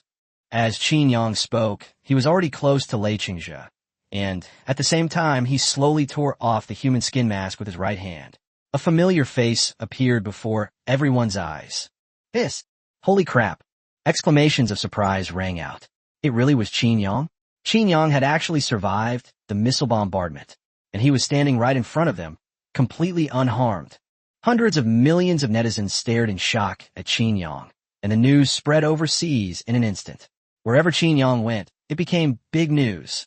Lei Qingze laughed and said, I didn't expect we'd meet again under these circumstances. It's really not a good time. By the way, are you ready? Qin Yang laughed and said, Prepared? I've been prepared all along, and I've already gotten what I wanted, so there's no need to hide it anymore. Lei Qingze was taken aback, then burst into laughter. Ha ha, you fooled the whole world. So you were planning to take Iraq? After all, no country dares to provoke the completely insane Golden Leopard mercenary group. I never expected you, a madman, to take a liking to military strategy. Now, many people must be so angry they'd vomit blood. Qin Yang shrugged and said, Then it's not my fault. That old bastard Biden hasn't made a sound lately. He's obviously not as active as Sleepy Man. At least that guy pops up every now and then to say that this is fake news. What Qin Yang didn't know was that Biden on the other side was almost spitting blood. All his plans had failed, and he had even lost Iraq as one of his oil sources. It was heartbreaking to think about. Chapter 347, He gave me the gun. He killed a man. What does it have to do with me? Lei Qingze rubbed his head and said, Old Qin, can you give me some face today? Don't get involved in this. Qin Yang shrugged and said, That's why I won't get involved. Can he go to jail for this? Most likely not.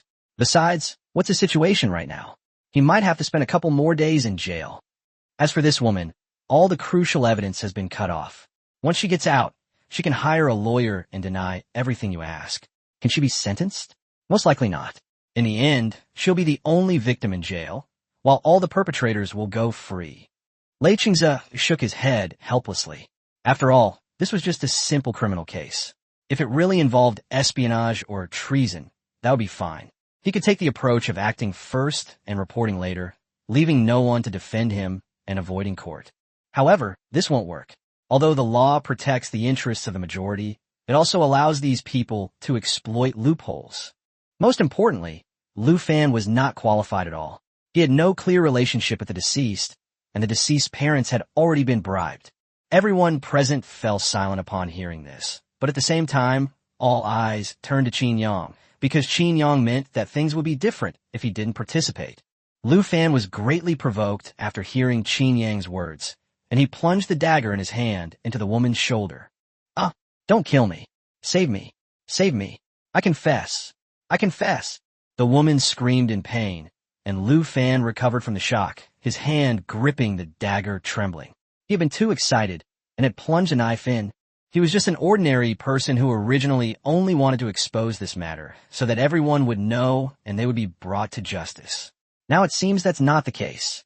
Qin Yang stepped forward, staring intently at Lu Fan, and said, You were impulsive with that stab just now, so the choice is yours. The person who killed your girlfriend is in your hands. There's only a 1% chance that their so-called justice can bring her to justice. So what do you choose? You only have one chance. Lu Fan loket et Qin Yang, repeatedly pondering Qin Yang's words. Lei Qingze was in a real bind. If this happened in private, it would be a little better, but now it was being broadcast live. If he didn't handle it well, it would cause a huge blow to their official credibility. Neither Qin Yang's words nor the collusion between these bureau chiefs and businessmen could change the situation. Yet, he couldn't bring himself to take action against Qin Yang's actions. Lu Fan struggled for a moment, then suddenly raised the dagger in his hand and plunged it into the other man's heart. He continued to stab him repeatedly, his expression no longer one of confusion and terror, though his hands were still trembling. This murder took place in front of hundreds of millions of people, but the silence on the screen was broken only by the sharp explosions made by the girl's parents who rushed to the scene. Call! Lu Fan collapsed to the ground, as if all his strength had been drained. Looking at Qin Yang with eyes full of gratitude, he said with utmost sincerity, Brother Qin Yang, thank you.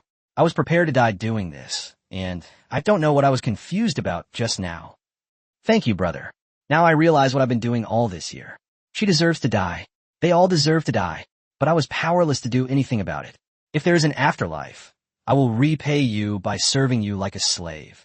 Lei Qingze shook his head helplessly. These damn parasites. After this, he decided to carry out a major purge, and all levels of government would be thoroughly cleaned up. Qin Yang simply shook his head and said, No, You should thank yourself, not me. This was all your own decision. And put down the dagger in your heart. They're all still alive. What's the point of you trying to kill yourself? Lu Fan was about to plunge the dagger into his own chest when Qin Yang's words stopped him. Two people rushed into the scene. They were the deceased woman's parents. No one else dared to approach. Lu Fan was left unattended for the time being because Qin Yang and his group were standing there. The two held their daughter's body and wailed, constantly accusing Lu Fan, even saying that their lives as ordinary people were worthless. Qin Yang glanced at the other party with a cold smile. This kind of person deserved to die. He, Qin Yang, had a good impression of Yin country. After all, it was his own country, but that didn't mean he had a good impression of these scumbags. Last time, Qin Yang forced that rich kid from Africa to stay, and he died a very unpleasant death. When Lei Qingzi saw Qin Yang's eyes, his brow twitched. Holy crap. No way. Qin Yang's appearance this time is actually to cause trouble in Yin country. But I have to admit, they do have some loopholes. Qin Yang gave Qin Jiu a look, and Qin Jiu understood immediately. He pulled a pistol from his back and placed it in Lu Fan's hand. Here you go. 9 bullets in total. There were 4 people involved, 1 to the head, 1 to the chest, and I'll spare one of them. Either way, it's a death sentence, so get back to work. But if you point your gun at other innocent people, believe me, I'll chop off your hand before you fire. You won't die a quick and painless death. Lu Fan looked at the pistol in his hand, and Qin Jiu even thoughtfully cocked it for him. Everyone present was stunned. Lei Qingzi roared in fury. Qin Yang, what are you doing? This is Yin country. You're instigating murder and bringing weapons into the country. Qin Yang scoffed. Stop with the empty rhetoric, but arms smuggling in? Didn't your people do that before?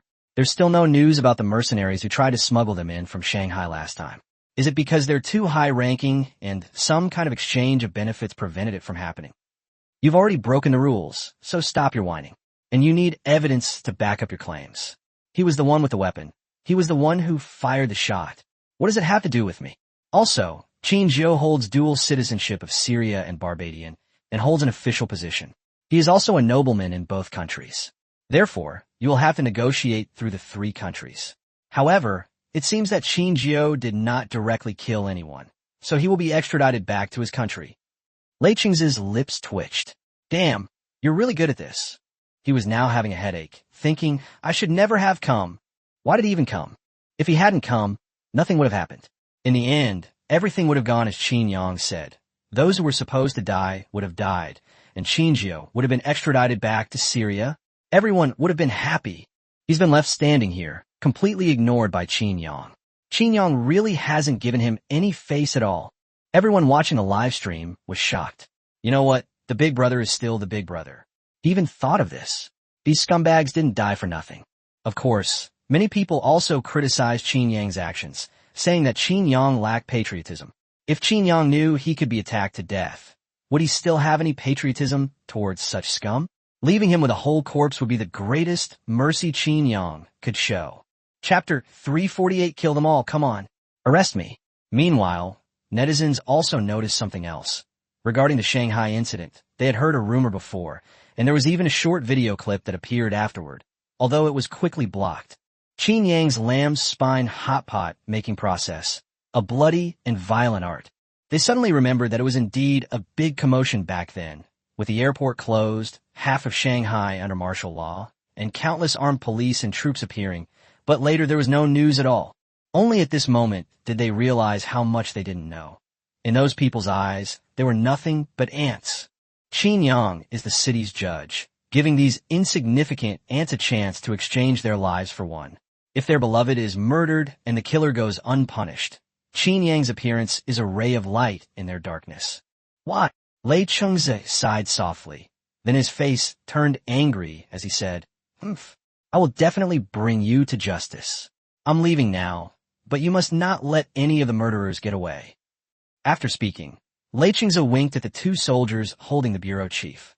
Seeing that they didn't understand, he then gently shook his head. As he walked past them, he whispered something, and the soldiers immediately covered the bureau chief's mouth.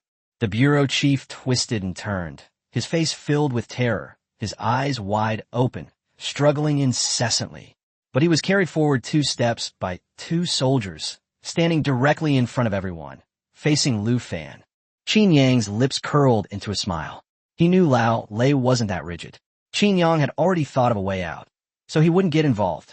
This kid really didn't give him any face at all. Ahem, time is running out, hurry up.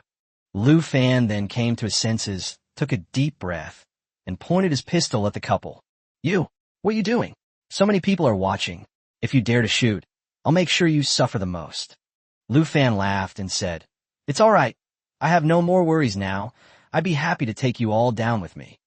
Bang, bang, bang, bang. 4 shots in a row, just as Qin Zhou had said, 1 to the head and 1 to the heart, and he was dead beyond any doubt. Bang. Qin Zhou moved swiftly, kicking the old policeman to the ground and simultaneously knocking the gun out of his hand. Lu Fan instantly understood, took a few steps forward, and killed the opponent with 2 shots. Qin Yang said calmly, Xiao Jiao, you now have another charge against you, assaulting a police officer. Remember to explain yourself clearly when the time comes. Qin Zhou nodded and said, Okay, boss. It's just a bit of a shame that I can't come with you next time. Qin Yang laughed and said, It's okay. You should change your identity next time. It's a small problem. We don't have much of anything except ID cards. We'll have Su Lia print a few more with different numbers for you. Okay. Everyone else's lips twitched. Is it really okay for you to be discussing this here? Is the Syrian government your personal property? And bring a few more pictures. Thinking about it carefully, it really does seem to belong to Qin Yang's family. In short, Su Lia has to take the surname Qin. We're a few ID cards compared to that. The 2 soldiers covered the chief's mouth without saying a word, preventing him from moving. The bureau chief was still struggling because he had overheard Lei Qingzhi's whispered instructions to cooperate with Qin Yang, to lead him forward a bit, and then arrest Qin Yang and his men later. Remember to be gentle. For a fleeting moment, the 2 soldiers' expressions turned strange, but they quickly regained their composure. They could tell that Lei Qingzhi also thought he deserved to die. Of course, it would have been better if he hadn't come this time. Sitting in the car, unable to see what was happening inside, Lei Qingzhi said irritably, Now you've seen the person, feel relieved. You 2 are both stubborn as mules. Don't I, the Minister of the Armed Forces Department, have any dignity? The mysterious man laughed loudly. Oh, don't take it to heart. No matter what, he helped you get rid of the cancer. It's just that your methods weren't up to par. Lei Qingzhi said irritably, I'm the second in command, but I'm in charge of external affairs. This matter wasn't even under my jurisdiction. You 2, I'm really having a headache. Haha. All right, I'm leaving now. You 2 have a good chat later. The leaders of those foreign countries were very troubled by Qin Yang's figure. Why was he still alive? The most distressed were the nuclear energy organizations. They were devastated to find that they had actually been given one more chance to launch a nuclear strike against other countries. Of course, this kind of nuclear strike cannot be directed against countries that also possess nuclear strike capabilities. Previously, it was thought to be used for nuclear bomb testing, but now that Qin Yang is still alive, things might change. Who knows what kind of trouble might arise? On the other side, Lu Fan had already pressed the muzzle of his gun against the bureau chief's forehead so that he wouldn't miss. Bang! Bang! After the 2 shots were fired, the bureau chief also went to meet his maker. Only then did the 2 soldiers turn around, as if to say, What just happened? We didn't see anything. How did the bureau chief suddenly die? Good grief, now everyone here can see it. They're fixing the match. Definitely a fixed match. Good riddance. It's unclear who shouted it first, but a series of applause erupted from the audience. Lu Fan turned his head and slammed Qin Yang down to his knees. Bang, bang, bang. He kowtowed 3 times, said nothing, and immediately raised the gun to his temple. He didn't want to live anymore. His girlfriend was his last hope. When he lost her, his heart died too. Now that he could kill his enemy, he was already very satisfied. Moreover, he can only die. He can't survive after killing so many people. But if he commits suicide here, the matter will be dropped. After all, he is the one who killed people, and everything can be blamed on him. A slight smile played on Lu Fan's lips as he slowly pulled the trigger. I'm here. Sorry to keep you waiting. Bang. After the shot, the scene fell silent. Looking at Lu Fan, who was dead with a gentle smile on his face, they felt a mix of emotions. At the same time, Lu Fan's resume was also revealed. He was a self-reliant person who came from a poor background but was able to overcome all obstacles. He was also gentle and refined. Despite having experiences that could have turned him into a villain, he became the most sunny person. It's a pity that because of these damned people, a perfect couple disappeared from this world. Qin Yang said in a deep voice, "Go down and be buried with his girlfriend." No sooner had Qin Yang finished speaking than the Golden Leopard mercenary group appeared carrying a coffin and took the person away. Sitting in the car, Lei Cheng's lips twitched. "No, just how indecent are you? Where did you get that coffin from?" After doing all this, Qin Yang raised an eyebrow at the soldiers and said, "I say, shouldn't we get down to business? Here, handcuff them." As Qin Yang spoke, he raised his hands, appearing ready to surrender. The soldiers exchanged glances, then stepped forward and said, "No need for handcuffs, just come with us." Zai Mazai quickly ran up, grabbed Qin Yang's clothes, and followed closely behind him. With a small but firm voice, she said, "I can't lose you. Wherever you go, I'll go." Qin Yang smiled indulgently and said, "Okay." Chapter 349, His Past Exposed. How did he calculate the interest? Qin Yang and Qin Zhou boarded the military vehicle, and Qin Yang was immediately criticized by Lei Chengze. "Old Qin, you're so unscrupulous. You don't give me any face at all." Qin Yang rolled his eyes and said, "Come on, you can't do anything about it. I'm actually helping you. Oh, and just get Xiao Jiu deported later." Lei Chengze shrugged and said, "You've already made all the arrangements. What can I do?" Qin Yang has left, but news of his appearance has already spread. Many people smiled slightly, knowing he couldn't possibly die so easily. But surviving a missile strike is truly impressive. He's still completely unharmed. On the other side, Qin, he shook his head and said, "Sigh, it's over already. I thought it could drag on for a while longer. It's been so long since we had a proper fight. Every time we went to war, other countries would get restless. Brother, let's be content. They've already pushed themselves to their limit. Let's just take it slow and steady." The world fell silent. Although Qin Yang made an appearance, he did not take any further action. Even Qin Yi and his group were traveling around various cities in Syria and Iraq. Members of the Golden Leopard mercenary group could be seen everywhere, as if they had just finished a battle and were out enjoying themselves. Even Qin Yang started doing live streams from time to time, and for a while, the public's curiosity about Qin Yang subsided. This is the 7th meeting held in the United States since Qin Yang appeared in the past 2 weeks, and they are still discussing the same issue. "Tell me, shouldn't we do something?" General Mike said in a deep voice, "Mr. President, I have a bad feeling." Qin Yang had a lot of ambition before. It's impossible for him to suddenly quiet down like this. He must be brewing something big. Biden's lips twitched. This was the last thing he wanted to hear. After all, who was Qin Yang targeting with his big plan? The most likely candidate was their United States. They now treat Qin Yang as an equal, after the previous missile attack nearly wiped out a year's worth of resources. "Mr. President, I don't think so. Have we overlooked something important? Even if Qin Yang wanted to hide himself, why did he have to go to Yin country? Wouldn't his base be a better choice? Moreover, he wore a mask when in a fight, so no one would know why he brought 2 people with him to Yin Kingdom. And when he fought, they were his subordinates. Based on our analysis of Qin Yang's character model, Qin Yang wouldn't let this opportunity to show off pass by. Why didn't he make a move?" There's also something strange about how we confirmed the location of the Apocalypse group. They searched there bit by bit, and the military base wasn't hard to find. It seems like we haven't heard anything about artificial intelligence since that day. We were even able to capture moving convoys during the Great Iraq War. That was impossible before. Biden and his team frowned as they listened to the intelligence chief's analysis, then suddenly looked up and asked, "What are you trying to say?" The director took a deep breath and said, "According to our analysis, Qin Yang has only recovered from his external injuries, but he has lost his previous terrifying strength. At the same time, the artificial intelligence also disappeared in that explosion, and it will not reappear for at least a short period of time." Biden and his colleagues' pupils contracted. It seemed to make sense. Putting the clues together, it really did seem to be the case. It's known that Qin Yang usually goes to Yin country for a vacation, letting his subordinates do as they please, and only coming back if something happens. But this time, he's being closely protected, which clearly means that something is wrong with Qin Yang. Biden said in a deep voice, "Send someone to test the waters, but don't use anyone connected to us."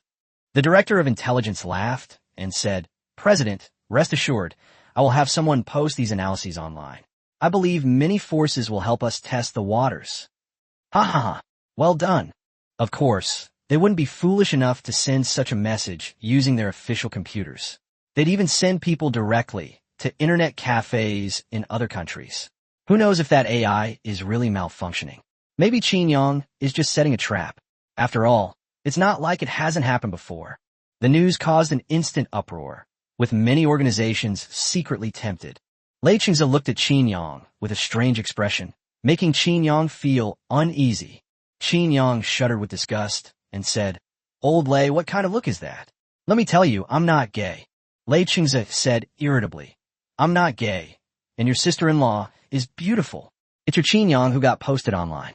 Even in Yin country, your situation isn't very good." Qin Yang curled his lip and said, "Not good.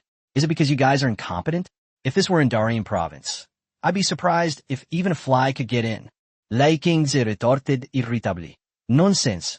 Your place is so small. My transient population is more than your permanent residents." Qin Yang glanced at it and nodded, saying, "You've got something. You've analyzed everything. But they seem to look down on you." Xiaoya, Xiaoyu. Lei Qingze then remembered that 2 of the 10 generals accompanying Qin Yang were present. Qin Yang's brilliance was so overwhelming that it overshadowed theirs. Many people have forgotten the fear of being dominated by the 10 great warriors. After all, these were beings who were evenly matched with Qin Yang. To bypass these 2 super bodyguards and deal with Qin Yang, that's wishful thinking. Moreover, this is in Yin country, where gun control is extremely strict. What happened last time is impossible this time. He specifically brought military personnel to guard outside the city. In fact, many troops are already waiting inside the city. Qin Yang has had a very carefree 2 weeks. At the same time, his injuries have almost fully recovered. It was originally estimated that it would take a month, but now Qin Yang has recovered 80% of his strength. Of course, it would be best if he could avoid fighting. As usual, Qin Yang went live that day. He had come to enjoy the feeling of bragging to these netizens, and he would invite 2 people to join him for a live chat every day. Today's netizens are all talented and have such pleasant voices. Qin Yang really enjoys talking to them. The next live stream connection had just been established when a woman's crying voice came through. You could tell from the voice that it belonged to a young woman. When the camera turned on, sure enough, a female student in her early 20s appeared on the other end of the line. Xiaomi looked at Qin Yang instinctively, but Qin Yang waved his hands repeatedly and said, "I don't know her. She has nothing to do with me." Although she knew she shouldn't laugh, she couldn't help it. Qin Yang's expression was so adorable. It was hard to imagine that this was the same person who stirred up international waves. Netizens were in stitches. "Ha ha, I didn't expect my older brother to be henpecked. That's hilarious. I remember my older brother saying before that Minister Lei was henpecked. Now it seems, no wonder they get along so well. They're both love-struck. Wah, why can't I get a strong yet devoted man? Isn't that better than a domineering CEO?" Even the woman on the live stream forgot to cry. Her eyes were still wet with tears as she stared blankly at Qin Yang. Qin Yang coughed lightly and said, "Ahem. Well, just now my second personality came out. Tell me, why are you crying?" The female student wiped away her tears and said, "Big brother, I am desperate. Something bad has happened at home. My father is in the hospital and needs a lot of money for surgery, but my mother won't let me drop out of school and go home. I wanted to ease the burden on my family, so I borrowed from Luo Dai, but I didn't expect their interest rates to be so high. I borrowed 30,000 yuan, and I originally planned to pay it back slowly over 6 months. I could barely pay it back by tutoring and doing part-time jobs outside. But this is only the first month, and the interest is already 36,000. After 6 months, it will be a whopping 370,000. If I can't pay it back, they want me to go and live with them." Wah!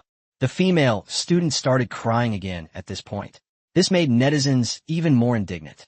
What kind of era is this? How can people still do this? Don't they know the country is cracking down on this? Looking at Qin Yang's side, we saw him frowning and counting on his fingers. Suddenly, Qin Yang turned to look at Xiaomi and asked solemnly, "Xiaomi, how much is the interest for 36,000 yuan a month and 370,000 yuan for 6 months? I can't figure it out." Everyone's lips twitched simultaneously. "Wait, bro, isn't your focus a little off?" Xiaomi rolled her eyes cutely and said, Can't you be serious for once? You've confused this little girl. Qin Yang smiled and said, let me give you a little legal education. Loans and interest rates exceeding 30% are illegal. You don't have to pay them back, and you can also report it to the police. Chapter 350. Even a big shot is a lackey in front of Qin Yang. Netizens suddenly realized, that makes so much sense. The live chat instantly erupted again. Sister, do you have a phone? We're so poor we can't even afford to eat. And we're taking out another loan. Me too. I want some too. There's no one left in this world I care about. Send me any photos you want. Just pay me. Qin Yang's lips twitched as he saw these comments. And he said, you guys really have no shame when it comes to money. Huh. Big brother is a respectable man. We're not. Qin Yang waved his hand and said, that's not right. What did we say? I was a respectable person. Qin Yang immediately pulled out his phone and called Lei Qingze, saying, old Lei, I need to get some information. Give me 3 ID cards, preferably from college students, and preferably from women. Lei Qingze stared blankly at the phone. Was it Qin Yang on the other end? Had someone stolen his phone? You handle deals worth hundreds of millions so casually, and you expect me, a national minister, to issue you an ID card and grant you special privileges? Is your request even legitimate? Qin Yang, are you fucking toxic? After making that comment, Lei Qingze hung up the phone immediately. Qin Yang shrugged, and the comment section was bursting with laughter. After all, only Qin Yang could do something like this. And you didn't give him any face before, and now you're asking him for this little thing? In less than 3 minutes, Qin Yang received 3 messages on WeChat, and 3 ID cards appeared, which were clearly the ID cards of 3 women. Qin Yang waved his hand and said, go, find 3 experienced women and have them help make the call. Xiaomi tilted her head and asked, aren't I a woman? I'll do something this interesting. Qin Yang refused outright. That won't do. Not a single one of you who takes advantage of me can live. Qin Yang, finally found a wife. How can I let these scoundrels take advantage of me? Xiaomi said irritably. It's just making a phone call. You can't even see me. Qin Yang shook his head and said, no way. My wife has such a beautiful voice. What if they start fantasizing about her after hearing it? I can't stand it. I'd definitely kill them. With a smile on her face, Zyma Zai gently pinched Qin Yang's cheek and said, oh my, you're so cute. Netizens are going crazy over how sweet this is. What kind of domineering CEO is this? The process went very smoothly. Although the loan wasn't disbursed immediately, all I had to do was bring my ID to the company designated by the other party to complete the transaction. Aunt Qin waved her hand and said, Xiaoming, set my live stream to be visible only to the current viewers. Others can't search for it. Not even those recommended, and those who have left can't come back in. All right, brother. Zhang Yiming's golden barrage appeared in the live stream room. Good heavens, this top Douyin influencer had been lurking the whole time. In his tone, it sounded just like a lackey. It was only at this moment that they realized that these big shots were actually so down to earth, no different from them in front of Qin Yang. Locking onto a live stream is quite simple for Zhang Yiming. And once he exits, he can't re-enter, which makes it even simpler. Moreover, he had prepared for this beforehand, although it was strange that his older brother wouldn't let Xiao Jin do it. After all, Xiao Jin was the world's #1 hacker.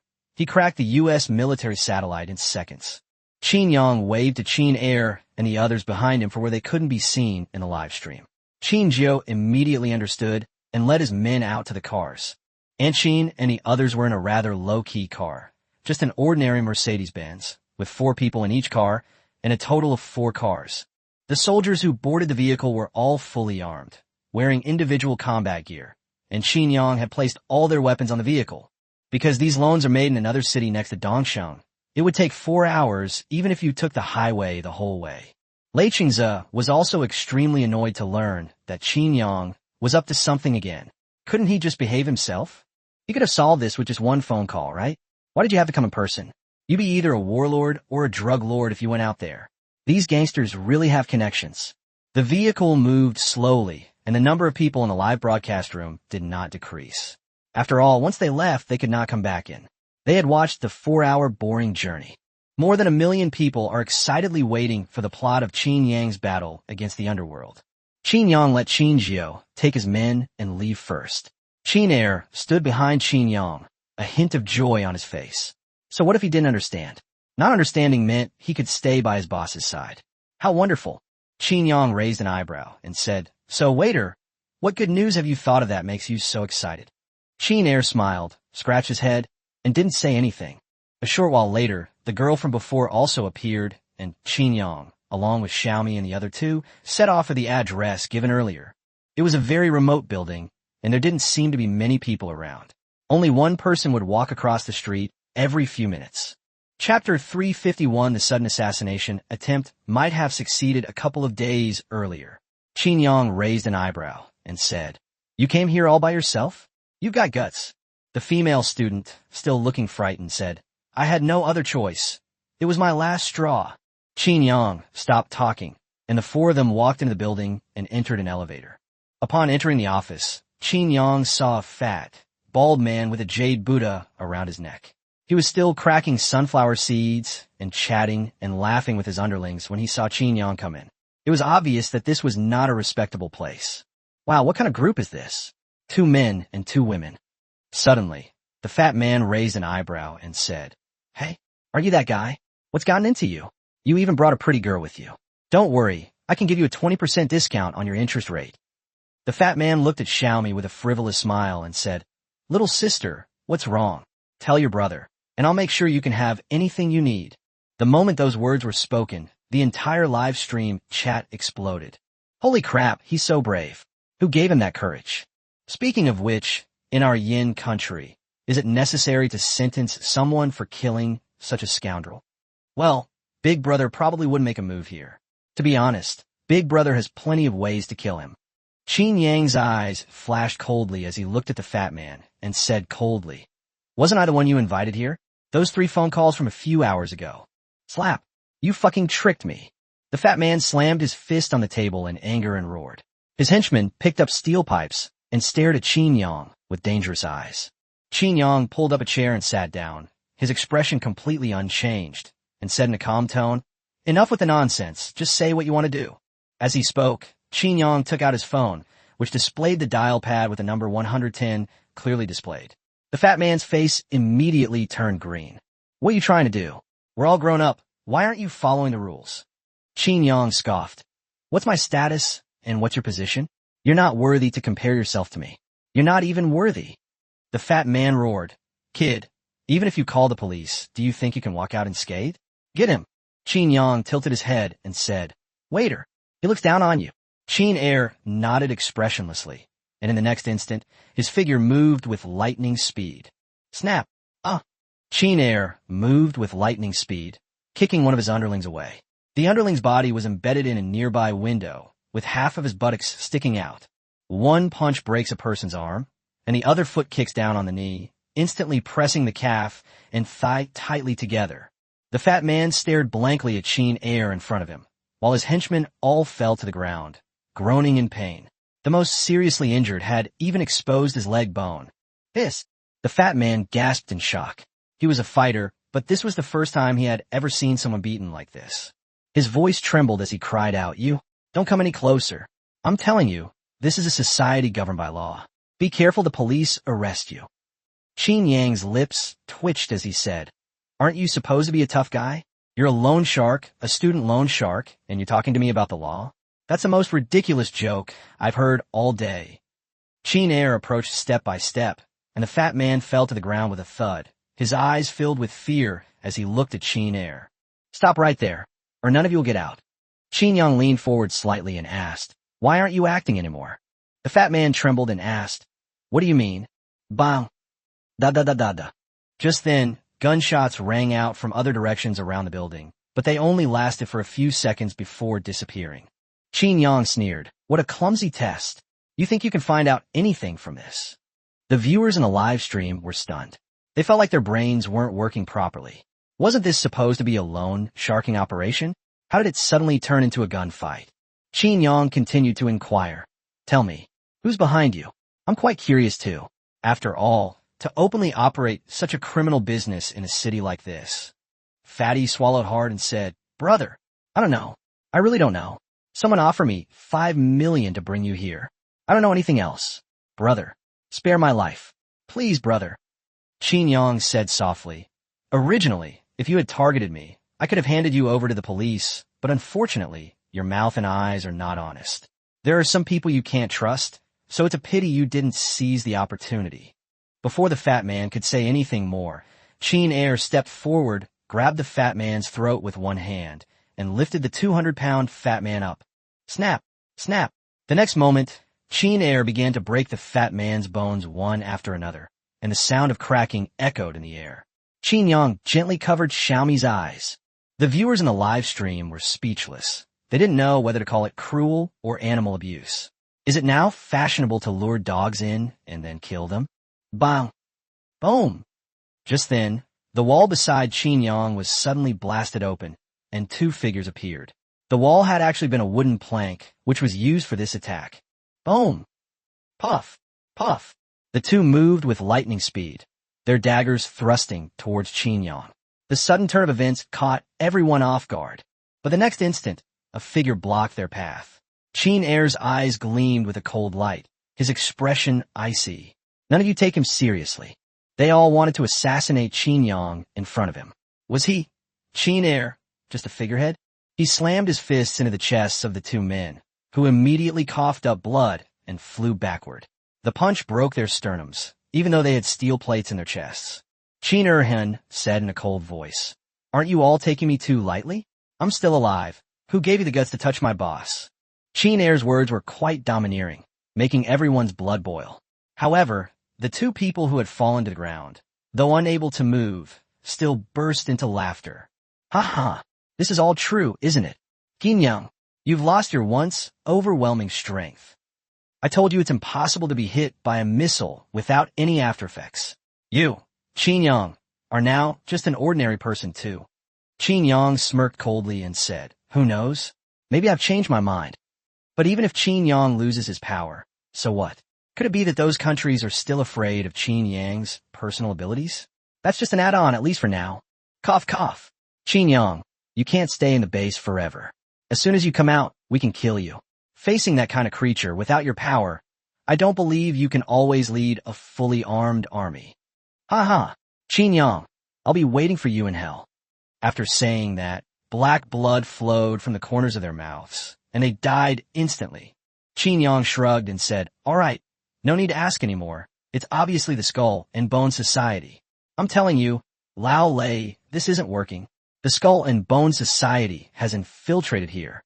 This isn't very effective." Lei Qing's lips twitched. "Even at a time like this, you still can't help but point it out to me." At this moment, Qin Jiao and his men pushed open the door and walked in, holding rifles and saying in a deep voice, "Boss, there were 70 men lying in ambush here, armed with American individual combat equipment. They have all been wiped out." Qin Yang clicked his tongue and said, "Look at you two scoundrels. You're really shameful. I can't bear to be ranked alongside you." At this moment, Qin Air suddenly walked over and whispered, "Boss, we've lost our weapons too. We still have quite a few tanks and armored vehicles in Thailand." Smack! Qin Yang gave Qin Air a smack on the head, annoyed. "Why are you saying such things? Didn't you see me insulting them? Why are you digging up my secrets?" Qin Air scratched his head, but didn't reply. Just then, a cold light flashed. Suddenly, the female student beside him made a move, pointing a small scalpel directly at Qin Yang's heart. The sudden turn of events stunned everyone. The female student had suddenly attacked Qin Yang, and her expression towards him was completely different from before. She was practically a different person. At this moment, the female student's face was filled with indifference. The knife strike was sudden, and she was very close to Qin Yang, so Qin Yang had absolutely no chance of dodging it. "You're finally going to die by my hand," the female student shouted excitedly in her heart. Smack! The next instant, a large hand grabbed the other's wrist, the tip of the knife only a centimeter away from Qin Yang. But that 1 centimeter became an insurmountable chasm. "When did I give you the illusion that you could kill me?" The female student's expression shifted rapidly as she screamed in terror. "You're all right? You're lying to me. You've deceived everyone." Qin Yang shook his head with a slight smile and said, "No, you're wrong. If it had been 2 days earlier, I really would have fallen for it. After all, I didn't expect a student to be so fast. But it's a pity you had to choose today.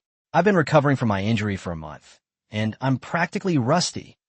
Chapter 352, So Ruthless. I don't care if you're pretty or not. I've been robbed. The female student's pupils contracted. No matter how hard she tried, it was all in vain under that huge hand. She couldn't move at all. Qin Yang's words were quite clear. I was indeed seriously injured, but unfortunately, I have recovered in the last few days, and she just happened to come to my door. Qin Yang's lips curled into a smile, and he said with an excited grin, "Isn't it my turn? Take this punch. I'll hit you." Bang. The next instant, Qin Yang threw a punch, which landed squarely on the female student's face, causing her nose to collapse and her cheek to shatter. Viewers watching the live stream gasped in shock. Sure enough, in Qin Yang's eyes, there were only two kinds of women. One was called Xiaomi Zai, and the other was called other women. He showed absolutely no mercy in that fight, delivering a devastating punch that left his opponent utterly disfigured. She was, after all, a beautiful young woman, and one punch completely ruined her face. Snap, bang, crack, crack, crack. Qin Yang exerted a little force with his right hand and crushed the female student's wrist. Then he punched her face repeatedly. He landed several punches on the opponent's chest, leaving the chest cavity dented. After Qin Yang finished his rounds, the female student was already hanging on the wall. Qin Yang took a deep breath and said, "That's it, I'm done." The female student opposite was already unconscious. It has to be said that she was quite resilient. She survived a beating from Qin Yang. That was satisfying. By the way, you're pretty strong. You must have a high status in the skull and bone society. It would be a shame to kill you. Qin Air couldn't help but say, "Why don't you do it while it's hot, boss?" Qin Yang's eyes widened instantly, as if he were seeing Qin Air for the first time. He gave Qin Air a thumbs up and said irritably, "It has to be you. You're the leader. I've already been beaten up like this, and you still think of taking advantage of the situation?" Qin Air realized he might have said something inappropriate, and quickly said, "I just heard the boss say it was a pity. It just slipped out." Qin Yang said irritably, "So you're saying it's my fault?"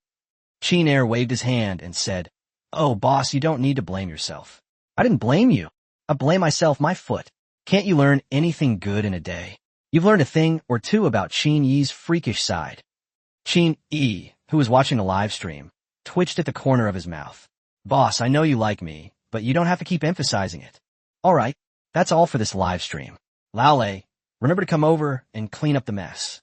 Before Qin Yang could even turn off the TV, Qin Jiu suddenly walked over and said in a low voice, "Boss, our cruise ship has been hijacked." Qin Yang turned his head in surprise and asked, "What? Our cruise ship has been hijacked?" Qin Jiu thought for a moment and said, "It's a cruise ship from Syria, and we have 50% of the profits on board." Qin Yang raised an eyebrow and asked, "What flag is on the cruise ship?" "We in the Sylvia side are exchanging flags." Qin Yang revealed a dangerous smile and said, "Good lad, daring to mess with me. I like to see who you are. You don't want to live anymore." Qin Jiu continued, "According to intelligence, it seems to be Somali pirates. The crew is all hiding in the safe room now. They're demanding a ransom of 300 million. Damn it, I can't stand this. They actually tried to extort me. Go back and grab your weapons and beat them up." Hey, Qin Yang's temper is so bad, the US has calmed down, but where the hell did this Somali guy come from? What? Just because Qin Yang is taking a month off, do they all think he's retired? On the other side, the Somali pirate king is roaring. Who gave you the audacity? That was something protected by the Golden Leopard mercenary group, and you dare to steal it. You even want a ransom. Are you out of your mind? The second-in-command said nonchalantly, "Boss, don't worry. No matter how strong Qin Yang is, he can't find us here. A large fleet simply can't get into our area. Besides, he's just a mercenary. They've been blatantly transporting goods through our territory. What will the other pirates think of us if this continues?" The pirate king's lips twitched. You still care about that? Now, think about how to survive. If Qin Yang goes berserk, do you think he wouldn't dare to raise Somalia to the ground? The second-in-command laughed and said, "Boss, don't worry about that. There's absolutely no problem. They just caused such a big incident. So now is the time for them to keep a low profile. Besides, the Federation has started to restrict their actions." The pirate king didn't speak, but instead gave his second-in-command a deep look. This information was clearly beyond the comprehension of rough men like them. Who told him this? So someone is instigating them to offend Qin Yang. Chapter 353, Qin Yang. Isn't there still your brother-in-law? Super aircraft carrier. The conversation between the two ended, and the Pirate King didn't say anything more about letting the people go back. Anyway, what's done is done. Getting the money is the only important thing. Moreover, what they said makes sense. Qin Yang's ships really can't get in here. After saying goodbye to Xiaomi, Qin Yang boarded a plane bound for the tower. So what are everyone's thoughts on this? Qin Yi slammed his fist on the table and shouted, "The United States is bullying us and Somalia is joining in the fun too. So let's fight." Qin Yang said irritably, "I told you to watch less TV dramas. Where did you learn this from? Don't I know how to fight? I'm asking you what the plan is." Qin Yi laughed and said, "Hee hee, doesn't this look more imposing? Besides, we haven't caused any trouble for a month, and now we're not even on the front page anymore." Qin Yang was speechless. "What exactly are you paying attention to all day long?" Qin Yang frowned as he looked at the map in front of him and said, "Our aircraft carrier can't get in." Qin Yi and his companions all twitched their lips and said, "No way. Boss, you're going to use an aircraft carrier to fight pirates." Qin Yang laughed and said, "We were just thinking of going out to show off, but now even destroyers can't get in. How about we send a small force in?" Qin Air suddenly raised his hand and said, "Boss, if we go in little by little, won't we be ambushed by people from other countries?" Qin Yang exclaimed in surprise. "Well, I didn't expect you to be so smart." "Awesome." Qin Air proudly puffed out his chest and said, "Of course. You all say I'm silly, but I'm not silly at all." "That's right. It's not silly at all." Qin Yang grinned and said, "Send out the aircraft carrier and the entire fleet. I've heard that pirates are oblivious to the dangers and are sending their carrier fleet into Somalia." Qin Yi asked excitedly, "Boss, are we going to do something big this time?" Qin Yang shook his head and said, "Of course not. It's not easy to send troops out like this, so it would be embarrassing not to ask for more military expenses. I heard that the Somali pirates are quite rich, so we can ask for more." The others fell silent for a moment. Were pirates rich? Probably. But if they were really rich, would they still be pirates? Aren't pirates usually hijacking large cargo ships with two small boats? Maybe they have some money now? Qin Yang said irritably, "What are you all doing keeping quiet? If you touch my stuff, you'd better take 3/10 of it, even if you don't have the money." 66,666. Well done. As expected of the boss. He's ruthless, but I love it. Qin Yang glared at his 10 brothers, annoyed. Why did it seem like he was the only bad guy? Their mouths were practically stretched to their ears. "All right, I know you guys well enough. Get ready. Our aircraft carrier fleet can apparently carry over 50,000 people, so bring them all." Qin Yang became more and more excited as he spoke. "Moreover, our aircraft carrier has even more weapons. It's a veritable war machine. It's the first time we've used it. I wonder if anyone will come looking for trouble. How about we lure the United States 4th carrier fleet in and slaughter them?" Qin Yi and the others exchanged glances. Damn it, their boss seems to have gone mad. What's gotten into him? They haven't even seen an aircraft carrier since it came out. Qin Yang waved his hand and said, "Organize the manpower and prepare to depart." Qin raised his hand and said, "Boss, who should stay behind to guard the base?" Qin Yang asked in surprise, "Isn't your brother-in-law just right?" "What brother-in-law?" Qin Yi was stunned and about to retort when she suddenly remembered something, her eyes lighting up as she said, "You mean Qin, sir? Great idea. Now we can all go have some fun together. Ha ha." When he turned his head again, he saw Qin Yang and the others looking at him with mischievous smiles, and his expression immediately changed. "Holy crap. Boss, you tricked me." Qin Yang laughed and said, Oh. Did I name names? Didn't you just come up with it yourself?" Qin Yi shrugged helplessly and said, "Whatever you say, then it is. This kid's not even hiding it anymore. I never expected that by valuing talent and taking on a follower, I'd also end up getting Qin Yi a wife." Qin Yang pointed at Qin Air and the others and said, "Look at you guys. You have no ambition at all. Even that old pervert Qin Yi is out of the single life, but you're all still single." Qin Air and the others said helplessly, "Boss, we have to be honest. We're either at the base or on the road to war every day. Where are we supposed to find wives?" Qin Yang was taken aback and said, "Wow, that makes so much sense. How about I pick up a couple of pirate girls for you guys when we go to Somalia this time?" "No way. Boss, I prefer free love." "That's right. Boss, those guys who were exposed to the wind and sun. Aren't we the wild beast duo?"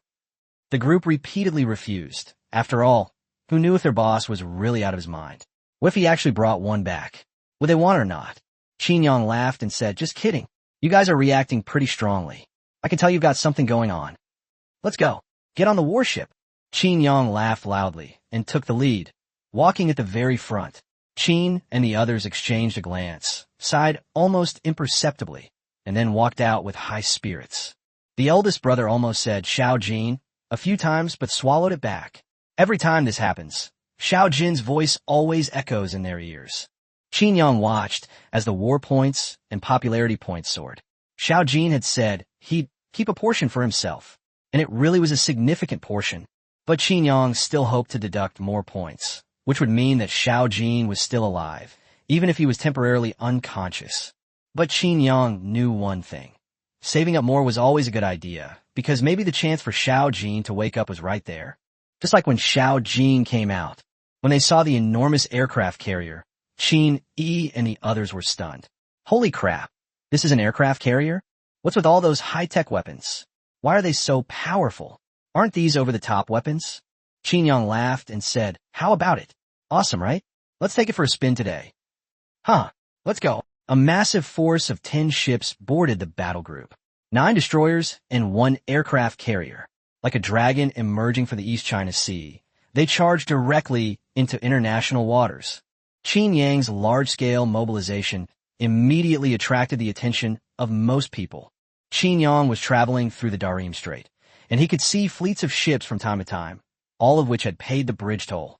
They were all dumbfounded when they saw Qin Yang's naval fleet. They were incredibly clear-headed. Thank goodness they had paid for it. Otherwise, these things wouldn't even need to fire a shot. They could just come over and crush them. Meanwhile, various countries also received the message.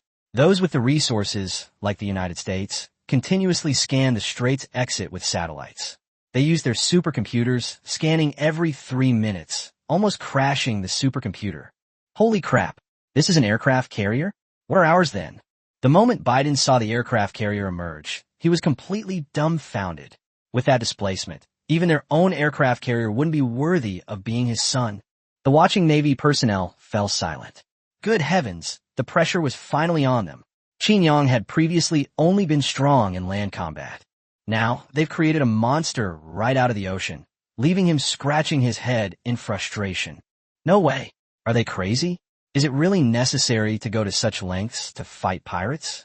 If you don't like it, just tell him, and I'll take care of those pirates for him. There's really no need to bring this thing out to scare me. The naval admirals were speechless and started complaining right there in the meeting.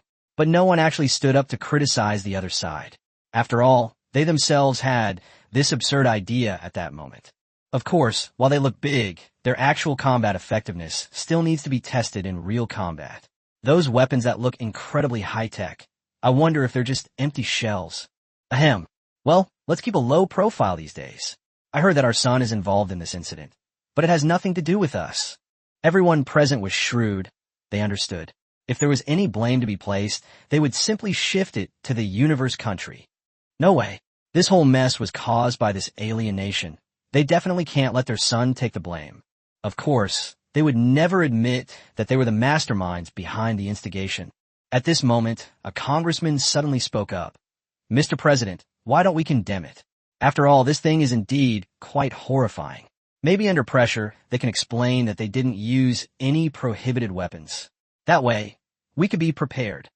Biden's eyes lit up. Hey, great idea. Let's do it your way. After the meeting, they immediately posted the satellite image online, simultaneously launching a media attack with the help of multiple countries. Even the Federation had to get involved, questioning Qin Yang about whether he had used prohibited weapons. Chapter 350 for I haven't even arrived yet, and they're already fighting? Pretty sensible. The internet is buzzing again. Good heavens, Qin Yang isn't just undergoing physical evolution. Now even his weaponry is going for a sci-fi vibe. My goodness, these pirates are really lucky. They're already showing their love for this thing on its very first appearance. You upstairs, you know what you like. Guess what kind of expressions those pirates are making right now? I've been a pirate for 10 years, and I'm now preparing to flee. May I ask which country has the nationality? You don't even know this? You're really doomed. Where in this world is safe? Of course it's Syria. And if you have the ability, Tari province would be a good choice. Ah, You upstairs really know your stuff when it comes to security. This is definitely safe. But it doesn't seem to be for him.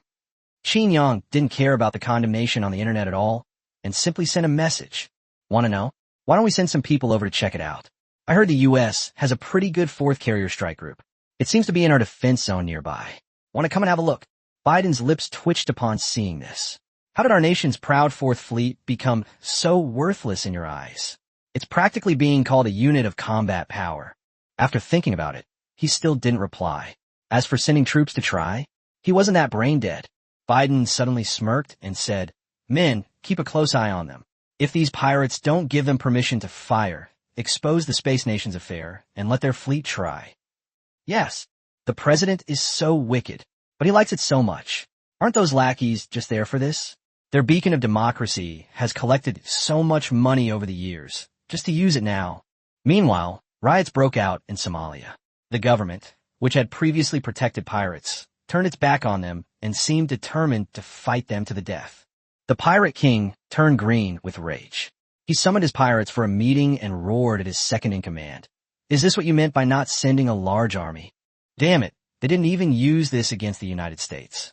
What qualifications do we, a bunch of amateurs, have?" He almost cried when he said this. He couldn't bear such pampering. The second-in-command was practically rubbing his head in frustration as he said, "Boss, I don't know either. Are they all crazy?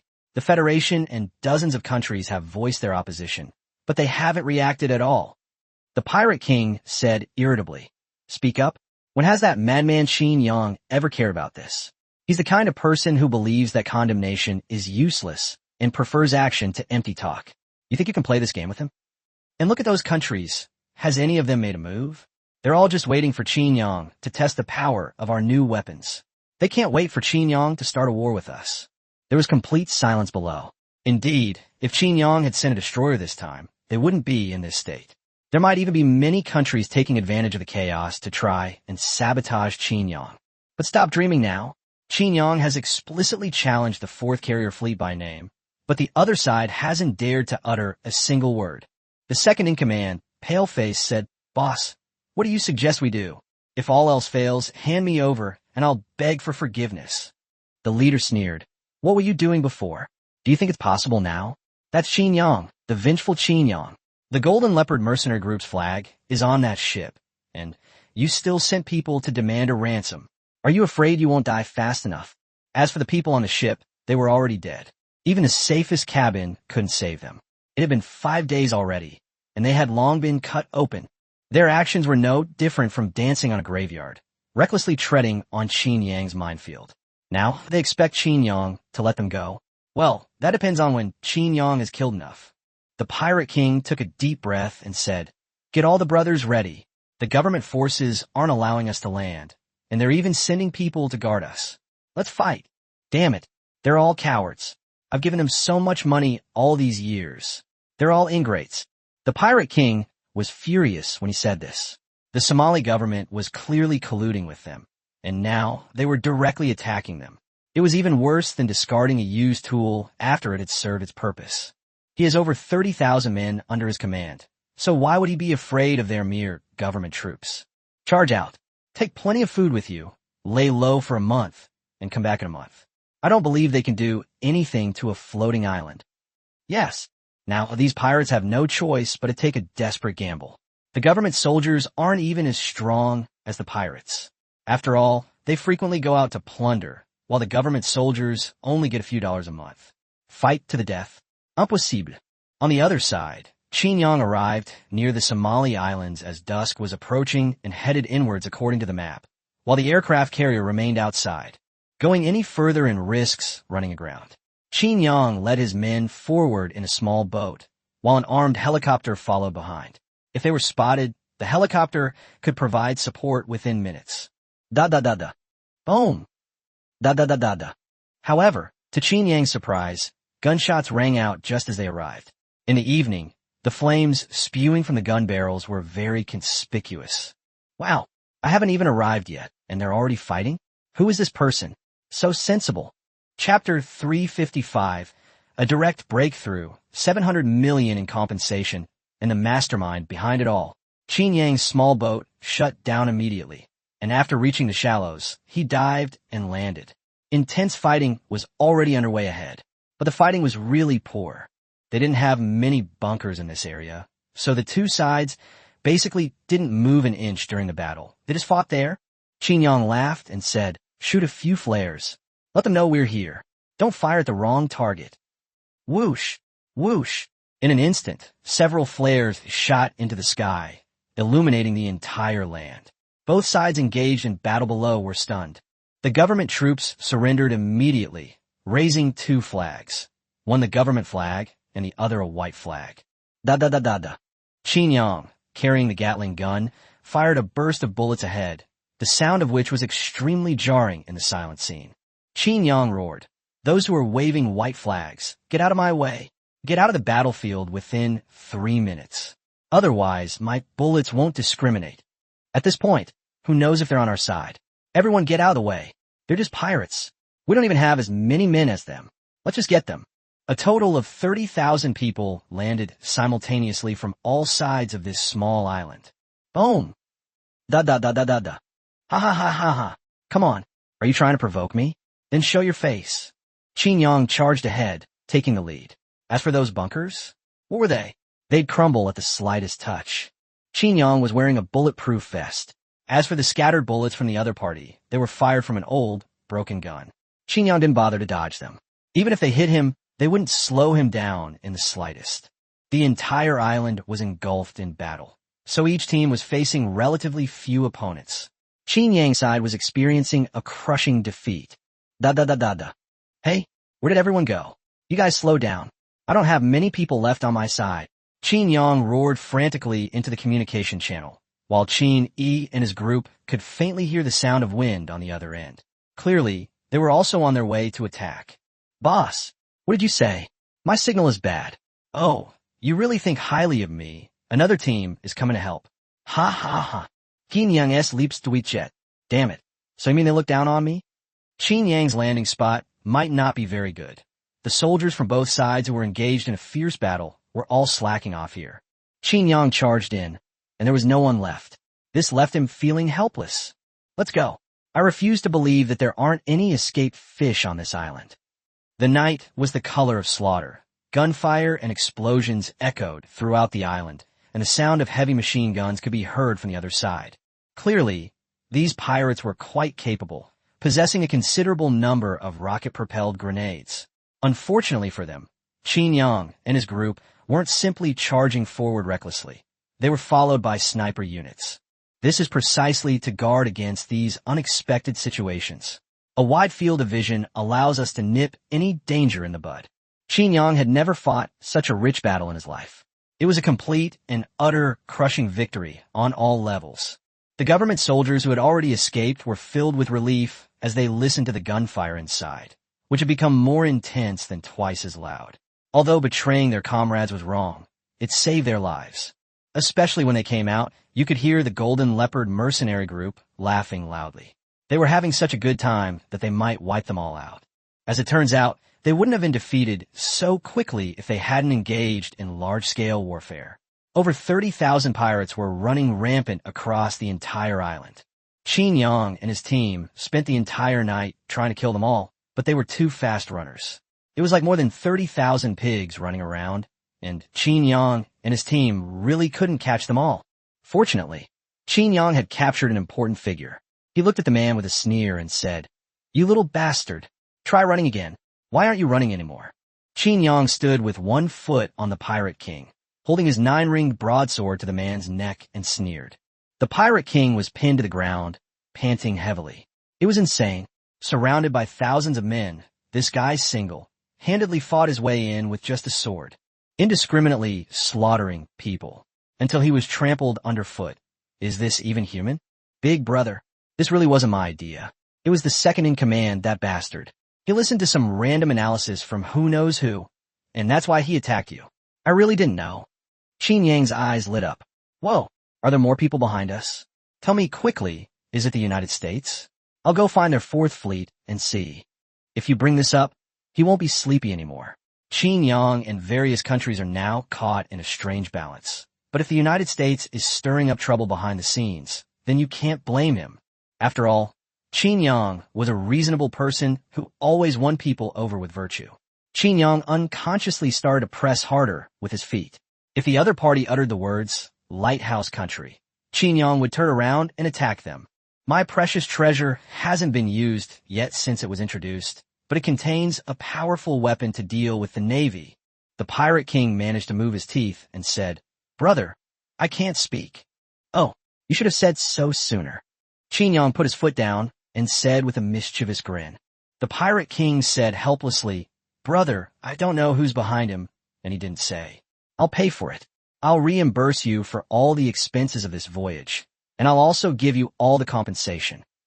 When the pirate king saw Qin Yang's expression suddenly change, he immediately became serious and shouted out. Qin Yang instantly put on a smiling face and said, "Oh, the way you say that makes it sound like I'd make you lose some parts if I paid you too little." The pirate king's lips twitched. "Got it, I'm targeting him. If I don't pay him enough, he'll take apart my parts." The pirate king quickly smiled obsequiously and said, "Big brother, we have $700 million US. This is our savings accumulated over decades. We'll give it all to you as compensation." They did have a lot of money over the years, a large portion of which they planned to use to buy weapons. Now that everyone's dead, what's the point of buying weapons? Survival is the priority. Piracy is basically a risk-free business, but unfortunately, the goods obtained illegally are often heavily discounted, and many large cargo ships, unable to pay ransoms, are forced to sell their cargo at rock-bottom prices, leaving them to rot at sea. This $700 million is all the funds he can muster. It wouldn't be an exaggeration to say that the entire Somalia is fed by pirates. Qin Yang raised an eyebrow. He hadn't expected this pirate to be so rich, but why was his equipment so bad? He had absolutely no long-term vision. He deserved to be wiped out. Qin Yang chuckled as he transferred $700 million US into his own account, using Rise's bank. They turned around and left immediately. They had already received their wages, and it didn't matter anymore that only some oddballs were still alive on Penguin Island. Just then, Qin Yi suddenly said, "Boss, I've caught someone here, and I got some interesting information out of him." Qin Yang laughed and said, "Oh, is it the second in command? Did you find out who's behind him?" "Boss, you guessed right. That's right, when I showed him the photos I collected before, I actually identified one of them." "Boss, you'd never guess that this was actually done by people from the universe country. And this person is even the president's assistant." Upon hearing this, Qin Yang decisively said, "Everyone retreat. Head to the cosmic kingdom. Let's test how well our amazing treasure works." Chapter 356, Making Qin Yang Recognize His Ancestors. A great war is imminent. It's settled. Come to think of it, we've already fought all those other countries that jumped the gun, so why do we leave him out? Qin Yi said excitedly. After all, he had something to do again. Moreover, they all had a feeling that since the leader recovered, he had been keen on major battles. According to past experience, although this war would be fought, it was abnormal to send out an aircraft carrier. The boss seems a bit anxious and even wants to fight another big war with the United States. Qin Yang watched his war value soar, suppressing his excitement. His tech tree advancement had stopped, likely because he now possessed 2 laboratories. His technology had begun to surpass that of the current society. But the more this happened, the more excited Qin Yang became. Maybe Xiao Jin could be revived. Meanwhile, dawn was breaking, and countless people had spent a sleepless night, as the Somali pirates had been fighting all night. Everyone wanted to know how things were going on their side. Not long after Qin Yang and his team withdrew, one person after another appeared on the island, and even a reporter started broadcasting live from above in an armed helicopter. The scene was a mess, with corpses scattered all over the place. Although they weren't densely packed or particularly gruesome, they covered almost the entire island. The reporter was incredibly excited. This was huge news, and these were pirates, stateless, so the Federation wouldn't even make a statement. Only a few people are criticizing online and acting like sanctimonious saints. The big brother is still the same big brother. If he's on the opposite side, then I'll just kill him. Many people admire one person, Caesar. This guy's been surviving all this time, and Qin Yang has sent troops to attack him several times. And his own power isn't that strong. It's quite absurd that he's still alive. Qin Yang's fleet was adrift at sea, and everyone was resting. After a night of intense battle, The excitement wore off and sleepiness set in. Moreover, it's still a day's journey from here to the universe country. Meanwhile, Qin Yang directly posted a challenge online, stating that the universe country was behind all of this. Of course, war must be fought with reason and evidence. Look, Qin Yang is in the right again. The universe kingdom knows that Qin Yang is coming, but they are not flustered at all. The people have even started protesting, saying they want to teach Qin Yang a lesson. They are the great cosmic nation. Those flashy aircraft carriers are just for show. Their cosmic nation's navy is the coolest. Qin Yang was just asleep. Otherwise, he would definitely be sitting on the ground and ranting. Your navy broke down as soon as it left port, which is something other countries can't match. Two conspicuous bags on the international stage, the navy of the space nation and the missiles of India. One crashes into itself, and the other's missiles cannot be intercepted because they don't know where they are going. The entire nation of the cosmic nation is now united as one, with its citizens working together to prepare for war. They are shouting that the cosmic nation is forever great and that they will surely win. It completely stunned people from other countries. Even Biden couldn't help but say, seriously, are they out of their minds? What kind of cruel illusion is this? So ruthless that they even deceive themselves? And it's that kind of illusion. The assistant pursed his lips and said, President, as you know, they've always had a strange sense of self-confidence. And they steal everywhere. They steal culture. They even steal our fathers. There were even rumors that Qin Yang was from their cosmic country. They wanted to make Qin Yang acknowledge his ancestors. Puff! Biden spat out a mouthful of water. What? Are they crazy? A man dancing wildly on their American ancestral grave. And you expect him to acknowledge his ancestors? To be honest, it's quite an achievement that they've survived this long. Of course, it could also be related to the situation in the universe country, where the president has no real power and is controlled by tycoon bosses. So he's gone completely mad? And those tycoons who have stayed in the universe country for too long have developed the illusion that they are invincible? Qin Yang was also checking the situation online, and his expression grew increasingly grim. He hadn't paid any attention to this small country before, and now it was practically shitting on his head. Qin Yi and his group were also watching, gritting their teeth and rubbing their hands together, saying, Boss, we should go in and take a look. What's the point of just wiping out the navy? Qin Yang revealed a cruel smile and said, Coincidentally, that's what I was thinking too. You bastards, so you call yourself Chables, huh? I'll beat up the Chables. The fleet continued its advance, while on the other side, after a night of mobilization, the Space Nation directly dispatched its only aircraft carrier fleet. Our universe nation's navy is the strongest. Now, let us strike a blow against their arrogance. If Qin Yang acknowledges his ancestors and offers everything he has, our universe nation will still accept him. The admiral, full of confidence, made a bold statement during a live television broadcast. We've named this operation Recognizing Ancestors and Returning to One's Roots, and it will be broadcast live throughout. On the other side, Qin Yang and the others were all watching each other's live stream. Qin Air cautiously glanced at Qin Yang's expression. Sure enough, it was as black as the bottom of a pot. Good heavens, they've even stolen Qin Yang's favorite thing, live streaming. And what kind of weird name is that? Recognizing Ancestors. Are you just looking to die sooner? Qin Yang smiled and said, Oh, I'm such a magnanimous person. I'll definitely accept it calmly. Then, pointing at the admiral on the screen, he said, Don't kill this guy. I want him alive. Damn it. I've only been cultivating my inner strength for less than a day, and he's already broken through my defenses. Qin Yang took a deep breath and finally couldn't help but wonder, how do they think like that? During the live broadcast, the aircraft carrier fleet of the Space Nation successfully departed port, a rare moment of success as they avoided a collision. Oh, wow, it went smoothly. We set sail. Ha ha ha, we'll win. The crowd erupted in cheers as the fleet successfully departed port.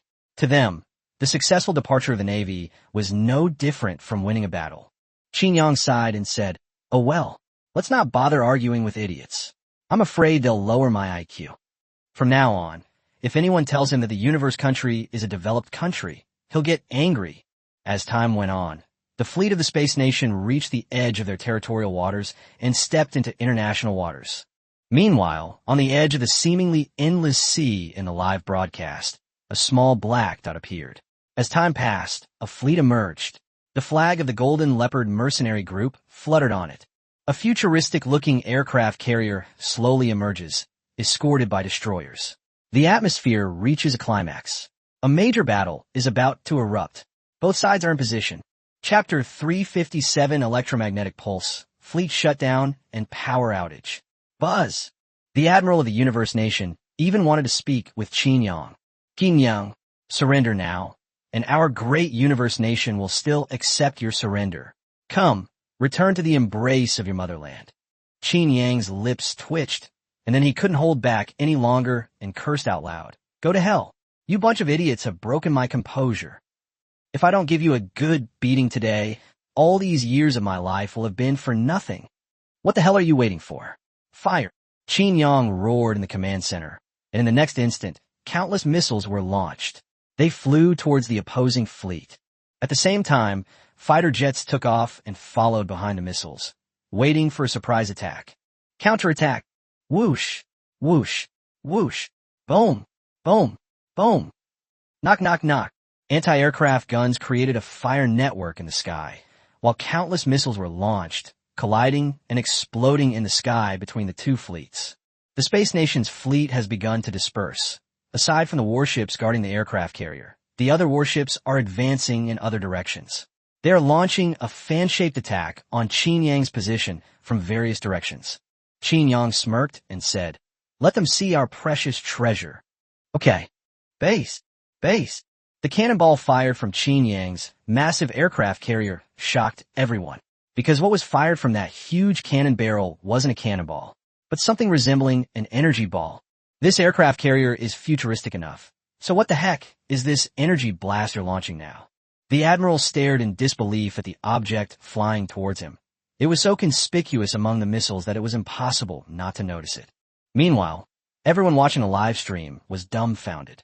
Yes, we can watch the battle of this sci-fi aircraft carrier, but what are you doing? The Admiral looked at the energy ball and roared at his men, "Shoot it down. Concentrate all remaining firepower. We absolutely cannot let it land." The energy ball wasn't flying very fast, but he had a bad feeling that it would be very dangerous when it landed. Swish, swish, swish. Countless missiles were launched, heading towards the energy sphere, but shockingly, the missiles passed right through the center of the energy sphere, as if they had hit thin air. It was a bit strange, though. After passing near the energy sphere, the missiles could only fly in a straight line, as if the previously set directions and targets had all become invalid. Holy crap, what the hell is this? Even Biden couldn't help but swear, mainly because he didn't have this kind of thing either. Qin Yang could remain calm even when he brought out a nuclear bomb, because they also had one, and their power, kill radius, and stockpile were all greater than Qin Yang's. But if you bring out something like this, we can't tolerate it. I originally wanted to test what kind of cutting-edge technology they had, but now they've pulled out a real game-changer. The assistant couldn't help but say, "Mr. President, the missile collision didn't trigger an explosion. Maybe this thing can't explode." Biden looked at him like he was an idiot. "How could you say that? Did Qin Yang spend so much money to play along with you guys? Biden feels like you're insulting my intelligence." On the other side of the Space Kingdom, seeing the energy sphere getting closer and closer, they visibly panicked. Quickly, use instant explosion. Set the time and detonate it immediately. I don't believe it can't blast you apart. The Admiral was still roaring when the missile was launched, but the expected explosion did not occur. The missile seemed to lose all control when it entered a certain range and flew straight away. The energy ball flew directly above the aircraft carrier amidst their despairing gazes. Buzz! The previously stable energy sphere exploded instantly, but did not cause any damage to the surrounding area. However, a blue light curtain was visible to the naked eye, enveloping the entire Space Nation fleet.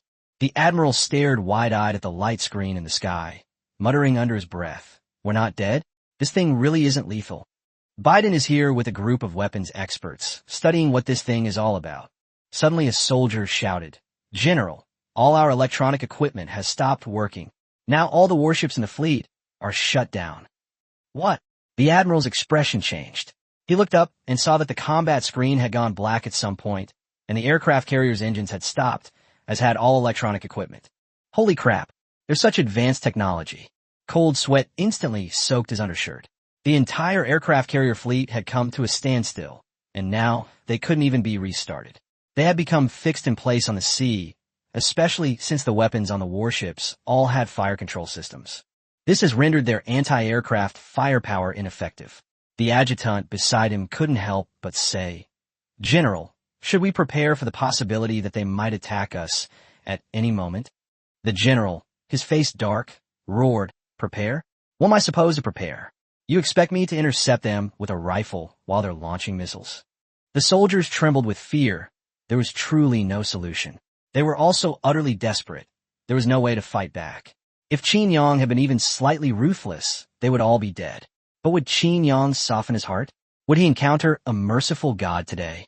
That's absolutely impossible. Let's convert them all into war points.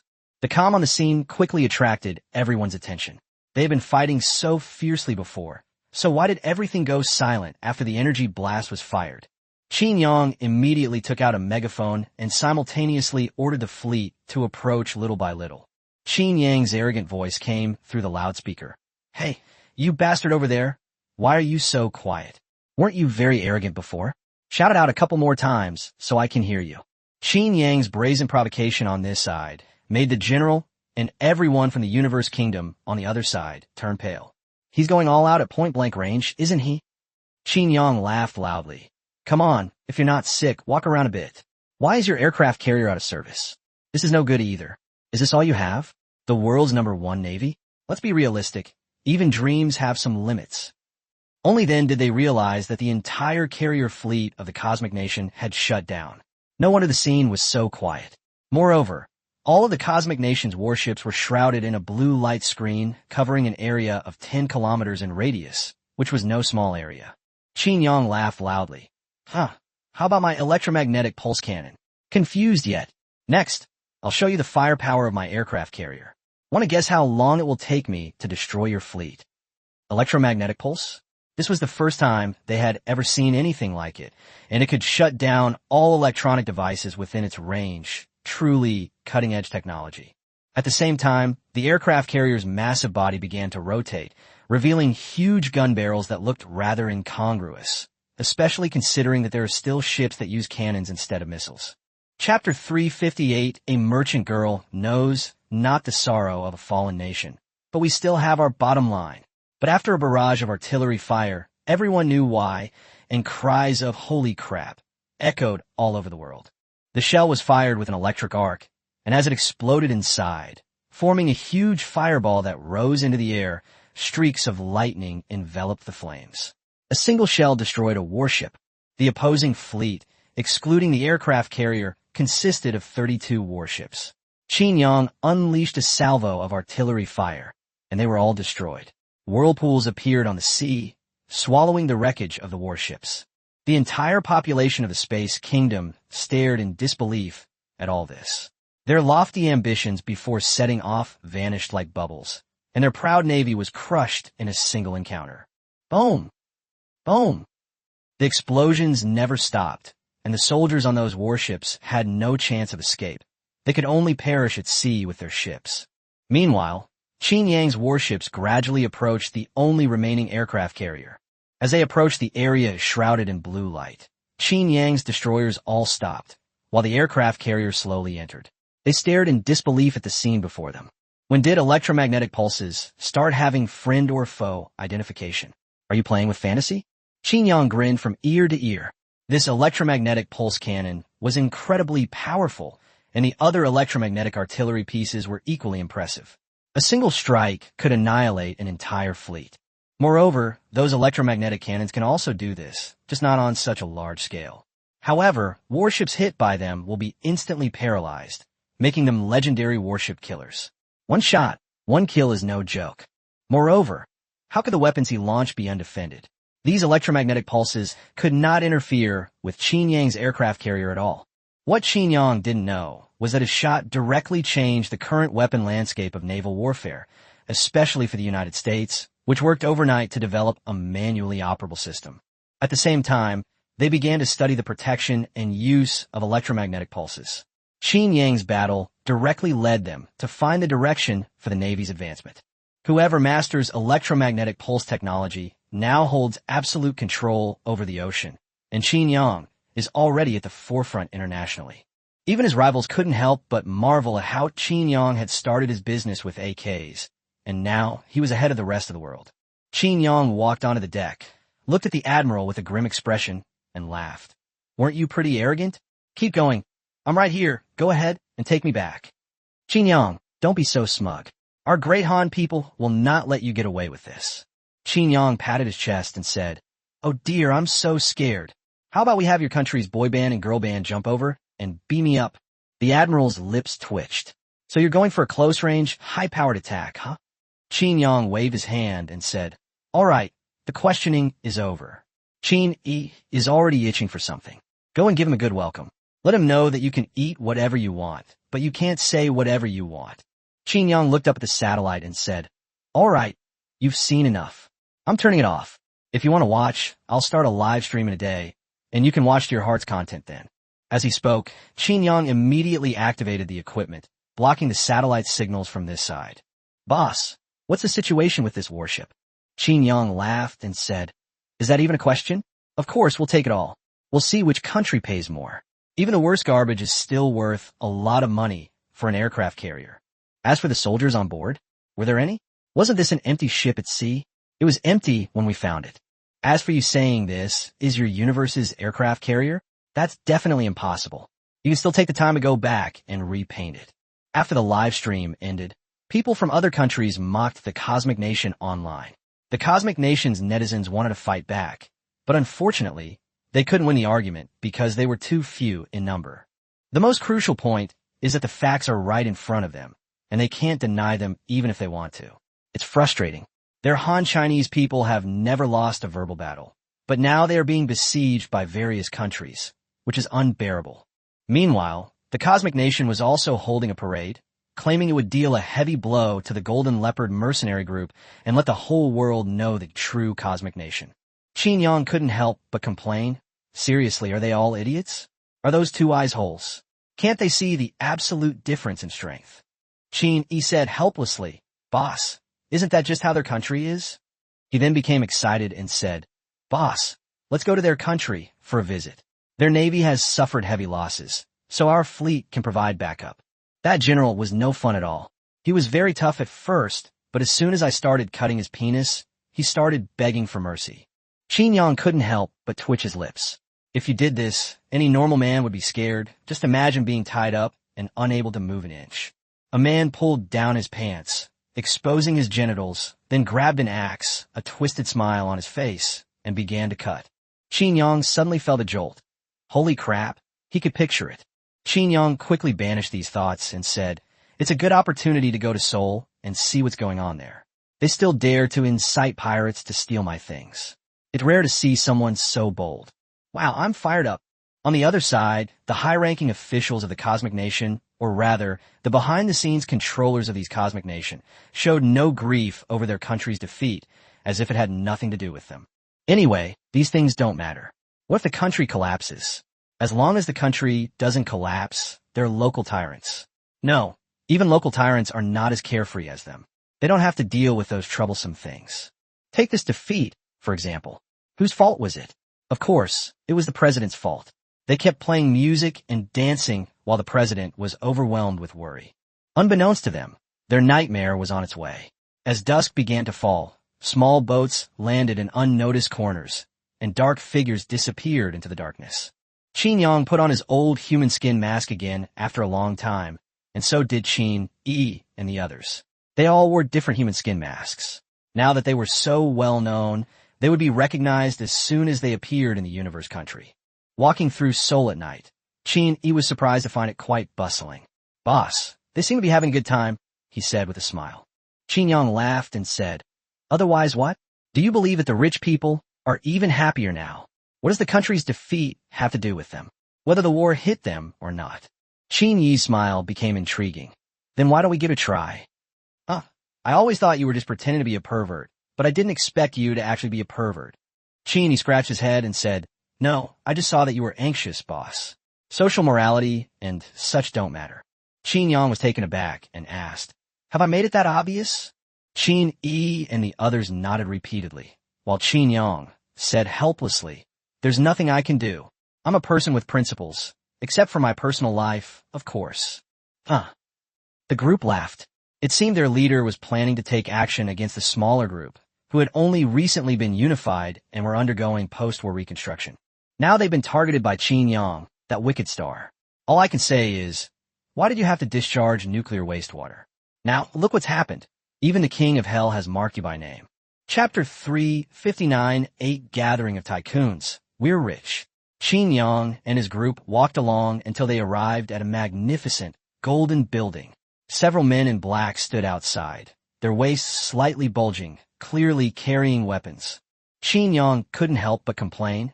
Seriously, they're wearing sunglasses in the middle of the night. How can they even see?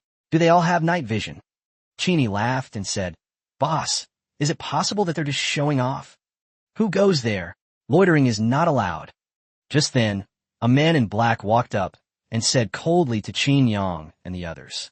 Qin Yang laughed and said, "We came here as tourists. We were just curious about such a magnificent building, so we came to take a look." The bodyguard said calmly, "This is not a place for you. Leave now." Qin Yang smiled and said, "Is it really not allowed? But what if I really want to go in and take a look?" "Huh, you're here to cause trouble." The bodyguard frowned and slowly reached for the pistol at his waist. Seeing this, the others behind him all began to move closer to him. More than 50 people surrounded Qin Yang and his group of 20-odd people. "This is your last warning. Leave now, or don't blame me for being impolite." Qin Yang suddenly looked up at the other person, a slight smile playing on his lips, and said, "Ha ha, you're welcome. I'd like to know how you're going to be unreserved." Whoosh! Snap! Wah!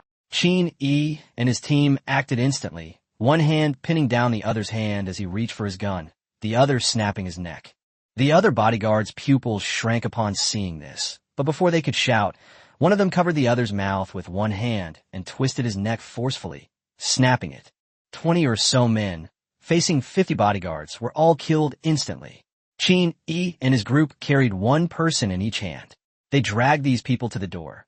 After all, so many people lying on the ground wouldn't be good, let alone frighten people, even the cats and dogs on the street. Bang! Inside the hall, the tycoons were indulging in a lavish revelry, having divided up the entire economy of the universe nation, a very well-distributed distribution. Although there was some competition, it was all within the tycoons' own inner circle. So their gathering was a veritable gathering of stars, with famous actresses acting like waitresses. Qin Yang had already summoned his equipment from the shadows on both sides. 10 soldiers were waiting outside, and Qin Yang and Qin Yi kicked the gate open.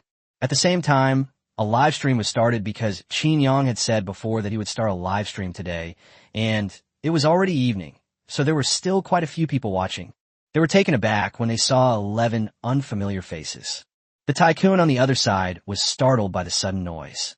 Upon seeing Qin Yang and his group, he immediately cursed. "Who are you people? Do you want to die? Are you kidding me? In a universe kingdom, someone actually dares to come and cause trouble at this kind of event?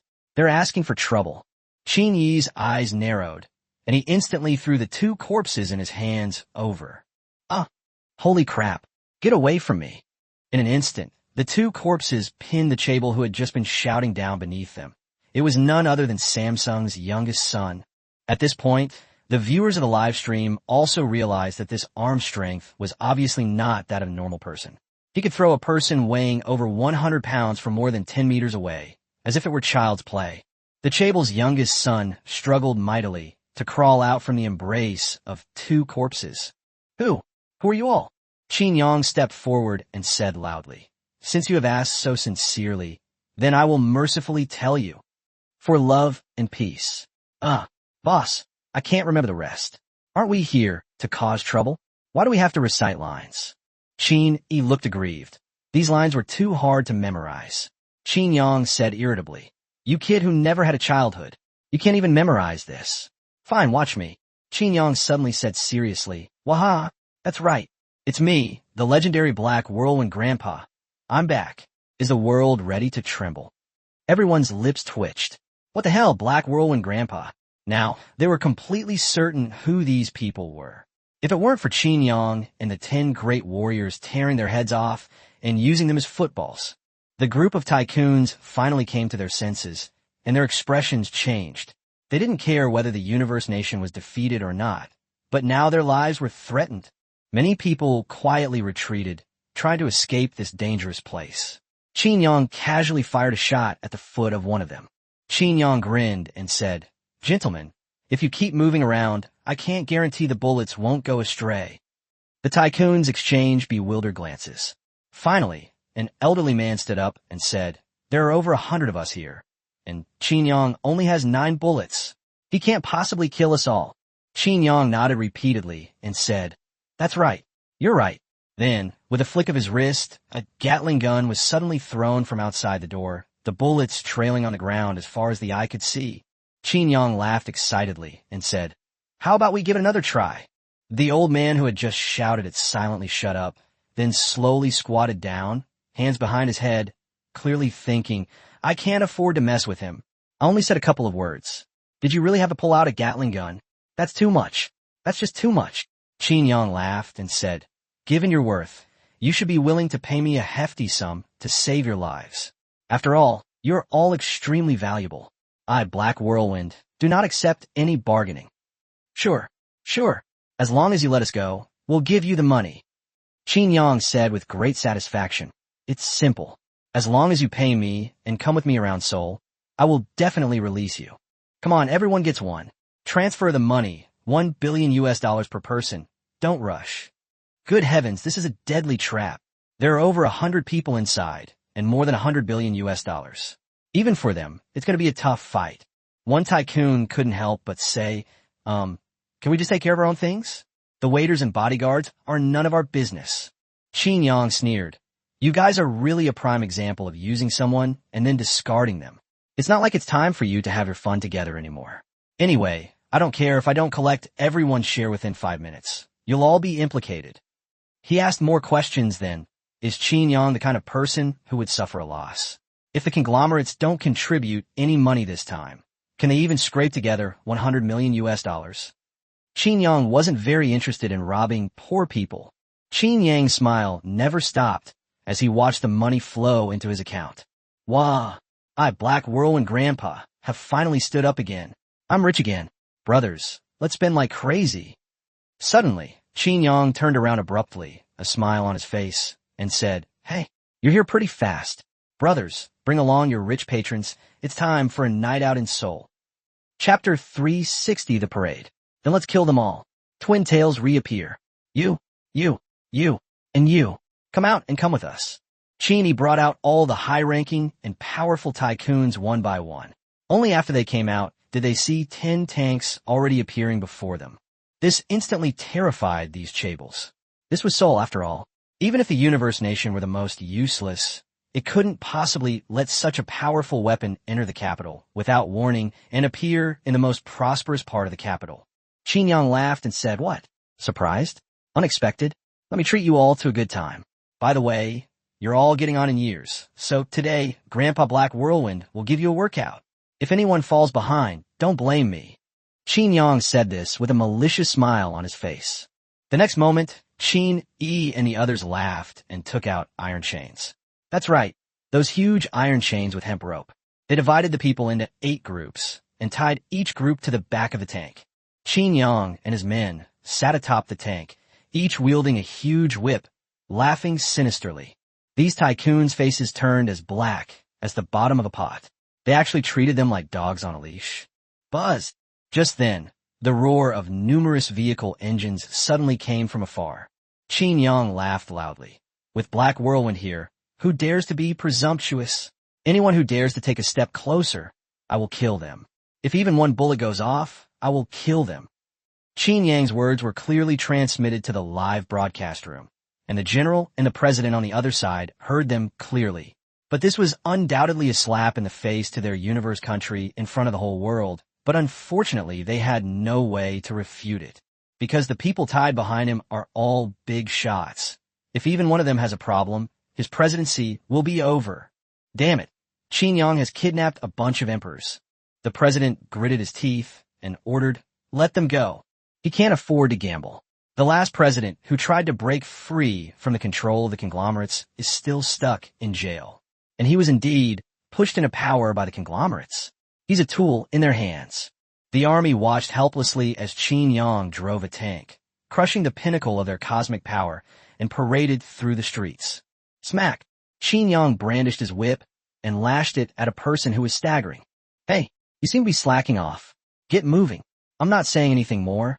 You have to complete the entire journey to survive. Otherwise, I won't refund your money. Qin Yang had a smile on his face as he said this, but in their eyes, it was the smile of a devil. And this pervert was actually whipping them with a whip. Isn't this what these tycoons usually love to do? Smack! Qin followed closely behind, lashing out with his whip, and said with a delighted smile, "No wonder you tycoons all like this kind of thing. It's really interesting." The president of a universe behind him was completely stunned. You guys are really having a blast. When they come back alive, won't all their playthings be doomed? It's currently 9 p.m., the start of the nightlife, and Qin Yang is driving 10 vehicles and 4 tanks side by side. Both lanes are completely blocked. One tank follows every 4 tanks, constantly waving its whip. As for the other vehicles, they all fled in panic. If necessary, just run them over. If there are too many, let those lackeys handle them.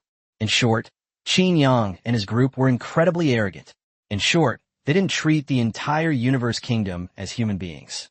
And surprisingly, Qin Yang didn't retaliate against the assistant who had shown up earlier. After all, he was just a minor character.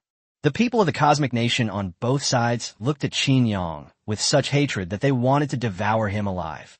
Qin Yang brandished his whip, lashing out at the tycoons in front of him, shouting, "Don't look at me like that. I'm so scared. When I'm scared, my hands shake, and when my hands shake, I want to whip something." The tycoons in front must be cursing up a storm. Why is he the last one in this row, and the one who gets beaten the most? All of you, close your eyes, or I'll kill you all. Kill you all. This tycoon had been driven mad, and was now making threats in full view of everyone. Qin Yang watched this scene with great interest. The president, standing behind him, looked at Qin Yang with a grave expression. This couldn't go on. Otherwise, if even one of those tycoons came out unscathed after Qin Yang's rounds, he would consider it a loss. Won't he be held responsible for all of this in the end? He's got nothing to lose, whether he sticks his neck out or not. The president said a few words to his aide, then continued to follow behind as if nothing had happened. Even the assistant who heard the order looked at the president with a look of horror and unconsciously swallowed. Bang!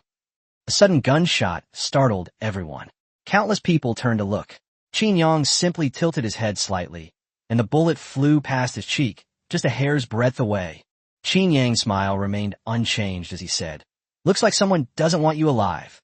This is a sniper rifle, so don't blame me." Bang! Qin Yang raised his hand and fired a shot, instantly killing the second-to-last tycoon. As for the worst-case scenario, the last one, wasn't he the one who accumulated the most energy? Of course, he had to be safely put back. Then the universe kingdom would be in for some fun. A corpse appeared in the middle of the group. Although dead, the body was still hanging in a line, and they could only drag it forward if they wanted to keep up with the tanks. The pressure suddenly increased dramatically. Otherwise, they would be dragged along by tanks, and even if they survived, they would be badly injured. Qin Yang looked up at the sky, his expression becoming intriguing. "Sigh, I didn't want to start a massacre, but why are you forcing me?" Qin Yang's words were overheard by the tycoon in front of him, who immediately jumped to his senses and shouted, "Big brother, let me go back. I'll definitely take care of them. I'll make sure they don't cause any trouble. Big brother, you have to believe me." He panicked. They were truly panicked. Qin Yang had always known that the Chaebol were the ones controlling the universe, but he hadn't expected that the Chaebol's arrest would lead to their immediate rebellion. This president is interesting. Looking at the surrounding crowd, whose expressions seemed to wish they could kill him, Qin Yang suddenly laughed and said, "In that case, killing them all doesn't seem to bother me at all." Everyone watching the live stream stared wide-eyed, feeling that this leader was different from before. He seemed to have become more bloodthirsty and warlike.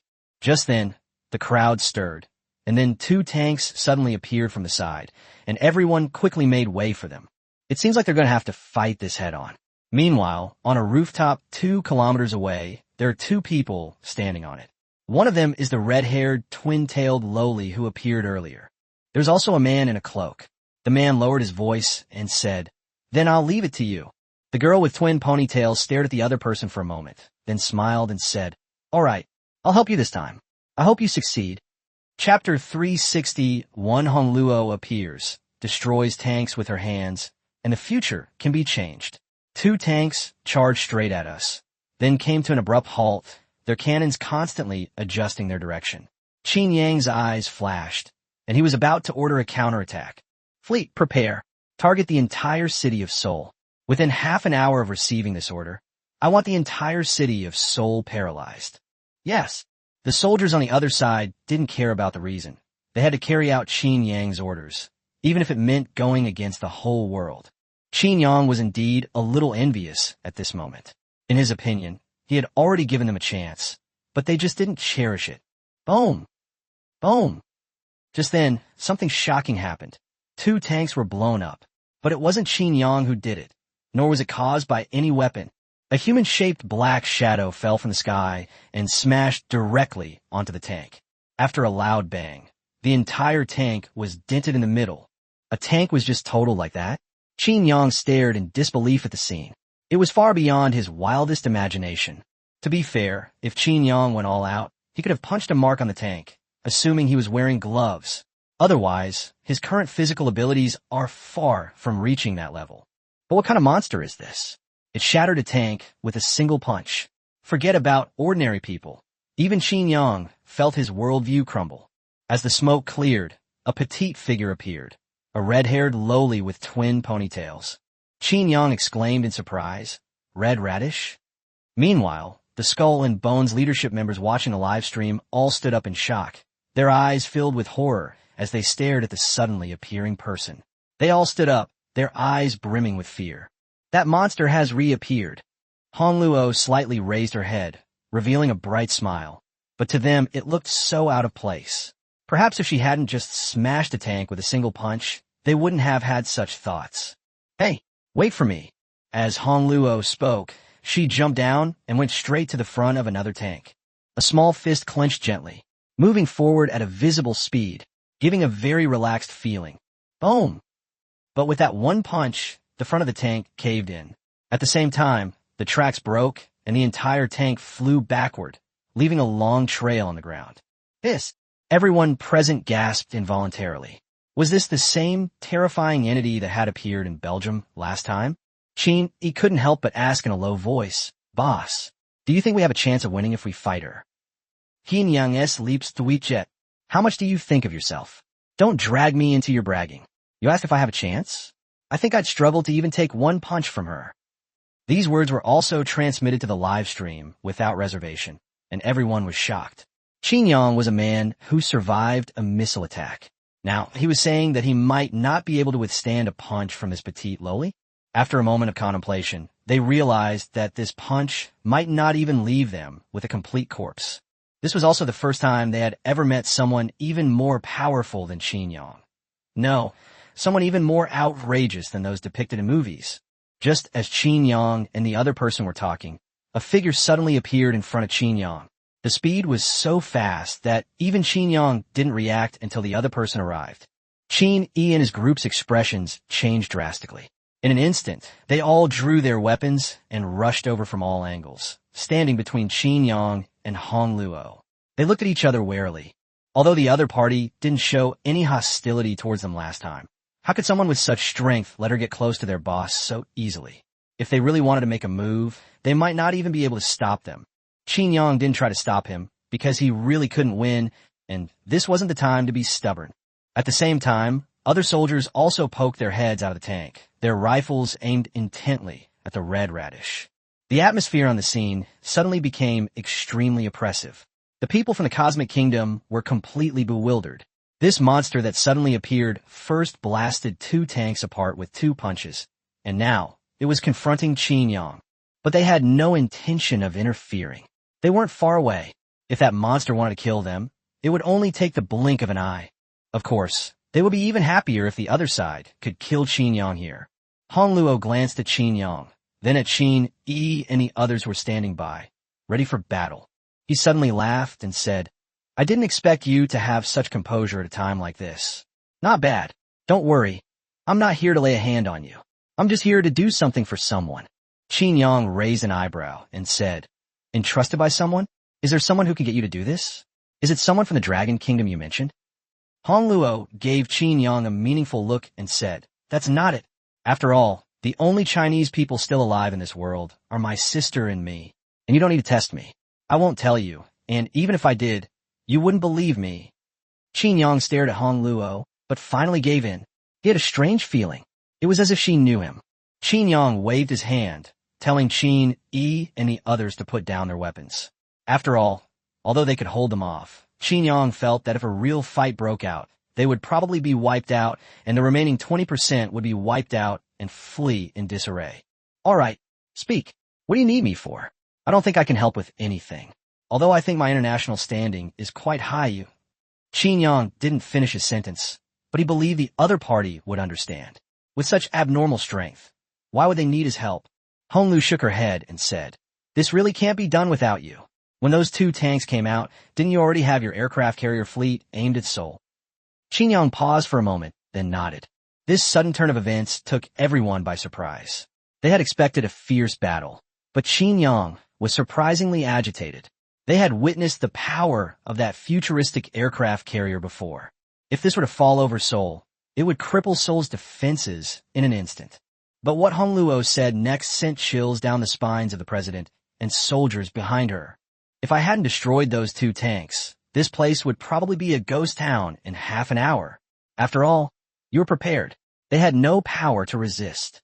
Qin Yang didn't speak, but instead frowned and looked at the other person, slowly uttering, I have a feeling that you know everything. You even know about the future. Hong Luo smiled slightly and said, That's why I came here to stop you. You will win, but you will also lose a lot. It will be a stain on your record, but you still have a chance to change. And you will lose something very important after this, so I came here on someone's behalf. There's another message for you, but now is not the time. Qin Yang's expression changed as he watched Hong Luo's expression shift. Recalling her expression when she first met him, he seemed to realize something.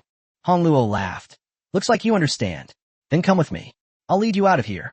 I'll kill all the ones who resist. And I believe they won't want to leave you here either.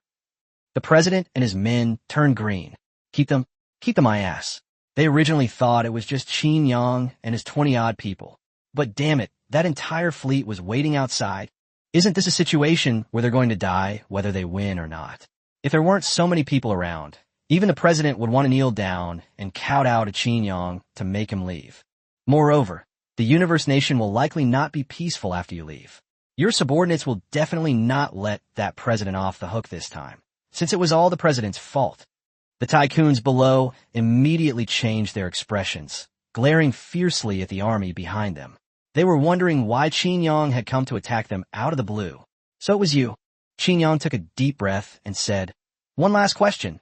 When will Xiao Jin be back? What should I do? Hong Lu shook her head and said, I'm sorry. I don't know what you're asking. That's all the information they gave me. Qin Yang nodded silently.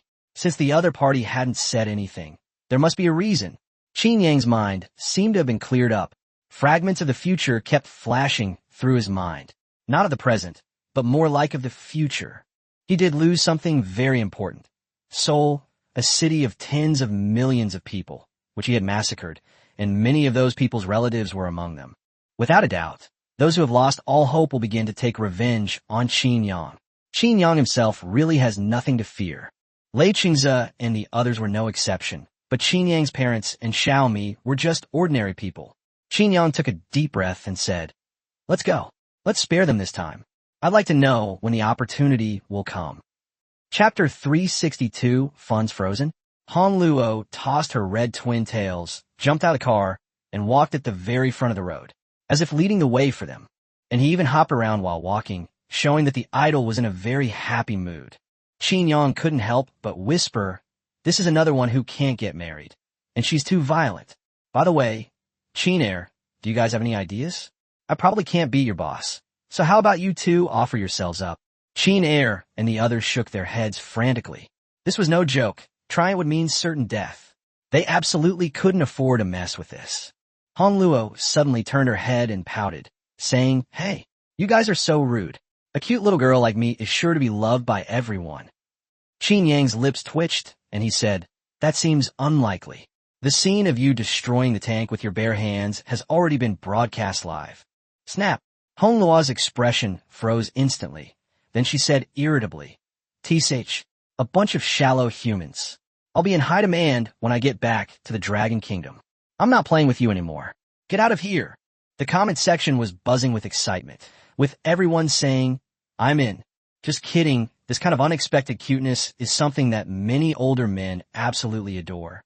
Qin Yang and his group slowly disappeared from the sight of the Universe Kingdom. As for the tycoons, they were all released.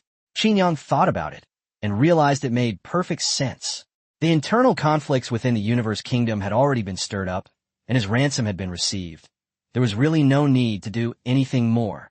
They didn't send anyone to follow him, and even hoped that nothing would happen to Qin Yang.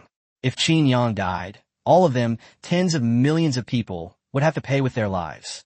The firepower control must be switched to manual as soon as possible. Otherwise, we won't have any chance to fight back. After Qin Yang left, the tycoon and the president exchanged glances. The president's expression changed, and he roared, "Arrest them! They actually brought trouble upon themselves by bringing in this wolf, Qin Yang." Good heavens, the president knows that if he doesn't act now, he'll be dead when he gets back. And not a quick one at that. So he's striking first. Now that military power is in his own hands, this isn't the time to play politics. He can't just open his mouth and pin the blame on everyone. Qin Yang's appearance was already very strange. The appearance of 10 tanks so bizarrely makes the president's statement very convincing. From that day on, the Universe Kingdom did indeed fall into chaos. At the same time, these tycoons suddenly realized that they were in a passive position because they did not have control over the military. Many officials have now defected, and the Universe Kingdom has fallen into internal strife. After Qin Yang and the others returned to the warship, Hong Luo also disappeared. Qin Yang looked into the distance and vaguely saw a dark shadow. A smile appeared on Qin Yang's lips, and he waved as if saying goodbye.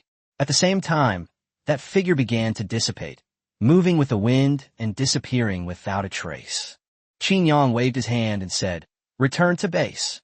I made a lot of money this time, and with what I've saved up before, I can take my overall strength to the next level." Qin Yang returned to the base, and the whole world was in an uproar. Hong Luo became known all over the world, and many countries were searching for her. After all, the existence that could kill Qin Yang was something he himself admitted. The most excited person was none other than the President of the United States. Wasn't this the ultimate weapon to restrain Qin Yang? As long as he can win them over, Qin Yang will be a piece of cake. In the following days, Qin Yang remained very calm and did not take any action. In fact, apart from a few people who went on missions, the rest of them kept a low profile. Qin Yang had been pondering that conversation for days.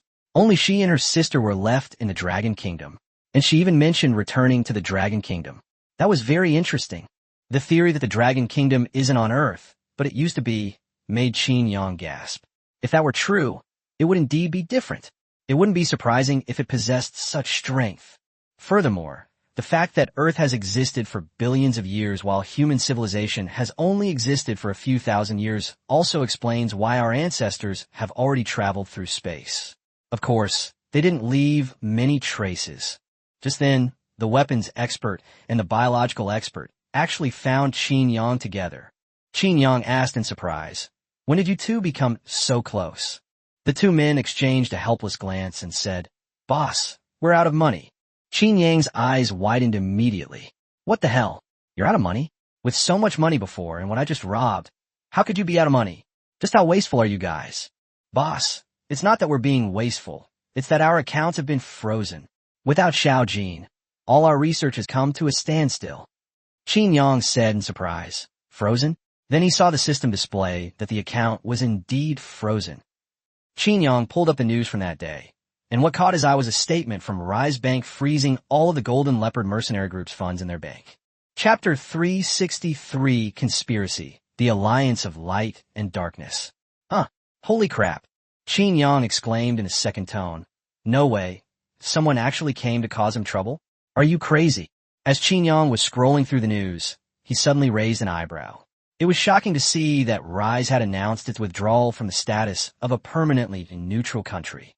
Damn it, you're withdrawing from permanent neutrality just to freeze my funds? Is this Schrodinger's neutrality? Qin Yang couldn't help but curse. Bastards, are you just asking for trouble? Qin Yang was originally planning to stay put for a while. Things have been too chaotic lately, and he was waiting for the opportunity Hong Luo had mentioned.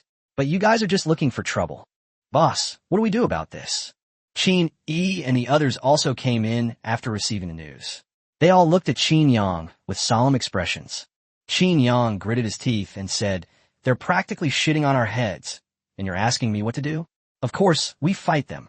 By the way, now all the cities in Tari province are starting to have banks established under the guise of a joint venture between Golden Leopard and Zelia, and the deal is being finalized in the shortest possible time."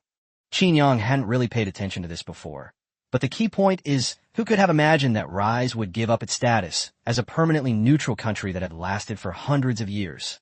Keep in mind that their country's economy is largely based on finance, and centuries of accumulated reputation have been completely destroyed in this incident. What enormous profits must have driven them to make such a choice, turning a long-term, steady business into a one-off deal?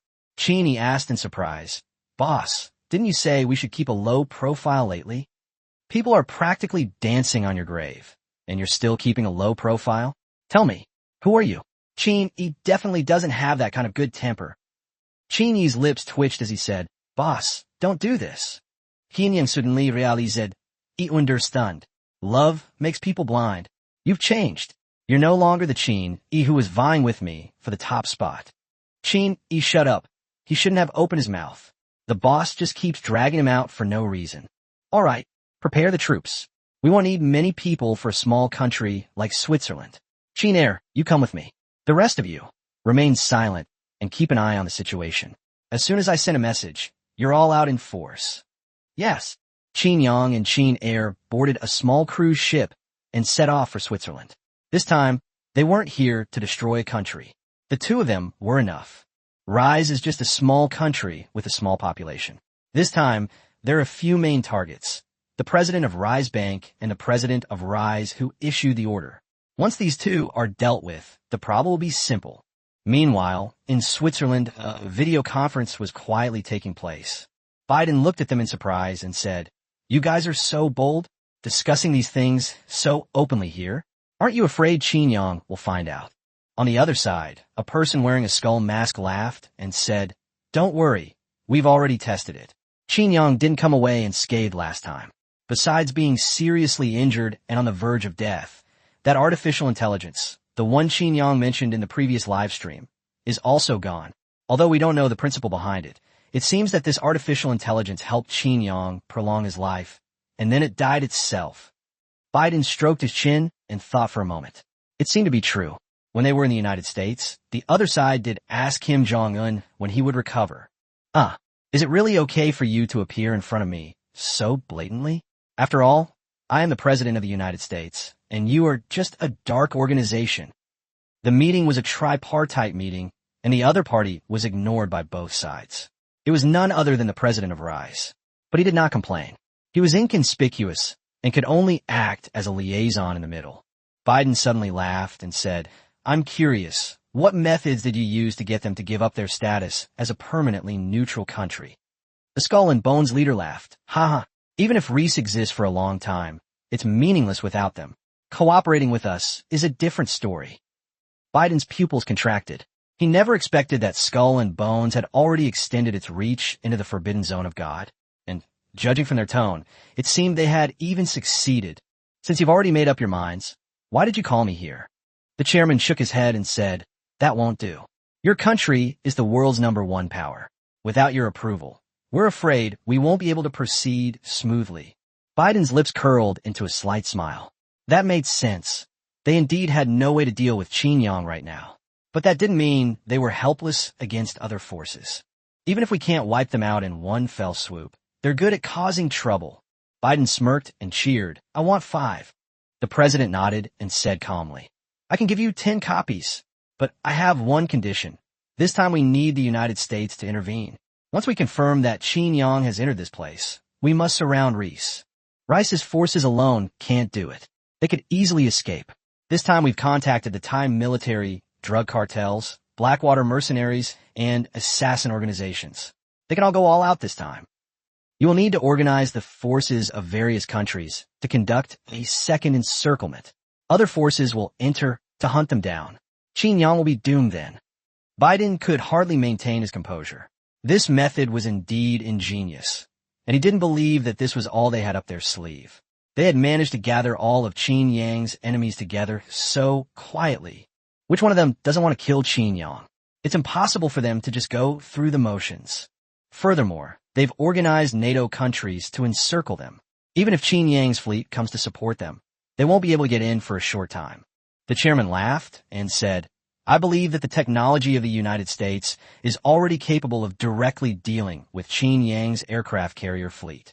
Biden hesitated for a moment, then stroked his chin and said, That's an electromagnetic pulse, the bane of electronic devices. We need to pay more. The president smiled faintly. 15 portions. Biden clapped his hands and said, Deal. Finally, Biden stated, I need to confirm that Xinjiang is indeed in Reese, and that I confirm the various groups you mentioned. Otherwise, I wouldn't have sent anyone to take action. The president nodded and said, Don't worry about that. Xinjiang isn't just coming and going. He won't make a move before we're fully prepared. The meeting ended with a cry of protest, and Biden left, then turned and issued a series of secret orders. The U.S. military began mobilizing, and even 2 aircraft carrier fleets equipped with manually operated engines and fire control systems received secret orders to set sail. This time, even the generals leading the fleets didn't know what to do.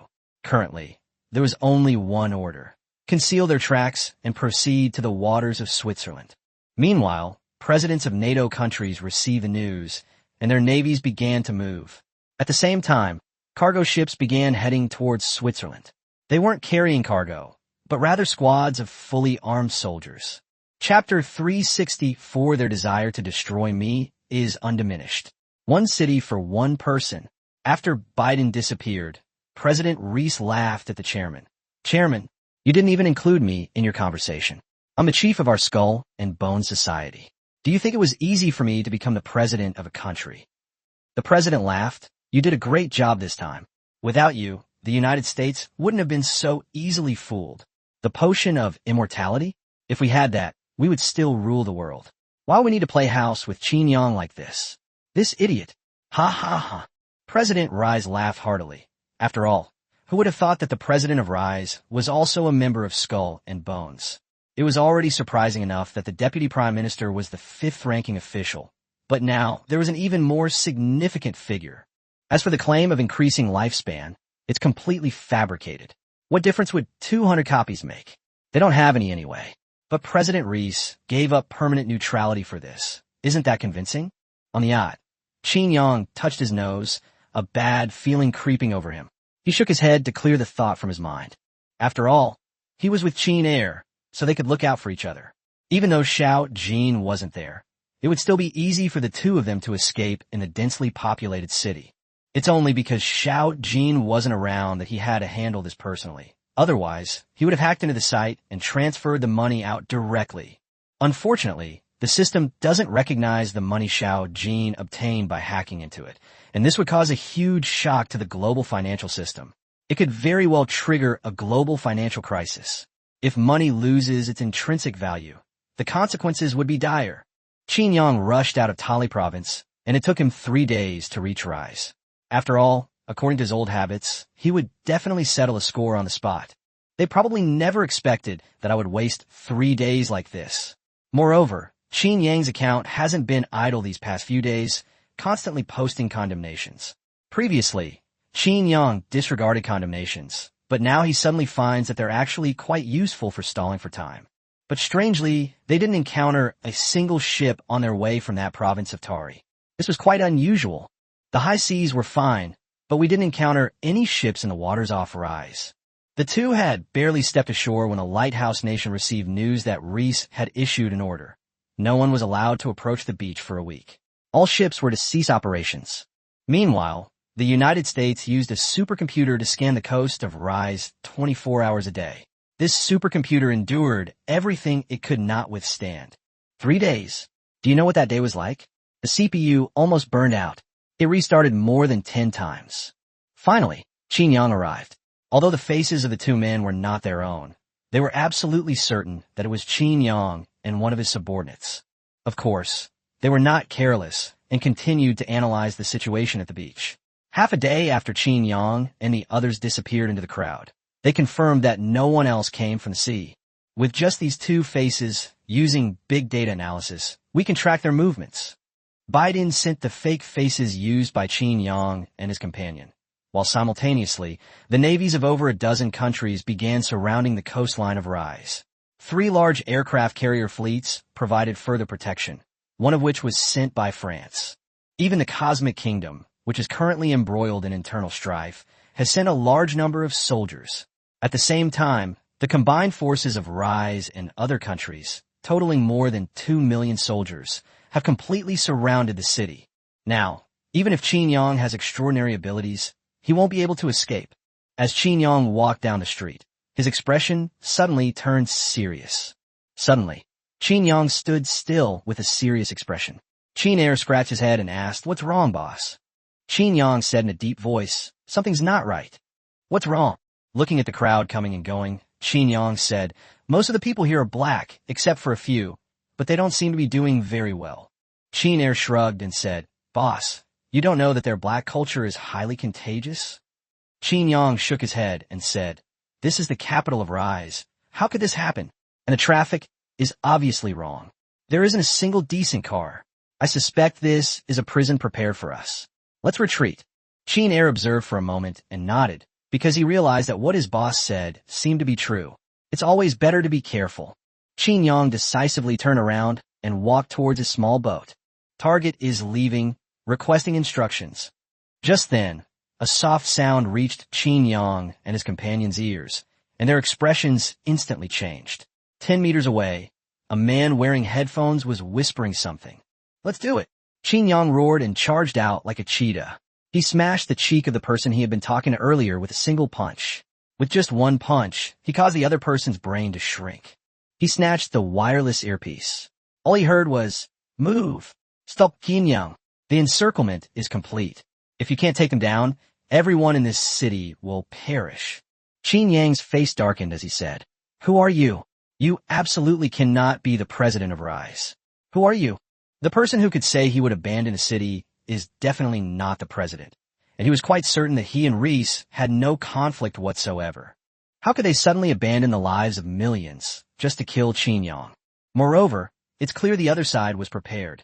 Aside from Qin Yang's target appearing in the capital every day for the past few days, all the other wealthy people have moved away. The person on the other end laughed. "You're pretty quick. You heard me, didn't you? I'm getting more and more curious about what your gene serum is. It has a really wide coverage. What's it based on? It's not that red-haired lowly, is it?" To answer your question, I am of course the president, the real President Reese.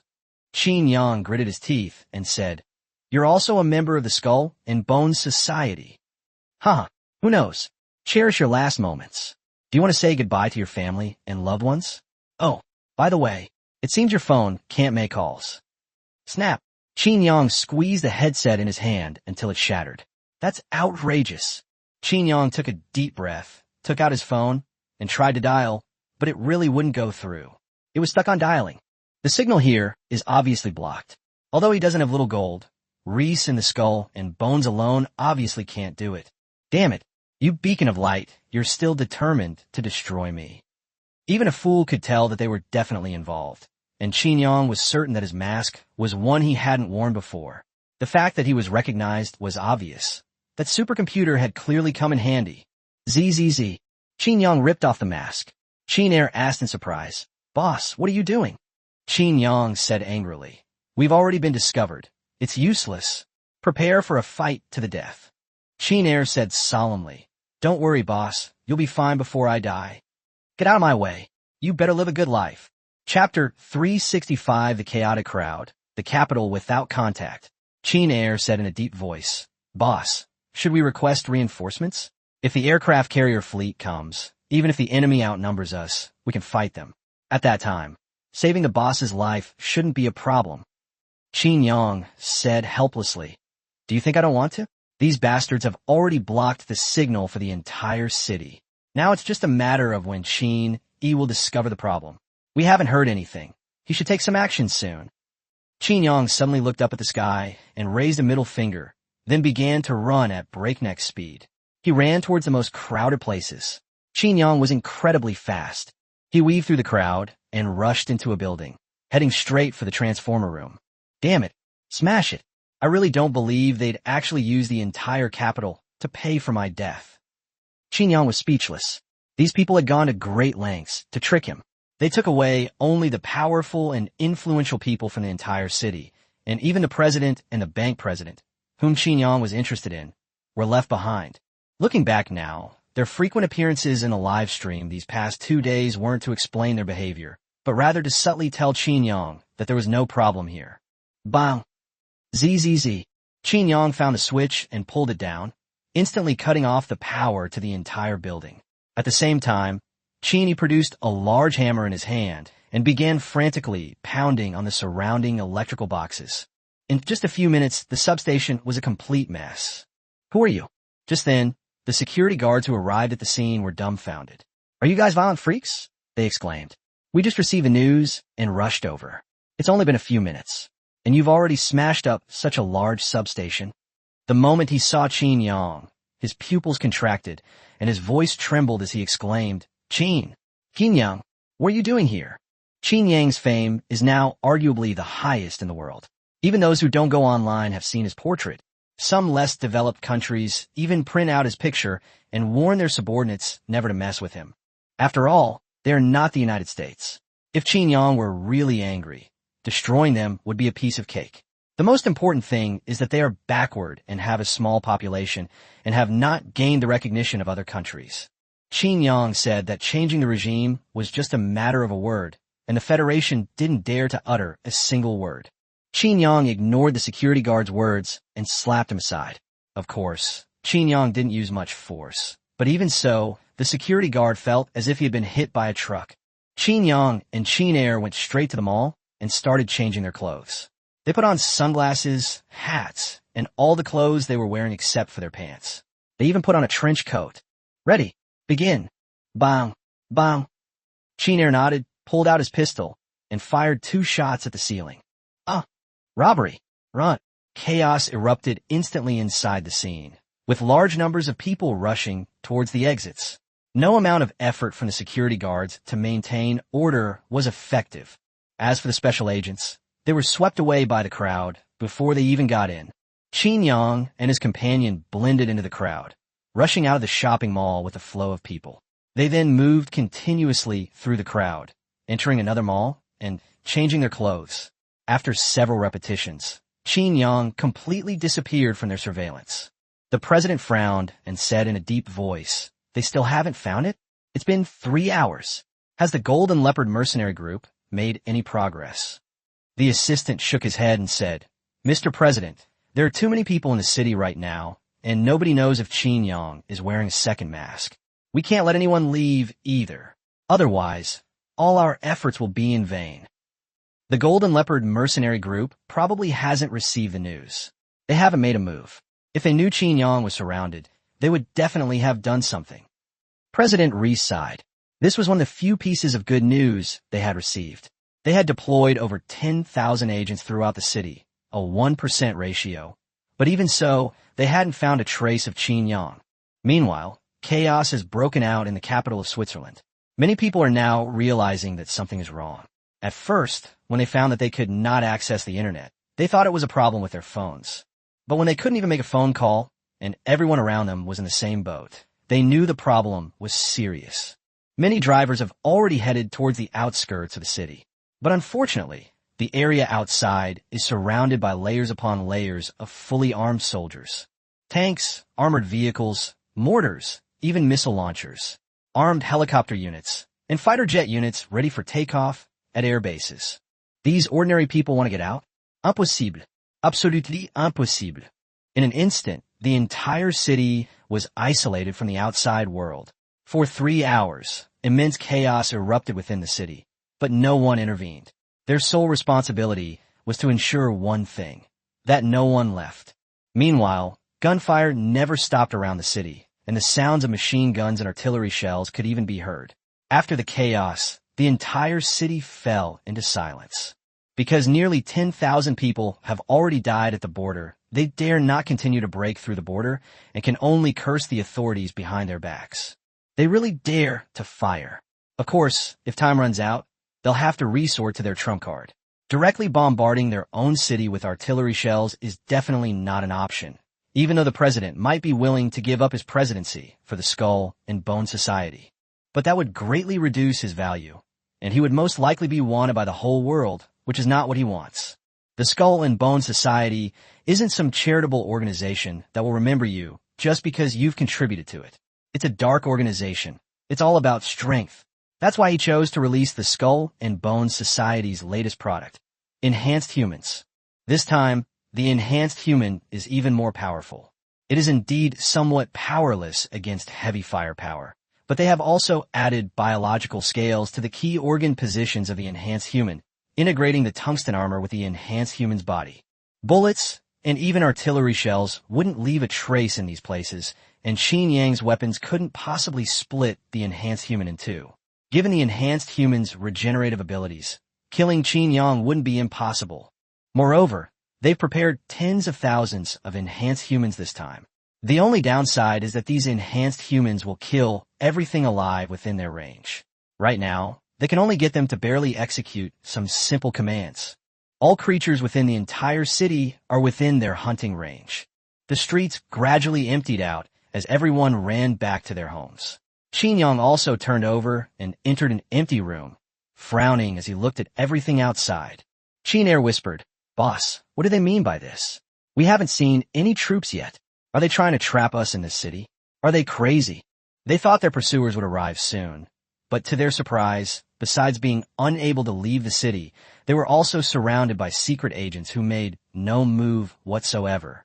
Qin Yang shook his head and said, "Now we can only take it one step at a time, but I have a bad feeling about this.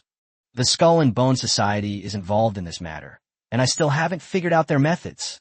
With them involved, things can't be that simple. These freaks have pretty damn advanced technology. They've got mechanical ascension, biological agents, and they've even dealt with Red Luo before. They're all problematic." Chapter 366, Deploying Troops. Reese shifts the blame.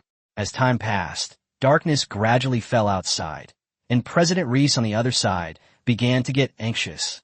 Biden is also urging them to act quickly, as Qin Yang has been missing for hours, and if everyone in a city is missing for 10 hours, it's easy for problems to arise. It's important to understand that although they suspended the flights in advance, there were still tourists from many countries on board. If there was no news of them for a day, their families would easily assume that something had happened to them. If it were just one or two people, it would be fine, but if there were many, they wouldn't be able to keep it a secret. The number of soldiers they could muster was already the limit. President Reese took a deep breath and said, "Give me one last night. If we can't find Qin Yang by tomorrow, the Skull and Bones will use their trump card." Biden said in a deep voice, "You'd better be prepared. You shouldn't even have the idea of minimizing your losses when dealing with Qin Yang." President Reese nodded. Indeed, they wanted to confirm Qin Yang's location and then have a small group of people die with them. He didn't believe Qin Yang could withstand a few missiles. But it was late at night, and Qin Yang hadn't even been seen. Their more than 10,000 agents had already started checking rooms one by one, but they simply couldn't check an entire city with more than 10,000 agents.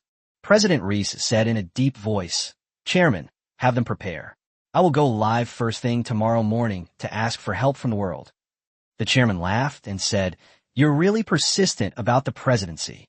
The president said helplessly, "Chairman, don't you know what kind of organization we are? It's going to get known anyway, so my position is still useful."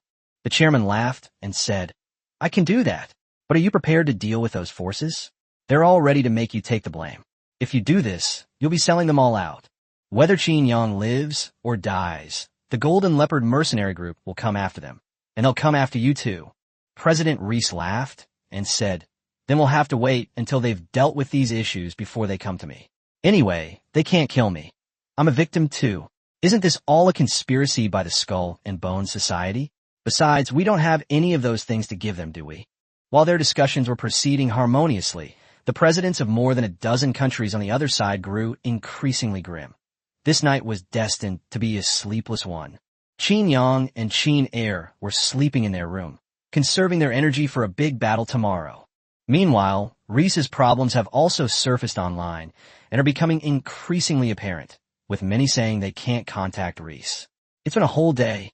As time went on, the internet was abuzz with conspiracy theories emerging one after another.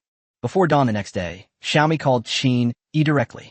Qin E asked in surprise, "Sister-in-law? Why are you calling me before dawn?" Qin E was confused. Why would Xiaomi call him before dawn if he wasn't Xiaomi's son? Zai said urgently, "I can't get in touch with Qin Yang. Did he go to Rise?" Qin E raised an eyebrow and said, "Huh? How did you know, sister-in-law?" Xiaomi Zai immediately panicked. "Why aren't you guys worried? There's a problem in Rise now. It's all over the internet. Everyone in the capital of Rise has been out of contact. It's been more than 12 hours. Qin Yi's pupils contracted as he said, "Sister-in-law, wait for me. I'll go check." Qin Yi took out the communication channel of his fellow disciples, but he couldn't get a single response from Qin Yang. Qin Yi burst out of the room and went to the satellite monitoring room, constantly adjusting the satellite images. Although some areas were blocked and could not be monitored, most areas were still visible. Suddenly, Qin Yi's pupils contracted. He discovered a large number of warships on the coast outside Rise, including 2 aircraft carrier fleets from the United States, as well as fleets from several other countries. Qin Yi suddenly felt a chill run down his spine. So many fleets were just used to block their possible reinforcements? What was Qin Yang facing on land? Qin immediately activated the highest level alarm at the base. The piercing alarm echoed throughout the entire base. Qin San and the others rushed out, looking at Qin Yi with confusion. Qin Yi said with a serious expression, "Leave 10,000 men to guard the base's safety. The rest of you come with me to Reese. Boss is currently surrounded. The U.S. and a fleet of several other countries are waiting to intercept us at sea." The soldiers below immediately narrowed their eyes. In just 10 minutes, all the soldiers were ready. The fleet's deployment to sea involved more than just 1 aircraft carrier fleet.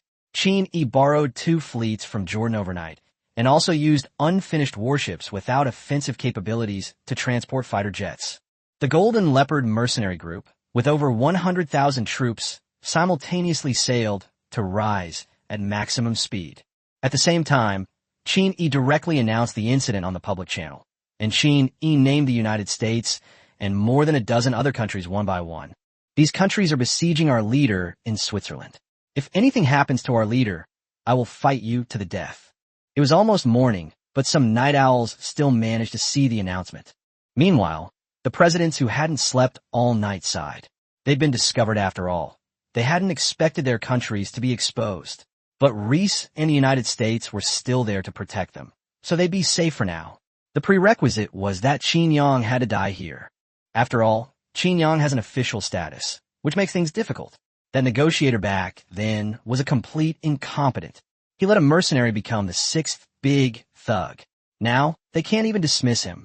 When it was just getting light, around 7 a.m., Reese suddenly started a live stream, broadcasting the entire event via satellite onto the internet. President Reese stepped forward and pleaded, "Please, everyone, save us.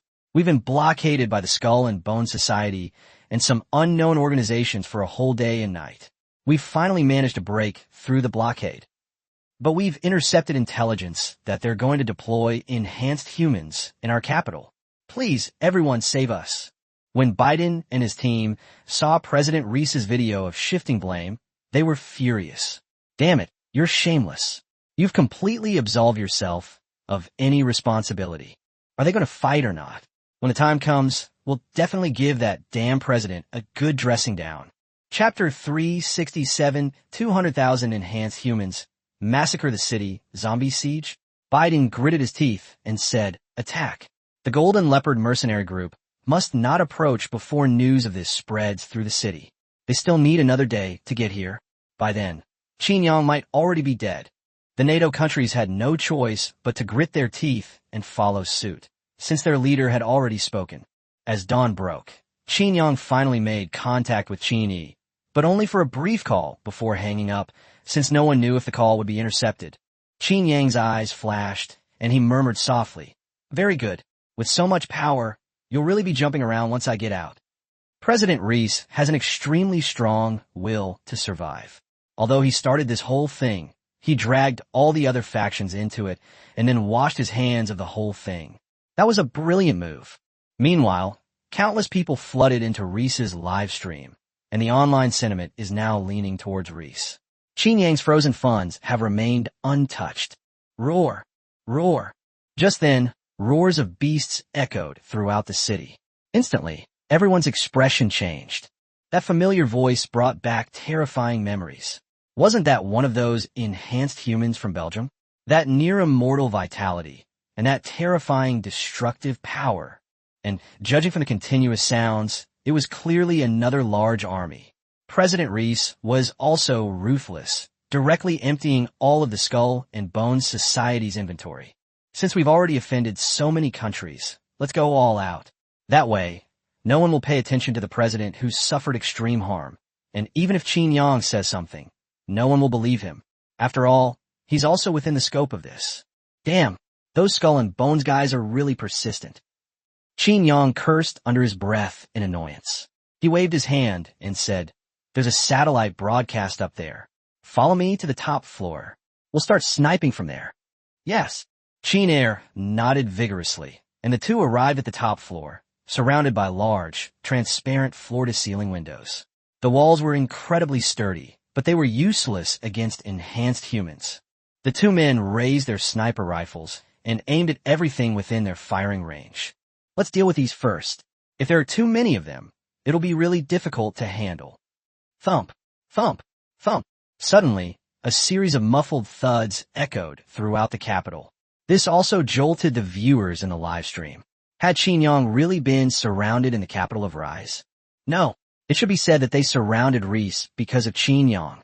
Meanwhile, Biden and his team were overjoyed. Qin Yang had finally lost his temper.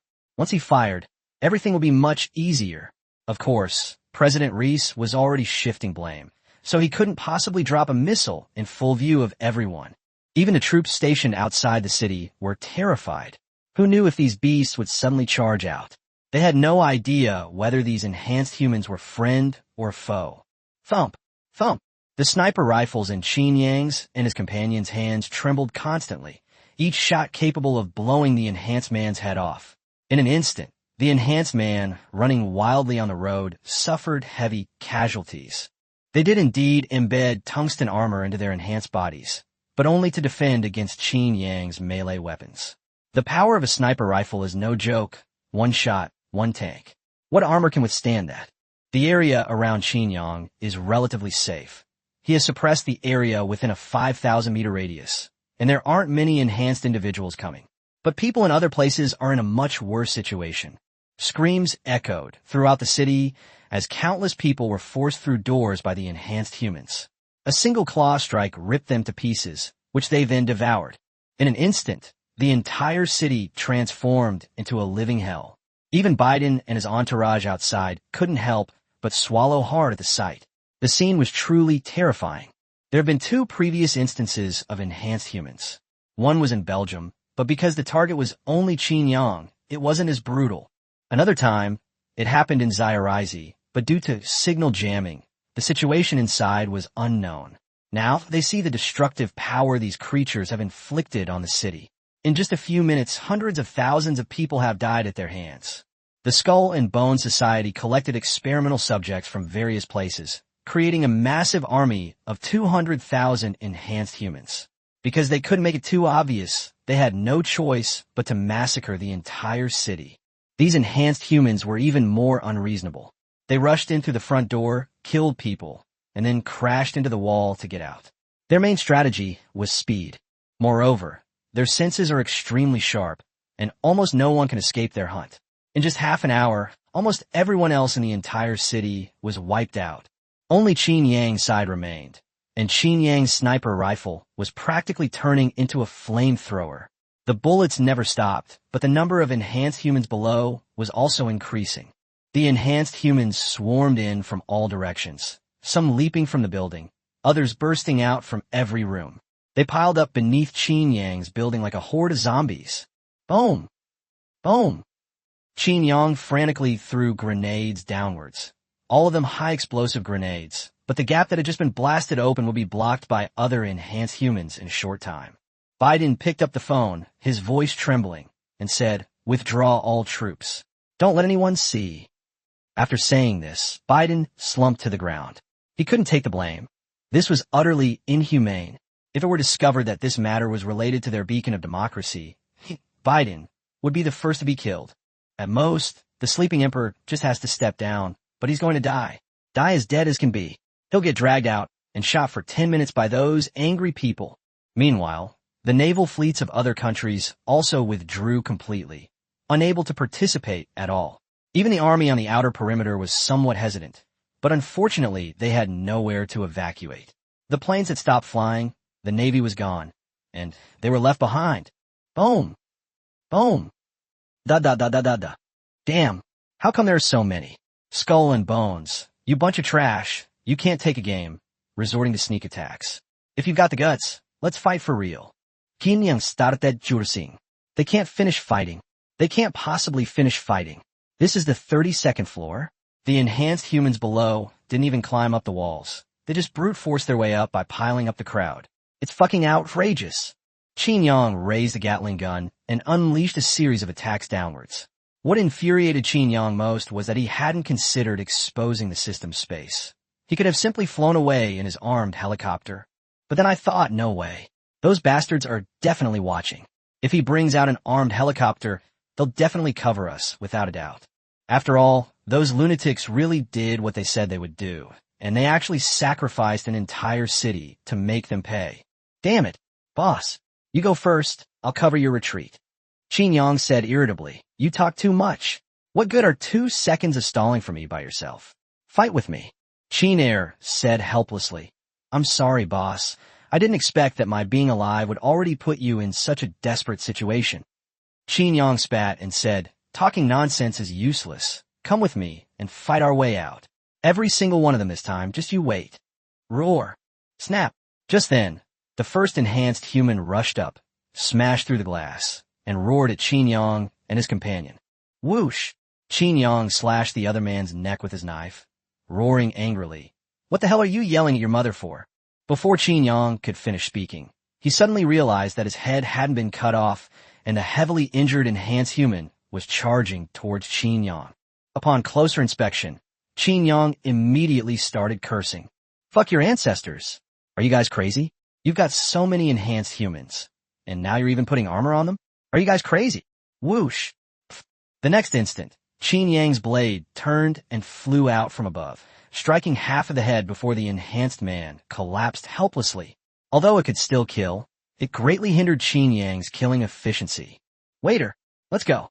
We can't hold this place. Let's find a place that's easy to defend and difficult to attack."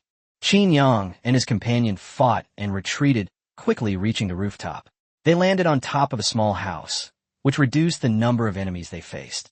But actually, they weren't very effective. These enhanced humans' jumping abilities were ridiculously high. It was practically like they could fly. Some were flying in the sky, while others were on the ground, trimming Qin Yang and his companion's feet. Whoosh!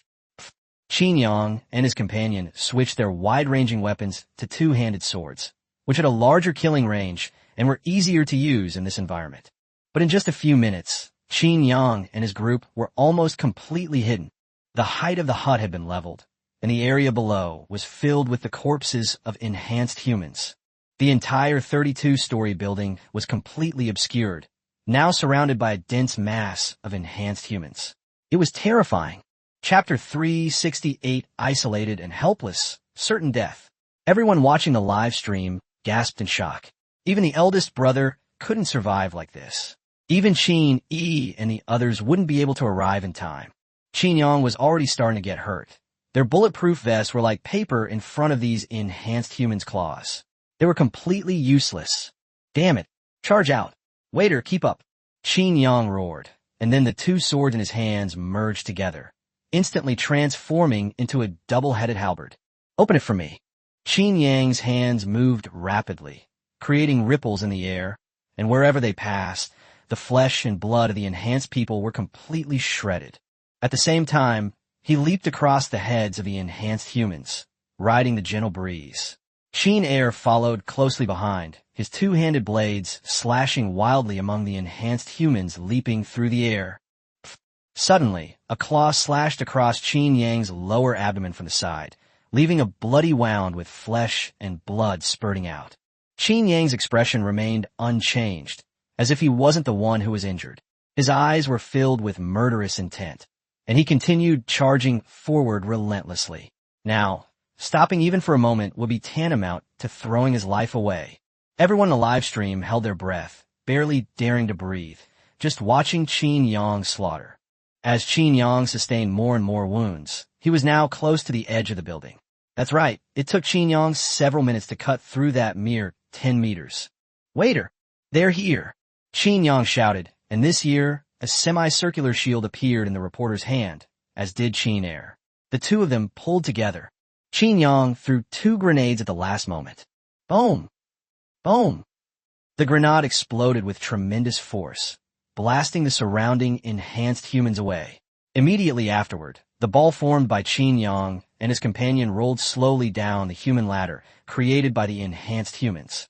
If they were to fall in a straight line, even if the shield had shock absorption capabilities, they wouldn't dare use it. Even if they didn't die, it would instantly render them incapacitated. There are so many people now that they've built a ramp. The two of them are tumbling around on it. Everyone was stunned. Holy crap, you can do that. Even the president of Skull and Bones and President Reese were dumbfounded. Chairman, should we fire? Should we get the Blackwater people or the Thai people involved? The guild leader shook his head and said, "There's no problem. Qin Yang and his group only broke through a small encirclement, and this was only caused by a little over 50,000 enhanced people.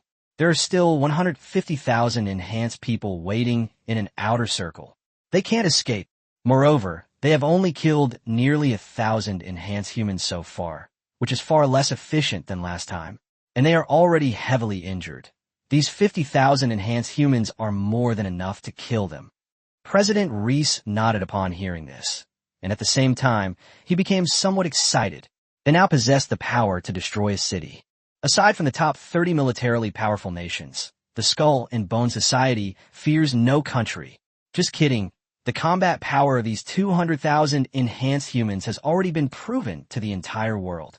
Boom!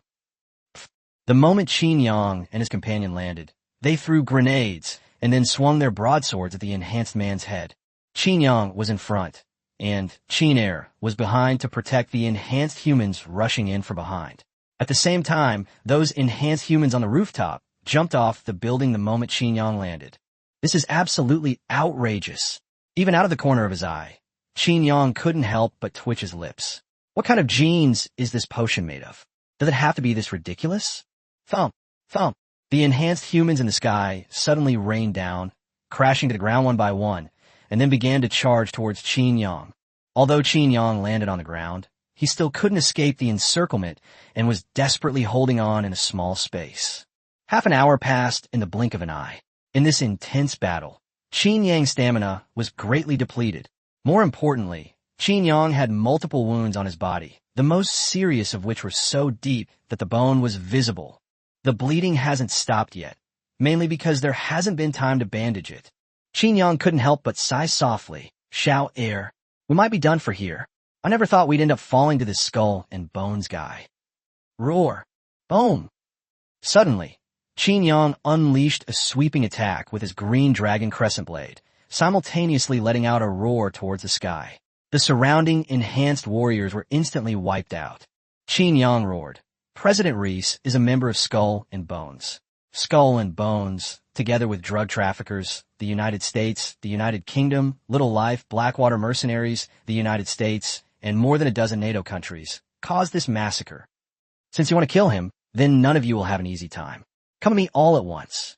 Qin Yang's shout was accurately transmitted to the live broadcast room, causing President Reese's expression to change immediately. Holy crap, how did Qin Yang know so much? Most importantly, Qin Yang was already at his limit at this point, so few people would doubt what he said. Qin Yang's words instantly caused a huge uproar. Countless people were shocked. So, in order to kill Qin Yang, they had become so ruthless? An entire city was killed, and they even joined forces with a dark organization. Chapter 369, Xiaomi's Transformation. A woman even stronger than Qin Yang? Of course, they didn't have much time to be shocked, because the enhanced humans present couldn't understand human language, and they didn't give Qin Yang much time either. In the instant he was knocked back, he regained his footing and charged forward again. Gradually, Qin Yang's figure was almost completely covered by the enhanced humans. Only faint gaps could be seen of Qin Yang's silhouette. Watch Qin Yang's situation with huge dark circles under her eyes, her heart pounding with fear. Bang, bang, bang. Just then, there was a knock on the door, and Xiaomi Zai slowly opened the door with her phone in hand. Snap! Xiaomi Zai dropped her phone to the ground. Her pupils dilated in shock, staring incredulously at the person in front of her. She never expected to see her here. Xiaomi's voice trembled slightly as she asked, What are you doing here? The person before them was none other than Hong Luo, who had appeared in the Universe Kingdom not long ago. Hong Luo was 1.5 meters tall, with a smile on her face, playfully tossing her twin ponytails. Hee. Of course I came to see you. Xiaomi Zai unconsciously took a step back and said, Looking for me? I don't remember knowing you. Although she knew this action was completely useless. After all, this person could destroy tanks with her bare hands. Killing her would be a piece of cake. Honglu tilted her head cutely and said, We don't know each other now, but someone told me we'll be friends in the future. Xiaomi's face froze. What the heck? We'll be friends from now on? Xiaomi took a deep breath and said, Just say it. What do you want from me? Let me make it clear first. If you need my help, you have to do me a favor. Honglu tilted her head and said, You want me to bring Qin Yang back? Xiaomi nodded solemnly and said, As long as Qin Yang's safety can be guaranteed, I can agree to anything you ask. Hongluo looked at Xiaomi Zai's expression and suddenly laughed. Ha ha, that's really touching. No wonder he likes you so much. Xiaomi's expression changed, but looking at Qin Yang on his phone, he gritted his teeth. He had received Qin Yi's reply. 12 countries had surrounded a city, along with drug dealers and such. Qin Yang and his group were only 2 people, and their communications had been cut off. Hongluo's words made Xiaomi Zai think a lot. He liked her, but the price would be. Hongluo smiled at Xiaomi Zai without explaining, then hopped onto the sofa and picked up an apple to eat. He chuckled as he ate. Qin Yang can probably hold on for another hour or so. I can save him, but I can't. You're the one who can save him. Xiaomi frowned and said, Tell me, what do you want me to do? Here, drink this. Hongluo took out a small bottle containing a colorless and transparent liquid, just like mineral water. Xiaomi gritted her teeth, grabbed the bag, and chugged it down in one gulp. Gulp, gulp. She had to try it. Even if it was poison, she knew a little about Hongluo's abilities. The chances of it working weren't small.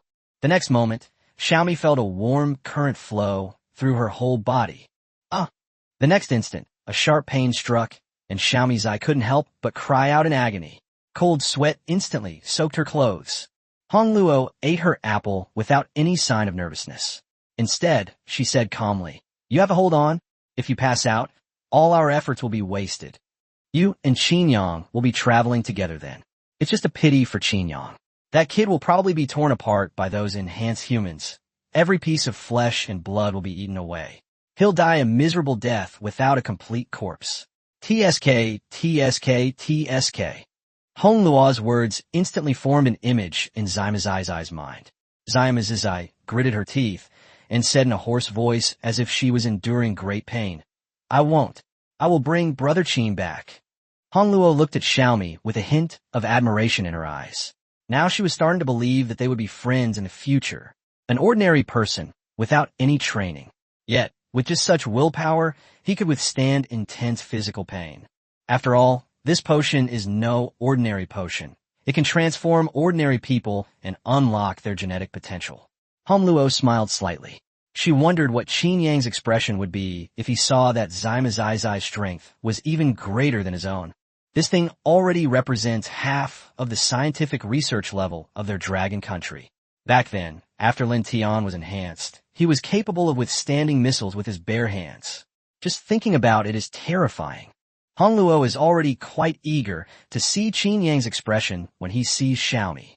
As time went by, more than half an hour had passed, and Xiaomi's willpower was getting weaker and weaker. Xiaomi knelt on the ground, hugging herself with her hands, and sweat had piled up in a puddle under her body. Xiaomi felt her eyes getting heavier and heavier, as if she was about to fall asleep at any moment. Honglu jumped off the sofa, picked up the phone from the floor, and saw that it was Reese's live stream on the other side. In the video, Qin Yang and his companion were shooting at the enhanced crowd below. The overwhelming number of enhanced humans was enough to trigger trypophobia. When Xiaomi saw this scene, her eyes snapped open, and her previously drowsy mind instantly cleared up. However, the intense pain in her body rendered her completely immobile, or rather, she was numb. Her body was numb, and she could no longer feel its existence. At this moment, she only knew one thing. She couldn't sleep. She had to move her body. She had to move. Now she was beginning to believe what Hongluo had said, that she could last for more than an hour like that. But she had no idea how much time had passed. As time passed, she saw Qin Yang injured, covered by enhanced humans, his wounds bleeding profusely. Whoosh! The next instant, red steam suddenly billowed from Xiaomi's body, and the instantaneous high temperature evaporated the sweat on his body. A glint of light flashed in Xiaomi's eyes. He stood up abruptly and said anxiously, "We have to go. I need to save people." Honglu shook her head and said, "Are you just going to go like this? Besides, you won't make it in time even if you take a fighter jet. So come with me and change into some gear. You're not skilled enough yet. I have 10 minutes to teach you how to fight. How much you learn now depends on yourself." Without waiting for Xiaomi to struggle, he grabbed her and disappeared in a few leaps. In just 1 minute, he arrived at a very futuristic space carrier. He hid in the sky above the city, but no one noticed. The disappearance of Xiaomi's eyes people quickly attracted attention. Among the people around Qin Yang in Yin Kingdom, Lei Qingze had put a lot of effort into Xiaomi's eye. After all, this is the only one who needs protection, and she's Qin Yang's Achilles heel. Now Qin Yang is in dire straits, and his sister-in-law has disappeared. He's really something else as a minister. Go find it, all of you. What are you all doing? Where are the security cameras around here? Find them all. Lei Qingze roared furiously in the phone. The other side was incredibly efficient, returning the call in just 3 minutes. "Minister, we only have footage of her before she disappeared. Someone unexpected has arrived. Fuck you. If you keep playing coy with me, I'll break your legs." Lei Qingze immediately started cursing. "What kind of time is this? You're still playing these tricks on me? Do you want to die?" The team member on the other end looked embarrassed. He did think the discovery was quite important, so he instinctively became a little overconfident. He hadn't expected to step on a horse's hoof. "It's Hongluo, the Hongluo who appeared in the universe country. She's the one who took Zima Zai Zai away." Lei Qingze frowned, then hung up the phone. "Hongluo? Why did she take Zima Zai Zai away?" Chapter 370. The troops protecting Qin Yang, escorting him with their lives. Lei Qingze felt overwhelmed, and all sorts of monsters and demons were jumping out of the world. Things were getting more and more chaotic. And this Qin Yang, he's always getting into fights, and now he's constantly clashing with national-level powers. Now look what's happened. He gets schemed against every time he goes out. Doesn't he ever learn to be more careful? At this moment, the battle on Qin Yang's side had reached its most critical point, and Qin Yang tumbled down from the rooftop. After the great battle, he shouted that declaration. Lei Qingze couldn't help but sigh. He never expected that he, the second in command, would be so powerless. No, it was after meeting Qin Yang that he realized he wasn't as powerful as he had originally imagined. A tear involuntarily slid down her cheek. Qin Yang was likely doomed. On the other side, Qin Yang was indeed at his limit. His injuries were getting worse and worse, and he also felt that the blade he was wielding was becoming weaker and weaker. His body was covered in more than just scratches. There was a shocking wound on his shoulder where a large chunk of flesh was missing. It had been bitten off by the enhanced human. Qin Yang said in a somewhat somber tone, "Waiter, bringing you here was a mistake. I should have come by myself." Qin Er's injuries were no less severe than Qin Yang's, and his eyes still held a murderous glint as he said in a chilling tone, "Boss, what are you saying? This isn't something you should be saying. Don't spout such discouraging words before the very last moment. Boss, you're the kind of man who'd rather die on the front lines than die at the very last moment." Qin Yang was speechless for a moment, then burst into laughter, panting heavily. "Ha ha ha, that's right. I am Qin Yang. I am a madman, and I would rather die in such a humiliating way. Waiter, will you fight me to the last drop of blood? Can. Qin Yang laughed loudly and shouted, Huh, let's charge in together. Our legs are numb from standing in one place for so long. It's time to stretch them out. Qin Yang laughed loudly, and the green dragon crescent blade reappeared in his hand. With a full moon slash, he cut a gap in the dense crowd of enhanced people. Qin Yang started running wildly, an excited smile on his face, his arms seemingly possessing boundless strength. Qin Air did the same. This time, he didn't stay behind to hold the rear, but charged alongside Qin Yang. As long as they killed quickly, the enhanced humans behind them would be the last thing to catch up with them. Viewers watching the live stream suddenly saw the giant sphere of people surrounding them change, and two figures emerged from it, covered in blood. But they saw Qin Yang and his companions' signature smiles, those incredibly happy smiles. Even as they were about to die, they were still smiling. Qin Yang suddenly realized that going all in could actually increase their chances of winning. Abandoning all defense and launching a reckless charge, the pressure on the two of them was greatly reduced, although they were getting injured faster than before. But they felt much more relaxed overall. Boom! Da-da-da-da-da. Just then, gunshots suddenly rang out in front of Qin Yang, and Qin Yang realized that his side had already broken through a large section of the 50,000-strong enhanced human army. A large group of soldiers suddenly appeared ahead, guarding a street corner and attracting a large number of enhanced humans. Qin Yang suddenly realized why they hadn't all come to attack. But what kind of troops were these? Their clothes had the style of the Yin kingdom. Whoosh! As Qin Yang hacked away, he roared, Who are you people? On the other side, the heavily damaged troops now only have a few hundred men left. When they see and hear Qin Yang's voice, they turn their heads without any change in their expressions, as if they are not the ones who are in dire straits. Targets spotted. Provide full cover for the breakout. You guys charge forward. We'll help you suppress them. Qin Yang looked at them in utter astonishment. He never expected that this unit was actually there to support him. It turned out that he hadn't been fighting alone from the beginning. This unnamed unit had actually helped him hold back most of the enhanced humans. Qin Yang remained silent for a moment, the grief on his face vanishing in an instant. With the support of their firepower, he advanced toward a less crowded area. This force of over 5,000 men infiltrated the area overnight using submarines. But after only half an hour of fighting, only a few hundred remained. They had no chance of breaking through. Qin Yang was also in dire straits. While slaughtering, Qin Yang glanced back. Even as the soldiers were shot through the chest by the enhanced humans behind them, they continued to relentlessly attack the enhanced humans near Qin Yang. They kept their triggers firmly on their hands. Qin Yang took a deep breath, his eyes filled with coldness. Kill! Kill! Qin Yang and his companion roared and fought bravely. Although their chances of escape were slim, Qin Yang didn't want to let them down. Qin Yang also had a guess about their origins. They had worked hard following him all this way. A few minutes later, the gunfire stopped. Qin Yang turned around again. By this time, the distance was quite far, and only one man with a missing arm remained standing in the group. All around him were enhanced humans rushing towards them. The man calmly pressed a button in his hand. Boom! A deafening explosion rang out among the enhanced crowd, followed by a huge fireball rising into the air.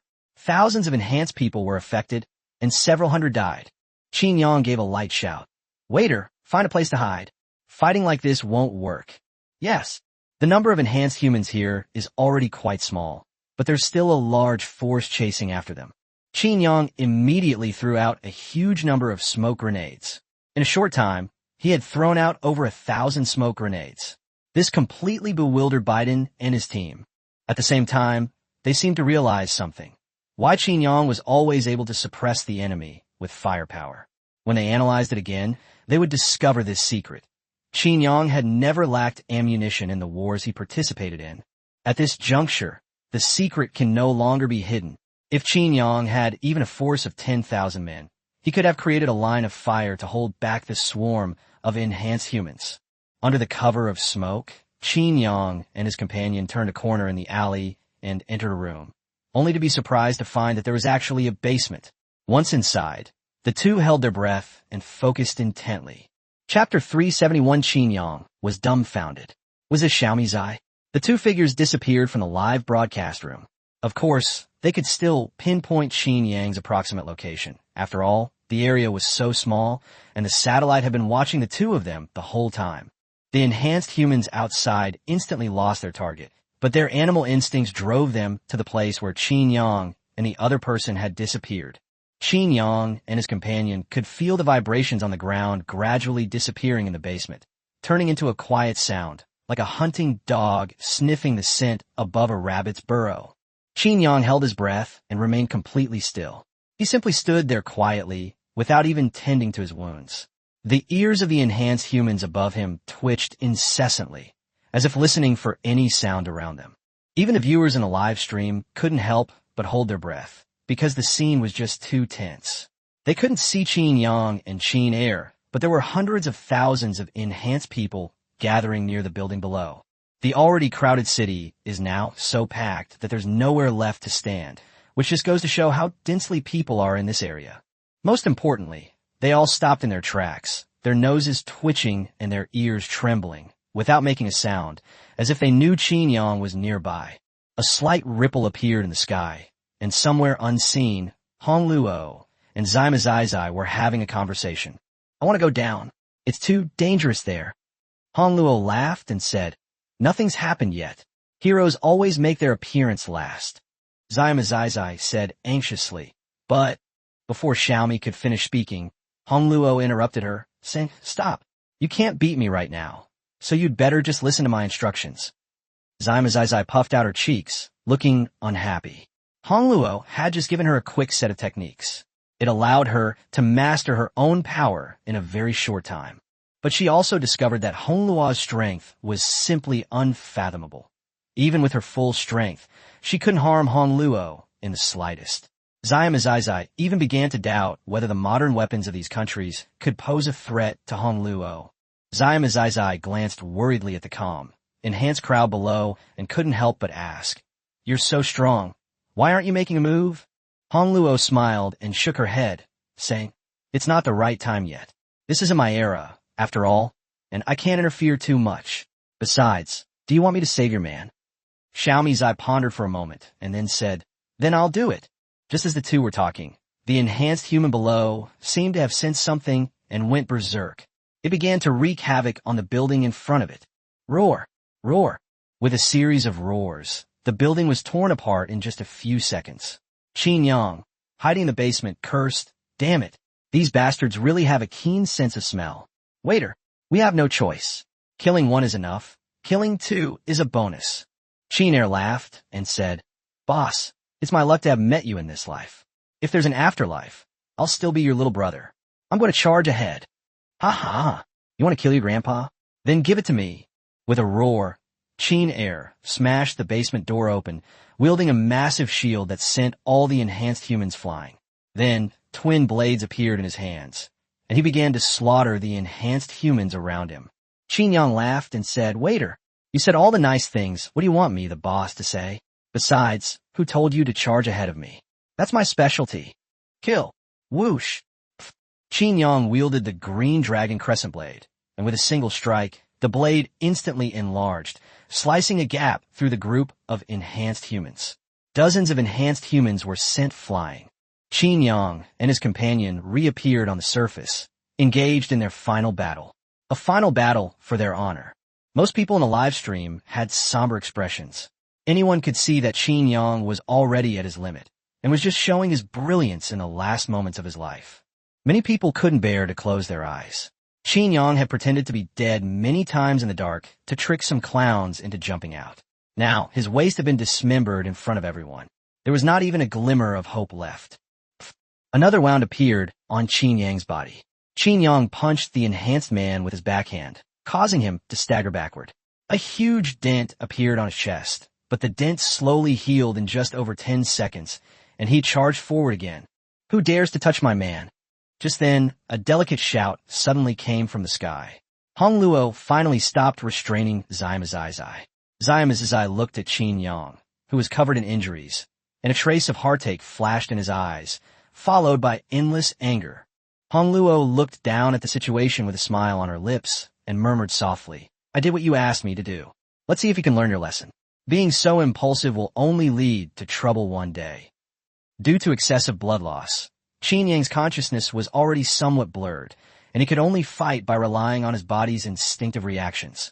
Upon suddenly hearing Xiaomi's voice, Qin Yang paused for a moment, then chuckled self-deprecatingly and murmured, "Am I already hallucinating?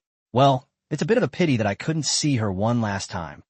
Qin suddenly spoke up, "Boss, I think I'm not going to make it. I feel like I can hear my sister-in-law's voice, but how is that possible?" Qin Yang's lips twitched as he said, "I heard it too." The two looked up at the same time and saw a beautiful woman with a dashing figure and a single ponytail descending from the sky. Qin Yang opened his mouth, but couldn't say a word. Boom! With a deafening crash, Zai landed heavily on the ground. The surrounding enhanced humans were blasted away, even more powerful than Qin Yang, because with just one landing, he punched the ground and wiped out all the enhanced humans around him. Qin Yang opened his mouth wide, unable to utter a single word. At this moment, Qin Yang's little head was filled with great doubts, such as how he got here, how he suddenly jumped down from the sky. Did a fairy fall from the sky? Qin Yang looked around. Not a single building was left. How did that little kid manage to do that? And what kind of skill level is this? He feels like he couldn't even beat him in his prime. Meanwhile, people all over the world watching the live stream were stunned. Holy crap, isn't this woman Qin Yang's girlfriend? When Qin Yang was attacked before, she was very delicate. She had been carrying stones all night and was on the verge of collapse. But who is this dashing female warrior now? The barrage of comments was cleared in an instant. Before, all that was floating around was "May you rest in peace, brother." Even Qin, he couldn't help but close his eyes, and 2 lines of tears streamed down his face. But this twist was truly unexpected. The appearance of Xiaomi Zai caused their CPUs to burn out, and they only had one thought in their minds. This world is too crazy. Roar. Those enhanced humans didn't care about any of that, nor were they shocked. All they knew was that another prey had appeared in their sight.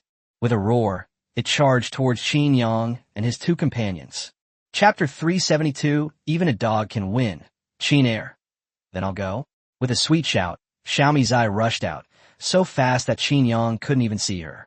At this moment, Qin Yang thought miserably that he was in a terrible situation. Xiaomi Zai's strength had completely surpassed his, which left Qin Yang dumbfounded. "Who gave you permission to touch my man?" Boom! It's hard to imagine that Xiaomi's small, white fist carries such terrifying power. With one punch, an enhanced human was blasted away, and the enhanced humans behind him were also knocked away. With a single punch, he pushed horizontally for over 20 meters. Xiaomi Zai's speed was extremely fast, clearing out the entire 360-degree area around him in just an instant. A brief vacuum appeared amidst the endless array of enhanced beings. Qin Yang, holding the green dragon crescent blade, was stunned and couldn't bring it down for a long time. Just now, an enhanced being in front of him flew out right before his eyes. Qin was also dumbfounded. He looked at Qin Yang and then at Xiaomi Zai. Although he shouldn't have said such a thing under these circumstances, he still blurted out a sentence. Wow, this eldest daughter is going to lose her husbandly authority in the future. Qin Yang's lips twitched as he snapped out of his shock. He glared at Qin, annoyed. "You're the only one who opened your mouth," he thought. Then, looking at Xiaomi Zai, whose figure was constantly flashing and repelling the enhanced humans in front of him, he fell into deep thought. That seems to make sense. Although neither of them is absolutely dominant in their relationship, it's embarrassing for a grown man like him to be no match for his wife in terms of strength. At this moment, Qin Yang made up his mind that if he could return alive, he would make sure the base thoroughly researched biological agents. He was wrong. The biological agent is very important. It not only raises their lower limit, but its upper limit is also ridiculously high. Previously, in order to show that this matter had nothing to do with him, the president of Rise allowed Qin Yang to access the communication, and Qin words were broadcast to the live broadcast room without any omission. They burst out laughing. "You're always so unique, no matter what." For a moment, Qin Yang and his companion were reduced to mere spectators. Standing side by side, their strange expressions, rather odd, would have seemed rather odd if it weren't for the bloody holes all over their bodies. While Zai was wreaking havoc, after clearing the vacuum circle to a certain extent, Zai also began to kill those enhanced humans. After all, They all have such strong regenerative abilities that even a little kid like Xiaomi couldn't kill one of them with a single punch. Qin Yang's eyes followed Xiaomi's figure constantly, while Qin Air watched anxiously from the side, saying, "Oh my god, we can't help at all like this." Qin Yang smiled slightly and said, "All right, just focus on watching my wife's performance." Qin Air said irritably, "Boss, you've changed. You're no longer the boss who loved me before. If you're so capable, why don't you bring home a wife yourself?" Cut. The two were chatting away as if no one else was around. Qin Yang had observed that Xiaomi Zai hadn't been injured at all and had only used his fist the whole time. Although they were covered in blood, Qin Yang was quite certain that there were no wounds on them. Otherwise, Qin Yang wouldn't be chatting here. Even standing is a problem for him now. The moment he withdrew from the battle, the intense weakness almost made him faint. He only managed to stay upright thanks to the green dragon crescent blade. As for Qin Air, he was even worse off. He needed Qin Yang to support him, otherwise he would have fallen asleep immediately if he had fallen to the ground. Careful! Just then, the enhanced humans in the distance actually learned to cooperate as a team. Several enhanced humans were thrown in, and Xiaomi Zai was also left out. Unfortunately, Qin Yang could only watch as his opponent approached. He no longer had the strength to lift the green dragon crescent blade. "Stay away from my Yan Yang." Boom! Xiaomi Zai went straight to red temperature, and the power that burst out in an instant stunned everyone. With one stomp, he shattered the ground within a 10-meter radius, and even Qin Yang's side was affected. Immediately afterward, a figure flashed by, and Qin Yang felt himself enter a warm embrace. When he looked up, he found himself being carried in a princess carry by Xiaomi Zai. Thump! Xiaomi Zai turned around and kicked the enhanced man, sending him flying backward. Qin Air, losing his balance, sat on the ground with a thud, looking at the couple showing off their affection with tears in his eyes. "Help! This is dog abuse. Is no one going to do anything about it?" Xiaomi gave Qin Yang a wink, and Qin Yang blinked and said, "I feel like you've changed. You used to call me Brother Qin." Xiaomi Zai laughed and said, "What's wrong? Don't you like it anymore?" Qin Yang smiled indulgently and said, "No, I like it. I like it as long as it's you."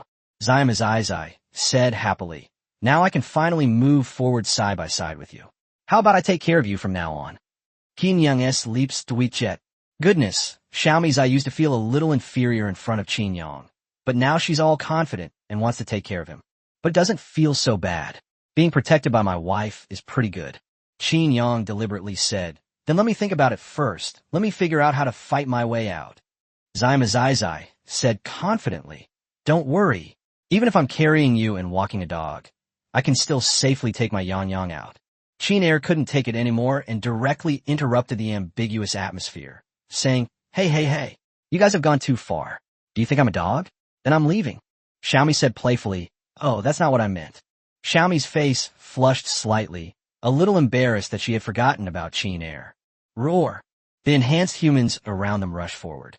Just as he had said, Xiaomi Zai clung to Qin Yang and wouldn't let go.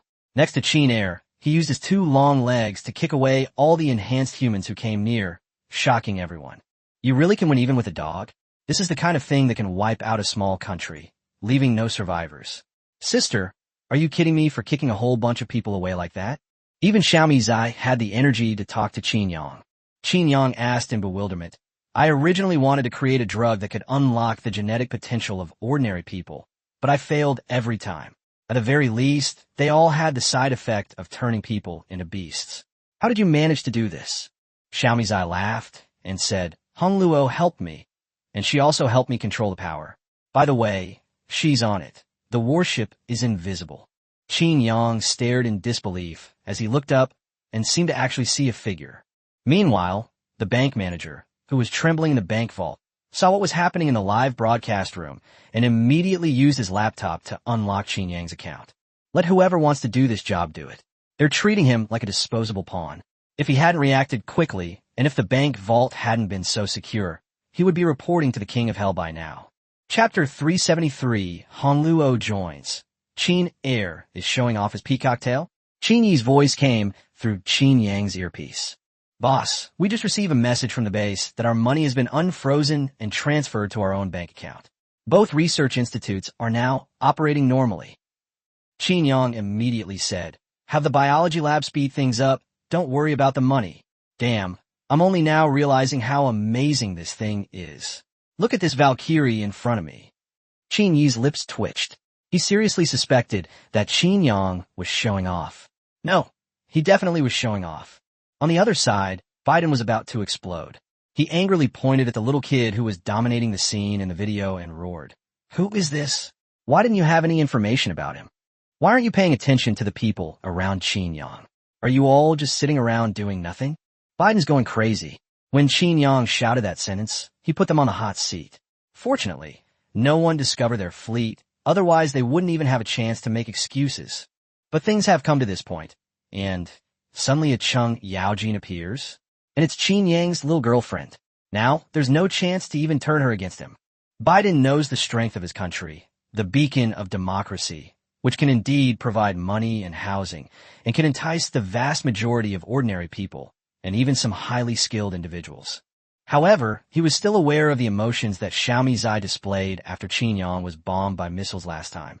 They hadn't been able to find out the exact identities of Qin Yang's other social connections.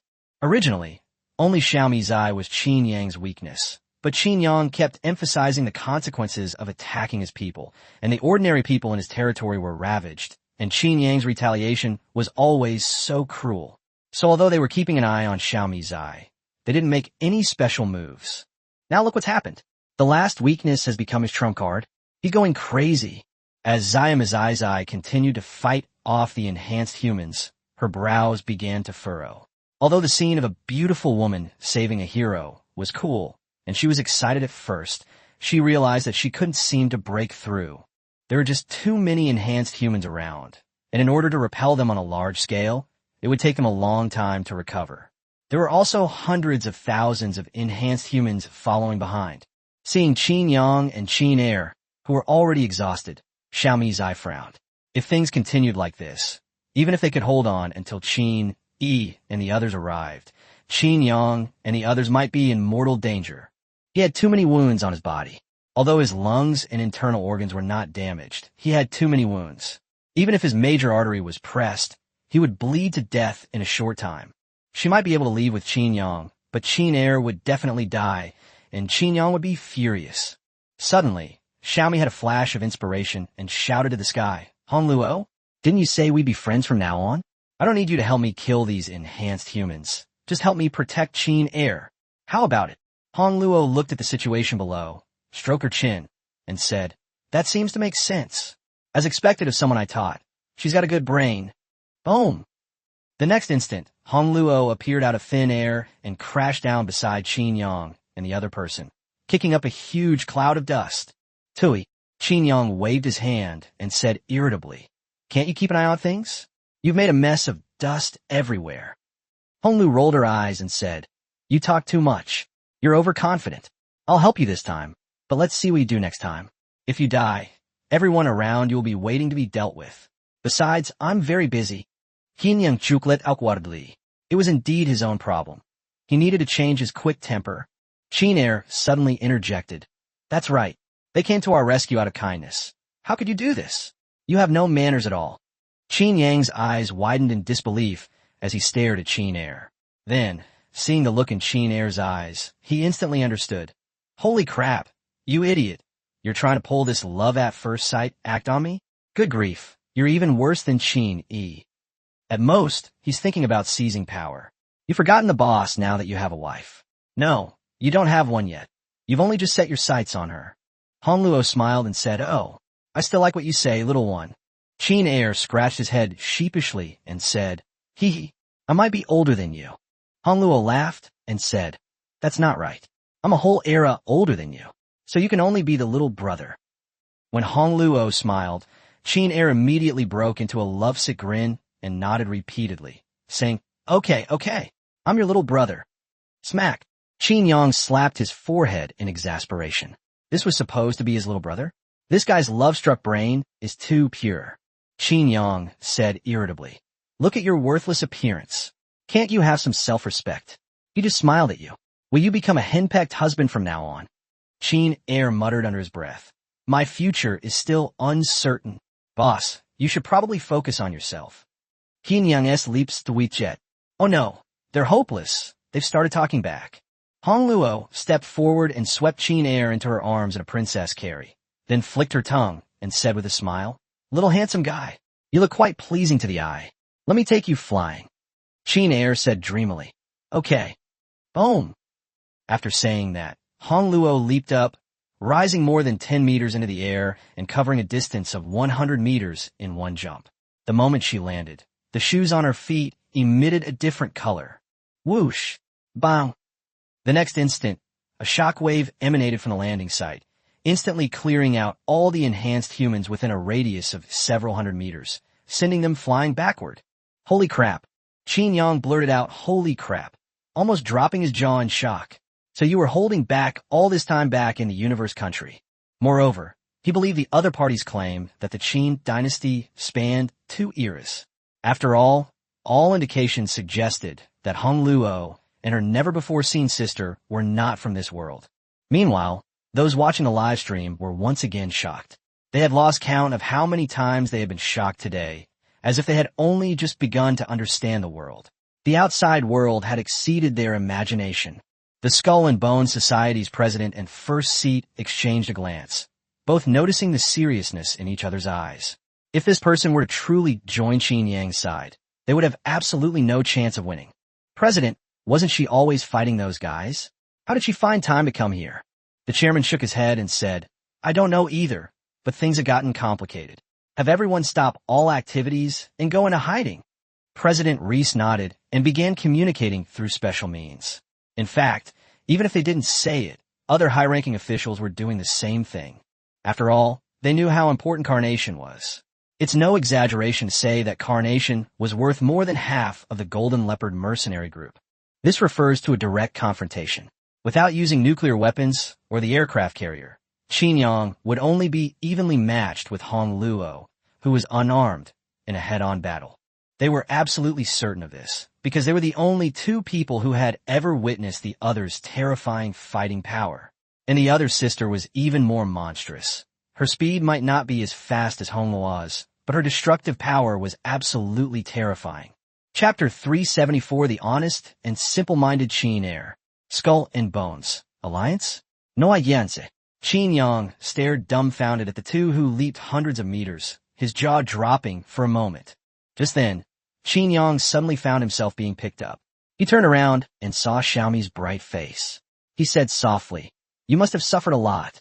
Xiaomi instantly recalled the feeling from before, as well as that special training, mastering the power in 10 minutes, which he had only learned after being repeatedly beaten by Hong Luo. Qin Yang clearly felt Xiaomi Zai's body tremble slightly and immediately understood. He gently reached out and stroked Xiaomi Zai's cheek. "You've worked so hard. I won't let you suffer like this again." Although Qin Yang didn't know how Xiaomi Zai obtained his power, the other party was just an ordinary person yesterday, and even before Qin Yang opened up communication with him, he was just an ordinary person. Even Qin Yang couldn't gain and master power in such a short time. It took him a whole day of training. It's easy to imagine what the other side sacrificed. The fact that Zaima Zai's expression trembled just now further illustrates the point. With Zaima Zai's strength, he didn't even show up when facing so many enhanced humans. He was only reminded of painful memories by a single sentence. Xiaomi laughed and said, "No need for that. I feel great now. Before, I could only watch you from behind, and I didn't like that feeling of helplessness. Now I can finally stand beside you." Qin Yang sighed softly. From the first moment he saw Xiaomi, he knew that this girl was no ordinary person. Sure enough, he had not misjudged her. Base. Boom. Xiaomi Zai kicked away the nearby enhanced humans with a sweeping leg. "You guys are so annoying. I finally managed to have a heart-to-heart talk with my man, and you're still going on and on." Qin Yang chuckled and said, "They're all a bunch of ignorant beasts. Why get angry at them? By the way, I'm being broadcast live right now. What you said is being broadcast to the whole world." Zaima Zai blushed instantly, stomped her foot, and said, "Humph. So what if I heard it? Anyway, you my man. Let's see which little vixen dares to steal my man in the future. I'll kick her to death." Boom. With that, Zaima Zai stomped heavily on the ground and leaped towards Hong Luo. The 2 women, each holding a man, whom they believed to be their own, jumped and bounced through the enhanced crowd. The satellite almost couldn't catch up with the scene. If these enhanced humans hadn't moved so quickly, Qin Yang and the others would have already escaped. Qin Er said shyly in Hong Luo's arms, "Sister, you're so amazing." Hong Luo smiled and said, "Really? Do you like it?" Qin Er nodded repeatedly and said, "I love it. I love it so much." At this moment, Xiaomi jumped to the side of the two of them. Hong Luo landed with a shockwave, and it was easier for her to land next to her. Qin Yang complained, "Qin Er, you've changed. Being love-struck is no good. Kin es nautit ha mp. Aren't you one too?" Hong Luo looked at Qin Er in her arms and smiled. "If you knew my true identity, would you still like me?" Qin Er hesitated for a moment before saying, "As long as you don't kill my brothers and the boss, I will definitely like you. I'll like you terribly." Qin Yang said helplessly, "My dear heir, your brain isn't suited for romance. Don't worry about your brothers right now." Zai suddenly spoke up, "Yang Yang, and what about you?" Qin Yang said decisively, "Of course I'll choose my dear wife. Brothers are like limbs, wives are like clothes." Xiaomi gave a soft, "Oh," and Qin Yang continued, "I've seen people with missing arms and legs, but have you ever seen someone walking around naked?" "Huh." Qin Er let out a disdainful while Hong Luo laughed. "I still prefer you, my honest little darling, but I'm very busy. You need to get stronger quickly." Qin Er immediately put on a smitten face and nodded repeatedly. But Qin Yang suddenly said seriously, "As expected, there are others, right?" Hong Luo gave Qin Yang a deep look and said, "You seem to have guessed a lot, and Xiao Jin probably told you a lot before. Do what you feel is right. There's not much time left. You are the most important generation." Qin Yang didn't press further, but silently nodded. What he wanted to do, besides taking revenge on the forces involved, he also wanted to wipe out Xiao Rizi. Qin Yang was wary before, but not anymore. What Hong Luo said in the Cosmic Kingdom, that the time hadn't come yet, has now arrived. Xiaomi Zai's strength has already surpassed his. Hong Luo's words clearly meant the same thing. Billions of people were watching the live stream, partly because of Qin Yang's appearance, and partly because, according to Qin Yang, the influence on this side involved almost half the globe. If this gets out of hand, the world will really be in chaos. They need to see if a third world war is really going to break out. At the same time, countless people are exhausted. How come the whole world started to go wrong as soon as Qin Yang began to rise? It's as if the whole world has started to go berserk. But seeing the scene in the live stream now, they felt speechless. Two grown men, once hailed as the strongest men in the world, were being carried around like princesses by two women in a group of enhanced enemies, being beaten up and thrown about. "Here you go. I'll give you an injection. Afterwards, your whole body will spasm, but it will stop the bleeding." Qin Yang tossed a hemostatic gun to Qin Er.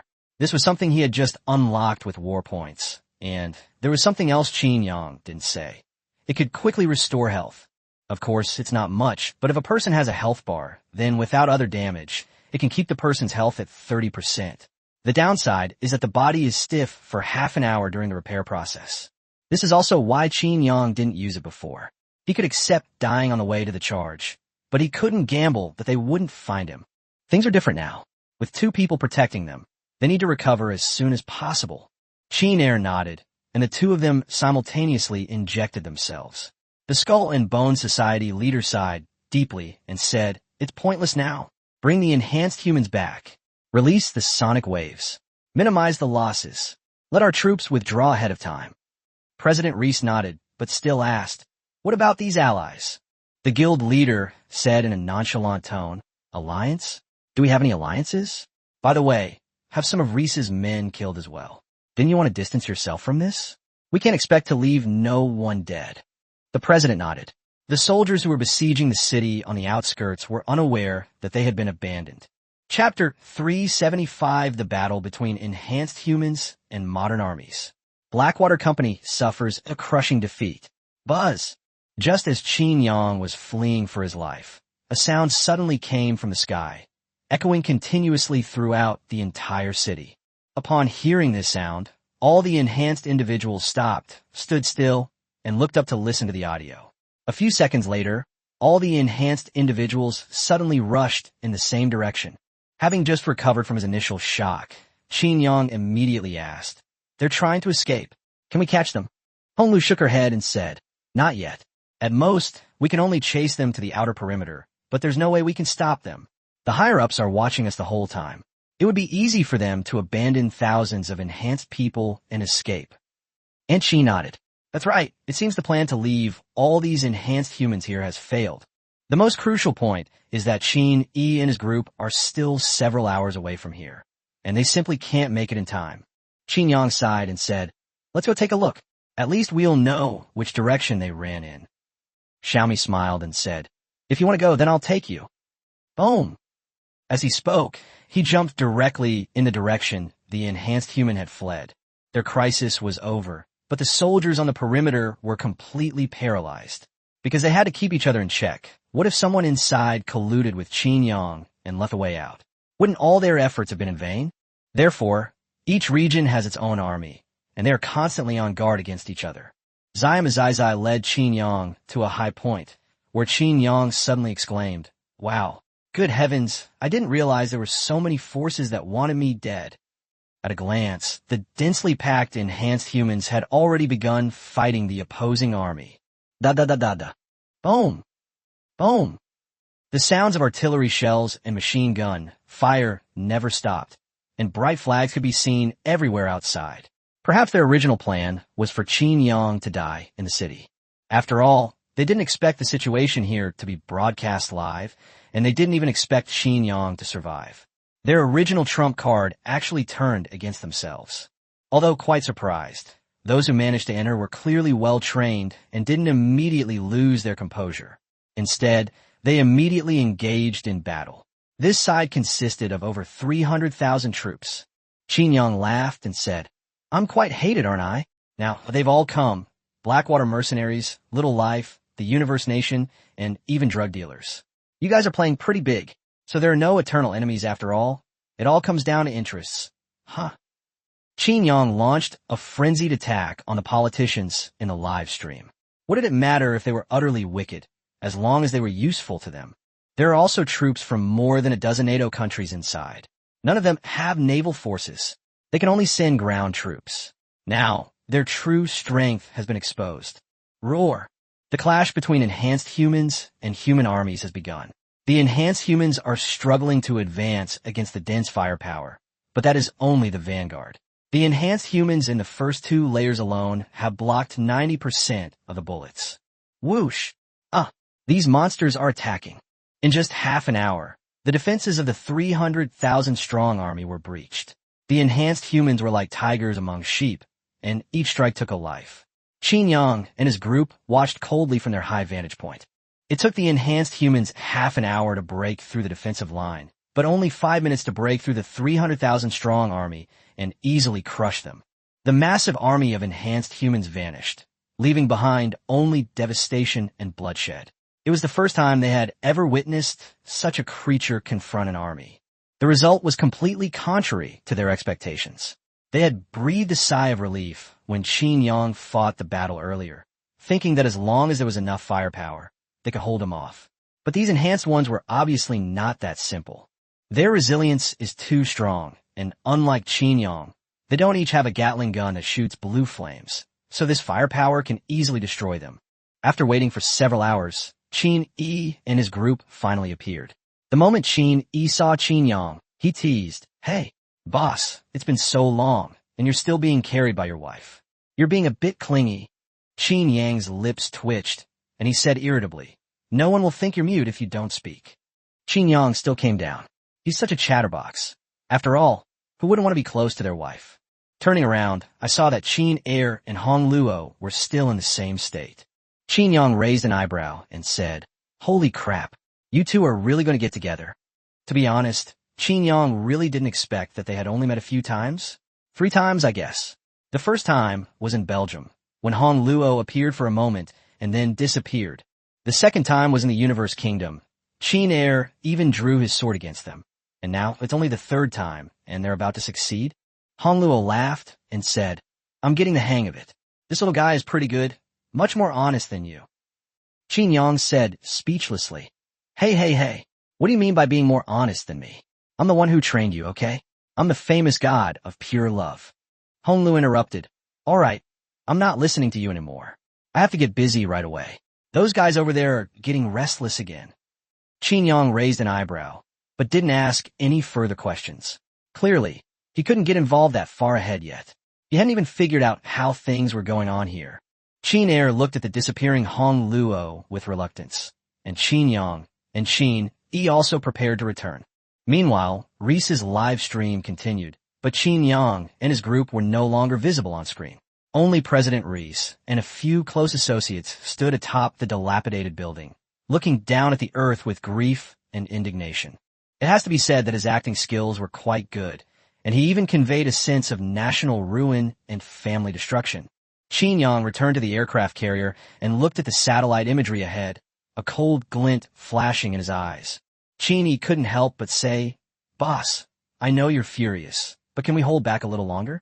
Killing a president of a country in such a high-profile manner is really not a solution." Qin Yang smirked coldly. "Who said I was going to kill him? I'm going to help him. Weren't they deceived by other countries? And let's wipe out all the soldiers from those countries." Qin's eyes lit up, and he said, "Boss, are you talking about those troops on the outer perimeter?" Qin Yang laughed and said, "What else did you think? Although they've retreated, they haven't gone far. No ship wants to leave without being discovered, so they'll have to wait. Moreover, these countries are currently in a state of chaos, with their troops and the drug traffickers' forces coexisting peacefully outside the cities without taking any action. Anyone with a brain knows what's going on. Their entire leadership team is going to be ousted, barring any unforeseen circumstances. Now, they're all scrambling to figure out how to clean up the mess. Boss, we found the spot. Fire!" Qin Yang shouted, and then all the destroyers and aircraft carriers launched simultaneously. Countless missiles and huge iron balls surrounded by lightning flew into the sky. Boom! Boom! Boom! A series of whooshing sounds came from the sky, and President Reese suddenly turned his head and his eyes widened. Holy crap! Has he gone mad? Seeing the overwhelming barrage of shells, he was completely stunned. He started the live stream precisely because he was afraid Qin Yang would pull this stunt. The whole world was watching. How dare you still do it? But they soon realized something was wrong. The missile flew over their heads and headed out of the city. Boom! Boom! Boom! Several enormous mushroom clouds rose from 3 directions around the city, accompanied by streaks of lightning. It was clearly an attack launched from the aircraft carrier. They were completely dumbfounded. But what could they say? They couldn't utter a single word. Blackwater's core forces were severely weakened in that instant. 80% of their soldiers died here. The mercenary organization that once boasted of being able to take Afghanistan in 3 days had officially fallen from grace. Chapter 376 Qin Yang. I want to prove that Earth is alive. Although the Blackwater mercenaries have become powerful over the years, they have also made many enemies. This time, they were almost completely wiped out, and those forces obviously will not let this opportunity pass them by. Even without Qin Yang's intervention, Blackwater Company will soon disappear into the dustbin of history. After all, Qin Yang had previously revealed the location of Blackwater Company's headquarters. The next day, just as Qin Yang and his team returned to the base, the largest country in the Middle East sent people over. Qin Yang raised an eyebrow, still deciding to meet him. He wanted to see what Iran meant. Upon meeting, a burly man knelt on one knee and said, "General MacArthur, first general of the Iranian government army, greets boss Qin Yang." Qin Yang suddenly asked with a strange expression, "General MacArthur, a 5-star general?" MacArthur's lips twitched. He had imagined 1,000 different reactions from Qin Yang, but he never expected Qin Yang to say something like that. It almost made him swallow back what he was about to say. MacArthur said, "Boss, I have nothing to do with that talkative guy from the United States. I'm a native Iranian. I'm here on the president's orders. We're willing to give up 30% of the revenue from the unrecovered territories in exchange for a chance to join." Qin Yang narrowed his eyes and said, "Oh, I just escaped with my life on the line. What makes you think I'm worth this price?" MacArthur said in a deep voice, "It's not that our brother is worth this price, but that this is all we can offer." Qin Yang laughed and said, "I didn't expect a general like you to be so eloquent. I must say, you're quite impressive." MacArthur bowed and said, "Please help us, boss." Qin Yang laughed and said, "Get up. Let's just sign the contract. Your president is a man who does big things. Tell me, what do you need us to do?" MacArthur suppressed his excitement and said, "All we need to do is for Big Brother to issue a statement saying that he has taken us under his wing and those forces will definitely not dare to resist. At that time, Big Brother can send a squad of soldiers over and make a show of it, and we can handle the rest. Qin Yang immediately understood, but still couldn't help asking, "Are you sure it's just about using my name for personal gain? That's real benefit. I don't think it's very reliable." MacArthur laughed and said, "Boss, that's because you're facing those dominant forces, and it wasn't like you were facing multiple forces alone that time. As long as you make a clearer statement, those who don't want to die will only have one way out: surrender." Qin Yang leaps tweetjet. He always felt that his reputation wasn't very good, and it had a bit of a calming effect on the child's crying. Qin Yang readily agreed. After all, it was a win-win situation for them. In just one day, Iran underwent a major upheaval. Qin Yang never expected his reputation to be so effective. Even if the United States interfered, it wouldn't end well. After all, Qin Yang, that madman, really might just storm into their house without saying a word, but the United States wouldn't. The United States never dreamed that this old rogue would one day lose because they weren't rogue enough. With this, Qin Yang had consolidated most of the forces in the Middle East, leaving only Afghanistan, still embroiled in internal strife, and the Camel Kingdom. Of course, that powerful country was a bit difficult to deal with. They still possessed Yan's Dongfeng missiles. However, the launch codes were in Yan's hands. In other words, Qin Yang doesn't have the mind to do that right now, or he simply has enough money on hand. He can collect protection money again when he runs out of cash. Anyway, he can keep taking advantage of this opportunity and do it again when he needs it. Moreover, Qin Yang currently faces quite a few opposing forces, and he feels that he may have overstepped his bounds. He'd better wait until he completes the next step before making any further moves. Qin Yang looked at the intelligence report on Xiao Rizi in his hand, a cruel smile curling at the corner of his lips. Because Xiao Rizi had been halved. Originally 4 islands, now only 1 remained. The remaining population is less than 100 million. They're all together now. Although the internal strife has been resolved, the situation domestically is still dire. They've truly been relegated to the status of a developing country. And there are still millions of refugees, the kind who can't even afford food. They also discovered that the nuclear power plants were secretly discharging nuclear wastewater. They had more than 1 nuclear power plant, and they had only used the largest one to test the public's reaction. Meanwhile, within these 2 short months, the area experienced 7 earthquakes, each causing considerable damage. Qin Yang's eyes flickered. He remembered that Xiao Jin had said before that the earth was alive, and these 7 earthquakes were clearly strange. They were completely illogical. There was even a massive tsunami that swept back the discharged nuclear wastewater. It seems the earth is on fire. So, if I help out, will I get some reward? Vinyi, post all this information online, saying that our Golden Leopard mercenary group is willing to purge the parasites from Earth for the sake of the planet. If an earthquake of magnitude 7 or higher occurs on Earth 3 days from now, it means we agree.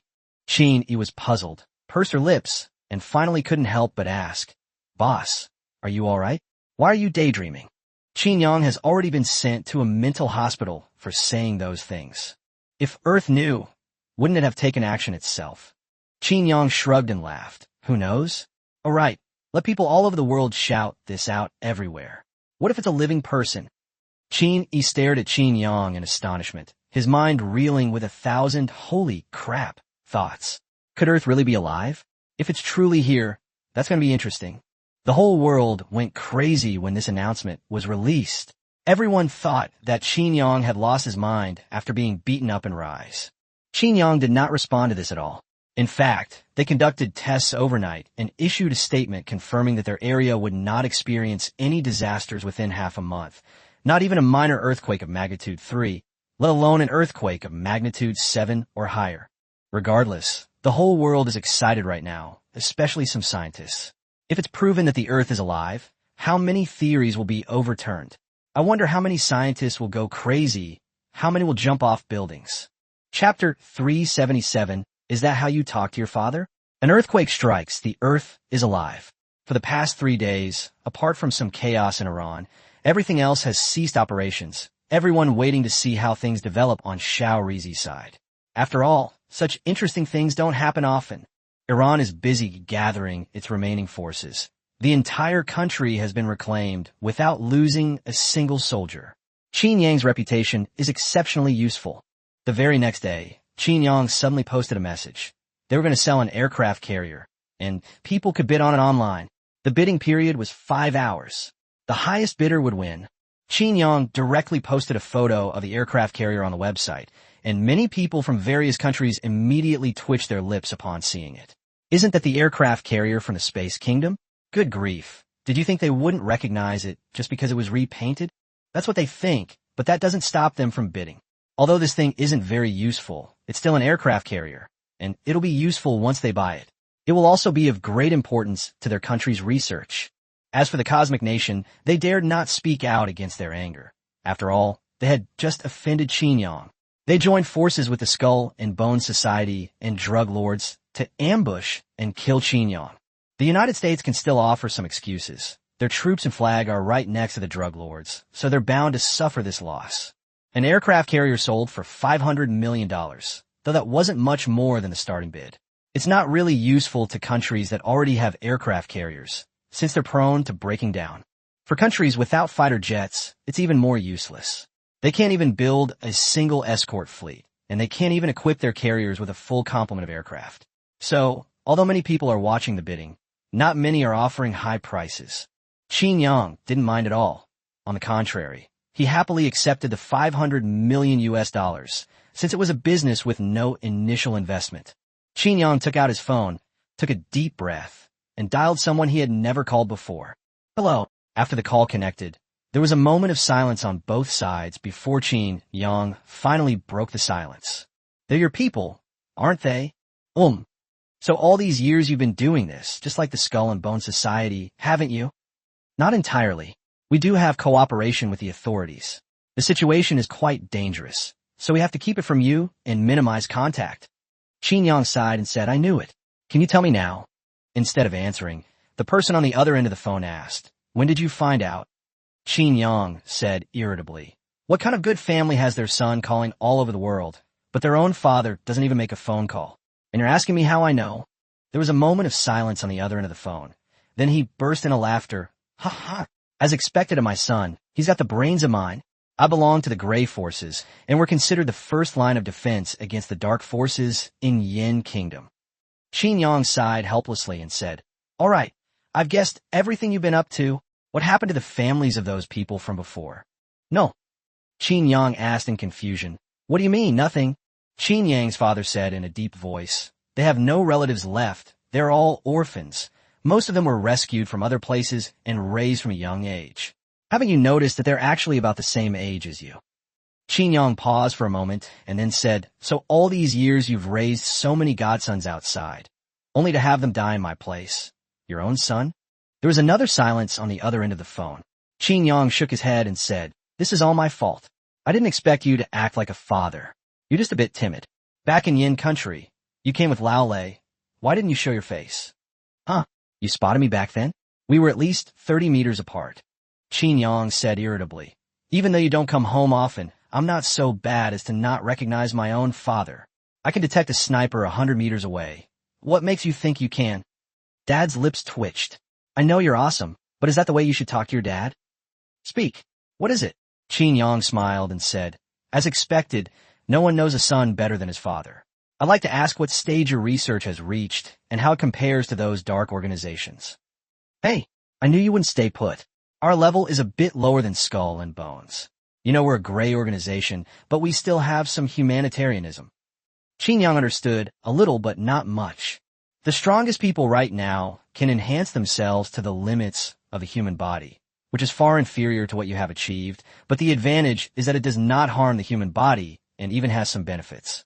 However, it also requires certain physical qualities. Qin Yang rolled his eyes in annoyance. Isn't it normal that they are far inferior to them? But be careful. There's one force you absolutely must not provoke. The Sky Dome Society in Zishuangbana. Their strength is unfathomable. But they don't seem to be hostile towards us right now, as if they have something else on their mind. Qin Yang nodded and said, I know. We met last time. His strength is just SOSO. If we were to fight, he could probably last 10 moves. His strength is not bad. The old man's lips twitched. Oh no, this kid's got a real act. I know you're awesome. By the way, do you think the earthquake within 3 days is reliable? There's only 1 day left. Hinyang chuklet mysteriously. Earth is alive. The old man said impatiently. All right, stop being so mysterious with me. It's still alive. We humans have caused so much destruction all these years, and we haven't seen any punishment. Qin Yang laughed and said, have you ever seen a parent take their child seriously over a trivial matter? The old man was clearly taken aback, because Qin Yang's tone didn't sound like he was joking. He couldn't help but say, it can't be true, can it? But why now? Because I'm here. Silence is the Cambridge of tonight, Dad said irritably. Where did you get this pretentious habit of yours? Talking to you is exhausting. I'm hanging up. I shouldn't have answered your call. Qin Yang looked at the phone after it was disconnected, not knowing whether to laugh or cry. Then he looked at Xiaomi on the other end of the line and shrugged, saying, I haven't introduced him to a daughter-in-law yet. Xiaomi's eye laughed so hard her shoulders shook. Is this how you two usually talk to each other? Qin Yang said helplessly, there's nothing I can do. Who told me to have such a disrespectful old man as my father? Xiaomi's eye rubbed Qin Yang's cheek and said, I feel like Uncle can't outsmart you. Time has passed slowly, and the new prime minister has been quite active lately. After all, his country is in dire need of rebuilding and urgently needs to stabilize public sentiment. Qin Yang's announcement triggered a mass exodus of over 1 million people. Those who fled were mostly wealthy, given that all ships and planes leaving their country had ceased operations. Apart from the internet, our lives have almost completely disconnected from the world. On the 3rd day, everyone was waiting for news online. Xiao Rizi, on the other hand, didn't take any chances and did a live broadcast. Instead, he was nervously rubbing his hands together. Are you sure you haven't made a mistake in your detection? There really won't be an earthquake? The Prime Minister asked anxiously. This was the 9th time he had inquired this morning. Their lives couldn't withstand any more turmoil, especially after Qin Yang exposed their secret discharge of nuclear wastewater. Prime Minister, our instruments are absolutely fine. Not only today, but there is no possibility of any crustal movement even within a week. Okay, then I'm relieved. The Prime Minister nodded. Boom! Just then, a violent shaking suddenly came from the Prime Minister's office, and at the same time, a series of booming sounds came from outside. Many buildings ravaged by fighting collapsed in this magnitude 7 earthquake. Buildings fell one after another. The researchers stared in disbelief at the instrument in front of them, as if they had seen a ghost, when a value had jumped from 0 to 7.0 in an instant. But staring at the other data on the instrument, the researcher stammered, We've offended the Earth. The Earth is truly alive.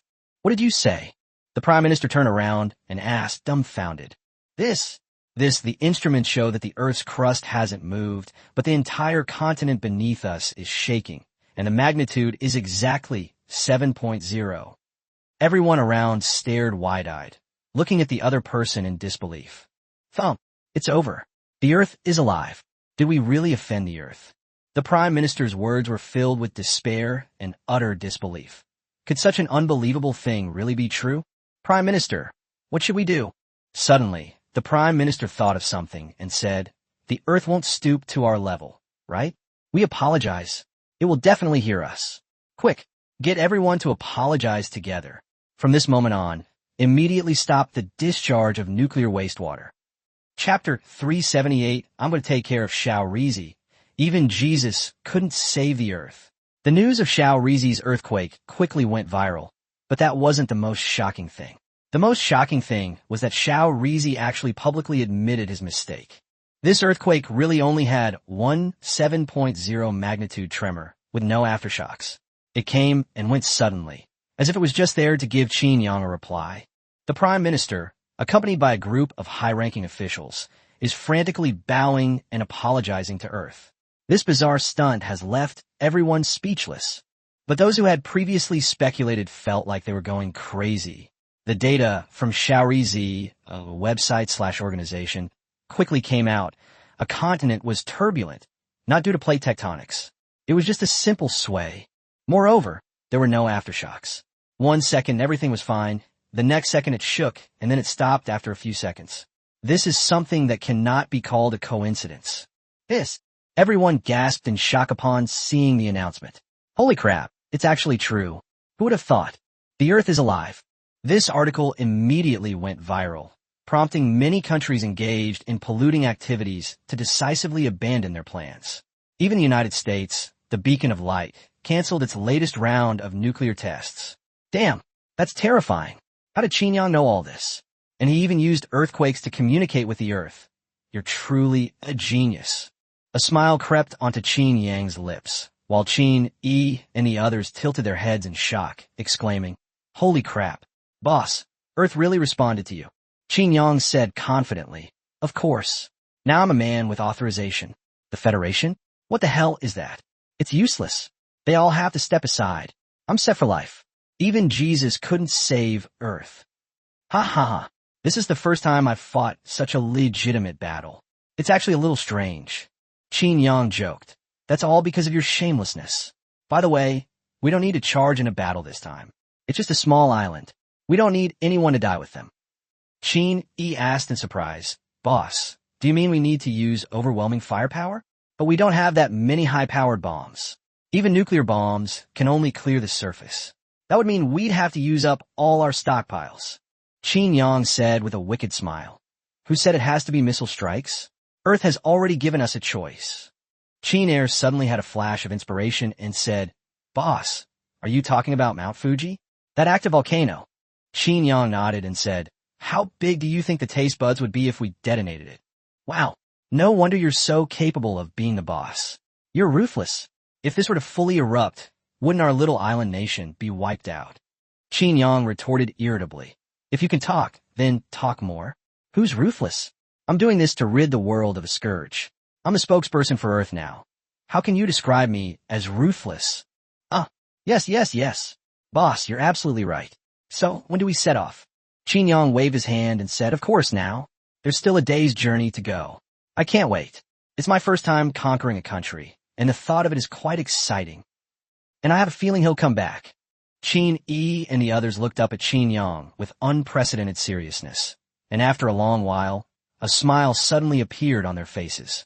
As expected, the boss doesn't do useless things. It turns out all of this was preparation for this day.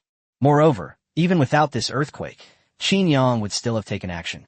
Don't forget that the agreement signed with the Nuclear Energy Organization last time included another opportunity to drop a nuclear bomb. They thought it was for nuclear bomb tests, but it was actually a preemptive measure to detonate Mount Fuji this time. Qin Yang's aircraft carrier fleet has launched another attack, and the appearance of that technologically advanced aircraft carrier immediately attracted the attention of many forces. Qin Yang made no attempt to hide it, and even started a live broadcast. After all, even if they wanted to run away, they couldn't, and many of them still held on to hope that Qin Yang wouldn't dare destroy the country. After all, it had nearly 100 million people. If he really wanted to kill them, he wouldn't be an exaggeration to call himself a modern-day killing god. The number of people killed by Qin Yang during World War II was even greater than the total number killed during World War II. Qin Yang has now killed tens of millions of soldiers. Qin Yang directly raised his own flag and declared in a very high-profile manner that he was acting in the will of Earth. Although many countries in the Federation immediately voiced their opposition, urging Qin Yang to exercise restraint and remain calm. However, the majority of online voices support Qin Yang's intervention. Those people don't have any political stance. Qin Yang sat atop the aircraft carrier, gazing into the distance with a wicked smile. Those who do many evil deeds will surely perish. You all like bowing, don't you? Now, remember to give the King of Hell a good word. Look at you now. Even Earth can't protect you. The live stream chat was flooded with comments, and Qin Yang kept getting calls. Even the Emperor of the Northern Bear Kingdom and Lei Qingze of the Yin Kingdom wanted to persuade Qin Yang to calm down.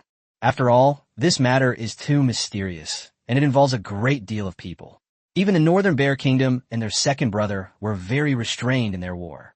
They didn't know how Qin Yang planned to destroy the country. Even with just one aircraft carrier fleet, it wasn't necessarily possible. Qin Yang isn't even answering the call. Nobody can stop this from happening today.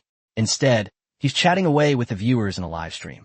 Chapter 379 Land, Sea, and Air Interception failed. Main artillery shell lands. Qin Yang, with his legs crossed, chuckled. Old Lei, aren't you tired? Are you planning to keep calling if I don't answer? Lei can this face darken. Who was he doing this for? Wasn't it for Qin Yang? You can't do this. There was no other way. So Lei Qingze called Qin Yang's father directly. Hey, aren't you going to do anything about your son? This kid is going to destroy the country. The old man shrugged and said, I can't stop him from destroying the country. You know, our strength is completely insignificant, especially at sea. Lei Qingze's lips twitched as he said, Is your family's tendency to be unreasonable hereditary? I told you to talk to him, not to fight him. The old man said helplessly, I can't persuade him. Can't you see that this kid isn't even answering the phone anymore? If I say anything, I'll just get a beating. No way. What's going on in your family? Your son dares to hit his father. The old man quickly waved his hand and said, You're kidding me. As long as I don't die, he'll beat me to death. You believe me? Lei Qingze sighed. Oh well, I can't control it anymore. Let them do whatever they want. As Qin Yang's aircraft carrier fleet drew ever closer, the smaller side clearly panicked. Although they had retained most of their fleet, no other nation's fleet could defeat Qin Yang's aircraft carrier fleet on the high seas. Xiao Rizi directly issued a public statement and even mobilized a large number of people to flood Qin Yang's live stream with comments. Don't come any closer. If you come any closer, we'll bomb you with missiles. We are a member state of the Federation. We have a population of 100 million. This is a war crime against humanity. Qin Yang looked at the comments and joked. Oh, is this all the billions you've spent on advertising? Instead of suppressing trending topics, you're using it to send out comments? Keep sending I love it comments. The Prime Minister watched the live stream helplessly. Qin Yang's stance seemed determined to fight to the death. But their country was truly exhausted from the fight. After several rounds of fighting, they no longer have many regular troops left. If Qin Yang is determined to attack, they really have no way to defeat him. After all, it's such a small island. Where can you run to? The journey took Qin Yang a whole day. He didn't walk very fast, but it felt like being cut with a dull knife, making his whole day very stressful. The feeling that Qin Yang could arrive at any time made them very uncomfortable. Who knew what kind of crazy thing Qin Yang would do? The fleet arrived at Xiao Rizi's inner sea at noon the next day. Hundreds of warships were lined up in front of Qin Yang's fleet, issuing a final ultimatum to Qin Yang. Qin Yang, we apologize for our actions and promise never to repeat them. We will forgive and forget what happened. Our entire fleet is equipped with manual fire control devices, and any further forward will bring them into our firing range. This is the final warning. Qin Yang looked at the fleet ahead with disdain and said, Aren't you giving yourself too much credit? Who told you that this is all the functions of my aircraft carrier? Of course, using too many shells would be a huge waste for you. Some things should be decided by Earth. The general opposite him felt a sudden twitch in his brow. What did this mean? Although he hadn't understood a word, he instinctively sensed something was wrong. Just then, Qin Yang's massive aircraft carrier moved, and all of its cannons turned in one direction. Upon seeing this, the Prime Minister glanced at the map, and his expression instantly changed drastically. He immediately grabbed his communicator and roared, Stop them! Even if it kills us, we must hold them off. We can't let them break out. The general, somewhat bewildered, asked, Prime Minister, what does this mean? He's targeting Mount Fuji, where the volcano was expected to erupt earlier this year, but it's been strangely quiet. If Qin Yang were to ignite it now, it could very well be a major eruption. It's not impossible that our peaceful lives would be wiped out. The general broke out in a cold sweat upon hearing this. Destroying a nation sometimes really is that simple. Indeed, before the might of nature, humanity is but an ant. Aim all artillery fire at them. Prepare to fire. Don't let a single shell get past them. The general roared at his soldiers, who were all on high alert. They had taken double precautions to prevent interference from Qin Yang's electromagnetic pulse cannon. Base! Base! In an instant, countless shells flew out, each one crackling with lightning, heading straight toward the distant Mount Fuji. Fire! Boom! Boom! On this side, the Army, Navy, and Air Force are conducting a joint operation, and even the Air Force Suicide Squad has been deployed to launch a suicide attack on Qin Yang's shells. ZZZ. Report. Report. The fighter jet has been affected and is out of control. Mission failed. Report. The naval interception failed. Our missiles couldn't get close at all. The electromagnetic pulses from their shells affected the missiles' intended trajectory, causing them to collide in midair. Anti-aircraft guns are intercepting them, but not completely. There are too many shells. Their shells don't explode on contact. We need more anti-aircraft guns to deflect the shells from their original trajectories. One bad news after another came from the operations room, and the Prime Minister nervously clenched his fists. The Army, Navy, and Air Force were engaged in combat, but now only the most primitive anti-aircraft guns were proving effective. Everyone stared nervously at the last line of defense.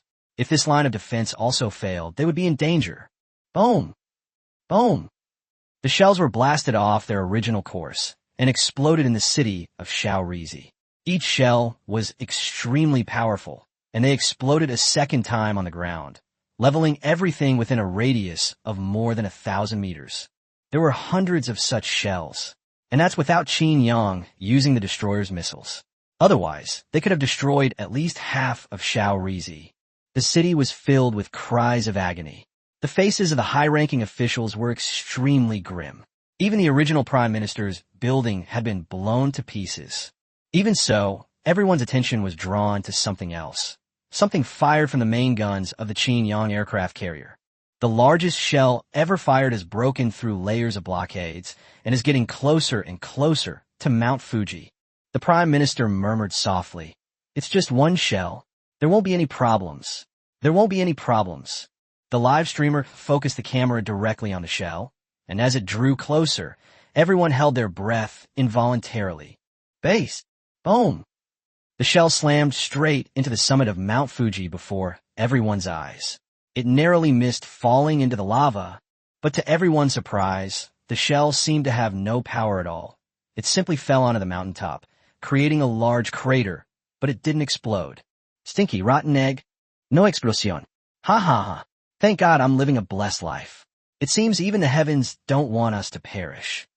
Overjoyed, the Prime Minister wept, raising his hands and frantically kneeling before heaven and earth. At the same time, he roared at his subordinates. Quickly, contact Qin Yang.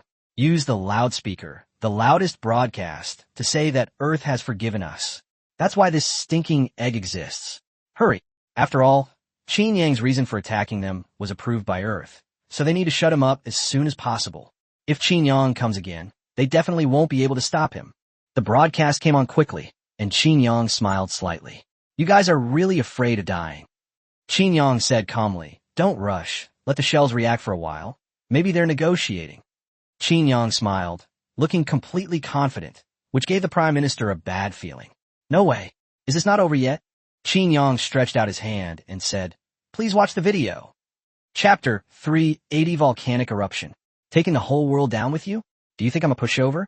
Everyone followed Qin Yang's hand, and the camera suddenly turned to the shell. It was clear that the shell wasn't completely useless. On the contrary, the arcing electricity on it continued to penetrate deeper into the ground. Qin Yang spoke softly, boom. Boom. The next instant, a huge explosion rang out, and a mushroom cloud rose from the summit of Mount Fuji. How was this explosion any different from their low-yield nuclear bomb? The Prime Minister's face turned green instantly. You're leaving this to fate? If it's an active volcano, this one eruption of yours will make it erupt. I really didn't believe your nonsense. Boom! Boom! The earth trembled, followed by a deafening roar, emanating from the very ground beneath Little Life's feet. Little Life's only remaining island was now shaking. Bang! The next instant, the crater of Mount Fuji erupted violently, spewing out lava thousands of meters high. This scene stunned everyone. When did volcanic eruptions become this powerful? This might be one of the extinction methods from the dinosaur extinction theory. The Prime Minister and his team were utterly devastated. This was truly an attempt to wipe them out. Was there really no one left to survive on this island? The Prime Minister took a deep breath and said, now, I issue the final order. Flee. Flee at all costs. Go somewhere else. Follow Israel's example. Find a new place to live. We cannot let our lives be ruined. The Prime Minister was clearly speaking to the soldiers on the warship. The eruption of Mount Fuji was far too rapid, and it was accompanied by earthquakes throughout the entire island. The The remaining small island broke apart, with huge gaps swallowing everything around it. Only the naval fleet in the inland sea had the ability to leave. Moreover, it is obviously impossible to reach a new place without military support. They have invaded other countries many times in their time, so they obviously have a deep understanding of this point. The general's bitter voice came through. Prime Minister, we can't leave either. Now I can only contact you via walkie-talkie. What's going on? In the video, Qin Yang is seen smiling and waving his hand. Immediately afterward, an electromagnetic pulse is fired, paralyzing Xiao Rizi's fleet in place. Time was of the essence. 3 days was the limit for them to add a manual fire control switch to most of the warships. They hadn't even planned to send the warships out in the first place. They were meant to be used as firing positions. The Prime Minister roared angrily. Qin Yang, are you really going to wipe us out completely? Are you leaving us no hope at all? Are you a demon to personally destroy a country? Qin Yang sat at the very top of the aircraft carrier, his hands clasped together, his chin lightly resting on his fingers, and said disdainfully, the inherent flaws of your nation cannot be changed. Letting you leave would only cause another weak country to suffer. Out of humanitarianism, I certainly cannot let my own problems affect others. Moreover, you haven't done a single good deed in your lives. Every single thing you've done is invade other countries, destroy the environment, and make the whole world pay for it. What goes around comes around, and no one escapes the wrath of heaven. Your retribution is me. The Prime Minister fell silent, not for any other reason than that Qin Yang was absolutely right. The Prime Minister sat slumped in his chair, asking softly, so were we wrong? No, we did nothing wrong. The world is at fault. Prime Minister, we're already on the verge of collapse, so let the whole world pay the price. Blow up all the nuclear power plants. Let the whole world be shrouded in the shadow of nuclear radiation. The Prime Minister looked at the minister before him, pondered for a moment, and before speaking, the minister spoke first. Prime Minister, give the order. There's no time to lose. If we don't act now, we'll miss our chance. Yes, Prime Minister, give the order. Let the whole world be filled with fear. The ministers below were also offering their advice when Qin Yang's voice drifted over from below. Have you forgotten that you're still talking to me? Every word spoken by the higher-ups was relayed to the live stream. Good heavens, Qin Yang said it perfectly. This nation truly has its flaws.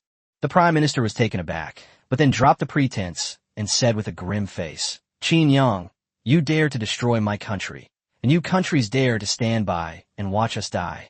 Then let's all have some fun. In 10 years at most, the whole world will be covered in nuclear radiation. Ha ha ha. The Prime Minister's gone mad. You're going to die anyway, so why bother pretending? Qin Yang said calmly. You can't do it. Do you really think I'm just sitting here doing nothing? If it weren't for this, I would have left long ago. This is too dangerous. I've got your nuclear power plant distribution map, and all the bases you're capable of attacking under my watch. You old codger, you might as well just accept your fate. Stop struggling. You, Qin Yang, you bastard. I'd rather die than let you get away with this. Qin Yang patted his chest and said, oh dear, I'm so scared. Come and kill me. Come and kill me. Damn it. I can't take this anymore. Open fire. Whoosh, whoosh, whoosh. Qin Yang's missiles had already been launched before the Prime Minister had even finished speaking. Did he really think these destroyers were just for show? What shocked them even more was that Qin Yang's missiles seemed inexhaustible. A destroyer could empty a salvo of missiles in just 5 minutes with its full firepower. But Qin Yang fired continuously for 15 minutes without stopping, as if he had an endless supply of missiles. Qin Yang grinned and said, you bunch of sons of bitches. You're really annoying. I clearly didn't want to waste so many missiles. But you bastards actually did it. Damn it. Qin Yang, you'll die a horrible death. And those countries that stood by and did nothing, you'll all suffer the same fate as us. Qin Yang is a madman, and you let this madman run rampant. You'll all regret it. The Prime Minister is making a last-ditch effort, exporting his policies to numerous countries. Qin Yang waved his hand and said, this call is over. Bye. Boom. Boom. No sooner had Qin Yang finished speaking than thousands of missiles struck the military base, precisely where Prime Minister Xiao Rizi and his entourage were located. They were all wiped out in one fell swoop. Chapter 3, 81 Earth's Reward, Little Gold Returns. At the same time, several of Little Day's military bases were bombarded by missiles. But Little Day's apocalyptic scene made no difference whatsoever. A thick fog blanketed the entire island, and fiery rocks flew everywhere in the sky. Wasn't this more effective than Qin Yang's missiles? Moreover, every shot was extremely precise with no waste, accurately covering the entire island, hitting the very edge without striking the sea. It's far more impressive than precision-guided missiles. The lava moved faster than the raging sea, quickly covering the entire island nation. Everyone who witnessed this was dumbfounded. They wouldn't believe it if they weren't being controlled by something. It was terrifying. Everything that happened today was to prove one thing, to destroy your life. The people on the island are wailing. Anything on the island that gets even remotely affected is practically paralyzed. Fortunately, because of the series of events that have happened, there are no people from other countries on the island right now. Isn't that a coincidence?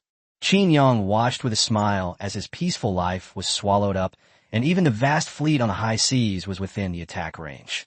Qin Yang sighed, well, it wasn't. The apocalyptic scene lasted for 2 hours. The landscape was completely covered by thick lava, showing no trace of any human civilization that had ever existed. The next moment, the island covered by lava began to tremble, and then, as if it came to life, it slowly sank into the deep sea. Qin Yang was taken aback, then laughed and said, "Haha." Earth retreated to a small island and spat on the little guy's warship. The viewers watching the live stream all twitched their lips. "You can talk, you idiot." Then, out of nowhere, someone spat out a mouthful of phlegm. Qin Yang's words of kicking someone when they're down are really interesting, but what he said actually makes a lot of sense. Just then, it seemed as if a voice appeared in the ears of everyone in the world. Qin Yang suddenly cursed. "Damn it, look how outrageous you guys are. You made Earth talk. You're all bastard from Northeast China. Ugh, they deserve it."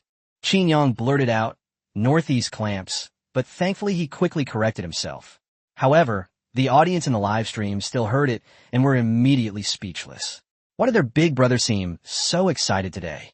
They heard those 4 words too, and had an instinctive reaction. Those 4 words were spoken by Earth. Now, all the countries that were originally planning to cause trouble fell silent. Although this cataclysmic event clearly wasn't caused by Earth itself, it required at least a trigger. That would be Qin Yang, but nobody wanted to try it. Buzz! Just then, a wave suddenly rippled through the heavens and Earth, rushing towards Qin Yang.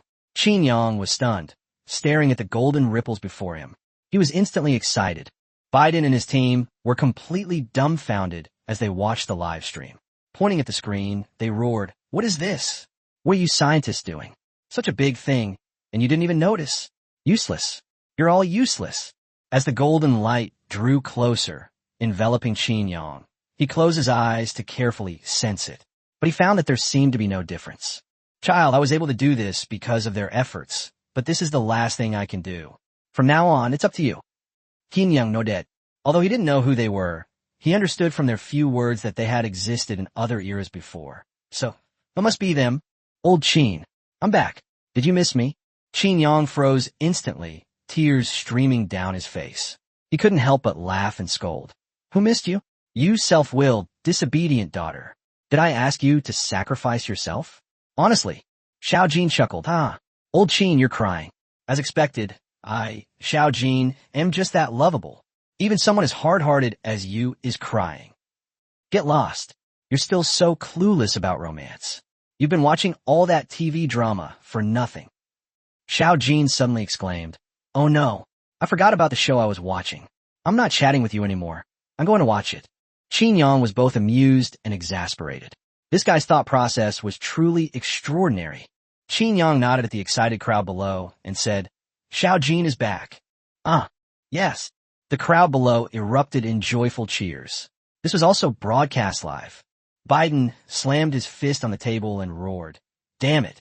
I knew Qin Yang wouldn't do anything for no reason. That AI really did malfunction before, and it was definitely suspicious that Qin Yang survived. Now it seems that was indeed the case.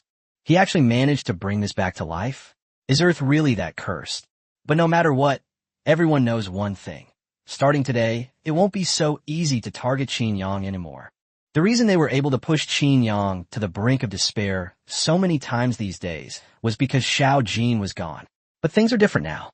Chapter 382 U10 can't take down the Golden Triangle? After Qin Yang ended his live stream, many countries were quite upset. They really didn't dare to touch Qin Yang now, at least not in the short term. Not to mention that damned artificial intelligence has returned. They have no idea what the situation on Earth is like. The whole of Syria was celebrating with drums and gongs, and Qin Yang was so happy that the whole of Syria joined in the celebration. Little Jean, how's it going? See if I've accumulated enough war points and popularity points. Xiao Jin laughed and said, not bad. Lao Qin, you've been stirring things up these days. By the way, these two are about to be merged, and the Weapon Research Institute has caught up with the progress of unlocking war points. There's only one more epic-making weapon left. Qin Yang raised an eyebrow and said, how come you've learned to say only half and hide the other half? Fine. Let's combine them. Qin Yang then discovered that after combining them, the value was reduced by more than half. To put it another way, it was almost less than the value of the individual values. Qin Yang almost burst out laughing. This Xiao Jin was still pretending. All he could hear in his mind was Xiao Jin whistling. All right, I can finally take a break. It's exhausting to be busy every day. Old Qin, this isn't like you. Aren't you usually so mischievous? Qin Yang said helplessly. There's nothing I can do. People recognize me now, so I can't be cheeky anymore. Should I just go against the United States? I'd better be more honest. Why don't you just get a human skin mask? Don't you think it's fun to tease those self-important guys? Qin Yang's eyes lit up, and he said, hey, that makes sense. Let's do it. I was just thinking about going to Las Vegas sometime. Qin Yang rushed out of the room and bumped into Qin Yi and the others. Boss, where are you going? Qin Yang exclaimed excitedly. I'm going to the casino to broaden my horizons, and maybe earn some pocket money. Boss, I'm going too. Me too. Qin Yang's words energized Qin Yi and the others. One reason was for Qin Yang's safety, so that at least they would have someone to look after him if he encountered danger. The other reason was that they genuinely wanted to go and see for themselves. Qin Yang said with a look of disgust, give me a break. Are you afraid people won't recognize me? Now that Xiao Jin is here, the previous situation won't happen again. I can leave whenever I want and no one can stop me. And have you all finished your business? Especially you. Qin Yi, you still haven't settled the mess you made with Myanmar's telecommunications and the Golden Triangle. That Caesar is still alive. And isn't he making a big fuss in Thailand too? Smack. Qin Yi covered her face. Damn it. She'd forgotten about these guys. She'd never managed to take them down, and now they were practically a stain on her reputation. A mere drug dealer, with the protection of a bunch of small countries, was going to fight him to a standstill. Boss, I'm going to crush them this time, but I need enough support. How about you come with me? Qin Yang said irritably. No way, are you the boss, or am I? You want me to be your assistant? I think you really want to usurp the throne. Qin Yang looked at the group and said, the 5 of you will go with Qin Yi. This time, it's best to take it all in one go. Bring enough men. The rest of you will lead troops and wait at the outposts along the way. If there are any problems with Qin Yi, provide immediate support. Okay. Absolutely. Don't worry, boss. With 10 of our instruments, we can take them down. We'll turn the Golden Triangle into a useless iron triangle. Qin Yang rolled his eyes. It was true. With the 10 generals attacking together, Qin Yang couldn't think of any reason why they couldn't do it. After all, those other countries were nothing special. Qin Yang waved his hand, changed his expression, and boarded the plane to Las Vegas, determined to make a fortune. Chapter 383 Arrival in the Gambling City. $100? The 10 generals of the Golden Leopard Mercenary Group set off simultaneously towards the Golden Triangle, drawing everyone's attention. They also knew why. After all, Qin Yi had attacked so many times, and each time he returned empty-handed for various reasons. Last time, when they surrounded and killed Qin Yang, several countries in the Golden Triangle, along with drug lords, all contributed their efforts. Qin Yang also set foot on Las Vegas soil. It was just after nightfall, and the street in the gambling city was brightly lit and much more magnificent than Yin country. The casino area is clearly extremely bustling. It's a veritable money pit. Hello. Is this your first time here, sir? I can be your guide. As Qin Yang stepped through the door and was still looking around the hall, a woman in a cheongsam walked over and smiled at him. Qin Yang raised an eyebrow and asked, "How did you know this was my first time here?" The woman said softly, I can tell that you are not familiar with this place, so it's easy for you to figure it out. Qin Yang couldn't help but sigh. You really can't underestimate anyone. Even a casino girl has such sharp eyes. Xiao Jin thought disdainfully in Qin Yang's mind. Hey, Lao Qin, look at you, so unsophisticated. Qin Yang's lips twitched, and he said irritably, Xiao Jin, you've been talking a lot lately. Hello, I'd like to exchange some chips. Hello, this way please. The woman led Qin Yang all the way to the exchange counter. Qin Yang flipped his hand and pulled out a 100 yuan bill, saying, Give me 100. His waitress was stunned. Even she almost lost her composure. It wasn't that they thought 100 was too little. On the contrary, they always warmly welcomed first-time customers, no matter how much they spent. After all, once you get hooked on gambling, you can't quit. As long as you make money even once, you'll fall in love with the feeling of getting something for nothing. If these first-time gamblers come in and keep losing, they will even be given some chips as a reward after they have lost everything. The main problem is that Qin Yang slapped the yin kingdom currency on the bar. Sister Lisa, what should we do? We have no way of verifying whether this money is real or fake. Lisa quickly composed herself and smiled, saying, Give this guest 100 chips. Consider the rest a gift for Mr. Yu to play with. Qin Yang smiled as he looked at the woman named Lisa. She was shrewd and quick-witted. She had the makings of a businesswoman. Qin Yang laughed and said, I'm a lucky guy. I'm afraid if I take too much, I'll bankrupt you all. Lisa laughed and said, Sir, you're joking. How can we casino owners be afraid of our customers winning money? If you're lucky, I'd be more than happy. If you're in a good mood, a small tip from you would be enough to make me happy. Qin Yang smiled slightly and said, Oh, is that so? Would you be willing to change jobs, then? I feel I'm quite competent as a boss. Besides, back then, Chun shouted out 135 million with 20 yuan. How could I not make 350 billion with 100 yuan? Lisa laughed and said, that depends on the boss's capital. If the boss has won enough money in the casino, Lisa would be happy to serve you. May I ask what the boss's name is? Qin Yang nodded and smiled. Then you'll just have to wait and see. Just call me Boss Qin. Mr. Qin, this way please. Qin Yang looked at Lisa's resume that Xiao Jin had brought, a double master's degree in business administration and finance from Harvard, entrepreneurial experience, but bankruptcy due to betrayal and external suppression. Most importantly, Qin Yang saw two things in the other party's resume. One was that he was a stateless person, and the other was that he had actually joined the Little Golden Leopard organization. Qin Yang said with a hint of smugness, Xiao Jin, look how charming I am. If she knew I was with her idol, she'd be overjoyed. Old Qin, you're kidding me. Be careful. This might be a spy planted by someone else to infiltrate your inner circle. Qin Yang complained. If he could have predicted that I would come to Las Vegas, and even specially arrange for someone like this, then I'd admit defeat. Besides, you're here. How could the information you, Xiao Jin, have missed anything? Xiao Jin's tone instantly became arrogant as she said, Of course, what I found out is definitely not a problem. Chapter 384, making 15 million US dollars in 3 rounds? Qin Yang walked to a gambling table where the dealer was shaking dice. Qin Yang's ears twitched, and just as the dealer was about to open the table, he threw out a $100 chip. Everyone around Qin Yang looked up at him. After all, it was rare to see someone place a bet at the last minute, and even rarer to bet 100 US dollars like that. This place was so brightly lit and extravagant. You'd be embarrassed to come in without tens of thousands of US dollars. They either don't bet at all, or do they bet thousands of dollars at a time, because the minimum bet here is $100. Open. 4, 3, 2, 9 o'clock. Qin Yang smiled slightly, raised his hand and said, Hello, thank you. Brother, you're in luck. You even managed to bet on the correct numbers at a 1 to 6 payout. Qin Yang laughed and said, It's all luck. It's all luck. Qin Yang's chips had reached 700, and of course he was still standing. To make a profit at this table, you'd need at least several $100,000 US dollars. And this was just the gambling table in the main hall.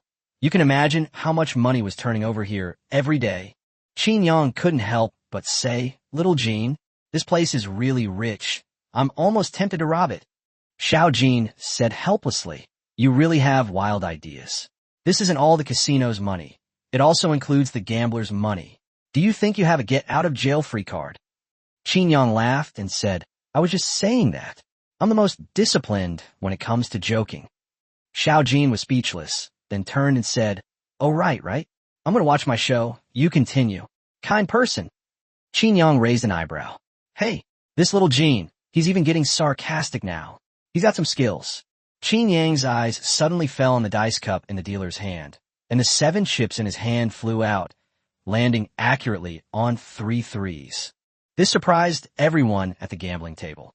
The distance was at least 2 meters, yet the 7 chips stopped precisely in the middle. This one move alone impressed them, and the people stationed nearby also looked over. They were very vigilant and noticed Qin Yang immediately, thinking that he might be a master.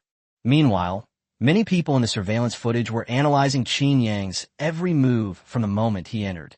The supervisor said in a deep voice, "Contact the manager and also send John away. This guy might be a master.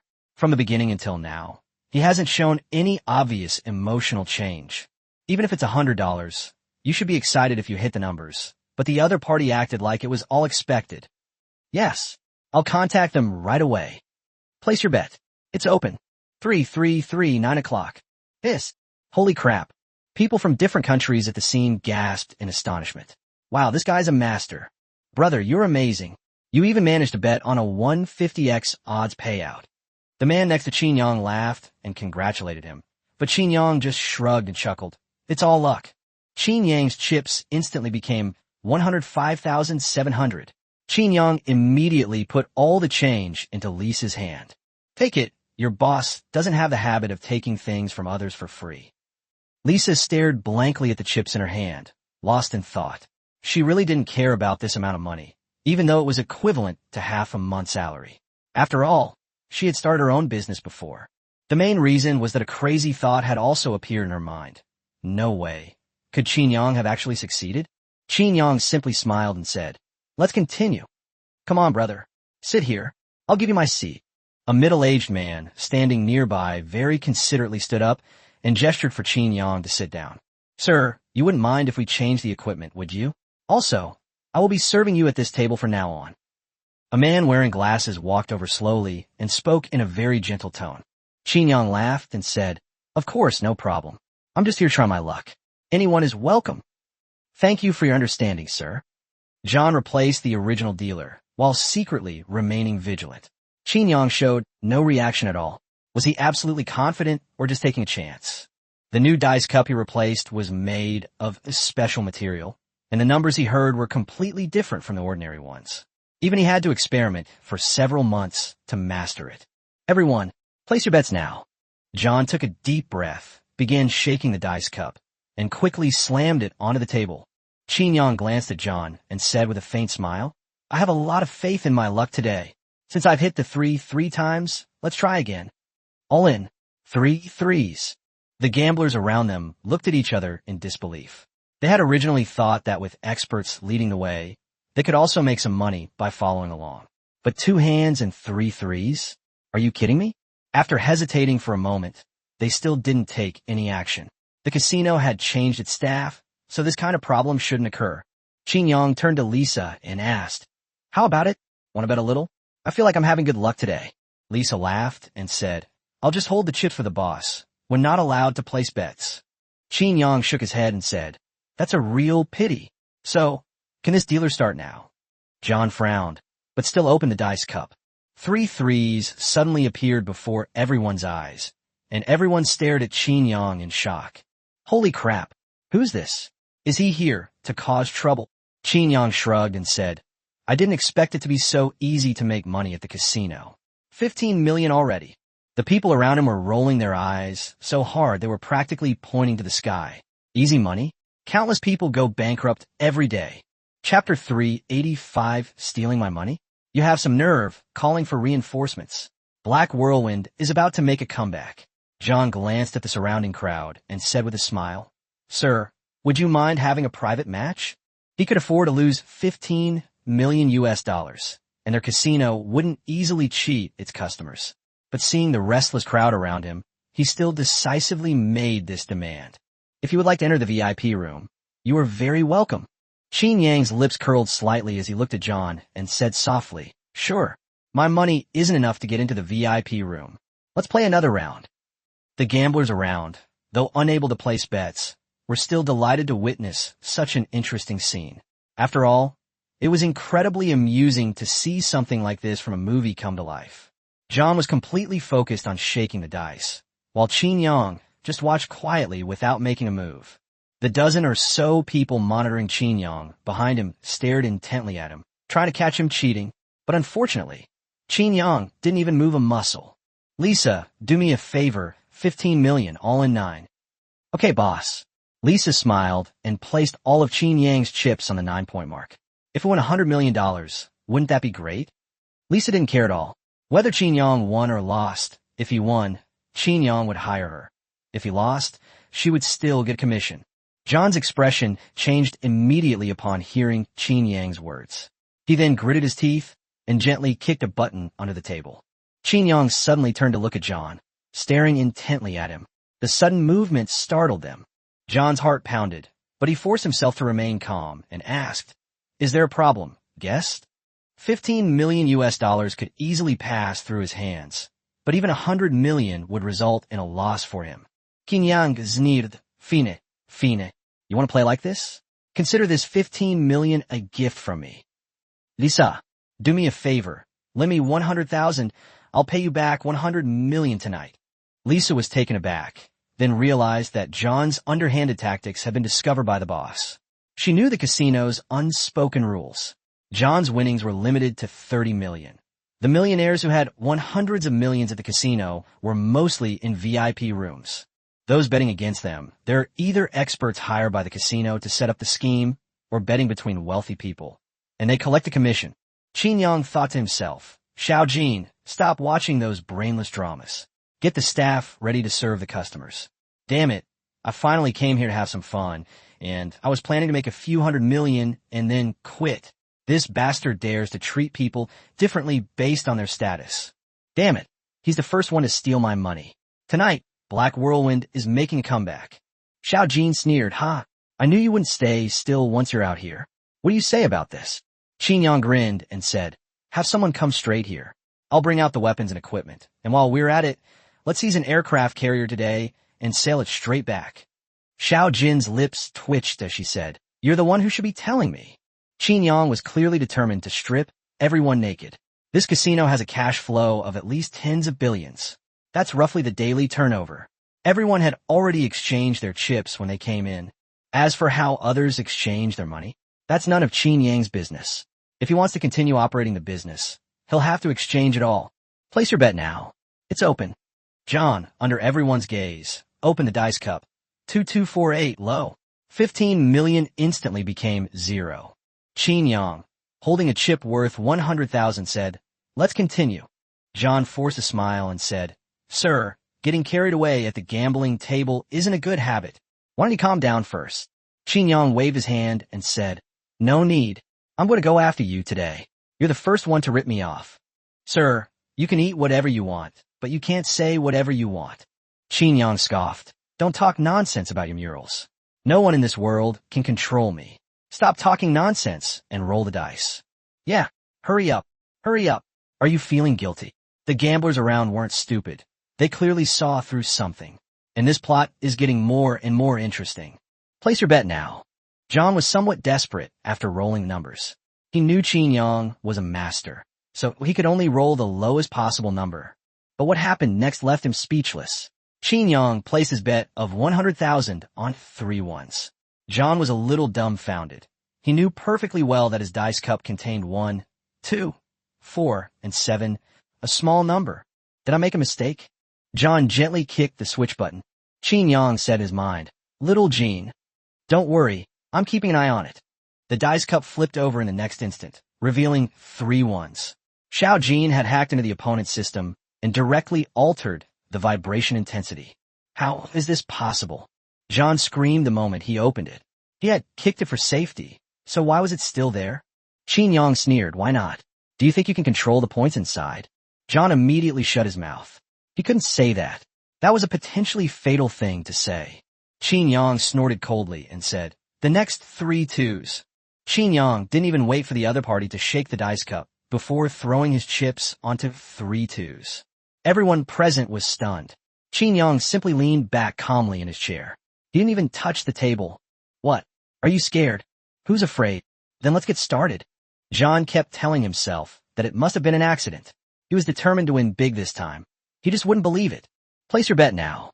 John stared intently at Qin Yang, but the other man still had a confident expression, which made John uneasy. Was I wrong?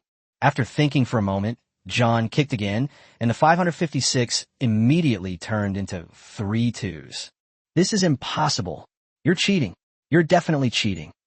John went completely mad when he saw the 3 twos and yelled at Qin Yang like a madman. Qin Yang simply shrugged and said, "Then I'm really amazing. I can control the dice without even getting close to the table. I have a special ability." "You, get out." John was about to say something when a man in a suit shouted coldly, and several bodyguards came up and dragged John away. "Sir, this is a chip worth $2.265 billion US. Please accept it. Would you mind moving to the VIP room? The main hall can't handle this much chip." Qin Yang laughed and said, "It's over 2 billion. I'm not going all in. Tonight is still long. I'll play it little by little. No need for you to worry about it." "All right. Have a good time, Mr. Zhu." The manager didn't say anything and even had a smile on his face, but Qin Yang knew that the other party was already planning how to kill him.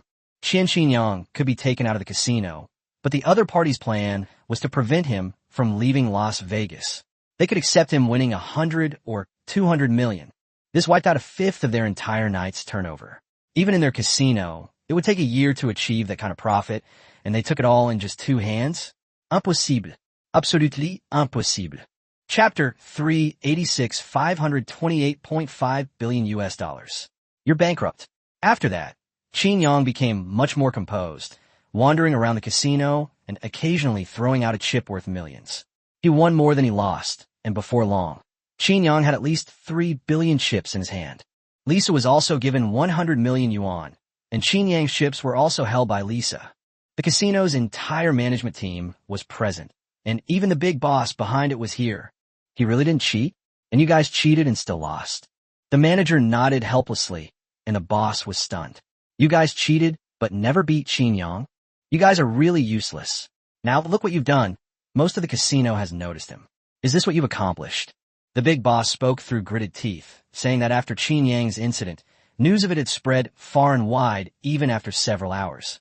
One person won billions in the casino, and now many people are being attracted to it. Lisa couldn't help but say, "Boss, I think now is the best opportunity. It's the busiest time outside. Let's get a private jet and get out of the country as soon as possible." Qin Yang's lips curled into a slight smile as he casually tossed out a chip, saying, "Oh, so concerned about me? So you decided to come with me?" Lisa said helplessly, "Boss, you're being so generous. What else do I have to hesitate about?" "Good, very sensible.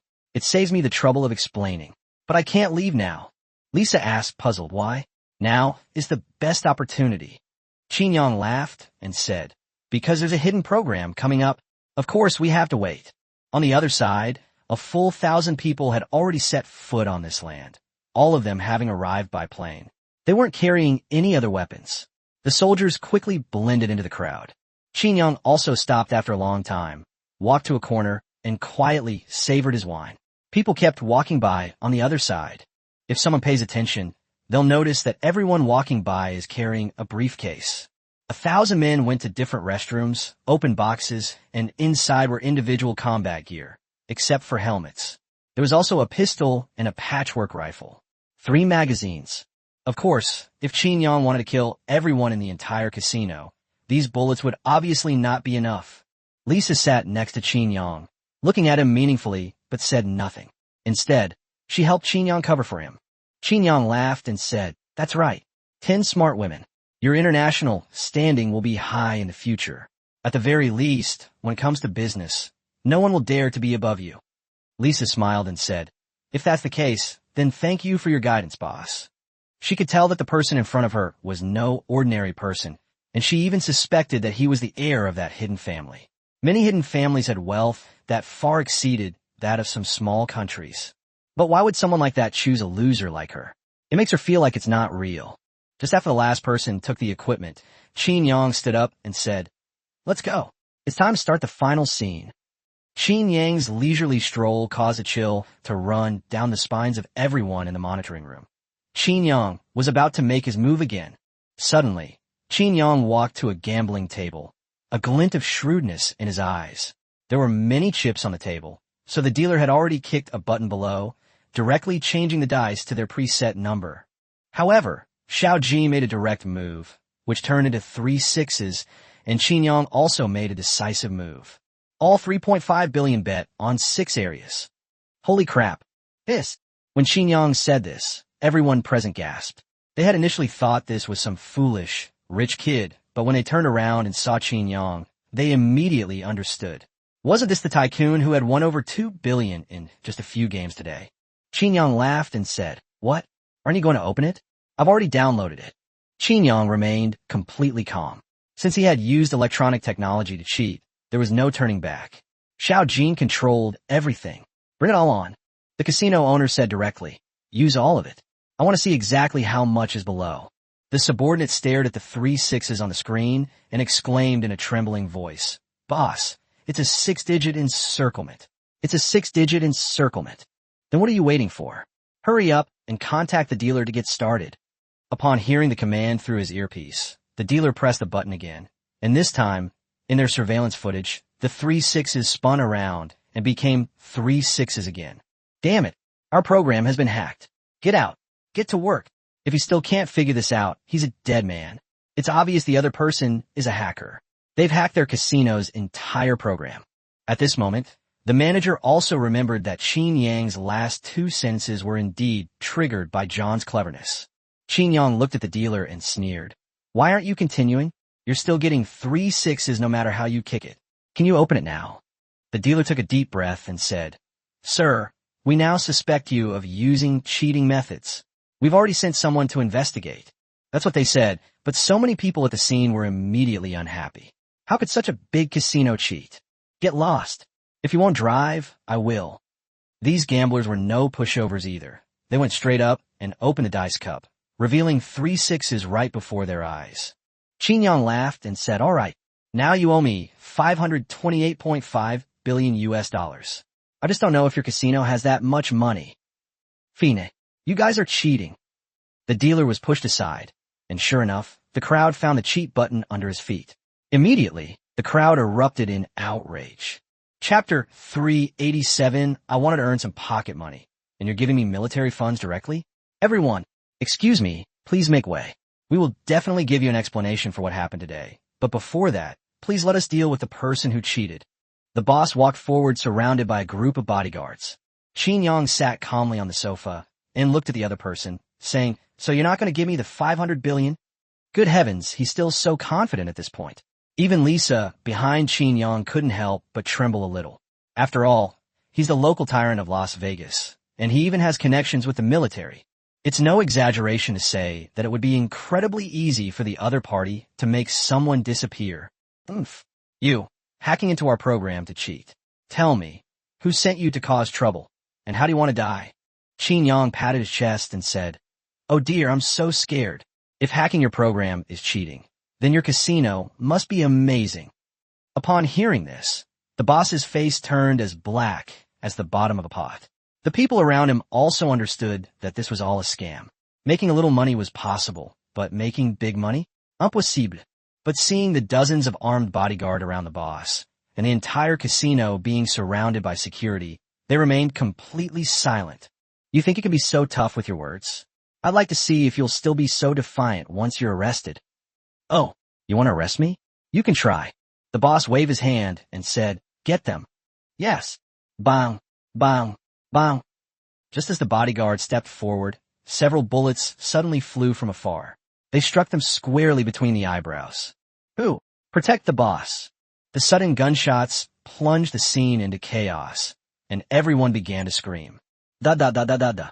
To everyone's utter bewilderment, Qin Yang pulled a Gatling gun from his back and fired a burst of bullets at the ceiling. A hush fell over the scene. "Holy crap, what the hell is that? Where did you pull that Gatling gun out of?" Qin Yang's action completely stunned everyone. "Old Qin, what's wrong with you? You're not pretending anymore." Qin Yang shrugged and said, "We already gave ourselves away before, so we might as well have just used it openly." Qin Yang looked at the trembling boss and laughed. Hey, you old bastard. Weren't you so arrogant? Come on, let's hurt each other. The boss shook his head repeatedly, saying, Big brother, I was wrong. Big brother, you're the boss. This boss was also flexible and adaptable. His survival instinct reached its peak when Qin Yang pulled out a Gatling gun, and there were about 1,000 people in good equipment standing around him. Clap, clap, clap. Qin Yang went up and patted the boss's face, saying, Hee hee, you dare to steal my money, Black Whirlwind Grandpa's money. You're the first one. 500 billion. If you're short even a penny, I'll take a part out of you. The shopkeeper stared at Qin Yang in horror. Black Whirlwind? Good heavens. Everyone knows Black Whirlwind is Qin Yang. The shopkeeper was on the verge of tears. His voice trembled as he said, Boss, we don't have that much money. Qin Yang shoved the Gatling gun directly into the boss's face, a benevolent smile on his face, and said, What did you say? I didn't hear you. Say it again. Boss, we have about 50 billion US dollars here. I have 30 billion US dollars in my bank account. We'll raise the rest slowly. Qin Yang nodded in satisfaction and said, Not bad. That shows some sincerity. Today I, the Black Whirlwind, will take pity on you and give you a lower interest rate. The principal and interest of 450 billion US dollars within a month. How about that? Not too difficult, right? The boss said with a long face, No problem. No problem. Very well. If you don't transfer the money within a month, you know what the consequences will be. The boss nodded repeatedly in fright, and Qin Yang's lips never left his mouth as he looked at the payment that had arrived. He couldn't help but mutter, Wow, there's still so many good people out there. I just wanted to earn some pocket money. Wow, they're practically giving me military funds. That's fantastic. Those around them twitched at the sound of it, and the boss was so angry that his face turned black. It was all that damn John's fault. If he hadn't taken it upon himself to make the decision, things wouldn't have been so complicated. Lisa stared at Qin Yang in disbelief, never expecting that her new boss would actually be the world's #1 thickest thigh. Let's go. Those lackeys from the US will be coming up soon.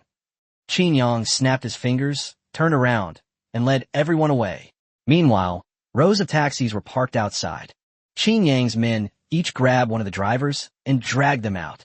Find the money for the ride to the casino owner. They swaggered away amidst everyone's bewildered expressions. Goodness, you guys really came here without paying a cent, leaving the casino to foot the bill. Qin Yang arrived at an empty beach, took a small boat to the middle of the sea, and with a wave of his hand, an aircraft carrier appeared directly in the middle of the sea. Lisa was stunned. She knew Qin Yang had this kind of storage function, but wasn't it a bit too awesome to just conjure an aircraft carrier with your bare hands? Qin Yang's side has already set sail, while the army on the other side finally reacted, and the casino was placed under martial law, but the boss was on the verge of tears. This money represents all the casino's money right now, including the chips these gamblers have acquired. Meanwhile, news of Black Whirlwind's raid on the casino spread like wildfire. Chapter 388 Encirclement and Reinforcements. Stepping into a trap. Boss, it seems I can't go back.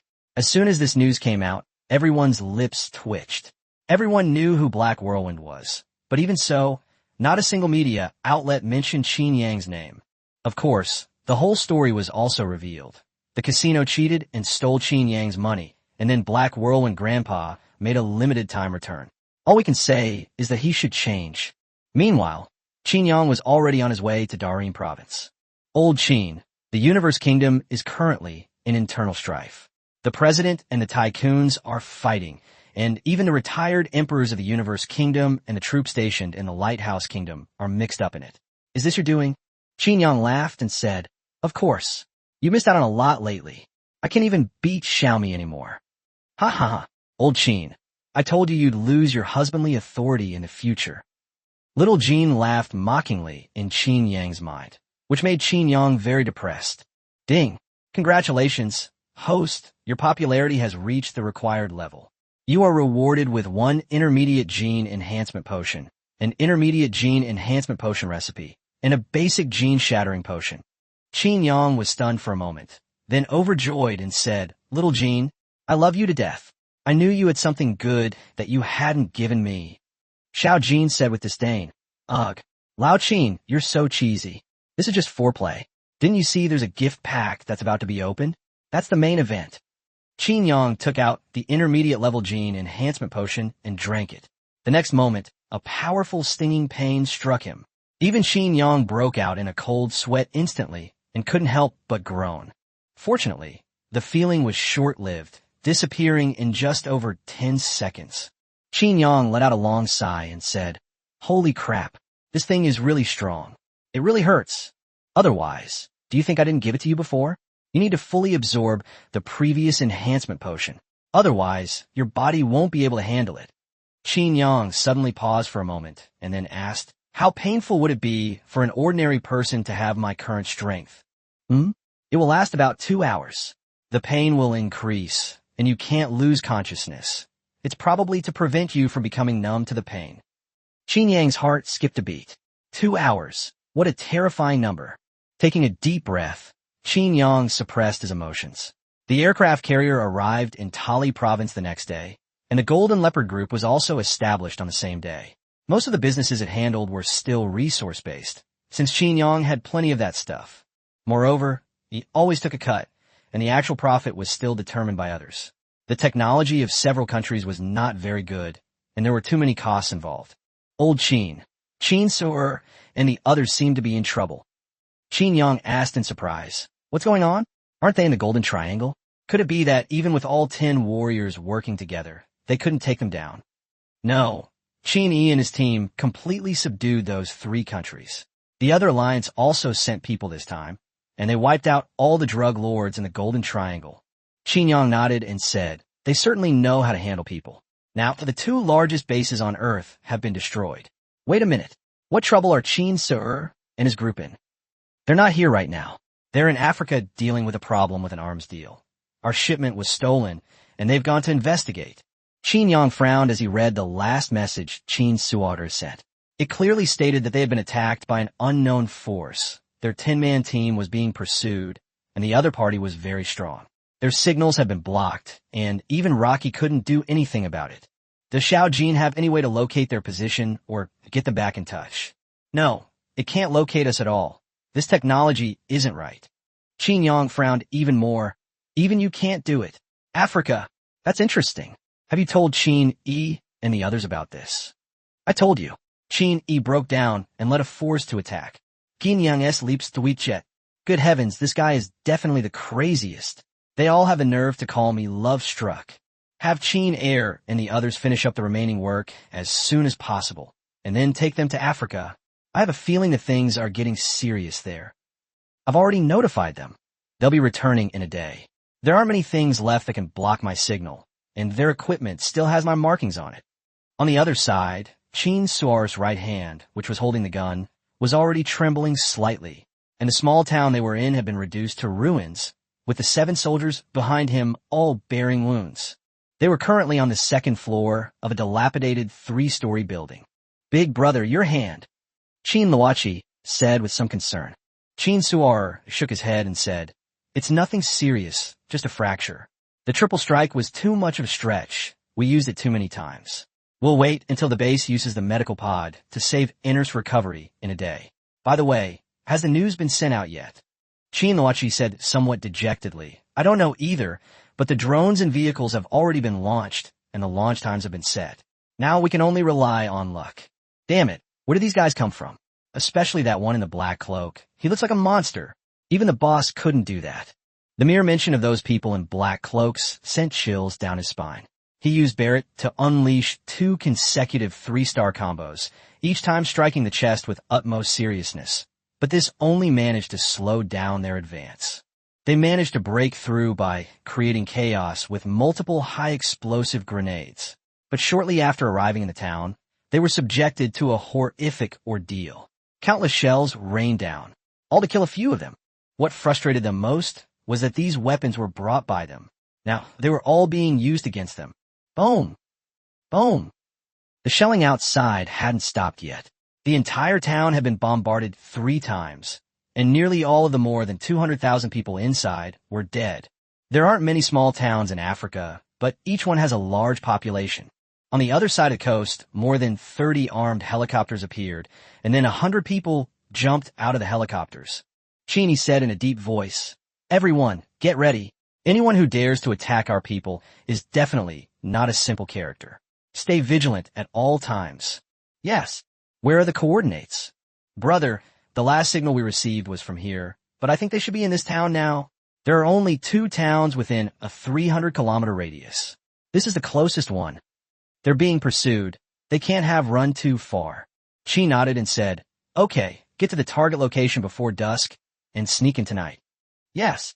Chin E and his group immediately began to advance on foot. The armed helicopter had run out of fuel, and reaching this point was already their limit. They managed to seize 2 gas stations along the way, but they still had no way to get to this godforsaken place in Africa. Without Qin Yang, they couldn't even find a single car.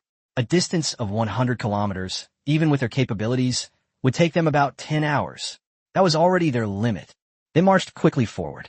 Qin Yang had Xiao Jin keep a close eye on Qin Yi's movements, while the biological laboratory began developing a drug that could break the genetic lock and enhance the strength of ordinary people. This is what Qin Yang lacked before. With these, his soldiers could all have superhuman strength. Of course, Qin Soer and the others would need to train for a while, or the laboratory could develop a diluted version of the drug. The intermediate-level gene enhancement potion was for Qin E and the others. In just 2 hours, Qin Yang had 10 more vials of the potion in his hand. Old Qin, something's wrong. Qin Yi's signal is flashing. Xiao Jin's tone was somewhat urgent, and Qin Yang's expression changed as he said, didn't you already have a role in the 10 great generals? That's right, but something is interfering. It's a trap. They're using Qin Suo and his group as bait. Bang! Qin Yang slammed his fist on the table and immediately ordered Xiao Ji to connect the communication. Sizzle. Sizzle. Boss. Why is the signal so bad? Qin Yang spoke very quickly. Qin E, it's a trap. Little Jean will soon be unable to locate you. Get out quickly. Qin E was taken aback, then reached out and stopped the team, turning around to use her equipment to look around. A few figures appeared faintly a kilometer away, and there seemed to be quite a few of them, already forming a semi-encirclement around them. Several figures also appeared on a distant hill, seemingly aware that Qin E had noticed them, and waved at him. Qin E turned off the binoculars on his glasses and said in a dry voice, Boss, we have no way out. We can only go to the town ahead and see if we can hold out. Hey, saying goodbye, buddy. Forget it. You won't get the message out. This area has been sealed off.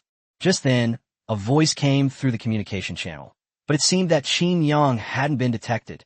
Xiao Jin immediately blocked it and began listening and reverse tracking. Chapter 389, A Full-Scale Effort, the World Federation, with global support. Qin asked in a low voice, Who are you people? Haha, who are we? We'll let the King of Hell tell you when we get to Hell. A hoarse voice came from the other end of the line. Qin hung up the communicator and shouted, Brothers, follow me into the town ahead. Yes, they had no way out. They had just glanced back and saw that all they could see were pursuers. No matter how well-trained they were, they simply didn't have enough bullets. Old Qin, our signal is being blocked, and we can't track their location. Qin Yang took a deep breath and immediately started recording the video. A few minutes later, the video was hacked and uploaded to various websites by Qin Yang. In the video, Qin Yang stands in front, threatening with a fierce expression. I don't care who you are. If anything happens to Qin E and the others, none of you will escape. If you stop now, I can pretend nothing happened. After saying that, Qin Yang rushed out of the room and summoned the troops below, shouting, Everyone assemble. Level 1 combat readiness. Everyone leave in full force.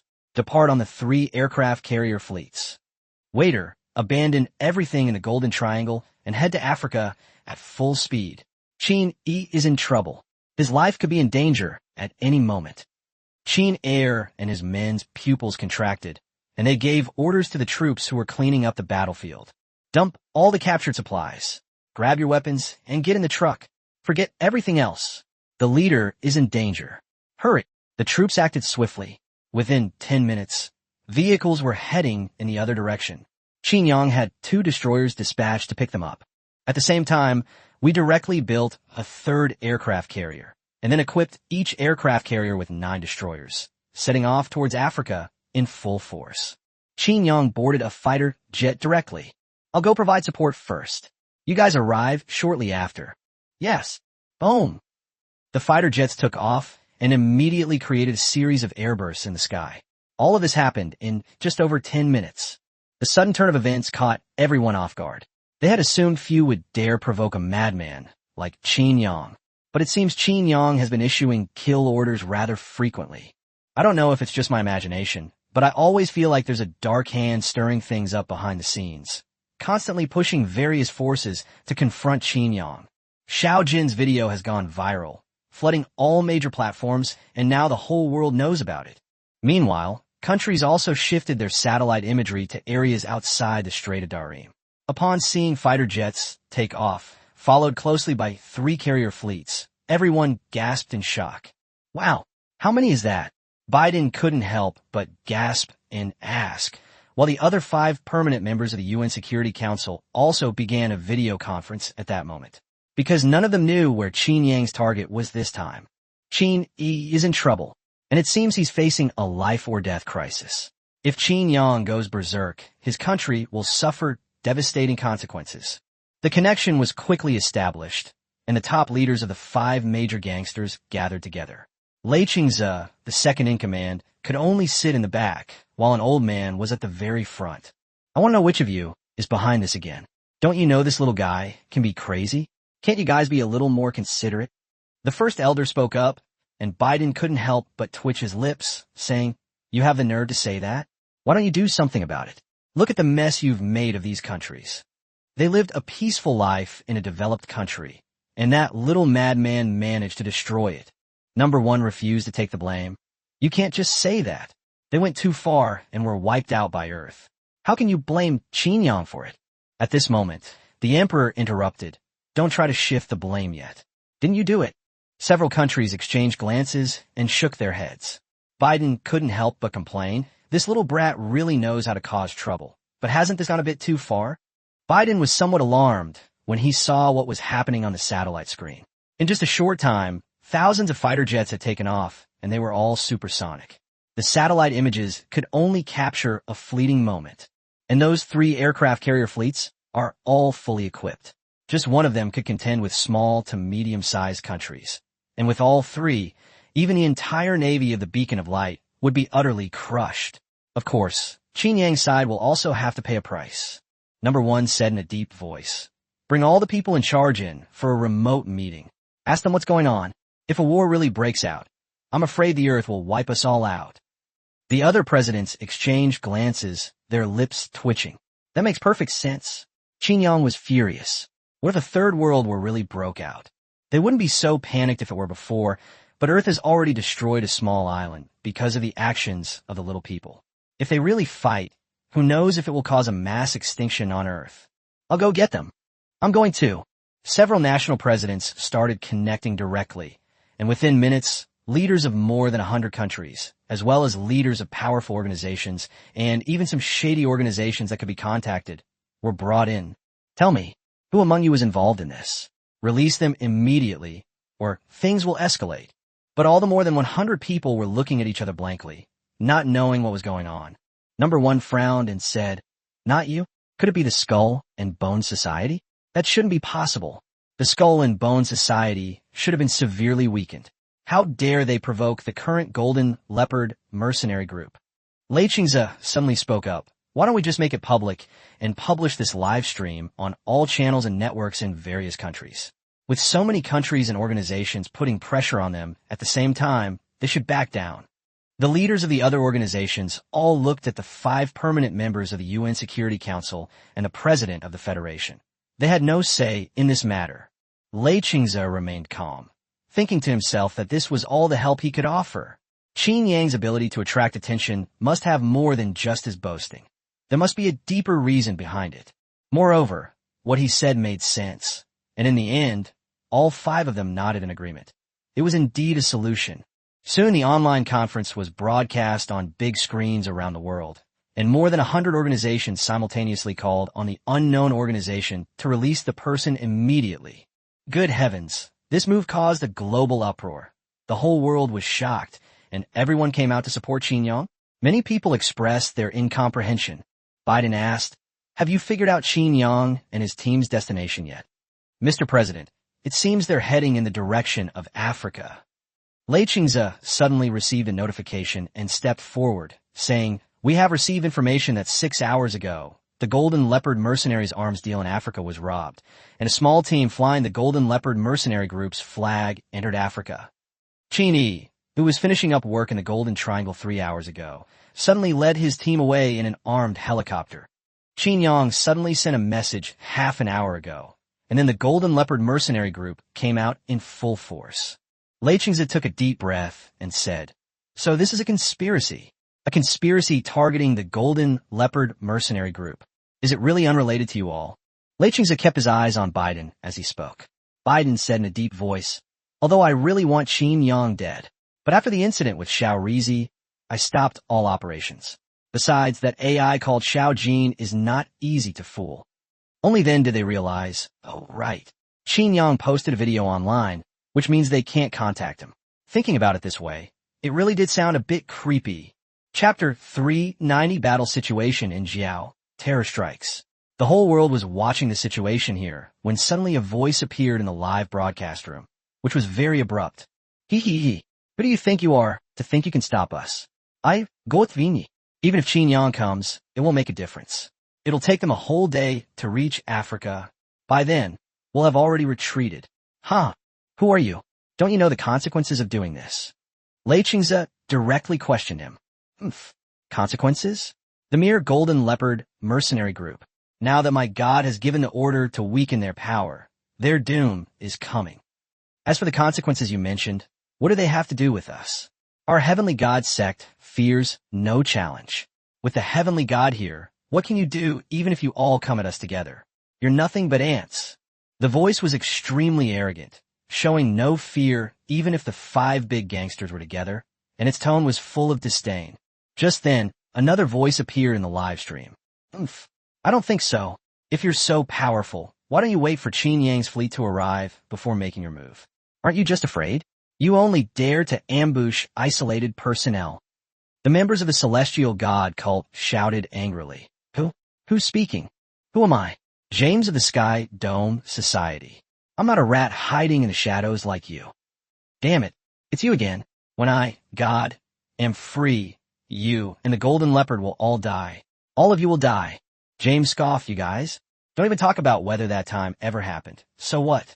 Anyone who's seen the movie knows that brute force is the bane of gods. With a brute like Qin Yang around, what are you gods worth? Everyone present twitched at the corner of their mouths. Why were the two of you arguing? And they weren't even familiar with either of these factions. They were just messing with their channels like it was nothing. You're all talk.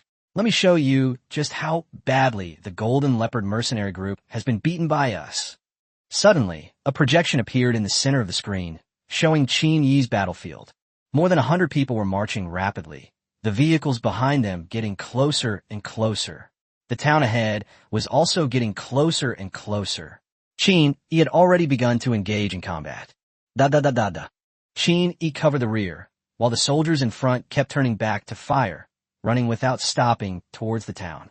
The vehicles behind them were all stranded on the road, and the soldiers inside were all shirtless, carrying AKs and charging forward. They didn't look that strong, but there were so many of them. Tajda! Qin Yi tossed aside his rifle, pulled out his disciplinary baton, which transformed into a long stick, and waved it behind him to block the bullets. Base! Just then, a soldier pulled out a rocket and fired it in this direction. With about 100 people packed together, it was impossible for everyone to escape the blast radius. Boom! Qin Yi, shield in both hands, launched a countercharge, rushing towards the rocket. He leaped up, and his shield slammed directly into the missile. With a huge explosion, Qin Yi was blasted away. Even in the air, Qin Yi gritted his teeth, adjusted his posture, and landed on his feet, stomping backward and leaving a series of deep footprints on the ground. Keep running. Don't look back.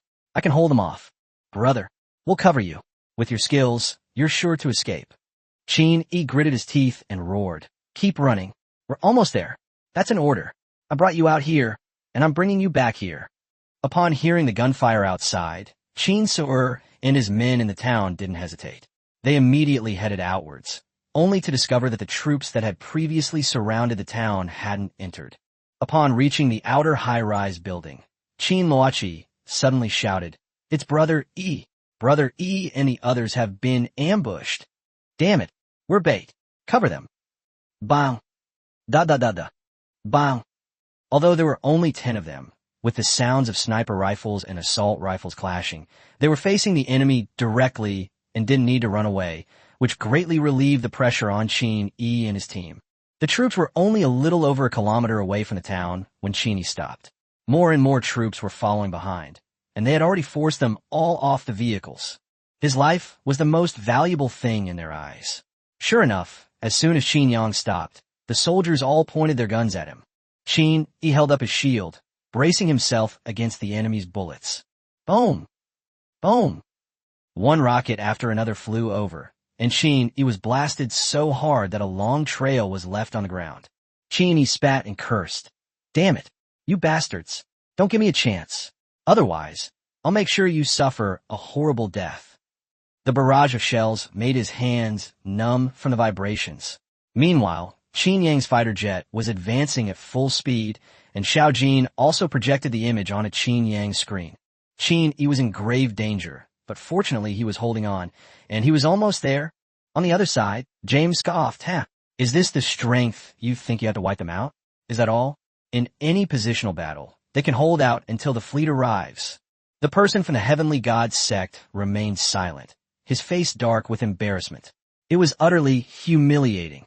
He immediately issued the order from the other side. "Let that guy make a move. Our troops haven't even come out yet. These natives are too useless." Yes. Qin Yi fought and retreated, while 100 soldiers had already reached behind cover and started firing in short bursts to relieve the pressure on Qin Yi. For a moment, Qin Yi had time to dodge the shells and didn't have to keep taking them head-on. However, his internal organs were trembling slightly. Even though they weren't hit directly, the shockwave from the explosion was still very real. Just then, a strange tremor came from the ground, which Qin Yi keenly noticed. Suddenly, Qin Yi caught a glimpse of a dark shadow out of the corner of his eye, but due to the limited field of vision, he quickly lost sight of the target. The soldiers behind shouted into the communication channel, "Brother, be careful. There's an unidentified creature rapidly approaching from the left front." At the same time, everyone in the live broadcast room could clearly see a humanoid creature dressed in black robes rushing out from behind a group of soldiers. Its speed was so fast that it was almost a blur. Each step left a deep footprint on the ground. What is this? Damn, I knew this so-called celestial god cult was no good. Is Earth really that dangerous now? The leaders of these organizations couldn't help but exclaim in surprise. Chapter 391, Withstanding Barrett's Force. Ginyang Arifes. Descending 100 meters. Qin Yi couldn't see it, but they, with their god's eye view, saw it clearly. The black shadow was too fast. In just a moment, it was close to Qin Yi. After Qin Yi withstood the attack of a rocket, he retreated rapidly. Suddenly, a figure flashed in Qin Yi's eyes. Qin Yi's pupils contracted, and he instinctively raised a shield. He pushed off with both feet, slightly bending one leg, leaving a deep footprint in ground. When the black figure unleashed a punch, slamming it squarely into Qin Yi's shield, creating a visible shockwave in the air. Several soldiers nearby were knocked back a step. Then they stared blankly at the two people in the middle of the battlefield. This is totally not right. These poor African soldiers have never even seen anything like this in novels or TV dramas. All they know is that this situation is beyond their comprehension and completely outside their understanding. Puff! After holding on for a second, Qin Yi was sent flying backward, spitting out a mouthful of blood. Slap! Slap! Qin Yi's body flew up and flew more than 10 meters in the air before crashing to the ground and rolling several times before coming to a stop. Even the shield in his hand slipped from his grasp, and Qin Yi struggled to get up, supporting himself with both hands on the ground. Puff! Suddenly, another mouthful of blood spurted out, and his supporting arms collapsed once more. Holy crap! Holy crap! The viewers of the live stream gasped in astonishment. They were utterly shocked. These were the top 10 warriors. They had always thought that Qin Yang and his group were the absolute best in one-on-one combat. This newly appeared monster actually knocked Qin Yi out of the fighting ability with a single punch. Cough, cough, cough. Chini now felt his limbs were weak. He kept coughing up blood, and his internal organs were all bleeding from the blow. Moreover, this punch had cracked all of Chini's bones. The man in the black robe suddenly removed his robe, revealing a figure and face that were somewhat unusual to humans. Ha ha! I never thought I was this strong. I am invincible. Ha ha ha! Chin E is no match for me. That potion is amazing. The man in black robes looked up at the sky and laughed wildly, his expression one of madness. Chin Yi's face was extremely ugly, not only because of the pain, but also because he felt that the person in front of him was their formidable enemy, and even if the 10 of them joined forces, they would not be a match for him. The man in black seemed to be enjoying this feeling, showing no intention of killing them all. Instead, he said mockingly, "Hey, I heard you were some kind of world #1 pervert. Now it seems you're nothing special. Come on, tell me how good I am." Boom! As he spoke, the man in black stomped on the ground beneath his feet, and with a loud bang, the ground beneath his feet shattered into pieces. Puff! Chin E spat out another mouthful of blood. He was filled with hatred. He hated himself for not having left a grenade. Otherwise, he could have taken the guy down with him. This guy was a threat to the boss. One of the members from the Celestial God cult in the live stream said, "James, how are we doing now? Are we strong enough?" Ha ha ha. What Golden Leopard mercenary group? What 10 great warriors? Nothing but rubbish. James scoffed. Are you sure these are your people? Isn't this obviously the source of the African plague and the reason for that drug they made? And can someone like that really stop Qin Yang's iron torrent? I don't believe it. In this day and age, individual strength cannot determine the outcome of a war. Otherwise, Qin Yang would not have only regarded them as auxiliary forces. The Celestial God cult remained silent, while simultaneously ordering its most elite troops to be transferred. They were already en route. As long as they withdrew within a day, they wouldn't be caught by Qin Yang's aircraft carrier fleet. All right, now the whole world has a new understanding of me. Since that's the case, do you have any last words? After all, you made me who I am. If it weren't for you, I wouldn't have been able to get this potion so easily. From this day forward, my name shall be etched in the annals of the world. I, more, shall stand atop the world. Ha ha ha. Qin Yi struggled for a moment and finally managed to stand up unsteadily, his upper body still swaying in the wind. "Huh, you dare to call yourself that? You're nothing but a monster, neither human nor ghost. You'll die soon, not long from now. I'll be waiting for you down there." Qin Yi spat out a mouthful of bloody saliva with utter disdain, his face full of mockery. "What did you say? Do you want to die a miserable death?" Moore said with a gloomy face. He used to be a bullied man in Africa. By chance, he learned about the potion and began to plot. But Qin Yi's contemptuous tone made him very angry. You think I, Qin Yi, am afraid of you? Come on then." Bang, bang, bang. Just then, 3 gunshots rang out.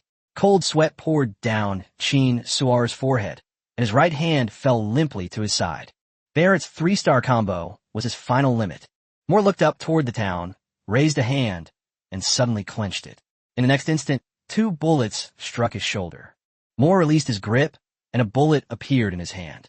He showed no emotion whatsoever regarding the 2 bullet holes in his shoulder. He simply said in a nonchalant tone, "That's it? You guys aren't very good either. The Barrett's power is still a bit lacking. Why don't you try using a sniper rifle?" Moore said sarcastically. After all, his body could already withstand Barrett bullets. Wasn't this the best way to show off? James, come out and say something. Even Barrett isn't enough. Do you think Qin Yang can kill him? Then let's wait and see. I'm waiting for him to be blasted into dust by the electromagnetic cannon. Boom, boom, boom. Just then, a series of booming sounds suddenly came from the sky. The sonic booms grew closer and closer, and the earth trembled. A fighter jet approached from afar.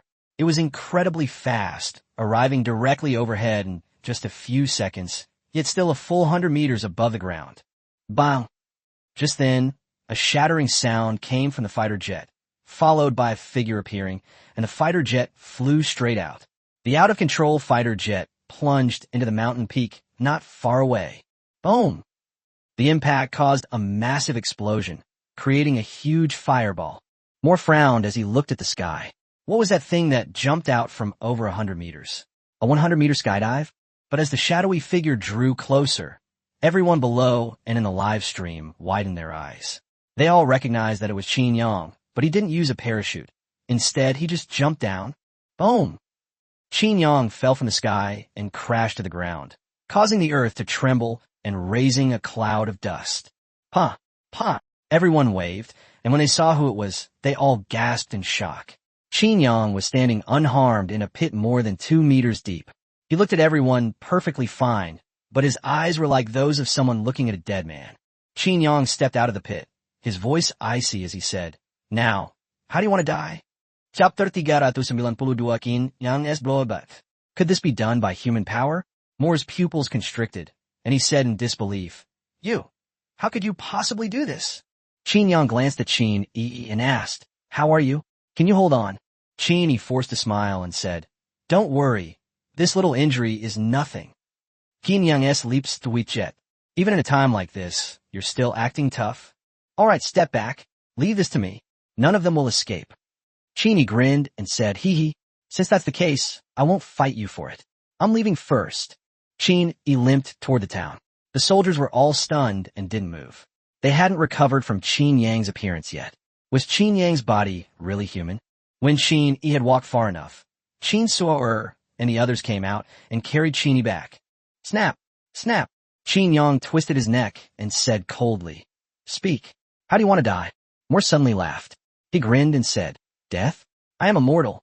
Who in this world can kill me?" Base. Before Moore could finish his arrogant words, Qin Yang's figure vanished instantly. Even from their omniscient perspective, they couldn't see Qin Yang's movements clearly. They only saw him appear in front of Moore in the next instant. Qin Yang placed one hand on Moore's face. Before Moore's expression could change or show any shock, Qin Yang pressed his face down on him. Boom! In the next instant, Qin Yang slammed the other man's face into the ground, instantly creating a crater several meters wide. Moore's head was firmly embedded in the earth. Holy crap! Holy crap! The sound of "holy shit" echoed everywhere, and even Biden learned it, standing up and shouting, "Holy shit. This is absolutely terrifying. What day is it today?" One thing after another is getting more and more horrifying. Moore was already astonishing enough, but Qin Yang is even more frightening. What? Your combat power is based on rage. Are you the Hulk? The member of the celestial god cult muttered in disbelief. Impossible. Impossible. He clearly consumed the blood of a celestial god. How could he be defeated by an earthling? Impossible. It must be fake. James laughed loudly. Ha ha. I knew it. A brute can defeat a god. That slap was so satisfying. It was really exciting to watch. It got my blood pumping, and my hands were itching to kill a couple of members of the celestial cult. You son of a bitch. Qin Yang slowly straightened up, looking at the upside-down Moore. Suddenly, he unleashed a spinning kick, his feet creating a gust of wind as he kicked out, producing a series of sonic booms in the air. Qin Yang's kick had the power of 10 times the speed of sound. Otherwise, he wouldn't have been able to produce any sonic booms at all. Puff! Moore was kicked off the ground and sent flying through the air, spitting out mouthfuls of blood. His eyes were still dazed. Actually, he wasn't completely powerless when he was first stuck in the ground. He could have gotten out on his own. It's just that he felt like his brain wasn't working properly. He was instantly killed. His mind was a complete blank. He had no idea what had happened. Then he felt a sharp pain in his internal organs, whereas Barrett had only suffered superficial injuries. Qin Yang's kick broke several of his ribs and shattered his internal organs, causing him to vomit blood mixed with fragments of his internal organs. Fortunately, he is still recovering in Yuan Man. Moore's body flew hundreds of meters before finally coming to a stop after hitting a small hill, where he was completely embedded. Qin Yang did not continue the pursuit, but turned to look at the 2,000 soldiers in front of him, and tens of thousands of troops were approaching from behind. You, don't come any closer. Whoosh! Qin Yang moved swiftly, and in the next instant, his hands pierced through a soldier's chest.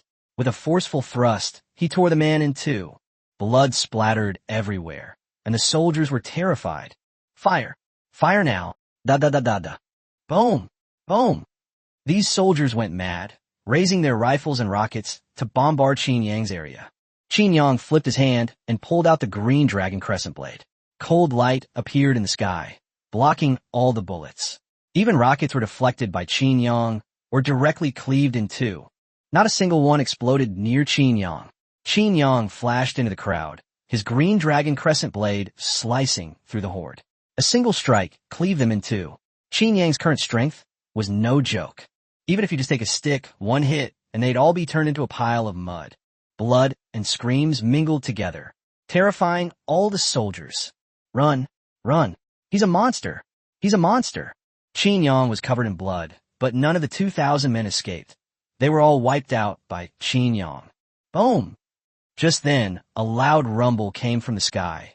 Lightning flashed, and a light rain began to fall. Rainwater mixed with blood dripped from the blade of the green dragon crescent blade. Qin Yang stepped over the corpses beneath his feet and walked towards Moore. Moore was panting heavily, as if he had only just come to his senses, and slowly climbed out of the hillside. As Mole watched Qin Yang approach, a chill ran down his spine. Don't push your luck.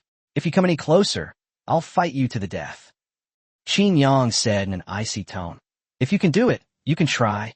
I've only ever heard that the more scared a dog is, the louder it barks. Moore's heart was trembling, but he gritted his teeth, roared, and charged forward. Even in my dying moments, I'll drag you down with me to be buried with me. Bang! When Qin Yang swung his green dragon crescent blade, and Moore blocked it with his mutated claws. The immense force caused Moore's legs to buckle, but he quickly regained his senses. This time he was mentally prepared and barely managed to catch it. Moore moved extremely fast and began fighting Qin Yang at close range. Splash, splash, splash. Tajda! The two fought in the heavy rain. With each collision, the surrounding raindrops exploded like a shower of flowers. Qin Yang's green dragon crescent blade pierced into the opponent's body from time to time. Blood mingled with rainwater, staining the earth red. Anyone with eyes could see that this Moore was no match for Qin Yang. From the moment Qin Yang appeared, he knocked the arrogant Moore away with two moves, slaughtered 2,000 people in 2 minutes, and is now suppressing Moore throughout the entire process. On the other side, the fighter jets that came with Qin Yang were already indiscriminately strafing the remaining tens of thousands of troops. Now, any army that appeared in this area was considered an enemy. The ground attack capability of fighter jets is extremely terrifying. Even ordinary vehicles can be blown to pieces by a series of bullets. Chapter 393-1/Splits the Earth. War God Qin Yang, you're a bit of a love-struck fool. Fighter jets cleared out the native soldiers on the outskirts, advancing at an extremely fast speed, creating a unique scene accompanied by the thunder in the sky. Qin Yang wielded his green dragon crescent blade in the rain, creating a vacuum zone, and sparks even flew when the two clashed. Boom! A bolt of lightning struck from the sky in the distance, a straight line piercing through the heavens and illuminating the dark earth shrouded in clouds for an instant. Qin Yang and Mu Air collided head-on, their heads very close together, both staring at each other with ferocious expressions. In that instant, the raindrops falling all around suddenly exploded, just like a huge explosion. When, thump, the battle continues, with torrential rain beating down like a rhythm. Everyone felt like they were watching a big-budget movie. There was no camera work, but the fight scenes were incredibly explosive. The satellite video showed only a few directions, with flashes of blades and claw marks flying everywhere. Although Qin Yang completely suppressed his opponent, he did not have the strength to overwhelm him. The opponent's potion was indeed potent. Fortunately, he did not go looking for his opponent at that time. The enemy didn't know he was actually this strong, otherwise they might have been completely wiped out. Aside from the initial surprise attack, the battle lasted for a full 3 hours, and even the fighting on the outer perimeter involving thousands of fighter jets and tens of thousands of troops had ended. The two were still fighting each other. Tens of thousands of native soldiers were killed, and the rest disappeared in the heavy rain. The fighter jets were running out of ammunition and fuel, and could only make a forced landing in the heavy rain. Almost all of the 1,000 fighter jets were half crippled. Suddenly, Qin Yang slashed at Moore's shoulder with his blade. Moore gripped the green dragon crescent blade with both hands, knelt on one knee, and cracks immediately appeared on the ground. Moore gasped for breath. Spare my life, and I'll do whatever you say from now on. Whoever you tell me to kill, I'll kill. Qin Yang Skofut, you? I'd be better at doing it myself than you. You can't kill me. I've swallowed the blood of a god. Aren't you Buddhists in Yin Kingdom? Spare my life. I beg you. His body was exhausted after several hours of fighting. He was using all his strength every minute and every second because he would die if he didn't. Qin Yang laughed loudly in the heavy rain. Believe in Buddhism? Forgiving you is Buddha's business, but I'm here to send you to see Buddha. Come on, don't struggle. One cut and it'll be quick. More cursed. Qin Yang, don't push me. If you push me too far, I'm capable of anything. Qin Yang Scofut. Bullshit. I'll give you a linear algebra problem, and you solve it. Moore's lips twitched, utterly speechless. Holy crap. Bro, we're gonna have a life or death battle, and you suddenly throw this at me. The viewers in the live stream were stunned. How could even the big brother be unable to escape the fear of being dominated by linear algebra? I can tell Big Brother is also suffering quite a bit from linear algebra. Haha, I never expected that even my eldest brother would have something he's afraid of. Qin Yang exerted force with both hands, and the cracks in the ground grew deeper and deeper, while the sound of breaking came from Yur's knees. Come on, I'm forcing you. Try moving. Come on, let's see who's forcing you. Moore's face flushed red as he snarled. Fuck you. Qin Yang's face immediately darkened. Damn it, he's taking the insults for granted. You bastard, I think you're tired of living. Go to hell. As he spoke, Qin Yang kicked out, striking the other man directly in the chest. Moore coughed up a mouthful of blood and flew backward.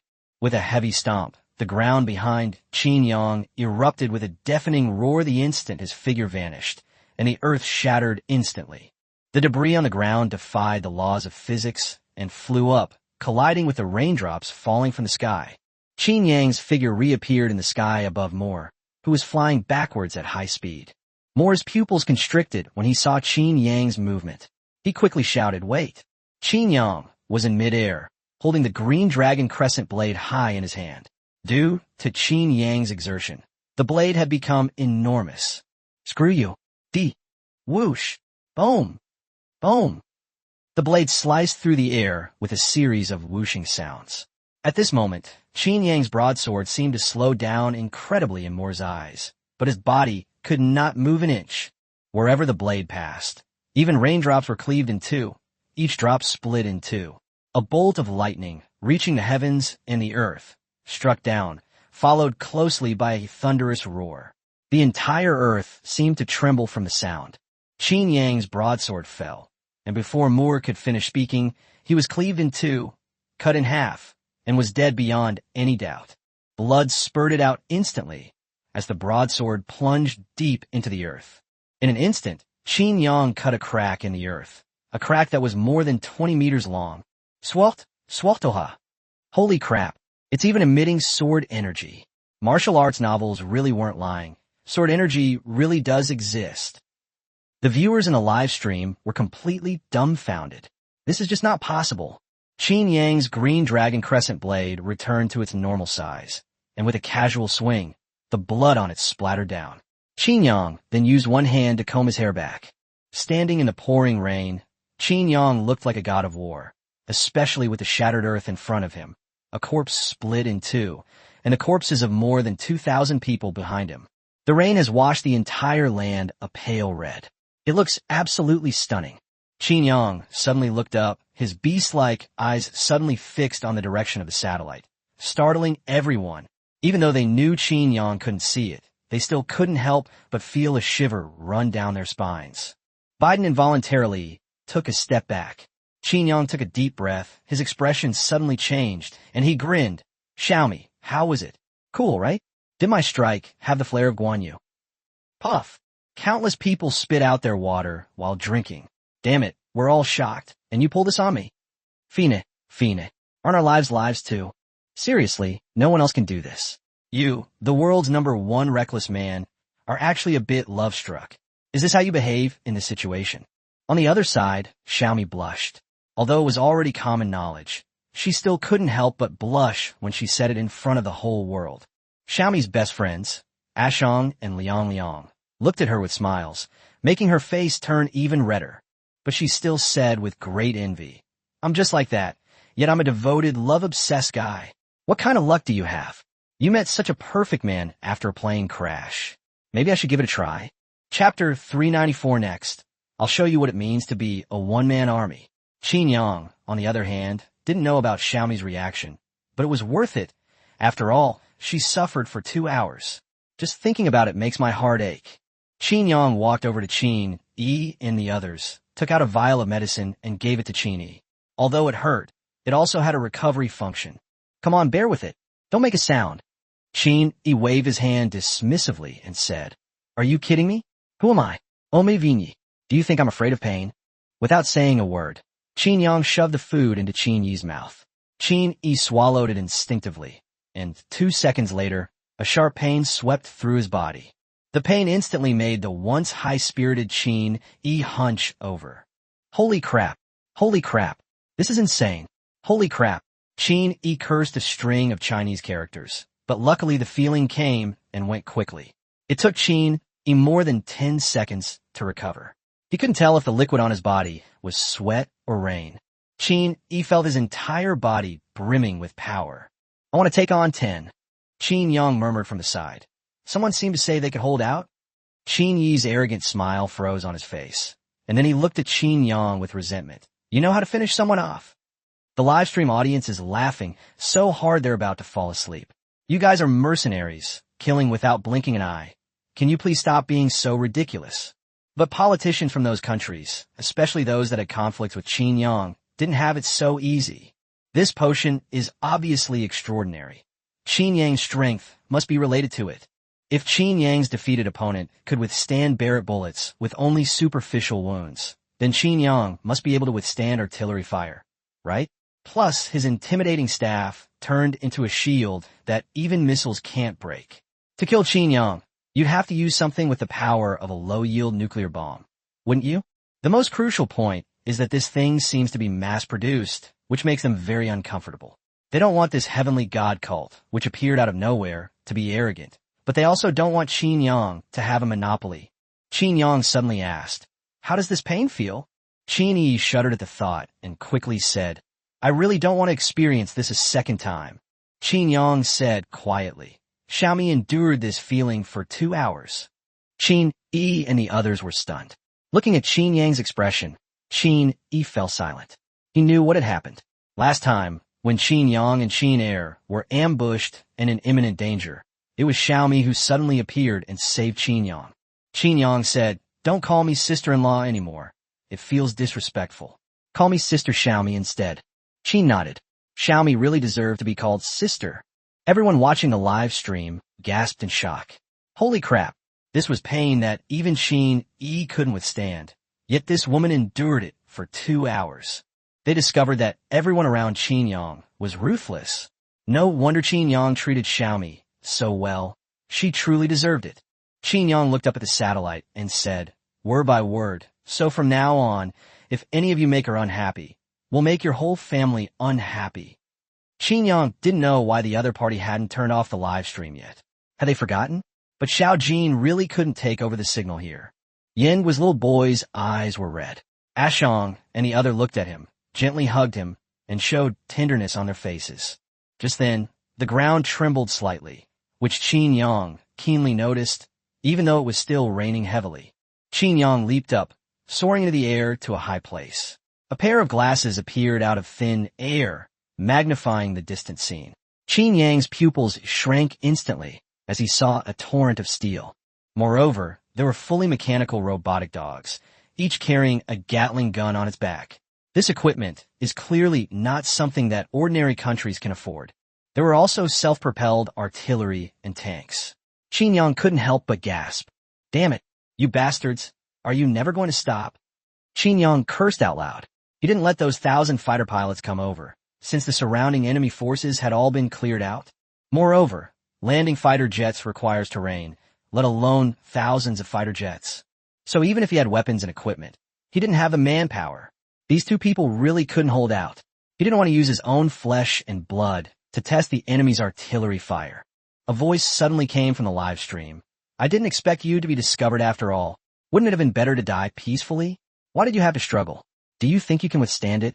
Qin Yang looked ahead and sneered. With your army of less than 10,000 men, you think you can kill me? Qin Yang? You're being too optimistic. Huh? You can see the live stream. Qin Yang said dismissively, This is the technology you got from those aliens? It's nothing special. Qin Yang's words immediately caused a huge uproar, and everyone in the live broadcast room felt their scalp tingle. This sentence implies so much. Aliens. And they have technology far more advanced than Earth's. So what are they here for? The leaders of over 100 organizations exchanged glances, and number one said in a deep voice, "We should put aside all grudges. This is no longer just a matter for our individual countries. We should unite against a common enemy and find and deal with these aliens first." Even Biden's military officers unusually nodded and said, "Okay, temporarily suspend all actions against Qin Yang. If possible, provide support under certain circumstances." After Xiao Jin told Qin Yang that he had killed the creature with alien blood and more, he was rewarded with unlocked weapon access and realized that this so-called god was an alien. Now it seems all the questions have been answered. What he just said was also a reminder to the world, although Qin Yang felt that it wouldn't be of much use to most countries. But Qin Yang still made it clear. After all, if they were aliens, Qin Yang could let the United States go. After all, they were all on the same planet. If outsiders wanted to interfere, they could just die. Of course, aliens must die, and so must ordinary people. The member of the celestial god cult asked in a terrified voice, "You, how did you know?" Qin Yang sneered, "What? You don't actually think those aliens are that powerful, do you? You're overjoyed just because they showed you a little something. Didn't you ever think that if they're so powerful, why don't they come out themselves? You traitor, it's obvious you're not smart enough." Qin Yang's tone suddenly became excited as he looked at the approaching troops in the distance and said, "Now open your eyes wide and watch carefully. Today I'll show you what it means to be an army of one man, and what it means to be invincible. Stop daydreaming. You really think you're invincible? Under the onslaught of steel, humanity is nothing but ants." Qin Yang grinned and pulled out the 9-meter-long sniper rifle. He muttered to himself, "I've always felt that this sniper rifle is a bit strange. Even if it's incredibly powerful, a length of 9 meters is indeed a bit strange, and my killing rod and big cleaver that are 40 meters long are clearly not right. These things need to be bound to someone to use. Now, I finally understand." Chapter 395, Black God Armor. Who can stop me from killing whom? Oomph. You think you can turn the tide with just a sniper rifle? I have an army of 8,000. Our firepower is more than enough to withstand a head-on confrontation with your Golden Leopard army. Why would we be afraid of your sniper rifle? Qin Yang grinned and said, "You'll find out soon enough whether you're scared or not." Qin Yang placed the sniper rifle beside him, his palm resting on the handle. In the next instant, the 9-meter-long sniper rifle began to transform, constantly switching like a transformer. In just a few seconds, a layer of armor covered Qin Yang's body, and Qin Yang's body was also raised to 3 meters tall. A black battle armor wrapped Qin Yang's entire body. Inside the black and gold helmet, Qin Yang clenched his fists and exclaimed excitedly, "Wow, this power is amazing." Qin Yang's strength was already invincible, but now, with the help of the battle armor, he's even more invincible. What's more, this is battle armor. It has countless weapons unlocked on it. With a wave of his hand, Qin Yang transformed the intimidation staff into a 3-meter-long lightsaber with a black and gold mechanical handle and a golden laser sword that shimmered with lightning. Qin Yang slung the protective part of the sword hilt over his shoulder and arrogantly beckoned, "Come on over here." Holy crap, you're a transformer, and you can even transform. The guy from the Heavenly God sect screamed out loud, completely stunned. He acknowledged Qin Yang's strength, but what the hell was this? Your ridiculously powerful sniper rifle can even transform? Can't we even have a normal game anymore? Qin Yang asked in his mind, "Little Gene, is this thing really that amazing?" What did you think? This is just a simplified version of the Black God armor. It can be upgraded later.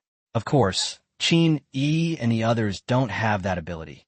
This is already the limit of what they can control. Qin Yang nodet. This simplified version is already this awesome. It's just too awesome. Suddenly, Qin Yang asked in surprise, "Hey, little Gene, why are you making your voice out from inside the armor?" TCH, otherwise why do you think I need so many war points? The upgrades to the Black God armor will all depend on me, and this thing definitely needs artificial intelligence. You've seen Iron Man, right? I'm Jarvis. Awesome. I knew you wouldn't do anything pointless. While Qin Yang was excited, Qin Yi on the other side was getting anxious. Boss, don't forget me.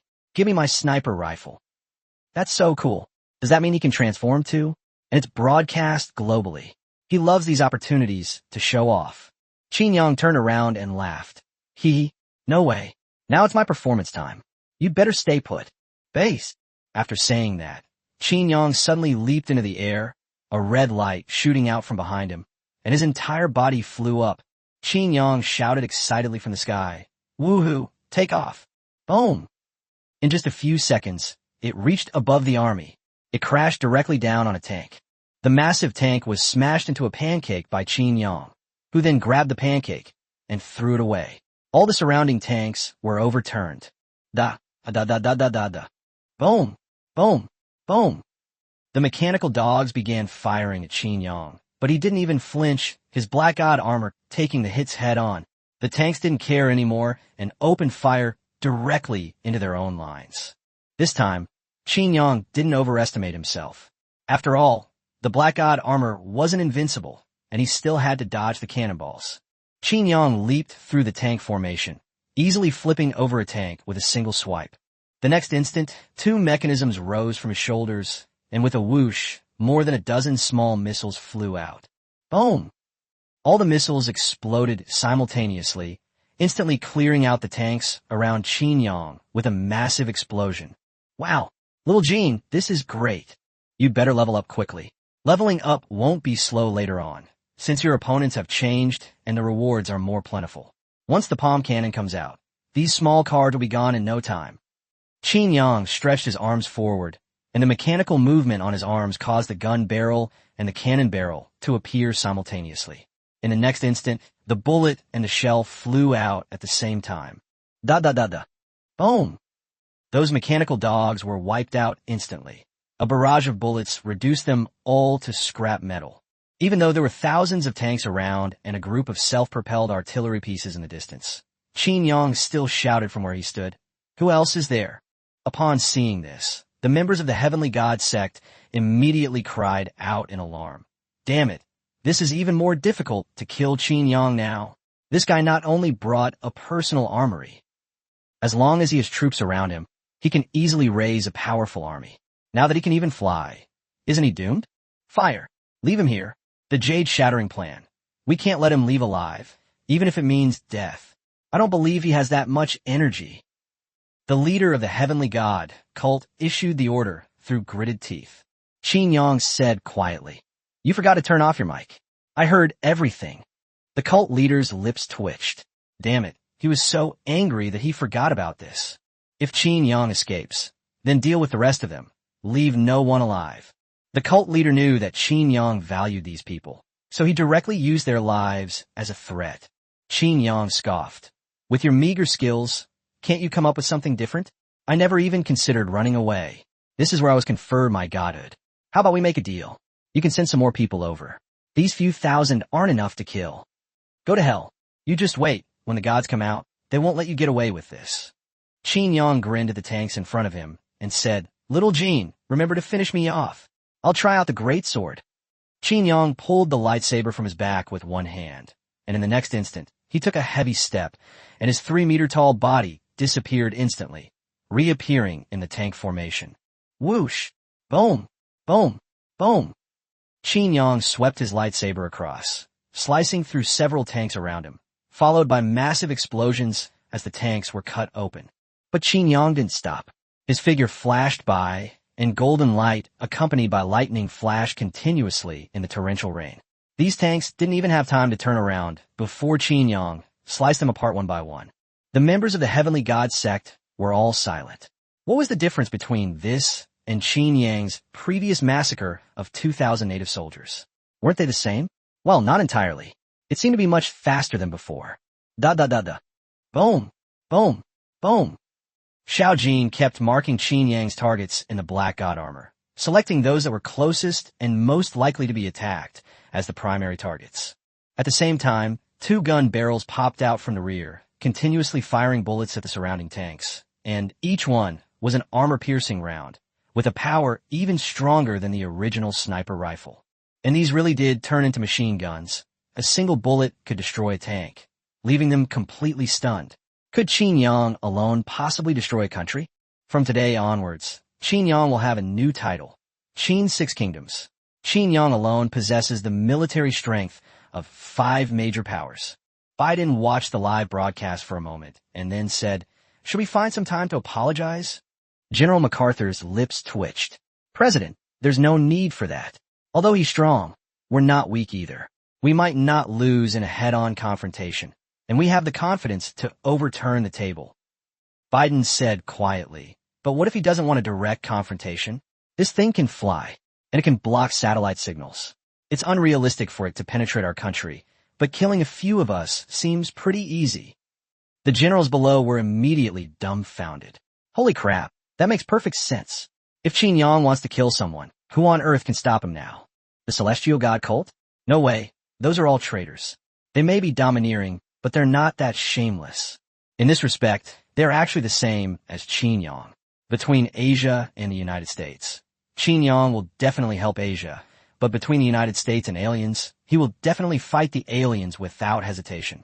Chapter 396 from now on, Earth will belong to the Qin. Hee. Fire. The cult leader gave the order directly, and now he didn't care about the tanks anymore, since they were all going to be slaughtered by Qin Yang anyway. Right now, they can only serve as meat shields, probably holding off Qin Yang for about 2 minutes. There's still over 500 tanks left. Whoosh, whoosh, whoosh. After the order was given, the 300 self-propelled artillery pieces behind Qin Yang began to saturate the area with firepower. They had to fire all their shells within a limited time. Otherwise, whether they would survive is truly uncertain. Qin Yang is a killing machine. Their identities as traitors are now confirmed. Moreover, their biotechnology is far superior to that of the Skull and Bone Society.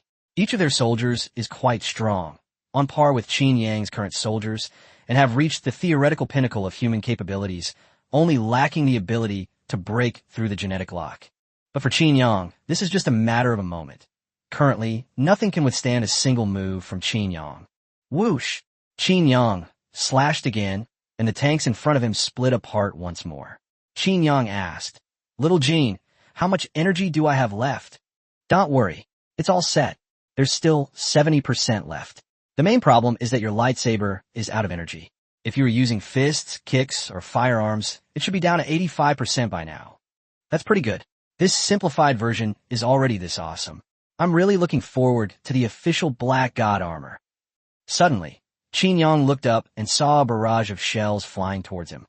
Not only that, but the entire area within a 1-kilometer radius of Qin Yang was covered. Even if Qin Yang wanted to hide, there was nowhere to hide. Old Qin, go up and chop them down. Let's give this world a little shock. Even the simplified version of the Black God armor is far superior to these ordinary weapons. Qin Yang's eyes lit up. Wow, he knew from Xiao Jin's tone that everything was in the bag. With a sudden burst of thrust from the thrusters behind him, Qin Yang flew forward instead of retreating, heading straight for the cannonball in the sky. Holy crap, is he insane? No way. Doesn't he have a shield? That thing can easily block cannonballs. The viewers of the live stream frowned, unable to understand why Qin Yang was acting so irrationally. Even if he had run away, they wouldn't be so confused. But what happened next shocked them all. Qin Yang swung his lightsaber wildly in the sky, slicing through the cannonballs as he flew through the air. Boom! Boom! Boom! A series of massive explosions followed, and then the surrounding shells were also detonated. Huge fireballs linked together, as if they would surround Qin Yang at any moment. However, the terrifying fireballs that Qin Yang cut open stopped expanding after reaching a certain limit, and instead started to shrink. Qin Yang's lightsaber continuously compressed the explosions. A few seconds later, the fireball in the sky disappeared, and the heavy rain continued to fall, as if it had never happened. Qin Yang swung his lightsaber in the air, then slung it over his shoulder and beckoned toward the satellite in the sky, saying, "Kid, is that all you've got? Bring on some more. Your grandpa isn't done playing yet." Energy remaining at 50%. Qin Yang was extremely excited. He was joking because this thing could absorb the explosive energy. Moreover, as Xiao Jin just mentioned, the disciplinary rod is no ordinary weapon. Of course, the one in his hand is no ordinary thing either. This is a weapon that can only be unlocked in the later stages of the Black God armor. Qin Yang can't unleash its full potential yet. This thing can absorb the radiation and explosive power of a nuclear bomb. Qin Yang was also exclaiming in his heart, "Holy crap, that's awesome. If it's developed to that point, what on earth could possibly threaten him? It's a shame that using it now is still too energy intensive." Base. Boom. Da da da da da da. "You annoying flies, get the hell out of here." Qin Yang instantly flew above the artillerymen, sheathed his lightsaber behind him, and countless cannon barrels appeared in front of him. He then unleashed a barrage of fire at the ground without any blind spots. In just over 10 seconds, Qin Yang wiped out thousands of people and more than 300 self-propelled artillery pieces. All that's left on the battlefield are those tanks. Now that all their functions have been tested, they should be dead. That's right, Qin Yang was just testing the function. Otherwise, these guys would have been taken care of by Qin Yang's firepower from the sky. Let's use some violence. Qin Yang rushed over and punched the tank, sending it flying and crashing into another tank in the distance. He then grabbed the tank next to him and used it like a big stick to smash the tanks below. A few minutes later, the battlefield on the ground was riddled with craters and filled with the wreckage of tanks. At the same time, the heavy rain gradually stopped. Qin Yang looked up and saw the dark clouds in the sky slowly dissipate, and suddenly a ray of sunlight shone down. The rain has stopped, and the sky has cleared, and I'm still standing here, hee. Qin Yang suddenly muttered to himself, "From now on, Earth will belong to the Qin family, hee. Old Qin, let me tell you we're still connected to the live stream." Qin Yang's lips twitched as he said, "Why didn't you say so earlier?" I was just joking. Don't mind me, everyone." After the battle ended, Qin Yi rushed to Qin Yang's side. "Boss, is my armor this cool? Is it this awesome?"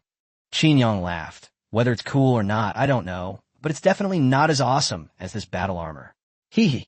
You'll never be able to usurp the throne in this lifetime." Ha ha ha. Qin Yang wasn't exaggerating. Although the firepower was indeed fierce, without a lightsaber, little gold, and the ability to evolve, it could still easily crush a force of 10,000. If Qin Yi and his team break through, they'll almost run out of energy, while Qin Yang's team, despite their recklessness, still has over 40 units left. Chapter 397, A Three-Way Scheme. I Can Fly. Qin Yi shed tears of envy. Such good equipment, yet his own wasn't as good as the boss's. This was really frustrating. Suddenly, Qin Yang looked up sharply. At that moment, the dark clouds in the sky began to dissipate, and the sun reappeared. Qin Yang stared at the sky. Did you notice? No matter how strong you are, you can't guarantee everyone will survive. Let's see if you can withstand the power of this missile. The arrogant leader of the celestial god cult was shouting at Qin Yang in the live stream, while Qin Yang looked up at the sky. Because they were afraid of being discovered by Shao Jin outside, the missile was launched from a secret base in Africa, the closest one to here. Open your dog eyes wide and watch carefully. Your grandpa is about to start showing off. Boom! In an instant, Qin Yang soared into the air, and after flying 100 meters into the sky, the missile was already within reach. Qin Yang drew his lightsaber with a backhand motion, clenched it with both hands, and roared, "Little gold, fully charge me." Whoosh! Boom! The blade sliced through the missile, instantly detonating it, and sending a massive fireball soaring into the sky. Lightning crackled across Qin Yang's lightsaber, forming a giant ball of lightning that enveloped the exploding fireball. Inside the black god armor, Qin Yang's forehead veins bulged as he desperately tried to block the impact of the explosion. At the same time, the thrusters behind him were also firing at full power, allowing him to stabilize himself after retreating only about half a meter. Under everyone's watchful eyes, the fireball grew smaller and smaller until it disappeared. If it weren't for the fact that the explosion would also cause some damage to him, who was wearing the black god armor, he would have run away long ago after slashing it. A dozen seconds later, the explosion disappeared, and only broken pieces of metal fell from the sky. Otherwise, it was as if nothing else was found in the sky. What the hell is this thing? Have you also defected to aliens? The cult leader broke down. Their technology, with the help of aliens, had reached a level that surpassed that of any other country in the world, but it was still limited. Qin Yang's technology was directly a generation ahead of theirs. Qin Skofut, I'm not that spineless. Why would I be a lackey if I could be the boss? Qin Yi cursed under his breath. Boss, are you targeting me? You must be targeting me. Old Qin, stop bragging. You're low on energy, only 3% left. Get ready to mute the signal. Qin Yang raised an eyebrow and asked, can you block their technology? I also received a significant boost this time, so it's not a big problem. We both now have the ability to block, so overall we're about evenly matched. Qin Yang nodded and said, good. Once my army arrives, we'll flatten that military base. Damn it, they even dared to launch missiles. Xiao Jin, have you calculated the trajectory yet? It's a minor issue. We have a general location. We can investigate once things are restored. Qin Yang waved his hand at the sky and said, I've finished my call with you. I'm shutting you down. The live stream went black the next moment, leaving all the big shots completely bewildered. Sure enough, Qin Yang is still the same Qin Yang. It seems the Heavenly God sect is still a bit inferior to Qin Yang. James laughed. Haha, this is so interesting. Now you not only have to face the Sky Dome Society, but also that madman Qin Yang. Now that Qin Yang has his eye on you, just wait for him to get you. Ha ha ha. James was very happy. Anyone who has touched Qin Yang knows how shameless he is. If you touch me, I'll skin you alive. The cult leader's face turned as black as the bottom of a pot. The main reason was that their heavenly god cult's first appearance in public had ended so miserably, and he was unwilling to accept it. He exposed so many things, even more, when the few people who had fused with the god of God's potion died. The key point is that Qin Yang and his group had 0 casualties. Damn it, I told you not to be so arrogant. I told you not to talk so much. You messed it up. The cult leader started cursing in the meeting room. If it weren't for that more thinking he had victory in his grasp and rambling on, Qin Yi and the others would all be dead.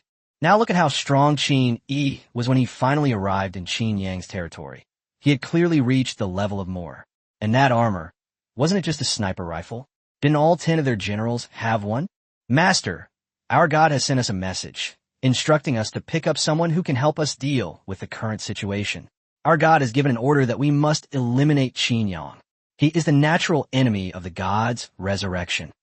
The cult leader's expression changed. Then he nodded and said to the higher-ups below, this matter is yours to handle. The other bases shall remain silent for now and await the next operation. Yes, the 12 men in black robes below all nodded. Each of them possessed strength no less than that of more. Those who could not withstand the god's elixir were not worthy to sit here.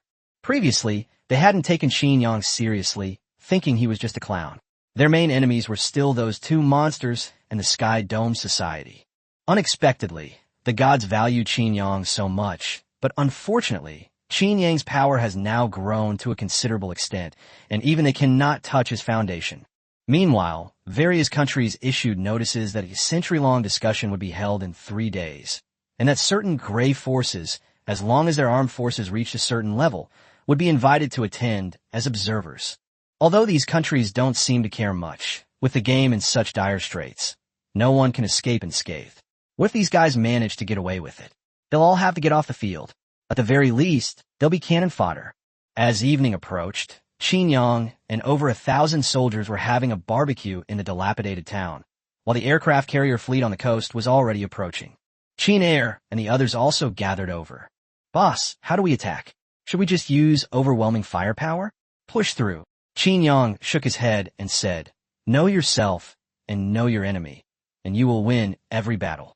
We finally managed to find a lone base, so of course we have to make the most of them.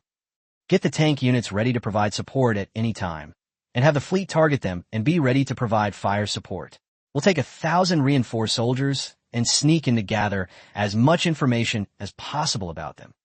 Qin Yang brought 1,000 doses of basic enhancement potions to break the genetic locks of the first group of people, and their strength soared.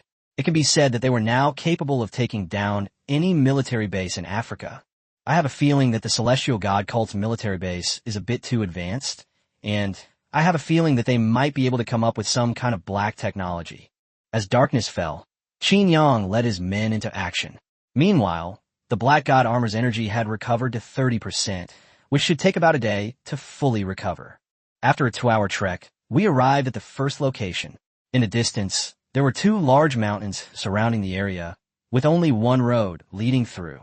Qin Yang narrowed his eyes and said, hey, these scoundrels know how to find a good spot. It's really easy to defend and hard to attack. Qin, he said in a deep voice, boss, it will be difficult for us to sneak in. This road is definitely heavily guarded, and we don't know about the hidden sentries on the mountain. The key is that we don't know if the thermal imaging will be fully effective. If they have some unknown reconnaissance methods, wouldn't we be trapped like turtles in a jar if we went in? Qin Yang retorted irritably. You're the bastard? This is clearly called inviting the enemy into a trap. Don't use idioms you don't know how to use. Who is this person? Why are they insulting themselves? Wait a minute. It's fine if you insult yourself, but why are you dragging me into it? Qin Yang made the final decision. Let's go up this mountain range. This place is different from other places. It's a cliff, not a hillside. I doubt they would think anyone could get up here. Even if there are sentries, there probably aren't many. Xiao Jin can block their surveillance signals. This is the safest way to go up.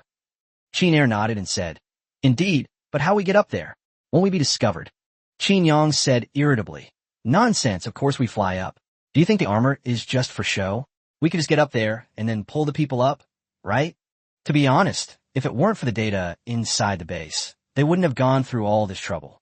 They could have just pushed their way in through the main gate. Qin Air scratched his head and said, Hee, I forgot I can't fly. Chapter 398, Infiltrating the Base, starting the push. Qin Yang and his team arrived at the cliff edge, and the 11 sniper rifles instantly transformed, each one a different color, with Qin Yi's being the most flamboyant pink. They were extremely conspicuous, even in the dark. Qin Yang's lips twitched as he said, Qin Yi, don't bother wearing it. Just wait down there for us to pull you up. Yeah, bro, your armor is really unique. That's right, it's really unique. Ha ha ha, I can't resist anymore. Qin Yi was annoyed. I was wondering why mine was so flashy. Qin Air's and the others all had colors mixed together, which looked really cool. Why is his all pink? Even his eyeballs are pink. Qin Yang suppressed a laugh and said, Don't be too sad. This color won't change, and it changes according to the host's inner feelings. I didn't expect you, this old pervert, to have such a tender heart. You're so slutty. Puff. Qin Yi almost spat out a mouthful of blood and said irritably, Boss, you're all black, so your heart is black too? Qin Yang shrugged and said, Mine is different from yours. It's supposed to be this color. So what? Are you angry? Qin Yi gritted his teeth and put away his armor, making up his mind that he would never use it again unless absolutely necessary. Qin Yi, couldn't bear the humiliation. Qin Yang and the others flew up the cliff, while Qin Air and Qin Jiu began to use the advanced functions of their battle armor to defend their surroundings.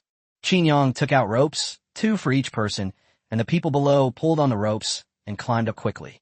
In less than a minute, everyone reached the top of the mountain. Qin Yang and his group did not deactivate their battle armor, but instead scouted ahead. Boss, there's a hidden sentry. Qin Air's voice came from behind. Qin Yang looked in the direction of the sound, and sure enough, there was a person lying on a tree more than 1,000 meters away. The more than 1,000 of them had moved around without making a sound, and the person was not looking in their direction. Qin Yang waved his hand and said, Take care of him. It seems we were overthinking it. It's just a military base. They wouldn't equip these sentries with that kind of advanced technology. Qin Air deactivated his armor mode, but the sniper rifle did not revert to its original form. Instead, it added a layer of armor to Qin Air's limbs, making it easier for him to move around. Moreover, using the booster at night would instantly reveal their location. Qin Air's figure vanished instantly, appearing behind the sentry in just 2 seconds, and Qin Air delivered a fatal blow to the throat. He didn't even give the opponent a chance to struggle. At the same time, Qin Air took out a device and drew out a large tube of blood. Boss, what do you need this for? Qin Yang said in a deep voice. These are clearly ordinary people, but their strength has reached the limits of human physical capabilities. You should know that even Qin Suotter has not reached that level. We need to study what secrets they may have. Once the medicine becomes widely available, Qin Yang's troops will be able to take their strength to another level. They can easily overwhelm these soldiers, but when facing soldiers from other countries, their advantage will be very obvious. The Celestial God cult genuinely hadn't expected Qin Yang to be considering setting up a military base for them. After all, it's quite reasonable for a country as large as Africa to have 2 military bases, right? Why were they so certain it was theirs? Moreover, their base is also formidable, with world-class military strength and internal surveillance capabilities. Qin Yang and his team eliminated more than 30 hidden sentries along the way, and without exception, they all went to hell unknowingly. After walking down a slope, you'll see a massive base with an electric fence, comparable to the military bases of the United States. Good heavens! The Celestial God cult is really rich. Such a large military base can't be built just like that. Go back and check which big companies have huge sums of money disappearing every year. There are quite a few traitors on the planet. Qin Yang muttered a complaint. Let Xiao Jin handle this matter. I've never heard of this heavenly god sect in all these years. Obviously, it's impossible that they made their money on their own. Qin Yang, wearing the black god armor, scanned the area and said, there are quite a few cameras and even radar. These guys are really courting death. Radar, aimed at the ground? Do they think they're too old to live? Qin Yang was stunned that they had gone to such lengths for defense. Even if you are the pinnacle of human anatomy theory, you can't just cause this kind of destruction. Xiao Jin jammed the surveillance signal.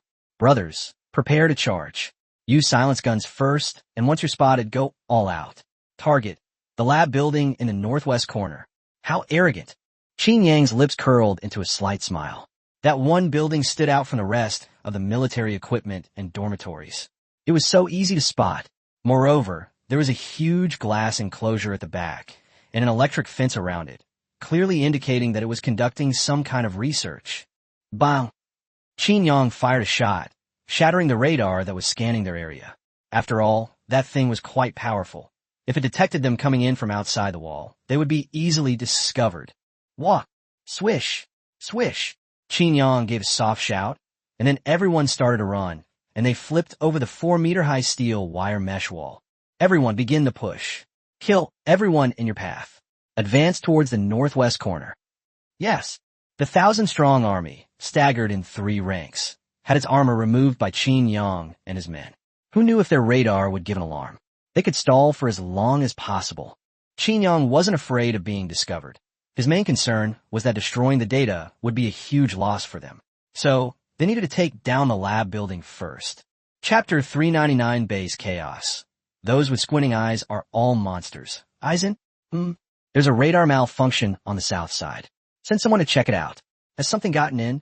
Yes. The orders were relayed down the ranks, and the soldiers below laughed confidently at their comrades. What could possibly happen to us? With our strength, we can wipe out as many as come. I think it's just that those researchers' radar is malfunctioning, and this thunderstorm has ruined it. All right, why are you complaining now? Another soldier said with a laugh. Sai, what can we do? With our strength, we should be making a name for ourselves like the Golden Leopard mercenary group, instead of hiding in this godforsaken place. I'm so bored. They did have this idea, but they still dutifully went out to patrol. On the other side, Qin Yang led his troops through a street and ran into a 10-man squad that had been sent to check the situation. They were all taken aback when they saw Qin Yang and his fully armed soldiers. Qin Yang waved to them and grinned, saying hello, goodbye. Whoosh, whoosh, whoosh. The soldiers behind Qin Yang fired a barrage of bullets, the silenced bullets instantly engulfing the squad, each member dying without even realizing it. With so many hidden sentries and radar covering the entire area, how did they manage to get so many people here safely? Keep going. Just then, a piercing alarm suddenly sounded in the experimental building. The base's top leader asked in a deep voice, "What's wrong?" A man in a white coat calmly pushed up his glasses and said, "Someone's dead. Looks like we got some rats in our base. Interesting, it's been a while since we've seen any new recruits. Go and bring them over." Blue said unhappily, "I'm the base commander. How dare you talk to me like that?" The bespectacled man, still smiling, squinted and said with a faint smile, "Then, my dear base commander, could you please bring the person to me?" Blue then smiled and said, "Of course, my chief expert." Blue led his troops out. After all, this was the first time the bespectacled man had made a request of him. So of course he had to do it personally and make sure it was done perfectly. The bespectacled man chuckled as he watched them leave, saying, "Oh dear, what a pity. I quite like this experimental base. Now that they're here, we can't hold on to it." The bespectacled man looked at the more than 1,000 red dots that had appeared in the radar signal. These living things without inserted chips were clearly Qin Yang and his group. Anyone who could sneak into Africa so quietly is obviously someone else. He didn't believe in coincidences. Of course, the base commander was going out to give him some time to hold off the enemy, so he could retreat. The man walked calmly towards the outside, where a stealth fighter jet was parked at the end of the passage. The bespectacled man took out his phone and calmly said, "My lord, I regret to inform you that this secret base is about to be destroyed." The cult leader asked in surprise, "What's going on?" Even the United States couldn't break through their defenses. Besides, with you here, who could possibly breach them? The man laughed and said, "Oh, master, you flatter me too much. I'm just a scientist. How could I possibly do anything like fighting and killing?" The cult leader couldn't help but retort, "Stop pretending. We still don't know your true strength, but I do know that even I can't guarantee a win against you." "Oh dear, your excellency is too modest." By the way, this time it was Qin Yang who led the team. More than 1,000 people, and they've already infiltrated the base. It's obvious that the missile your excellency launched has been tracked down by the enemy. The cult leader frowned and said, "Eisen, that base contains important research data. Whether it can be protected or not, if you want to, Qin Yang shouldn't be a problem." Eisen waved his hand and said, "Oh dear, master, don't slander people. That's Qin Yang. How could I possibly be his match? Of course, I have to run away. You squinty-eyed monsters. I still don't know your real name." Eisen laughed. "A name is just a code, isn't it? I'll leave this headache to you. I'm taking off." The cult leader said with a headache, "You idiot, why don't you help me destroy those documents?" Eisen shrugged and said, "It's obvious I can't do anything about it. 1,000 people. They'll be here in no time. Bye-bye." After saying that, Eisen hung up the phone, boarded the stealth fighter, and took off immediately. The new fighter was incredibly fast, breaking the sound barrier just 3 seconds after takeoff. Eisen flew towards Qin Yang, his fighter jet flying at low altitude, the loud noise attracting the attention of many people. Blue frowned as he looked up at the sky, gritting his teeth. What is this bastard trying to do? Is he crazy? Or is he trying to run away? Qin Yang and his group stopped and looked at the sky. A fighter jet was flying upside down a dozen meters above Qin Yang's head. Qin Yang could see the pilot inside through the glass. Eisen looked at Qin Yang with a smile, his eyes crinkling upwards as he gazed at him. Although it was only for a fleeting moment, the fighter jet had already disappeared into the distance. Qin Yang said in a deep voice, "Everyone prepare for battle. We've been exposed. Send out all the silencers. Crush them." "Yes," Qin exclaimed excitedly. "I've been holding back for so long. That last battle really got me going." Qin Yang said, "Be careful. The people here are no pushovers, unlike the ones before." Qin and the others nodded in agreement. That was indeed the case. Otherwise, they wouldn't be targeted by the entire world. Da-da-da-da-da. Boom! Boom! The moment the enemy's vanguard appeared, Qin Yang opened fire, almost instantly headshot them, since it was quite normal for them to have bulletproof vests in this area. As for bulletproof helmets, the Golden Leopard brand is definitely more powerful, since theirs can really stop bullets. 2 shots from the other side would be enough to kill them. Qin Yang aimed directly at the neck, and the guy didn't make a sound as he was hit. Charge!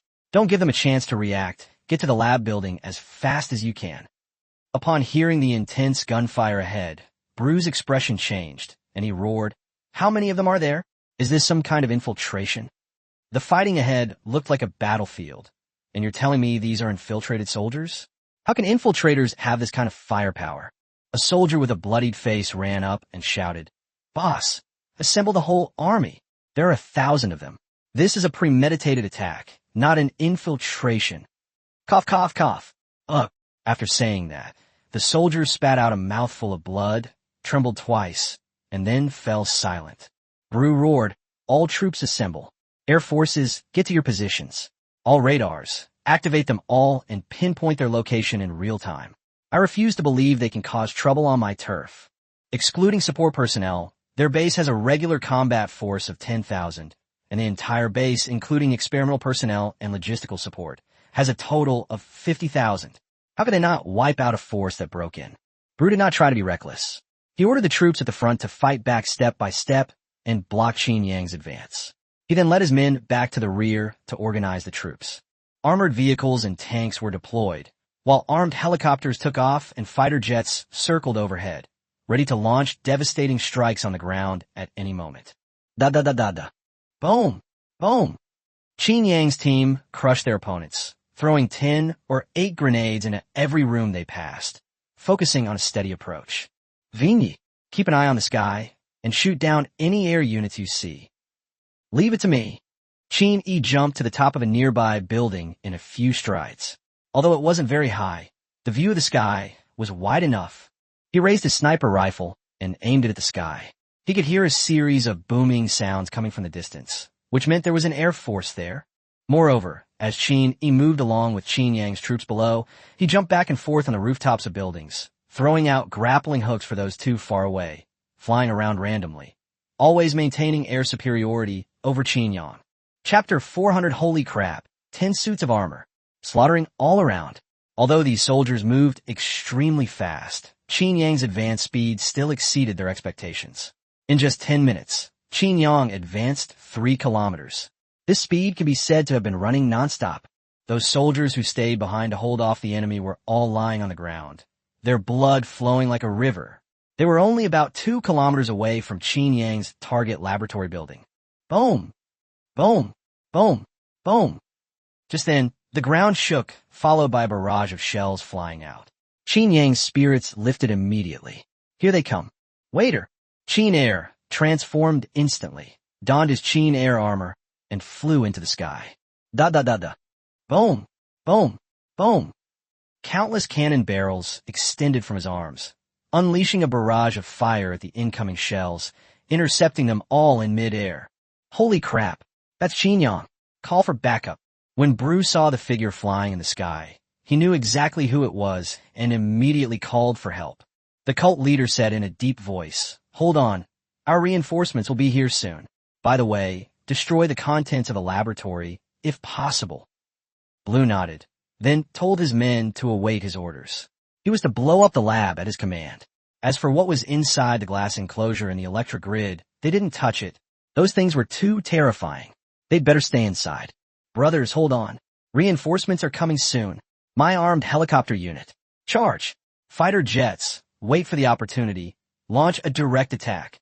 Don't worry about what's below. If there are enemies, kill them all. Hundreds of armed helicopters flew toward Qin Air. Qin Air said in the communication, "Third brother, come and provide support. Fighting this thing is consuming too much energy." Huh, is it finally my turn to make a move? Whoosh! Qin-san appeared, and the two stood side by side, providing fire coverage to the artillery shells and armed helicopters in front of them. The fire network formed by the two of them intercepted countless shells here. Thump! Thump! Thump! Qin Yi kept swinging his sniper rifle in the sky, each shot destroying an armed helicopter, but when he thought of his pink battle armor, he couldn't help but twitch his lips. His damn princess heart. How did he give himself away? Holy crap, how many of them did they bring? No wonder that kid tried to run away. Blue gritted his teeth in hatred. He finally understood why Aizen had run away. If he had known that the other side was so powerful, he would have run away too. Shall see, you go too. Push the fire network forward. We don't have that much time. Okay. Qin Si took off, and the firepower directly pushed those shells back. Aunt Qin and the others began to advance again. Within 2 minutes, they could see the tank units not far away and the artillery units behind them. Bru gritted his teeth and roared. "Where are the fighter squadrons? Charge!